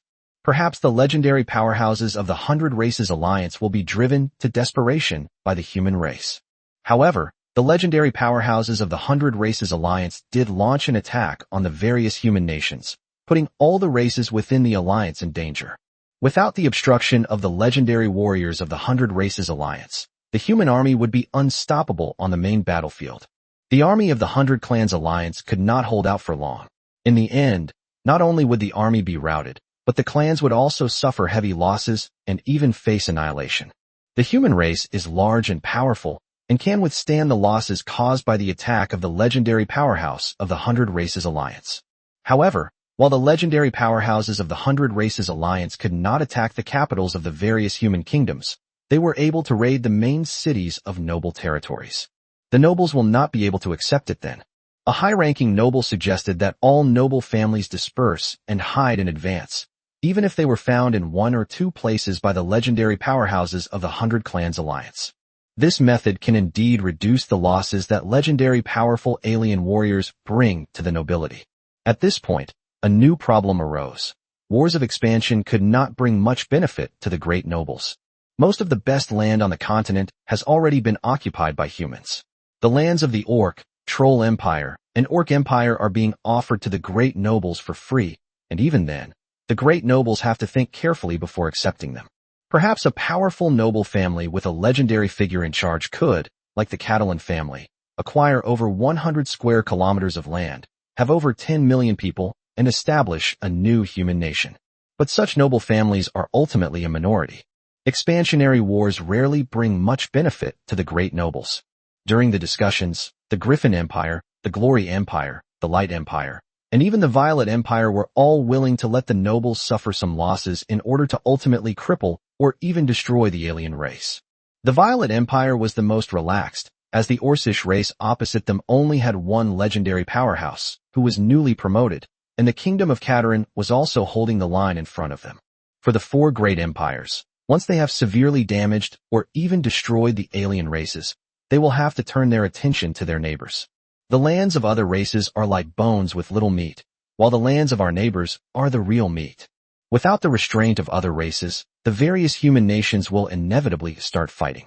The four great empires will not fight each other first. They will definitely divide up these kingdoms first. At this moment, the high-ranking officials of the Violet Empire suddenly became somewhat worried about the Kingdom of Catalan. Other kingdoms are fish on a chopping board, but the Kingdom of Catalan is not. King Catalan, I was also a legendary powerhouse in the space realm. A single teleportation spell could transport him to the capital or even the palace of the Violet Empire. In the legendary battles, the Violet Empire was no match for the Kingdom of Catalan. The only advantage of the Violet Empire is that the Kingdom of Catalan has a very poor foundation and a small population. However, by relying on the relationship between the two countries, such as jointly dividing up the land of the Thousand Sails Kingdom and giving more northern land to the Kingdom of Catalan, it might be possible for the two countries to unite against other empires. Ultimately, it's still not safe. The interests of the nation are paramount. Even though Violet VII's daughter is Queen of Catalan I, it doesn't prevent Catalan I from launching a war against the Violet Empire. The Violet Empire's leadership prefers to postpone any expansionist wars. With a large influx of immigrants to the Kingdom of Catalan and a lower population density than the three great empires, the Violet Empire is far from reaching its limit. If we wait a few more years, there might be new changes. With Crown Prince Leonard becoming a Radiant Realm Battlemaster, the Violet family may have three legendary powerhouses simultaneously in the future, increasing the strength and confidence of the Violet Empire. The Violet Empire did not intend to launch a war of expansion, but the high-ranking officials of the Griffin Empire, the Glory Empire, and the Light Empire successively decided to launch such wars. The three great empires convened the various human nations to prepare for a new human conference. This year's Human Race Conference was once again held in the Glory Empire, in the largest city in the northern border of the Glory Empire. This location was close to the central area of the human race's territory, allowing the monarchs of various countries to shorten their journeys as much as possible. Furthermore, the interconnected railway networks of various human nations facilitate cross-border visits by their monarchs. This was the first time Reg had attended the Human Council as a monarch. Instead of using teleportation magic to travel there directly, Reg took a delegation and traveled by luxury train along the Violet Empire Railway to the Glory Empire. Among the 10 monarchs of the 4 great empires and 6 kingdoms of the human race, Reg is the youngest, but also the strongest. The monarchs of each country are at least Silver Moon Realm transcendents, and some are even legendary powerhouses. Age is the least important thing. Personal strength and national strength are what earn respect. At least on the surface, the monarchs of various countries were relatively friendly to Reg. Chapter 3:21-3 Against 7. The Human Conference has begun, and the rulers of the 10 human kingdoms are discussing whether to launch a new war of expansion. The emperors of the Griffin Empire, the Glory Empire, and the Light Empire successively expressed their support for launching the expansion war. The total population of the Griffin Empire has exceeded 100 million. Before long, the land of the Griffin Empire will not be able to support so many people. The Griffin Empire must acquire more land to support more people, or it must use war to consume the excess population. The nobles of the Glory Empire are eager to establish merits. They need a new war to gain military achievements. The replacement of nobles is beneficial to the development of the country. The old and decadent nobles should be replaced by young and strong new nobles. Our human race has a deep hatred for the alien races.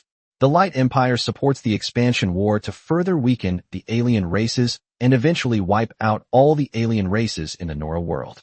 Apart from Violet 7 and Reg, the monarchs of the other 5 human kingdoms all express their opposition. Launching a war of expansion is acceptable, but how do we deal with the legendary deterrent effect of the alien alliance? We can bear the losses if one legendary alien expert attacks, but what if all the legendary alien experts target one country for an attack? I also do not support launching a war of expansion unless we can find all the legendary powerhouses of the alien alliance. Even if we cannot kill them, we must have our human legendary powerhouses restrain them. Only then is it appropriate to launch a war of expansion.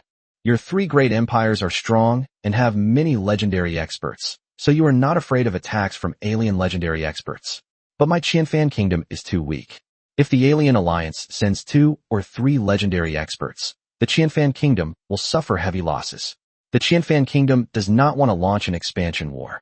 Although the strength of our human race is constantly growing and the strength of the alien races is growing slowly, the alien races still retain enough strength, especially the elves.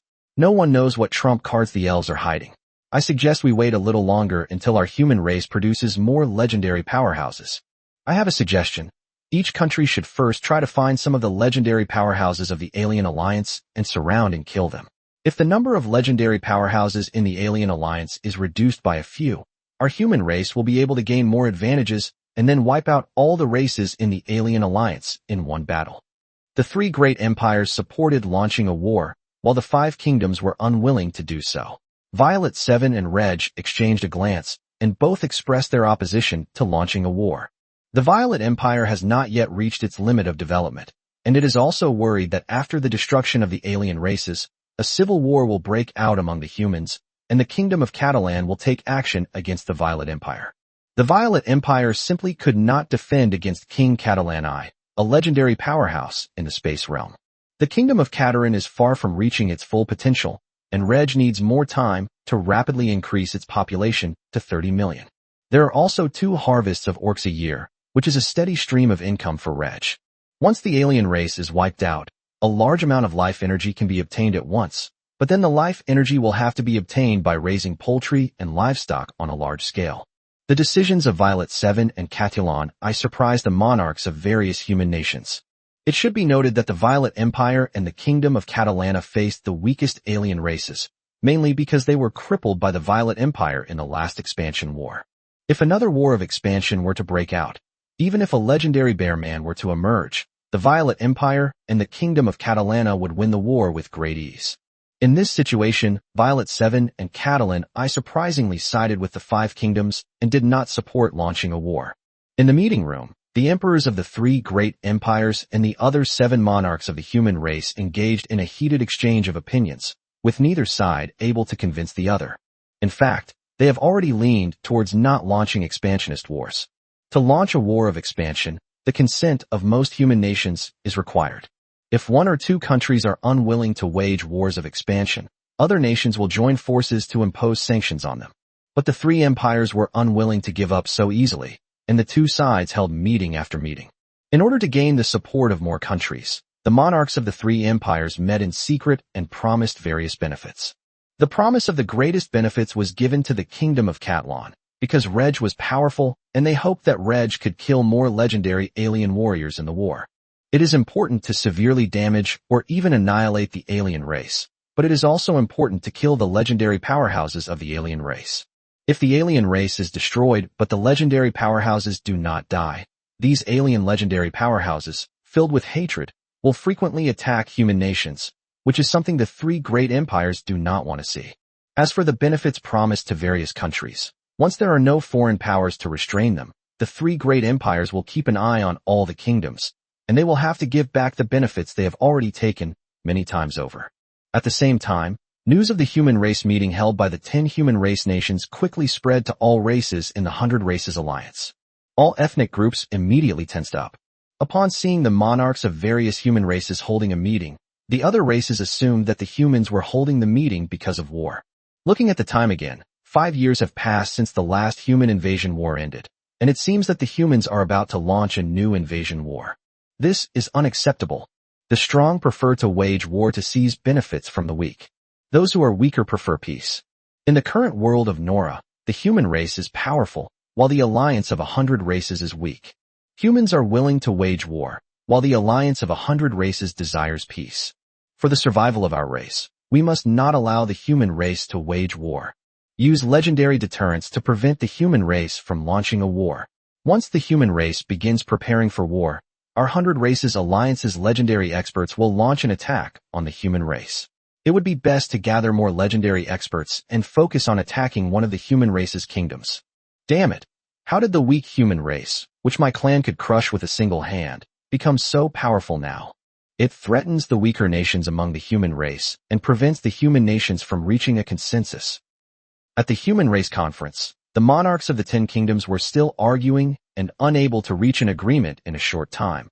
But unexpectedly, the intimidation of the legendary powerhouse of the 100 Races Alliance was quickly delivered. Faced with the legendary threat of the 100 Races Alliance, the three great empires sensed trouble.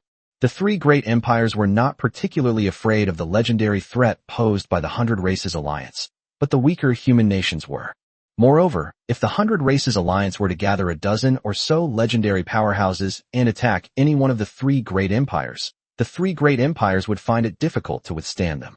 At the next meeting, the monarchs of the Thousand Sails Kingdom and the Blackstone Kingdom were the first to oppose launching a war of expansion. These two countries are truly the weakest among the 10 human kingdoms, each with only one legendary powerhouse in charge. The legendary power of the 100 Races Alliance influenced the Human Race Council, and the monarchs of the three great empires discussed the matter and came up with new ideas. Since the 10 human kingdoms could not reach an agreement, it would be better for the human race to hold a meeting with the 100 Races Alliance, hoping to obtain benefits from the 100 Races Alliance through negotiations. This was supported by the other 7 monarchs. Chapter 322, Limited Warfare. The human race wanted to negotiate with the 100 Races Alliance, and the 100 Races Alliance agreed. Both sides decided to hold negotiations in the border area where the Elf Kingdom, the Winged Man Kingdom, and the Mage Kingdom meet. The human race and the 100 Races Alliance will negotiate. This time, the monarchs of the human race's various countries will not need to participate in person, nor will they need to send legendary powerhouses. High-level envoys will suffice. Reg sent his father-in-law, Foreign Minister Marquis Vanden Layton. As July arrived, envoys from the 10 human kingdoms, along with envoys from the major powerful races of the 100 Races Alliance, gathered together. The 100 Races Alliance warned the human race that they were not allowed to invade the Alliance's territory again. Otherwise, the Alliance's legendary powerhouses would launch attacks on the human nations. The human representative replied nonchalantly, "Our human territory is too small to support everyone. We must acquire more land, and the nobles of various countries also want to establish merit through war." The orc envoy said nonchalantly, "Why don't you humans just fight it yourselves? Why don't you orcs give a demonstration first?" At the meeting, the human race made only one demand. All races in the 100 Races Alliance must cede land to the human race. If they were unwilling to cede land for nothing, then let's have a war. However, the 100 Races Alliance was unwilling to wage war with the human race, and even less willing to cede land to the human race for nothing, so it used the legendary threat to intimidate them. Let's fight then. Your 100 Races Alliance has fewer legendary experts than our human race, and your overall strength is far inferior to our human race. As long as you pay some price, your races will either be severely damaged or wiped out. Our human race can afford the price, but can your races afford it? Then let's fight to the death. Our 100 Races Alliance's legendary powerhouses will target and attack any one of your human nations. Let's see which of your human nations can withstand that. Then let your legendary powerhouses from the 100 Races Alliance attack first, and our human army will immediately wipe out your races. Now is not the time for our 100 Races Alliance's legendary experts to make a move. If war becomes unavoidable, the legendary experts will act at any time. The human representatives and the representatives of the 100 Races Alliance were arguing fiercely, neither willing to concede, but the negotiations continued. The most important aspect of legendary deterrence is deterrence itself. There is no consensus among the human race, and even more so among the 100 Races Alliance. The negotiations between the human race and the 100 Races Alliance will drag on for a long time. There may be a result, or there may be no result at all. Reg didn't care about the outcome of the negotiations between the human race and the 100 Races Alliance. The human race's strength had far surpassed that of the 100 Races Alliance. But if the difference in the number of legendary powerhouses didn't widen, it would be difficult for the human race and the 100 Races Alliance to fight each other again. When you have a large family and a big business, you'll be afraid of this and that. As August arrived, Reg personally led the Maid squad into the northern wasteland to slaughter orcs. This is already a routine battle for the Maid's warband, twice a year, once in the first half and once in the second half. The specific timing of the operation is uncertain, giving the orcs no time to prepare. News of the actions of the Kingdom of Katarin quickly reached the negotiation site between the human race and the 100 Races Alliance. The Bearman representative roared, "Aren't you humans afraid of our legendary powerhouses?" Vanden shrugged and replied nonchalantly, "I'm not afraid." The other representatives of the 100 Races Alliance could no longer tolerate the repeated invasions of the Bearman race by the human Kingdom of Katarin, and they condemned the kingdom and demanded that it withdraw its troops. Representatives from the three major human empires were fueling the flames, urging the 100 Races Alliance to attack the Kingdom of Katarin. This is of course impossible. The Kingdom of Katarin has been invading the Bearman's territory for a long time. In 5 years, it has killed millions of orcs, but the 100 Races Alliance has not taken any action. The human representatives saw through the weakness of the 100 Races Alliance and kept pressuring them, but did not go too far. If the 100 Races Alliance is not given a way out, some of its races will indeed choose to fight to the death. Moreover, the current strength of the human race is insufficient to wipe out the 100 Races Alliance in one fell swoop. Therefore, the goal of the human race in this negotiation was simply to carve out a piece of flesh from the 100 Races Alliance. By the end of August, Reg had returned from the wasteland with his Maid squad, and the negotiations between the human race and the 100 Races Alliance had finally made great progress. The human race did not excessively pressure the 100 Races Alliance, and the 100 Races Alliance did not want a lose-lose situation, nor did it want to cede land to the human race for nothing. Therefore, the two sides reached an agreement to wage a limited war. The major orc races, the Orc Empire, and the Troll Empire each offered a piece of land as a wager. The human race wagered resources such as steel, food, and cultivation materials. Each of the 10 human kingdoms dispatched an army, and each of their respective opponents also dispatched an army of equal strength. Each side fights its own battle, with no additional troops allowed, and the winner takes all the stakes. Limited warfare to avoid a full-scale war between the human race and the alliance of all races. The 100 Races Alliance was unwilling to engage in a full-scale war, and most human nations were also unwilling to engage in a full-scale war. At the same time, the nobles of most human nations yearned for war and to establish merit on the battlefield, and most of the tribes in the 100 Tribes Alliance also have members who want to establish merit on the battlefield. The 100 Races Alliance will place its bets, and the various human nations will also place their bets. The victor of the war will reap considerable benefits. The elves, dwarves, and winged peoples do not need to put up any bets, but they do need to support their allies with military supplies, and even send their own troops to fight. Of course, the number of troops each country and ethnic group will send needs to be discussed between the two sides. For example, the Troll Empire has a small population but strong individual strength, so it cannot deploy too many troops. However, the Troll Empire's opponent, the Light Empire, also has a large number of elite troops that can be sent to the battlefield.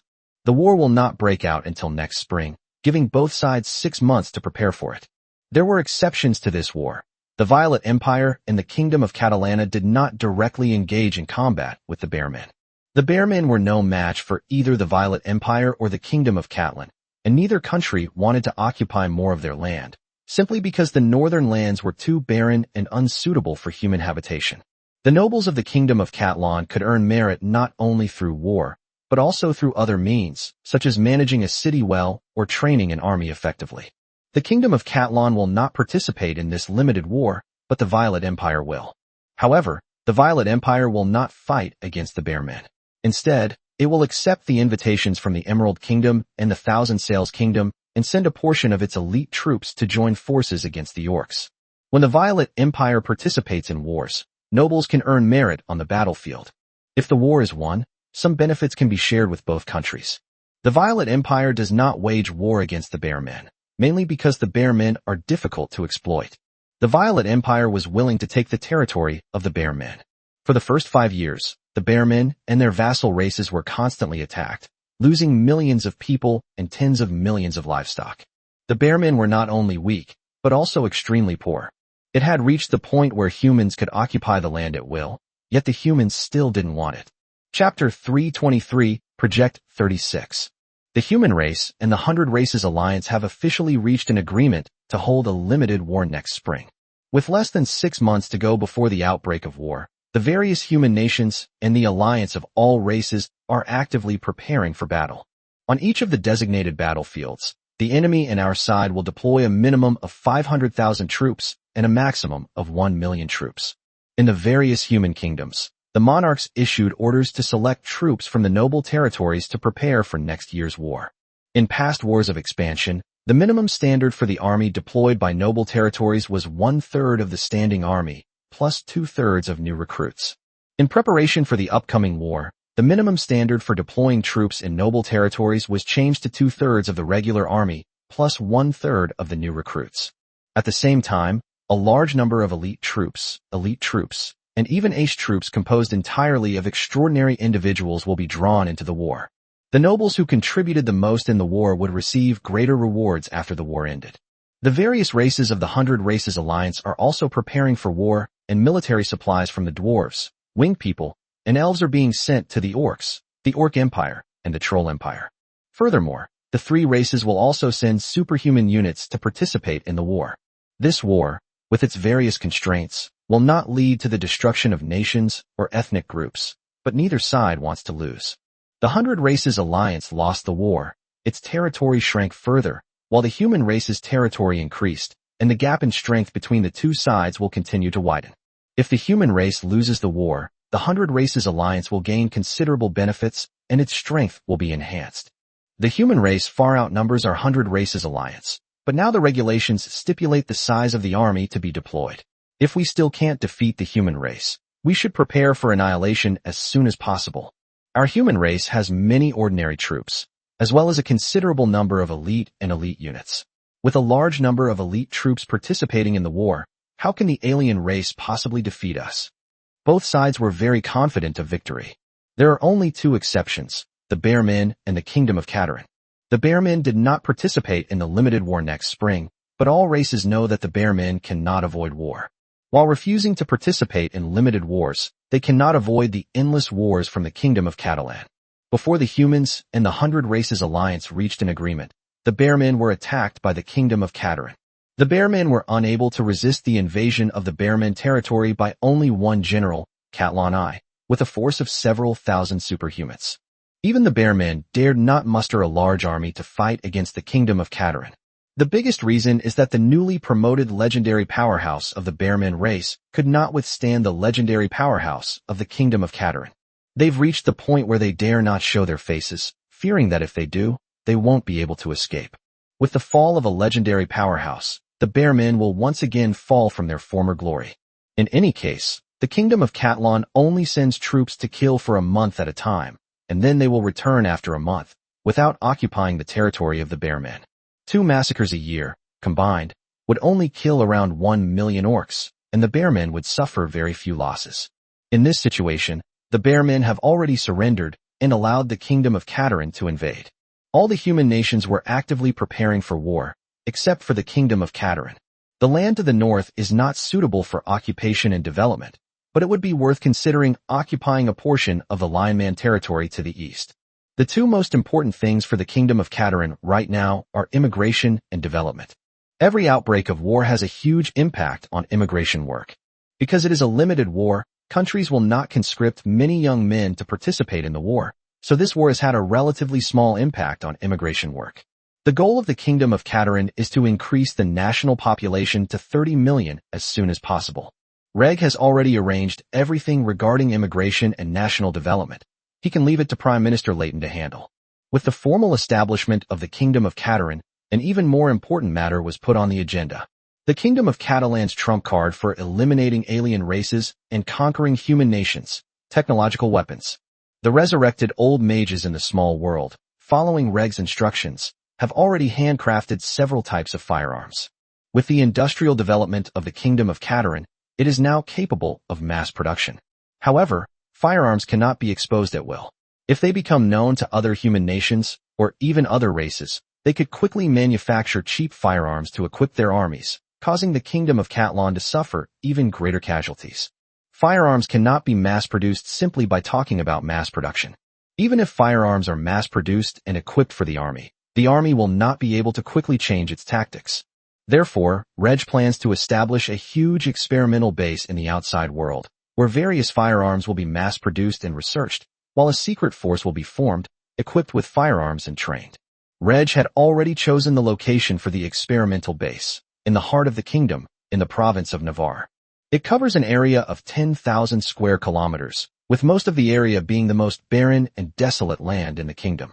Reg randomly gave this area a code name, District 36. No cities will be built near District 36. The first step is to establish a town within District 36, and then develop it into a military-industrial city. After thinking for a moment, Reg decided to name the city City of Victory. The firearms manufactured and the army trained in the City of Victory will lead the Kingdom of Catalan to final victory. Reg took out paper and pen and wrote down Project 36. During the preparatory stage of Project 36, the first step was to build railways and highways in District 36, establish a town in the central area, and then gradually expand it. Once the railways and highways were completed and the towns were built, most of the construction teams withdrew from District 36. Only a small portion of the construction team remained, becoming the exclusive construction team for District 36, with its members and their families residing in District 36. At this point, Project 36 can officially begin. First, troops were drawn from the standing army to guard the four borders of District 36, prohibiting all personnel without proper authorization from entering or leaving. This is the outer perimeter of District 36. They are unaware of the secrets within District 36 and can be rotated periodically.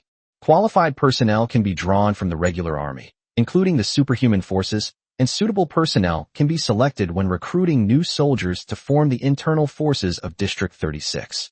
The internal forces have two tasks. The first mission is to serve as an internal force, guarding District 36 from within, acting as the second line of defense for District 36. The outer perimeter troops form the first line of defense.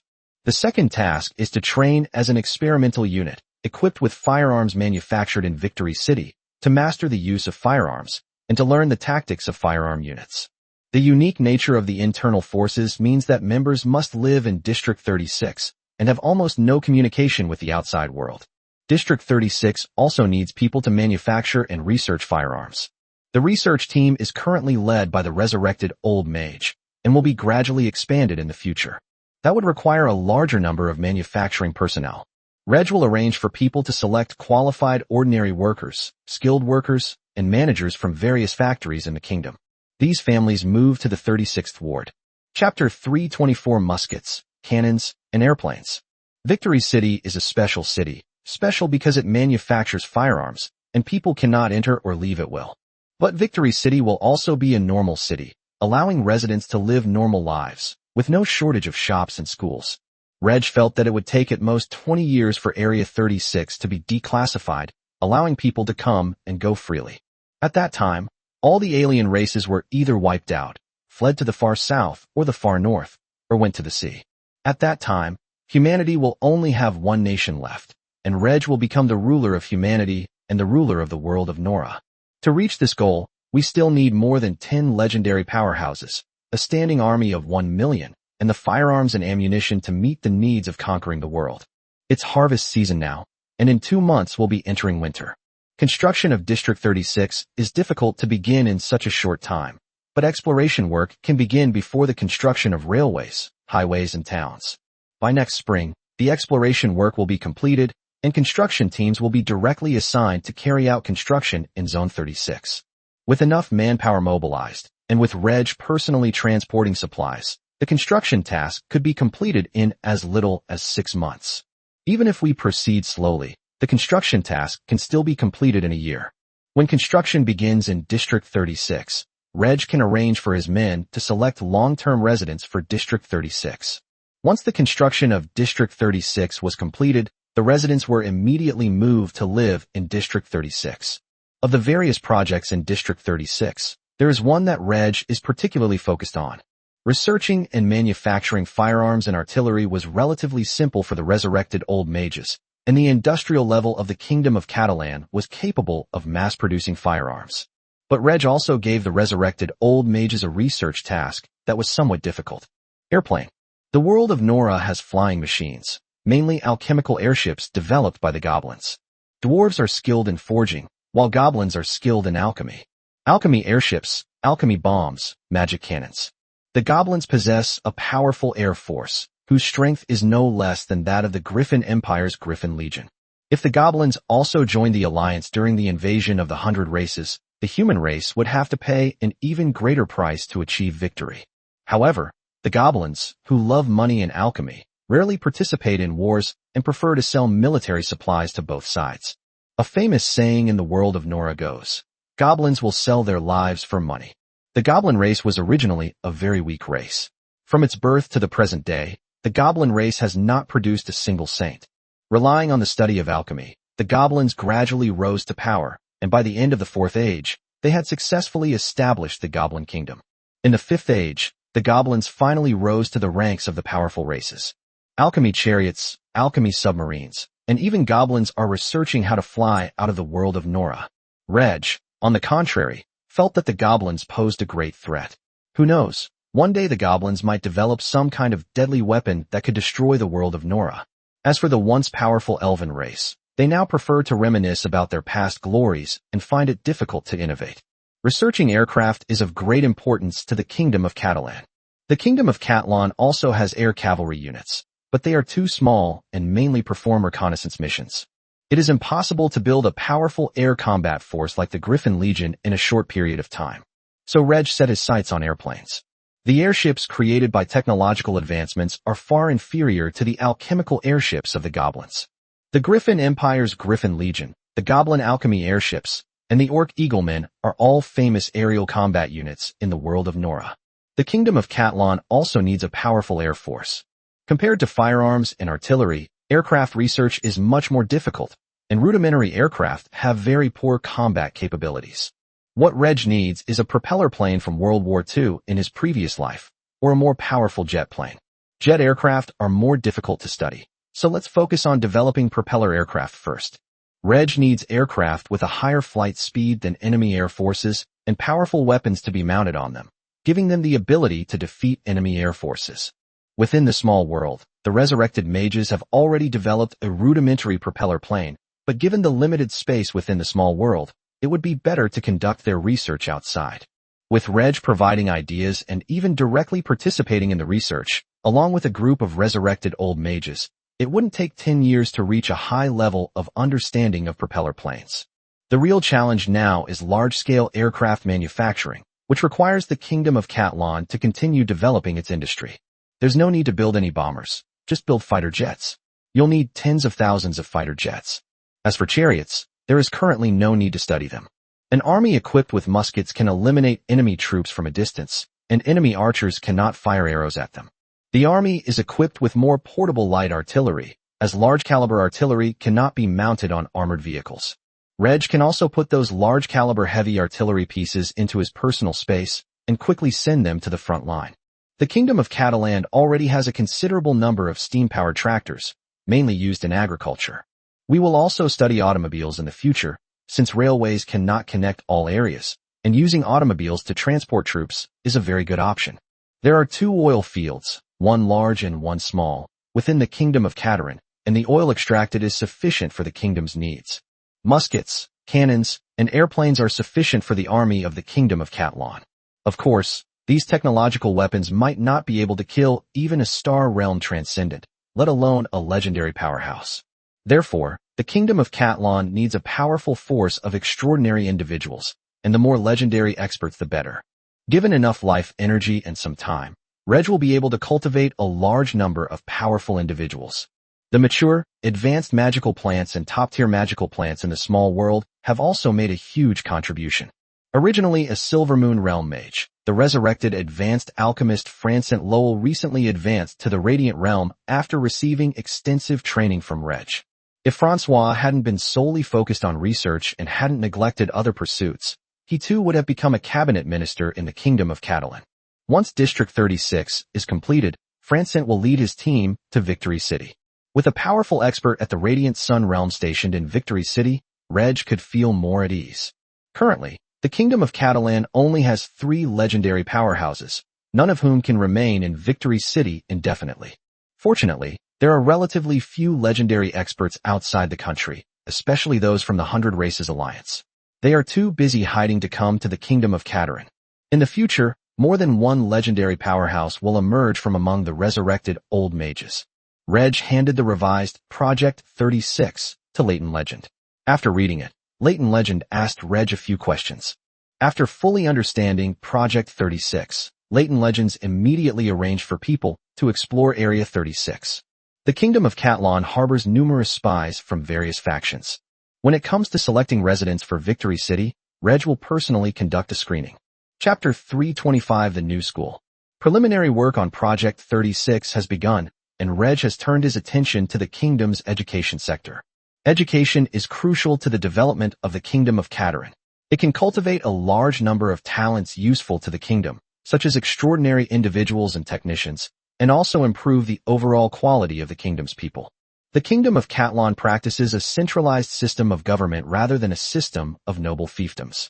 Managing a country requires a large number of officials to be trained through education. The Kingdom of Catalan was officially established. Due to the importance of population to the Kingdom of Catalan, it was necessary not only to encourage its citizens to have children, but also to absorb a large number of immigrants from outside. With a rapidly growing population, the Kingdom of Catalan needs to build more schools. Starting this year, the construction of schools, primary schools, technical schools, and secondary schools will be expanded on a large scale. In July of this year, another major event occurred in the education sector. The School for Extraordinary Individuals was split into the Royal Fighting Academy and the Royal Mage Academy. Because the number of students in the Mage Academy is relatively small, they remain in place and occupy the entire superhuman school. Because of the large number of students at the Battlemaster Academy, they moved to the Lord's Mansion established by Reg after he became a Marquis of the Violet Empire. The Maid School was renamed the Royal Maid Academy and became part of the Royal Palace. The addition of Royal before the names of the Mage Academy, Battle Mage Academy, and Maid Academy signifies the importance of these 3 extraordinary schools to the Kingdom of Catalan. When the Kingdom of Catalan is promoted to an empire, the royal family will become the royal family. As the population of the Kingdom of Catalan increases, the current Fighter Academy and Mage Academy will be unable to accommodate all students, and branch academies will be established in other locations. Besides the changes to the School for Extraordinary Individuals and the Maid School, for other schools are currently in the planning stages. These are Cheryl University, the Military Academy, the Police Academy, and the Teachers College. Cheryl University is a comprehensive university. High school graduates must pass an examination to enter Cheryl University, which primarily admits non-superhuman students. High school graduates can also take entrance exams to enter teacher training colleges, which are schools specifically for training teachers.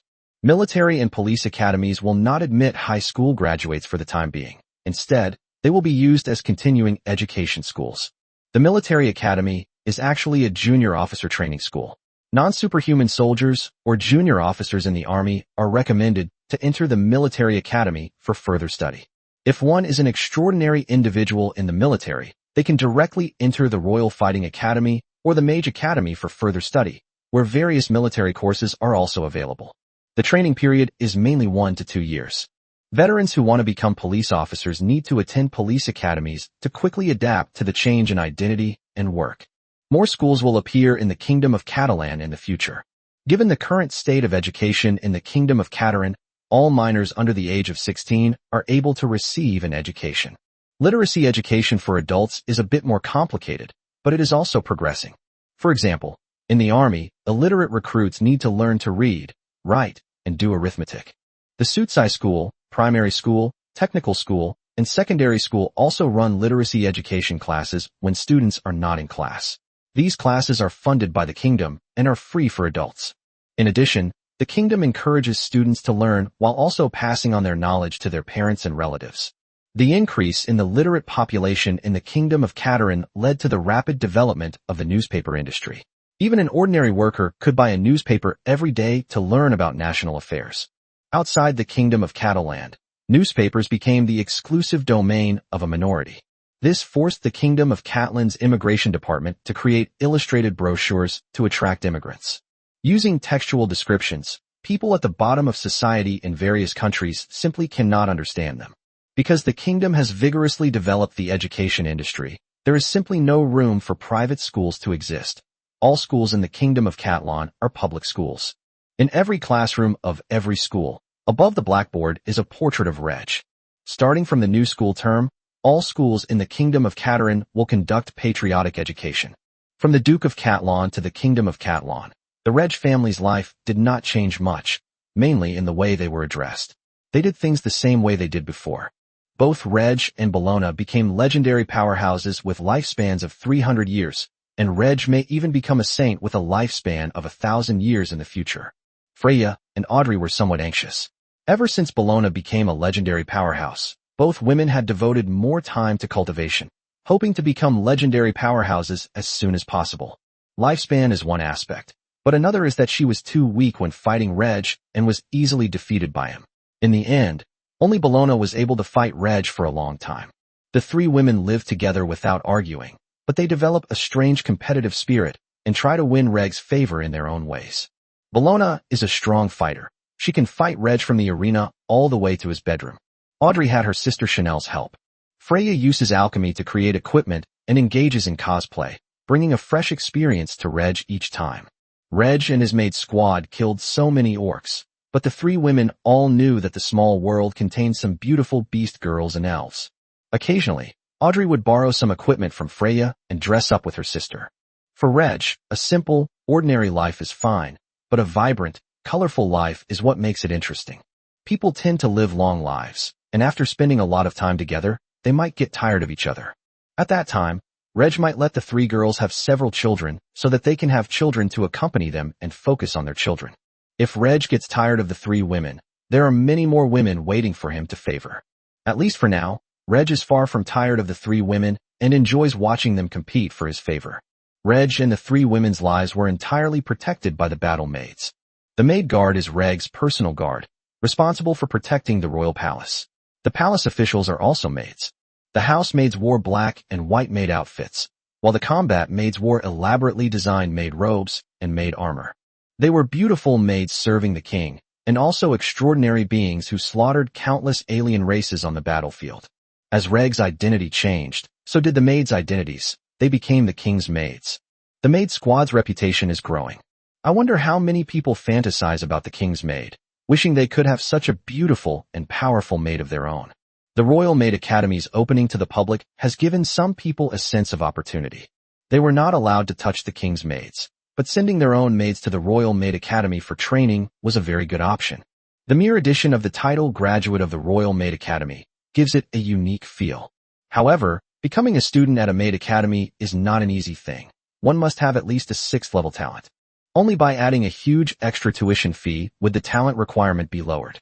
The huge increase in tuition fees is mainly for purchasing more cultivation resources so that students with 6th grade talent can graduate together. Chapter 326 Goal: 30 million in 10 years. The first year of the Catalan calendar was a bountiful year for the Kingdom of Catalan. The population of the Kingdom of Catalan is growing rapidly, but the agricultural output is enough to meet the needs of the entire nation, and a portion can even be used to raise poultry and livestock. The land of the Kingdom of Catalan has not yet been fully developed. Once fully developed, it will be enough to support 30 million people.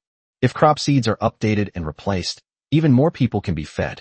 Alternatively, large quantities of grain can be purchased from outside sources. King Reg did not need to transport the grain himself. The Violet Empire's grain could be transported to the Kingdom of Catalan by rail train, and the transportation cost was much lower than that of the previous horse-drawn carriages. The railway connected the 10 nations of the human race, making cross-border trade a common occurrence. Foreign goods that were once expensive to ship are now being purchased by more people.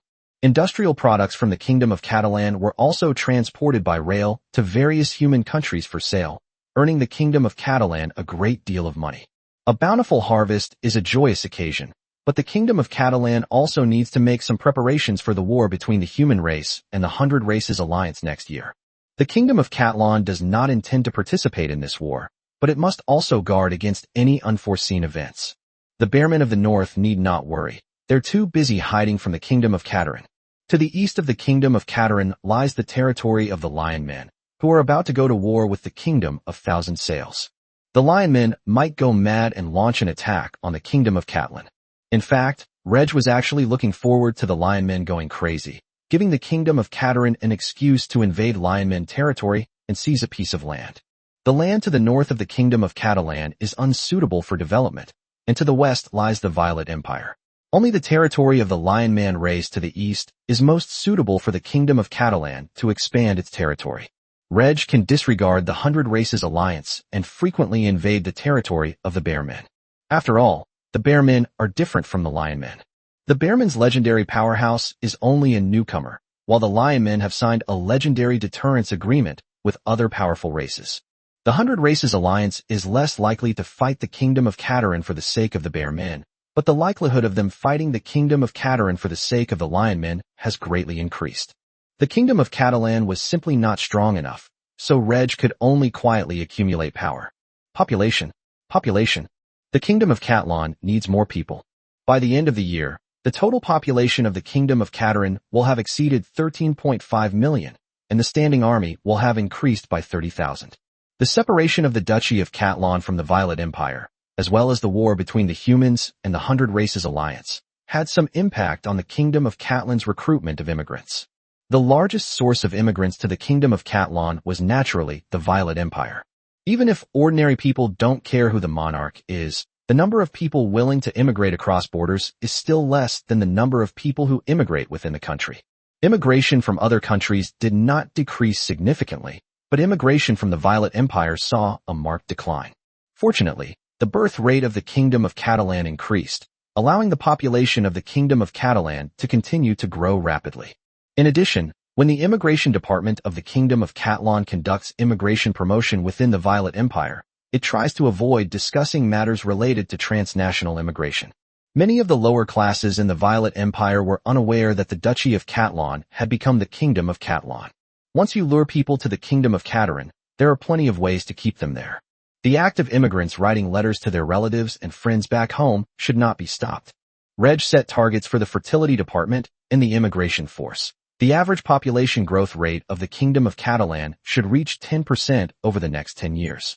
This means that by the end of the 10th year of the Catalan calendar, the Kingdom of Catalan will have a population of over 30 million. While the people of the Kingdom of Catalan enjoyed the peace of winter, the various human nations were preparing for the impending war. Thanks to the railway network continuously built by the various human nations, in the past, before the expansionist wars, the various human nations would have already sent their troops to the border. Currently, only a portion of the expeditionary force has been sent to the border. The rest of the troops are training within the noble territories and will be quickly transported to the border by rail when the weather warms up. Railways have enabled the economies of various nations to flourish, and their military role has also made them take notice. Human nations no longer need to worry about surprise attacks from other races, as armies from noble territories across the country can be quickly transported to the front lines via rail. The alliance of 100 races also took note of the use of railways, but ultimately only the Dwarf Kingdom attempted to replicate trains and lay railways. Other tribes in the 100 Tribes Alliance understood the importance of railways, but they had no way to lay them on a large scale.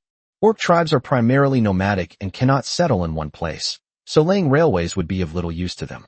If railways are laid, they will actually help the human army occupy the wasteland if the humans attack. Moreover, orcs simply cannot smelt large quantities of steel to build rails. The rapid development of the human race has caused increasing concern among the elves. Improving crops greatly increased human food production, enabling them to feed a larger population. The rapid growth of the human population means that a large number of young men can be recruited to form an army. The development of human industry means that they are able to manufacture a large number of weapons and armor. It can be said that the basic strength of the human race is increasing rapidly, while the basic strength of the 100 Races Alliance is declining due to the shrinking territory. The reason why the 100 Races Alliance was able to avoid destruction for the time being is mainly because the strength of its leaders was not much weaker than that of the human race. Once the number of legendary powerhouses among humans far exceeds that of the 100 Races Alliance, it will mark the beginning of the 100 Races Alliance's demise. The elves tried every means to incite internal strife among the humans, but found that this was something that could not be done in a short time. Human nations may have conflicts and disputes, but because the 100 Races Alliance is there to restrain them, it is impossible for them to fight each other. Unless the strength of the 100 Races Alliance declines to a certain level and can no longer affect the human race's rule over the Nora world, the human race will ignore the 100 Races Alliance, and the various human nations will compete for interests among themselves.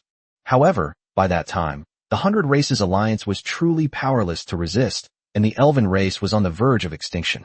There is no other land in the world that can sustain the 100 races. Of course, the elves don't care about the life or death of other races. They only care about themselves. Unfortunately, the elven race was no match for the human race and had no way out. The elves are still trying to incite infighting among the humans, sending envoys to the ocean and to Dragon Island on multiple occasions. Given the current situation, even if they are undead, the elves are willing to cooperate. However, the undead who fled into the ocean are now at war with the 4 great empires of the fishmen. The undead were no match for the merfolk, but thanks to their racial characteristics, they managed to hold off the merfolk's attack with difficulty. The dragons on Dragon Island were even less inclined to pay attention to the elves. The elves are proud, but the dragons are no less proud, and the dragons are even more greedy than the elves. The first day of January in the second year of the Catalan calendar marks the beginning of a new year. The happy people of the Kingdom of Catarin are looking forward to taking their families' lives to the next level this year. Chapter 3:27 Blood Elf. As the weather began to warm, the armies of various human nations began to assemble at the border via railway, and the various tribes of the 100 Tribes Alliance also began to gather their armies. This is a limited war, and there is no danger of annihilation of the race or the country, but the outcome of the war is equally important. Both sides are trying their best to gather elite troops, superhuman units, and even units of extraordinary individuals to participate in the war. Neither side's legendary powerhouses appeared on the battlefield. Many of the legendary powerhouses of the 100 Races Alliance went into hiding, some even hiding inside human nations. Take the principle of the most dangerous place is the safest place to its extreme. However, no legendary powerhouse of the 100 Races Alliance dared to hide in the Kingdom of Catarin. Reg's record made the Kingdom of Catarin a forbidden zone for legendary powerhouses of the 100 Races Alliance. The Kingdom of Catarin did not participate in this limited war, but the opposing bear men could not avoid an endless war. Reg led his Maid squad northward, preparing to enter the bear people's territory and launch his twice-yearly harvesting operation. Soon, war broke out between the human race and the alliance of all races. The war was relatively short-lived. Some battlefields were decided in just half a month, while the last battlefield took 2 months to determine the victor. Humans won more than half of the battles, while the other 2 sides drew. There was only one battlefield, and the human race lost the war. The loser was the Blackrock Kingdom. The Violet Empire sent troops to help the Emerald Kingdom and the Thousand Sails Kingdom. In the end, the Emerald Kingdom won the war, while the Thousand Sails Kingdom and the Lion Men fought to a draw. Regardless of whether the war ended in victory or defeat, or in a draw, there was no large-scale battle of annihilation. After all, both the human race and the 100 Races Alliance sent a large number of elite troops, superhuman troops, and other special forces to participate in the war. If all of them were lost, it would be a heavy blow to all the human nations and the various races of the 100 Races Alliance. When the fighting reaches a certain point and it is felt that victory is impossible and the losses are not worth continuing, the player voluntarily concedes defeat. Alternatively, if both sides enter into a war of attrition and neither can achieve victory, they may negotiate a stalemate to end the war. In the end, the human race achieved a great victory over the alliance of all races in this limited war. The human race expanded its territory by over 1 million square kilometers, further weakening the 100 Races Alliance. The war is over, and the victorious human nations are rewarding their members for their contributions. The major powerful clans of the 100 Clans Alliance were plunged into unease. Throughout this war, the 100 Races Alliance witnessed the power of the human race. As time goes by, the human race will become stronger and stronger. The 100 Races Alliance is now using legendary deterrence to avoid a full-scale war with the human race. Once the number of legendary powerhouses among the human race increases, the 100 Races Alliance will be in danger. No ethnic group was willing to flee to the far north or far south to eke out a living. But how can we weaken the human race? Even the elves couldn't come up with a solution, and it was difficult for the other races in the 100 Races Alliance to do so either. After the war, the Elven High Command held numerous meetings to discuss how to deal with the humans. The previous plan to instigate internal strife among humans was progressing too slowly. Perhaps before the day comes that the human race falls into internal strife, the elves will be severely damaged and may even face extinction. An elderly elven elder hesitated for a moment before taking out an ancient book. In the history of my elven race, there was a period of turmoil that also affected other races. At that time, a branch of my elven race was born, the Blood Elves. Blood Elves developed their race through embrace, with the higher-ranking members controlling the life and death of their lower-ranking members. As long as there is enough blood, Blood Elves can have a long lifespan, recover quickly from injuries, and even regenerate severed limbs. Blood Elves also have weaknesses. They are extremely afraid of sunlight, and weapons made of mithril can inflict massive damage on them. Blood Elves also use embrace on other races, aiming to establish a bloodline.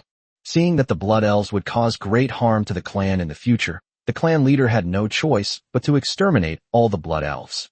No vampires have been obtained in the world of Nora, but the kingdom's treasury may contain vampire blood, which should allow for the creation of new vampires.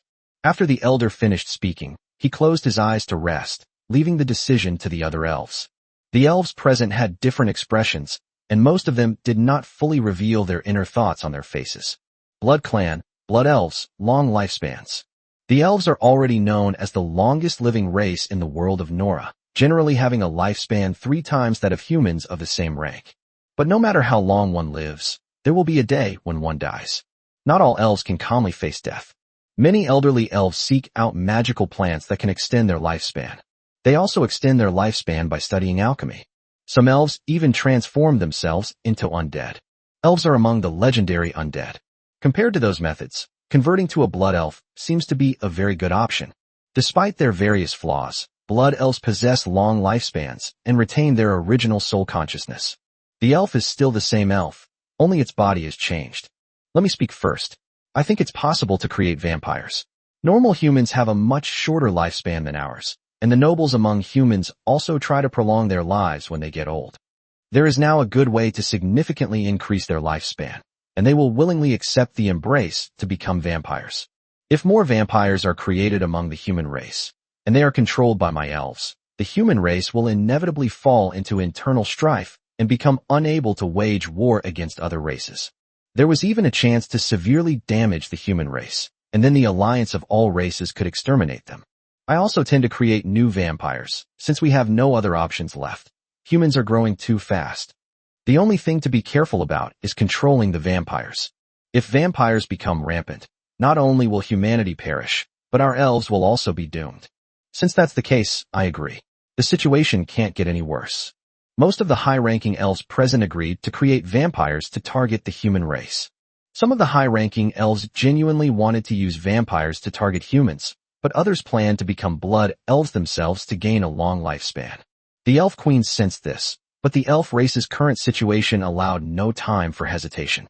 If they cannot come up with an effective way to deal with the human race, the elven race may perish in a few decades. The meeting officially approved the decision for the Elf Queen to travel to the treasury and retrieve the treasured Blood Elf blood. Now, elves are required to register to become Blood Elves. By using the embrace on human nobles, Blood Elves can create lower-ranking vampires, thus gaining control over all vampires among humans. Then the Blood Elves can control the vampires and wage war within the human race. Many elven elders, whose lifespans were nearing their end, stepped forward, willing to sacrifice themselves for the elven race. Chapter 328 Investigation Bureau. 3 drops of vampire blood created 3 Blood Elves, 1 legendary powerhouse, and 2 Radiant Sun Realm powerhouses. The legendary elf Queen Christy Moonbeam issued a decree prohibiting the creation of more Blood Elves to prevent the elf race from being divided. From elves to Blood Elves, they become bloodthirsty monsters. Even if their soul consciousness remains unchanged, Blood Elves still want to gain more companions and do not want to be discriminated against within the elven race. So much so that in history, if the Blood Elves wanted to develop more Blood Elves, they had to establish a new race. Now that the Blood Elves have reappeared, it's not impossible that the same thoughts might arise. Therefore, Christie wants to prevent more Blood Elves from being born. But this has already made the 3 Blood Elves feel repulsed. Very well, Your Majesty, we will not develop more Blood Elves. We are sacrificing ourselves for the sake of the elves. We will develop vampires among humans and plunge them into internal strife. The 3 Blood Elves thought to themselves, we won't actively develop the Blood Elf community, but it's a different story if some elves with short lifespans come to us. After spending some time with the elves and mastering their own powers, the 3 Blood Elves prepared to split up and act separately. They traveled to the Glory Empire, the Thousand Sails Kingdom, and the Mage Kingdom, respectively. They are preparing to develop their own vampire groups. When the 3 Blood Elves set off, it was already the second half of the second year of the Catalan calendar. Under the command of the legendary Leighton, the construction of District 36 in the Kingdom of Catalan is progressing rapidly and is expected to be completed in another month. Seeing that it was almost time, Reg ordered the Investigation Bureau to visit and question the selected residents of Victory City. Ask the other person if they would like to switch to a higher-paying job that requires them to keep secrets. Some citizens are willing, while others are not.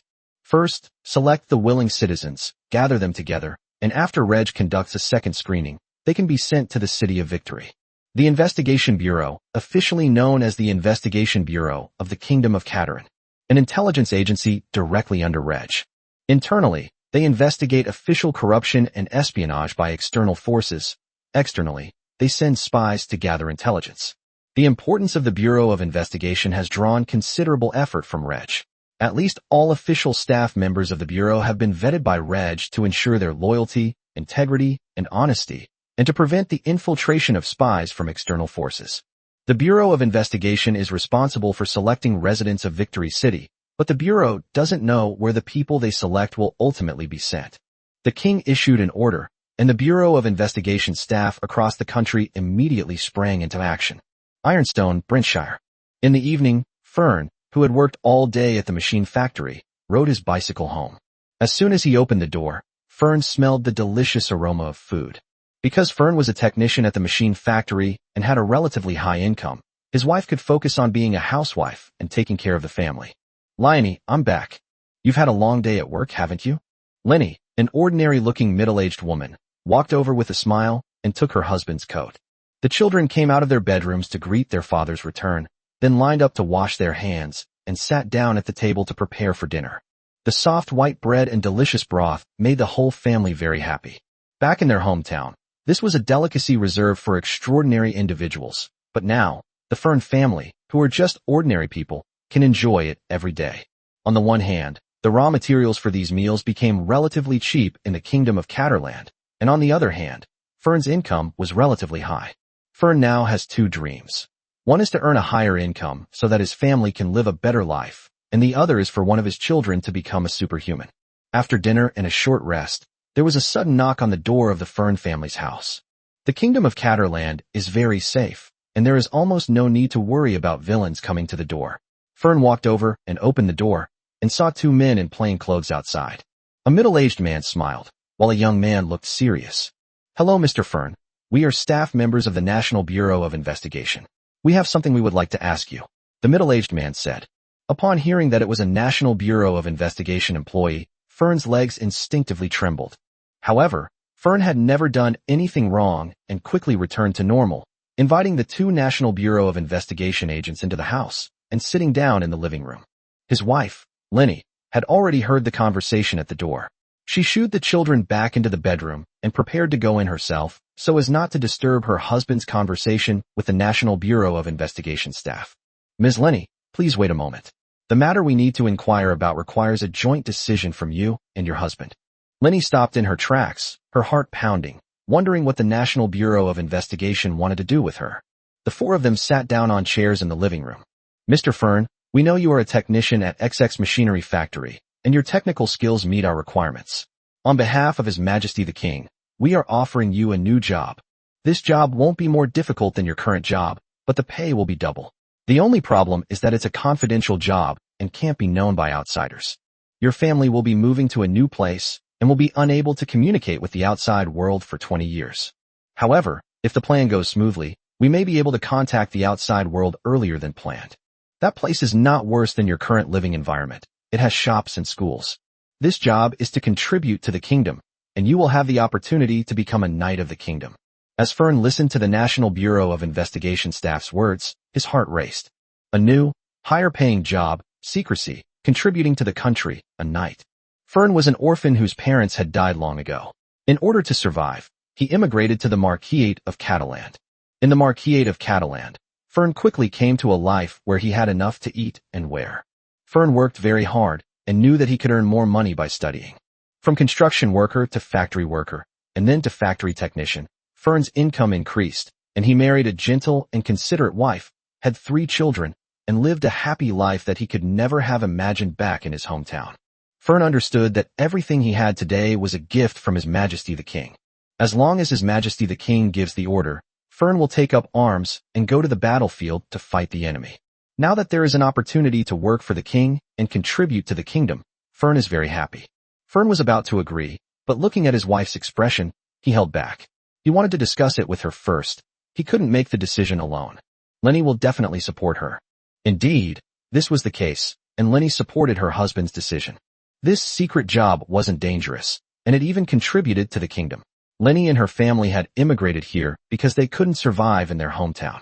Because of His Majesty the King's benevolence, all citizens who work hard can live a happy life. They are very willing to work for His Majesty the King. Chapter 329 First Embrace. Throughout the Kingdom of Katarin, most citizens who were questioned by National Bureau of Investigation personnel chose to accept the new job. On weekends, the family would gather at a designated location where someone would come to check on them. They never expected that His Majesty the King would come to inspect them in person. All the adults knelt down before Reg, shouting, "Long live His Majesty the King." Reg's identification process was very fast, and the initial screening by the Bureau of Investigation staff yielded good results, with very few problematic individuals.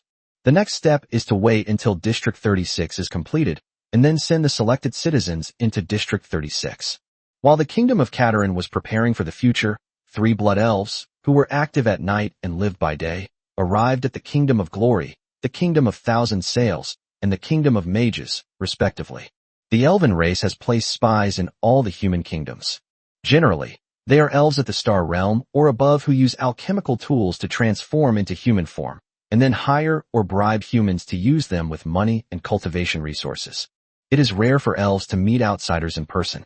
The elves gather intelligence from various human nations, and there are also many intelligence trading factions within the human race. The 3 blood elves easily obtained information about the noble whose lifespan was running out. The royal families and imperial families among humans are merely the most powerful nobles in a country, and the noble class rules over the entire human race. If one wants to develop a vampire clan among humans, nobles are the most suitable target. Vampires have difficulty swallowing normal food, and normal food cannot provide them with energy. Blood is their only food, which allows them to have a long lifespan. Developing a vampire clan among ordinary people and killing several people by sucking their blood might attract the attention of local superhumans.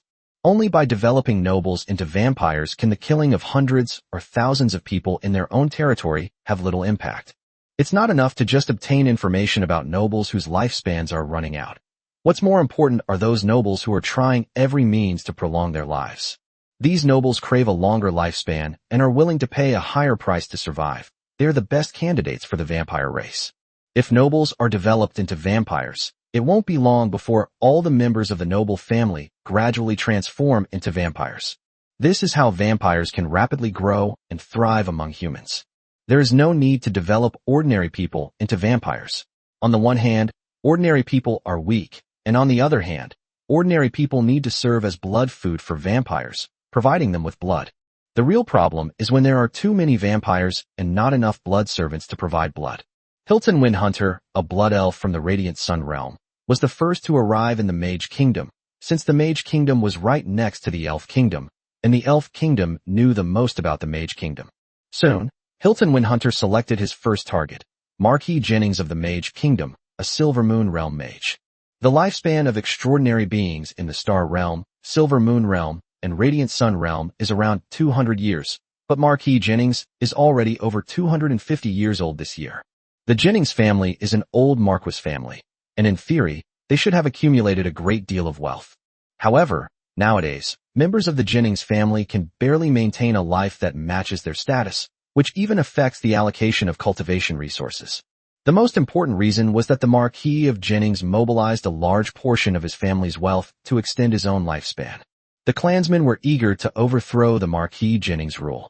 One night, Hilton the Windhunter quietly sneaked into the Jennings family estate, and no one discovered Hilton's presence. Hilton is a powerful expert at the Sun Radiance realm. If he were to go to the home of another expert at the Sun Radiance realm, he would easily be discovered. Hilton tried to persuade the other party to accept his first embrace, but the other party disagreed, and Hilton found it difficult to win them over. If it were a Silver Moon Realm transcendent being with a much higher cultivation level, the situation would be different. No one in the Jennings family noticed Hilton's arrival, and Hilton believed that the Marquis Jennings would be no match for him. The elderly Marquis Jennings was fast asleep on the soft, luxurious bed. Hilton walked up to him without being noticed. Hilton raised his long sword and tapped the Marquis of Jennings on the shoulder with the scabbard. Marquis Jennings was suddenly awakened and saw a figure draped in a black robe, whose face was obscured. Even after seeing his face clearly, Marquis Jennings could not discover Hilton's elven identity. Before leaving the elven realm, Hilton had used alchemical tools to transform himself into a human. While the three blood elves were waiting for the elves to gain control of their own power, the elves developed a new alchemical tool that allowed the vampires to walk normally in the sunlight while concealing their unique appearance. Just because vampires can walk in the sunlight doesn't mean they like walking in the sunlight, so the three blood elves chose to be nocturnal. "Who are you? Are you here to kill me?" Marquis Jennings asked in a hoarse voice. "No, I'm not here to kill you. I'm here to give you a chance to live forever," Hilton replied, shaking his head. "Immortality? How is that possible?" The Marquis Jennings was skeptical of opportunities for immortality offered to him unsolicited. "I do have a chance to grant you immortality, but you will have to become an enemy of the human race." Upon hearing this, Marquis Jennings' mind raced with various thoughts, but he replied nonchalantly, "If it could grant me immortality, what would it matter if I were to become an enemy of humanity?" Hilton laughed and said, "Very good, don't resist. Now I will grant you the chance to live forever." Marquis Jennings, who was not far from death, actually obeyed Hilton and did not resist.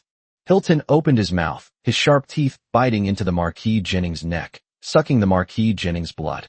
When the Marquis Jennings lost more than 50% of his blood and was in a near-death state, Hilton injected his own blood into the Marquis Jennings' body. As Hilton's blood was injected and reacted with the remaining blood in Marquis Jennings' body, Marquis Jennings' body gradually changed.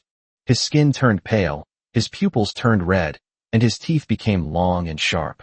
As a noble blood elf, Hilton felt somewhat disgusted to give the embrace to an elderly human male. Now, Hilton no longer needs to hide his disgust, because the Marquis of Jennings' life is in Hilton's hands. From this day forward, you are a noble vampire.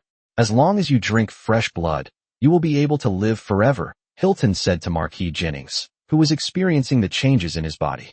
Vampires? So they need to drink blood. Marquis Jennings, a Silver Moon Realm mage, had learned a great deal, but knew nothing about vampires. In reality, the entire human race was completely unaware of the vampire clan. It seems that only the elves still have records of vampires. Marquis Jennings could clearly feel the warmth and fear in his body towards Hilton. The man before him seemed like his father. "You are the first person to receive my embrace. You must work with me to develop and strengthen our vampire race among humans. Yes, ma'am. Chapter 330 Vampire Ambition. The Blood Elves were busy developing their bloodline among the humans, while Reg was busy developing District 36. Soon, the initial construction of District 36 was completed, and most of the construction teams left District 36. A portion of the personnel, after being selected by the National Bureau of Investigation and undergoing a second inspection by Reg, remained in District 36, becoming the exclusive construction team for District 36. Besides the construction crew, the first to move into District 36 were the internal troops and their families. Reg also drew troops from the standing army to guard the perimeter of District 36, rotating them regularly. Finally, the train, with only ventilation holes remaining in the carriages, carried the staff and families of Victory City directly to Victory City. Frankenlowell, the mage of the Radiant Realm, personally oversees District 36, serving as its district chief and governor of Victory City, while also being responsible for industrial production and technological research. A group of resurrected old mages followed Francis into the City of Victory. In the City of Victory, not only have houses and factories been built, but the furniture in the houses and the machine tools in the factories have also been installed. The workers first practiced on the machine tools to become familiar with their use, and then, under the guidance of the resurrected old mages, they manufactured firearm parts for the first time. Normal production and life in Victory City have resumed. Apart from the strictness of entry and exit and the level of secrecy, the residents are doing quite well, and their lives are not much different from before. The City of Victory has a wide variety of goods, and the prices are not higher than outside, but the family income is double that of the outside world. There are also schools in Victory City, where minors can attend school and study normally.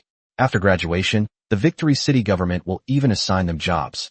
Furthermore, since they work for His Majesty the King and can contribute to the kingdom, the vast majority of people are very satisfied with their work and life in Victory City. The Project 36 was fully launched, which also attracted the attention of spies from various forces. When District 36 was first established, the secret agents didn't care. However, when the standing army of the Kingdom of Catalan was stationed outside District 36, the eyes of the spies followed, wanting to know what was inside District 36 that the standing army of the Kingdom of Catalan was stationed there. The spies tried every means to infiltrate District 36, but most of them were stopped by the outer forces, and the remaining spies were captured by the inner forces. There was absolutely no chance of discovering the secrets of District 36. Moreover, with the City of Victory guarded by Francani Lowell, a Radiant Realm mage, would any of the various factions be willing to send Radiant Realm experts to investigate District 36? Those who can become experts at the Radiant Sun Realm are considered high-ranking members of various forces and are unlikely to be sent out on missions, especially as secret agents or spies. Once discovered, execution is a very normal occurrence. With so many spies trapped in District 36, all factions understand its importance. While they won't send powerful superhumans to investigate, they will send even more spies. Victory is achieved if even one spy manages to bring out the secrets of District 36. However, the tight security of District 36 would prevent any secret agents from getting out.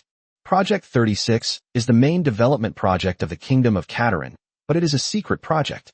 The important projects on the surface are still increasing the population, developing land, and developing industry. The improved crop seeds and industrial technology provided by the Kingdom of Catalan enabled the human race to develop faster than ever before. Limited land can support a larger population, allowing nobles to amass more wealth and build larger and more powerful territorial armies. With countries developing rapidly, the Kingdom of Catalan will only develop even faster, and the gap between the human race and the 100 Races Alliance will continue to widen. Faced with the increasingly powerful human race, the elves sought supporters among the humans, while simultaneously encouraging the blood elves to develop their own bloodline. Ultimately, there is only one goal: to cause conflicts and divisions among the nations of the human race, even leading to large-scale wars and internal strife within each nation. The internal strife weakens the human race. The Mage Kingdom was the first to develop a human vampire race, and not long after, the Glory Empire and the Thousand Sails Kingdom also developed human vampire races. The human vampires that have developed are all nobles among humans. Just like when Reg chose an old mage whose lifespan was nearing its end, after becoming a resurrected person, the old mage immediately recommended a suitable candidate to Reg. The human vampires, who were developed into vampires, also recommended nobles in their own country who were suitable for developing into vampires to the blood elves. Vampires have both great disadvantages and great advantages. To outsiders, vampires are bloodthirsty monsters, but vampires themselves consider themselves elegant and noble immortals. Not long after, the human vampires requested the blood elves to perform the embrace on their most outstanding members. The blood elves agreed. The blood elves have been active in the human kingdom for less than 3 months, and their numbers have already exceeded 3. Those elves who secretly learned of the blood elves' secret, especially the older elves with short lifespans, came to the human kingdoms in order to survive, sought out the blood elves, and asked to be transformed into blood elves as well.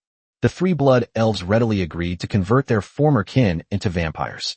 Unbeknownst to the elven leadership, the number of blood elves is steadily increasing, while the human blood race is experiencing explosive growth. Nobles understand nobles better. The nobles who wanted to extend their lives also knew about other nobles who wanted to extend their lives. They were competitors on the path to longevity and fought each other to seize the magical plants that could extend life. Now, they are no longer rivals, but have become kin, members of the vampire clan. It didn't matter that their elders were elves and were hostile to humans. If there were a button that, when pressed, could annihilate humanity while granting them immortality, they would press that button without hesitation, driven by their desire for eternal life. He has become obsessed with prolonging his life and no longer cares about his clansmen, let alone the human race. The blood elves made the right choice in selecting this noble class as their starting point. Moreover, these vampires, who were transformed from humans, do not consider themselves human, and their elders are not elves either. We all share a common identity. Vampires. Compared to blood elves, human vampires are far more ambitious. We will rule over the entire human race and turn most of them into food. We will rule the entire world of Nora, and all races will become our prey. We vampires are immortal. We are the noblest race, and we rightfully deserve to be the rulers of the world of Nora. Almost entirely driven by the human vampires, the vampire race rapidly grew in the human kingdom. Nobles with limited lifespans who wished to prolong their lives were developed into vampires, and then they developed outstanding members of their families into vampires. The original 3 blood elves no longer stayed in the Mage Kingdom, the Thousand Sails Kingdom, or the Glory Empire, but went to other human countries to continue developing the blood race. The 3 blood elves avoided the Empire of Light and the Kingdom of Katarin. Both the undead and vampires fear the light. The undead were powerful enough to launch a swift and fierce attack on the Light Empire, causing it heavy losses. If it weren't for the timely support of legendary powerhouses from various human nations, the Radiant Empire would have been in danger of being destroyed. The vampires are not yet strong enough to deal with the Light Empire. The Kingdom of Catlon is a young nation, and its nobles are generally quite young. Such a human nation is not suitable for the development of the vampire race for the time being. Chapter 331 Identifying Vampires. There are alchemical tools made by the elves that allow human nobles to conceal their unique appearance after becoming vampires, while still being able to walk in the sunlight. However, when there is no need, vampires prefer to be active at night. They still had to attend the banquets of the nobility, and even if they hated normal food, they would endure eating it, as they had to hide their vampire identity. When the vampires hold a banquet, the blood from various races becomes the most delicious food. Vampires also exchange experiences about which race's blood tastes best and which gender and age group's human blood is the most appealing. The vampire race is developing rapidly in various human nations, but they still need to operate in secrecy. After all, the vampires are still too weak. Not only can they not threaten the human race, but they are not even a match for the elves. Moreover, among the nobles of various human nations, those with limited lifespans are ultimately a minority, and even fewer are elderly nobles who yearn to prolong their lives. Even if these old nobles who longed for longevity were all turned into vampires, they would still be far from being able to rule over the human race. Before long, a human vampire came up with a new idea. There are few old nobles with little lifespan left, but in all the major human families there are a number of old guys. Many of these old guys also yearn to prolong their lives, but they don't have much money or resources, so they can only wait to die slowly. We can develop these old guys into vampires, and then, with an inside-outside collaboration, develop their clan leader into a vampire as well. Not counting young nobles, even older nobles, who may still have a relatively long lifespan, may still have the idea of immortality, but the idea is not as strong now. Whether through coercion or enticement, if we develop them into vampires, our vampire clan will reach new heights. That's a good idea. There are old guys among the royal families of various countries who are still quite powerful. Let's develop them into vampires as well. Kings and emperors probably also yearn for immortality. Let's find a way to develop kings and emperors into vampires as well. Then the vampire race will develop even faster. In 10 or 20 years, our vampire clan will be able to rule over the human race. Once we have control over the human race, our vampire clan will have the power to rule the entire Nora world. The Blood Elves, upon hearing the thoughts of the human vampires, couldn't help but feel the madness of the human vampires. Fortunately, the lives of these human vampires were in the hands of the Blood Elves. If the vampires can rule the world of Nora, then the Blood Elves will be the true rulers. Having gained the approval of the Blood Elves, the vampires needed to expand their recruitment pool. Under the lure of immortality, more humans became vampires. Compared to the invasion of the 100 races and the calamity of the undead, the vampires' invasion of the human race was silent, and the vampires also gained a large number of traitors from the human race. Even if a vampire is occasionally discovered, it doesn't matter. The matter will remain confined to a noble territory and will not spread outwards. Some young noblemen, disgusted by their vampire identity, actively reveal vampire conspiracies, while others try various methods to make amends. Royal families and imperial families are merely more powerful nobles, and they have no say in what happens in the territories of the nobles. Developing nobles into vampires, and then using the nobles as cover, makes it extremely difficult to expose the vampires' conspiracy to the public. In the world of Nora without Reg, perhaps one day the elves would find themselves losing control of the vampires and would have to proactively inform the outside world of the vampires' conspiracy. The various races would then join forces to exterminate the vampires, but they would still find it difficult to completely wipe out the vampires that had grown in number. Every race has its old folks who want to live forever. The vampire race will never perish. In early April of the 3rd year of the Cateran calendar, Reg traveled to the Mage Kingdom to recruit an old mage whose lifespan was nearing its end. Vampires? What are those? After successfully recruiting 3 old mages, Reg unexpectedly identified a vampire. Alchemical tools can conceal the vampire's unique appearance, but under Reg's appraisal skill, they can easily overcome the obstacles posed by alchemical tools. In fact, even a legendary mage could find some clues if they observed carefully. However, there are relatively few legendary mages in the world of Nora, and most legendary powerhouses do not show themselves. No vampires have been discovered yet, and vampires also avoid encountering legendary powerhouses. There are no vampires in the Kingdom of Catalan. If vampires had appeared in the Kingdom of Catalan, Reg would have discovered them much sooner. Having come to the Kingdom of Mages, I finally discovered the vampires, who have been developing for more than half a year. Reg conducted an in-depth analysis of the vampires he discovered and uncovered more information. It turns out that the progenitors of the vampires in the world of Nora were the Blood Elves. The vampires were once wiped out by the elves, but now Blood Elves have been born and have come to the human kingdom to develop the vampire race. Even without using identification techniques, Reg could guess why the Blood Elves came to the human kingdom to develop their bloodline. It must have been the work of the elves, who plunged the human race into internal strife and weakened their strength. Through the identification, Reg learned about the strengths and weaknesses of the vampires. Vampires can gain long lifespans by drinking blood. They can cultivate on their own or improve their cultivation efficiency by drinking the blood of powerful individuals. Drinking blood can also quickly heal injuries. However, the vampire's weakness is too obvious. They are afraid of sunlight. If a weak vampire walks directly in the sunlight without any means of protection, they will be burned to death. The disadvantages are obvious, but the advantage of vampires being able to gain a long lifespan is too attractive to those whose lifespan is not long. Reg could imagine that many humans had become vampires, especially the same kind of people as the mage Reg had identified. With little time left to live, they try every means to prolong their lives, aiming to attain high positions in human kingdoms or large families. Ordinary, weak people are not qualified to transform into vampires. Reg could already imagine the enormous impact that vampires would have on humanity. Once I expose the vampires' conspiracy, it should be able to get the various human nations to join forces to wipe them out. However, some old guys will try to transform themselves into vampires, just to gain more lifespan. Completely eradicating the vampire clan is no easy task. It must be said that the elven race's plan was very successful, unleashing a disaster known as the Blood Clan. Aren't the elves afraid of messing things up? They're probably forced to resort to this method to survive in the face of the rapid rise in human strength, Reg thought. Upon discovering the vampire's conspiracy, Reg temporarily stopped recruiting old mages and instead traveled throughout the mage kingdom and the human kingdoms, searching for traces of the vampires.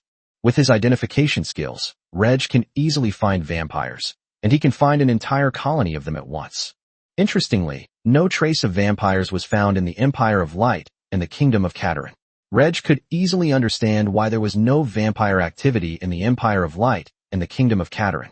After traveling around the various human kingdoms, Reg discovered that the vampires were mostly hiding among the nobility. The clan leader is an outstanding member of the clan or an elderly member of the clan. Reg even discovered that some members of the royal family had become vampires. Will the monarchs of human kingdoms become vampires in the future? Upon discovering the vampire's conspiracy, Reg was initially worried, but gradually became happy. Chapter 332: The Opportunity to Eliminate the Corrupt Aristocracy. It must be said that the human race in the Nora world encountered numerous difficulties and obstacles in the process of development. The previous calamity of the undead and the current calamity of the vampires, if not for Reg's discovery, would have caused heavy losses to the human race, even to the point of severely weakening them.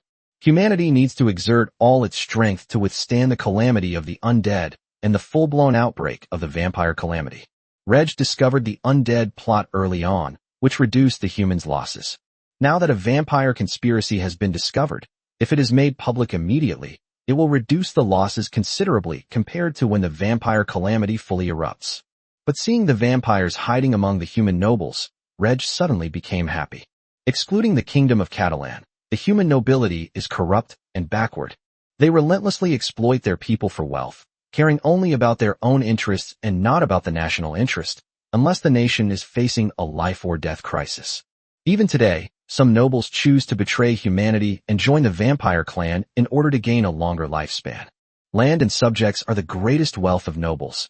Just look at the Leighton family. The Leighton legend's sons chose to remain in the Violet Empire for the sake of their own territories. Nobles will do anything for their own interests. Noble families like those in the Kingdom of Catlan, which have no fiefdoms, are not recognized by noble families outside the kingdom. These nobles are the biggest obstacle to Reg's desire to rule the human race. Not only nobles, but also noble sons, are all obstacles for Reg. The Kingdom of Catalan waged war against other human nations, and the nobles, under the orders of the king and emperor, assembled an army to fight against the Kingdom of Catalan. With the fighting strength of the Kingdom of Catalan's army, they could easily crush the enemy's army, causing heavy casualties among the soldiers, which was something Reg did not want to see. During the war, these nobles surrendered to Reg. How should Reg deal with them? Now things are different. The nobles have become vampires, a group completely different from humans. How can bloodthirsty monsters rule over humanity? Once the true nature of the nobles is revealed, will their human subordinates still remain loyal to them? The nobles from outside are an obstacle to Reg's rule over the human race. Reg hoped that the vampires would convert as many outside nobles and noble children as possible into vampires, so that Reg could wipe out the vampires and take over the entire human race more easily. With these thoughts in mind, Reg teleported back to Cheryl City and convened a meeting of the core members of the Kingdom of Katarin. Some core members were too far away, so Reg personally teleported there and brought them back.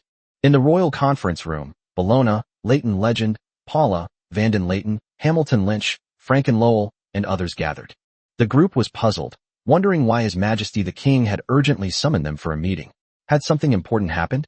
Reg sat down and said to everyone, "I went to the Mage Kingdom to recruit some old mages, and then I discovered a shocking conspiracy, no less serious than the undead plague." Upon hearing this, everyone in the meeting room became serious. Recalling the harm the plague of the undead inflicted on humanity, there is now a conspiracy no less serious than the plague of the undead. Fortunately, His Majesty the King discovered it. In history, there once existed a peculiar race, the vampires. Vampires originated from the elves. They are bloodthirsty monsters who gain long lifespans by drinking blood, but they also become afraid of sunlight. The weak vampires can be burned to death by sunlight, but their long lifespan attracts elves who are unwilling to die of old age to join them.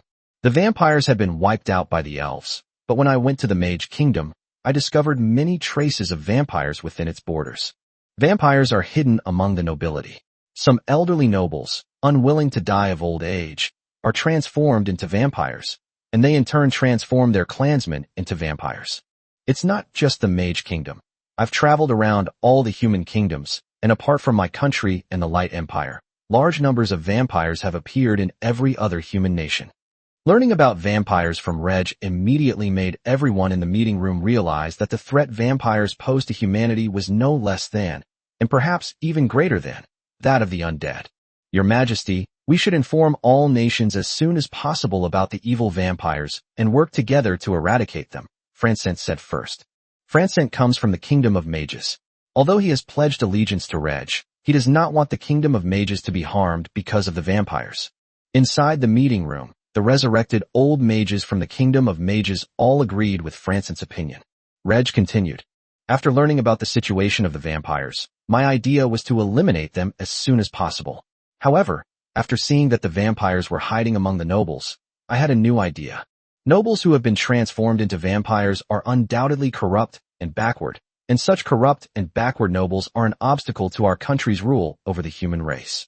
The emergence of vampires is a good opportunity for our country. Through vampires, we can quickly separate these corrupt and backward nobles. Will the human subordinates of these nobles still be loyal to the nobles who have been transformed into vampires? In the process of becoming the ruler of the human race, bloodshed is inevitable. I hope that there will be less bloodshed, and it would be best to kill only these corrupt and backward nobles. Vampires have strong regenerative abilities, but I know their weaknesses. They fear sunlight, and mithril can cause them great damage. We can exploit the vampires' weaknesses to create weapons, and when the time is right, we can launch a surprise attack to wipe them out. Hearing Reg's words, the resurrected old mages in the conference room hesitated, worried that their people might turn into vampires. But then I thought, if my people can't resist the temptation to become vampires, they're no longer human, so there's no need to worry about them. Let them die if they want. Compared to the immortality of vampires, the immortality bestowed by the Master is far more perfect. Even if a family in the Mage Kingdom is destroyed, they can still marry and have children to rebuild a family. The core members of the Kingdom of Catalan present unanimously supported Reg's decision. In that case, if I don't expose the vampires' conspiracy, the vampires will develop rapidly in various human countries. I feel that in at most 10 years, the vampires will develop to a very powerful level. Therefore, I have set a 10-year deadline. I need everyone to work together to accelerate the development of the kingdom and allow it to accumulate sufficient strength. 10 years later, we will wipe out the vampire clan and rule over humanity. Exterminate the vampires. Rule the human race. The crowd in the meeting room also became excited. Originally planned to take 20 years to develop, it has now been brought forward by 10 years, and the entire Kingdom of Catalan must accelerate its development. Enhance military strength and cultivate more officials to prepare for future rule over the human race. In military terms, the most important thing is the number of legendary experts. Currently, the Kingdom of Catalan only has 3 legendary powerhouses. Reg hopes that in 10 years, the Kingdom of Catalan will have at least 10 legendary powerhouses. Not only does it aim to rule over the human race, but it also seeks to eliminate all the legendary powerhouses of other races. Chapter 333 10-Year Development Plan. After the meeting, Reg thought about it and decided to formulate a 10-year development plan for the Kingdom of Catalan. This plan outlines the minimum targets to be achieved for some projects in the Kingdom of Catalan 10 years from now. Give the kingdom's officials more precise goals, take one step at a time each year, and achieve the goal in 10 years. It is important to note that the Kingdom of Catalan 10-year development plan began in the first year of the Catalan calendar. For example, the population target was set at the end of the 10th year of the Catalan calendar, with the total population exceeding 30 million. When the 10-year development plan of the Kingdom of Catalan is completed, which is the end of the 10th year of the Catalan calendar, it will be the earliest time when the Kingdom of Catalan will erupt. It is now April of year 3 of the Catalan calendar. If we extend it for another 10 years, it will be year 13 of the Catalan calendar, which is the latest possible time for the outbreak of the Catalan kingdom. In other words, the Kingdom of Catalan has at least 8 years to develop and at most 10 years to develop before it has to initiate a war. Of course, unexpected events may occur during the execution of the plan, causing the Kingdom of Catalan to launch a war ahead of schedule. The dates of the 10-year development plan of the Kingdom of Catalan are from year 1 to year 10 of the Catalan calendar. In terms of population targets, the minimum target is 30 million people. Military targets were set in addition to the minimum targets for the population program. 10 legendary powerhouses, 20,000 superhuman troops, 600,000 regular troops, and 2.5 million armed police and reserve troops. Basically, the size of the Kingdom of Catalan's army will increase as the total population grows. In terms of talent development, it is necessary to cultivate enough officials to rule over all humankind. For this purpose, more schools need to be established in the education sector. In terms of industrial projects, how many factories need to be built and how many workers need to be trained? Of all the projects in the development plan, there is one that Reg needs to work harder on: the number of legendary powerhouses. If the time frame is extended to 20 years, the Kingdom of Catalan could easily have more than 10 legendary powerhouses. Advance to the legendary realm in 20 years thanks to the high-level and top-tier magical plants produced in his small world. 2 of the resurrected old mages, both at the peak of the Silver Moon realm, also have a certain chance of becoming legendary powerhouses within 20 years. Reg and his Maid squad go to harvest orcs twice a year, and the life energy they harvest can be used to train more than 10 legendary warriors. However, with less than 8 years left, it will be difficult for the Kingdom of Catalan to have at least 10 legendary powerhouses. Reg wrote a list on a piece of white paper. Currently, the Kingdom of Catalan has 3 legendary powerhouses: Reg himself, the Legend of Leighton, and Bologna. Paula is the only candidate in the Radiant Realm who can be promoted to legendary status. The Silver Moon Realm includes Freya, Audrey, Emily, Chanel, Joanna, Vice-Captain of the Maid Battle Corps, and Portia, Captain of the Maid Battle Corps. Portia is the weakest among them, only at the Silver Moon stage. Further down the list, apart from Reg's father-in-law, Vanden, there were no other Silver Moon Realm battle masters. Fortunately, there was a group of resurrected old mages. Apart from a slight shortage of those at the Radiant Sun Realm, there were plenty of those at the Star Realm and Silver Moon Realm. There are already 3 legendary powerhouses and 7 more candidates to be promoted to legendary status, which makes a total of 10 people. However, the 10 legendary powerhouses of the Kingdom of Catalan in the future will be very interesting. Apart from Reg himself and the Leighton legend, the other 8 legends were all Reg's women. 3 of the legends are Reg's wives, and 4 of the legends belong to the Maid's warband. When the identities of the 10 legendary powerhouses of the Kingdom of Catalan are revealed, I wonder what the outside world will think. Reg not only wants to continue cultivating 7 legendary powerhouses, but also to cultivate several more Silver Moon Realm and Radiant Sun Realm extraordinary individuals. The fact that the number of extraordinary beings at the Radiant Sun Realm is less than the number of legendary powerhouses is quite a peculiar thing among the various human nations and the 100 races of the Nora world. Once the Kingdom of Catalan possesses 10 legendary powerhouses, it will become the nation with the most legendary powerhouses among the 10 human kingdoms, surpassing any other race in the 100 Races Alliance. But Reg felt it wasn't enough. On one hand, the 7 women are to advance to the legendary realm in less than 8 years. They are all newly promoted legends, and their combat power is relatively weak among legendary superhumans. On the other hand, Reg's goal is not a single human nation or a single ethnic group within the 100 Races Alliance, but all human nations and all ethnic groups within the 100 Races Alliance. The other 9 human kingdoms have more than 20 legendary powerhouses. The 100 Clans Alliance has nearly 20 legendary powerhouses in total. As long as the Kingdom of Catalan does not reveal its ambitions, it will not be besieged by dozens of legendary powerhouses. However, when the Kingdom of Catalan revealed its strength, the various human nations and the 100 Races Alliance could no longer remain silent. It's even possible that the various human nations and the 100 Races Alliance will join forces to deal with the Kingdom of Catalan. The sudden emergence of 10 legendary powerhouses from the Kingdom of Catalan is intolerable to anyone. Moreover, the Kingdom of Catalan possesses a great secret that can unite 2 originally hostile parties. Before the Kingdom of Catalan can demonstrate its strength, the number of legendary powerhouses in the 100 Races Alliance and the various human nations must be reduced. It would be best to kill all these legendary powerhouses, leaving only the Kingdom of Catalan with legendary powerhouses. Not only did some legendary experts from the 100 Races Alliance go into hiding, but legendary experts from some human nations also went into hiding. For example, the legendary powerhouses of the Thousand Sails Kingdom. Hiding is not an option. The last legendary expert from the Thousand Sails Kingdom was surrounded and killed by legendary experts from the Hundred Races Alliance. If the Thousand Sails Kingdom hadn't quickly produced new legendary powerhouses, it might have perished like the Kingdom of Ted. When a nation or race is weak, legendary strongmen must hide away. As long as legendary powerhouses live, a nation or ethnic group will not perish. It's difficult to find a legendary expert who's hiding, but that's for others. Reg can find a hidden legendary expert by searching carefully and using his appraisal skill.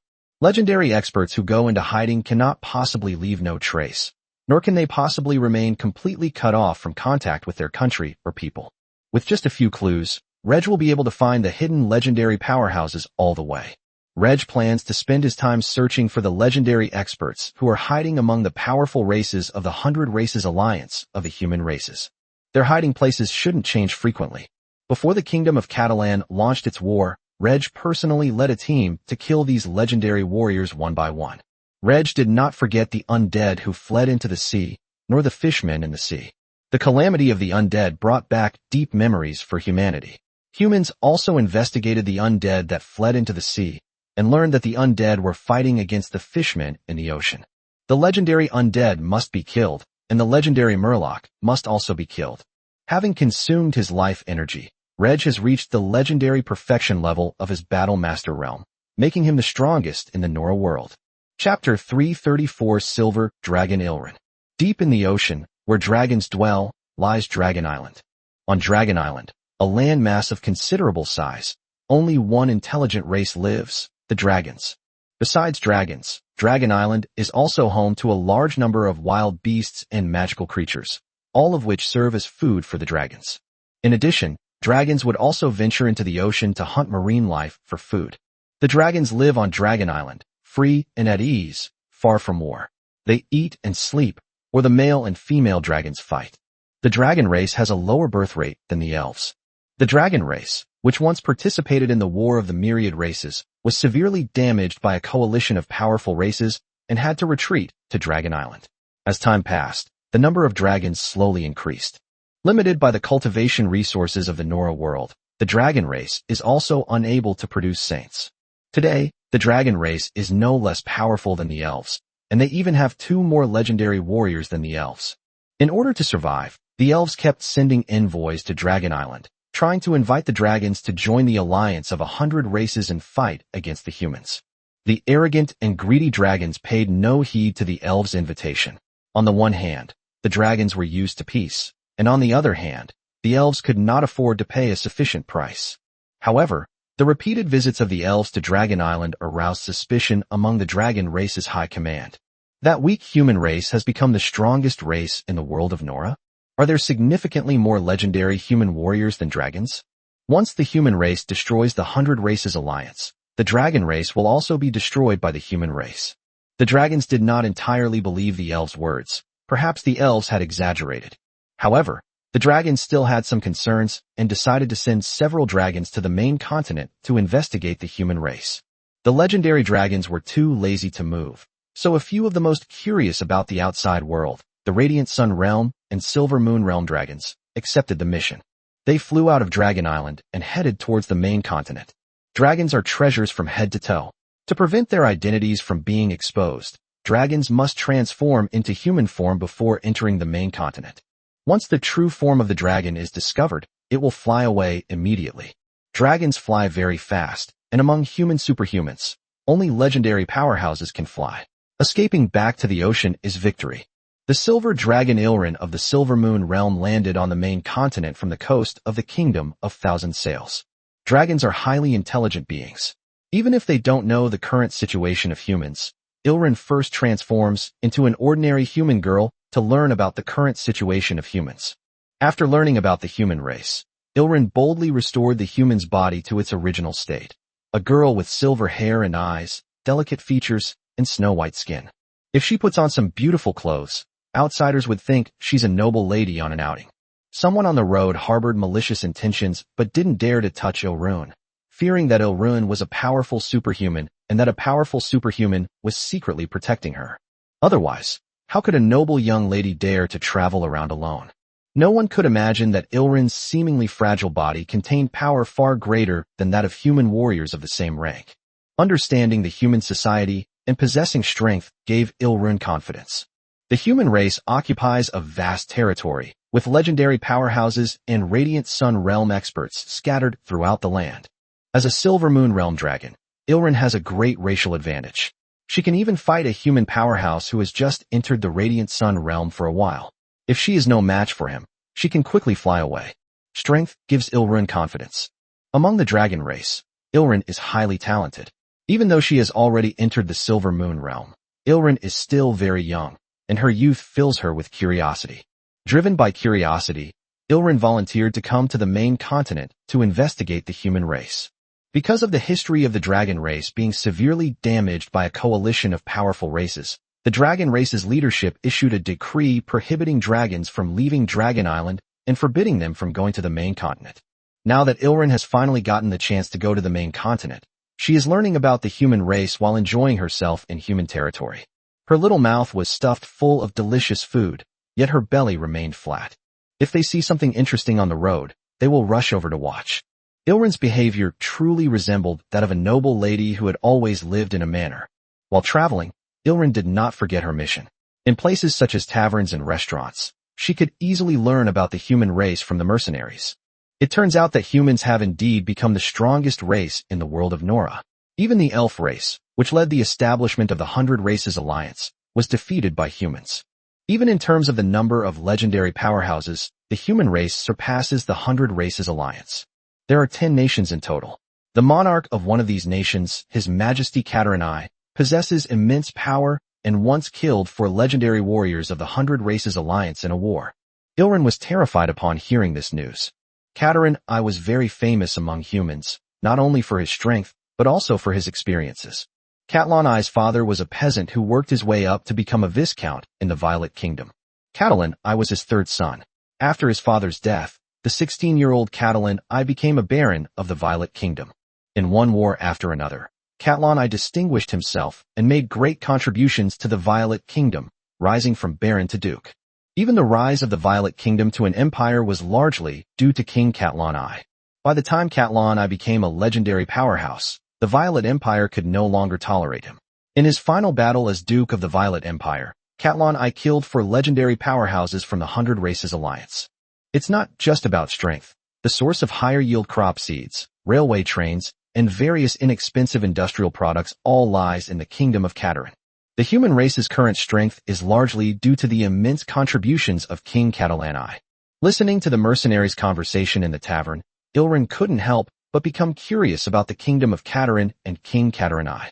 The kingdom of Thousand Sails happened to be right next to the kingdom of Katalin, and Ilrin took the train and arrived in the kingdom of Katalin without any problems.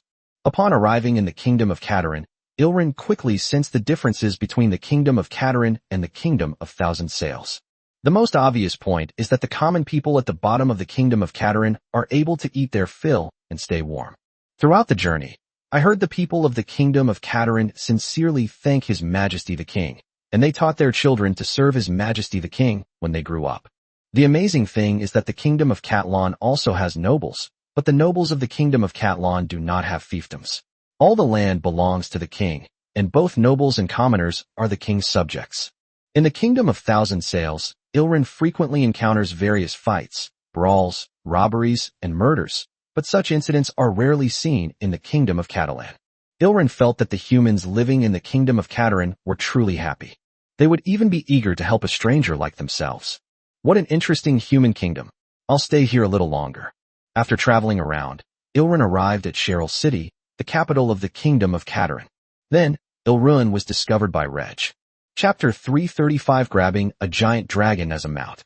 Because vampires have spread among humans, Reg is very concerned that they might spread to the kingdom of Katalin. The plan was set to allow vampires to develop freely within human territory, but Reg did not want to see a large number of vampires appear in the country he had established. Human hearts cannot withstand the test. Vampires have many disadvantages, but their long lifespan is a huge advantage. Compared to elves, humans have shorter lifespans. Ordinary people may not care about their lifespan. After all, just trying to live is already exhausting. The more extraordinary a person is, the more they desire to live longer. They want to go further on the path of the extraordinary, gain greater power, and achieve longer lifespans. However, due to insufficient talent and lack of cultivation resources, they were unable to go further on the path of the extraordinary in their limited lives. Now, if someone suddenly discovers an opportunity to significantly increase their lifespan, even if it means becoming a bloodthirsty monster, many people would be willing to do so. In the various human kingdoms, many elderly nobles have been transformed into vampires, and in families large and small, there are also elderly extraordinary individuals who have been transformed into vampires. The kingdom of Katlan is a young nation, and its nobles and extraordinary individuals are generally young. However, some of them are tempted by immortality and become members of the vampire race. Reg could use vampires to test the corrupt and backward nobles in other human countries, but he didn't want to use vampires to test his own subordinates.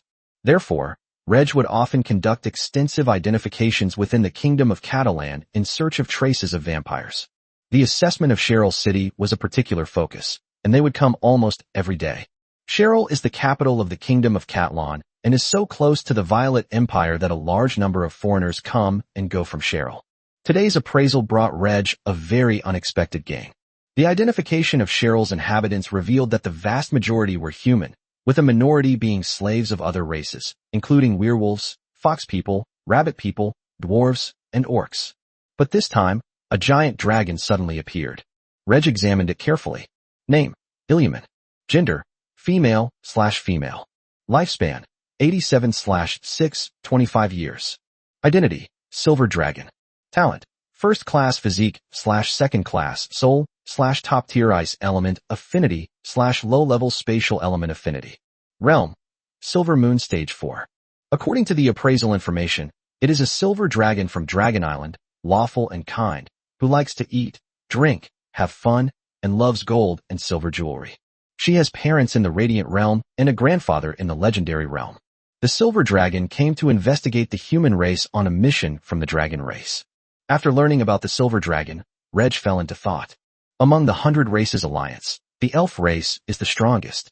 The number of dragons is far less than that of elves, but the dragon race is no less powerful than the elves. For a very long time, the human race has not heard of any dragons appearing on the main continent. How should we deal with this genius silver dragon with a powerful background? For Reg, there are only two ways to treat dragons and other races. Either kill them to become nourishment for the world tree, or enslave them. The reason they haven't moved yet is because their strength doesn't allow it, but that doesn't mean Reg is afraid. Reg is currently the strongest in the world of Nora, having reached the pinnacle of the legendary fighter realm. In another 6 or 7 years, the mage will also reach the legendary realm, with the added bonus from the power of the world. If Reg were willing, he could conquer Dragon Island by himself and kill all the legendary powerhouses from the outside world one by one. The problem is that the Kingdom of Catalan does not have enough manpower to manage the entire human race, nor does it have an army of sufficient size to defeat the armies of the various human nations and eliminate the alien races. If the dragon race were to actually make a move for a Silver Moon Realm Silver Dragon, Reg would simply need to display some of his strength to repel them. With these thoughts in mind, Reg made a decision. He was still missing a dragon as a mount and pet. The silver dragon that infiltrated Cheryl City was somewhat weak, but Reg was quite satisfied with her human form. With a teleportation, Reg appeared behind Ilrin, who was strolling in the street, grabbed her snow-white neck with his right hand, and then teleported back to the palace. Reg moved too fast. Ilrin, who was happily strolling around, didn't even have time to react before Reg grabbed her. After finally realizing what was happening, Ilrin opened her little mouth and tried to bite Reg. But when Reg tightened his right hand around Ilrun's neck, Ilrun gave up her attack in pain.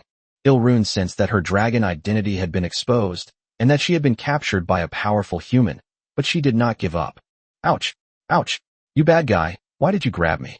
Ilrun said pitifully to Reg. Don't you know why? A giant dragon ran into our human city. To protect my people, of course I had to capture you. Okay, the dragon race's identity has really been exposed. I am a good dragon. Since I came to the main continent, I have not harmed anyone. Please, spare me. Ilrun continued to plead.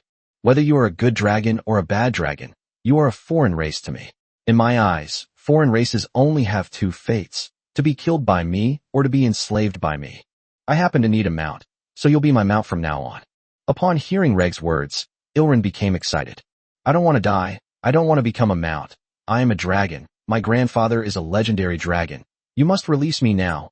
Otherwise my grandfather will come and eat you and destroy this city. Seeing that begging for mercy was useless, Ilrin turned to threats.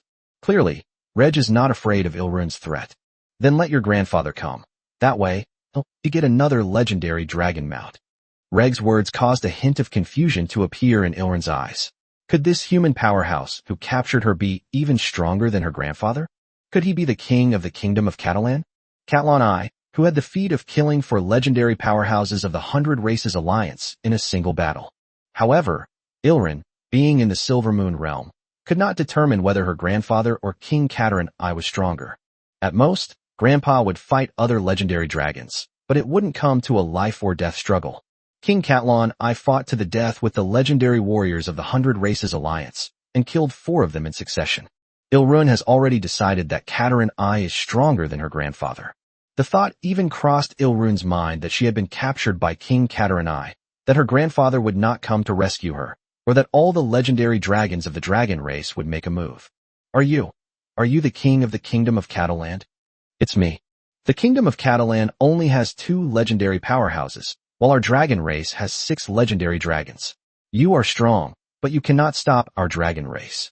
Reg replied with a smile. My kingdom of Katerin only has 2 legendary powerhouses, but our human race has more than 20 legendary powerhouses. If all the legendary dragons come, then there's no point in going back. Ilrin was speechless for a moment, but quickly realized something. Our dragon race can join forces with the 100 Races Alliance, and the number of legendary powerhouses will exceed that of humans. That is indeed the case, but will the dragon race really go all out for you? Chapter 336: The Humiliation of Ilrin. For its parents and grandfather, Ilrin, a Silver Moon realm dragon, was probably very important, since dragons have difficulty having offspring, and Ilrin only had one younger brother. But for the dragon race as a whole, Ilrin is not that important. Even if they join forces with the 100 Races Alliance, it is unlikely that the dragon race will take the initiative to attack the human race. Whether they win or lose, the dragon race will pay a huge price. Not only will a Silver Moon realm or Radiant Sun realm dragon die, but even a legendary dragon may perish. Among the dragons, Ilrin was young, but she was a genius and very intelligent. She quickly realized this and immediately became dejected. Your Majesty, may I not be a mount? Ilrin asked tentatively. No, if I can't be a mount, then I'll be a pet. A pet? No, I don't want to be a mount, nor do I want to be a pet.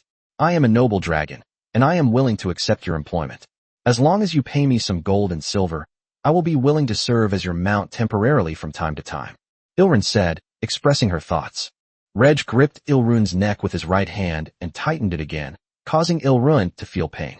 You have no choice but to become my mount or pet, or die.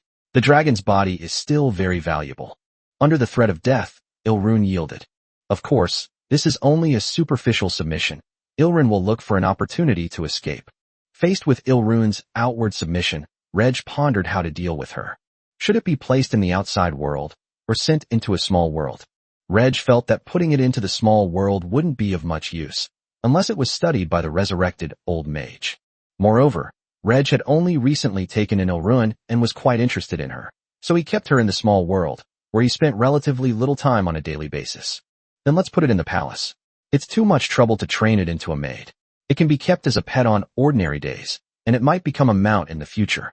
After all, the enormous size of a dragon can easily create a sense of oppression. As for how to bind Ilrin, Reg was too lazy to cast contract spells. To this day, Reg has never used contract spells, preferring to win people over with virtue. However, Ilrin is a dragon that has only recently been tamed and is still quite wild, so she needs to be kept in check. Limiting Ilrin's power is quite troublesome. Ilrin is a dragon, and her physical attributes surpass those of humans of the same level. Only those like Bellona, who possess divine power, are exceptions. Fortunately, the silver dragons are lawful and good. As Ilrin said, after entering human territory, Ilrin did not intentionally harm a single human. I'm not too worried about Ilrin hurting anyone. What I'm worried about is her escaping. Reg can't take Ilrin with him everywhere he goes, and since Reg often leaves the palace, Ilrin will find opportunities to escape. A flying dragon, currently, Only legendary powerhouses in the kingdom of Katarin can fly and catch up with Ilrun. After thinking for a moment, Reg decided to forge a sturdy collar for Ilrun to wear. On this collar, Reg used his world power and spatial magic to set an anchor point. Normal anchor points are in fixed positions.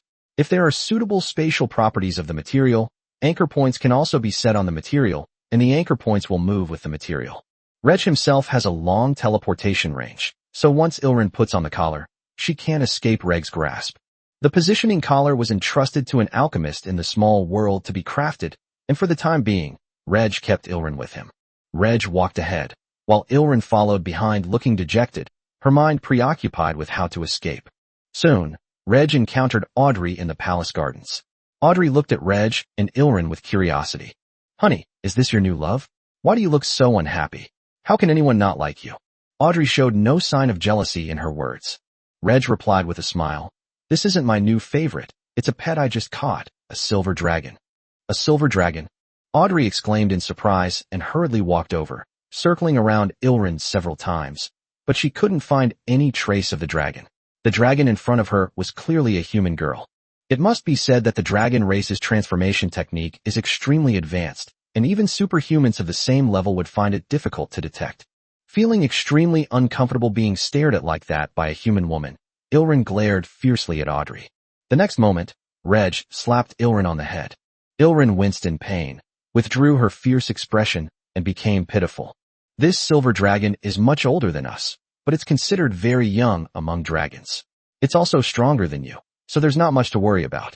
Silver dragons are relatively kind and won't easily harm others."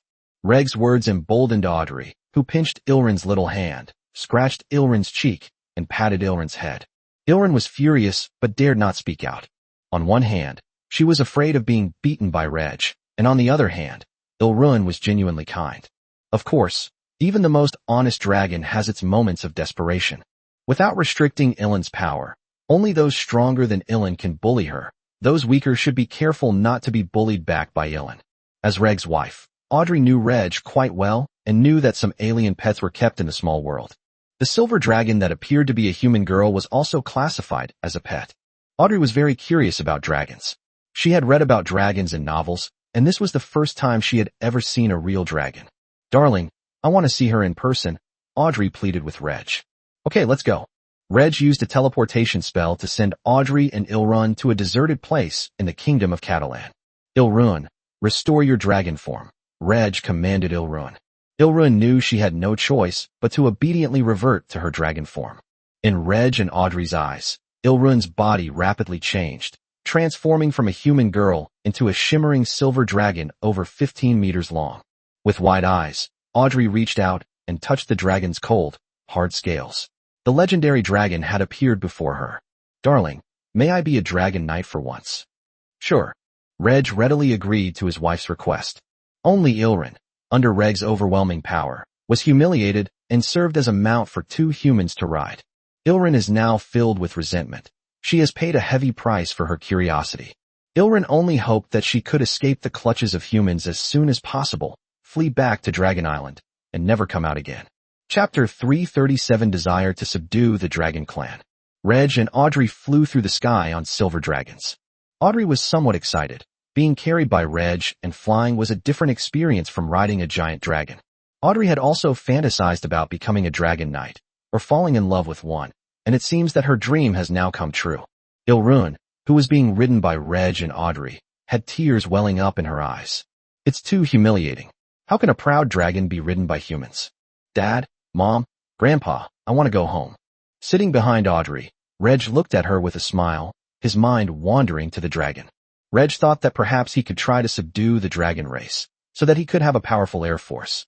The Griffin Empire's Griffin Legion, the Orc Eagle Men, the Winged Men, and the Goblin Alchemy airships are all famous aerial combat forces in the world of Nora.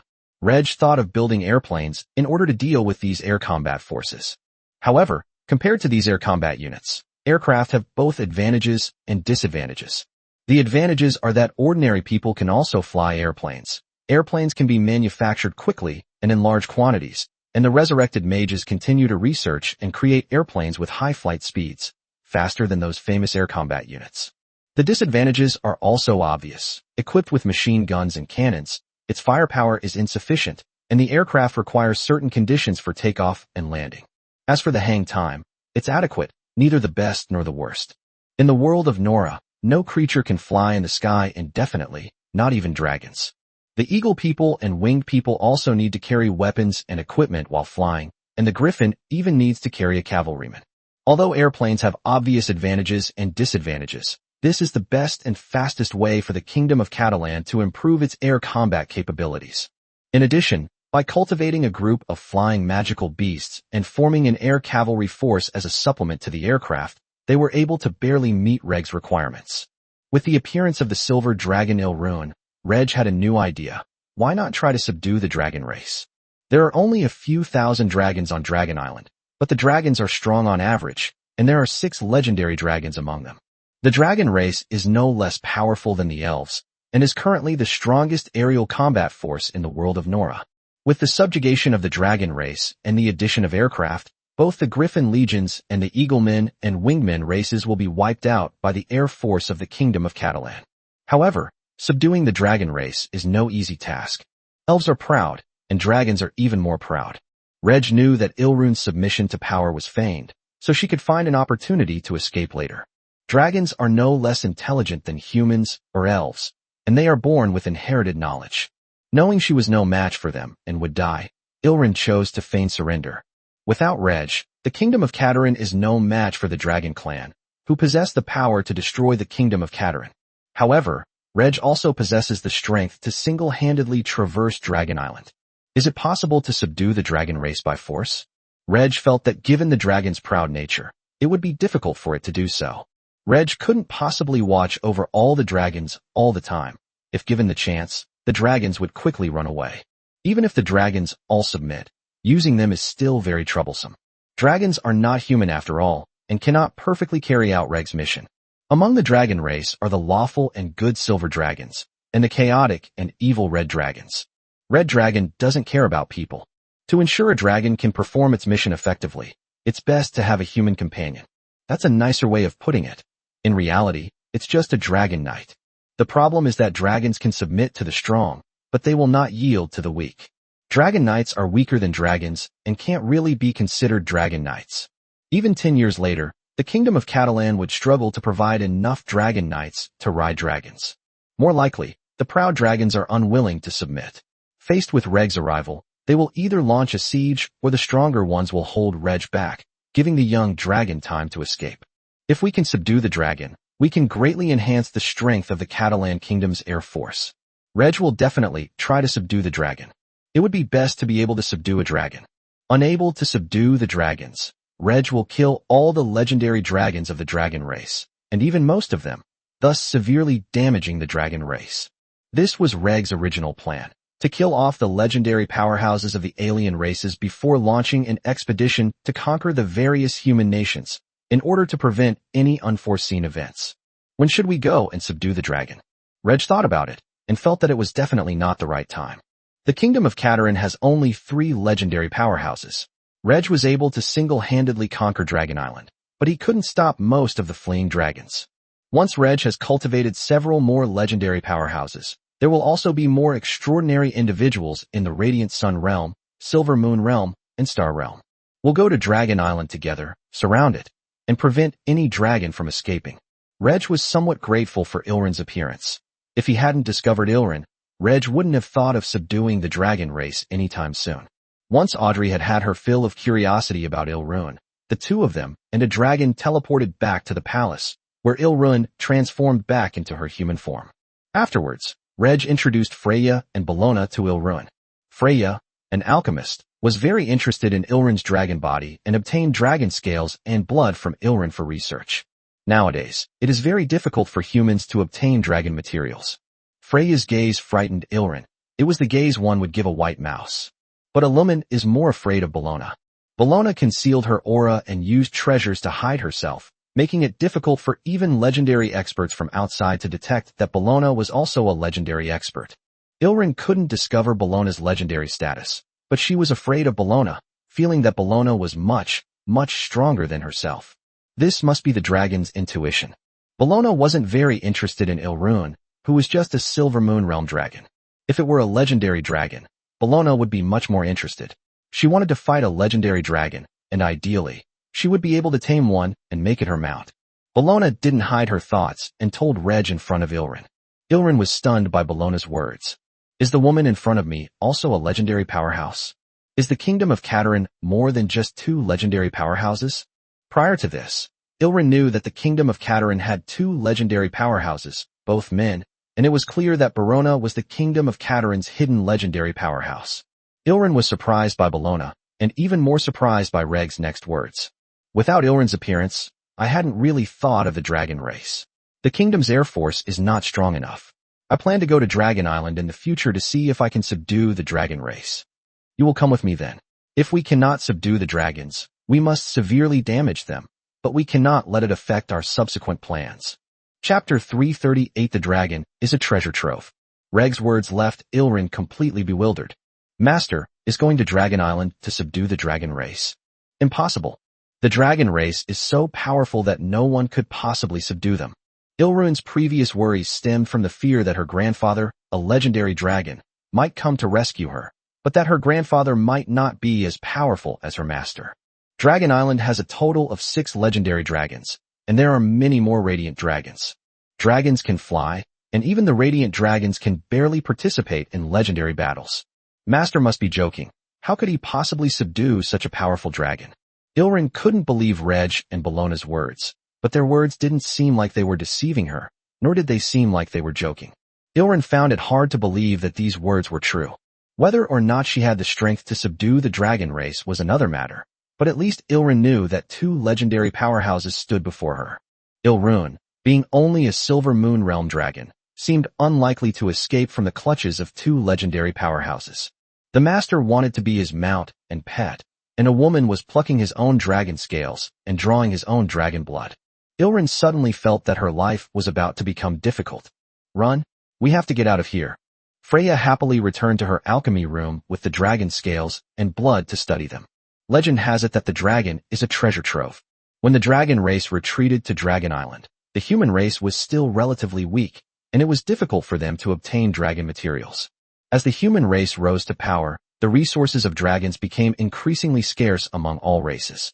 By the 5th age, human mages had found it even more difficult to obtain dragon materials. Freya never expected to obtain dragon materials.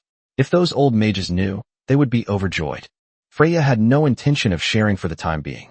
She was studying Ilrun's dragon scales and blood in the alchemy room, and was even able to obtain other materials from Ilrun.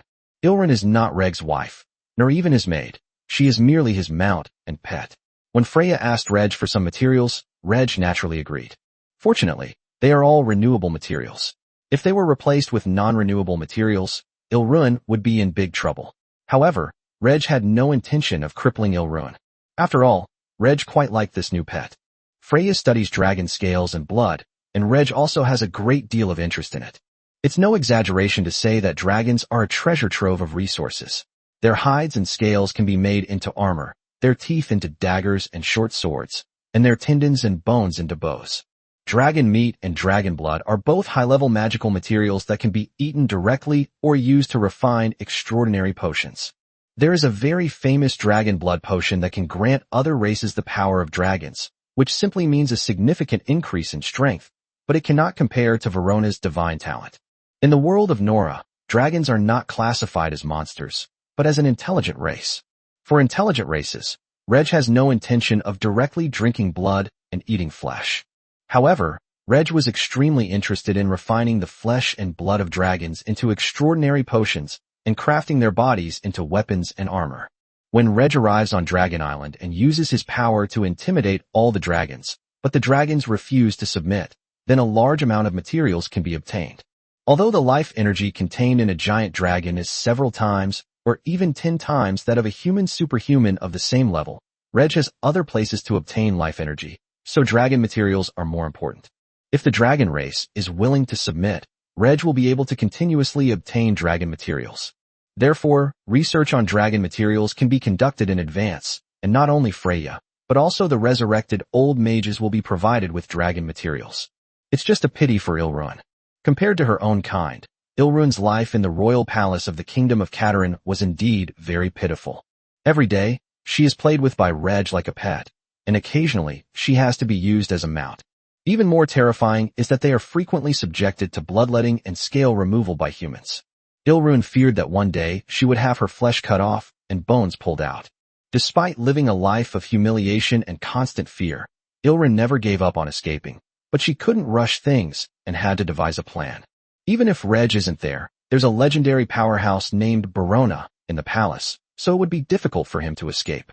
Most of the time, a legendary powerhouse named Waltz Layton is also stationed in Cheryl City, which is another troublesome matter. Ideally, all three legendary powerhouses of the Kingdom of Katarin would be absent from Cheryl City, giving Ilrun a better chance of escaping. As for the Radiant Realm Transcendence of the Kingdom of Katarin, Ilrun isn't afraid at all, because they can't fly. Ilrun patiently devised her escape plan, waiting for the right moment to flee this terrible place. I want to escape. I want to go back to Dragon Island. I want to work hard to become a legendary powerhouse, even stronger than that bastard Reg, and then capture Reg and his women to make them my pets. Ilrun fantasized about her future life as a dragon. As time passed, the dragons who had come to the main continent with Ilrun to investigate the human race left the main continent at the agreed time and gathered at the agreed location. Only Ilrun had not returned. The dragons waited for several more days, but still did not see Ilrun. Oh no, something's happened to Ilrun. Ilyamin is the youngest. Is it because she's so playful that she forgets about time? I hope Ilrun has lost track of time. Let's head back to Dragon Island first. If Ilrun is alright, she'll fly back to Dragon Island on her own. This is the only way. The dragons flew back to Dragon Island to report to the dragon race's leadership on the current situation of the humans and the fact that Ilrun had not yet returned. Ilrun may not be in trouble. Perhaps she will return on her own in a while, said an elderly legendary silver dragon, Ilrun's grandfather, Nathaniel. Compared to the matter of Ilrun, the dragon race's high command was more concerned about the current situation of the human race. Then the higher-ups were astonished by the information about the human race that had been brought back. It turns out that, just as the elves said, the human race has become so powerful. Humans now occupy the best piece of land on the main continent, and their territory is constantly expanding. Even when the other races on the main continent unite, they are no match for the human race. As the human race continues to grow stronger, other races will gradually perish. The elves are worried about being wiped out by the humans. Should the dragons, who live far from the main continent, also worry about this? The dragon clan's high-ranking members hesitated. Compared to when the dragon race first arrived in the world of Nora, the dragon race is now undoubtedly very weak, and its numbers are also small. The key lies in the fact that the human race is powerful, far stronger than the dragon race.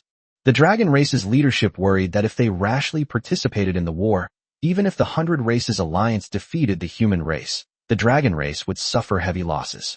If a large number of dragons were to die in the war, given their pitiful reproductive capacity, it would be difficult to restore them to their current size. After so much peace, there won't be many dragons willing to go to the main continent to fight against humans. Chapter 339: The Silver Dragon Escapes. After patiently waiting for 2 months, Ilrun found that she could not find the 3 legendary powerhouses of the Kingdom of Katarin, none of whom were in Cheryl City. Ilrun gritted her teeth and made a decision. She wouldn't wait any longer. Neither the 3 legendary figures of the Kingdom of Katlan, the legend of Layton and Bologna, would pay any attention to him. As long as Reg isn't around, Ilrun feels she can escape Cheryl City. It's best not to revert to the true form of a dragon. Once discovered by the people of the Kingdom of Katlan, they will immediately inform Reg. Ilrun suspects that Reg has set up numerous anchor points within the Kingdom of Catalan, enabling him to quickly teleport to various locations. Even if Ilrun herself leaves Cheryl City, there is still a high chance that Reg will catch up with her. Therefore, Ilrun plans to travel within the Kingdom of Katarin in human form, escape the Kingdom of Katarin, and then revert to her true dragon form to fly out of the main continent as soon as possible. This would give them a greater chance of escaping back to Dragon Island. Having devised an escape plan, Ilrun soon had the opportunity to escape. 3 days later, Reg went out after breakfast. As Reg's pet, Ilrun is free to roam the palace when Reg is not there. Reg did not issue an order forbidding Ilrun from leaving the palace. This was something Ilrun had tested. The battle maids guarding the palace knew that Ilrun was their master's pet and assumed that Ilrun was completely obedient and would not stop her from leaving the palace. After Reg left, Ilrin walked around the palace and then went to the palace gate. Without hesitation, Ilrin left the palace. The battle maids guarding the gate not only did not stop Ilrin, but also nodded slightly to her. Dragon's heart was pounding faster. After leaving the palace, Ilrin used a transformation spell to become an ordinary adult man from the kingdom of Catalan. But the collar around her neck remained unchanged. Ilrin couldn't crush the collar even with all her might, and it would grow larger as she reverted to her dragon form. Only pets wear collars, something that deeply humiliates Ilrin, and despite her long research, she has been unable to change it. Fortunately, the collar didn't seem to serve any other purpose. After slightly concealing the collar, Ilrin casually flagged down a tricycle and paid the driver to take her out of town. The journey was very smooth, without any obstacles, and Ilrin left Cheryl City. With a heavy heart, Ilrin spent even more money to buy the tricycle and rode it westward toward the city closest to Cheryl. The plan is to take a train from the next city and continue westward. Reverting to its dragon form and flying would make it too large a target and easy to spot, while walking as a human would be too slow. Fortunately, the Kingdom of Catalan has a well-developed railway network that connects directly to the railways of other human nations, so it's best to leave the Kingdom of Catalan by train. Ilrin did not take the train in Cheryl, fearing that someone would come looking for her while she was waiting in the city. They probably didn't expect me to leave Cheryl so soon. Ilrin smiled happily. She had finally escaped the demon's lair. With a little more effort, she would be able to escape the Kingdom of Catalan. Ilrin's good mood lasted until evening, and she even spent money to buy more expensive food on the train, eating and drinking while enjoying the scenery outside. Then, upon returning to the palace, Reg discovered that Ilrin had escaped. Using his spatial perception to locate the anchor point on the collar, Reg cast a teleportation spell, teleporting to Ilrin's side. Upon seeing her master suddenly appear, Ilrin was so startled that she dropped the bread and soda she was holding to the ground. The surrounding passengers were also surprised by Reg's sudden appearance. "Have you had enough fun?" Reg's voice seemed calm, revealing no emotion. "I've had enough," Ilrin said, her voice trembling. "Then come back with me." "Yes." Reg grabbed Ilrin's hand and used another teleportation spell to send her back to the palace. The surrounding passengers were amazed by this scene, and soon someone guessed that it was a magical spatial spell. In the entire Kingdom of Catalan, space mages and space warriors are extremely rare. It is said that His Majesty the King is a space mage. Your Majesty? My God, that person who just appeared looks like His Majesty the King. I'm sure it's His Majesty the King. I never imagined that His Majesty the King would be so close to me in my lifetime. What is the relationship between the man taken away by His Majesty and His Majesty? In the royal palace, Ilrin immediately reverted to her human form, feeling extremely uneasy, unsure how her master would punish her. "If you run away once, I will hand you over to Freya for research. If you run away too many times, you can expect to be dismembered by Freya. She is very interested in dragons now, but you are the only dragon I have." Hearing her master's words, Ilrin was immediately frightened. She knelt on the ground, hugged Reg's leg, and pleaded with tearful eyes. "Master, I was wrong. I shouldn't have run away. Please don't send me to be studied." Ilrin had visited Freya's alchemy lab more than once, where Freya collected materials that caused less harm to the body, such as scales and blood. In the alchemy room, Ilrin saw various magical beast materials. On one occasion, she even witnessed Freya injecting dragon blood into the body of a rat-like magical beast, causing the rat to explode and die. Freya, however, excitedly studied the rat's remaining limbs. Ilrin was terrified that one day she would be dismembered by Freya, which was the most important reason why Ilrin was in such a hurry to escape. "You should be punished for making mistakes. If you're a good pet, none of this will happen." "Yes, master, I will be a good pet. I will be very obedient." Ilrin continued to pretend to be submissive and obedient. Reg didn't believe that Ilrin would submit so readily and sincerely. The training would continue. Even the wolf girl Mavis in the small world took a long time to completely submit, let alone the proud dragon. Mistakes must be punished, so Reg sent Ilrin to Freya for research.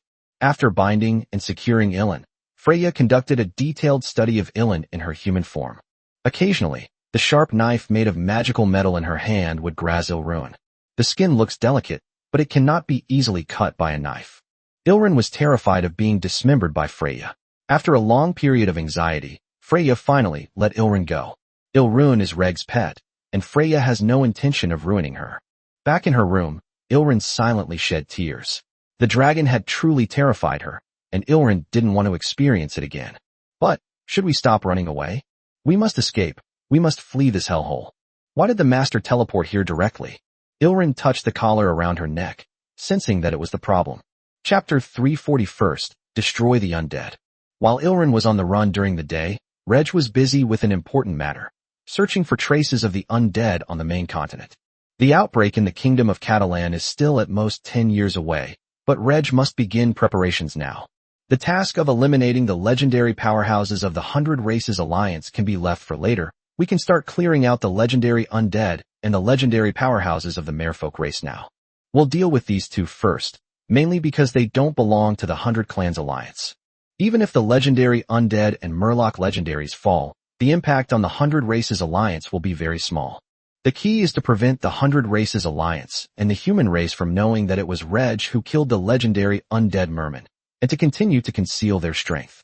Legendary undead and legendary merfolk. Reg initially set his sights on the legendary undead, because the undead are troublesome. Once Reg has killed all the Fishman legends, the undead will be able to turn the tide in the ocean, defeat the Fishmen, and even rule the entire ocean, greatly increasing their numbers. The merfolk cannot live on land for extended periods, which is a major reason why they did not join the 100 Races Alliance.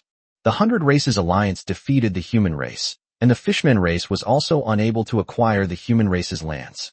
The ocean is larger than the land, and it also contains a large amount of cultivation resources. The merfolk do not crave land, nor are they particularly worried about the humans, who cannot survive underwater for long periods, invading the ocean.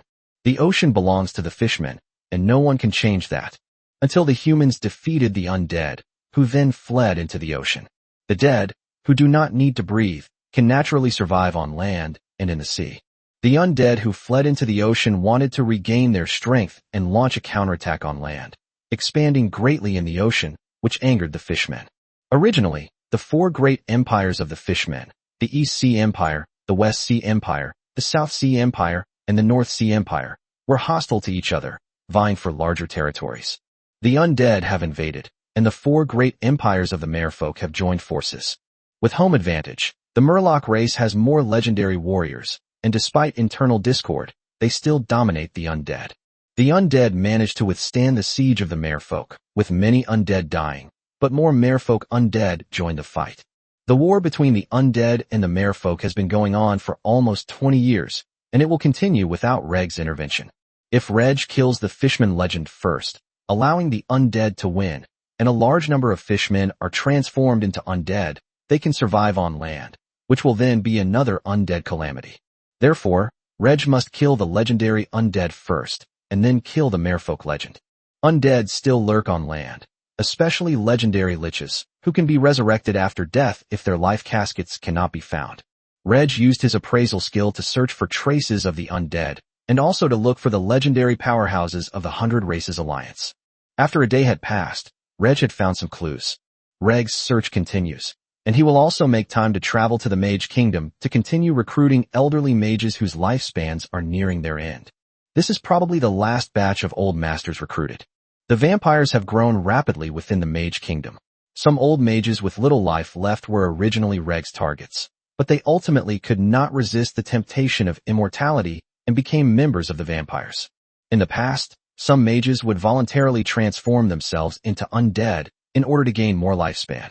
Compared to the undead, vampires are better off. Turning into bloodthirsty monsters is a minor matter. Unable to recruit veteran mages from the Mage Kingdom anymore, we will have to rely on cultivating them ourselves from now on. With a large enough human population, once the Kingdom of Catalan rules over the entire human race, it will soon cultivate a large number of genius mages.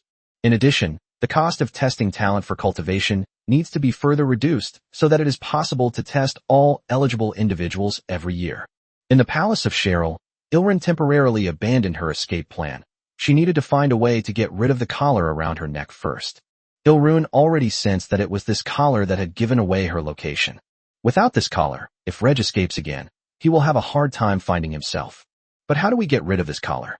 Even if he reverts to his true dragon form, the collar will grow larger, and he will be unable to destroy it with his own power.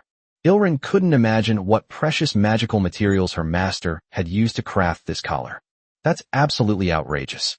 What humiliated Ilrun the most was not just wearing the collar, but also that Reg would make her revert to her true dragon form and shrink her body to the size of a calf, then train her like a dog. If Ilrun refuses, she will be beaten by Reg.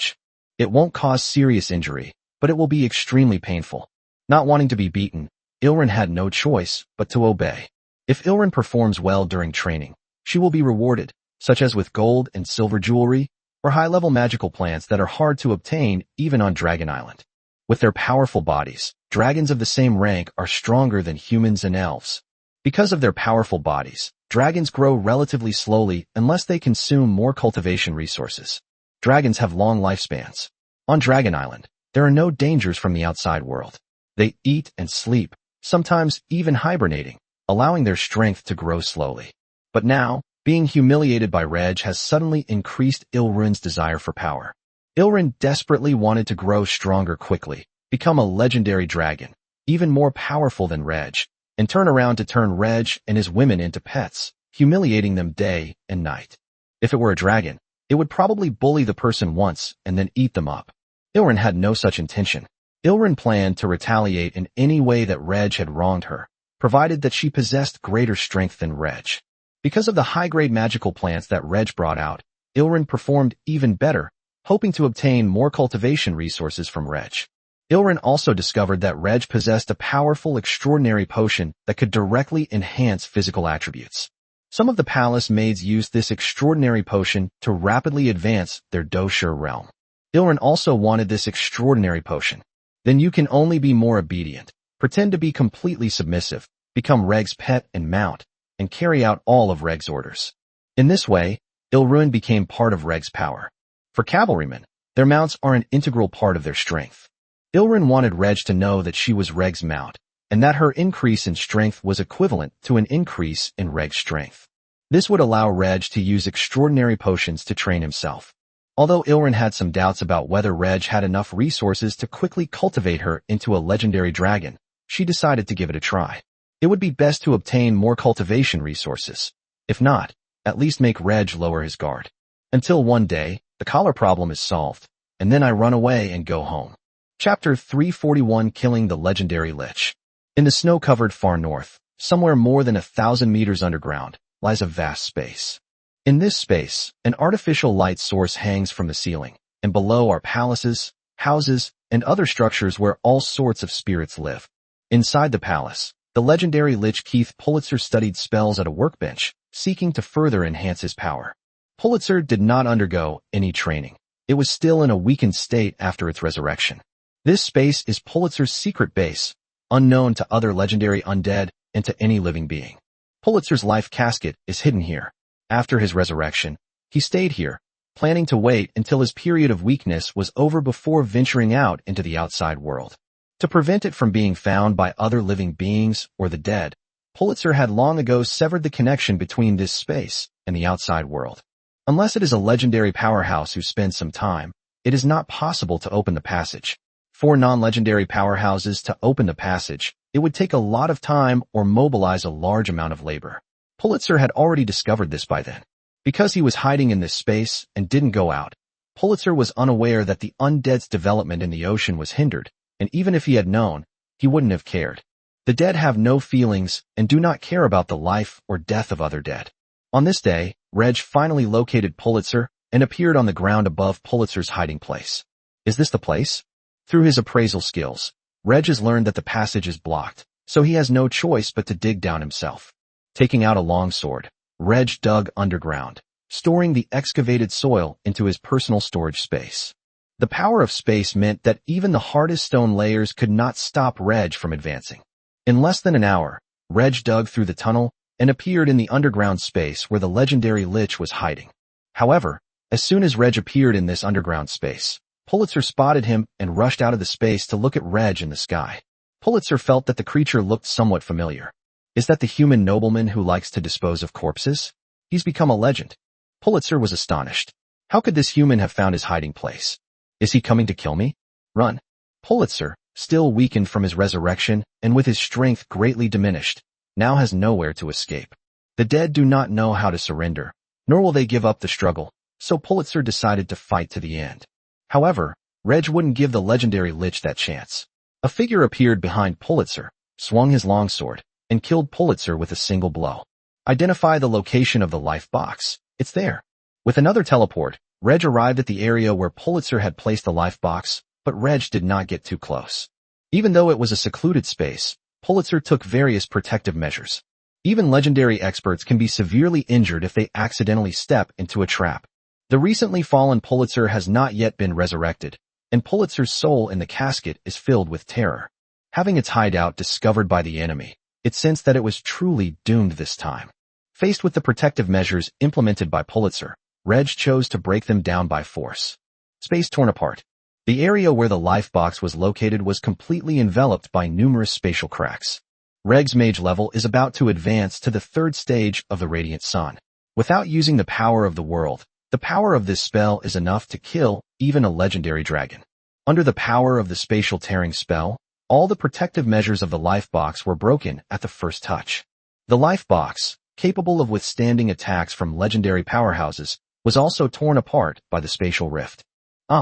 Pulitzer's soul screamed within the life box, but only this one sound escaped before his soul, along with the life box, was torn apart by countless spatial rifts. The legendary Lich Keith Pulitzer has fallen. There are 7 legendary undead remaining in the world of Nora. Reg eliminated all the undead in the underground space, then destroyed the underground space before teleporting away. Keith Pulitzer perished completely, and the other 7 legendary undead received no information. One legendary Lich is still weakened after his resurrection, while the other 6 legendary undead are battling the Murloc legends in the ocean. Reg's quest to find the legendary undead continues. However, in August, Reg paused his search and set off with his Maid squad to slaughter orcs in the wasteland. The Maid warband goes on 2 expeditions a year, a practice the orc tribes within the Bearman territory have long been accustomed to. The powerful orc tribes would rather run away than live in fear, lest the humans one day invade and wipe them out. As long as one is strong enough, one can seize a new pasture in other places and continue to survive. Weak orc tribes would find it difficult to survive even if they fled to other places, and would be driven away by powerful orc tribes. In the end, the weak orc tribe could only stay where they were, hoping to rely on luck to avoid being found by the humans. The Bearmen, who rule this region, have mostly kept their tribes far from the kingdom of Katarin, and have occupied the best pastures in places far from the kingdom of Katarin, which has prevented the Bearmen from slowing down their development. The once powerful orc races, Waren's men, centaurs, and minotaurs, have yet to produce any legendary warriors. Now, the 3 races have become the targets of oppression by the Bearmen. Orcs understand each other better, and the Bearmen are better able to extract benefits from the 3 races. Faced with the oppression of the Bearmen, the 3 races, lacking legendary powerhouses to protect them, were unable to resist, and their development was slow. Many members of the 3 clans resented their clan leaders, and despite using the clan's resources to break through to the legendary realm, they all failed. Why can't we preserve our heritage and let our talented clansmen use it in the future? No matter how angry they were inside, they dared not speak out, because they were much weaker and far from being a match for their chieftain. Because the best pastures were occupied by the Bearmen, every time the Maid warband harvested resources, tribes from all 3 races would be wiped out by the Maid warband, while the Bearmen would suffer very little loss. None of the 3 races had any intention of leaving the territory of the Bearmen. Without a legendary powerhouse to protect them, they would be oppressed and exploited by powerful clans wherever they went. With the clan's foundation depleted, no one knows when a new legendary powerhouse will emerge. We'll persevere day by day, struggling to survive, and one day we'll be able to return to the ranks of the powerful.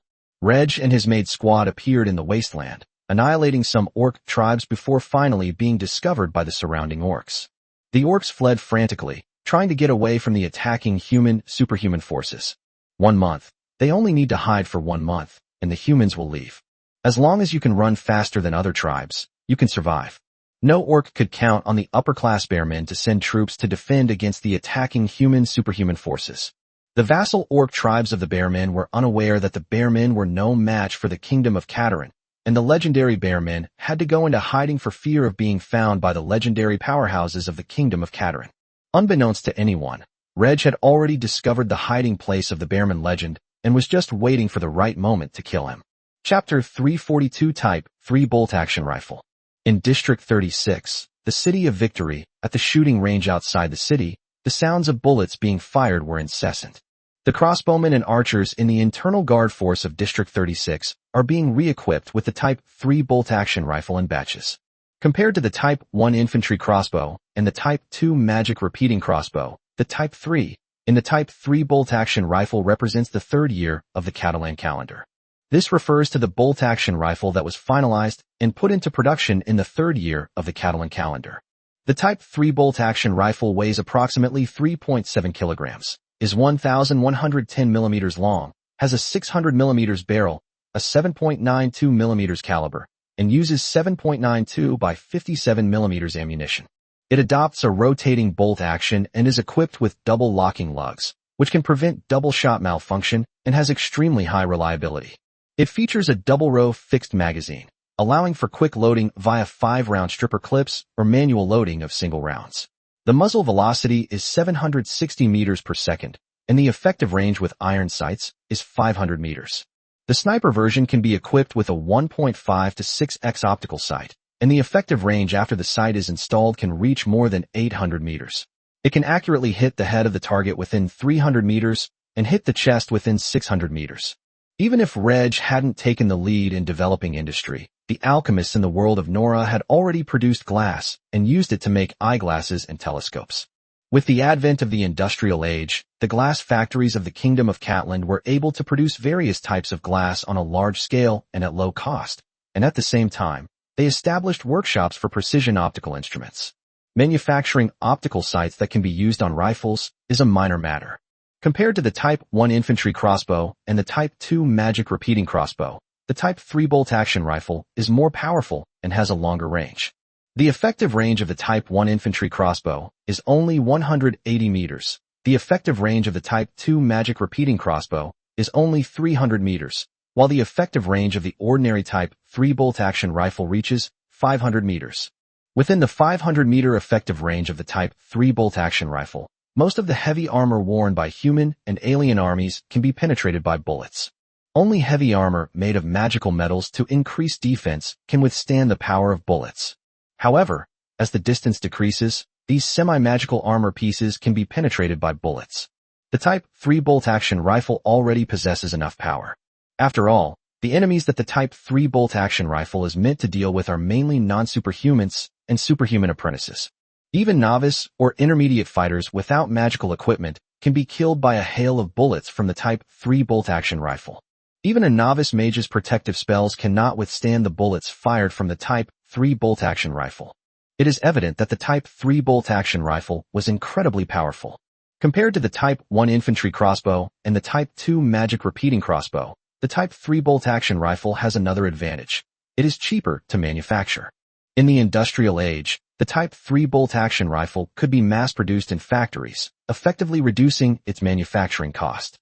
The Type 3 bolt-action rifle has a lower manufacturing cost than the Type 1 infantry crossbow and greater power than the Type 2 magic repeating crossbow.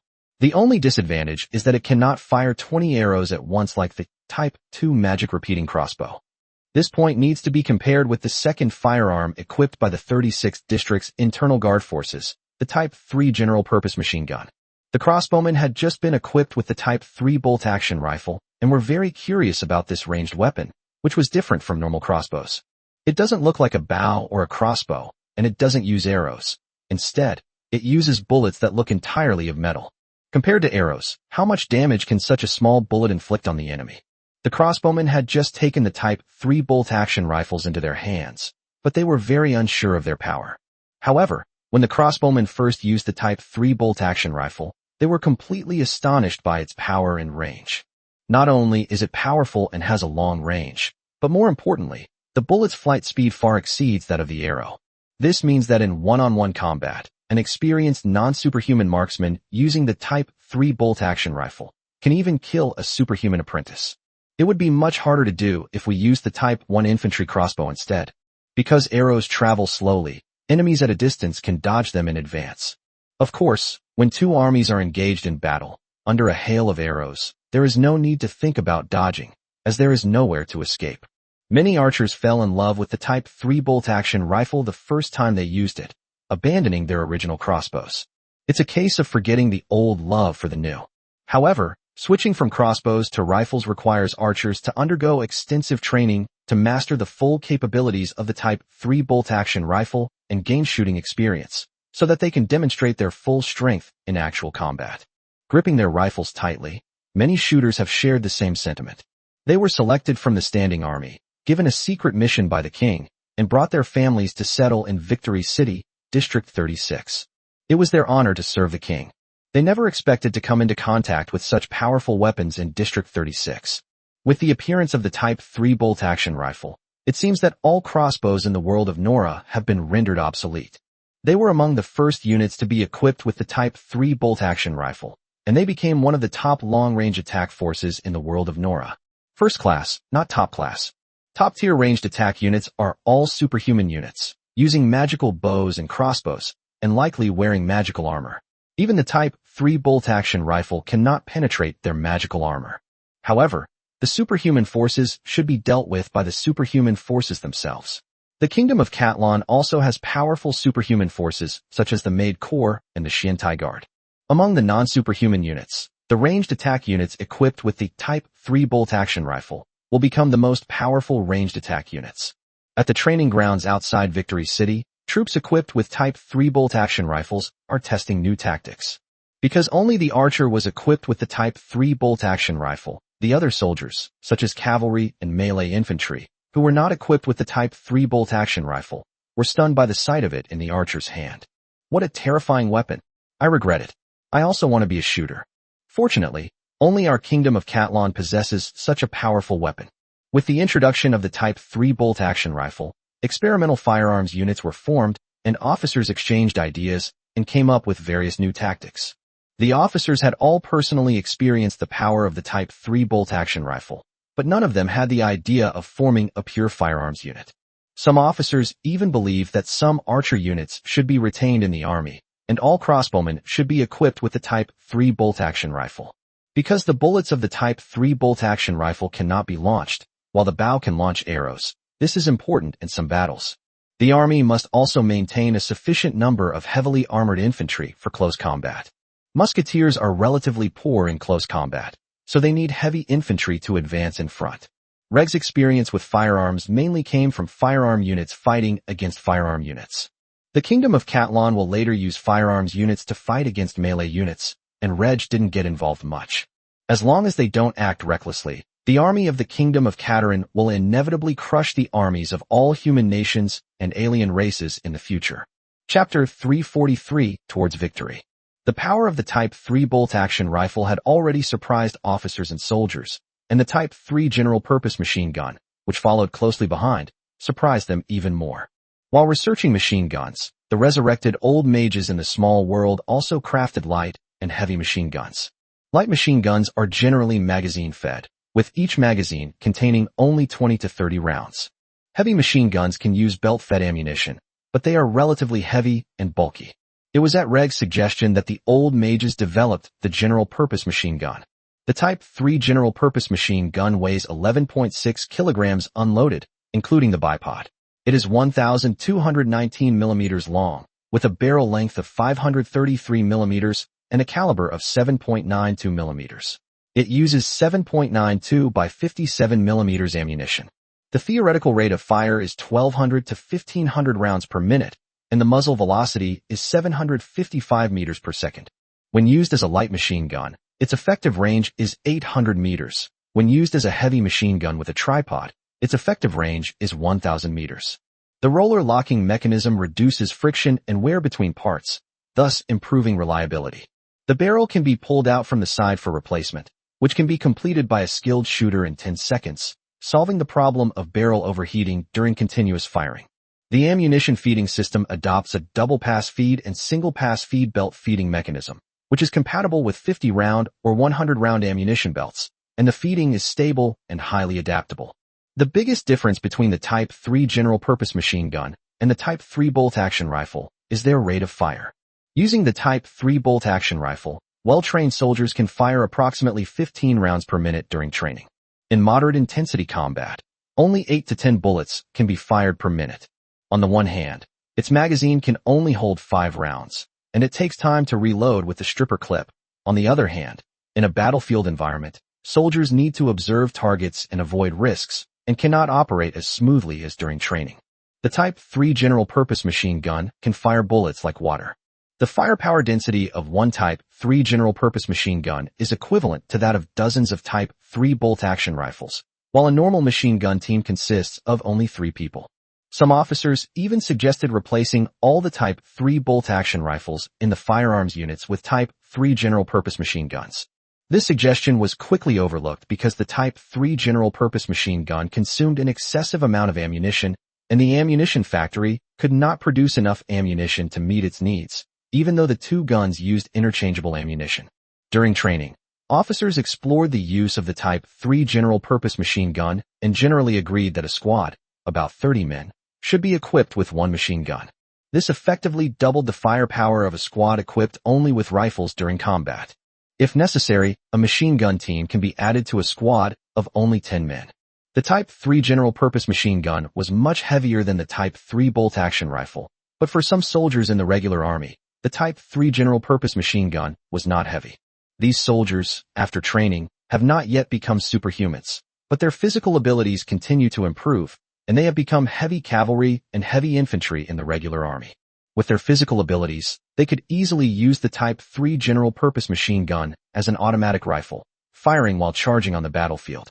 The Maid Corps, the Shintai Guard, and the newly formed superhuman forces will all be equipped with the Type 3 general-purpose machine gun. The Type 2 magic repeating crossbow only uses ordinary arrows and is completely incomparable to the Type 3 general-purpose machine gun. The Maid squad consists of 100 women, each equipped with a Type 3 general-purpose machine gun, capable of easily defeating an army of 10,000. However, the Type 3 general-purpose machine gun cannot completely replace the Type 2 magic repeating crossbow. Each member of the Maid squad is equipped with 2 Type 2 magic crossbows.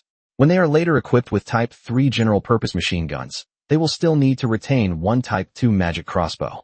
During combat, use the Type 3 general-purpose machine gun to shoot non-superhumans and superhuman apprentices. Use the Type 2 magic crossbow to shoot and kill superhumans above the initial level.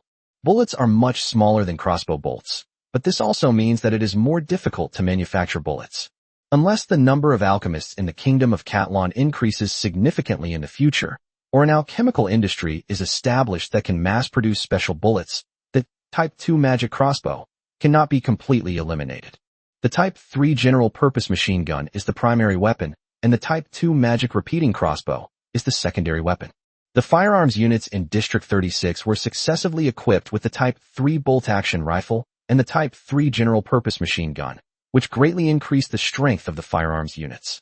But this is only the beginning. The size of the firearms force is constantly expanding, and new weapons are constantly being added. Infantry throwing weapons, including grenades, smoke grenades, and flashbangs, have been added. The soldiers felt like mages, unleashing 3 spells: exploding fireball, smoke, and flash. The addition of large-caliber anti-aircraft machine guns enabled the firearms units to effectively attack the enemy air force.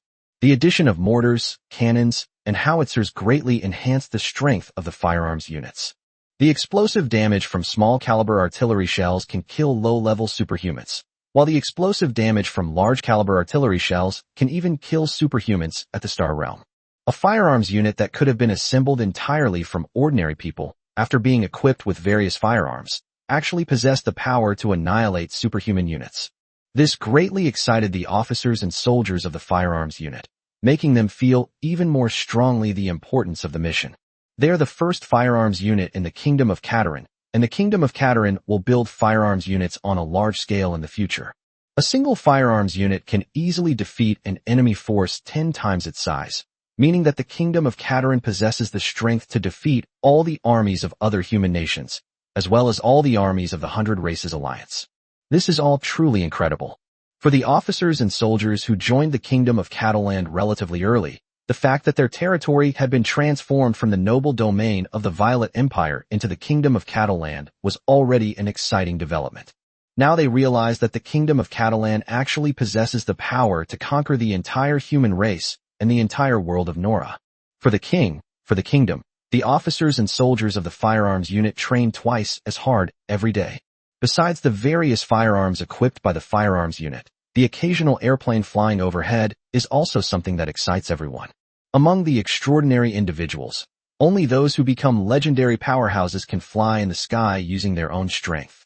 Furthermore, alchemical airships can also carry people. Now a new type of aircraft has emerged that ordinary people can pilot and fly freely in the sky. Mounting machine guns on an airplane can turn it into a terrifying weapon. It can also carry one or more bombs heavier than large-caliber artillery shells to bombard enemy forces on the ground, causing widespread damage.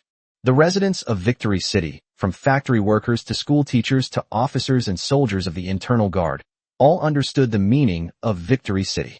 The firearms manufactured and the army trained in the city of Victory will lead the kingdom of Catalan to final victory. Chapter 344, End of Year 3 of the Catalan calendar. In Victory City, most of the firearms have already been manufactured. The only problem now is production capacity. Upgrading and replacing them is not the most important issue. What needs upgrading is the aircraft. Reg needs faster, heavier aircraft.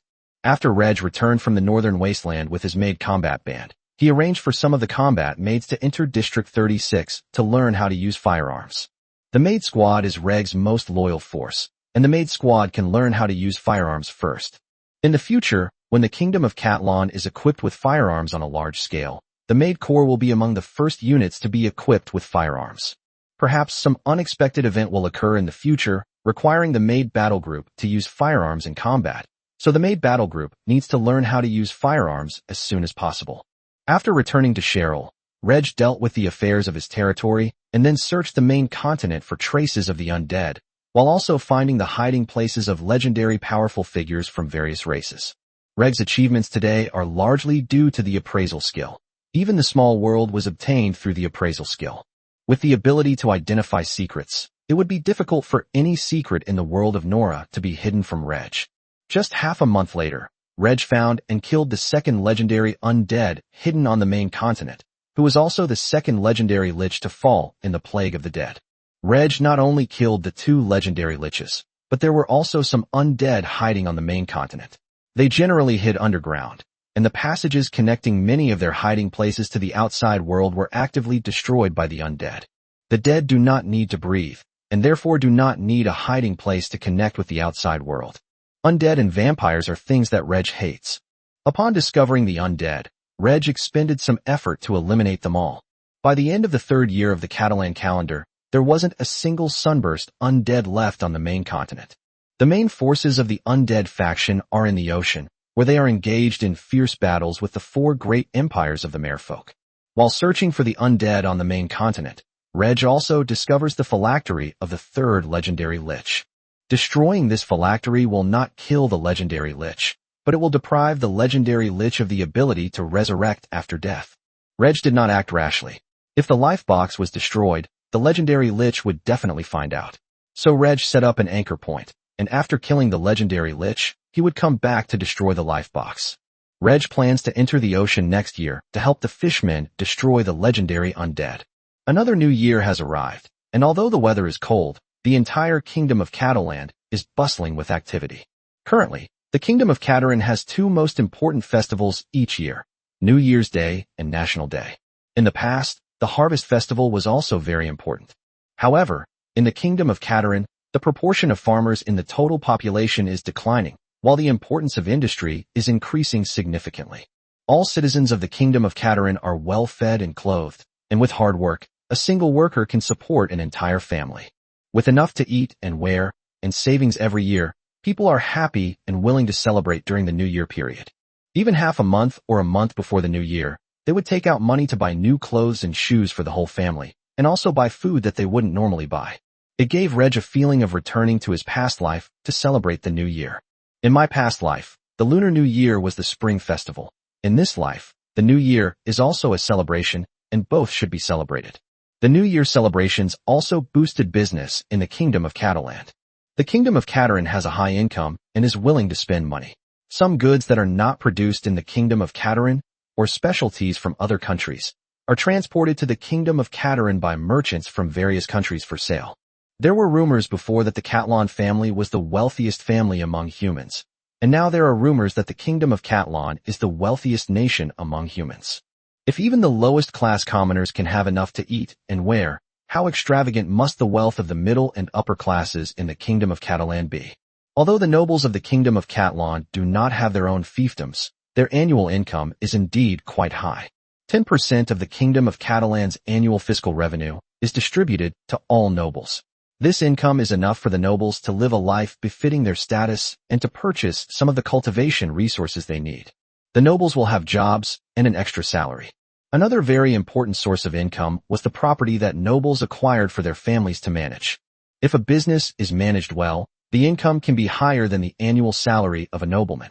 Reg was also willing to make money with his loyal subordinates, provide technology, and start factories. The nobles of the Kingdom of Catalan were even able to expand their businesses overseas. The absence of the hassle of developing territory actually helped some nobles quickly accept the status quo. A country's wealth is such that everyone from the bottom to the top is wealthy. In foreign countries, the aristocracy is wealthy, while the lower classes, who are exploited by the aristocracy, live in extraordinary hardship. Farmers at the bottom of society planted improved crop seeds, resulting in better harvests, but their lives remained unchanged and they continued to suffer. With the new year approaching, I reluctantly had a bowl of meat soup to celebrate. Yet some people at the bottom of society starved or froze to death during the new year. The wealth of the Kingdom of Catalan has spread throughout the human kingdoms. This was intentionally done by Reg to facilitate the migration of impoverished people from other countries who could not make a living to the Kingdom of Catalan. With the populations of all countries constantly growing, in just a few years, the land will be unable to support such a large population, and no country will restrict the immigration of its lower classes to the Kingdom of Catalan. In the past 3 years of the Catalonia calendar, immigration work has far exceeded expectations. If no unforeseen circumstances occur, the Kingdom of Catalan will reach its population target of 30 million ahead of schedule, thanks to the large influx of immigrants. In the next war between the humans and the 100 Races Alliance, the Kingdom of Catalan would be better off acquiring a new territory to accommodate more of its people. The Kingdom of Catalan was celebrating the new year, and the royal palace was no exception. Inside the palace, Freya, Bellona, and Audrey stayed by Reg's side, enjoying delicious food while watching the talented maids sing and dance. Ilrin sat in the corner, eating and drinking heartily, while the maids kept bringing various delicacies to the table in front of her. More than half a year has passed since Reg captured Ilrin. Ilrin only tried to escape once before giving up and obediently listening to Reg. Secretly, Ilrin was still devising an escape plan, the first step of which was to get rid of the collar around her neck, but she hadn't been able to do so yet. Unable to find a solution to the collar, Ilrin could only turn her attention to improving her own strength. The training resources awarded by Reg allowed Ilrin to improve her strength much faster than when she was on Dragon Island. Ilrin also possesses more wealth than she accumulated on Dragon Island. The gold and silver treasures on Dragon Island were all divided up by the older dragons, and young dragons like Ilrin couldn't accumulate much wealth at all. Reg's wealth made Ilrin's eyes light up. She wished she could plunder all of Reg's riches and return to Dragon Island to show off to all the dragons. However, the reality is that Ilrin is currently just Reg's pet and mount. Ilrin ate heartily, dumping plate after plate of delicious food into her belly, intending to eat Reg out of house and home. Chapter 345 Going to Sea. Reg took a 2-week New Year's holiday and spent his days indulging in pleasure with the women in the palace, relaxing thoroughly. After a 2-week vacation, Reg got busy again, this time with his sights set on the ocean. The 2 legendary undead hiding on the main continent were killed by Reg, and there are still 6 legendary undead in the ocean. To kill all 6 legendary undead in the ocean, a plan is needed. It's not necessarily true that all 6 legendary undead will be killed by Reg. After Reg kills 1 or 2 legendary undead, the remaining legendary undead may be surrounded and killed by the Murloc legendaries. The merfolk are very powerful. Considering them as a single race, they occupy an ocean area larger than the main continent. The merfolk are second only to humans in strength, and are stronger than elves and dragons. However, the term fishmen is actually a general term for people who are half-orcs. Among the fishmen, there are also subgroups such as mermaids, sharks, whales, and swordfish. Mermaids are the royal family among fishmen. The emperors of the 4 great fishman empires are all mermaids, and all of them are female mermaids whose appearances perfectly match Reg's aesthetic standards. However, the mermaid race no longer has a single legendary powerhouse. The entire merfolk race has more than 10 legendary powerhouses, all of whom are from the two royal families of the Sharkmen and Whalemen.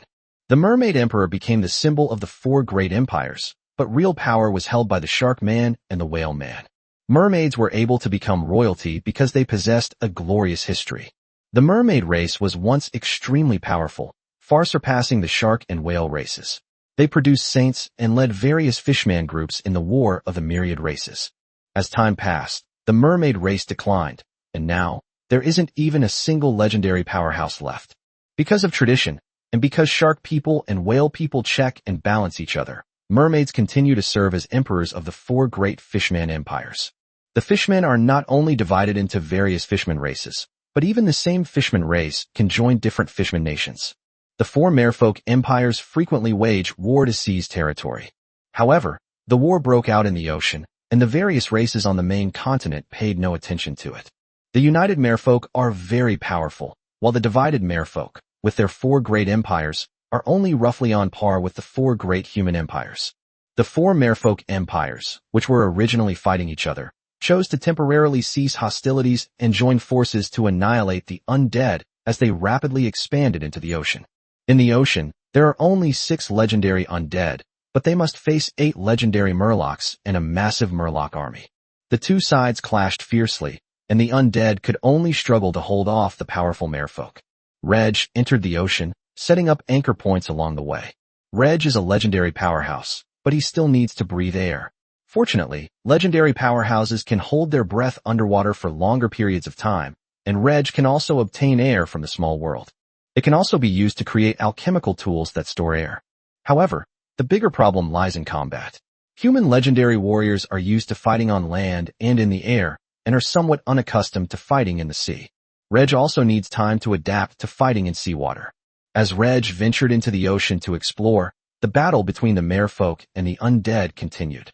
The war between the murlocs and the undead has lasted for 20 years, and it is unknown how much longer it will take to end. Although neither the merfolk nor the undead have lost any legendary figures, many below the legendary level have perished. The undead may be fearless of death, but the fishmen are. Just like in human wars, some nobles want to preserve their own strength and only send a portion of their army and superhumans to fight. Significant losses in wars signify a decline in the power of the nobility. The nobles all wanted to accumulate power, waiting for the birth of an even more powerful superhuman. The various murloc factions are also gradually trying to reduce their own losses. Fortunately, the Sharkmen and Whalemen are powerful enough that the various fishman groups dare not make any moves on the surface and can only act secretly. Even some groups of Sharkmen and Whalemen themselves have the idea of preserving their strength. This situation has led the legendary powerhouses of the four great merfolk empires to plan to eliminate or drive the undead out of the ocean as soon as possible, otherwise the undead may take root in the ocean. The four great merfolk empires have already divided up the ocean, and they do not want to see any new forces vying for their territory. Furthermore, the appearance of the Murloc undead caused the four Murloc empires, who were furious, to temporarily put aside their conflicts and join forces to deal with the undead. A single merman empire is no match for the undead. So when Reg ventured into the ocean to explore, he discovered that the war between the fishmen and the undead had become even more intense. The Murloc army and the undead army clashed fiercely, and the Murloc legendary and the legendary undead also frequently clashed. Reg, meanwhile, was observing from the shadows, waiting for a legendary undead to be alone. Using his appraisal skill, Reg can observe the legendary battle between the merfolk and the undead from a very distant place without being discovered by the legendary powerhouses on both sides. Teleportation is so convenient. Reg uses it to travel between Cheryl City and the sea every day. Every day, there are territory matters that Reg needs to approve, which can accumulate in a short period of time, and Reg also needs to train as a mage. In his spare time, he would go into the ocean to observe secretly. When I'm bored, I sometimes enter the mini-world and pet the pets I keep there. Freya, Bologna, and Audrey could also enter the small world to keep Reg company if they were interested. A month passed before Reg finally found an opportunity. A legendary skeleton battles a legendary whaleman. During the battle, the two legendary warriors fight from east to west, from south to north, from the seabed to the sky, getting further and further away from the original battlefield. When both legendary experts had suffered serious injuries and were still unable to determine a winner, they had no choice but to stop.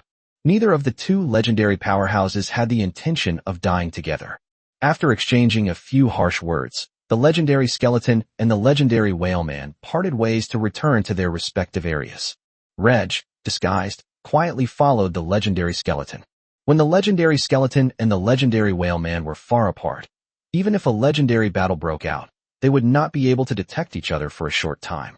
Reg finally made his move. In a flash, Reg appeared beside the legendary skeleton, his long sword, enveloped in spatial elemental battle aura, slashing towards the legendary skeleton. The spatial fluctuations caused by the teleportation appeared, and the legendary skeleton hurriedly tried to dodge, but Reg was too fast, and severed one of the legendary skeleton's arms with a single sword strike. Without hesitation, the legendary skeleton, now missing an arm, fled in a frenzy. But Reg was already a legendary, fully fledged battle master, and the injured legendary skeleton simply couldn't outrun him. As the distance between the man and the skeleton drew ever closer, the legendary skeleton realized it could no longer escape, turned back, and unleashed its most ferocious attack on Reg. Reg slashed his sword at the legendary skeleton. No matter your 1,000 or 100 methods, I will cut you down with a single sword. The indestructible spatial attribute battle aura easily shattered the legendary skeleton's hard bones. He was seriously injured by a single sword strike. 2 swords fell. Chapter 346 Undead Mermen Join Forces. Reg's battle was not over after he slew the legendary skeleton. After taking the legendary skeleton's corpse, Reg quickly cast a spell. Teleport. Instant teleport. Instant teleport. Reg actually caught up with the legendary whaleman, who had previously fought the legendary skeleton. It took Reg 3 sword strikes to kill the legendary skeleton, and the same 3 sword strikes to kill the whaleman legend. After killing the whaleman legend, Reg took the whaleman legend's body, cleaned up the traces of the battle, and then left the place. Having swiftly slain 2 legendary powerhouses, Reg gained a great deal. Both legendary powerhouses possessed spatial equipment containing various treasures, which now belonged to Reg. The legendary whaleman's corpse can also provide life energy to the world tree.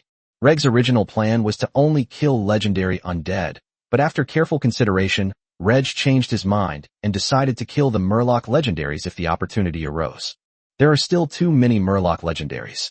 Once all the legendary undead fall, and the undead are no longer a hindrance, the Murlocs may turn their attention to the main continent. Ordinary fishmen cannot survive on land for long periods of time, but the stronger a fishman is, the longer he can survive on land. The legend of the fishmen allows them to live on land indefinitely.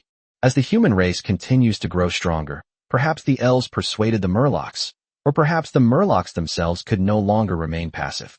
Finally, the merfolk sent out legendary warriors to join the alliance of all races in attacking the human race.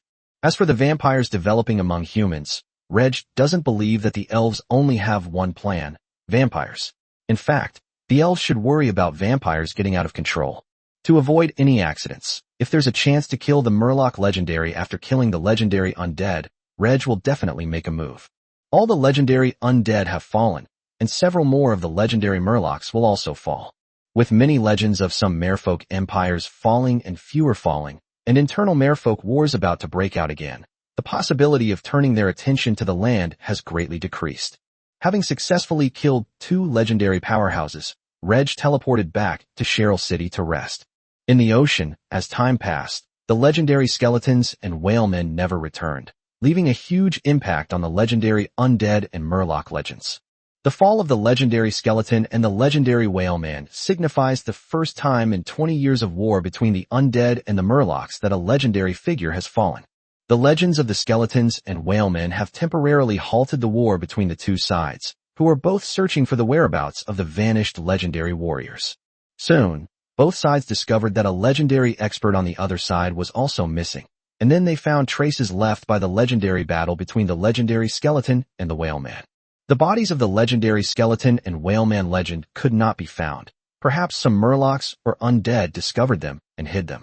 After all, the corpses of legendary powerhouses and the treasures they possess are all valuable items. The legendary figures on both sides made the same guess. The legendary skeleton and the whaleman legend might have perished together. Some legendary figures speculate that external forces may have intervened, killing both the legendary skeleton and the whaleman legend. However, to be able to quickly kill both the legendary skeleton and the whaleman legend, who are not weak, one must be incredibly powerful. Could the top legendary figures in the world of Nora do that? The strongest among the legendary undead and the Murloc legends have both stated that they find it difficult to do this, and do not believe that there is any strong being in the world of Nora who can do it. After all, it's not easy for a legendary expert to kill another legendary expert. Even if one is the strongest and the other is the weakest, it will still cause some commotion. Indeed, this was the case. Even Reg, who had become the strongest in the world of Nora, could not instantly kill the legendary skeleton and the whaleman legend.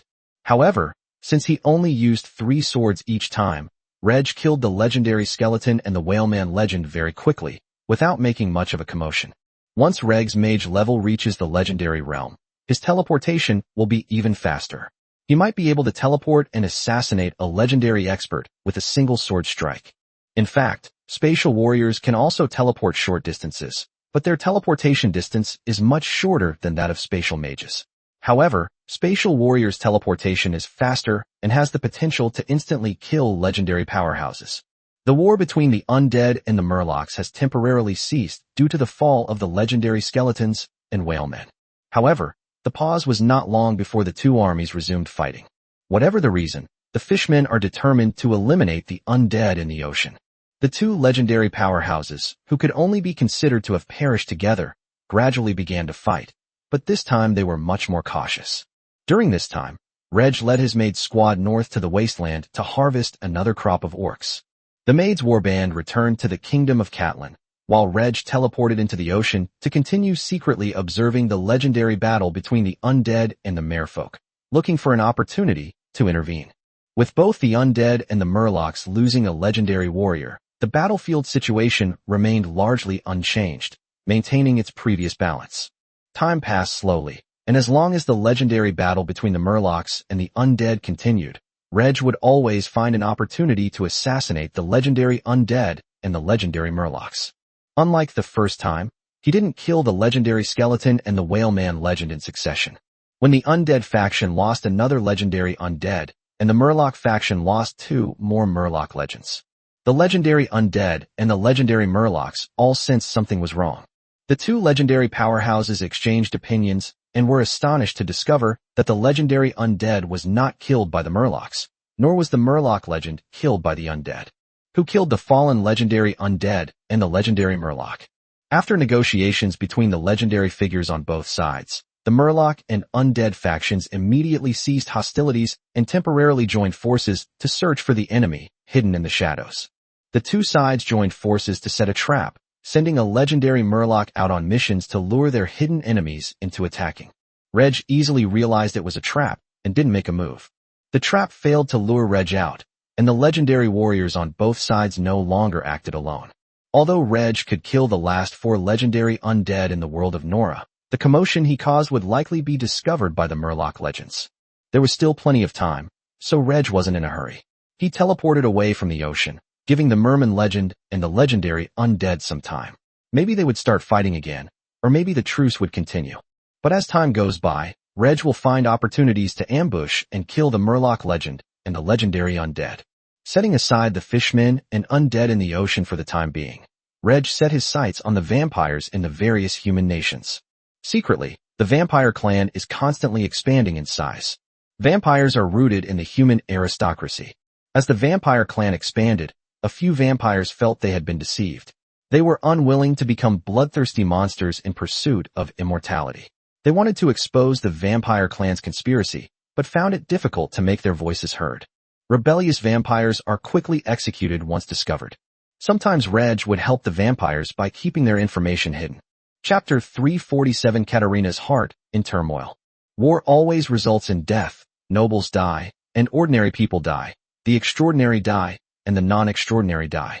Reg helped conceal information about the vampires with a simple goal: to kill more nobles and fewer ordinary people. Having lived 2 lives, the memories of his previous life have a great influence on Reg.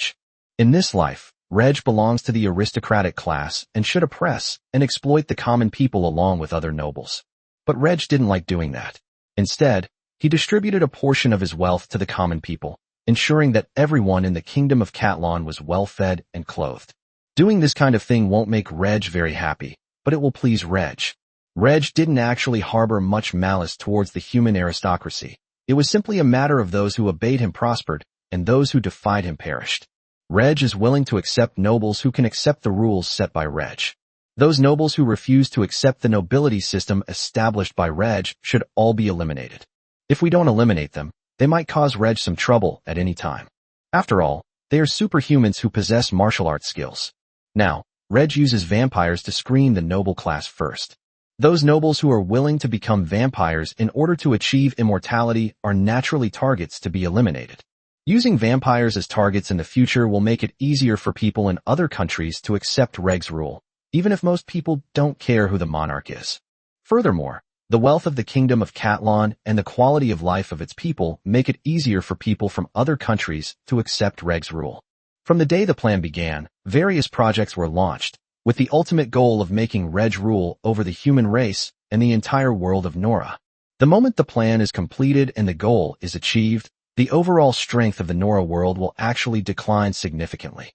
For example, before the plan began, there were more than 60 legendary powerhouses from all races and factions in the world of Nora. Once the plan is completed, there will only be a dozen or so legendary powerhouses left in the world of Nora. As the world tree was cut down, the world of Nora steadily declined from its peak. When the last saint fell, it meant that the world of Nora had fallen to its lowest point, and then slowly began to rise again. With the cultivation resources of the Nora world, the number of legendary powerhouses in the Nora world should continue to increase. Reg will continue to kill legendary warriors from all races and factions, until only a dozen or so legendary warriors remain loyal to him. The legendary warriors he cultivates in the future will also be loyal to him. Not only will the number of legendary powerhouses decrease significantly, but the number of extraordinary individuals below the legendary level will also decrease significantly. When Reg becomes the ruler of humanity, the number of human superhumans will be significantly reduced compared to now. There's no need to worry about the 100 Races Alliance. Firearms units can make up for the lack of superhumans. When Reg rules the entire world of Nora, all races will perish, and the surviving races will be locked in zoos or placed on experimental tables. The number of superhumans in the entire world of Nora will also decrease significantly. Reg ruled the world of Nora, but gained a weaker Nora world in return. It can be said that he is invincible. At this point, the only thing to fear is an enemy coming from the sky. If an enemy were to truly descend from the heavens, regardless of whether Reg ruled the world of Nora or not, the world of Nora would likely be unable to withstand it. Give Reg 50 years, and the world of Nora will recover its strength and may even reach new heights in the Fifth Age. For Reg, ruling the human race and ruling the world was actually just a small goal. He just wanted to keep himself occupied. Reg's true goal is to transcend the ordinary, to possess greater power, and to have a longer lifespan. Reg even wants to return to Earth, where he lived in his previous life. Having a goal provides the motivation to move forward. Reg didn't want to be an ascetic. It was too boring. The goal is to conquer the world, and incidentally, to gather a bunch of beautiful women into a harem. That's interesting. While observing the development of vampires in various human nations, Reg recalled one of his conquest goals. Katarina. Although Katarina is a bit old, she is already a legendary powerhouse, so being older is not a problem, as long as she is beautiful. Using the excuse of finding someone to spar with, Reg went to the capital of the Violet Empire to play with Katarina. Reg is already a legendary powerhouse in the world of Nora, with a high record and great strength. Katarina doesn't mind sparring with Reg. During the exchange, some physical contact was unavoidable. On the surface, Katarina didn't seem to care much, but deep down she had some mixed feelings. She had already decided never to marry, but she had also fantasized that if she were still young, she would fall in love with Reg. Handsome, talented, and powerful, he rose from a lowly baron to become the ruler of a nation. How many women wouldn't like a man like that? The two would spar, and when they got tired, they would sit down and chat. Let's talk about the development of the human race, and when they will be able to completely defeat the 100 Races Alliance. Let's talk about how the Violet Empire can become stronger. Let's talk about the problems that the Violet family is facing now. Katarina is very interested in the kingdom of Katarina. As the population of the kingdom of Katarin continues to grow, its industrial strength increases, and its people become increasingly wealthy. Katarina thought that if the Violet Empire could be like the kingdom of Katarina, it wouldn't be long before the Violet Empire became the strongest human nation. The nobles of the kingdom of Katlan did not have fiefdoms, and all the power of the country was in the hands of the king. If only the Violet Empire could do that, but Katarina knew that the nobles would not be willing to hand over their fiefdoms. The nobles of the kingdom of Katlan did not have fiefdoms from the beginning, so there was little resistance. However, Katarina worried that after Reg's death, Reg's descendants would not be as powerful and would have to grant land to the nobles. "I'm still young, and I want to become the first saint of the Fifth Age," Reg said to Katarina jokingly. Katarina also thought Reg was joking. The Nora world does not support the birth of a new saint for the time being, but considering Reg's genius, she felt that Reg had a chance of becoming a saint. "I wish you would become a saint, but I certainly won't live to see that day," Katarina replied with a smile. As her interactions with Reg increased, Katarina suddenly realized something. Could it be that Reg has fallen for me? Based on Reg's performance, Reg only has 3 wives. Although he has a large maid army, Reg is not a lecherous man and performs better than many monarchs and nobles. Some nobles were so lustful that they would hold beauty pageants for the entire territory. After guessing that Reg liked her, Katarina's emotions became complicated. She was a little angry because Reg had married her niece. So how could he still like her? I was also a little happy, feeling that my charm hadn't diminished. Unfortunately, he was much older than Reg, and they were from different countries and families. As a legendary powerhouse of the Violet family, how could she possibly marry into another family? When Reg arrived again, Katarina wanted to tell him the truth, but she couldn't bring herself to say it. When she sparred with Reg again, the physical contact actually made Katarina a little shy. Chapter 348, A Late Blooming Youth. In the ocean, the alliance between the fishmen and the undead has not yet dissolved, and they are still working together to find the enemy hidden in the shadows. Even while the merfolk joined forces with the undead, they did not let their guard down against them. Enemies lurk in the shadows, and the undead are also enemies of the merfolk. We must not give the undead a chance easily. The ocean belongs to the fishmen and cannot be occupied by the undead. Reg observed the movements in the ocean and sensed that he wouldn't find an opportunity to assassinate the legendary undead and the legendary merman in the short term, so he decided to change his target. The 4 merfolk empires send out most of their legendary warriors, but each empire leaves 1 legendary warrior behind to guard the capital against undead attacks. So Reg traveled a long way to visit the capitals of the 4 great merfolk empires, searching for traces of merfolk legends hidden inside and outside the capitals, and setting up anchor points. Killing 1 Murloc legendary is pointless. Let's just kill all 4 of them. But what changes will occur in the ocean if all 4 legendary fishmen are killed? No, Reg feels there's a problem with the plan. It could easily affect the situation on the main continent. Reg pondered carefully how to kill the legendary merfolk and legendary undead in the ocean without causing much impact on the main continent. What I'm more worried about is that some legendary undead or Murloc legends might escape to the main continent, causing all the legendary powerhouses of the 100 Races Alliance to gather together. 4 legendary undead gathered together, 5 legendary Murlocs gathered together, and 4 more legendary Murlocs each resided in one of the 4 capital cities of the Murloc empires. I can't kill 4 legendary undead quickly by myself, and 1 or 2 of them might even escape. So let Bologna and legendary Leighton fight. They can each hold off 1 legendary undead, and I can quickly kill 2 of them and then deal with the remaining 2. This is true for 4 legendary undead gathered together, and it can also be tried for 5 legendary Murlocs gathered together. There's another point to note. All 3 of them need to conceal their human identities. It might be possible to kill all the legendary warriors, but not all the undead and Murlocs. The legendary battle cannot be completely hidden. While one can conceal their human identity, it is difficult to hide Reg's identity as a legendary powerhouse of the space element. In the world of Nora, there is only 1 legendary powerhouse of the space element, Reg. If word gets back to the main continent, things will get complicated. Legendary powerhouses might suspect an unknown space-type legendary powerhouse, but the greater suspect is Reg, given Reg's terrifying battle record. At that time, all human nations will unite to defend against the Kingdom of Katarin, and the 100 Races Alliance will also target the Kingdom of Katarin. No one wanted to see a top-tier expert appear. I seem to be getting a little impatient. There's still a long time ahead. Let's wait a bit longer. It's impossible for merfolk and undead to live in harmony forever. After hesitating for a long time, Reg made his final decision. Wait. While waiting for the maritime situation to change, Reg still spent some time with Katerina. Katerina, who was originally a strong woman, gradually changed as she spent time with Reg. She gets shy, sometimes spaces out, and sometimes doesn't dare to look Reg in the eye. Reg understood that Katerina knew his feelings. Katerina's lack of a direct rejection suggests that their relationship could potentially progress further. Katerina's heart was in turmoil, but she enjoyed the warmth of being with Reg. When I'm alone, two voices keep debating in my mind. You are a legendary powerhouse of the Violet family, and he is a legendary powerhouse of the Catalan family. You belong to different countries and different families, and you cannot come together. That's all nonsense. You are a legendary expert, and so is Reg. If you like Reg, no one can stop you. Have you forgotten your family? The family that gave you birth, the family that nurtured you into a legendary powerhouse. You cannot abandon your family.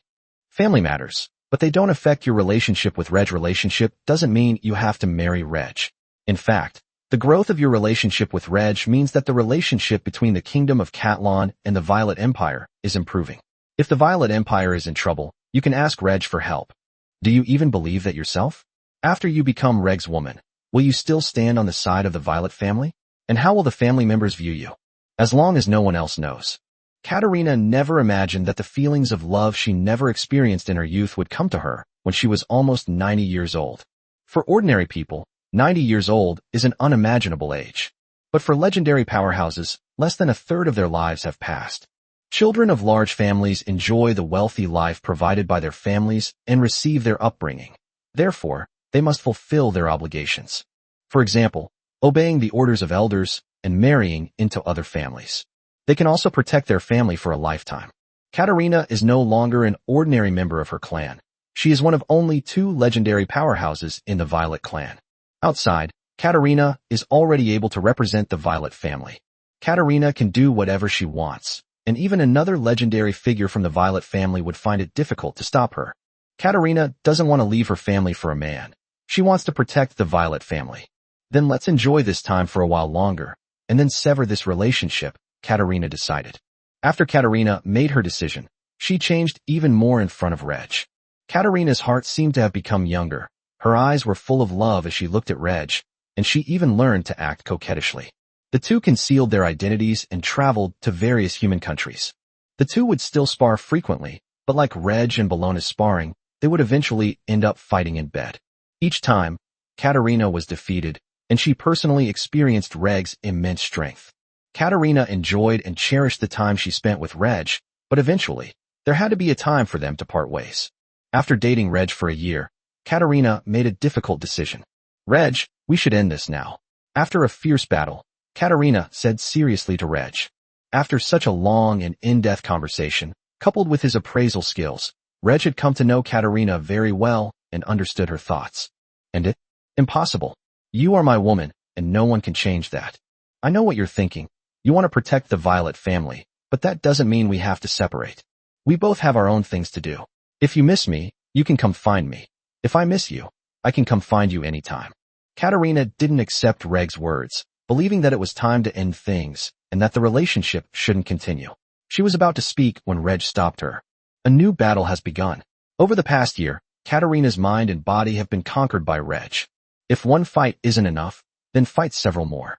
In the end, Katerina conceded defeat. Chapter 349. 19 million people. Reg did not hide the fact that Katerina had become his woman from his 3 wives, Freya, Bellona, and Audrey. Since Reg plans to marry Katerina later, it's definitely not an option for now. Freya's feelings for Katerina were nothing more than that of an older woman. Bellona wants to have a match with Katerina. Audrey pursed her lips and quickly accepted it. After all, Audrey often fought alongside her sister Chanel, and if her sister could accept it, then her aunt wouldn't be too much of a problem either. Perhaps in the future, the 3 of them, aunt, niece, and granddaughter, will fight side by side. Having successfully conquered Katerina's heart and soul, Reg had accomplished one of his goals. Over the past year, the two have spent a lot of time together and are considered to be in the honeymoon phase. Now, the frequency of their time together will decrease, and Reg will focus more on the ocean. Reg hasn't made a move in the ocean for over a year, and the alliance between the Murlocs and the undead is about to fall apart. The disintegration began with the battle between the Murloc forces and the undead. The conflict gradually escalated, evolving into a large-scale battle. However, the legendary experts did not make a move, as they were still thinking about the previous deaths of legendary experts from both sides. There are concerns that the two sides might reignite their legendary battle, and that hidden enemies might strike again. The legendary experts don't make a move, giving the hidden enemies no chance to strike. They simply command their armies to engage in battle. In the Fifth Age, the undead faction reached its peak after the outbreak of the Scourge. The undead faction was defeated by the humans and fled into the ocean, where they were severely weakened.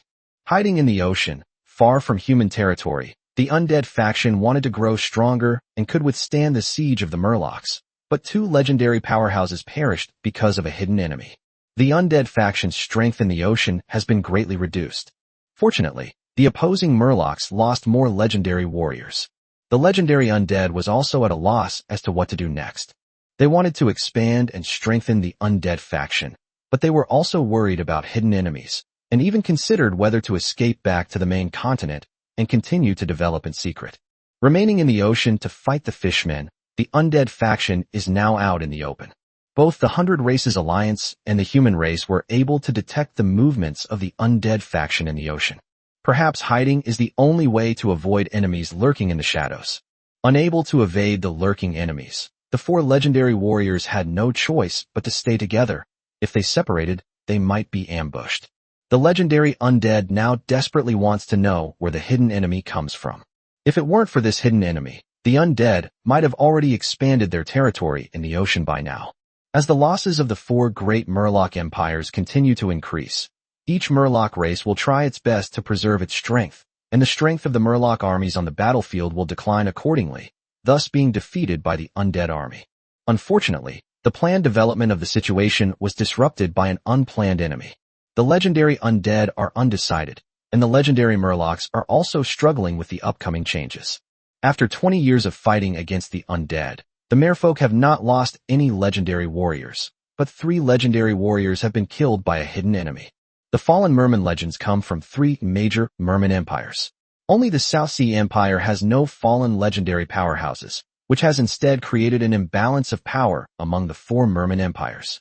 Without the undead faction as an external enemy, and with hidden enemies in the shadows, the other 3 empires might join forces against the South Sea Empire in order to achieve a new balance. It's been over a year since the Murlocs and the Undead Alliance formed their alliance, and their legendary warriors have held numerous negotiations. The legendary merfolk invited the undead to leave the ocean, but the legendary undead disagreed. The 2 armies are already engaged in battle. The hidden enemy has not appeared again, and the legendary battle will restart. The loss of troops was nothing to the Fishman legends. They didn't care about that. But the fall of a legendary powerhouse was something they couldn't accept. Damn undead. Those hidden enemies deserve to die too. Why do you have to bother us Murlocs? Reg, observing the battle between the fishmen and the undead in the ocean, patiently awaited the rematch between the 2 legendary powerhouses. The year has now entered the 5th year of the Cateran calendar. After more than 4 years of development, the kingdom of Cateran has become even stronger. By the end of last year, the total population of the kingdom of Cateran had exceeded 19 million. As the population of various human nations continues to grow, so too does the number of people living in poverty. Unable to survive in their hometown, they believed the immigration propaganda of the kingdom of Cateran and came to live in the kingdom of Cateran in order to make a living. After living in the kingdom of Catalonia for a period of time, the new immigrants generally felt very regretful. They had known about the kingdom of Catalan's immigration propaganda for a long time, assuming it was all fake. Who would have thought that the propaganda was actually true, and even worse than the reality? If only I could immigrate to the kingdom of Catalan sooner, and live a happy life with plenty of food and clothing sooner. With the total population surging, the army of the kingdom of Cateran is also expanding rapidly. The standing army alone had expanded to 440,000 by the end of last year. The reserve force numbers over 1.6 million. This means that the kingdom of Cateran could muster an army of 2 million soldiers in just 1 week. The size of the standing armies of human nations is generally less than 1 million for kingdoms and rarely exceeds 2 million for empires. Apart from the kingdom of Cateran, no other human nation has a reserve force system. Expanding the army also requires training new recruits, which will take several months in total. In a battle fought with cold weapons, without sending out legendary experts, the kingdom of Cateran has the strength to defeat the kingdom of Thousand Sails. The population boom also accelerated the development of various industries in the Kingdom of Katarin. In agriculture, more land has been reclaimed and planted with the latest improved crop seeds. The Kingdom of Katarin's own agricultural development is able to meet the food needs of all its citizens, and even the animal husbandry industry is constantly expanding, providing the people with ample and inexpensive meat, eggs, and dairy products. Industry is a key area for development. With more labor joining the workforce, schools training technicians, and more factories being built, the industrial scale of the Kingdom of Catalan continued to expand. Although only District 36 is developing military industry, civilian industry can also be used to produce various weapons and ammunition during wartime. The larger the industrial scale, the more skilled workers can be trained, and the more weapons and ammunition can be produced in a short time, so as to quickly equip the army of the Kingdom of Catalan with firearms and ensure the supply of ammunition. The industrial technology of the Kingdom of Catalan has been upgraded, producing goods that are cheaper or of better quality, which are sold to other human countries via railway. The other 9 human nations served as markets for the industrial products of the Kingdom of Katarin, generating immense wealth for the kingdom and driving its development. The Kingdom of Katarin has the highest population growth rate among the 10 human kingdoms, but its territory is still too small. The cabinet is already formulating military plans to participate in the next war between humans and other races and to expand their territory. Chapter 350 Technological Development. Under Reg's impetus, the industrial development of the Kingdom of Catalan rapidly transitioned from the steam age to the electrical age. The most significant achievement was that Cheryl became the first city in the Nora world that never sleeps. As night falls, the streetlights lining the streets of Cheryl will illuminate the city. It was also because of the emergence of electric lights, a more advanced lighting tool, that the nightlife of the people of the Kingdom of Katarin increased and their bedtime was delayed. With the advent of the electrical age, new modes of transportation appeared on the streets of Cheryl. In the past, the main means of transportation were horse-drawn carriages, bicycles, and trains. Steam tractors have been mass-produced, but they are suitable for use as agricultural machinery rather than as a means of transportation. The new modes of transportation were trams and cars. The low price made trams a popular mode of transportation for ordinary people. Cars, on the other hand, are a means of transportation that only middle-class families can afford. Under Reg's arrangement, the Kingdom of Catalan will vigorously develop the automobile industry, so that ordinary families can afford the cheapest cars as soon as possible. The purpose of vigorously developing the automobile industry was for military purposes. Although the length of railways within the human kingdoms has increased dramatically, it's impossible to connect every town and village by rail. Compared to horses, cars are easier to maintain. As long as there is gasoline, a car can run for several days. Horses need to stop and rest after jogging for a few hours. They are not as fast as cars, so their transport capacity is limited, and they also need to be provided with water and food. The army and vehicles were transported by rail. After disembarking, the troops spread out to both sides of the railway by car. Automobiles can transport not only troops, but also artillery ammunition. Automobiles are the best complement to a firearms unit. Of course, the warhorses couldn't be completely abandoned, as there were many terrains that vehicles couldn't traverse. The latest industrial products of the Kingdom of Katarin have caught the attention of various human nations, who have all applied to the Kingdom of Katarin for technology import. The Kingdom of Katarin agreed that, as long as the money was paid, most of the technology could be made available to other human nations. By the time the various human nations had developed their own industrial products, the Kingdom of Catalan had already upgraded and maintained its technological lead. For Reg, the most important thing is the firearms that can be mass-produced using industrial power. The technology for manufacturing firearms was deeply hidden by the Kingdom of Katarin. Even as other human nations developed their industries, no one thought of manufacturing firearms. This is mainly due to the influence of the extraordinary power of the Nora world. In the world of Nora, it is the extraordinary beings who carve mountains and build roads, not explosives. Human nations seek to enhance their military strength by expanding their armies and increasing the number and strength of their superhumans. They also manufactured a large number of alchemical tools and magical equipment for use in various wars. Even if they were to manufacture guns and cannons, they would only be able to refine magic energy guns and cannons. They never imagined that they could also manufacture firearms and cannons that were not of the extraordinary nature. There is another important reason for this. The resurrected mages were the main force behind the development of industrial technology in the Kingdom of Katarin, But now ordinary people are gradually being trained to participate in industrial technology development.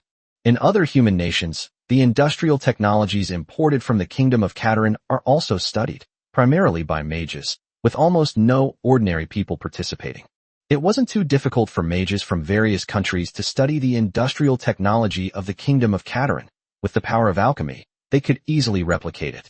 However, it is more difficult to innovate. The mages study industrial technology in order to make money. After making money, they will continue to study supernatural powers. Mages preferred to study magical equipment rather than weapons like firearms and cannons used by ordinary people. If more time passes and more ordinary people participate in industrial technology or scientific research, it will be possible to manufacture firearms and cannons, giving ordinary people the power to kill superhumans. Reg wouldn't give the various human nations that much time. The electrical age has arrived, and communication methods are now due for a revolution. In the past, letters could only be transported by manpower, but the advent of trains accelerated the speed of letter delivery. A faster way to deliver letters is by using small flying monsters. The resurrected old mages have already developed wired telegraph, wireless telegraph, and wired telephone technologies. The outdated wired telegraph was phased out, but neither wireless telegraph nor wired telephone technology was put into use. They were only used in Zone 36. The Kingdom of Katarin uses wireless telegraph communication extensively, which other human nations will naturally want as well. Once all human nations widely adopt wireless telegraph communication, they will be able to quickly receive the news when the Kingdom of Catalan sends out troops. The longer it takes for other countries to learn the news, the more advantageous it will be for the Kingdom of Catalan. Therefore, wireless telegraphy and wired telephone technology were temporarily used only in Zone 36, and telegraph operators were trained in large numbers. Once the Kingdom of Catalan initiates the war, wireless telegraphy and wired telephone will be rapidly deployed throughout the Kingdom of Catalan. Even if a radio station is large, it can be carried by the military using space-based equipment, facilitating rapid communication between different units. What took hundreds of years of technological development in the previous world can be covered in less than 10 years in the world of Nora. In fact, this time is quite long because it requires mass production in the factory.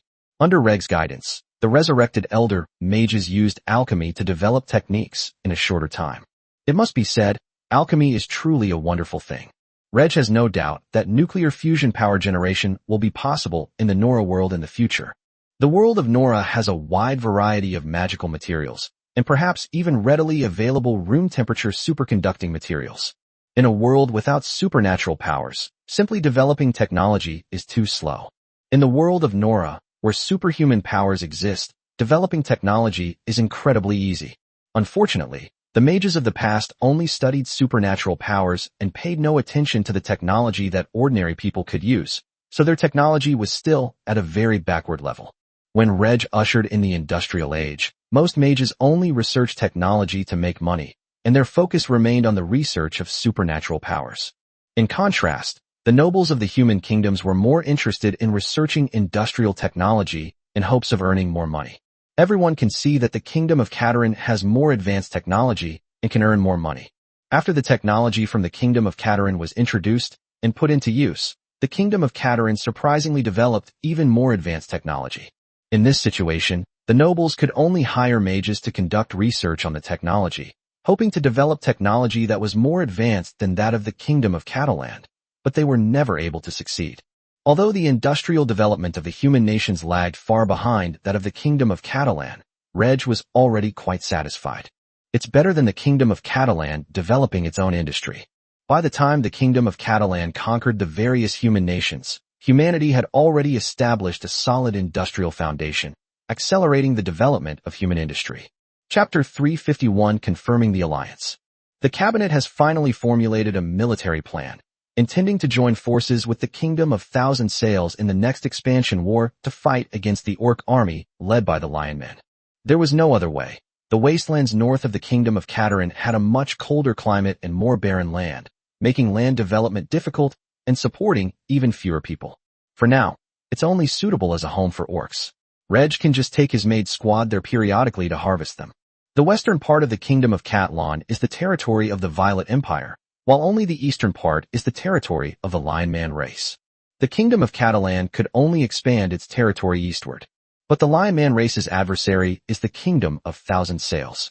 There are tacit understandings between the various human nations and between the human race and the alliance of all races. The enemies of the Kingdom of Katarin and the Violet Empire are the Bear Men. Not to mention that the Bear Men alone cannot contend with the Kingdom of Katarin and the Violet Empire. The Bear Men are no match for any other nation.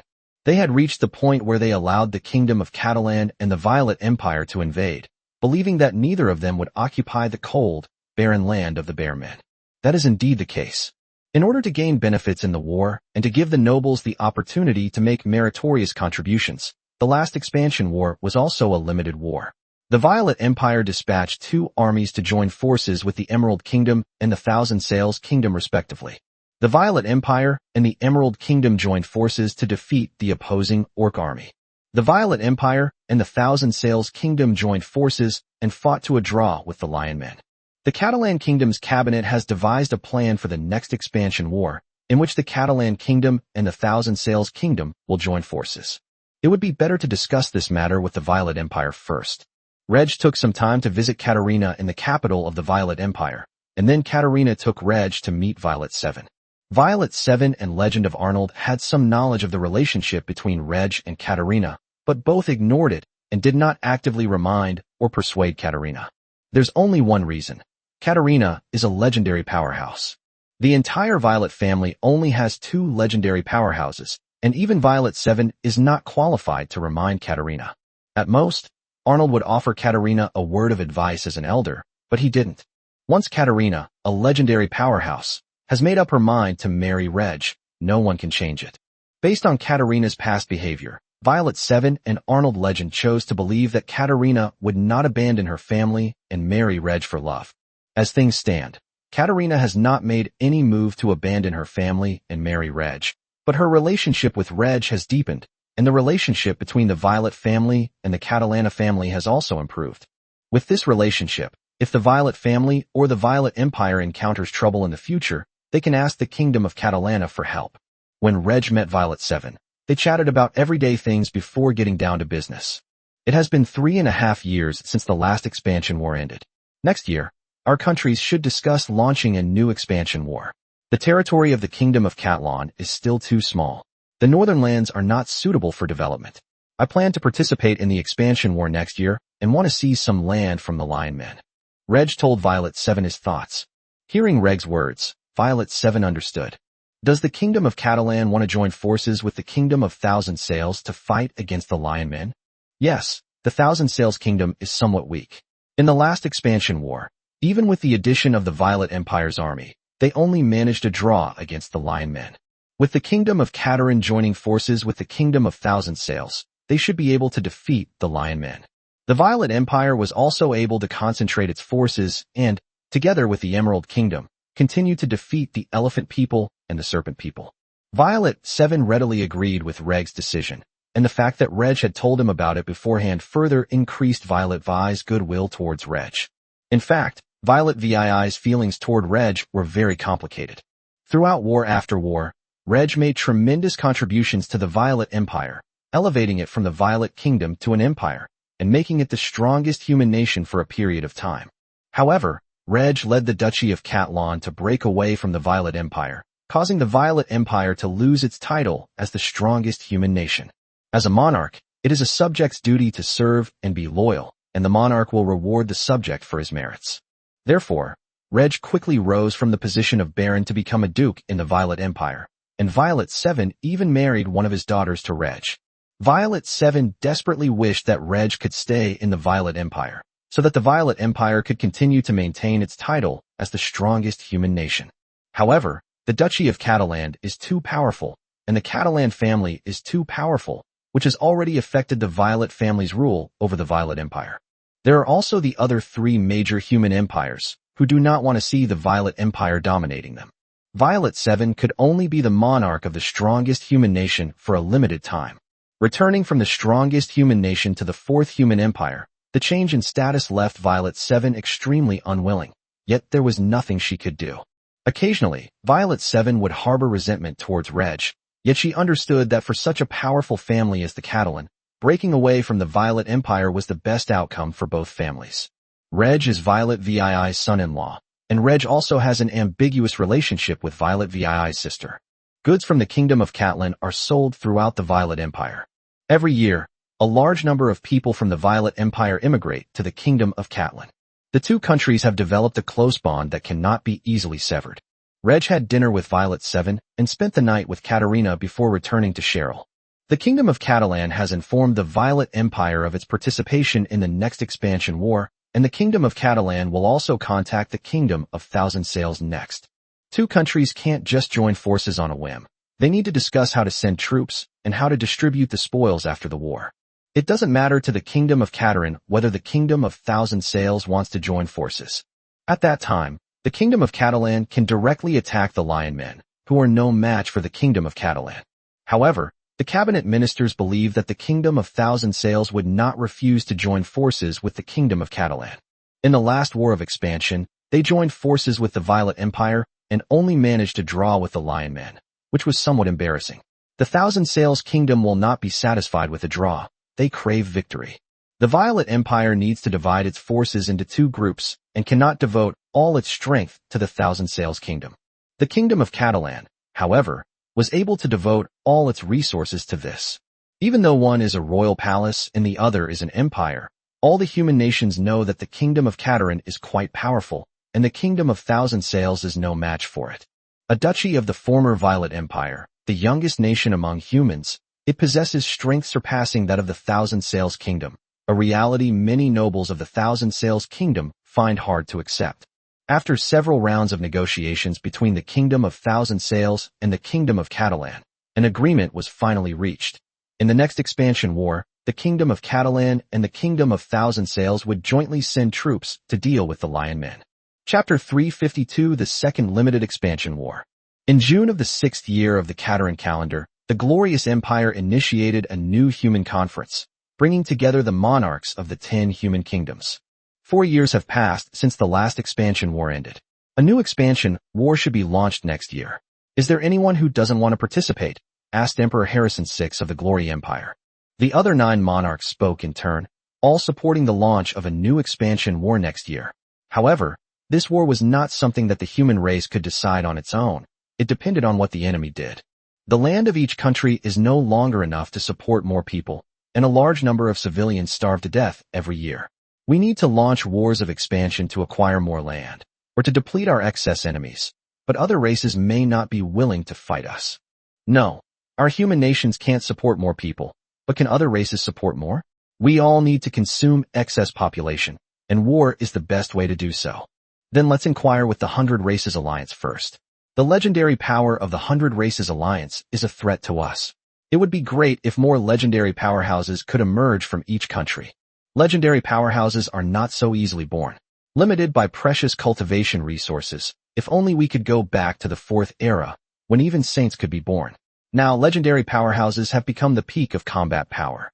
Alas, this human race conference was relatively short, mainly to determine the launch of a new expansion war next year. But how this expansion war will be conducted still needs to be negotiated with the 100 Races Alliance. The monarchs returned to their homes, and then sent messengers to contact the elves. In fact, the elven race already knew that the 10 human kingdoms were holding a meeting, especially given the continuous development of the blood clan within the human race. Faced with another expansionist war that the human race was about to launch, the elves summoned the envoys of the powerful races of the 100 Races Alliance. The vampire race has developed rapidly among humans, but it has not yet been able to cause too much damage to humans. The power gap between the 100 Races Alliance and the human race is widening, and the 100 Races Alliance does not want to go to war with the human race. The elves wanted to buy time, waiting for the vampires to grow stronger within the human race, so they could then severely damage the human race and even give the 100 Races Alliance the opportunity to annihilate it. To this day, the Elven High Command still believes that the vampires are controlled by the elves and that the vampires obey the elven commands. Just as the 100 Races Alliance was discussing the matter, envoys from various human nations came to negotiate with the alliance. Come on, like 4 years ago. Each of you put up your bets, and we'll have a fight. The intentions of the various human nations were quite simple. Because the human race is still unable to completely suppress the 100 Races Alliance in terms of legendary powerhouses, the The human nations understand that they cannot launch a larger-scale war against the 100 Races Alliance. A limited war like the last one will suffice. Through a series of wars, the 100 Races Alliance was gradually weakened and eventually completely destroyed. The envoys from the various powerful races of the 100 Races Alliance also sensed that the human race was easier to talk to this time. The elves wanted to buy time, while the major powers of the 100 Races Alliance also wanted to reduce their population. Negotiations between the human race and the 100 Races Alliance are proceeding very smoothly, almost identical to the plan for the last expansion war. The human race wagered a large amount of resources, including cultivation resources, steel, and various industrial products, while the alliance of 100 races wagered land. On each battlefield, the two sides agreed on the scale of their troop deployments, fought a battle, and the winner received all the stakes. The envoys from the Elephant Clan and the Serpent Clan were somewhat troubled, as their opponents remained the Emerald Kingdom and the Violet Empire. Why can't the Bearmen stand up and stop the Violet Empire? The Bearman envoy sat silently in the corner. Even when the superhuman forces of the Kingdom of Catalan invade twice a year, the Bearmen don't dare to stop them. How could they dare to participate in such a large-scale war? Following the Elephant Clan and the Serpent Clan, the Lion Clan also has a headache. This time, the Lion Clan's opponent is not the Thousand Sails Kingdom plus the Violet Empire, but the Thousand Sails Kingdom plus the Catalan Kingdom. Upon learning this, the Elephant people and the Serpent people were even more troubled. Last time, they were defeated by the Emerald Kingdom and the Violet Empire joining forces. At that time, the Violet Empire also sent troops to join forces with the Thousand Sails Kingdom to deal with the Lion Men. This time, the Violet Empire can devote all its strength to the Emerald Kingdom. How can we fight like this? The territory of the Lion Men borders both the Kingdom of Catalan and the territory of the Bear Men, so the Kingdom of Catalan is quite familiar with its strength. With the Thousand Sails Kingdom and the Catalan Kingdom joining forces, can the Lion Men stop them this time? The Lion Man envoy had little confidence. But the Lion Men are not like the Bear Men, who are afraid to even fight and surrender immediately. The Lion Man envoy thought for a moment, then approached the Bear Man envoy, hoping to persuade the Bear Man to send troops to join forces with the Lion Man against the Thousand Sails Kingdom and the Catalan Kingdom. Your Bearman race fears the legendary powerhouses of the Kingdom of Catalan, but no legendary powerhouses will be involved in this war. As a powerful race, are you going to keep avoiding war? There was no other way. The Bearmen were terrified of being beaten. If the Bearmen had not produced a new legendary powerhouse, they would likely have fallen from their former glory like the werewolf, centaur, and minotaur tribes, and are now oppressed and exploited by the Bear Men, making it difficult for them to improve their strength. However, there are many members of the Bear people who are willing to fight to the death against the humans. Some of the restless Bear Men can be sent to the battlefield, as well as elite troops from the werewolf, centaur, and minotaur tribes. Even if they lose the war, they can still improve the increasingly bad reputation of the Bear Men in the 100 Races Alliance. After the human race and the 100 Races Alliance concluded their discussions, the various human race nations and the major race groups within the 100 Races Alliance began preparations for war. The Lion Man and Bear Man tribes fought against the Thousand Sails Kingdom and the Catalan Kingdom, with each side deploying 800,000 troops. The Kingdom of Thousand Sails and the Kingdom of Catalan agreed that each would send 400,000 troops. Reg personally commanded the armies of both countries, but as a legendary powerhouse, Reg could not directly take action. He could only command the large armies to engage in battle. The Thousand Sails Kingdom only has one legendary expert, who usually hides away and is impossible to command the army. Therefore, the Thousand Sails Kingdom has no choice but to hand over the command of the army to Reg. In the last war of expansion, there were also instances where legendary powerhouses personally commanded large armies but did not participate in battle. Anyone who dares to violate the rules will face the personal intervention of a legendary powerhouse, which would directly escalate the war between the human race and the 100 Races Alliance, with legendary powerhouses from both sides acting without restraint. However, neither the human race nor the 100 Races Alliance wanted the war to escalate, and no legendary powerhouses violated the rules during the last war. The Kingdom of Catalan was to send 400,000 troops. Reg convened a cabinet meeting and ultimately decided to draw 200,000 regular troops and recruit another 200,000 reservists. At the end of the 6th year of the Catalan calendar, the total population of the Kingdom of Catalan had reached 23 million, with a standing army of 520,000 and a reserve force of over 1.9 million. The mobilization of 200,000 regular troops and the conscription of 200,000 reservists will have little impact on the Kingdom of Katarin. Reg personally led the Maid battle group into battle. Without any legendary powerhouses intervening, the Maid battle group wiped out all enemies in front of them on the battlefield. Chapter 353 Expanding the land area by 120,000 square kilometers. In late February of the 7th year of the Katarin calendar, a limited war broke out between the various human nations and the 100 Races Alliance. February was not yet over, and on various battlefields, the allied forces of the Kingdom of Katarin and the Kingdom of Thousand Sails were the first to defeat the allied forces of the Lion Man and Bear Man races. On the battlefield against the Lion Men, the nobles, officers, and soldiers of the Thousand Sails Kingdom felt that this battle was incredibly exhilarating, far more so than the last time they fought the Lion Men in alliance with the Violet Empire. The last time they joined forces with the Violet Empire, it was only to deal with the armies of the Lion Men and their vassal races. This time, they joined forces with the Kingdom of Katarin to deal with the Lion Men, Bear Men, and the vassal races of the two powerful clans. The enemy has become stronger, yet the Kingdom of Thousand Sails has turned a draw into a victory, completely carried by the Kingdom of Catalan. The Kingdom of Thousand Sails mobilized an army of 400,000, but suffered no more than 60,000 casualties, while the Kingdom of Katarin suffered fewer than 10,000 dead. The Kingdom of Catalana is too powerful. Some nobles in the Thousand Sails Kingdom felt that the earlier ascension of the Violet Kingdom to an empire, and the period when the Violet Empire was the strongest human nation, must have been caused by His Majesty King Catlan I. Without His Majesty King Catlan I, the Violet Kingdom would not have been promoted to an empire, let alone had the opportunity to become the strongest human nation. If His Majesty King Catlan I had appeared in the Kingdom of Thousand Sails, perhaps the Kingdom of Thousand Sails could have been promoted to an empire. Hopefully, in the next war of expansion, the Kingdom of Thousand Sails will once again be able to join forces with the Kingdom of Catalan. The nobles of the Thousand Sails Kingdom happily shared the spoils of war with the Kingdom of Catalan. The Lion Men offered less than 1/10 of their land, approximately 200,000 square kilometers, as a wager. Of the 200,000 square kilometers of land, 120,000 square kilometers belong to the Kingdom of Catalan, and 80,000 square kilometers belong to the Kingdom of Thousand Sails. The nobles of the Thousand Sails Kingdom were not angry because they received fewer spoils than those of the Kingdom of Catalan. Although both countries deployed 400,000 troops, it was clear to everyone that the army of the Kingdom of Katarin was stronger and made a greater contribution to the war. Winning the war and acquiring 80,000 square kilometers of land, roughly half a province, would be quite good, enough to reward the nobles who distinguished themselves in the war. With the expansion of its territory, the Thousand Sails Kingdom is able to support even more citizens. If the Thousand Sails Kingdom cannot win even once in the war of expansion, it will only be able to remain at the bottom of the 10 human kingdoms. Which country's nobles wouldn't want their country to become stronger?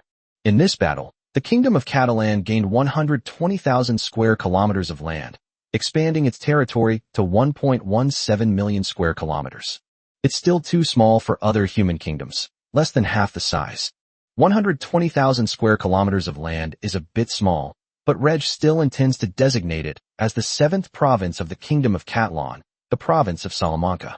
We immediately arranged for people to develop the province of Salamanca.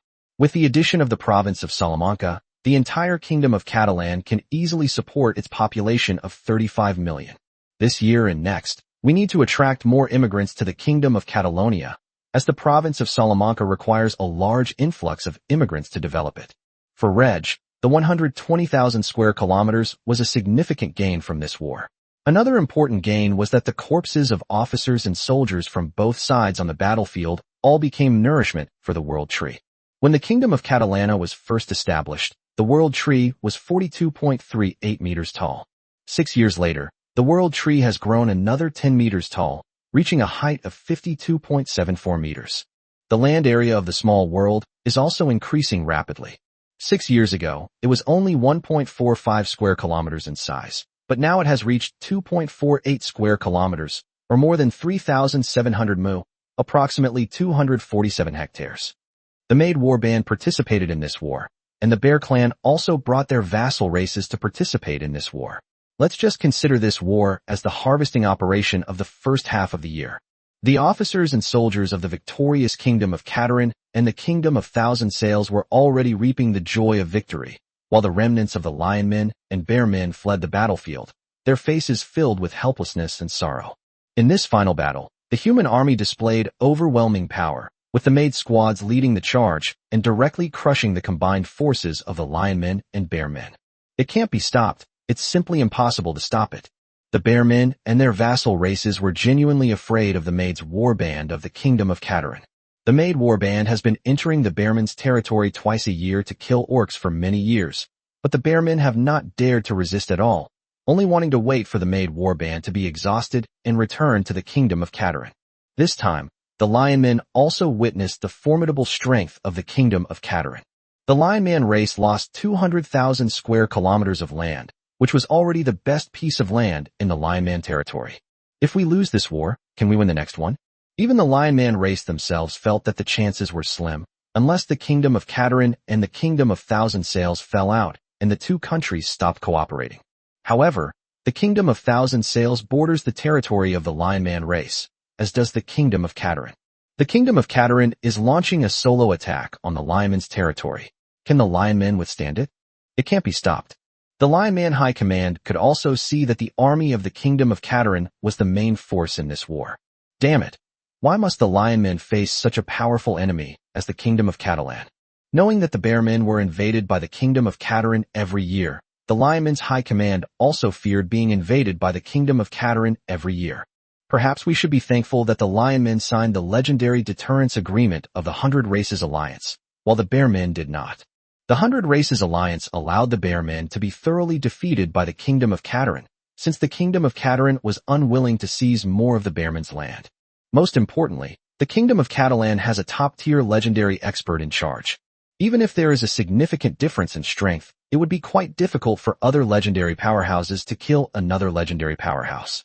Despite having other legendary figures as allies, Katarin I was able to kill 4 legendary figures in succession, demonstrating his immense power.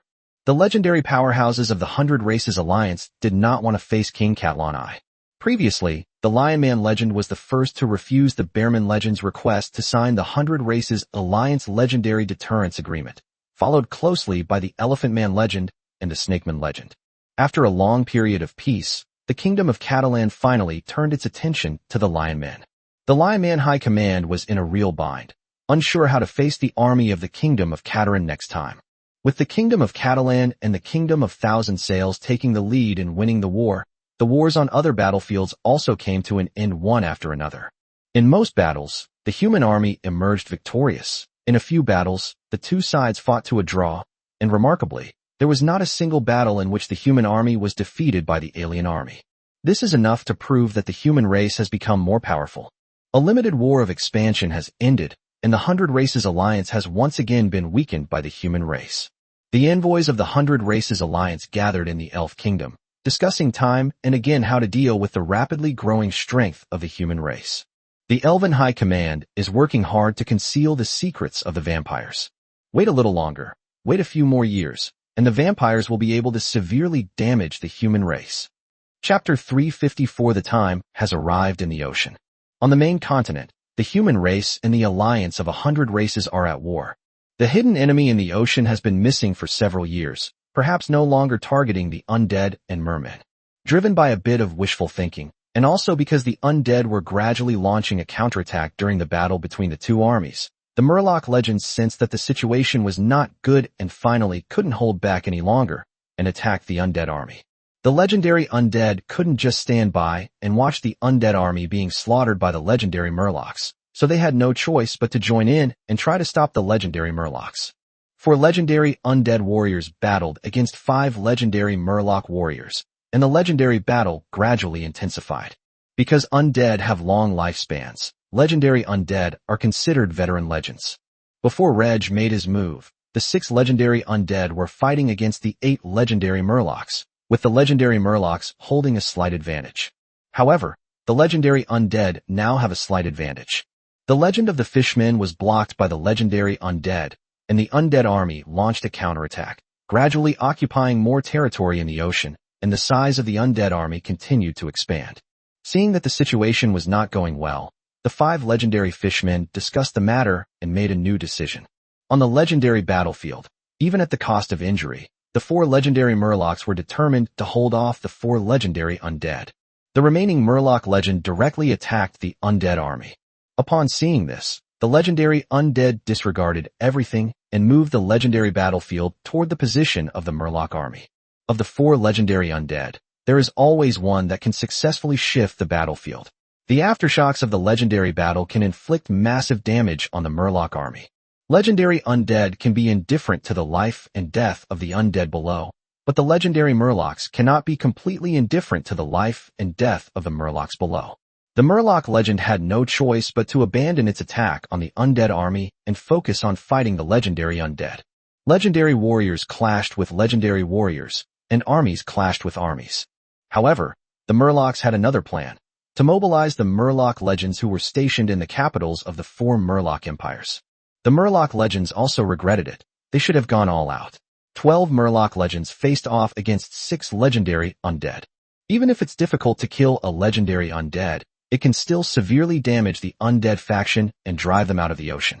The merfolk are like the nobles among humans, wanting to preserve their strength and unwilling to use all their power in the war. The battle between the undead army and the merman army took place within the territory of the East Sea Empire, and the other 3 merman empires naturally wanted to see the East Sea Empire suffer more losses. After the war ends, we can extract more benefits from the Eastern Sea Empire. But the situation changed again and again. First, the protracted war between the 2 sides led the various races of the Murloc faction to want to preserve their strength, and the battle situation gradually shifted towards the undead faction. Then an unknown enemy suddenly attacked and killed 3 legendary Murlocs. Fortunately, this unknown enemy also killed 2 legendary undead, otherwise the legendary battle would have been even more unpredictable. We can't wait any longer. The 4 great empires of the merfolk should join forces to eliminate the undead or drive them out of the ocean. The Murloc legends stationed at the front lines reached a consensus and sent messages to the rear, requesting that the Murloc legends stationed there come to their aid. After leading the allied forces of the 2 countries to defeat the Orc army, Reg entrusted the affairs of the kingdom to the legend of Leighton and then focused on keeping an eye on the changes in the sea. As legendary powerhouses stationed in the capitals of the 4 great merfolk empires rushed to the front lines, an even fiercer battle erupted between the 2 sides. For legendary undead were no match for 9 legendary Murlocs. The legendary undead were simply outmatched and could only be chased and beaten by the legendary Murlocs. Having lived for so long, the legendary undead have a variety of methods.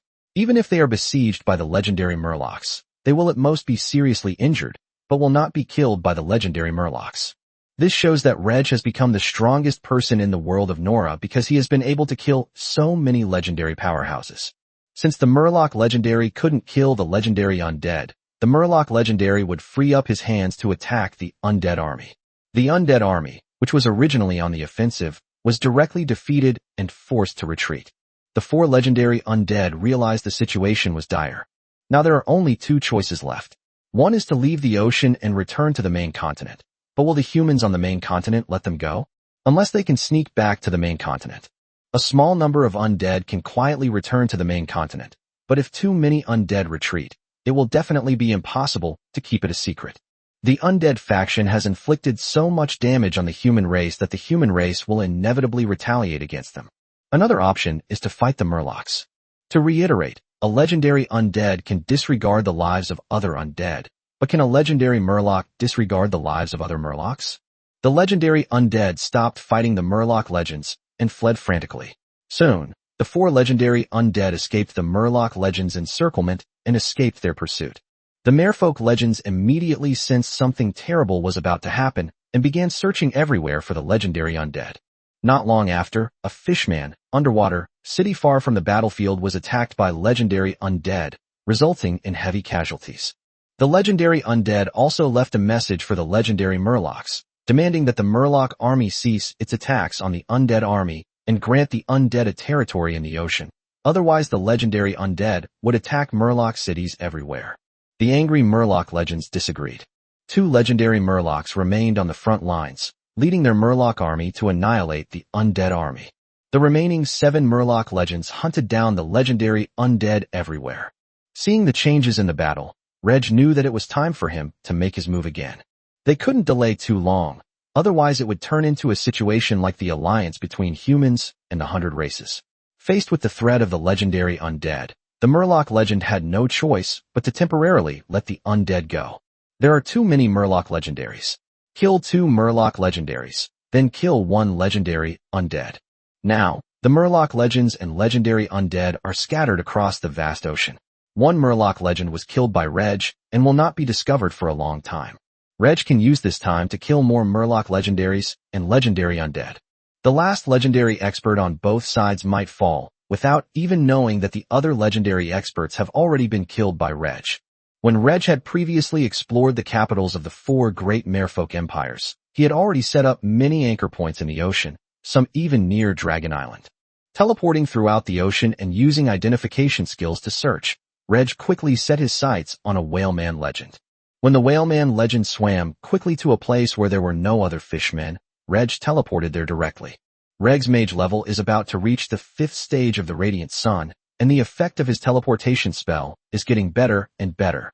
With a teleportation spell, he rushed forward. Just as the whaleman legend realized what was happening, Reg's longsword was already slashing towards the whaleman legend. The whaleman legend hurriedly dodged, but the longsword still severed one of his arms, then pierced into his body, nearly cutting him in two. The whaleman legend barely managed to escape the longsword, but was already severely injured. In its desperate gaze, it was killed by Reg's second sword. Chapter 355 The Ocean is settled. With 2 sword strikes, Reg easily slew a legendary whaleman, demonstrating his increased strength, even without using the power of the world. The Murloc faction currently has 8 legendary powerhouses remaining. After collecting the whaleman legend's corpse and cleaning up the battlefield, Reg teleported away to find the next whaleman legend. Killing a legendary undead was one thing, but killing a legendary merman or a legendary powerhouse from the 100 Races Alliance also brought Reg a huge reward. These legendary powerhouses' spatial equipment contained a large number of treasures, including some that could assist in advancing to the legendary level. This is the family heritage of the royal families of various human nations. While it's possible to build a treasure vault to store treasures, a treasure vault may not necessarily be able to withstand attacks from legendary powerhouses. On the contrary, legendary experts are not easily killed by other legendary experts, so it is safer to place them on a legendary expert. It can be said that among the various human families, the Catalan family possesses the most treasures that can assist in advancing to legendary status. Even without the life energy of the world tree, Reg was still able to cultivate several legendary powerhouses using these treasures. However, it is still faster to use life energy to cultivate legendary powerhouses, as life energy is the top-tier natural treasure in the Nora world. In addition, Reg himself can also use the treasures that can help mages advance to legendary status, but unfortunately, there are fewer treasures that can help mages advance to legendary status than those that can help fighters advance to legendary status. In the world of Nora, the number of legendary mages is far less than the number of legendary warriors. Half a day later, Reg found the next merman legend, another whaleman legend. The whale human race is really unlucky. No, it's the Murloc faction that's really unlucky. They've been targeted by Reg, and all the Murloc legends are going to die. Reg also plans to loot all the treasures of the Murloc faction, especially those that can help them advance to legendary status. The strength of the 4 merfolk empires is roughly the same as that of the 4 human empires. Of course, the human race also has many other kingdoms, and their overall strength far surpasses that of the merfolk. If Reg could plunder all the treasures of the 4 great empires of the fishmen, it would accelerate the improvement of the strength of the extraordinary beings in the kingdom of Catalan. This whaleman legend was slightly weaker than the previous one. Reg's first sword strike almost killed him, and he couldn't dodge the second one at all. In half a day, 2 legendary Murlocs were killed. It's time to kill the legendary undead. Without the knowledge of the humans, the 100 Races Alliance, the dragons, or even the Murlocs and undead themselves, Reg ambushed and killed legendary Murlocs and legendary undead in the ocean. Gradually, the frequency of Murloc legends appearing in Murloc cities began to decrease, and the frequency of legendary undead attacking Murloc cities also began to decrease. However, due to the vast distance and lack of reliable communication methods, all this information was being transmitted slowly, and the ocean area was even larger than the main continent. There's only one left, the aging Sharkman legend, with less than 20 years left to live, but he's very close to reaching the perfected legendary fighter realm. This Sharkman legend is the strongest of all the Fishman legends, and Reg will need to use several more moves to kill it. The first sword strike wounded the legendary Sharkman. As Sharkman legend fled, he cried out in shock and anger, "You're a hidden enemy? How dare you attack me?" The Sharkman legend was both shocked and furious, its fear suddenly increasing. It realized that the attacker was a legendary powerhouse of the space element. In the world of Nora, there is only one known legendary powerhouse with spatial abilities, the human king Reg Catalan. Why did Catalan attack it? Why attack other Murloc legendaries and legendary undead? Is it the ambition of the human race? Sharkman legend truly regrets it. He should have accepted the Elven invitation to join forces in attacking the humans when the Elven envoy contacted him earlier. It's too late to regret it now. Reg used his Battle Master power to teleport and catch up with the Sharkman legend. He unleashed another sword strike, which the Sharkman legend could only slightly dodge. The Sharkman legend survived Reg's second sword strike at the cost of losing both legs. There's no escape, fight. The Sharkman legend stopped running and concentrated all his strength, thrusting the harpoon in his hand at Reg. This harpoon was originally the weapon of a mermaid saint, a sacred artifact, but over time its power has been severely diminished, and it can only be considered a top-tier magical weapon. When Reg's longsword, imbued with spatial elemental energy, struck the harpoon, it was instantly severed. Before the Sharkman legend's horrified eyes, his entire body was vertically cleaved in two. At this point, all the legendary merfolk and undead in the ocean were wiped out, including the third legendary lich, whose life casket was destroyed by Reg, and he perished completely. All the legendary powerhouses have been killed, but Reg's matter is not over yet. Reg teleported to the capital of the four great merfolk empires, secretly opened the treasure vaults of the Sharkmen and Whalemen, and looted them all.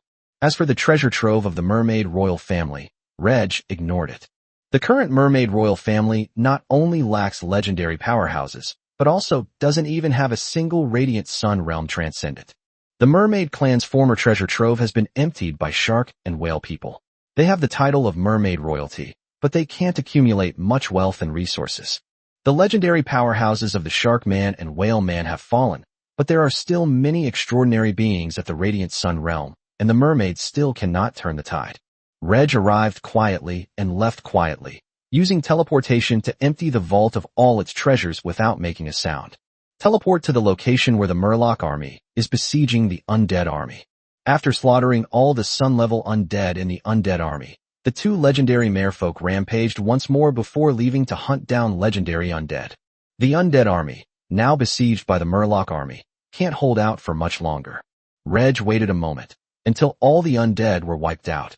The remaining Star Realm and Silver Moon Realm undead in the undead army ultimately did not receive the legendary undead's rescue, nor did they wait for the Merman army to stop.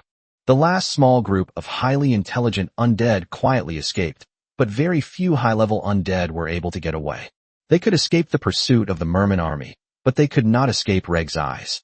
Once this batch of undead is killed, there won't be many undead left in the world of Nora.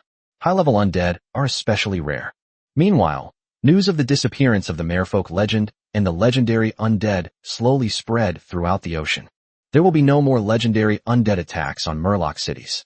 The fishmen never saw any trace of the legendary fishmen again. Some Murlocs speculated with horror that the Murloc legend had perished along with the legendary undead. Some Murlocs believe that the Murloc legendary was seriously injured in the final battle with the legendary undead and is recuperating in a secluded area. Some Murlocs believe that during their battle, the Murloc legends and the legendary undead discovered a treasure trove left behind by a saint, and they are temporarily trapped inside. Many of these rumors were spread by Reg. The ocean is now secured. Chapter 356: 4 Steps to Rule the World. The disappearance of all the legendary merfolk and undead in the ocean has had a significant impact on the main continent. That wasn't just one or two legendary powerhouses, but more than 10. If these legendary powerhouses could join the 100 Races Alliance, the 100 Races Alliance would have overwhelming strength over the human race in the legendary war.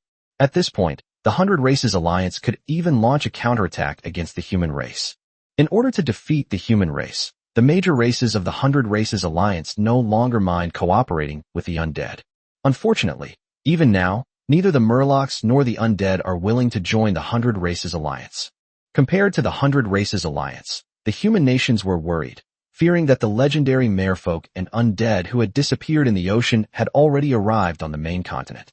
This situation caused legendary experts from various human nations to go into hiding, fearing that they might be sought out by legendary experts from other races. Reg, the protagonist who caused the disappearance of the Murloc legend and the legendary undead, has returned to Cheryl City. Over the past few years, Reg has killed 8 legendary undead and 12 legendary Murlocs. They killed a total of 20 legendary powerhouses, a number that is almost equal to the total number of legendary powerhouses of the human race excluding the Kingdom of Katarin, or the total number of legendary powerhouses of the 100 Races Alliance. The key point is that Reg killed 20 legendary powerhouses by himself, a terrifying feat that has never been seen since the 5th era. If the human race and the 100 Races Alliance were to find out, they would likely unite to besiege the Kingdom of Katarin. Killing all the Murloc legends and legendary undead was just the beginning for Reg. Whether he wants to rule the entire human race or the entire world of Nora, Reg needs to kill or enslave all the legendary powerhouses outside of the human race first. With the power of the Kingdom of Catalan, they will devour the entire human race. On the day the Kingdom of Katarin erupts, it is estimated that the territory of the other 9 human kingdoms will be 30 times that of the Kingdom of Katarin, and the total population of the 9 kingdoms will be 20 times that of the Kingdom of Katarin. The standing army of the 9 kingdoms exceeds 10 million, and the number of superhumans they possess far surpasses that of the Kingdom of Katarin. Even the number of legendary powerhouses is expected to be twice that of the Kingdom of Catalan by then. With such a disparity in numbers, the Kingdom of Catalan's attempt to conquer the other 9 kingdoms and rule over humanity is like a snake trying to swallow an elephant. Once Reg's 10-year development plan for the Kingdom of Catalan is completed, the Kingdom of Catalan will have the power to conquer the 9 kingdoms and rule the human race. The problem is that the Kingdom of Catalan is going to conquer the other 9 human nations, which is a civil war for humanity, and there is also the external alliance of 100 races eyeing it covetously. If a civil war breaks out among humans, the 100 Races Alliance will definitely not sit idly by and will look for an opportunity to attack humans. That's why Reg chose to eliminate the strength of the alien races before the outbreak of the human civil war. The simplest way to eliminate the strength of alien races and prevent them from easily starting a war is to kill their legendary powerhouses. A legendary expert might find it difficult to completely annihilate an army of 100,000, but a legendary expert could certainly rout such an army. Since the alien races do not have legendary experts in charge, they dare not easily send large armies to attack the human race, which has legendary experts in charge. Once the Kingdom of Catalan successfully conquers the 9 human kingdoms and unifies humanity, it can turn its attention to eliminating the alien races one by one. Killing the Murloc legend and the legendary undead is just the beginning. Reg's next target is the legendary dragon on Dragon Island. Ilrun has been missing for several years, and the dragons have remained silent. They are indeed very cautious. Killing all the legendary dragons was only Reg's second choice. The first option is to enslave the entire dragon race. Using dragons, airplanes, and other flying magical beasts, the Kingdom of Katarin will form an air force to counter the air forces of the 9 human kingdoms and the 100 Races Alliance. However, whether the proud dragon can submit to Reg wholeheartedly is a huge question. To subdue a dragon, strength is paramount, and you must also prevent the dragons on Dragon Island from escaping. Reg alone could kill all the legendary dragons, but he couldn't stop all the fleeing dragons, since dragons have wings and can fly. Reg didn't want any dragons to escape to the main continent, exposing the strength of the Kingdom of Catalan. Therefore, Reg plans to wait until the Kingdom of Catalan has 10 legendary powerhouses before heading to Dragon Island. Currently, the Kingdom of Catalan still only has 3 legendary powerhouses in charge, but after this expansion war ended, Reg used his life energy to raise Paula's physical attributes to the perfect level of Battle Master Sun. With the next upgrade, Paula will become a legendary powerhouse. Starting with Paula, new legendary powerhouses will be born in the Kingdom of Catalan one after another. The main reason why the Kingdom of Catalan cannot produce new legendary powerhouses is that their soul strength is insufficient. Reg killed the legendary Murloc and obtained the treasures that aided a mage in advancing to legendary status, including treasures that could enhance soul strength. There are also advanced and top-tier magical plants in the small world that can enhance the strength of the soul. The kingdom of Katarin has acquired 10 legendary powerhouses earlier than planned. May the 10th legendary powerhouse be born soon, and may we travel to Dragon Island as soon as possible. First came the Murlocs and Undead, then the Dragons, then the alliance of 100 races, and finally the 9 human kingdoms. Step by step, they will achieve their goal of ruling the human race and the world of Nora. So far, no accidents have occurred. When Reg was still a nobleman in the Violet Kingdom, accidents really did happen one after another. The invasion by the 100 Races Alliance and the Undead Calamity were both unexpected events, resulting in severe damage and even devastating losses for the human race. If we're not careful, humanity could lose its position as the strongest race, and even face the danger of extinction. Having finally killed all the legendary Murlocs and legendary Undead, Reg needs to take a good rest for a while. In the royal palace, a group of women surrounded Reg. Occasionally, Reg would also visit Katarina in the Violet Empire. When he's bored, Reg will sometimes walk his shrunken silver dragon around the palace on a leash. Ilrin was filled with humiliation, but dared not resist, for this human was simply too powerful. Ilrin, who was being led by Reg, would occasionally hear some terrifying remarks. For example, how many legendary Murlocs and legendary Undead Reg killed? For example, Reg has already found the hidden locations of all the legendary powerhouses of the 100 Races Alliance. Reg also plans to conquer the dragon race. Ilrin desperately wanted all of this to be fake, but what was the point of the other party telling her these lies? In Ilrin's mind, Reg gradually became a major villain plotting to rule the world of Nora, and all the races of Nora should unite to fight against Reg. But now Ilrin is just Reg's little pet, unable to escape or deliver Reg's plot. Ilrin could only show obedience to Reg, becoming a docile little pet, hoping to receive Reg's rewards and obtain training resources to continuously increase her strength. In the kingdom of Katarin, Ilrin received more training resources and grew in strength much faster than she did on Dragon Island. In just a few years, Ilrin has reached the Silver Moon Realm and is about to become a Radiant Sun Realm dragon. However, some of the people around Reg are growing stronger even faster. For example, Freya and Audrey have both become Radiant Realm Battle Masters. Ilrin did not give up, but deep down she felt that her chances of escaping Reg's grasp were getting smaller and smaller. Chapter 357: The Temptation of Immortality. After resting for a while, Reg led his Maid squad north to the wasteland to harvest some orcs. In August of the 7th year of the Catalan calendar, Reg teleported away from the kingdom of Catalan and traveled to the other 9 human kingdoms to observe the development of the vampires within human territory. You wouldn't believe it until you see it. It's truly astonishing. The allure of immortality is truly immense. It's not just humans, but other races might also be willing to become bloodthirsty monsters in pursuit of it. Vampires rapidly multiplied and spread among the human aristocracy. Initially, it was the elderly nobles with little life left who became vampires.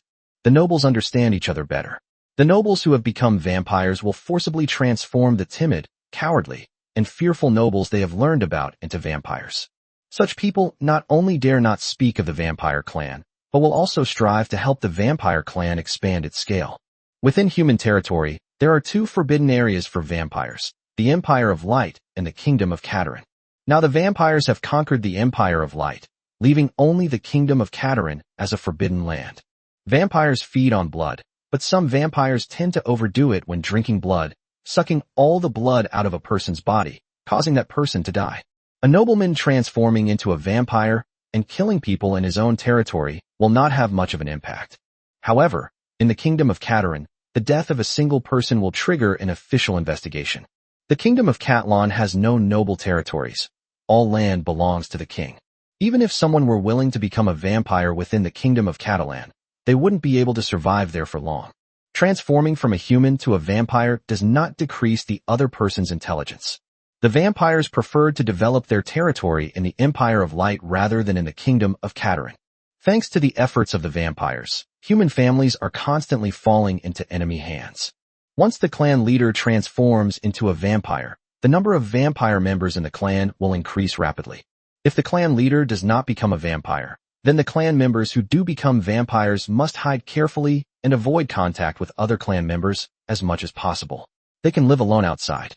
None of the royal families of the 9 kingdoms could avoid having members become vampires. The number of vampires is increasing, and the number of humans dying because of vampires is also increasing rapidly. Reg frowned, but had no intention of changing his plans. Now is not the time for the vampires to be exposed. The vampires have been exposed, and the kingdom of Catlan has no sufficient excuse to launch an invasion of other countries. The vampires were used as a pretext for the kingdom of Catalan to launch a military campaign, and also as a method to weed out backward and corrupt nobles. The former is more important. Reg observed that the density of vampires was relatively high in the Blackrock Kingdom and the Thousand Sails Kingdom. Both countries are also the weakest among the human race. Reg sensed that the vampires might be plotting something, with the Blackrock Kingdom as their target. The king of the Blackrock Kingdom, and the only legendary powerhouse, are both quite old and are trying to prolong their lives. They are all targets of the vampires. Once the king and legendary warriors have all transformed into vampires, the Blackrock Kingdom will become the first nation to fall. Starting with kings and legendary strongmen, more and more nobles transformed into vampires. Through Reg's observations, he discovered that a theoretical idea was spreading rapidly among vampires. This theory holds that humans are a lower race with limited potential, while vampires are a higher race with unlimited potential. The reason for this theoretical idea is simple. It's a form of self-comfort for some vampires. They understood that vampires were bloodthirsty monsters and wanted to create a noble image for them so that they could accept the reality. Then some clever people realized that they could use this theoretical idea to make it easier to rule over humans and even other races in the future. Vampires are the highest-ranking race with unlimited potential, while other races are considered lower-ranking. Lower races must contribute to the vampire race. Once they accumulate enough contributions, they can be granted a vampire body and become noble vampires. The Blood Elves contributed to its development, refining its theoretical framework. Humans are a low-level race, and were a very weak race within the original Noravan race, with a status similar to that of the kobolds, pigmen, and rabbitmen. They started fabricating a story. The rise of the human race was not due to the human race itself, but because the human bloodline was mixed with the bloodlines of other races. Pure-blooded humans cannot become saints. Only mixed-blooded humans can. He was a saint of mixed-race humans who enabled the human race to grow and prosper. Human blood is inferior, and mixed-race individuals are even more monstrous. Only by becoming a noble vampire is the right path forward. When Reg saw the theoretical ideas that the vampires had come up with, he couldn't help but marvel. If given enough time to develop, vampires could very well rule over humans and all the races of the Nora world. Ilrin believes that Reg is the main villain who plots to rule the world of Nora, while Reg believes that the vampires are the main villains who plot to rule the world of Nora. The current state of vampires is still within acceptable limits. The kingdom of Katarin needs to create alchemical tools to identify vampires and to craft weapons capable of inflicting massive damage on them. Reg doesn't believe that vampires will become rampant within the planned timeframe. The only thing to worry about is that the elves might deliberately reveal the secrets of the vampires, causing internal strife among humans ahead of schedule, and the kingdom of Catalan might also have to send troops ahead of time. Reg's gaze fell upon the Violet family. Some members of the Violet family have also transformed into vampires. During the kingdom of Catlan's conquest of the 9 human kingdoms, the Violet Empire was an unavoidable problem. The close relationship between the kingdom of Catlan and the Violet Empire makes it difficult for the kingdom of Catlan to take action against the Violet Empire. You can choose to first destroy the other 8 human nations, besiege the Violet Empire, and force the Violet Empire to surrender. However, this would allow many nobles of the Violet Empire to remain. The best option is for the army of the kingdom of Catlan to invade the Violet Empire and eliminate all opposing and rebellious forces within the Violet Empire. The Violet family can be preserved, but it must also be completely dismantled. Reg felt it was advisable to discuss this with Katarina beforehand. Katarina wants to protect the Violet family, so Reg can let the Violet family go. In this scenario, Katarina would also become a legendary powerhouse that Reg could mobilize and utilize. Perhaps the legend of Arnold from the Violet family could also be used by Reg. This is something that cannot be guaranteed. It is possible that Arnold Legend will also become a vampire, and even Violet 7 may become a vampire. Violet 7 and Arnold's legendary lives are both more than halfway through. The higher one's status and position, the more one desires to live, making it difficult to calmly face death. If these unexpected events do occur, the Violet family will actually be easier to deal with. The allure of immortality was something even Reg himself couldn't resist. Fortunately, Reg has a better way to achieve immortality. Even if one cannot gain more lifespan through realm advancement, one can extend their lifespan by replacing their body with a younger one through the world tree. In order to achieve immortality, many people are willing to transform into vampires. Before this, in the pursuit of immortality, some people even transform themselves into the dead. Reg recruited veteran mages in the Mage Kingdom by promising them rejuvenation, easily gaining the loyalty of a large number of them. Chapter 358 Farms and Self-Farmers. Reg captured a few outsider vampires and threw them into the small world for the resurrected old mages to study. Upon returning to Cheryl, Reg entered the small world and consulted with the resurrected old mages to create alchemical tools for detecting and killing vampires. From Reg, the resurrected old mages already knew about vampires who could live by drinking blood. The resurrected old mages now have better ways to achieve immortality, so they naturally have no interest in becoming vampires. On the contrary, they despise these blood-sucking monsters. Humans can transform into vampires, but vampires cannot revert to humans. The vampires have significant weaknesses, but also obvious strengths, making the resurrected old mages feel that the vampires pose a huge threat to the human race. Your Majesty, we should eradicate all vampires as soon as possible. Vampires are seriously harming our human race, the resurrected old mages suggested. Reg replied, in a few years, the kingdom will raise an army to unify the human race and wipe out all the vampires in the process. The vampire's weakness is sunlight and light magic. Mithril can cause great damage to vampires. I need you to research alchemical tools to detect and kill vampires. The resurrected mages quickly came up with a plan. Vampire testing can be performed on a single individual or on a group of individuals.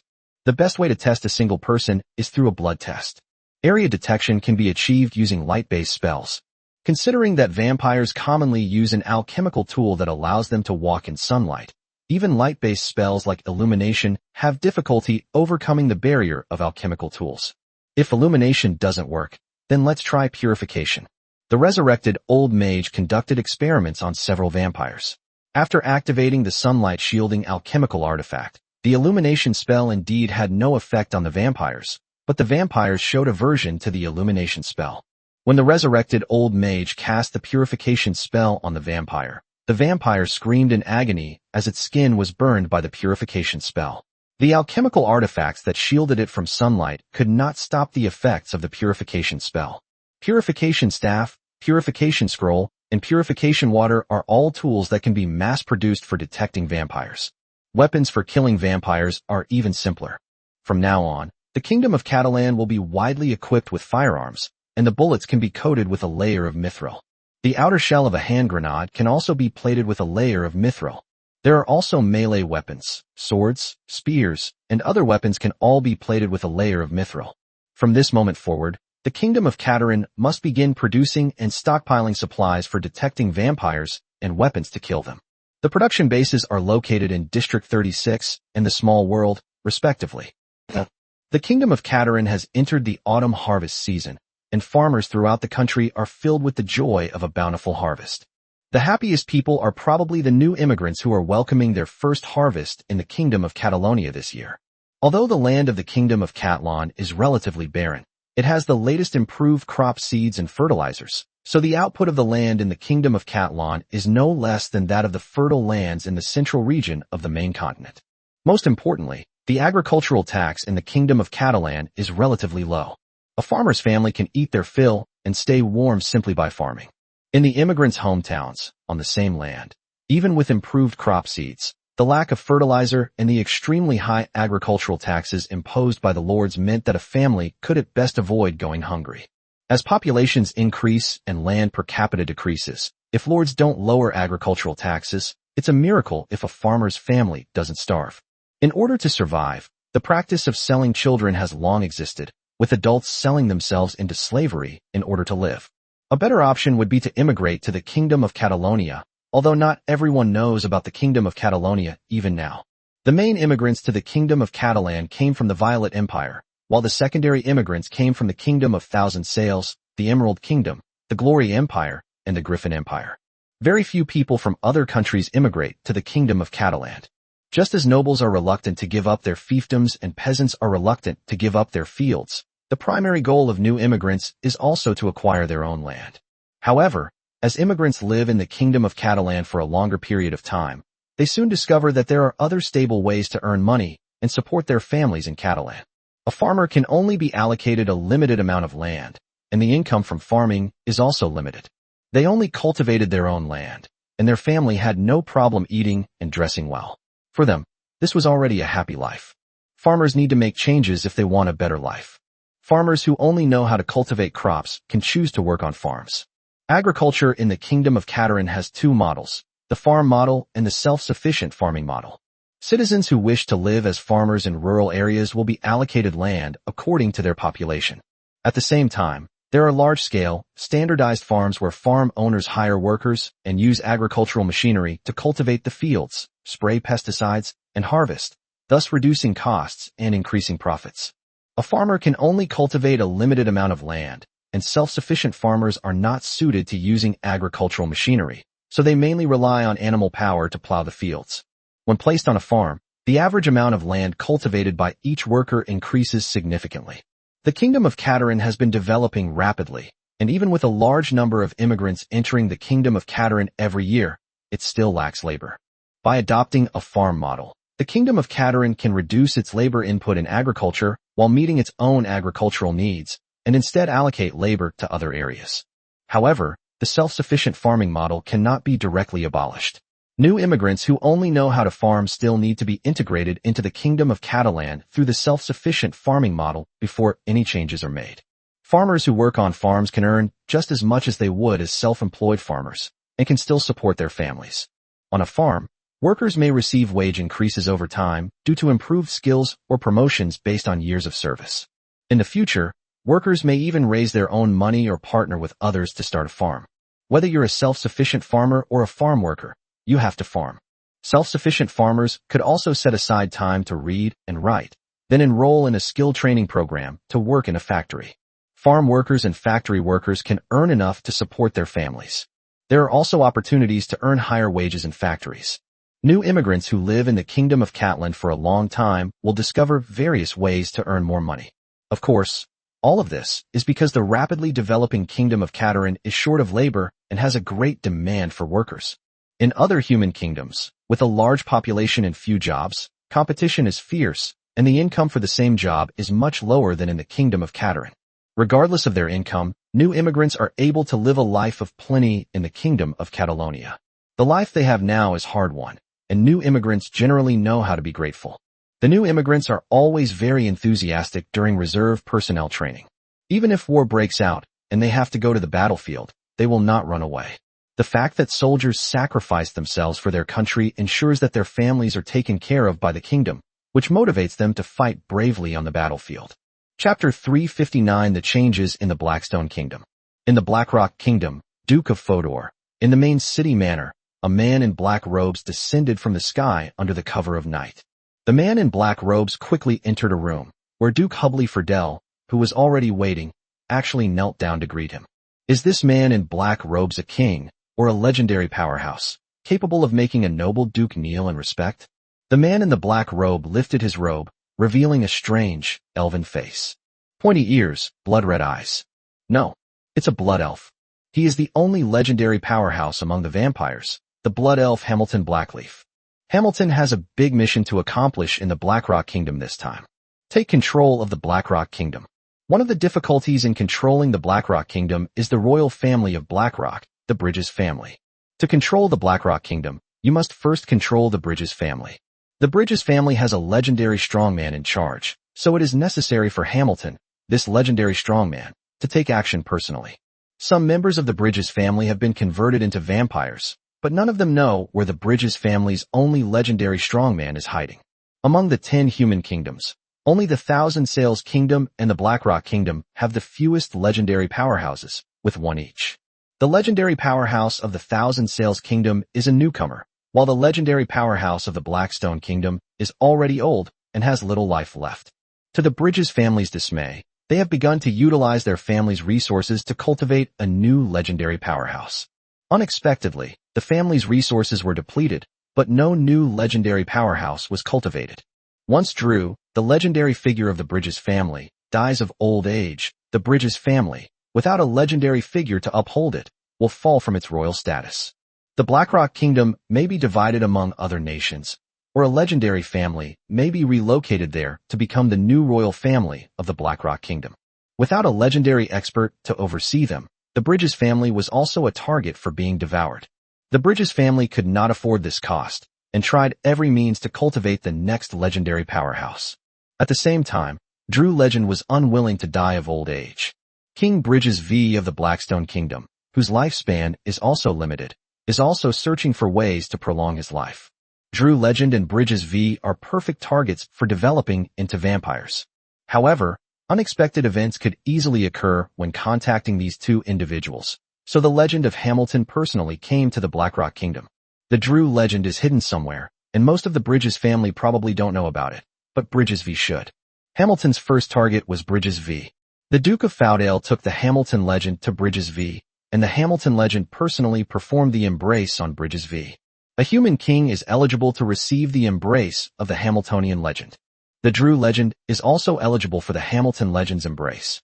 The Duke of Ferdell consulted with the legend of Hamilton and quickly finalized the plan. As a new day dawned, Duke Ferdale headed to the royal city with his personal guard, with Legend of Hamilton accompanying him. Upon arriving in the royal city, Duke Flar requested an audience with the king.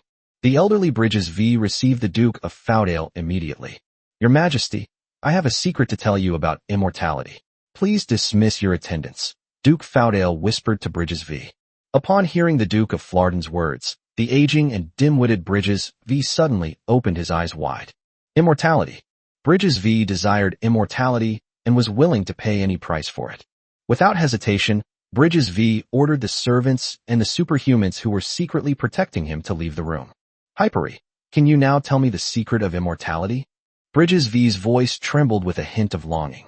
Your Majesty, the secret of immortality is in the possession of one of my men. Please summon him. Okay, let him come over. Soon, the Legend of Hamilton, transformed into a human, entered the room where only Bridges V and the Duke of Fowdale were present. As soon as Hamilton entered the room, Bridges V kept his eyes on Hamilton, trying to figure out what was special about him. The Legend of Hamilton stood beside the Duke of Fowdale, not bowing to Bridges V, but calmly looking at him. 5 years ago, Hamilton Legend looked just as old.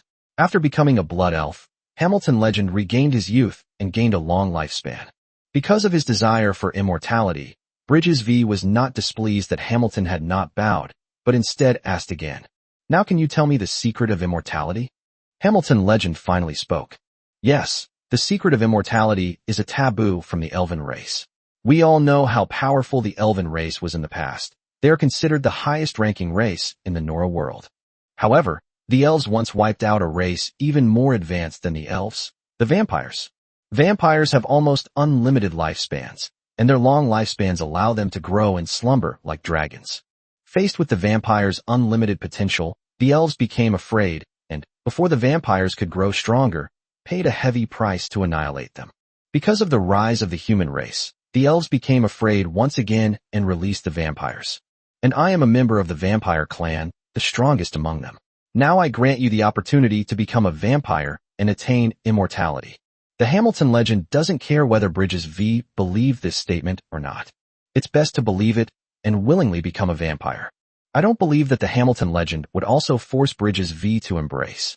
Bridges V, who so desperately craved longevity, would find it almost impossible to die after becoming a vampire. Bridges V, who had listened attentively to Hamilton's legendary words, seemed to light up his dim eyes. He excitedly walked toward Hamilton Legend.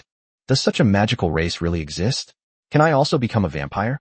I can't wait any longer. Quickly turn me into a vampire. I'm utterly disgusted with this old body. Both the Legend of Hamilton and the Duke of Fowdale smiled as they listened to Bridges V's words. Seeing Bridges V now, Duke Ferdale thought of himself a few years ago. Both of them longed for immortality and chose to become vampires without hesitation. On the spot, the Hamilton Legend gave Bridges V his first embrace. This scene made the Duke of Flarden somewhat envious. If the original 3 blood elves were the progenitors, then Bridges V was the first generation of blood elves to receive the embrace of the progenitors. Duke Ferdale is a second-generation vampire. Second-generation vampires are not necessarily weaker than first-generation vampires, but seniority is more important among vampires. If possible, the Duke of Flam would be very willing to give Bridges V his first embrace. At that time, His Majesty the King's life will be in the hands of this Duke. What a pity. Chapter 360 The Vampire Clan's Accelerated Development. A young body, how wonderful. The vampires are indeed a race even more advanced than the elves. I am now a noble vampire myself. Ancestor, please give me your orders. I am willing to contribute all my strength to the growth of the vampires. Bridges V, who had recently become a vampire, said excitedly to the legend of Hamilton. As his aged body transformed into a younger one, Bridges V felt as if a heavy shackle had been lifted from his body. Not only does the body become younger, but it also gains a long lifespan. Some changes in appearance and the need to drink blood for food were minor matters for Bridges V. Immortality is impossible without paying a price. Very good, Hobart, Bridges V. Our next target is Drew Bridges. I want to turn him into a vampire as well. Ancestor, I know where Great-Grandpa Drew is hiding. Let's go find him now. I believe he would also be very willing to become a vampire. Hamilton, however, was in no hurry. He took out alchemical tools for Bridges V to use, allowing Bridges V to walk in the sunlight and transform back into his original human form. Fortunately, it was just an illusion, not a real change. Bridges V was disgusted with his original old body and did not want to have such an old body again. Having already possessed a youthful body, Bridges V wanted to savor more beauties, to become a legendary strongman, and many, many more things. Bridges V was very familiar with the Drew legends and also knew their weaknesses. Even if Drew legends wanted to rebel, Hamilton legends could subdue them. 3 days later, Bridges V took the Hamilton legend to find the Drew legend. Bridges V personally persuaded his great-grandfather. However, unlike Bridges V, the Drew legend did not directly agree to the conversion to vampires. There must be something very wrong with vampires who can live forever. Drew legend needs to investigate this. The Hamiltonian legend did not intend to give the Drew legend any more time. Taking advantage of the weakness revealed by Bridges V, the Hamiltonian legend suddenly attacked, subdued the Drew legend, and then gave him the embrace. After the embrace ended, Drew became the second legendary powerhouse of the vampire clan. Feeling that his life was in the hands of the Hamilton legend, the Drew legend sighed. If he could, Drew legend would also like to become the progenitor of the vampires, rather than a descendant whose life is controlled by the progenitor. Everything was beyond repair, but fortunately, vampires really could live forever, and their aged bodies regained their youth. Legendary Drew bowed respectfully to legendary Hamilton and obeyed his orders. Next, you will develop more vampires within the Bridges family and convert more nobles in the Blackrock Kingdom into vampires. The Blackrock Kingdom will be the first human nation controlled by vampires. In the future, all human nations will be controlled by vampires. In the future, vampires will not only rule over humans, but also the entire Nora world. All races of Nora will be our vampire slaves. Hearing Hamilton's legendary words, Bridges V became emotional and was willing to fight for the vampires' rule over humans and the world. With Bridges V and the Druid legend becoming vampires, the vampire race rapidly expanded within the Blackrock Kingdom. First, the number of vampires in the Bridges family increased rapidly, followed by more nobles in the Blackrock Kingdom being converted into vampires. Although the vampire clan has only been around for a short time, they have already understood the importance of sustainable development. Vampires feed on blood, and living people can provide them with blood. If too much blood is drawn from a living person at once, the person will die. However, even if a person only takes a small amount of blood at a time, they can still survive, and the blood can be regenerated. A noble territory has a large number of subjects. Each subject's blood is drawn once a year, which can satisfy the vampire needs of an entire family. However, the nobles cannot currently extract blood from their subjects on a large scale, nor can they do so in the Blackrock Kingdom, which is gradually being controlled by vampires. The Blackrock Kingdom is one of the weakest human nations. Once other human nations discover the changes in the Blackrock Kingdom, the Blackrock Kingdom will be unable to withstand them. What the vampires need to do now is continue to expand their scale in the Blackrock Kingdom and secretly take complete control of the kingdom. At the same time, other human nations must also be brought under control. It would be best to secretly transform all the nobles among humans into vampires. The aristocratic class was able to rule the entire human race. Even if the aristocracy transforms into vampires, they can still continue to rule the entire human race.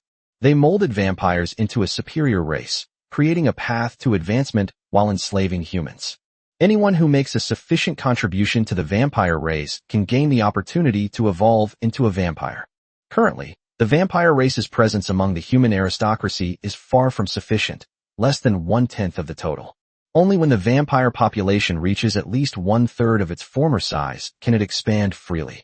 After all, many of the remaining 2/3 of the nobles were willing to become vampires. For now, the vampires should continue to develop in secret and not spread their affairs widely. Furthermore, it is strictly forbidden to directly suck blood to death. Instead, sustainable development should be pursued.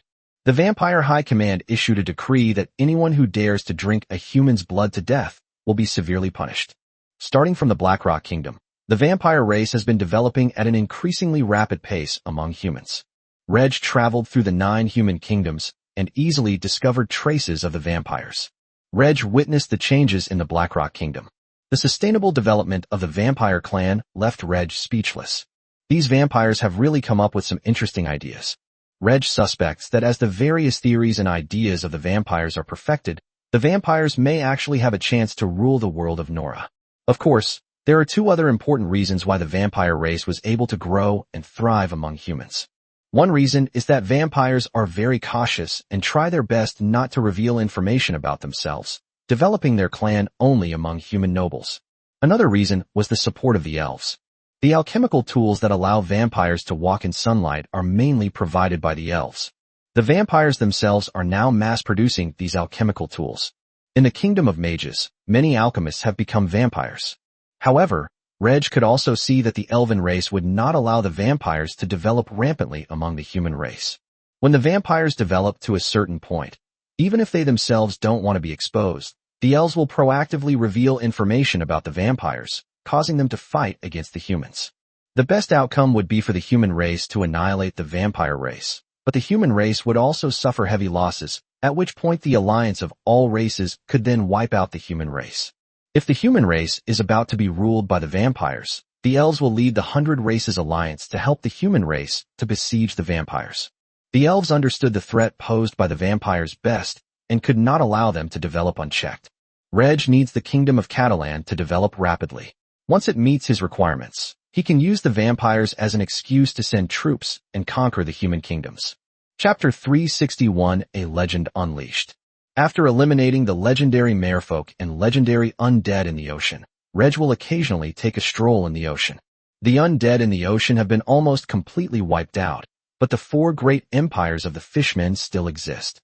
The absence of legendary powerhouses has led to suspicions that all of them have perished, and the 4 great merfolk empires dare not make any major moves after annihilating the undead.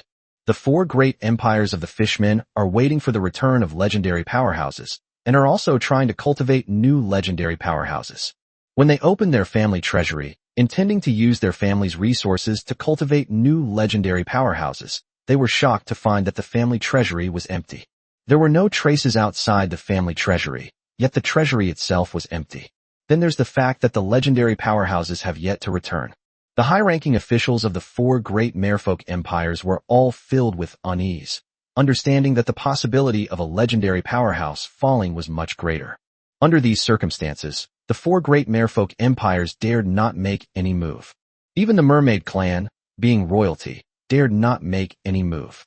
The legendary powerhouses of the shark people and whale people have disappeared, but they still have sun realm powerhouses, while the mermaid people don't even have a sun realm powerhouse. At such a moment, if the mermaids make any moves, it might trigger a reaction from the shark people and whale people. Despite having their family heritage stolen, the shark people and whale people are still trying to cultivate legendary powerhouses. Sharkmen or whalemen who have reached the peak of the Radiant Sun realm can try to break through to the legendary realm on their own. Reg occasionally observes the situation in the ocean, and once a new merman legend is born, it will soon be its time to fall. In contrast, Reg now focuses more on the development of the Kingdom of Catalan and the Vampire Clan. At the end of the 7th year of the Catalan calendar, the total population of the Kingdom of Catalan had increased to 25.3 million, and the standing army of the kingdom had reached 570,000. At the end of the 8th year of the Catalan calendar, the total population of the Kingdom of Catalan reached 27.83 million, and the standing army expanded to 610,000. In this year, The kingdom of Catalan gave birth to its fourth legendary powerhouse, Paula Lucius, the leader of the Maid's warband. Duke Loris Lucius of the Violet Empire could never have imagined that his daughter, who should have been dead, was not only alive but had become a legendary powerhouse. Starting with Paula's ascension to the legendary realm, the Kingdom of Catalan will experience a surge of legendary powerhouses in the next few years. As time progressed to the 9th year of the Catalan calendar, Reg's two wives, Freya and Audrey, both ascended to the legendary realm. Although Freya enjoys studying alchemy, and Audrey enjoys reading storybooks and comics, after fighting Reg many times, with Verona teaching them combat techniques, and with their own hard work, their combat strength after becoming legendary powerhouses is no less than that of other newly promoted legendary powerhouses. Reg didn't expect Freya and Audrey to fight against the enemy's legendary powerhouses. Reg personally went to kill the enemy's legendary expert. A legendary expert with immense power, killed with 3 sword strikes.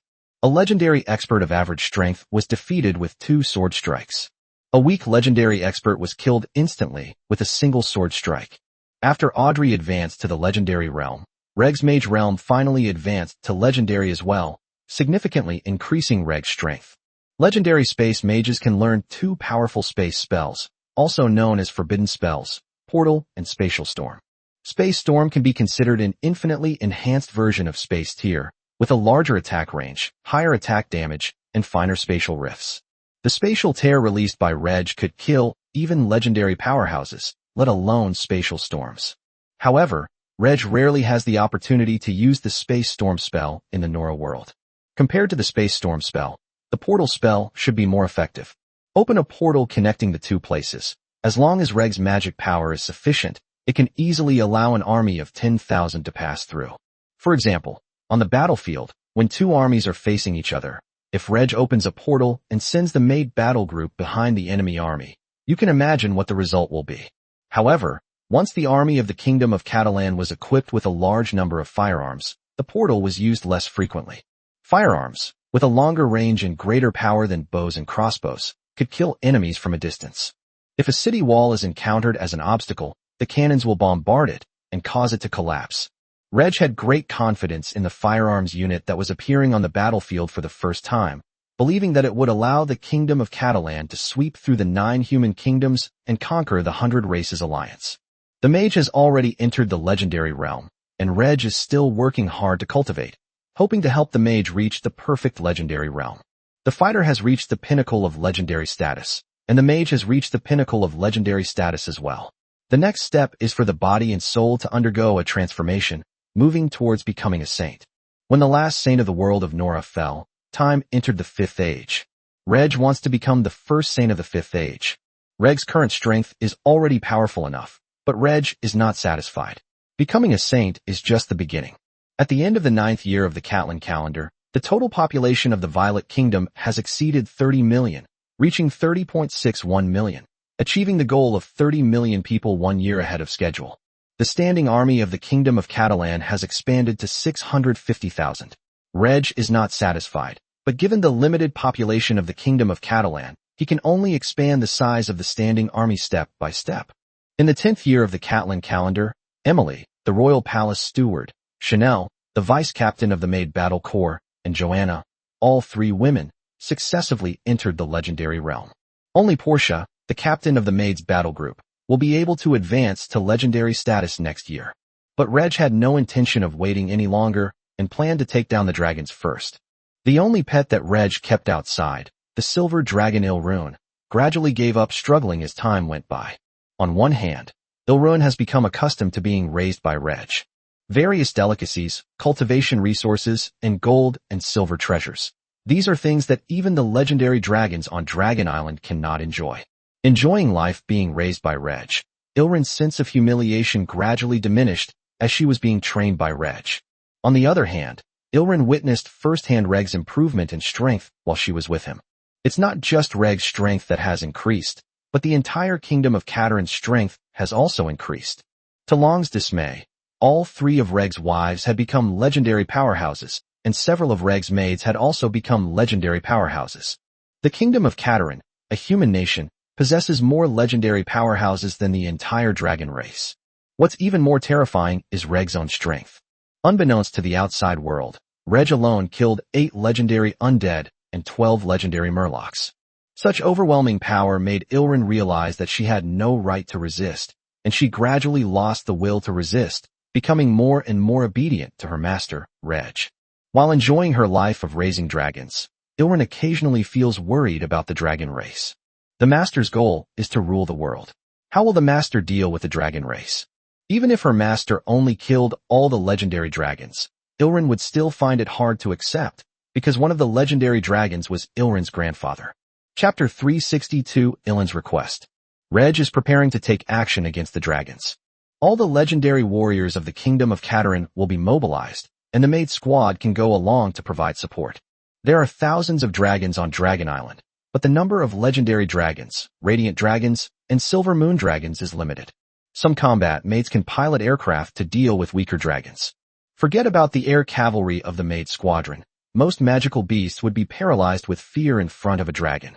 For most magical beasts in the world of Nora, dragons are the most powerful magical beasts, suppressed by their bloodline. However, dragons do not consider themselves beasts, not even magical beasts. The dragon race is a highly intelligent race. Seeing Reg's actions, Ilrin couldn't hold back any longer. Master, please don't kill the dragon. Ilrin, in her human girl form, knelt before Reg and pleaded. With the strength of the dragon race, they are no match for the Kingdom of Katarin. Reg alone could kill all the powerful dragons of the dragon race. Inside were Ilrin's grandfather, father, mother, and other relatives. Reg patted Ilrin's head and calmly replied, "My first goal is to subdue the dragon race and make them work for me. I don't think the dragons will submit to me so easily, so I will have to kill those dragons who are unwilling to submit." Hearing Reg's words, Ilrin felt a chill run down her spine. As a dragon, Ilrin knows other dragons very well. How could a proud and greedy dragon possibly surrender to humans, who are as insignificant as insects? The dragon race considers itself the most superior race and is unwilling to submit to any other race. Even if Reg showed the power to kill all the dragons, most of them would rather die than submit to Reg. Of the small number of dragons that submitted, at least half were only feigning submission, intending to escape or rebel later. Ilrin understood that her master's plan to subdue the dragon race would not change. The plan to subdue the dragon race was just one objective in the master's plan to conquer the entire world of Nora.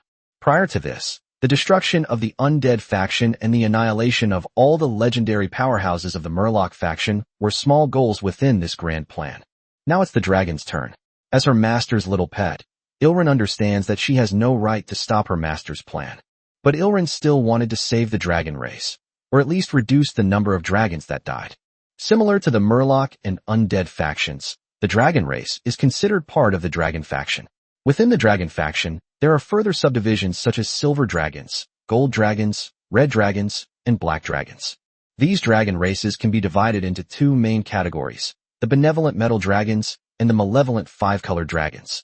Metal dragons get along better with each other, but the five-colored dragons have a hard time uniting. On Dragon Island, metal dragons and five-colored dragons often fight. However, due to the scarcity of dragons, the legendary dragons set a rule. They can fight, and even severely injure their opponents, but they cannot kill them. Given a choice, Ilrin hopes that fewer metal dragons will die, and if that's not possible, she will try her best to save the silver dragon race. The other silver dragons are either relatives or family members of Ilrin. Ilrin continued to plead with Reg. "Master, could you allow me to return to Dragon Island and persuade the dragons? I am certain I can make more dragons submit to you." Reg thought about it and felt it wasn't entirely impossible. "I agree. However, your strength is a bit lacking, and you can't persuade many dragons. I will help you advance to the legendary realm as soon as possible. If you fail to complete the mission well, the punishment will be doubled."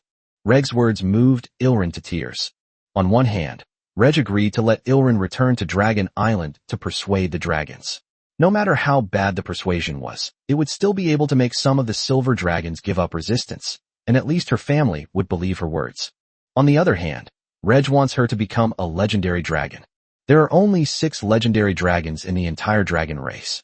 Ilrin, still very young among the dragons, is about to become a legendary dragon. As a legendary dragon, it would be easier to persuade the dragon race.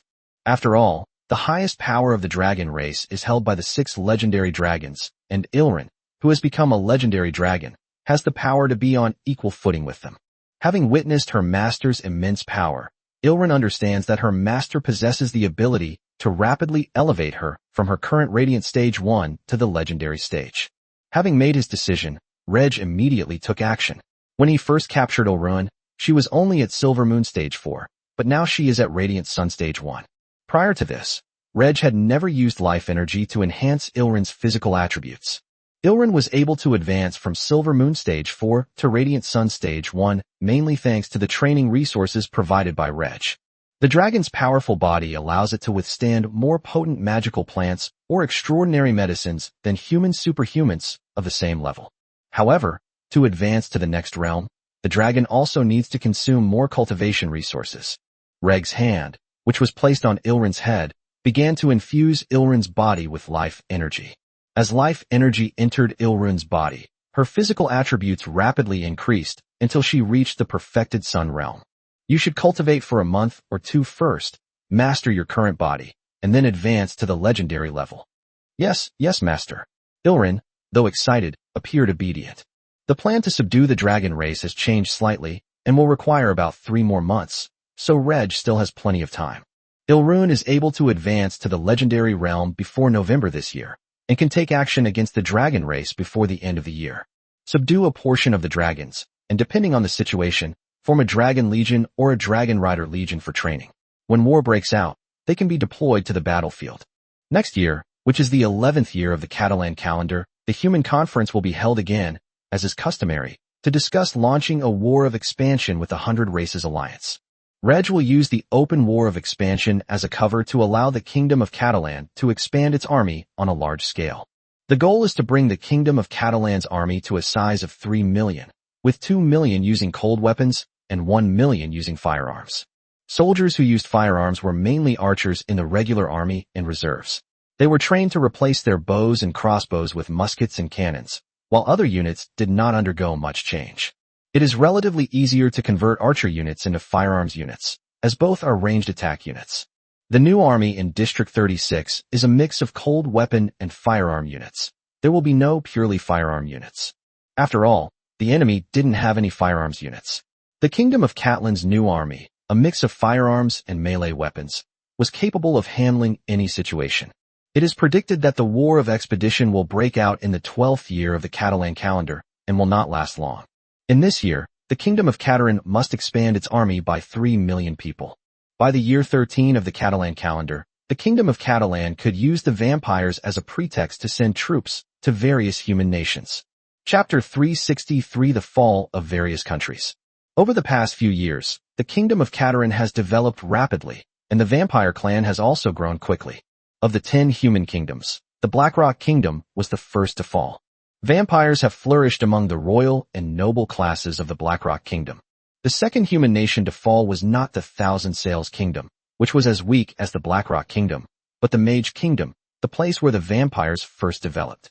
Of course, the Kingdom of Thousand Sails could not avoid falling either, and the Kingdom of Emerald followed closely behind. To this day, of the 6 human kingdoms, only the Kingdom of Catalan and the Kingdom of Knights remain. The so-called collapse means that the monarch and legendary powerhouses of the country all turn into vampires, and at the same time, vampires spread widely among the country's noble class. It's almost as if the vampires rule the country, but the common people and the lower-level superhumans have no idea that the vampires exist. The warriors of the Night Kingdom generally possess a chivalrous spirit. Humility, honor, sacrifice, courage, compassion, honesty, spirit, justice. Although it is unavoidable that some warriors have fallen into depravity, the foundation of the Night Kingdom is this chivalrous spirit, and the king, legendary powerhouses, and more than half of the nobles are able to practice their own chivalrous spirit. They were unwilling to transform into bloodthirsty monsters in pursuit of so-called immortality. In the early days of the Night Kingdom's development, some knights were forcibly transformed into vampires. Unwilling to live on, these knights tried to send messages outwards but chose to commit suicide. More than 1 or 2 knights did this, which slowed down and made the vampires' development in the Night Kingdom more cautious. The vampires carefully select fallen warriors in the Night Kingdom and transform them into vampires, gradually devouring the Night Kingdom. Compared to the Night Kingdom and the Light Empire, which is despised by vampires, the kingdom of Katarin is a forbidden land for vampires. After the vampires expanded rapidly among humans, they made more than one attempt to send vampires to the kingdom of Cataland. Ultimately, all attempts failed, and the vampires who entered the kingdom of Catalan quickly disappeared. However, the kingdom of Catalan did not expose the matter of the vampires, for reasons unknown. From that time on, no vampires ever set foot on the land of the kingdom of Catalan again. Even the nobles of the kingdom of Catalan who operated in other countries were not contacted by vampires. Anyway, it's just one human kingdom. Once the other human kingdoms are dealt with, the kingdom of Catalan will become a minor problem. Currently, the vampires are primarily focused on the four major human empires: the Empire of Light, the Empire of Glory, the Empire of Griffin, and the Empire of Violet. Humanity has lost four kingdoms, but none of the four great empires have fallen. Because an empire is stronger than a kingdom, it takes at least two kingdoms combined to be comparable to an empire. The vampires developed very cautiously in the four great empires, but their development was faster than in the Night Kingdom. Many members of the royal family have already transformed into vampires, and the practice has spread very rapidly among the nobility. The focus remains on the emperor and legendary powerhouses. The vampire clan now possesses 7 legendary powerhouses, giving them the strength to subdue all the legendary powerhouses of an empire. The vampires are already planning to launch an operation against a human empire. Let's put aside the Light Empire, which the vampires despise, for now. The Violet Empire, which has close ties with the Kingdom of Catalan, is not being considered for the time being. The Griffin Empire has 4 legendary powerhouses in charge, while the Glory Empire has 3. Ultimately, the vampires chose the Glorious Empire as their first target. The vampires have already begun preparations to conquer the Glory Empire, and some legendary vampire warriors have already entered the Glory Empire's territory. Reg had seen everything the vampires were doing. It must be said that the longevity of vampires is extremely attractive to humans. Nobles wanted to achieve immortality, and commoners, if given the chance, would also want to achieve immortality. Who wouldn't want to live longer? The Blood Clan Plague is a more terrifying disaster for humanity than the Undead Plague. Only a very small number of people want to become undead. When the vampires appeared, these few people quickly abandoned the undead path and wanted to become vampires. Many people are unwilling to become bloodthirsty monsters, but many others want to become vampires to gain immortality. After a large number of nobles were forcibly transformed into vampires, they did not seek death and quickly embraced the vampire race wholeheartedly to contribute their strength to the growth of the vampire clan. This led to the rapid fall of the aristocratic classes in various countries. The elves have indeed unleashed a terrifying monster, but faced with the threat of annihilation, they have few options left. The Elven High Command already knew that the number of blood elves was increasing, with many elves unwilling to die of old age transforming into blood elves. The elves have lost control over the vampires and are unaware of the vampires' current strength. More than once, the Elven High Command urged the vampires to launch an attack on the human race, severely damaging them. However, the vampires always used the excuse of insufficient strength to shirk their responsibility and concealed their true strength from the elves. The Elven High Command is running out of patience. Perhaps within the next few years, the Elven race will expose the vampire clan's affairs. Before that, it would be best if the Kingdom of Catalan was ready. Seeing the growth of the vampires among humans, Reg was already wondering whether the various human nations would agree to continue the expansionist wars next year. Most importantly, a large number of nobles among humans have become vampires. Although they have exclusive alchemical tools that allow them to walk in sunlight, they are severely affected when fighting in sunlight.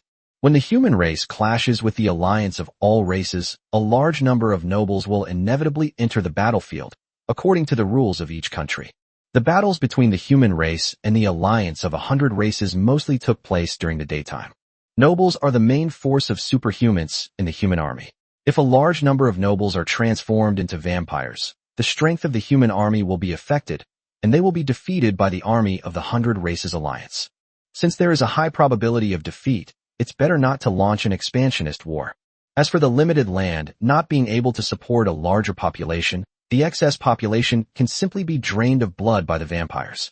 As the vampire clan expands, even though the higher-ups have issued a ban prohibiting the consumption of too much blood from a person at once, resulting in their death, the number of civilians secretly being killed by vampires is rapidly increasing. As long as things are kept secret and not known to ordinary people or high-ranking vampires, there shouldn't be a big problem. The Blackstone Kingdom, the Mage Kingdom, the Thousand Sails Kingdom, and the Emerald Kingdom, which have already fallen, will all refuse to launch an expansion war. The nobles who have transformed into vampires within the Griffin Empire, the Glory Empire, and the Violet Empire will also speak out, trying to persuade their emperors not to launch expansionist wars. Reg needs to consider the possibility that the humans might suspend their expansionist wars. The Human Council is usually held in the middle of the year, and according to custom, the Human Council will decide to launch a war of expansion. Next spring, Reg will be able to prepare for the expansion war by ordering the Kingdom of Catalan to begin expanding its army. Once the mid-year Human Conference decides not to launch a war of expansion, Reg can also state that the Kingdom of Catalan will expand into other races on its own and continue to expand its army. When the Kingdom of Catalan finished its military expansion, its army did not attack other races, but instead attacked other human nations. Chapter 364 The Silver Dragon returns home in wealth. On October 22nd, in the 10th year of the Catalan calendar, Ilrun entered the realm of the legendary. With Ilrun becoming a legendary powerhouse, the Kingdom of Catalan has achieved its goal of having 10 legendary figures ahead of schedule. However, the original plan was for Reg's maid, Portia, to be the 10th legendary powerhouse. Now, however, she has become Reg's pet silver dragon, Ilrun. Now that Ilrun has become a legendary powerhouse, it's time for her plan to subdue the dragon race to begin. Reg instructed Ilrun to consolidate her legendary status. A week later, on November 1st, all the legendary powerhouses of the Kingdom of Catalan gathered in District 36. A total of 10 legendary powerhouses, 2 men, 7 women, and a legendary silver dragon. The Kingdom of Catalan became the nation with the most legendary powerhouses among humans. The combined number of legendary powerhouses of any two empires did not exceed that of the Kingdom of Catalan. In particular, King Reg Catalan's strength is simply the strongest below the saint. In the Nora world where there are no saints, Reg is an invincible existence. The legend of Leighton is deeply moved by this. The Kingdom of Catalan is about to unify the human race and rule the entire world of Nora. 10 legendary powerhouses arrived at an airport in District 36. This airport was the largest in District 36, with 4 runways over 2,000 meters long and capable of accommodating more than 400 aircraft. At this moment, a large number of combat maids were gathered at the airport, and each plane had 2 combat maid pilots. The aircraft piloted by the combat maids are the latest fighter jets manufactured in District 36. Type 8 fighter jet. Its maximum speed is 850 kilometers per hour. Its maximum altitude is 15,000 meters. Its maximum range is 4,200 kilometers, and its maneuverability and combat performance are excellent. The aircraft was equipped with 4 12.7mm heavy machine guns and 1 30mm cannon. The 12.7mm heavy machine gun fires ordinary bullets, primarily targeting non-superhumans and low-level superhumans. The 30mm cannon is specifically designed to fire alchemical shells, and its power is enough to kill Star Realm Transcendents or magical beasts. In manufacturing the Type 8 fighter, a small amount of magical materials were used, and alchemy was employed to refine some important parts, which enabled the Type 8 fighter to achieve such performance. Once they arrive at Dragon Island, the dragons of the Silver Moon Realm, Radiant Sun Realm, and Legendary Realm will be dealt with by the legendary powerhouses. Dragons below the Silver Moon Realm can be dealt with by the Type 8 fighter jet piloted by the combat maids. The dragon's enormous size made it the perfect target for the Type 8 fighter jet, and dragons below the Silver Moon Realm couldn't fly as fast as the Type 8 fighter jet. The fighter jets at the airport are ready to take off at any time, and 8 legendary powerhouses, including Leighton, Bologna, and Paula, are also prepared. After doing all this, Reg teleported away with Ilrun. A few seconds later, Reg and Ilrun in her human girl form appeared outside Dragon Island. Ilrun, go. I will definitely persuade more dragons to submit for my master, Ilrun said earnestly to Reg, before her body suddenly grew larger, reverting to her silver dragon form. A giant dragon, over 25 meters long, spread its wings and flew toward the central area of Dragon Island. Reg concealed himself and followed behind. As she flew into Dragon Island, Ilrun made no attempt to conceal her aura and oppressive presence. In fact, she roared joyfully as she flew. Returning home in wealth and honor is like wearing brocade at night. Having become a legendary dragon, Ilrin naturally wanted to announce to all the dragons that she had become a legendary powerhouse and the top powerhouse of the dragon race. Under Ilrun's undisguised aura and oppressive presence, not only were wild beasts and magical creatures trembling with fear, but the sleeping dragons in the caves were also awakened. Which bastard is causing trouble? No, this is the oppressive aura of a legendary powerhouse. An unfamiliar legendary aura. Which dragon has stepped into the legendary realm? A legendary dragon. A new legendary dragon. Legendary silver dragon. Who is this guy? He seems somewhat familiar. Even her family members, who were familiar with Ilrun's aura, thought they had misjudged it. Ilrun has been away from Dragon Island for 7 years. It is unknown whether she died outside or was captured by a powerful figure. When she left, she was only at the 4th level of Silver Moon, and no one could believe that 7 years later, Ilrun would return as a legendary dragon. The 6 legendary dragons on Dragon Island awoke one after another and flew toward Ilrun. These 6 legendary dragons come from different dragon races: Gold Dragon, Silver Dragon, Bronze Dragon, Red Dragon, Blue Dragon, and Black Dragon. The legendary Silver Dragon is Nathaniel, Ilrun's grandfather. Nathaniel sensed Ilrun's presence and looked at her appearance, asking incredulously, You are Ilrun?" "Yes, I am Ilrun." Ilrun flew around Nathaniel, who was much larger than herself, with a cheerful circling motion. Hearing his granddaughter's answer, Nathaniel's dragon face showed surprise, but he still asked in astonishment, "How did you reach the legendary realm so quickly?" Ilrun did not answer. Nathaniel made his own guesses, thinking that Ilrun had some kind of adventure on the main continent, such as accidentally entering a hidden treasure trove left by the dragon race, which enabled Ilrun to reach the Radiant Realm in just 7 years and become a legendary dragon. At this moment, the other 5 legendary dragons also flew over. Upon learning that the new legendary dragon was Nathaniel's granddaughter, even the legendary gold and bronze dragons who were on good terms with Nathaniel became envious and jealous. The legendary red dragon, legendary blue dragon, and legendary black dragon, who had a bad relationship with Nathaniel, were plotting to obtain the secret of how Ilrun could quickly reach the legendary realm. "Grandpa, and all the clan leaders, I have something important to tell you all." "Little Ilrun, what is it?" asked the strongest of the 6 legendary dragons, the legendary gold dragon. "Our dragon race is facing extinction." Before Ilrun could even speak, the legendary red dragon began to grumble in dissatisfaction. The threat of extinction? How could our dragon race, so powerful, possibly face the threat of extinction? Ilrun glanced at the legendary red dragon and continued, "The strength of our dragon race has been growing slowly. On the main continent, the strongest race is the human race, which already has more than 30 legendary powerhouses." The 6 legendary dragons were all terrified by the number of legendary powerhouses among the human race. However, the dragon race was not completely ignorant of the human race. They also had intelligence from the elves. "Little Ilrun, you said the human race has more than 20 legendary powerhouses, and we believe you. How is it possible that the human race already has more than 30 legendary powerhouses?" The legendary golden dragon asked in disbelief. "This is related to the danger of our race's extinction that I mentioned.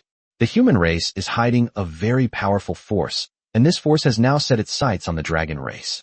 They want to conquer the dragon race." "Huh, we dragons are unconquerable. How dare these lowly humans come to Dragon Island? I will crush them all," the legendary black dragon said arrogantly. But the 3 legendary metal dragons all took it seriously. The human race, possessing over 30 legendary warriors, is about to attack the dragon race. What should the dragon race do? Chapter 365, Killing the Chicken to Warn the Monkey. Clan leaders, I dare say without exaggeration that our dragon race has absolutely no power to resist this human force. In fact, not long after entering the main continent 7 years ago, I was captured by the controller of this human force. It was he who nurtured me into a legendary dragon. Over the past 7 years, I have been by his side and have come to understand the extent of his strength and influence. Nora no longer has any saints, but he is the strongest below the saints and is invincible in Nora. Have you noticed something? The legendary fishmen and legendary undead in the ocean have disappeared. They didn't disappear. Rather, he intervened and killed all the legendary merfolk and legendary undead. Now he has set his sights on our dragon race. If our dragon race is unwilling to submit, all dragons will die. So I asked him to return to Dragon Island first and persuade the clan leaders. Under his might, any dragon that rebels will die, but as long as we dragons submit to him, We can obtain more cultivation resources and gold and silver treasures. Before Ilrin could finish speaking, the legendary red dragon lashed out with its claws at her. The legendary red dragon roared as it attacked. My dragon race swears never to be slaves. How can we submit to a mere human? I will kill you, you traitor of the dragon race, first, and then join the alliance of all races to attack the human race. Ilrin was closest to the legendary silver dragon Nathaniel. Although Nathaniel was also surprised by Ilrin's words, he quickly reacted to the attack of the legendary red dragon and helped Ilrin withstand it. Following closely behind the legendary red dragon, the unruly legendary black dragon also made its move against Ilrin. I, the black dragon, refuse to submit to the human race. Give me liberty or give me death. Faced with the attack of the legendary black dragon, the legendary gold dragon stepped in to help Ilrin defend herself. Let's talk this out. Everyone, please don't fight. Little Ilrin can't be a traitor. Only the legendary blue dragon and the legendary bronze dragon remained in place, not making a move. The two dragons looked very hesitant. The red dragon is short-tempered, the black dragon is unruly, and the blue dragon, being one of the 5-colored dragons, is better off, so it did not directly participate in the battle. Even Ilrin's grandfather, Nathaniel, did not immediately choose to submit to the human race because of Ilrin's words. The legendary gold dragon and the legendary bronze dragon will not easily submit to the human race because of Ilrin's words. The legendary red dragon and the legendary black dragon had no option of submitting to the human race. They would rather die than surrender. The 4 legendary dragons gradually began to fight, and Ilrin joined the battle, joining forces with her grandfather to fight against the legendary red dragon. Nathaniel, if you were still a dragon, you should have taken matters into your own hands and killed this traitor of the dragon race. No, little Ilrin is not a traitor. If she's not a traitor, then all of you silver dragons are traitors. The legendary red dragon paused for a moment, then immediately unleashed a deafening roar with its immense power, declaring, "All red dragons, heed my command. War against all silver dragons.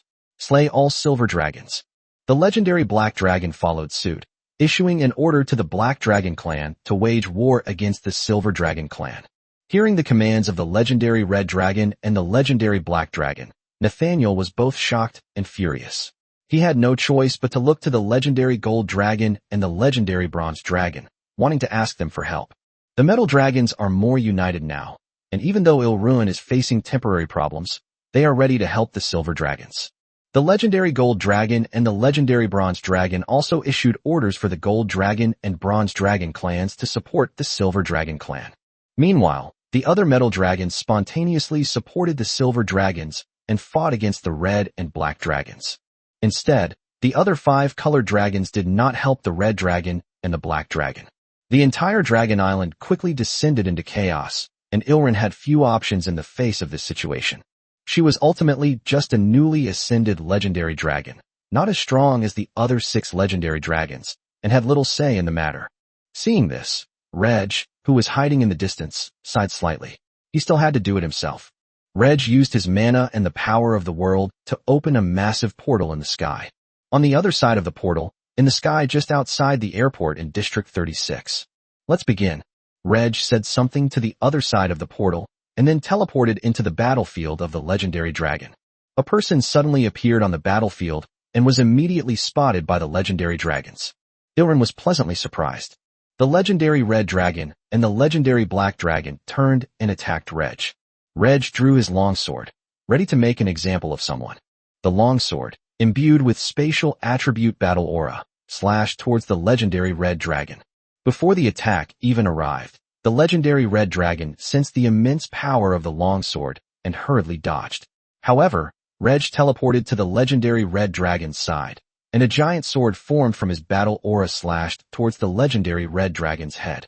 The legendary red dragon had no time to dodge and barely managed to raise one of its claws to try and block the greatsword's attack. Cut. Dragons generally do not use weapons or armor. Their sharp claws and sturdy bodies are their best weapons. The dragon claw, which was clearly capable of withstanding the attacks of legendary experts, was cleaved in two the moment it made contact with the greatsword. Before the legendary red dragon could even howl, the greatsword cleaved its head in two. The legendary red dragon's massive body flew forward a short distance due to inertia before crashing helplessly to the ground. The legendary black dragon that was rushing towards Reg was so frightened by this scene that it immediately turned and fled. But how could he outrun Reg? Reg teleported after him and with another sword strike, beheaded the legendary black dragon. The dragon's enormous body is its best weapon and advantage in the face of other superhumans. Within the same realm, dragons are often the strongest, and they also possess the strength to fight even those at lower realms.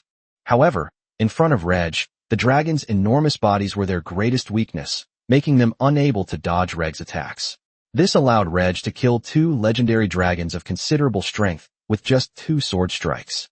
However, this is also due to Reg's continuous improvement in strength over the past few years.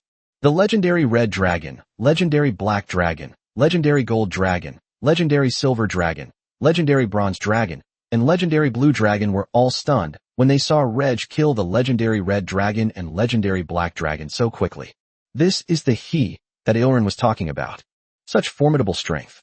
Even the most powerful legendary golden dragon didn't believe he could withstand 2 of Reg's sword strikes. What should we do now? Resist like the legendary red dragon and the legendary black dragon, and then be killed by Reg? Or should we submit to Reg? The proud dragon did not want to submit. Just then, a huge teleportation portal appeared in the distance, and 8 legendary powerhouses flew out of it one after another. Following closely behind the legendary powerhouse, planes flew out of the portal one after another. 8 legendary warriors and battle maids will fly to various parts of Dragon Island to control the situation and prevent a single dragon from escaping. Chapter 366 The Dragon Submits? 8 legendary human warriors made their appearance. Although they generally seem to be newly promoted legendary warriors, 2 of them were quite powerful. None of that matters. What matters is the number of legendary powerhouses. When it comes to the strength of legendary powerhouses, Reg alone is enough. Even legendary dragons have lost the will to fight Reg. 8 legendary warriors, led by Leighton and Bologna, flew over Dragon Island and encountered a legendary dragon flying in the sky. They punched the dragon directly to the ground. Red dragons and black dragons are the primary targets. Kill as many red dragons and black dragons as possible to make an example of them. If some red and black dragons give up resistance, they can be spared. Legendary powerhouses are primarily responsible for Silver Moon Realm dragons and Radiant Sun Realm dragons, while the fighter jets piloted by the combat maids are responsible for dragons below the Silver Moon Realm. Seeing the dragons falling from the sky one after another, the legendary dragons here could no longer bear it. The proud dragon race was unwilling to submit, but the legendary dragons could not stand idly by and watch large numbers of dragons be killed. Respected human powerhouse, please stop, the legendary golden dragon hurriedly said to Reg. As long as the dragon does not resist, it will not die. Now I will give you 2 choices, submit or die. Respected human powerhouse, our dragon race has never submitted to any other race. Your formidable strength is acknowledged by us, and we dragons are willing to establish a cooperative relationship with you and accept your employment. I refuse to submit or to die. The legendary golden dragon hesitated. At this point, Ilrin began to persuade her grandfather. Grandpa, let us silver dragons be the first to submit to our master. We can't defeat him. If we don't submit, we will be killed. Can you just stand by and watch the dragons be killed? There's nothing wrong with submitting to our master. We no longer have to live on Dragon Island, and we can obtain more cultivation resources and gold and silver treasures. Before long, the master will rule the entire world of Nora. Submitting to one's master is not shameful. Hearing his granddaughter's words, Nathaniel couldn't help but sigh inwardly. Nathaniel could see that Reg was incredibly powerful, capable of instantly killing legendary red and black dragons, something the dragon race simply couldn't withstand. This also demonstrates the strength of Reg's forces, with 8 legendary experts appearing under their command, more than the number of legendary dragons. Another very important point is that in just 7 years, the granddaughter rapidly advanced from Silver Moon Stage 4 to Legendary Dragon. This means that the granddaughter's owner has the means to quickly cultivate legendary powerhouses. Once, the elves were the rulers of the world of Nora, but now a new ruler is about to be born in Nora. Submitting to the rulers of the world of Nora is not too shameful for a proud dragon. Thinking of all this, Nathaniel lowered his proud dragon head to Reg. Respected human powerhouse, on behalf of the Silver Dragon clan, I submit to you. Reg grunted in agreement, accepting the Silver Dragon clan's submission. Ilrin finally breathed a sigh of relief.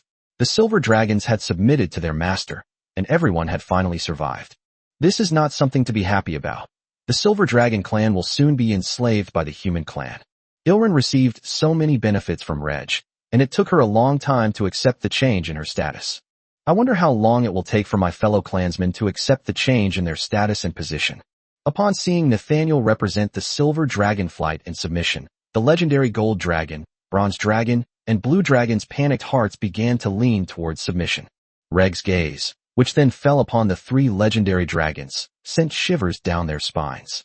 The legendary Red Dragon and the legendary Black Dragon were killed by Reg with a single sword strike. He killed them both with 2 sword strikes. Could they withstand Reg's sword strike? Give me a decision now, surrender or die? I haven't killed enough today. To the 3 legendary dragons, Reg's calm voice carried an undercurrent of murderous intent. Faced with the threat of Reg's death and the corpses of the legendary Red and Black Dragons on the ground, the 3 legendary dragons had to make a choice, not wanting their race to be wiped out. Respected human powerhouse, I am willing to submit, the legendary Golden Dragon said first. I am also willing to submit. I also submit. Seeing that the 3 legendary dragons had chosen to submit, Reg was very satisfied. By displaying its immense power and making an example of the enemy, even the proudest dragon must lower its head under the threat of death and annihilation. Give orders to all the dragons. Surrender. Those who surrender will live. Dragons that refuse to surrender or try to escape will die, Reg said to the 4 legendary dragons. Upon hearing Reg's command, the 4 legendary dragons immediately sprang into action. This time, they were no longer commanding a single dragon flight, but all the dragons. I am the legendary Golden Dragon Sebastian. All dragons, heed my command. Descend to the ground and surrender. Those who disobey will die. I am the legendary Silver Dragon Nathaniel. As the voices of the 4 legendary dragons spread rapidly throughout Dragon Island, most of the dragons descended to the ground and gave up their resistance. However, a small number of dragons were unwilling to obey orders. This small group of dragons is mainly composed of Red and Black dragons, with the majority being 5-colored dragons, but there are also a few metallic dragons, including silver dragons. Just as metal dragons tend to be benevolent, there are also evil ones among them. The 5-colored dragons lean towards evil, but there are also some who are kind. It's not about good versus evil anymore, but about whether to give up resistance when faced with a powerful enemy. Whether they were 5-colored dragons or metal dragons, the 8 legendary warriors, leading a squadron of fighter jets, slaughtered any dragons that refused to give up their resistance. The 4 legendary dragons were heartbroken to see their respective dragons killed. Dragons were few in number, and the death of even one was a great loss for them. Now there's nothing they can do. An invincible powerhouse wants to subdue the dragon race, and these legendary dragons are no match for him. They had no choice but to submit to this powerful figure in exchange for a chance to live. They had no idea what the future held for them. For now, this is the only way. They will have to find an opportunity to regain their freedom later, for the proud dragon is unwilling to remain subservient to humans for long. Nathaniel shared this idea. Reg could more or less guess what the legendary dragons were thinking, to pretend to submit and survive first. The dragons, who have never yielded in the world of Nora, are unlikely to submit to me so easily. Reg wasn't worried or in a hurry. Reg plans to screen the dragons who have shown submission again later. Kill more dragons as an example to warn others, and the remaining dragons will be more likely to change their minds and submit from the bottom of their hearts. Reg didn't want to see the dragons seize any opportunity to escape from his grasp. Reg needs the dragons' heartfelt submission. He will kill the dragons so they dare not even think of rebelling. Chapter 367 The Dragon Will Never Submit. 8 legendary warriors, leading a fighter squadron, slaughtered the dragons that resisted or fled. Originally, there weren't many dragons that resisted or fled, but as humans slaughtered them, some dragons who had given up resisting under the orders of legendary dragons developed a rebellious mentality due to their own proud nature and preferred to die on the way to battle. This led to a continuous increase in the number of dragon deaths. The 4 legendary dragons were heartbroken and roared repeatedly, ordering all the dragons to stay on the ground and not to resist. With the killing of some rebellious dragons and the strict orders of the legendary dragons, the dragons below the legendary level finally ceased their resistance and awaited new orders from the legendary dragons. From this moment forward, the dragon race is a vassal race of my human race. All dragons must obey my orders. Completing tasks will be rewarded, while disobeying orders will be severely punished. Those who seriously violate the rules will be killed without mercy. The 4 legendary dragons exchanged glances and could only reply in unison, "As you command." "Summon all the dragons now," Reg gave the new order. While the legendary dragons are gathering all the dragons, the battle maids are piloting fighter jets through a portal back to the 36th District Airport to refuel and replenish ammunition before returning on Reg's orders. The dragons, who have already outwardly submitted, only need to leave behind legendary powerhouses to maintain order for now. Even if more dragons try to escape, their numbers won't be many, and the legendary experts can easily handle them. Under the command of the legendary dragon, all the dragons gathered in the central area of Dragon Island. Even newborn dragons, which cannot fly, will be carried by their parents. The period from Yilren's return to the dragon's submission was relatively short, less than 2 hours. This left most of the dragons unaware of what was happening. The dragons gathered toward the center of Dragon Island, and soon they discovered 2 enormous dragon corpses on the ground. Those were the corpses of the legendary red dragon and the legendary black dragon. What exactly happened that led to the deaths of the legendary red dragon and the legendary black dragon? The dragons, who were originally located in the central area of Dragon Island, knew some of the situation and quietly spread the word. The silver dragon Ilruin has returned as a legendary dragon. In reality, Ilruin was captured by humans on the main continent. The humans, who have become the most powerful race in the world of Nora, want to subdue the dragon race. Ilruin didn't want too many dragons to die, so she returned early to persuade them. The legendary red dragon and the legendary black dragon refused to submit and even took the initiative to attack, only to be instantly killed by the strongest human warrior with a single sword strike. If this continues, our dragon race will perish today. Left with no other choice, the legendary dragons had to submit to the strongest human being on behalf of their race. Most of the dragons that came to the central area found it difficult to accept the fact that the dragon race was submitting to the human race. How can a proud dragon be enslaved? But only a few dragons, after learning the whole story, turned to run away, only to be slammed to the ground by a legendary powerhouse in the sky. The first time you escape, you still have a chance to survive. The second time they tried to escape, they were killed. After dozens of dragons set an example, no matter how dissatisfied the other dragons present were, they dared not make any other moves. When all the dragons gathered in the central area of Dragon Island, a count revealed that there were still fewer than 3,000 of them. However, among these less than 3,000 dragons, there are 5 legendary dragons, 63 radiant dragons, 198 silver moon dragons, and 600 4-star dragons. The remaining dragons are the beginner dragons, intermediate dragons, and advanced dragons. The moment a dragon is born, it is equivalent to the initial stage of a transcendent being. The number of radiant silver moon dragons is greater than the number of radiant silver moon transcendents in the kingdom of Catalan. If these dragons can truly submit to Reg, the strength of the kingdom of Catalan will be greatly enhanced. Obviously, that's impossible. Given the chance, a significant number of dragons would choose to flee. The dragon race is still too powerful. It needs to be severely weakened.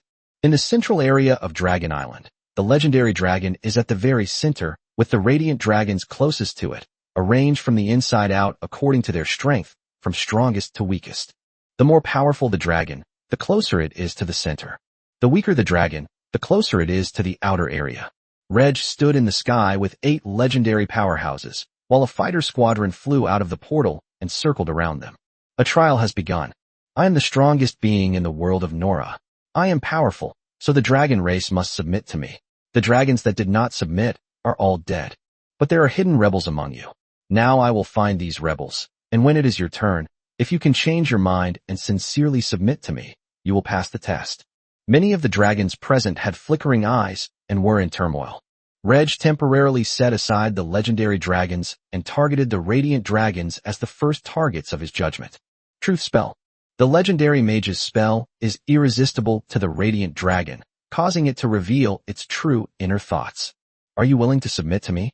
As soon as Reg finished speaking, the 63 radiant dragons began to express their innermost thoughts. I am willing to submit. I refuse to submit. I am a proud dragon. How could I submit to a lowly human race? Dragons will never submit. As the radiant dragon revealed its thoughts, the legendary powerhouses in the sky launched attacks on the dragon, which refused to submit. The newly promoted legendary powerhouse of the kingdom of Katarin is not particularly strong, Compared to other legendary powerhouses, killing the Radiant Sun Realm dragon would still be quite easy. As for powerful dragons at the peak of the Radiant Sun Realm and the perfected Radiant Sun Realm, Reg could kill them instantly with a wave of his hand. Many of the Radiant dragons, unwilling to submit, tried to escape, but it was too late. This was a trap. Any dragon that dares to flee becomes a target for legendary warriors and fighter jets in the sky. Not only did the Radiant Sun Realm dragon escape, but the Silver Moon Realm dragon and the Star Realm dragon also escaped, only to be killed by legendary powerhouses and fighter jets. I couldn't hold back anymore. Seeing the bronze dragons being killed one after another, the legendary bronze dragon angrily charged into the sky. The next moment, Reg teleported over and killed the legendary bronze dragon with a single sword strike. The enormous dragon corpse fell from the sky, frightening many dragons who were unwilling to submit. Immediately, some dragons changed their minds and chose to submit. Dragons will never submit. The legendary blue dragon roared and charged into the sky, knowing it would die but unwilling to live on. Reg struck the legendary blue dragon with his sword, and another massive dragon corpse fell to the ground. More dragons were afraid and changed their minds. Well, the legendary golden dragon Sebastian sighed, glanced at Nathaniel, and then soared into the sky. As the strongest of the dragon race, Sebastian survived Reg's first sword strike, but was killed by the second. Seeing his old comrades die one after another, the legendary silver dragon Nathaniel also refused to live and wanted to fly into the sky, but was held back by Ilrin. Grandpa, no. Chapter 368 Submission After the Slaughter. The legendary powerhouses of the dragon race were killed by Reg, leaving only two, both silver dragons. From now on, the Silver Dragon clan will dominate the Dragon clan. The slaughter of the dragons continues. Of the 63 Radiant Realm dragons, only 15 remained after being killed. Among them were Ilrun's parents, who were also unwilling to submit, but because of Ilrun, they were temporarily spared and only severely injured. Of the 198 Silver Moon Realm dragons, less than a third survived, with only 62 remaining. Many of the silver dragons who were related to Ilrun were killed. Because so many legendary dragons, the Sun Dragon and the Silver Moon Dragon had been killed, the weaker dragons below were so afraid that they quickly changed their minds. Of the 604 star dragons, more than half have survived. Dragons below the star realm have a higher survival rate. Ultimately, 1,783 dragons survived. Their bodies trembled incessantly under Reg's immense power. Even the proudest dragon fears death. The legendary silver dragon Nathaniel was filled with grief, his eyes were red, and tears streamed down his face uncontrollably. Excluding Ilrun, of the 6 legendary dragons of the dragon race, only Nathaniel survived. Ilrun is Reg's mount and pet, and she is now completely submissive, so Reg will treat Ilrun better. Ilrun's grandfather, father, mother, and brother all survived this massacre of dragons. The legendary golden dragon Sebastian, as the strongest of the dragon race, was originally meant to lead the dragon race to submit to Reg. Even if some golden dragons were killed, Sebastian was able to endure it. But after witnessing other legendary dragons selflessly facing death, Sebastian had no intention of living on. Sebastian's glance at Nathaniel was a gesture of entrusting the dragon race to Nathaniel, hoping that Nathaniel would lead the dragons to survival. As dragons were killed one by one, Nathaniel was filled with grief, and his thoughts were constantly changing. It was also a proud dragon, and like Sebastian, it pretended to submit, hoping to find another opportunity to escape from Reg's grasp. If all else fails, wait for Reg to die of old age. Dragons live longer than humans. So many dragons died, and even Sebastian was killed by Reg's 2 swords. Fear quickly arose in Nassim's heart. Nassim's heart was gradually yielding to Reg. It was because of Reg's immense power, because of Sebastian's entrustment, because of their descendants, for various reasons, Nassim had no choice but to submit to Reg. Nathaniel led all the dragons to kneel before Reg. Nathaniel was weeping, and Ilrun was weeping too. Ilrun understood her master's power and what would happen if the dragons did not submit. Ilrun thought she could persuade some of the dragons to minimize the dragon race's losses. Now, Ilrun realizes that her role is far too insignificant. Ilrun did not resent her master. She hated herself for not having enough power to persuade the dragons. If I am strong enough to easily kill a legendary dragon like my master, then I will be the strongest of the dragon race and subdue all the dragons with my strength. Even if some dragons refuse to obey orders, the number of dragons that die will be much smaller. Ilrin harbored no resentment towards Reg. On the contrary, she was filled with gratitude towards him. Because my grandfather, father, mother, and younger brother are all still alive. In fact, they had all reached the criteria for being killed. Ilrun decided that from now on she would be more obedient to her master and follow his every command. The slaughter of the dragons by the kingdom of Catalan has finally ended, and the battle maids piloted their fighter jets through the portal back to the airport in Sector 36. Legend of Leighton and Bellona also returned to the kingdom of Catalana. For the time being, Reg will stay on Dragon Island with the remaining legendary powerhouses and some members of the Maid War Band, and some male superhumans will be transferred from the Shin Tai Guard Mage Corps.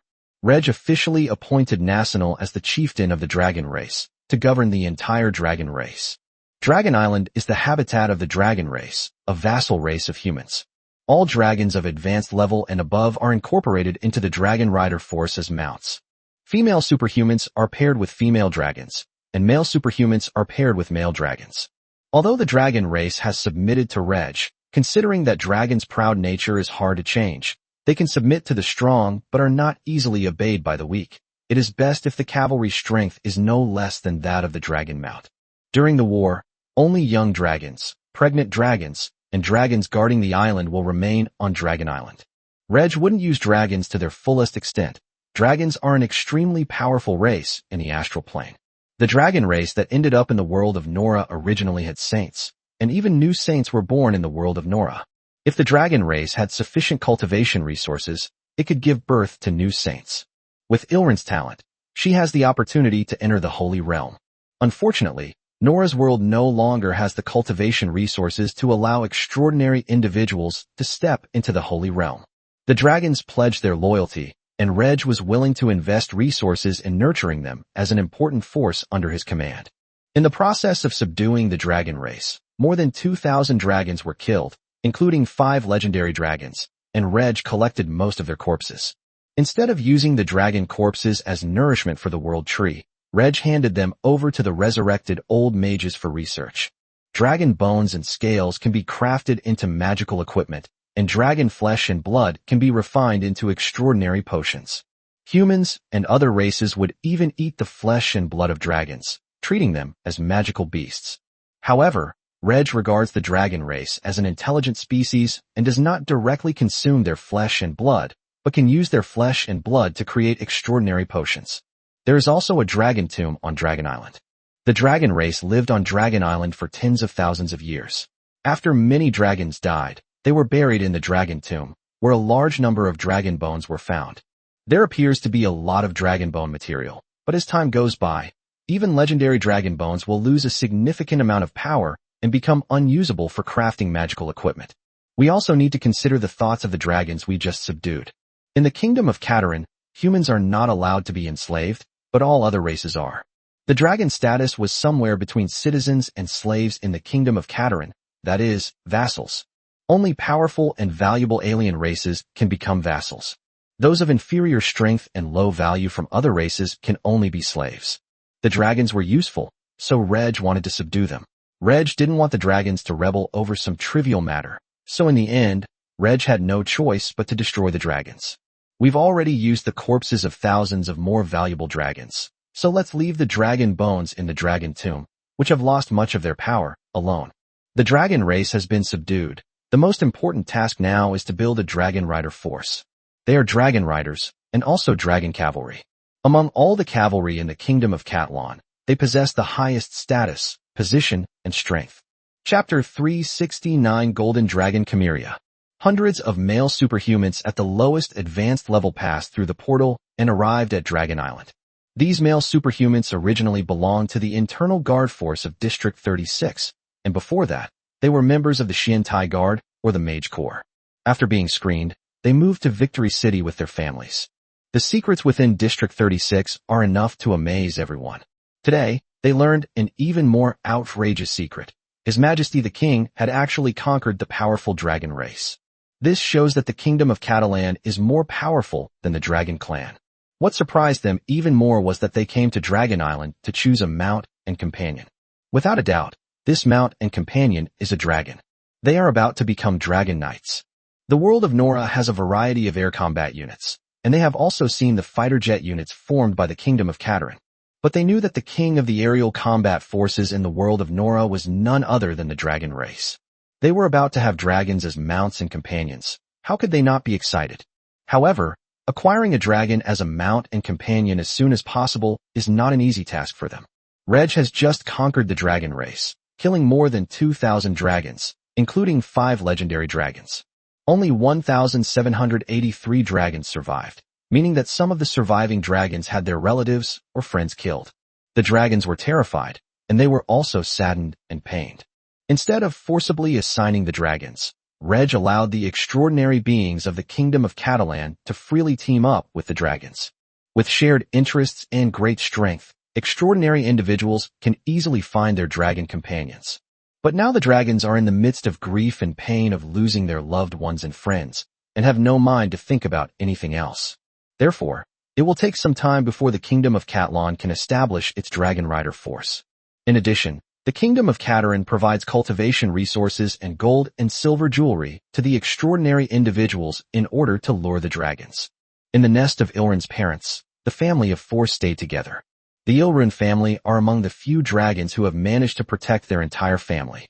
Ilrun once again worked on her family, persuading her parents and younger brother to wholeheartedly submit to their master. If it weren't for me, you would all have been killed this time. Master is the strongest being in the world of Nora. Master is stronger than us dragons, so it is only right for the dragons to submit to Master. Master has a lot of cultivation resources, and Master has a lot of gold and silver treasures. The main force's power is boundless. In just 7 years, I have advanced from the 4th stage of Silver Moon to the legendary realm. After repeated persuasion from Ilrun, the younger brother was the first to change his mind, and the father and mother also began to change their minds. After talking with her family, Ilrun left the nest, wanting to find her master. As soon as she stepped out of the lair, Ilrun spotted a golden dragon loitering in the distance. "Sister Kamiria, did you come to see me?" Ilrun asked. Kamiria is 25 years older than Ilrun. The 2 dragons can be considered to be of the same generation, both being geniuses of the dragon race. To a certain extent, Kamiria is more talented than Ilrun. At the same age, Kamiria's cultivation level is 1 or 2 levels higher than Ilrun's. But Kamiria has become a fallen genius, having remained at the Silver Moon Perfection realm for over 35 years. Logically speaking, with Kamiria's talent, 35 years would be more than enough time for her to easily advance to the Radiant Sun realm. Moreover, Kamiria's grandfather was the legendary Golden Dragon Sebastian, so she was not lacking in cultivation resources and treasures. Kamiria, however, was stuck at the Silver Moon Perfection realm, unable to make any further progress. Kamiria was originally being groomed by the Golden Dragon clan as the next generation of legends, but she was completely abandoned 10 years ago and replaced with other geniuses of the Golden Dragon clan. During Reg's process of subduing the dragon race, Kamiria's grandfather died, and her parents also died. Kamiria was somewhat sad, but not too sad. From a genius to a fallen genius, Kamiria's family was deeply disappointed, and their relationship deteriorated, their feelings growing distant. Advancing to the Radiant Realm has become Kamiria's inner demon.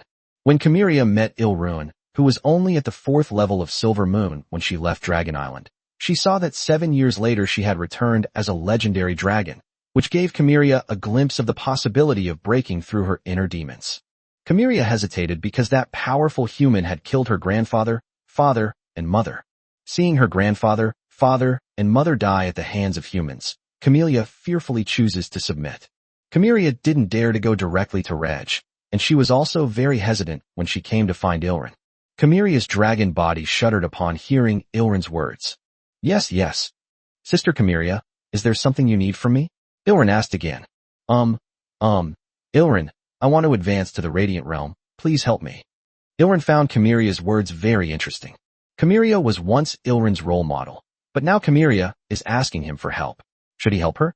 Ilrun understood that with her master's power, helping Kamiria advance to the legendary realm would be a very easy thing.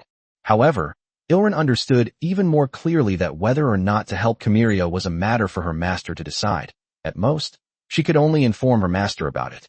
After a moment's thought, Ilrun decided to help Kamiria, as the 2 dragons had once been good friends.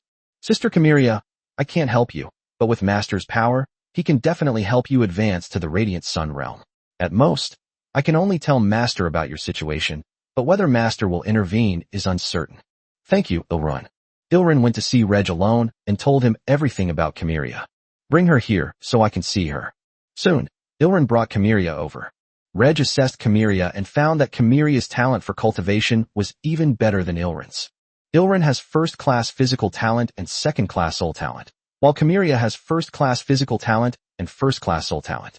Under normal circumstances, Chimera has a higher chance of reaching the legendary and saint realms than Ilrun. Chimera's body developed a complicated little problem, causing her to be stuck at the Silver Moon Perfection realm.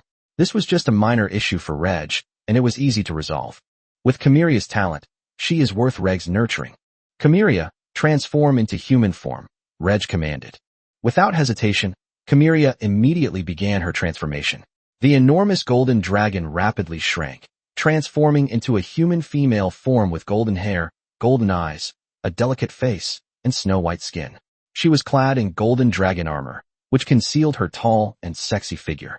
Ilrun's human form is that of a noble young girl, while Chimera's human form is that of a majestic queen. You're beautiful. From now on, you are my pet, just like Ilrun. Chapter 370 Court Meeting, War Preparations. Chimera hesitated for a few seconds before accepting Reg's order. All she wants now is to advance to the Radiant Realm, or even to the legendary realm like Ilrun. On the contrary, Ilrun suddenly became shy when she heard her master say that Chimera wanted to become a pet like her. In the dragon race, Ilrun is already a legendary dragon, second only to her grandfather in status and position. Ilrun didn't want the other dragons to know how she was trained by her master. Chimera will definitely find out soon, but thankfully Chimera is also someone who will be disciplined. Ilrun won't tell anyone, and neither will Chimera. Soon, Chimera also had a collar around her neck that matched Ilrun's. However, compared to the original Ilrun, Chimera obeyed Reg's orders much faster. This makes Reg feel less of a sense of accomplishment from successfully training a dragon. However, the many differences between Chimera and Ilrun brought Reg some novelty. Furthermore, it's quite amusing to train Chimera and Ilrun together, and to see Ilrun's shy demeanor. Before long, Reg had resolved Chimera's minor problem. Without Reg injecting life energy, Chimera directly advanced to the Radiant Sun realm. The problem that even legendary dragons couldn't solve was easily resolved by Reg. It was as if Chimera had been given a new life by Reg. Chimera's loyalty to Reg is rapidly increasing, and she is willing to obey any of Reg's orders. Seeing Chimera's obedience to her master, Ilrun suddenly felt a sense of crisis. Not wanting to lose favor, she took the initiative to compete with Chimera. This gave Reg a new kind of fun. The 10th year of the Catalan calendar has finally come to an end. The fact that the Kingdom of Cateran conquered the dragon race was known to only a few people in the Kingdom of Cateran, and it did not affect the normal development of the Kingdom of Cateran. The total population of the Kingdom of Cateran has exceeded 33 million. The size of the standing army has expanded to 690,000, and the number of reservists has exceeded 2.9 million. The new year has arrived, the 11th year of the Catalan calendar, a very important year for the Kingdom of Catalan. The Kingdom of Catalan is about to begin preparations for war. The preparations for war were not for waging war against other races, but for waging war against other human nations. Unify the human race, and then conquer the entire world of Nora. After the New Year holiday, Reg convened all cabinet members in the palace to discuss war preparations. First, Reg determined the time for the War of Unification to begin, late winter or early spring of the 13th year of the Catalan calendar. In 1 year, they wiped out the other 9 human nations.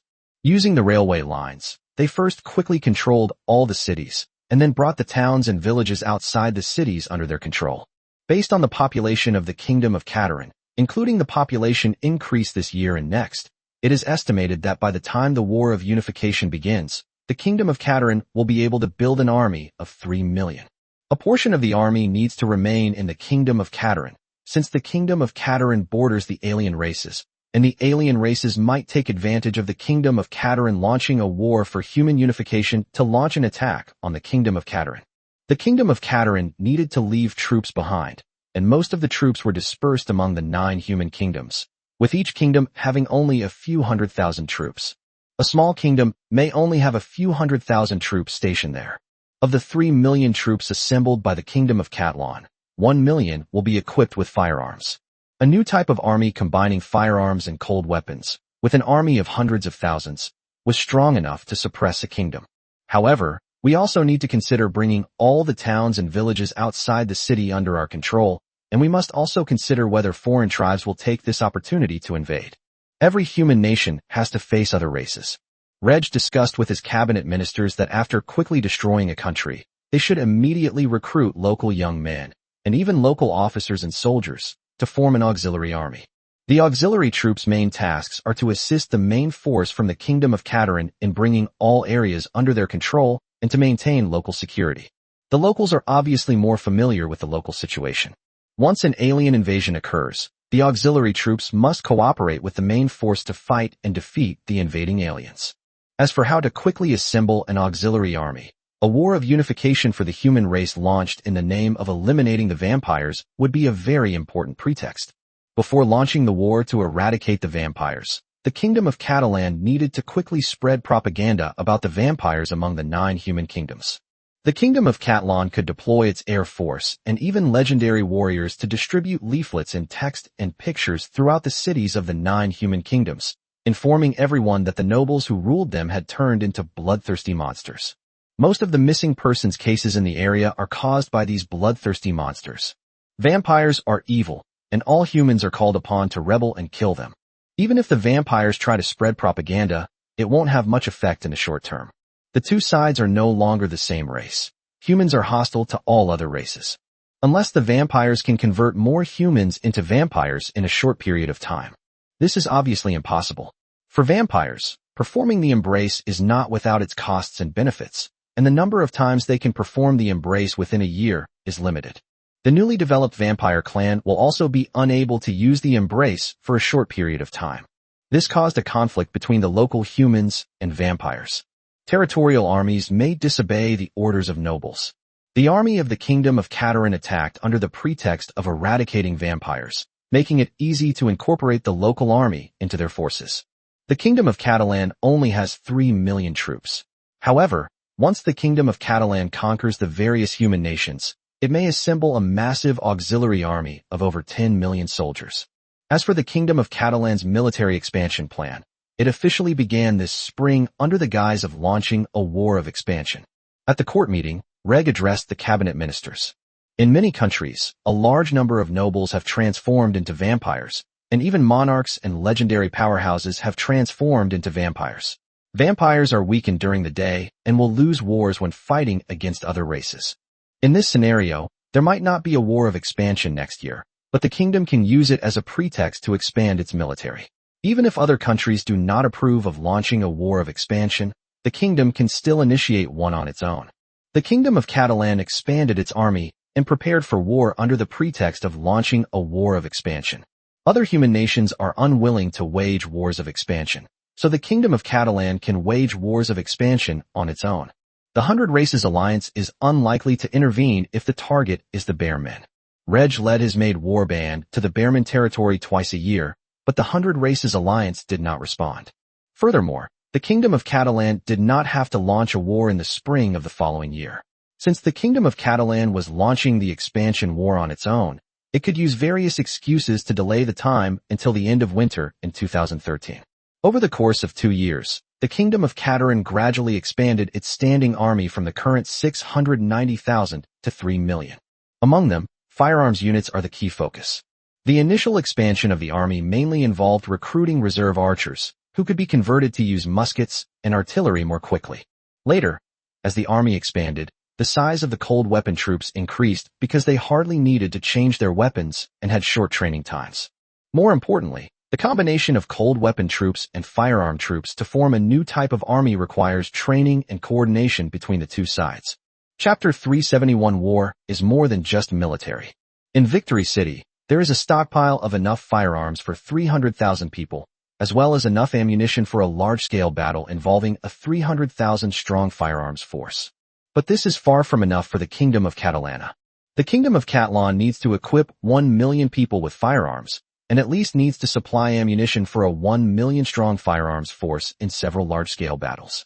With such a large quantity of firearms and ammunition, even working 3 shifts, The military factories in Victory City could not meet the demand. Therefore, it is necessary to establish military factories outside the region, or to convert some civilian factories into military factories that produce firearms and ammunition. The city of Victory, located in District 36, is kept completely secret, and to this day, the secrets of District 36 have not been leaked. Firearms were the key to victory for the Kingdom of Catalan. Once this became known to the outside world, they were mass-produced and deployed. Even if the Kingdom of Catalan's firearms were of better quality, they would still cause more casualties to the Kingdom of Catalan's army in the war. Manufacturing firearms and ammunition outside of District 36 would make it difficult to keep the secrets about firearms. However, for firearms and ammunition to be mass-produced, it must be done outside the country. Given the current industrial strength of the Kingdom of Catalan, if it were to fully enter a warlike state, it would be relatively easy to manufacture firearms and ammunition for 3 million people within 2 years. Reg still wanted to keep the secret of the firearms as much as possible. Reg would inspect all the military factories outside the region that were used to manufacture firearms and ammunition. After the military factory started construction, Reg would also go there regularly to conduct inspections. The longer the secret of firearms is revealed, the better. Not only did they manufacture firearms and ammunition abroad, but they also manufactured airplanes abroad and built more airports throughout the country. A number of pilots have been trained in Area 36, but the number is not enough. More pilots need to be trained in the next 2 years. Building an airport would also attract attention from the outside world, so the Kingdom of Catalan should try to hide it as much as possible. If it can no longer be hidden, then there's no explanation to the outside world. It is estimated that by then, it will be only a year or even less before the Kingdom of Catalan launches its war. If it is delayed even slightly, the time for launching the war will arrive. The Kingdom of Catalan launched a war to unify the human race, with its army being the primary focus. After the Kingdom of Catalan's army annihilated the various human nations, ruling over these regions became the priority. From the time of the Duchy of Catalan to the present 11 years of the Catalan Kingdom calendar, more and more schools have been built on this land. Today, even girls of school age are able to attend school. Excluding new immigrants to the Kingdom of Catalan each year, the literacy rate of the Kingdom of Catalan has exceeded 80%. In reality, people who are literate and capable of arithmetic are qualified to become minor officials when governing various foreign regions. Under Reg's leadership, and with the Kingdom of Catalan's high fiscal revenue, the number of officials at all levels in the Kingdom of Catalan has always been overstaffed. What used to be a job for one person is now being done by 3 or even 4 people. Many officials in the kingdom felt that the bureaucracy was too bloated and made suggestions to their superiors on several occasions, and even tried to write to the king to find ways to streamline the bureaucracy. No matter what we tried, we couldn't find a solution. The officials who made the attempt received neither reward nor punishment. But their efforts have been documented, and they will be promoted quickly. As the army of the Kingdom of Catalan conquers and plunders, officials from the Kingdom of Catalan will follow to govern the local area. The officials of the Kingdom of Catalan, along with the newly recruited ones, are insufficient to govern such a large human population. At this point, it would be necessary to recruit some local officials. Vampires are spreading among humans, primarily among the aristocratic class. Even within a large family, it's impossible for everyone to transform into a vampire. In a noble territory, it is impossible for all officials to be members of the noble family. The corrupt and backward nobles must be eliminated, and some officials will be appointed after passing the assessment. No matter how well the intelligence work of the Kingdom of Catalan is done, the locals still know the locals better than the locals. If the officials of the Kingdom of Catalan want to govern the area well, the local officials are a very good intermediary. Locals are familiar with and trust local officials. Officials of the Kingdom of Catalan were also able to quickly learn about the local situation through local officials. In this way, the Kingdom of Catalan was able to barely manage the 10 human kingdoms. Reg decided that when the Kingdom of Catalan expanded its army in the spring under the pretext of an expansion war, it would begin to select officials. These officials were ostensibly sent to lands seized from other races, but in reality, they would gather together to learn about the traditions, cultures, and customs of various human nations. Of course, an official only needs to learn about the knowledge of one country. The Kingdom of Catalan is about to launch an unprecedented war, involving not only soldiers and officials, but also industry, agriculture, and commerce. An army of over 2 million men fought against the various human kingdoms, and hundreds of thousands of officials followed the army to those kingdoms. The Kingdom of Katarin must also continuously produce military and civilian supplies to ensure the consumption of the frontline army and the normal production and life of its citizens. This is a huge test for the Kingdom of Catalan. The next 2 years will be an initial test. 2 years later, the war officially breaks out, and the challenges will continue to increase. It could even lead to the collapse of the Kingdom of Catalan. With the military strength of the Kingdom of Catalan, it is capable of conquering all human nations. However, for a kingdom as large as the Kingdom of Catalan to rule over the entire human race would be like a snake trying to swallow an elephant. If not handled properly, the snake could choke to death. Therefore, the Kingdom of Catalana must be extremely cautious during this process. We need to consider the situation of the human race, the vampire race, and the alliance of all races, as well as all other aspects. During the final days of winter in the 11th year of the Catalan calendar, Reg and his cabinet ministers were meeting to discuss war preparations. As spring arrived, documents personally signed by Reg were quickly distributed throughout the country. In preparation for next year's expansionist war, the kingdom has decided to conscript 1 million reservists this year. When the people of the Kingdom of Katarin saw the king's decree published in the newspaper, many young and middle-aged men became excited. They hurriedly took time out of their schedules to rush to the reserve personnel registration point to register themselves, hoping to become one of the first reserve personnel to be drafted. The Kingdom of Katarin has a large number of young and able-bodied men willing to join the army. Every year, reservists undergo regular training, which also reinforces their loyalty to the king and their patriotism. The Kingdom of Catalan possesses a powerful military and wins every war with relatively few casualties. They can achieve merit on the battlefield. Due to various factors, the registration point for reserve personnel was soon crowded with people. The young and middle-aged men who rushed to line up were unaware that the main reserve personnel recruited this year were marksmen. They have no idea that the kingdom plans to expand its army to 3 million this year and next. Most of the reservists will be drafted into the military. Chapter 372 Military Officers Assemble. The Kingdom of Catalan is preparing for its expansionist war. It immediately generated a huge sound within the Kingdom of Catalan. As the news spread, it quickly had a huge impact on the nobility of various human nations. The human race and the alliance of all races have already engaged in 2 limited expansion wars. The legendary deterrent of the 100 Races Alliance remains unresolved, and the various human nations generally believe that the upcoming expansionist wars will still be limited wars. Limited expansion of war means that the size of the participating army is limited, and there is no need to conscript many young men to participate in the war. The main participants in the war were the standing armies of various human nations, especially the elite troops.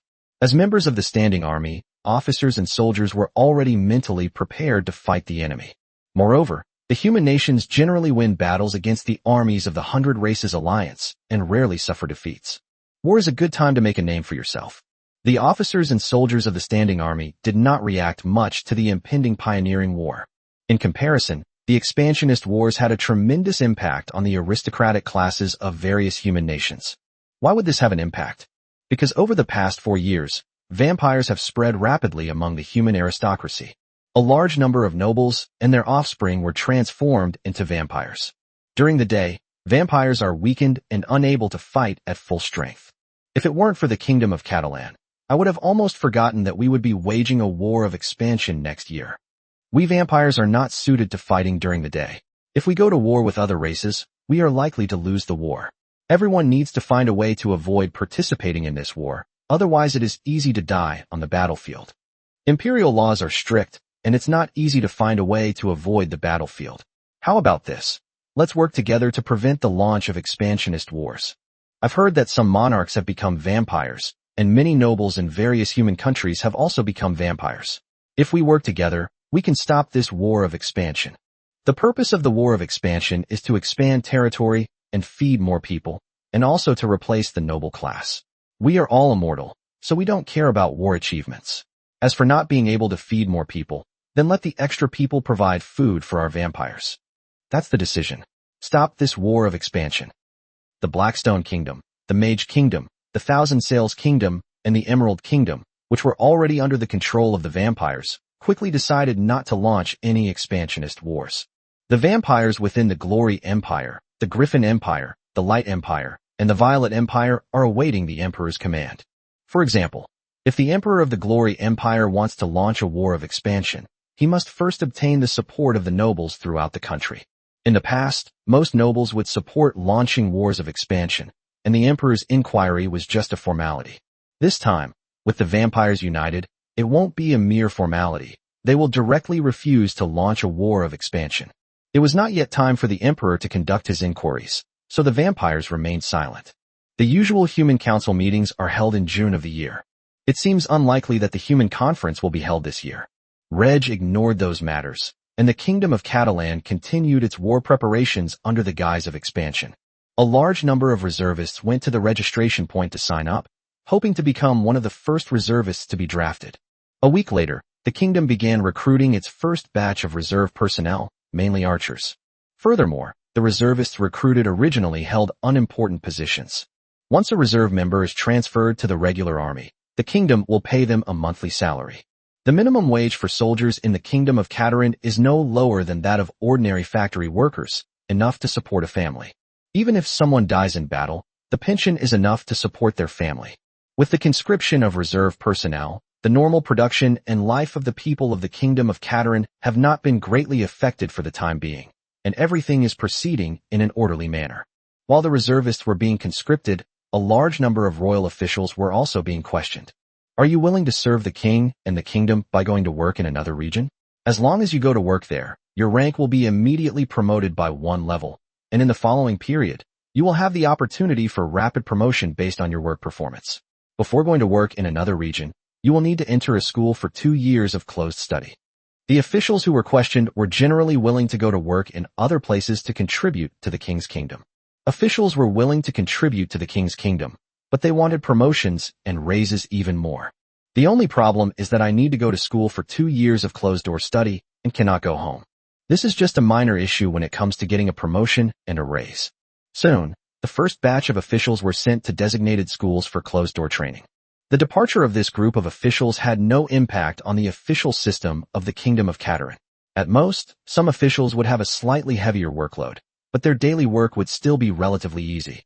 The officials who entered the school were all astonished when they saw what they were going to learn. They actually want to learn the knowledge of various human nations. Are we going to be sent abroad as diplomats? Or intelligence officers? No. We're barely qualified to be diplomats, not intelligence officers at all. I've heard there are specialized schools to train intelligence officers, but the kingdom doesn't need that many diplomats. I understand. The kingdom is going to launch a war of expansion, but the target of this war is not other races, but other human countries. We are going to these places to become governors. I know the kingdom is very powerful, but what I want to learn is the knowledge of the Griffin Empire. Can the kingdom defeat the Griffin Empire? Among the officials undergoing closed-door study were many intelligent individuals, and it was not long before someone guessed that the Kingdom of Catalan was about to launch a war against other human nations. The officials knew that the kingdom was powerful enough to destroy weaker nations like the Thousand Sails Kingdom and the Blackstone Kingdom. However, when the 4 great human empires also became targets, officials began to worry. Reg and his cabinet ministers had already considered this matter and needed to boost the confidence of the officials. The teacher would give the officials a brief overview of the kingdom's strength, such as the number of legendary warriors and the fact that the kingdom had already conquered the powerful dragon race. He also took time to lead officials to the training grounds of the firearms troops, to see how they trained, and to let them understand the strength of the kingdom's new army. These are enough to boost the confidence of officials. This time, the kingdom is not aiming to conquer one country, but to conquer all human countries.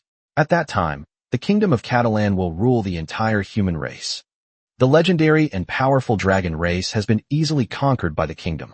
His Majesty the King personally took action and killed all the legendary fishmen and legendary undead in the ocean. No one can stop the Kingdom of Catalan from ruling the human race. Our task is to learn the local knowledge well, and to govern the local area well for His Majesty the King. Chapter 373: A World Where Only the Bear Clan Suffers. The Kingdom of Catalan is preparing for war, gradually investing more and more manpower and resources into it. However, the normal production and life of the people were not significantly affected. The people generally believed that the kingdom was about to achieve a new victory. Under the king's leadership, the kingdom will become even stronger. Compared to the Kingdom of Catalan, the other human nations were not in a hurry. When April arrived, Regardless of whether they had transformed into vampires, the rulers of the 9 human kingdoms began to consult with their nobles about whether to launch an expansionist war the following year. The Blackstone Kingdom, the Mage Kingdom, the Thousand Sails Kingdom, and the Emerald Kingdom, whose monarchs had already transformed into vampires, naturally decided early on not to launch any expansionist wars. In the Kingdom of Nights and the Empire of Light, the voices against launching expansionist wars were relatively small. However, in the Glory Empire, the Griffin Empire, and the Violet Empire, the voices against launching expansionist wars became very loud. Many nobles refused to launch expansionist wars for a variety of reasons, or even for no reason at all. They simply did not want to wage expansionist wars. If half of the nobles in a country are unwilling to wage war, then that country will find it very difficult to wage war. The 3 great empires are now facing this situation. The emperors of the 4 great empires hoped to wage war, continuously weaken the 100 Races Alliance, and ultimately destroy it, with humans ruling the world of Nora. After that, the 4 great empires annexed the surrounding kingdoms, and the 4 great empires vied for supremacy, ultimately determining the sole ruler of the human race. Those who become emperors will never lack ambition. But now, surprisingly, a large number of nobles are refusing to launch expansionist wars. The emperors of the 3 empires found it hard to understand why, when the nobles had always supported launching expansionist wars and wanted to gain merit in the wars, they no longer wanted to launch expansionist wars this year. There must be something they don't know about. The emperors began to send people to investigate the matter. We need to send someone to investigate. Among the royal families of the 3 great empires, some have transformed into vampires, and those sent down by the emperors may be bribed by the nobles. It won't be easy for the emperor to investigate the matter of the Blood Clan in a short period of time. If it takes longer and the matter of the vampires is investigated, what choice will the emperor have to make? In one country, more than half of the nobles were transformed into vampires, and there were also many vampires among the royal family. Nobles are the ruling class of the country. If all vampires are to be wiped out, the vampires will not simply wait to be killed without any resistance. At that time, an internal strife will occur. Moreover, the vampire clan also has legendary powerhouses. For human kingdoms have already fallen under the control of the vampires. However, in the midst of internal strife, the vampires unexpectedly gained control of these kingdoms. The more the emperors understood the strength of the vampires, the more difficult it became for them to take action. Some elderly emperors even considered joining the vampire clan. These are all things that will happen in 6 months. Before April was even over, the 4 kingdoms of Blackrock Kingdom, Mage Kingdom, Thousand Sails Kingdom, and Emerald Kingdom successively announced that they would not launch an expansion war next year. Not long after, the Glory Empire, the Griffin Empire, and the Violet Empire also announced that they would not launch an expansion war next year. The Kingdom of Nights and the Empire of Light supported the launch of the expansion war.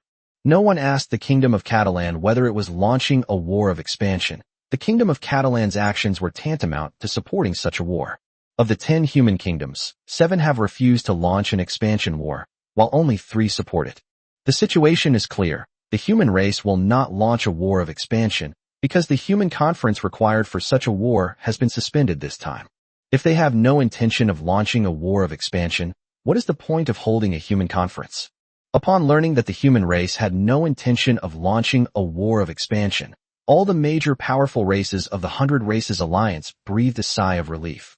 In the all-out war, the 100 Races Alliance was no match for the human race, suffering heavy losses. In limited warfare, the 100 Races Alliance generally couldn't defeat the human race. Although the losses were less, it was still a painful process. It would be best to avoid war if possible. Only the elves, after a moment of relief, became tense again. Has the influence of the vampires within the human race reached this level? They've even managed to prevent the human race from launching expansionist wars. We have lost control of the vampires and do not know their current strength. We cannot allow them to grow stronger. Everyone is too worried about the vampires right now. I don't think the vampires are strong enough to seriously damage the human race. Besides, we know the vampires' weaknesses and can easily kill them.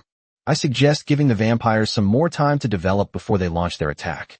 If the vampires are unwilling to launch an attack, we can expose their activities and cause internal strife among the human race. The Elven High Command was arguing. Some elves wanted to reveal the secrets of the vampires, while others suggested waiting. The high-ranking elves are generally quite old, and some of them have already defected to the vampires. They haven't transformed into vampires yet, but they will become part of the vampire race in the future. He remains with the elf race as a high-ranking member, which allows him to hold them back from attacking the vampire race, giving them more time to develop.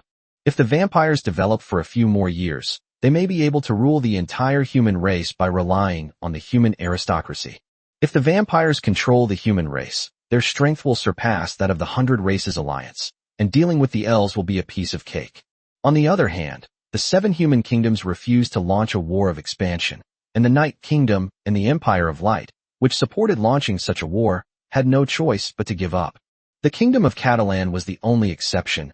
Its war preparations did not stop, but instead expanded.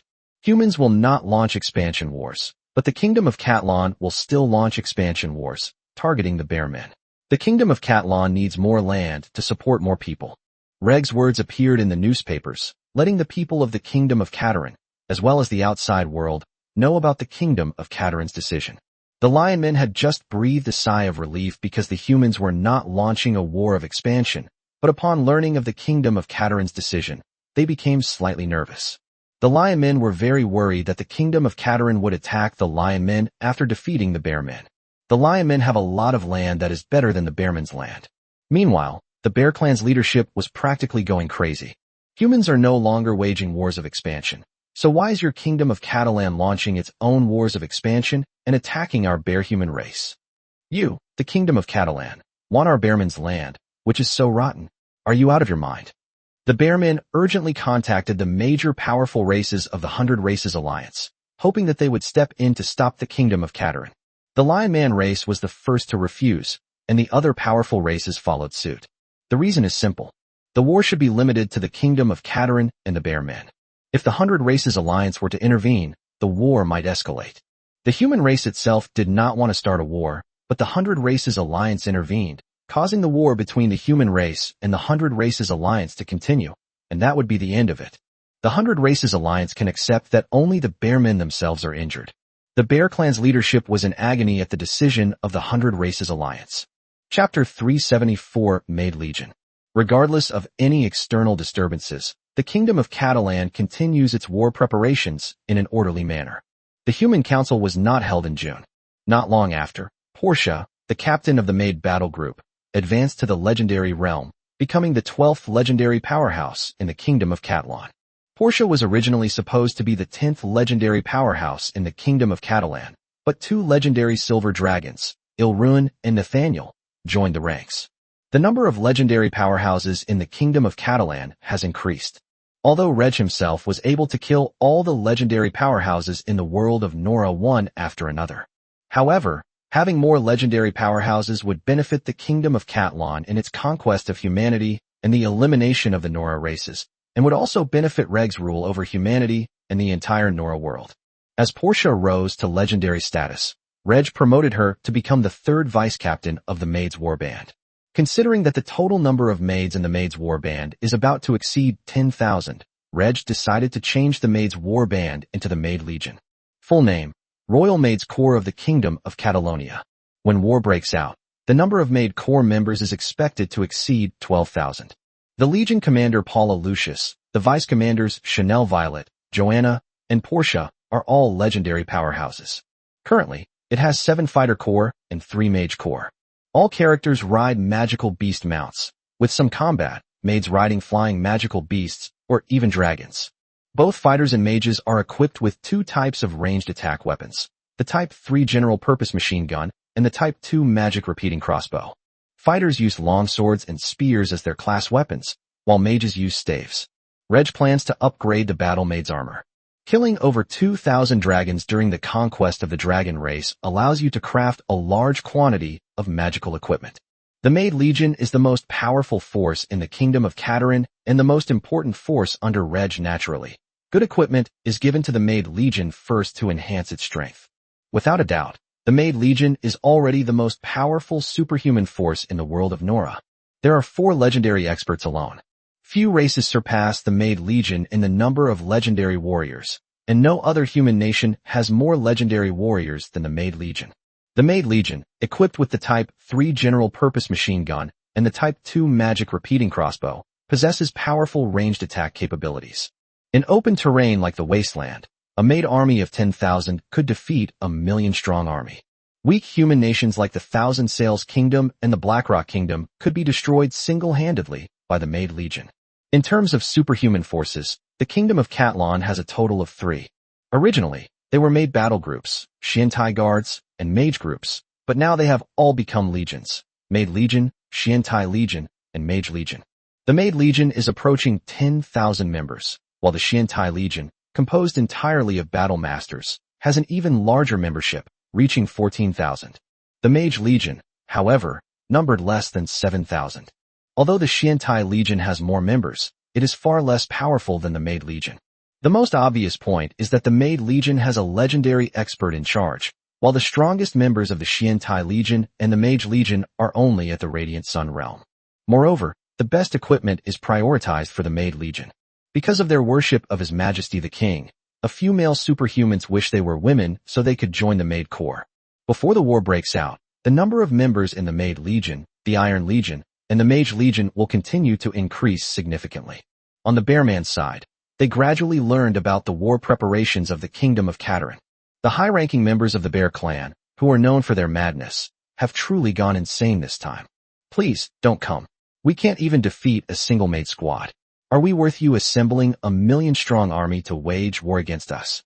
The Kingdom of Catalan is aiming to wipe out our Bear People race. What should we do? The 100 Races Alliance is truly useless. Our Bearman race is already on the verge of extinction, and the 100 Races Alliance is unwilling to even speak up and stop us. They just want to watch our Bearmen race be attacked by the Kingdom of Caterin. We can't just wait like this. With the strength of the Kingdom of Catalan, they can easily defeat our Bearmen without a large-scale military expansion. The Kingdom of Catalan's target may not be just our Bearmen. We should contact that damned Lion Men, as well as the Elephant Men and Snake Men, to resist the Kingdom of Catalan together. At this time, the Lion Man High Command was increasingly worried about the Kingdom of Caterin. Such a powerful Kingdom of Caterin was expanding its army on a large scale and preparing for war several months in advance. It seems that after wiping out the Bearmen, the Kingdom of Caterin will also target the Lion Men. What should the Lion Men do? We shouldn't expect anything from the 100 Races Alliance. The 100 Races Alliance won't stand up for the Bear People, and the chances of them standing up for our Lion People are also slim. The major powerful races in the 100 Races Alliance are no longer willing to go to war with the human race. How about we give up some land in exchange for the Kingdom of Catalan not attacking our Lion People? The Bear Clan will definitely be willing to join forces with our Lion Clan. If we find a few more allies, we might be able to hold off the army of the Kingdom of Catalan. We can't stop him, we simply can't stop him. If we want to stop the army of the Kingdom of Catlon, we must first stop King Reg Catlon of the Kingdom of Catlon. He is a top-level expert who has killed 4 legendary experts. Can the legendary experts of all the kingdoms join forces to stop him? Both the Bearmen and Lion Men were afraid when faced with the Kingdom of Caterin preparing for war. Some Bearmen and Lion Men even cursed their ancestors, wondering how they could have occupied such a territory, which now borders the Kingdom of Catalan. If the territory of the Bearmen and Lion Men is far from the Kingdom of Caterin, there is no need to worry about an invasion by the Kingdom of Caterin. Without the intervention of the 100 Races Alliance, they certainly cannot defeat the Kingdom of Caterin. Both the Bearmen and Lion Men tribes simultaneously withdrew their tribes, large and small, northward, away from the Kingdom of Caterin. The 2 powerful clans drove the weaker clans to the south to block the army of the Kingdom of Catlon, thus weakening the Kingdom of Catlon to some extent. They also hoped that after the Kingdom of Caterin occupied some land, it would not continue northward, leaving some territory for the Bearmen and Lion Men to continue to survive. In fact, it wasn't just the Bearmen and Lion Men who were paying attention to the Kingdom of Caterin. All the major human nations and powerful races of the 100 Races Alliance were also watching the Kingdom of Caterin. Apart from the 4 kingdoms that have already fallen to the vampires, the monarchs of other human kingdoms all hoped that the Kingdom of Caterin would incite a war between humans and the 100 Races Alliance, rather than the current situation where even a war of expansion could not be launched. However, the 4 vampire kingdoms were unwilling to launch a war of expansion, and the major powerful races of the 100 Races Alliance were also unwilling to fight against the human race. The emperors of the Glorious Empire, the Griffin Empire, and the Violet Empire sent people to investigate why the nobles below refused to launch an expansion war. As time passed, No results were found, but the three emperors had already sensed that something was amiss. Chapter 375 Katarina's Sigh and Decision. An investigator died unexpectedly. One investigator has gone missing. Investigators reported that no problems were found. This isn't right. Although the Kingdom of Catalan has a different system from the other 9 of the 10 human kingdoms, the monarchs of each kingdom still wield considerable power. Previously, there had never been such a situation where investigators frequently encountered problems, but now it has happened. The emperors of the 3 great empires felt that their control over the nobles below them was declining and that their imperial power was being shaken. What exactly happened next? The nobles did not support launching a war of expansion and even targeted the investigators. Something big must have happened. The 3 emperors dispatched more investigators to conduct a secret investigation. If this doesn't work, they'll have to ask a legendary expert for help. Legendary experts are always able to investigate things thoroughly. The various human nations and the 100 Races Alliance are paying close attention to the war preparations of the Kingdom of Catalan. The Kingdom of Catalan is focused on its war preparations, and after Reg has arranged the affairs, the cabinet will carry them out. Meanwhile, Reg also makes occasional observations of the vampire race, human nations, and the 100 Races Alliance. Reg needs to ascertain the development of the vampire clan and prevent them from causing too much loss to humanity.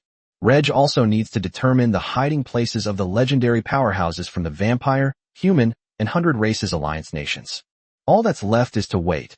2 years of war preparation time to wipe out the vampires' rule over humanity in one fell swoop. Now only one question remains: Katarina and the Violet family. Even today, Reg still visits Katarina regularly, and their relationship has not only not declined, but has actually improved. If it weren't for family ties, Katarina would have loved to stay by Reg's side forever. Katarina is Reg's woman, and Reg doesn't want to wait until the Kingdom of Katarina goes to war before telling her the truth, as it would affect their relationship. Upon arriving once again in the capital of the Violet Empire, after exchanging pleasantries, Reg decided to tell Katarina what had happened. Katarina, I have a secret to tell you, but you must not tell anyone, or I will take you back to the Kingdom of Katarina and lock you up. Seeing Reg's serious expression, Katarina became very curious and agreed with Reg's words. The human race is now facing a great danger.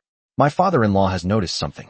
Usually, the nobles are very supportive of launching expansion wars, but for the first time, a large number of nobles are opposing them. Katarina nodded. She knew about it too, which was strange. In fact, I have already discovered that there is a contagious disease called bloodline that is spreading rapidly among the noble classes of various human countries. Once upon a time, vampires were born from the elves. Vampires are bloodthirsty monsters who fear sunlight, but can gain long lives by drinking blood. The elves were terrified and spent a great deal of effort to wipe out the vampires. Because of the rise of the human race, the elves feared being wiped out by the human race, so they released the vampires. There are far too many nobles among the human race who desire immortality. These nobles have fallen into depravity, and under the temptation of the vampires, they have all become members of the vampire race, no longer human. Today, a small number of nobles in the Empire of Light and the Empire of Nights have become vampires. In the Glorious Empire, the Griffin Empire, and the Violet Empire, more than half of the nobles have become vampires. The kings and legendary warriors of the Blackstone Kingdom, the Mage Kingdom, the Thousand Sails Kingdom, and the Emerald Kingdom all became vampires, not to mention the nobles below them. The vampires were severely weakened during the day, so the humans were unable to launch a war of expansion due to their opposition. As Katarina listened to Reg's words, her expression gradually changed. In the end, Katarina was filled with worry for the Violet Empire. Reg, does the Violet family also have members who have become vampires? Yes. Vampires are so terrifying. Once the entire human aristocracy falls, vampires will rule over humanity, and humanity will be in danger. Why do you want me to keep this a secret? Katarina still had some questions she hadn't asked. Reg already knew about the vampires, so why hadn't he announced it immediately? That way, they could have been wiped out sooner. Because I am here, and the Kingdom of Catalan exists, the fact that those nobles can be seduced by vampires shows that they have all fallen and are no longer fit to rule the human race. My Kingdom of Catalan already possesses the power to conquer the entire human race, and also the power to annihilate the vampire race. The nobles of all nations have become vampires. They are no longer human. Humans are hostile to any other race, which benefits the Kingdom of Catalan in conquering other human nations. If it's in my interest, I will rule the entire human race. Katarina's eyes widened in disbelief. The kingdom of Katarina had developed for such a short time that it possessed the strength to conquer the entire human race. Come, let me show you the strength of my kingdom of Catalan now. Rigra held Katarina's hand and teleported her around.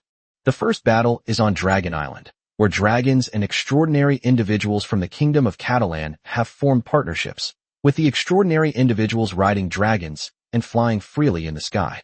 The dragon race has been conquered by the kingdom of Catalan, and the dragon race has become a vassal race of the human race. The second battle took place at sea. The undead have all been wiped out. The merman legends and the legendary undead have all disappeared. This was my doing. I killed all the legendary powerhouses to prevent alien legends from interfering after the war broke out. The third stop is the kingdom of Catalan. Reg brought Katarina to Victory City, where he showed her powerful firearms and airplanes that ordinary people could fly. The most important factor is the number of legendary powerhouses in the Kingdom of Catalan. These are 2 legendary dragons. The Kingdom of Catalan now has a total of 12 legendary powerhouses. The more she learned, the more surprised Katarina became. In the end, all that remained for Katarina was a deep sigh. Reg, how are you going to treat the Violet family?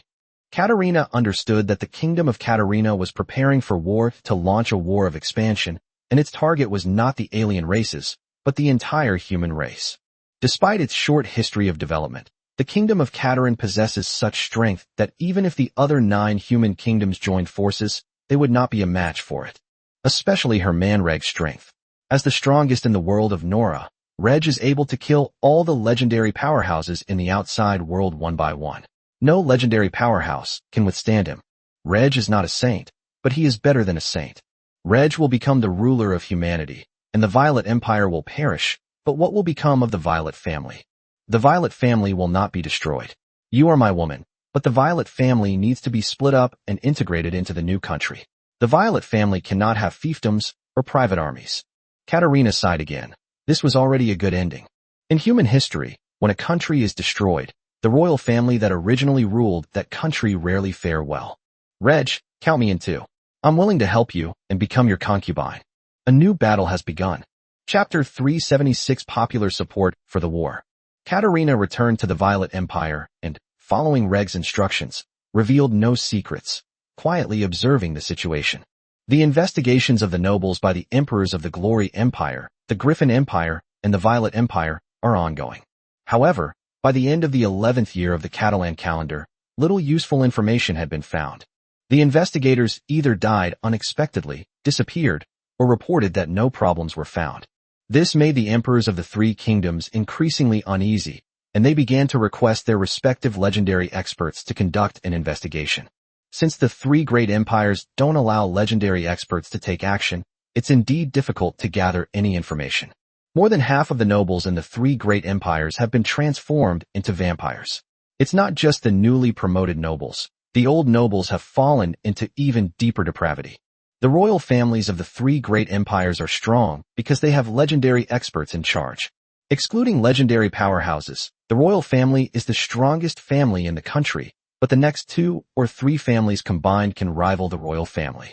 It's impossible for the emperor to mobilize the entire family's resources to investigate the nobles. The nobles who had been transformed into vampires joined forces and easily dealt with the investigators sent down by the emperor. The vampires were also worried that the emperor would ask a legendary expert to conduct an investigation. Although there are legendary experts among the vampires, and quite a few of them, if a legendary expert takes action, things related to the vampires will definitely be investigated. The matter of the vampires could no longer be concealed. The Vampire High Command held a meeting to discuss this matter, and the vampires within the Glory Empire, the Griffin Empire, and the Violet Empire were also discussing it. More than half of our country's nobles have become high-ranking vampires. Would His Majesty the Emperor dare to attack us? If he does, the country will be thrown into complete chaos, and it will give other races a great opportunity. We want to live forever, but doesn't His Majesty the Emperor also want to live forever? Don't the remaining nobles also want to live forever? I think this is an opportunity for our vampire clan to completely control this country.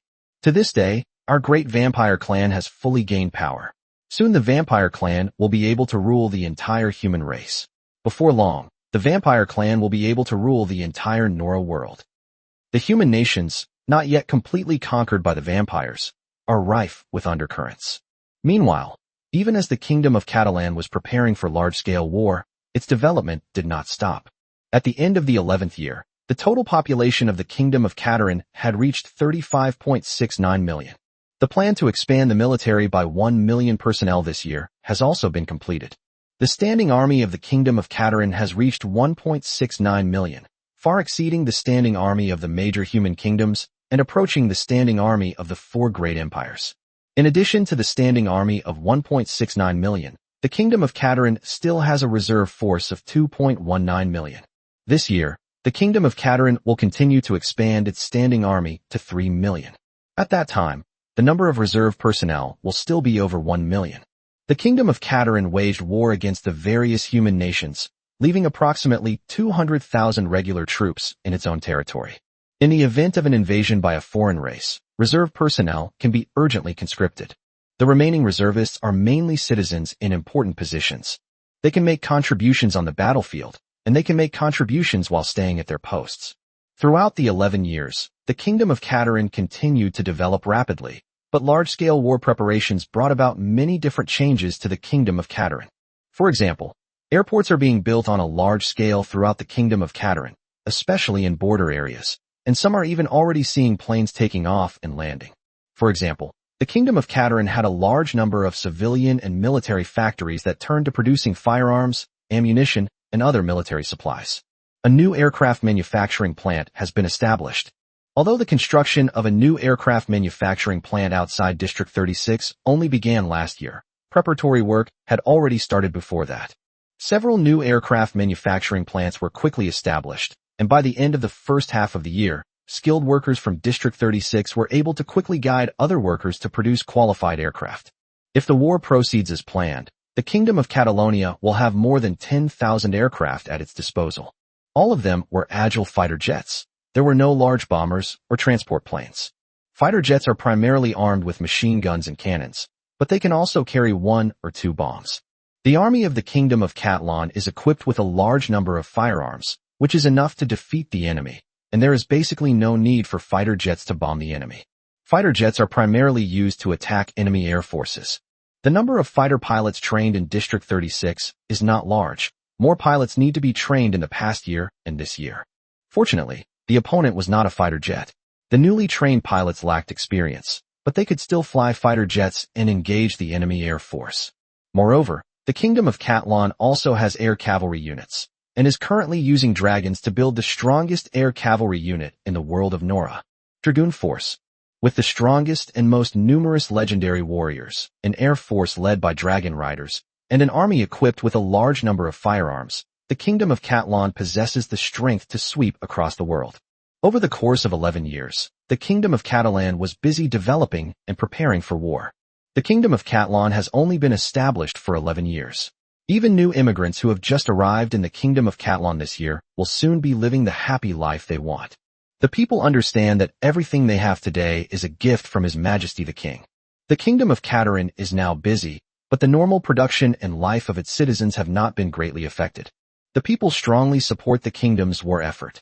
Conquering more land will make the kingdom stronger. The people also dream that one day, the Kingdom of Catalan could become the Catalan Empire, and once again become the strongest nation of humanity. Reg understood the importance of public opinion better than anyone, using newspaper content to guide the nation. A large number of young and middle-aged male citizens voluntarily signed up to join the army. Factory workers are also requesting overtime to allow the factory to produce more industrial products. Reg personally ushered in the industrial age, and initially, workers worked up to 11 hours a day. As time goes by, the number of hours a day that workers work is decreasing, and the lowest has reached 8 hours. Of course, these 8 hours are considered working hours, and rest time is calculated separately. Working hours have decreased, but wages have continued to increase. Among the 10 human kingdoms, the Kingdom of Catalan has the highest average income for its commoners. The Kingdom of Catalan was the first to usher in the industrial age. With the large-scale construction of railways by various human nations, the entire human race became a market for Catalan's goods. Reg helped the human nations develop their industries, but the technological advancements of the Kingdom of Catalan allowed Catalan's products to maintain their competitive edge. It could be due to lower costs or more innovative products. This brought more revenue to the Kingdom of Catalan, leading to a continuous increase in national income and eliminating the need to exploit workers to develop industry. In other human-dominated countries, nobles send miners to factories to make money, and workers receive little compensation if they are injured on the job. The people of the Kingdom of Catalan are living happily, attracting immigrants from all over the world every year. Chapter 377. The war is postponed by 1 year. As the Kingdom of Catalan prepared for war and expanded its military on a large scale, some changes in the Kingdom of Catalan became known to the outside world. For example, the increasing number of airplanes in the sky, and the new weapons equipped by the army of the Kingdom of Catalan. However, these events have not yet had a significant impact on the human race and the 100 Races Alliance. The current focus of the human race is on why the nobles of some countries refuse to launch expansionist wars. The monarchs investigated the matter, but the nobles joined forces to obstruct the investigation. The monarchs were clearly more concerned with the affairs of their own countries, and their attention to the Kingdom of Catalan had decreased. Unless the Kingdom of Catalan suddenly produces several legendary powerhouses, it won't attract attention. Moreover, the Kingdom of Catalan has done a good job of keeping secrets, making it difficult for outsiders to know the power of the Kingdom of Catalan's new weapons. On the side of the 100 Races Alliance, it will be even more difficult for the alien races to gather intelligence on the Kingdom of Catalan, as they have only seen the Kingdom of Catalan actively preparing for war. 11 years have passed, and the bear men are the most nervous, while the lion men are also on tenterhooks. As is customary, the human race will launch an attack in February of this year. The bear men are about to face the army of the Kingdom of Catalan, and the bear men are unable to withstand the army of the Kingdom of Catalan. It's unknown how much territory the Kingdom of Catalan will ultimately seize from the bear men. The lion men were worried that the Kingdom of Catalan would be dissatisfied with the bear men's lands and would turn around and invade the lion men's territory. Both the bear men and lion men tribes were prepared to retreat their large and small tribes northward and drive the weaker tribes southward. If the Kingdom of Catalan wants to kill, it should kill these weaker tribes. January is over, and February is over too. The Kingdom of Catalan did not send troops. The bear men and lion men were greatly surprised, as were the various human nations and the 100 Races Alliance. What happened? Why hasn't the Kingdom of Catalan sent troops? At this point, the Kingdom of Catalonia's cabinet released a message to the public. Due to insufficient national preparation, the war of expansion will be postponed until next year. Seeing this, the various human nations and the 100 Races Alliance stopped paying attention to the matter, but the bear men and lion men became terrified. The Kingdom of Catalan prepared for a year, and the bear men were all afraid that the Kingdom of Catalan would conquer all of their territory. Now, it's not a matter of fear anymore. The bear men believe that the Kingdom of Catalan, which has been preparing for 2 years, truly intends to conquer all of the bear men's territory. The terrified lion men believe that the territory of the bear men alone was not enough for the Kingdom of Catalan to conquer. After conquering all the bear men's territories, the army of the Kingdom of Catalan would attack the lion men and most likely occupy all of their territories. What should the bear men do? What should the lion men do? If the 100 Races Alliance doesn't take action, are they left with no choice but to retreat to the far north and hide? The Kingdom of Catalan paid no attention to what the bear men and lion men did, focusing instead on its own development. While the expansionist war was officially postponed for a year, the development of the Kingdom of Catalan continued, and war preparations also continued.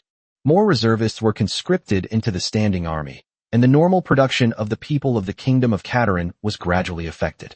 The cabinet hopes that this year's immigration will effectively supplement the workforce. In addition, the vacancies in the male workforce will be filled by citizens nearing adulthood and female citizens. The more the Kingdom of Catalan prepared for war, the more afraid the bear men and lion men became, and even the elephant men and snake men, who did not border the Kingdom of Catalan, grew afraid. At this point, the various human nations no longer paid attention to the Kingdom of Catalan. The emperors of the Glory Empire, the Griffin Empire, and the Violet Empire have requested legendary experts to investigate the situation of their respective noble families. Before long, the legendary experts made a discovery. When did these things become bloodthirsty monsters? Noble vampires? Immortals? Vampires can live forever by drinking blood? It's not that easy. This is a huge scam and conspiracy. More than half of the empire's nobles have been converted into vampires, and even more noble sons have also been converted into vampires. Vampires fear sunlight and cannot exert much combat power during the day, which explains why so many nobles refuse to launch expansionist wars. Vampires, aliens. Aliens must die. But so many nobles in the empire have become vampires. If we kill them, the country will be thrown into chaos. It seems that there are also legendary powerhouses among the vampires. Can vampires achieve immortality by drinking blood? It seems so. I need to study this carefully. If the price is relatively low, I also want to achieve immortality. The legendary figures who investigated the nobility, regardless of their inner thoughts, all told the emperor about the vampires. The emperors were terrified when they learned of the vampires. Unbeknownst to many, more than half of the nobles who ruled the country had become so-called vampires. This means that more than half of the country is now under the rule of vampires. As emperors, they were able to rule over less than half of the country's territory. If no vampires are discovered, many more nobles may quietly transform into vampires. In the future, it will be the vampires who rule the empire, not the emperor. What to do? How can we find a way to kill all the vampires and reclaim our rule over the country? However, so many nobles have already transformed into vampires, and it seems that there are legendary powerhouses among the vampires. If the vampires are wiped out, the country will suffer a heavy blow, regardless of whether it is successful or not. Just as the emperors of the three great empires were thinking about ways to deal with the vampires in each country sent representatives to meet with the emperors. Your Majesty, vampires are the highest and noblest race in the world of Nora. All vampires are able to live forever. I became a vampire voluntarily. Your Majesty, you only have a few decades left to live. The world is so beautiful, and the lifespan of humans is too short. Join us and become a vampire. You will still be the emperor of the empire. Your Majesty, you cannot stop the vampires. The kings of the Blackstone Kingdom, the Mage Kingdom, the Thousand Sails Kingdom, and the Emerald Kingdom have all become members of the vampires. It won't be long before the vampires rule the entire human race. Within the Glory Empire, the Griffin Empire, and the Violet Empire, the vampires have already gained considerable power. Despite their anger, the three emperors did not act rashly when faced with the vampires who came knocking on their door. Instead of immediately thinking about transforming into vampires, they were thinking about how to eliminate all vampires. This is the first thought of most normal people, because vampires are an alien race, and alien races should be eliminated. However, more than half of the nobles in the country have become vampires. If the government were to directly declare the extermination of all vampires, a nationwide civil war would break out. We must not engage in conflict with vampires until an effective solution is found. Therefore, all three emperors expressed a desire to carefully consider whether or not to become vampires. After their first meeting with the vampires, the emperors were filled with anger, worry, and unease, unsure of what the future held. Chapter 378 Violet 7 doesn't want to become a vampire. What choice will my father-in-law make? Reg stared curiously at the Violet Empire, wanting to know whether Violet 7 would reject the vampires or integrate into them. Reg doesn't care what choice Violet 7 makes. Reg's respect for Violet 7 does not mean that Reg will not kill Violet 7. Violet 7 is a monarch, and so is Reg. For a monarch, the national interest is of utmost importance. Reg will also respect Violet VII's choice. If Violet 7 rejects the vampires, Reg will save her life. Among the emperors of the Glory Empire, the Griffin Empire, and the Violet Empire, Violet 7 is the youngest, already over 100 years old. As a Silver Moon Realm transcendent, he has already lived half of his life. From the Violet Kingdom to the Violet Empire, and then to the Violet Empire briefly becoming the strongest human nation. The Violet Empire reached its zenith under Violet 7, whose achievements rivaled those of the founding monarch of the Violet Kingdom. Immortality is something people desire, but Violet 7 has her own pride and her own ideas. Violet 7 didn't want to become a bloodthirsty monster, didn't want to become an alien, and wanted to live as a human. Violet 7 gradually learns more about vampires. Vampires can achieve immortality by drinking blood, but they fear sunlight. Vampires transform humans into vampires through the embrace. The life and death of those in lower positions are in the hands of those in higher positions. Violet 7 was unwilling to become a member of another race, and even less willing to have her life and death in the hands of another vampire, even if that vampire was the progenitor of all vampires. In her subsequent interactions with the vampires, Violet 7 feigned compliance while secretly plotting to eliminate this formidable enemy. The legends of Arnold, Katarina, and Walsh are the most important forces in the Violet Empire. Violet 7 invited these three legendary figures to discuss how to eliminate the vampires. Unbeknownst to Violet 7, the vampires had already made contact with the Walsh legends, and the Walsh legends had even decided to join the vampires. At that time, the progenitor of the vampires will perform the embrace on the Walsh legend. The Walsh legend has not yet been transformed into the vampires, but through the Walsh legend, the vampires have already understood Violet VII's choice. The Vampire High Command decided that since Violet 7 was unwilling to integrate into the vampire clan, they would replace the Violet Empire with a new emperor. Yes, even though the vampires have completely taken over the human race will still be divided into countries, with nobles ruling over different territories. Even after becoming vampires, the nobles were still reluctant to give up their fiefdoms and wealth. Moreover, the people in the fiefdom were their source of food. The vampire elites didn't care about this, since they already held the lives of these nobles in their hands. Whatever the higher-ups in the vampire clan want, the lower-ranking vampires have to offer it up. Violet 7 is unwilling to integrate into the vampire clan. Let's see if Arnold Legend and Katarina are willing to do so. If the two legendary powerhouses of the Violet family are willing to transform into vampires, the throne of the Violet Empire will still belong to the Violet family, and a new emperor will be selected from among the Violet family. Leonard, the eldest son of Violet 7, is quite good.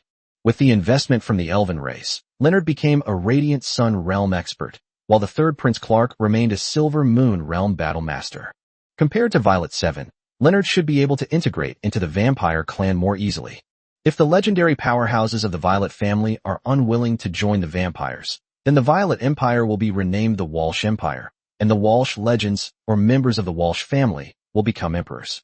Compared to the young Violet 7, Emperor Pigu V of the Griffin Empire was the oldest, already 180 years old. Pigu V was a Radiant Sun realm battle master, but his lifespan was only 200 years. Even with life-extending treasures, his lifespan would only be a few decades longer. Death is not far away, but more importantly, physical aging is a growing concern. Pigu V longed to get rid of this old body and have a younger one. At first, Pigu V was also afraid of vampires, but as he learned more about them, he gradually felt that becoming a vampire was a good thing. By sucking blood, one can achieve immortality without becoming ugly. Being afraid of sunlight is not a big deal.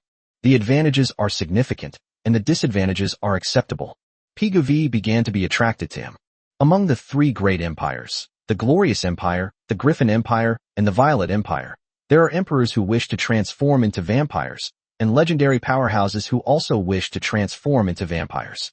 In addition, there are the Blackstone Kingdom, the Mage Kingdom, the Thousand Sails Kingdom, and the Emerald Kingdom, which have already been completely conquered. Of the 10 human kingdoms, only the Light Empire, the Night Kingdom, and the Kataran Kingdom were less affected or unaffected by the vampires. The commotion caused by the three great empires prompted the Light Empire and the Night Kingdom to also investigate their respective nobles. The vampire forces within the Light Empire and the Night Kingdom were ultimately somewhat weakened, and some information was uncovered through investigation.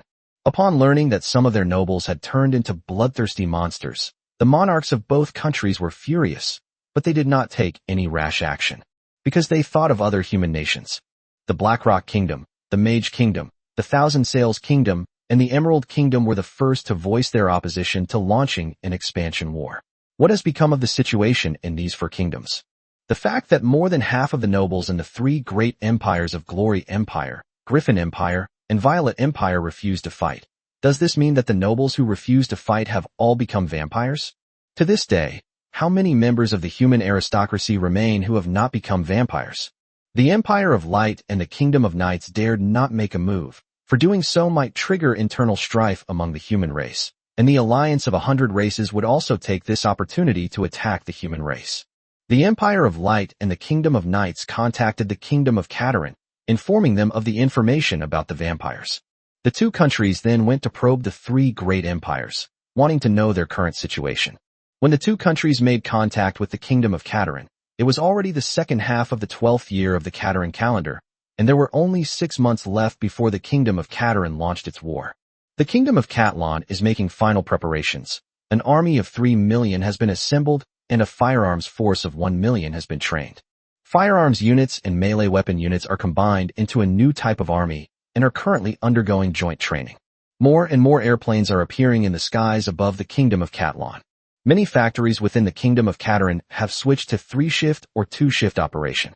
In particular, factories that produce military supplies such as firearms, ammunition, and aircraft keep running nonstop to continuously produce military supplies to meet the needs of war. The factory also produced a large number of pistols for use by officials. They work in other places and might encounter attacks, so they use handguns for self-defense. The vast majority of officials are not superhumans. They use pistols, which gives them the power to kill superhumans. Holding the pistols they had been given, the officials studying at the school grew increasingly confident about the impending war. Chapter 379 Vampire Infestation, Preparing for Action. In the latter half of the 12th year of the Catalan calendar, the Violet Empire gradually began to experience turmoil. The 4 people with the highest power and status in the Violet Empire are Violet 7, Arnold Legend, Katarina, and Walsh Legend.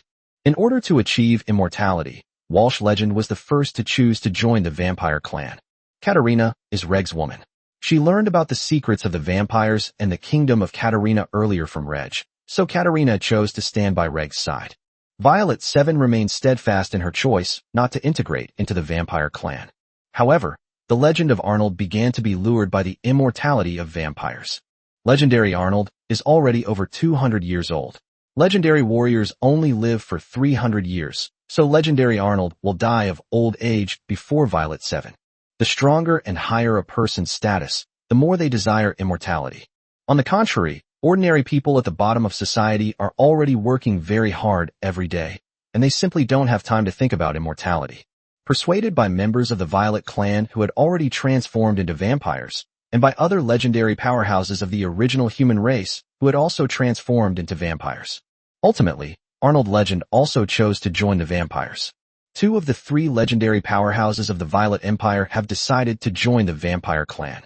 If Katarina hadn't yet decided to join the vampires, and if she weren't responsible for protecting Violet 7, the vampires would have formally confronted Violet 7. Violet 7 was given the choice between death or immortality. Upon learning that the legend of Arnold and the legend of Walsh had both sided with the vampires, Violet 7 was deeply distressed, and her heart began to waver. Violet 7 also desired immortality, but she did not want to become a bloodthirsty monster. If Katarina hadn't stood by Violet VII's side, Violet VII's resolve would likely have been even more shaken. With Katarina around, Violet VII's resolve was strengthened considerably. The Vampire High Command, considering Arnold's legendary decision to join the vampire clan, intended to allow the Violet family to continue ruling the Violet Empire. If Violet 7 is unwilling to become a noble vampire, then a new emperor will be chosen from within the Violet family. The news about vampires had already spread throughout the Violet family. Some members of the clan despise vampires, while others want to join them. Crown Prince Leonard soon expressed his desire to join the vampire clan. Violet 7 was very disappointed with her eldest son's performance. In the last few months of the year, information about the vampires had already spread among the noble classes of the 10 human kingdoms. Among the nobles in the Glory Empire, the Griffin Empire, and the Violet Empire who have not yet joined the vampire clan, many of them, after learning about the vampire clan and knowing that some of their old friends have become vampires, are filled with longing for the vampire clan. In the Empire of Light and the Kingdom of Nights, there are also many nobles who want to become vampires in order to achieve immortality. They didn't know about vampires before, nor did they know that becoming a vampire could grant them immortality. Now they know. They want to become vampires in order to achieve immortality. Even in the Kingdom of Catalan, some minor nobles aspire to become vampires. At present, the Kingdom of Catalan is still preparing for expansion wars with other races as its targets. The commoners and minor nobles have no idea that the Kingdom of Catalan's true targets are the other 9 human kingdoms and the vampires hiding among humans. They also did not know the true strength of the Kingdom of Catalan. The human aristocracy has already fallen into depravity. They didn't begin their depravity today, but rather a long time ago. However, by the early stages of the decline of the aristocratic class, the human race had already built up a considerable foundation, which enabled them to become the strongest race in the world of Nora. The appearance of Reg further expanded the advantage of the human race. The human aristocracy has long been corrupted, the most obvious example being the already destroyed Kingdom of Ted. Human nations joined forces to wage wars of expansion. Other nations either defeated the alien races or fought to a draw with them. Only the kingdom of Ted was frequently defeated by the alien races. When the kingdom of Tide still existed, it was the weakest of the 10 human kingdoms. The noble class of the kingdom of Ted has become severely corrupt and pleasure-seeking, causing the kingdom of Ted's military strength to decline rather than rise. As a result, the 100 Races Alliance invaded the human race, and the kingdom of Teed was directly destroyed by the 100 Races Alliance. Without Reg's appearance, and without the appearance of the vampires, Reg could not predict the future development of the human race in the world of Nora. The once corrupted aristocratic class is reborn through repeated crises, leading humanity to defeat the other races and become the rulers of the world of Nora. It is also possible that the human race and the other races will remain locked in a stalemate. It's even possible that humanity will begin to decline. Finally, the 12th year of the Catalan calendar came to an end. After a brief New Year holiday, Reg summoned the high-ranking officials of the Kingdom of Catalan to make final arrangements before launching a war. The 3 million-strong army has been assembled and trained, and can be deployed immediately even in the cold winter. Military supplies are almost overflowing, and many factories continue to produce them even in the cold winter. The officials in charge of managing various parts of the human race have also completed their training. Before launching the war, there are 2 important things to do: propaganda and killing legendary warriors from various races. The Kingdom of Catalan is preparing for war under the pretext of expanding its territory against other races. Now that they need to turn their attention to dealing with humans and vampires, they naturally need to conduct propaganda both domestically and internationally before the war breaks out. Internally, propaganda was used to make the people of the Kingdom of Catalan understand that the kingdom's war against the human nations was just. Humanity has reached its most dangerous moment. A contagious disease known as the Blood Clan has spread widely among the nobility in various human nations, turning many nobles into bloodthirsty monsters. Before long, the vampires will take control of the human race. Humans became slaves of the vampires, and the lives of humans were in the hands of the vampires. For the sake of humanity's future, the Kingdom of Catalan chose to send troops to eliminate all hidden vampires among humanity. In terms of external propaganda, the first step is to let the people of all nations know that the nobles have become bloodthirsty monsters. The second step is to let the people of all human races know that their relatives and friends have gone missing, and that it was all the work of the vampires, who killed them by sucking their blood. The third step is to make humans understand, hate, and resist vampires. Ideally, these should be armies originally belonging to nobles, as nobles who have become vampires can no longer mobilize them. If the vampires continue to command the armies of various countries, the Kingdom of Catalan could easily defeat these armies, but it would cause a large number of casualties. Death easily breeds hatred, which is detrimental to subsequent rule. Public opinion campaigns should be conducted before the outbreak of war. Before that, Reg needs to personally take action and kill the legendary powerhouses of each race. The legendary powerhouses of the 100 Races Alliance must be killed, the legendary powerhouses of the Blood Clan must be killed, and the legendary powerhouses of all human nations must also be killed. In the end, only the legendary powerhouses of the Kingdom of Catalan remained. Katarina now belongs to the Kingdom of Katarina. As the current pinnacle of combat power in the world of Nora, legendary powerhouses will inevitably cause some trouble for the Kingdom of Catalan. Since it's a problem, let's solve it first. Chapter 380 Legendary Twilight. Killing all the legendary powerhouses of the 100 Races Alliance has one major advantage. The Kingdom of Catalan launched an attack on other human nations, causing internal strife among humans. This presented a good opportunity for the 100 Races Alliance. The 100 Races Alliance will send troops to attack the human race, aiming to annihilate them. However, if the major clans of the 100 Clans Alliance want to send troops, they must obtain the consent of the legendary powerhouses. If a legendary expert disagrees, or if the legendary expert disappears, the likelihood of that race sending troops is extremely small. The Kingdom of Catalan is not afraid of the alliance of 100 races, but Reg still wants to unify the human race first before eliminating the other races. Reg began his operation, his first target not being the Bear Men, the old enemies of the Kingdom of Catalan, but rather the Lion Men, and then heading west. The legendary Lion Man lived incognito in a small tribe of Lion Men. He was a middle-aged Lion Man, the strongest in the tribe, but he did not become the tribe's leader. The female lions in the tribe all dream of becoming the wives of the lion legends. The lion men in the tribe could never have imagined that the strongest in the tribe would be the strongest in the entire lion man race, a legendary and powerful figure. The Lion Man legend lives a leisurely life here. Today, its leisurely life has come to an end. Reg, who had been secretly observing, was looking for an opportunity to be alone with the Lion Man legend when he suddenly teleported in. Before the Lion Man legend could react, he was killed by Reg's sword. Without leaving a trace of battle, Reg collected the Lion Man legend's corpse and teleported away. A few seconds later, Reg arrived in the far north, which was relatively close to the hiding place of the Bearman legend. Excluding the legendary powerhouses of the Kingdom of Catalan, the Bearman legend is the extraordinary individual who achieved the legendary status in the shortest time among all races in the Nora world. The various powerful races of the Human Race Alliance all possess some resources and treasures that can assist in advancing to the legendary realm. However, all the powerful races of the Human Kingdoms and the 100 Races Alliance are pursuing the inheritance of legendary legacies. Before a legendary powerhouse dies, a new legendary powerhouse must take over. The absence of a legendary strongman to succeed a powerful clan signifies its decline. Neither the human race nor the 100 Races Alliance is in a critical situation, and neither side is in a hurry to cultivate new legendary powerhouses. The Bearman race does hope to cultivate more legendary powerhouses, but their foundation is almost depleted, with only one Radiant Sun realm transcendent being remaining. In the past 2 years, the Lion Man race has also been considering cultivating new legendary powerhouses. The Bearman legend can be considered the weakest legendary powerhouse in the 100 Races Alliance. Therefore, the legendary Bearmen hid in the far north, where the cold had no effect on them. The Bearman legend created a secluded place, not to enjoy life, but to diligently cultivate.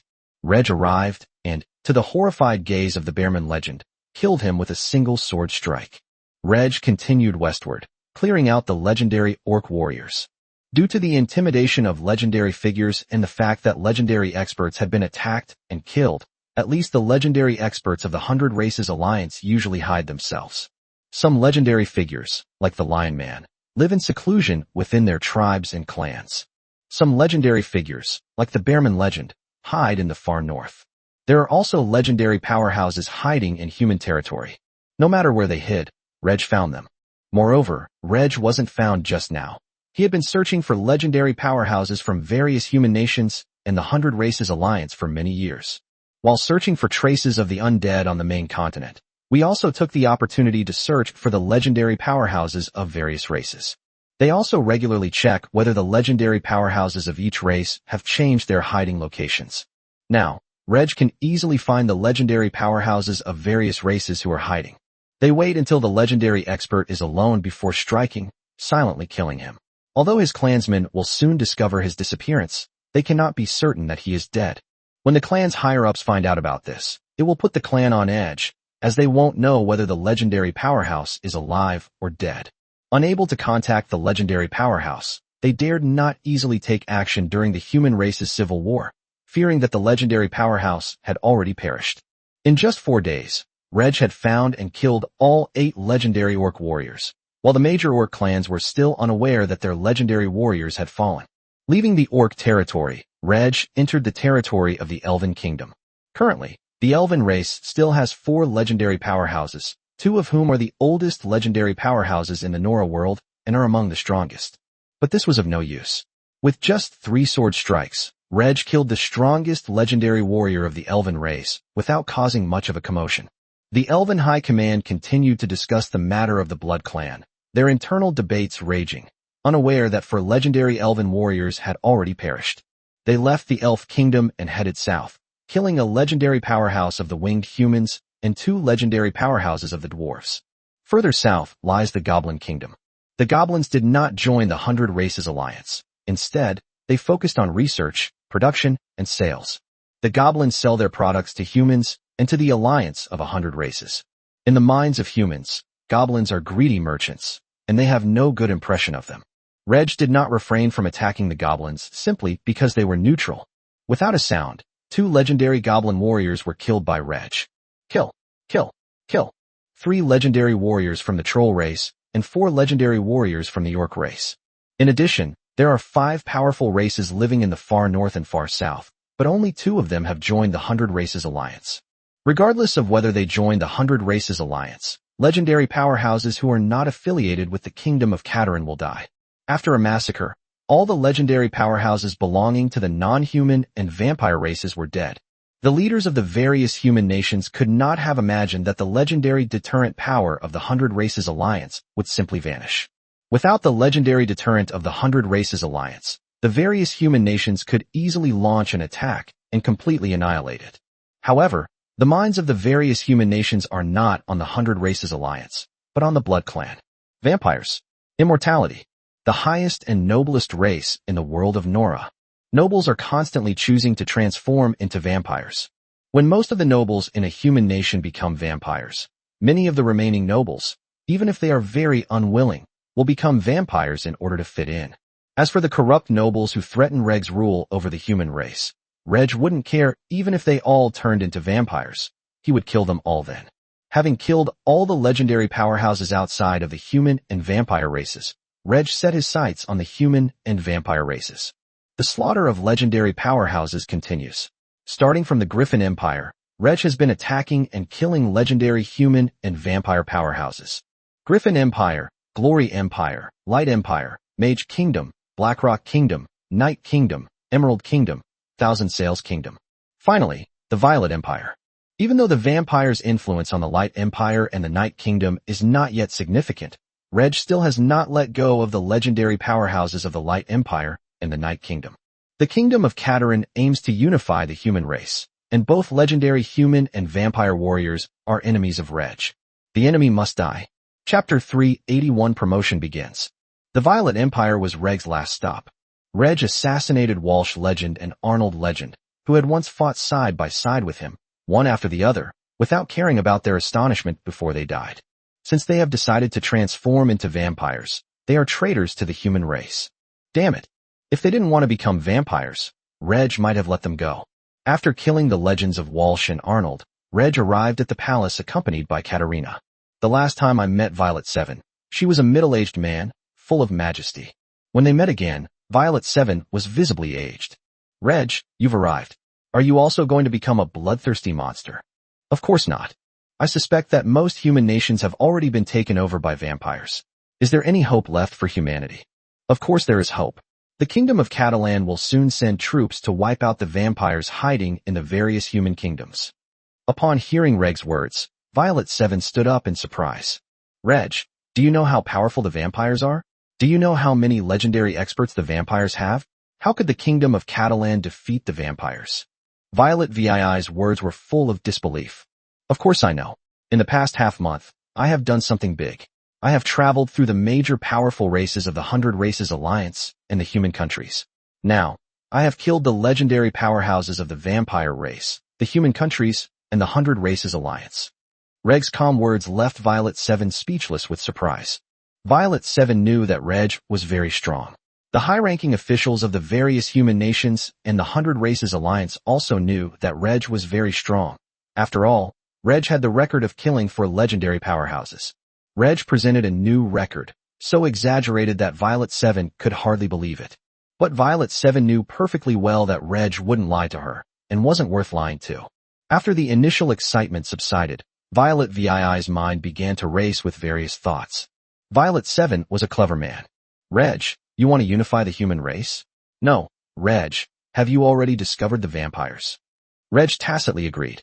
Violet 7 slumped on the throne. Reg killed all the legendary powerhouses of the alien races, including vampires, which meant that the human race had turned the tide.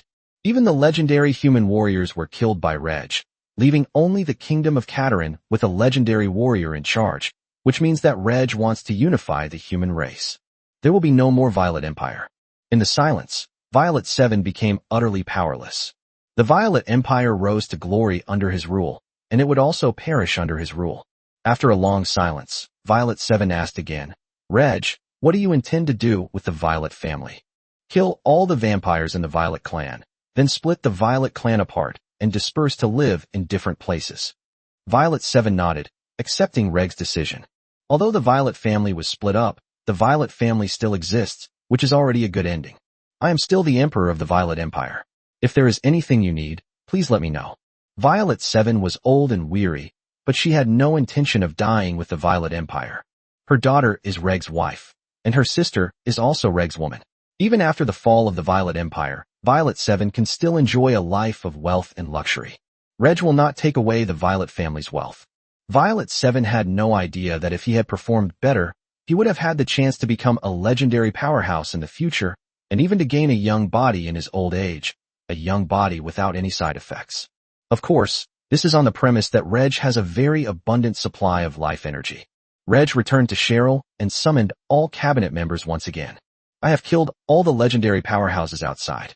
The remaining legendary powerhouses in the Nora world belong to the Kingdom of Catalan. Start the propaganda campaign, and the army should also prepare for the expedition. Yes. The printing presses of the Kingdom of Catalan had already printed a large number of brochures revealing information about vampires. They were beautifully made and all in color, so even illiterate people could understand the meaning of the pictures. The nobles have become bloodthirsty monsters. People are going missing because they were killed by the nobles. Everyone will become food for the vampires. Winter is not over yet, but after the public opinion campaign has been going on for a while, it will be February, and the Kingdom of Catalan will be able to send out its troops. Now, in order to conduct propaganda abroad, the legendary strongmen and air force of the Kingdom of Catalan have mobilized. The Dragon Rider troops trained on Dragon Island have all arrived in the Kingdom of Catalan. All the legendary warriors and all the air force units carried large quantities of brochures. The Kingdom of Catalana concentrates most of its spatial equipment for use, making it easier for air force units to carry more brochures. The legendary powerhouses and air force have already set off with brochures, ready to drop them on the cities of the human race's various nations. Villages will be skipped for now. Meanwhile, newly published newspapers in the Kingdom of Catalan began to carry information about vampires. Humanity is in danger. It turns out that the human race's routine expansion wars have been suspended because of a terrifying bloodthirsty monster. The monster feeds on blood, fears sunlight, and is rumored to be able to gain more lifespan by sucking blood, attracting nobles in other human countries to become monsters. The calamity of the vampires. Humans are about to become slaves and food for the vampires. Several human nations have already fallen under vampire control. Humans must unite to resist vampire rule. The terrifying vampires. Unbeknownst to many, those corrupt and backward nobles among the human race have actually been possessed by vampires. From now on, the human race will be reduced to slaves and food for vampires. It's too horrible. The people of the Kingdom of Catalan were shocked when they saw the information in the newspaper. Not to mention the people of the Kingdom of Catalan, ordinary people in most human countries are unaware of vampires. Information about vampires only circulates among the nobility. Upon first hearing about vampires, the Kingdom of Catalan intensified its negative propaganda against them, directly leading to widespread hatred and fear of vampires among the people of Catalan. How terrifying. Does our Kingdom of Catalan have any bloodthirsty monsters? I don't want to be sucked to death by blood. His Majesty the Great King must have discovered the vampires in advance. Our Kingdom of Catalan is the most unique among the 10 human kingdoms, and the vampires cannot affect our Kingdom of Catalan. Vampires are monsters. They feed on blood. All vampires deserve to die. We must kill all vampires. If someone goes missing or dies unexpectedly in our kingdom, it will be investigated very quickly, so vampires dare not operate in our kingdom. However, it is not necessarily the case in other human countries. There are corrupt and backward nobles everywhere. Nobles have turned into vampires, and I don't know how many people have been killed by vampires. The people of the Kingdom of Catalan easily learned about vampires through newspapers. Guided by the newspapers, the people developed aversion and disgust towards vampires, and many even believe that the kingdom should send troops to find and kill all vampires. This reflects the people's trust in the king and the kingdom. They believe whatever the newspapers say. Before long, the people of the Kingdom of Catalan will strongly support the kingdom's military intervention against the human nations. Chapter 382: The Chaos Caused by the Brochure. Reg teleported directly to the Light Empire, the human nation furthest from the Kingdom of Catalan. Even though more nobles in the Night Kingdom and the Light Empire have transformed into vampires, and more nobles aspire to become vampires in the past 6 months, they still only account for a little over 1/3 of the country's total number of nobles. If the monarchs of both countries are willing, they can eliminate their own vampires at a great cost. The problem is not just a problem for the Night Kingdom and the Empire of Light, but for the entire human race. Once most human nations fall under the control of the vampires, the Night Kingdom and the Empire of Light will be powerless to resist them. It's important to understand that when dealing with vampires, nobles have more than just options: integration or rejection. They can also remain neutral. Neutrality means being a fence-sitter, choosing to join or resist the vampires, depending on how the situation develops. Under these circumstances, neither the Night Kingdom nor the Empire of Light dared to act rashly. Reg didn't care whether the Light Empire took any action, nor did he care how many nobles of the Light Empire had been converted into vampires. As brochures were scattered throughout the cities of the Bright Empire, Reg planned to turn all the nobles of the Bright Empire into vampires. War is bloody. The reason for the Kingdom of Catalan's military campaign was to purge the vampires, making it easier for Reg to target the corrupt and backward nobles of various human nations. Many nobles are unwilling to become vampires, but they are staunch supporters of the noble fiefdom system and are also targets of Reg's attacks. Basically, all the nobles of the human race are enemies of Reg, regardless of whether they have transformed into vampires. A large number of beautifully produced promotional materials fell from the sky. Soon, someone picked up the brochure from the ground and began to look at it. Illiterate people can learn some information through pictures. The more literate a person is, the more terrified they become as they look at the brochures. So that's how it is. The Lord has turned into a bloodthirsty monster. The missing people have all been eaten by the Lord. This is terrifying. I can't stay in the city anymore. I need to go to the countryside to hide. Run? Those high and mighty nobles have turned into monsters. If we don't run now, we'll be eaten by them at any time. Could this be fake? How could the Lord turn into a monster? I saw the Lord just yesterday. I believe it's true. The Lord has turned into a monster. He's in disguise now. The reason why so many people have gone missing without a trace can only be that they were eaten by a monster. Upon seeing the contents of the brochure, the residents of the cities fled in terror with their families, heading towards villages far away from the cities. It's better to believe it exists than to believe it doesn't. The frequent disappearances are not to be taken lightly. They might just be nobles turning into monsters. It's best to flee far away first, and if it's a hoax, then come back. While the nobles' territories and armies were also in turmoil over the vampires, many nobles were in a state of panic. Where did these brochures come from? Send men to collect them all. Anyone who dares to keep a brochure or talk about vampires will be executed. Something's not right. Information about vampires is only circulating among the nobles for now. Who made this public? There's something wrong here, a big problem. Who wants to take action against vampires? Is it His Majesty the Emperor? Damn it. The army is disobeying my orders and wants me to prove I'm not a monster. They eat and drink my food, yet they don't obey my orders. Well, give them all back. Our vampire clan has already gained the upper hand. No matter how much we resist, it will be useless. Soon, the vampire clan will completely rule the human race, and all those who resist will be killed without mercy. Through the brochures, the people of the 9 human kingdoms quickly learned that the nobles had turned into bloodthirsty monsters. Even if the brochures were only distributed within the city, as the city's residents fled to the villages, they also brought the brochures or information to the villages, letting more people know about it. The normal production and daily life of the 9 human kingdoms have been greatly affected by the propaganda brochure. Civilians without the power to fight back have no choice but to flee when faced with the contents of the brochure. The nobles' territorial armies did not dare to attack the Lord directly, but instead hoped that the Lord would prove himself first. Many vampires angrily turned against the army they had built. This further confirmed to the officers and soldiers that their Lord had indeed turned into a monster. Otherwise, how could such a small act of self-proof have enraged the Lord to the point of killing someone? Some territorial armies launched an attack on the vampires, and many vampires, whose strength had been greatly reduced during the day, were indeed surrounded and killed by their own territorial armies. Many more vampires chose to flee, planning to return at night to fight back.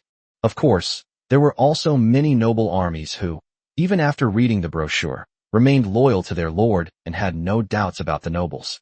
It is normal for a territorial army to be loyal to its lord, especially among old noble families. The middle and upper-ranking officers of the territorial army are often sons of nobles, who firmly control the army. On the contrary, newly promoted minor nobles are more likely to have their territorial armies disobey their lord's orders and demand that the lord prove himself. Regardless, the 9 human kingdoms have fallen into chaos because of the brochure and the vampires. The vampires are trying to regain control of the army and restore order to their territory as soon as possible. Vampires also need order, not the indiscriminate killing of humans as slaves and food. The brochures were personally distributed by legendary figures from the Kingdom of Catalan, making them difficult to detect. Propaganda leaflets distributed by dragoons, regular air cavalry, or even aircraft are easily spotted by people on the ground.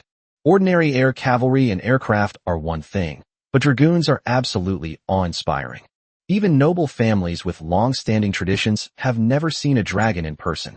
Now, the dragon has appeared, its enormous body and majestic appearance representing invincible power. Some extraordinary individuals noticed that there were people on the dragon's back. Some people ride dragons. Who can ride a legendary dragon? More importantly, the pamphlets distributed by the Dragon Knights claimed that nobles had all turned into bloodthirsty monsters. What exactly happened? The story of dragons and vampires spread rapidly in some countries. The 9 human kingdoms gradually descended into chaos, with bloodshed occurring everywhere, but for the human race as a whole, it was still within an acceptable range. If the Kingdom of Catalan did not conduct prior propaganda, there would only be more casualties after the war broke out, and the Kingdom of Catalan would have to make it more difficult to govern the various regions. The distribution of brochures led to the widespread dissemination of information about the vampires, causing turmoil in the 9 human kingdoms. At this time, the vampire leaders and the leaders of the various kingdoms were all searching for their respective legendary powerhouses. They wanted to obtain more information from the legendary powerhouse. The brochures were even distributed in the capitals of various countries, yet no legendary powerhouse intervened to stop their distribution. They searched for the legendary expert, only to find that he had vanished without a trace. Where have the legendary powerhouses gone? Should we go find the people handing out brochures? The more chaotic the times, the more a strong leader is needed to bring order and restore stability quickly. Chapter 383. War begins in the name of eradicating the vampire clan. The matter concerning the vampires escalated rapidly. The common people of the 10 human kingdoms generally fear the vampires and hope to exterminate them all. Many extraordinary individuals from the lower classes aspire to become vampires. Some noble territories' armies disobeyed the commands of their lords, who had become vampires. The army of the Kingdom of Catalan converged on the border with the Kingdom of Thousand Sails and the Violet Empire. Information about the vampires and the internal strife within the human race has already spread beyond human territory. Humanity is in turmoil? What are vampires? What an evil race. I hope the vampires can deal a heavy blow to humanity. Prepare to assemble a large army. Once the human race is severely damaged by the vampires, it will be the best time for our race to send troops. There is still no news of our clan's legendary expert. Could it be related to the human or vampire race? I hope our clan's legendary expert is safe and sound. Let's assemble the army first. If we want to send troops, we should contact the legendary expert first. Just in case something unexpected happens, the legendary expert suddenly disappeared without saying a word. There's something wrong here. On the morning of February 1st, 2 articles by Reg were published in the mainstream newspaper of the Kingdom of Catalan. One article is a letter to all citizens of the nation, and the other is a letter to all fellow peoples of the Chinese nation. In both articles, Reg stated that humanity has reached its most dangerous moment. The corrupt and decadent aristocratic class has sided with the evil vampires, and humanity is about to be ruled by the vampires, with all humans becoming slaves and food for them. For the future of humanity and for future generations, the Kingdom of Catalan has officially launched a military campaign against all human nations to eradicate all vampires and those associated with them. The people of the Kingdom of Catalan were the first to see Reg's article in the newspaper, and they became excited as they read it. Send troops. Send troops. Kill all the vampires. We do not want to be enslaved by vampires, nor do we want to become their food. Your Majesty must lead the army to exterminate all vampires. His Majesty the King is invincible. The kingdom's army will surely prevail. Just as the newspapers were going on sale, the million-strong army of the Kingdom of Catalan marched south in 2 columns. They launched attacks on both the Thousand Sails Kingdom and the Violet Empire. Each army was further divided into 2 advance methods. The vanguard troops took the enemy by train, catching them off guard and quickly seizing control of the railway line, the train station, and the city where the train station was located. Larger groups also crossed the border by car, horse, or on foot. The army of the Kingdom of Catalan's attack on the Violet Empire was particularly successful because the army of the Kingdom of Catalan had obtained a warrant from Emperor Violet VII of the Violet Empire. No noble or military officer who is willing to obey Violet VI's orders will stand in the way of the Kingdom of Catalan's army. However, A large number of nobles in the Violet Empire have already transformed into vampires. The nobles, with their loyal army, attempted to stop the advance of the Kingdom of Catalan, but their forces were easily routed by the musket fire of the Kingdom of Catalan. The nobles who became vampires were also killed by superhumans. Mithril can inflict massive damage on vampires, but normal attacks can also kill them. Once a vampire is weakened to the point of losing its ability to regenerate, it will die completely. The vampires were killed, the army loyal to the nobles was defeated, and the local Violet Empire people were excited. Great! We've finally killed the monster. We don't have to worry about being killed and eaten by it anymore. It's the army of the Kingdom of Catalan. The Kingdom of Catalan was originally one of our Violet Empires. Welcome to the army of the Kingdom of Catalan. The people of the Violet Empire warmly welcomed the arrival of the Kingdom of Catalan's army, while the Kingdom of Thousand Sails also welcomed the army of the Kingdom of Catalan. Entering human nations under the guise of eradicating vampires proved to be an easy way to gain acceptance from the populace. Relying on the extensive railway network, the army of the Kingdom of Catalan advanced rapidly. Even if a section of the railway was damaged, soldiers would quickly disembark from the trains to repair it. The superhuman was too strong to outrun the rails, so he reconnected the railway. Clever vampires knew how to sabotage the railway, so the Kingdom of Catalana would naturally prepare in advance. The army included railway workers and used space equipment to carry rails. The railway technology used by all human nations was provided by the Kingdom of Catalan, and the railways built by all human nations followed a single standard, making them very convenient. The invincible army of the Kingdom of Catalan advanced rapidly through the Kingdom of Thousand Sails and the Violet Empire. No army could stop the army of the Kingdom of Catalan. As armies loyal to the nobles were swiftly defeated, the vampires lost their will to resist and retreated incessantly, searching everywhere for the whereabouts of legendary vampire warriors. The army of the Kingdom of Catalan is too powerful. Only legendary experts can stop it. Where are our vampire clan's legendary powerhouses? The vampires do not know where the legendary warriors are, but legendary warriors from the Kingdom of Catalan have appeared in the Violet Empire and the Kingdom of Thousand Sails. With all the legendary vampires killed by Reg, the legendary vampires of the Kingdom of Catalan have begun to target those below the legendary level. Soon, the vampires discovered something even more terrifying. Why does the Kingdom of Catalan have so many legendary powerhouses? We vampires' legendary powerhouses, come out and stop the Kingdom of Catalan's legendary powerhouses. In just 1 week, the army of the Kingdom of Catalan advanced from the northernmost to the southernmost part of the Kingdom of Thousand Sails via the railway. The army that reached the southernmost point of the Kingdom of Thousand Sails, the Kingdom of Catalan, continued south without hesitation, entering the Griffin Empire. The air force of the Kingdom of Catalan has caught up with this army. In the Griffin Empire, there is a powerful air force, the Griffin Legion, which the air force of the Kingdom of Catalan needs to deal with. As time passed, news of the Kingdom of Catalan's military expedition against the Kingdom of Thousand Sails and the Violet Empire spread rapidly. Vampires from the Thousand Sails Kingdom and the Violet Empire fled their countries, seeking to escape the army of the Kingdom of Catalan. The vampires of the two countries brought terrible news to the vampires of other human nations. The army of the Kingdom of Catalan is incredibly powerful. They cannot withstand it. News of the war breaking out within the human race even spread beyond the human territory. The Lionmen and Bearmen did not receive news of the Catalan Kingdom's army's invasion, but instead received news of the Catalan Kingdom's army attacking the Thousand Sails Kingdom and the Violet Empire. The leaders of both clans were so excited they almost cried. The Kingdom of Catalan is very strong, but I don't believe that the Kingdom of Catalan can defeat other human nations on its own.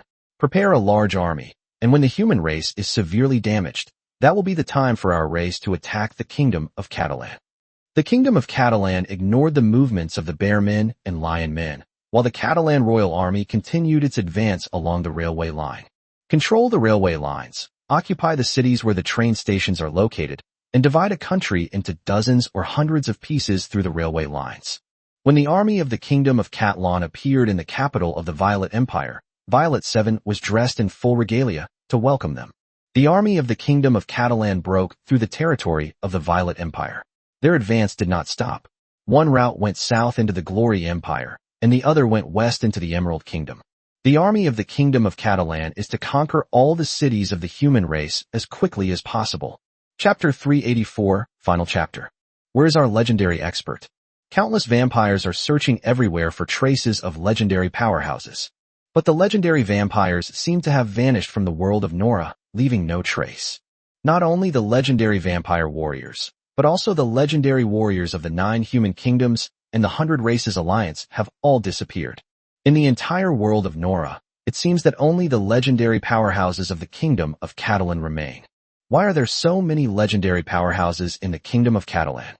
As is widely known, the kingdom of Catalan has only 2 legendary figures, King Reg Catalan and Prime Minister Words Leighton. It seems that more than 10 legendary powerhouses have now appeared in the kingdom of Catalan. In the past, apart from humans, no other race had ever surpassed the kingdom of Catalan in the number of legendary powerhouses. The problem is that so many legendary powerhouses have emerged from the kingdom of Catalan, but not a single legendary powerhouse has appeared outside of the kingdom of Catalan. There's a problem here, a huge problem. Problems are useless. Only legendary experts can deal with other legendary experts. The legendary experts of the kingdom of Catalan have no rivals to stop them. The legendary vampires were the first to fall, and now the radiant vampires are also being attacked by legendary powerhouses from the kingdom of Catalan. Currently, the vampire clan has almost no high-ranking members in command. However, the vampires below are more proactive. They slightly damage the railway in the early stages, but in the mid-game, they actually cause large-scale damage to the railway. After the army of the kingdom of Catalan conquered the Griffin Empire and the Emerald Kingdom, their advance slowed down. With the railway extensively damaged, the army of the kingdom of Catalan could no longer advance rapidly by train. Fortunately, the kingdom of Catalan still had a large number of vehicles, and the army continued its advance by car, although at a slower speed than by train. The army of the kingdom of Catalan continued its advance. The lower and middle-class vampires were already in a panic. Seeing that the higher-class vampires were in command and could not withstand the army of the kingdom of Catalan, the lower and middle-class vampires had no choice but to flee. This escape eventually led them to the Light Empire, which was disliked by the vampires. Originally, the Radiant Empire saw that the kingdom of Catalan had sent troops to wipe out the vampires, and the situation was very favorable. Although their own legendary powerhouse was gone, the high command of the Light Empire still made a decision to wipe out the vampires in their country. Before many vampires had been killed, a large number of vampires from outside the Radiant Empire entered the Radiant Empire, which quickly worsened the situation in the Radiant Empire. Half of the human race's territory has been occupied by the kingdom of Catalan, and the Catalan army continues its advance. In the areas occupied by the army of the kingdom of Catalan, the people generally welcomed the arrival of the army, hoping to drive away or kill the terrible vampires. The internal strife among humans has become quite significant, and some races that are quick to gather intelligence sense that the kingdom of Catalan may have the potential to unify the human race. If we wait until the army of the kingdom of Catalan occupies all of the human lands before launching an attack, it may be too late. The 100 Races Alliance immediately requested the Bearmen and Lionmen to send troops to the kingdom of Catalan, and other races would soon follow suit. We must seize this opportunity to severely damage or even annihilate the human race. After some hesitation, the leaders of the Bearmen and Lionmen tribes finally decided to send troops. In late March, 2 armies of orcs arrived at the border of the kingdom of Catalan, only to be easily defeated by the kingdom of Catalan's army, which numbered only 1/10 of the total. The various races of the 100 Races Alliance also sent troops one after another, but when they encountered the army of the kingdom of Catalan, they were all easily defeated. Reg also gained some life energy as a bonus. The various armies of the 100 Clans Alliance suffered a crushing defeat, and the Vampire Clan, having lost its leadership, was in utter chaos. As June arrived, the Dragon Cavalry led the charge, and the army of the kingdom of Catalan invaded the last human nation, the Empire of Light.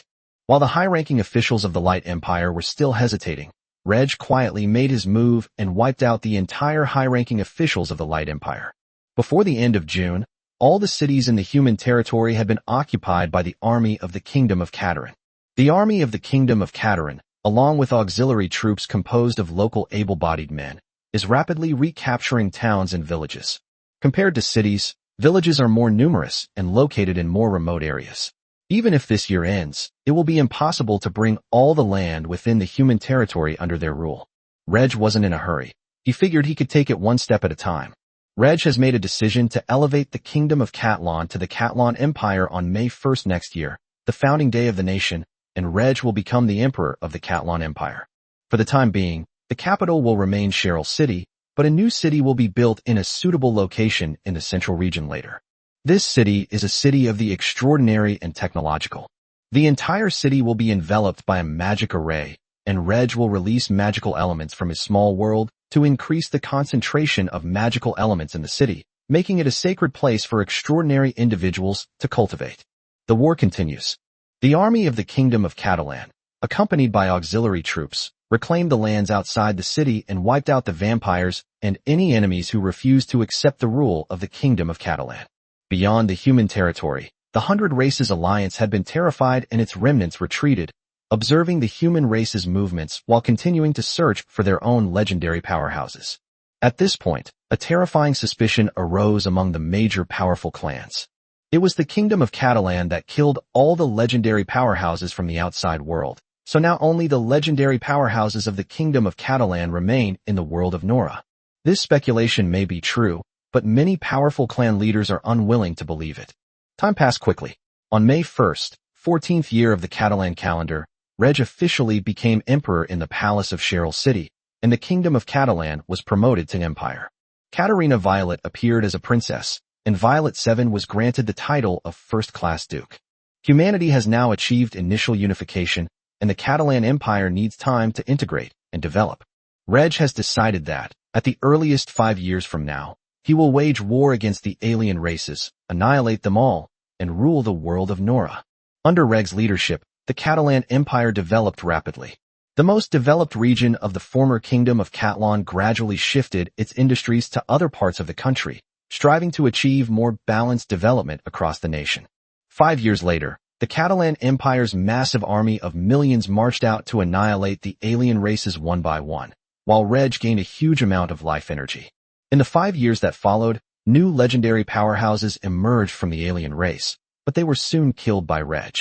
During his conquest of alien races, Reg's mage level also reached legendary perfection. Having reached the legendary level in both the Battlemaster and Mage realms, Reg began his journey to becoming a saint. As his soul and body begin to transform, Reg's lifespan continues to increase. The Catalan Empire's army wiped out the alien races on land, and then, led by a legendary powerhouse, launched an attack on the alien races in the sea. 10 years later, the entire world of Nora was under the rule of the Catalan Empire. The remaining alien races in the world of Nora are either vassals of the human race or slaves of the human race.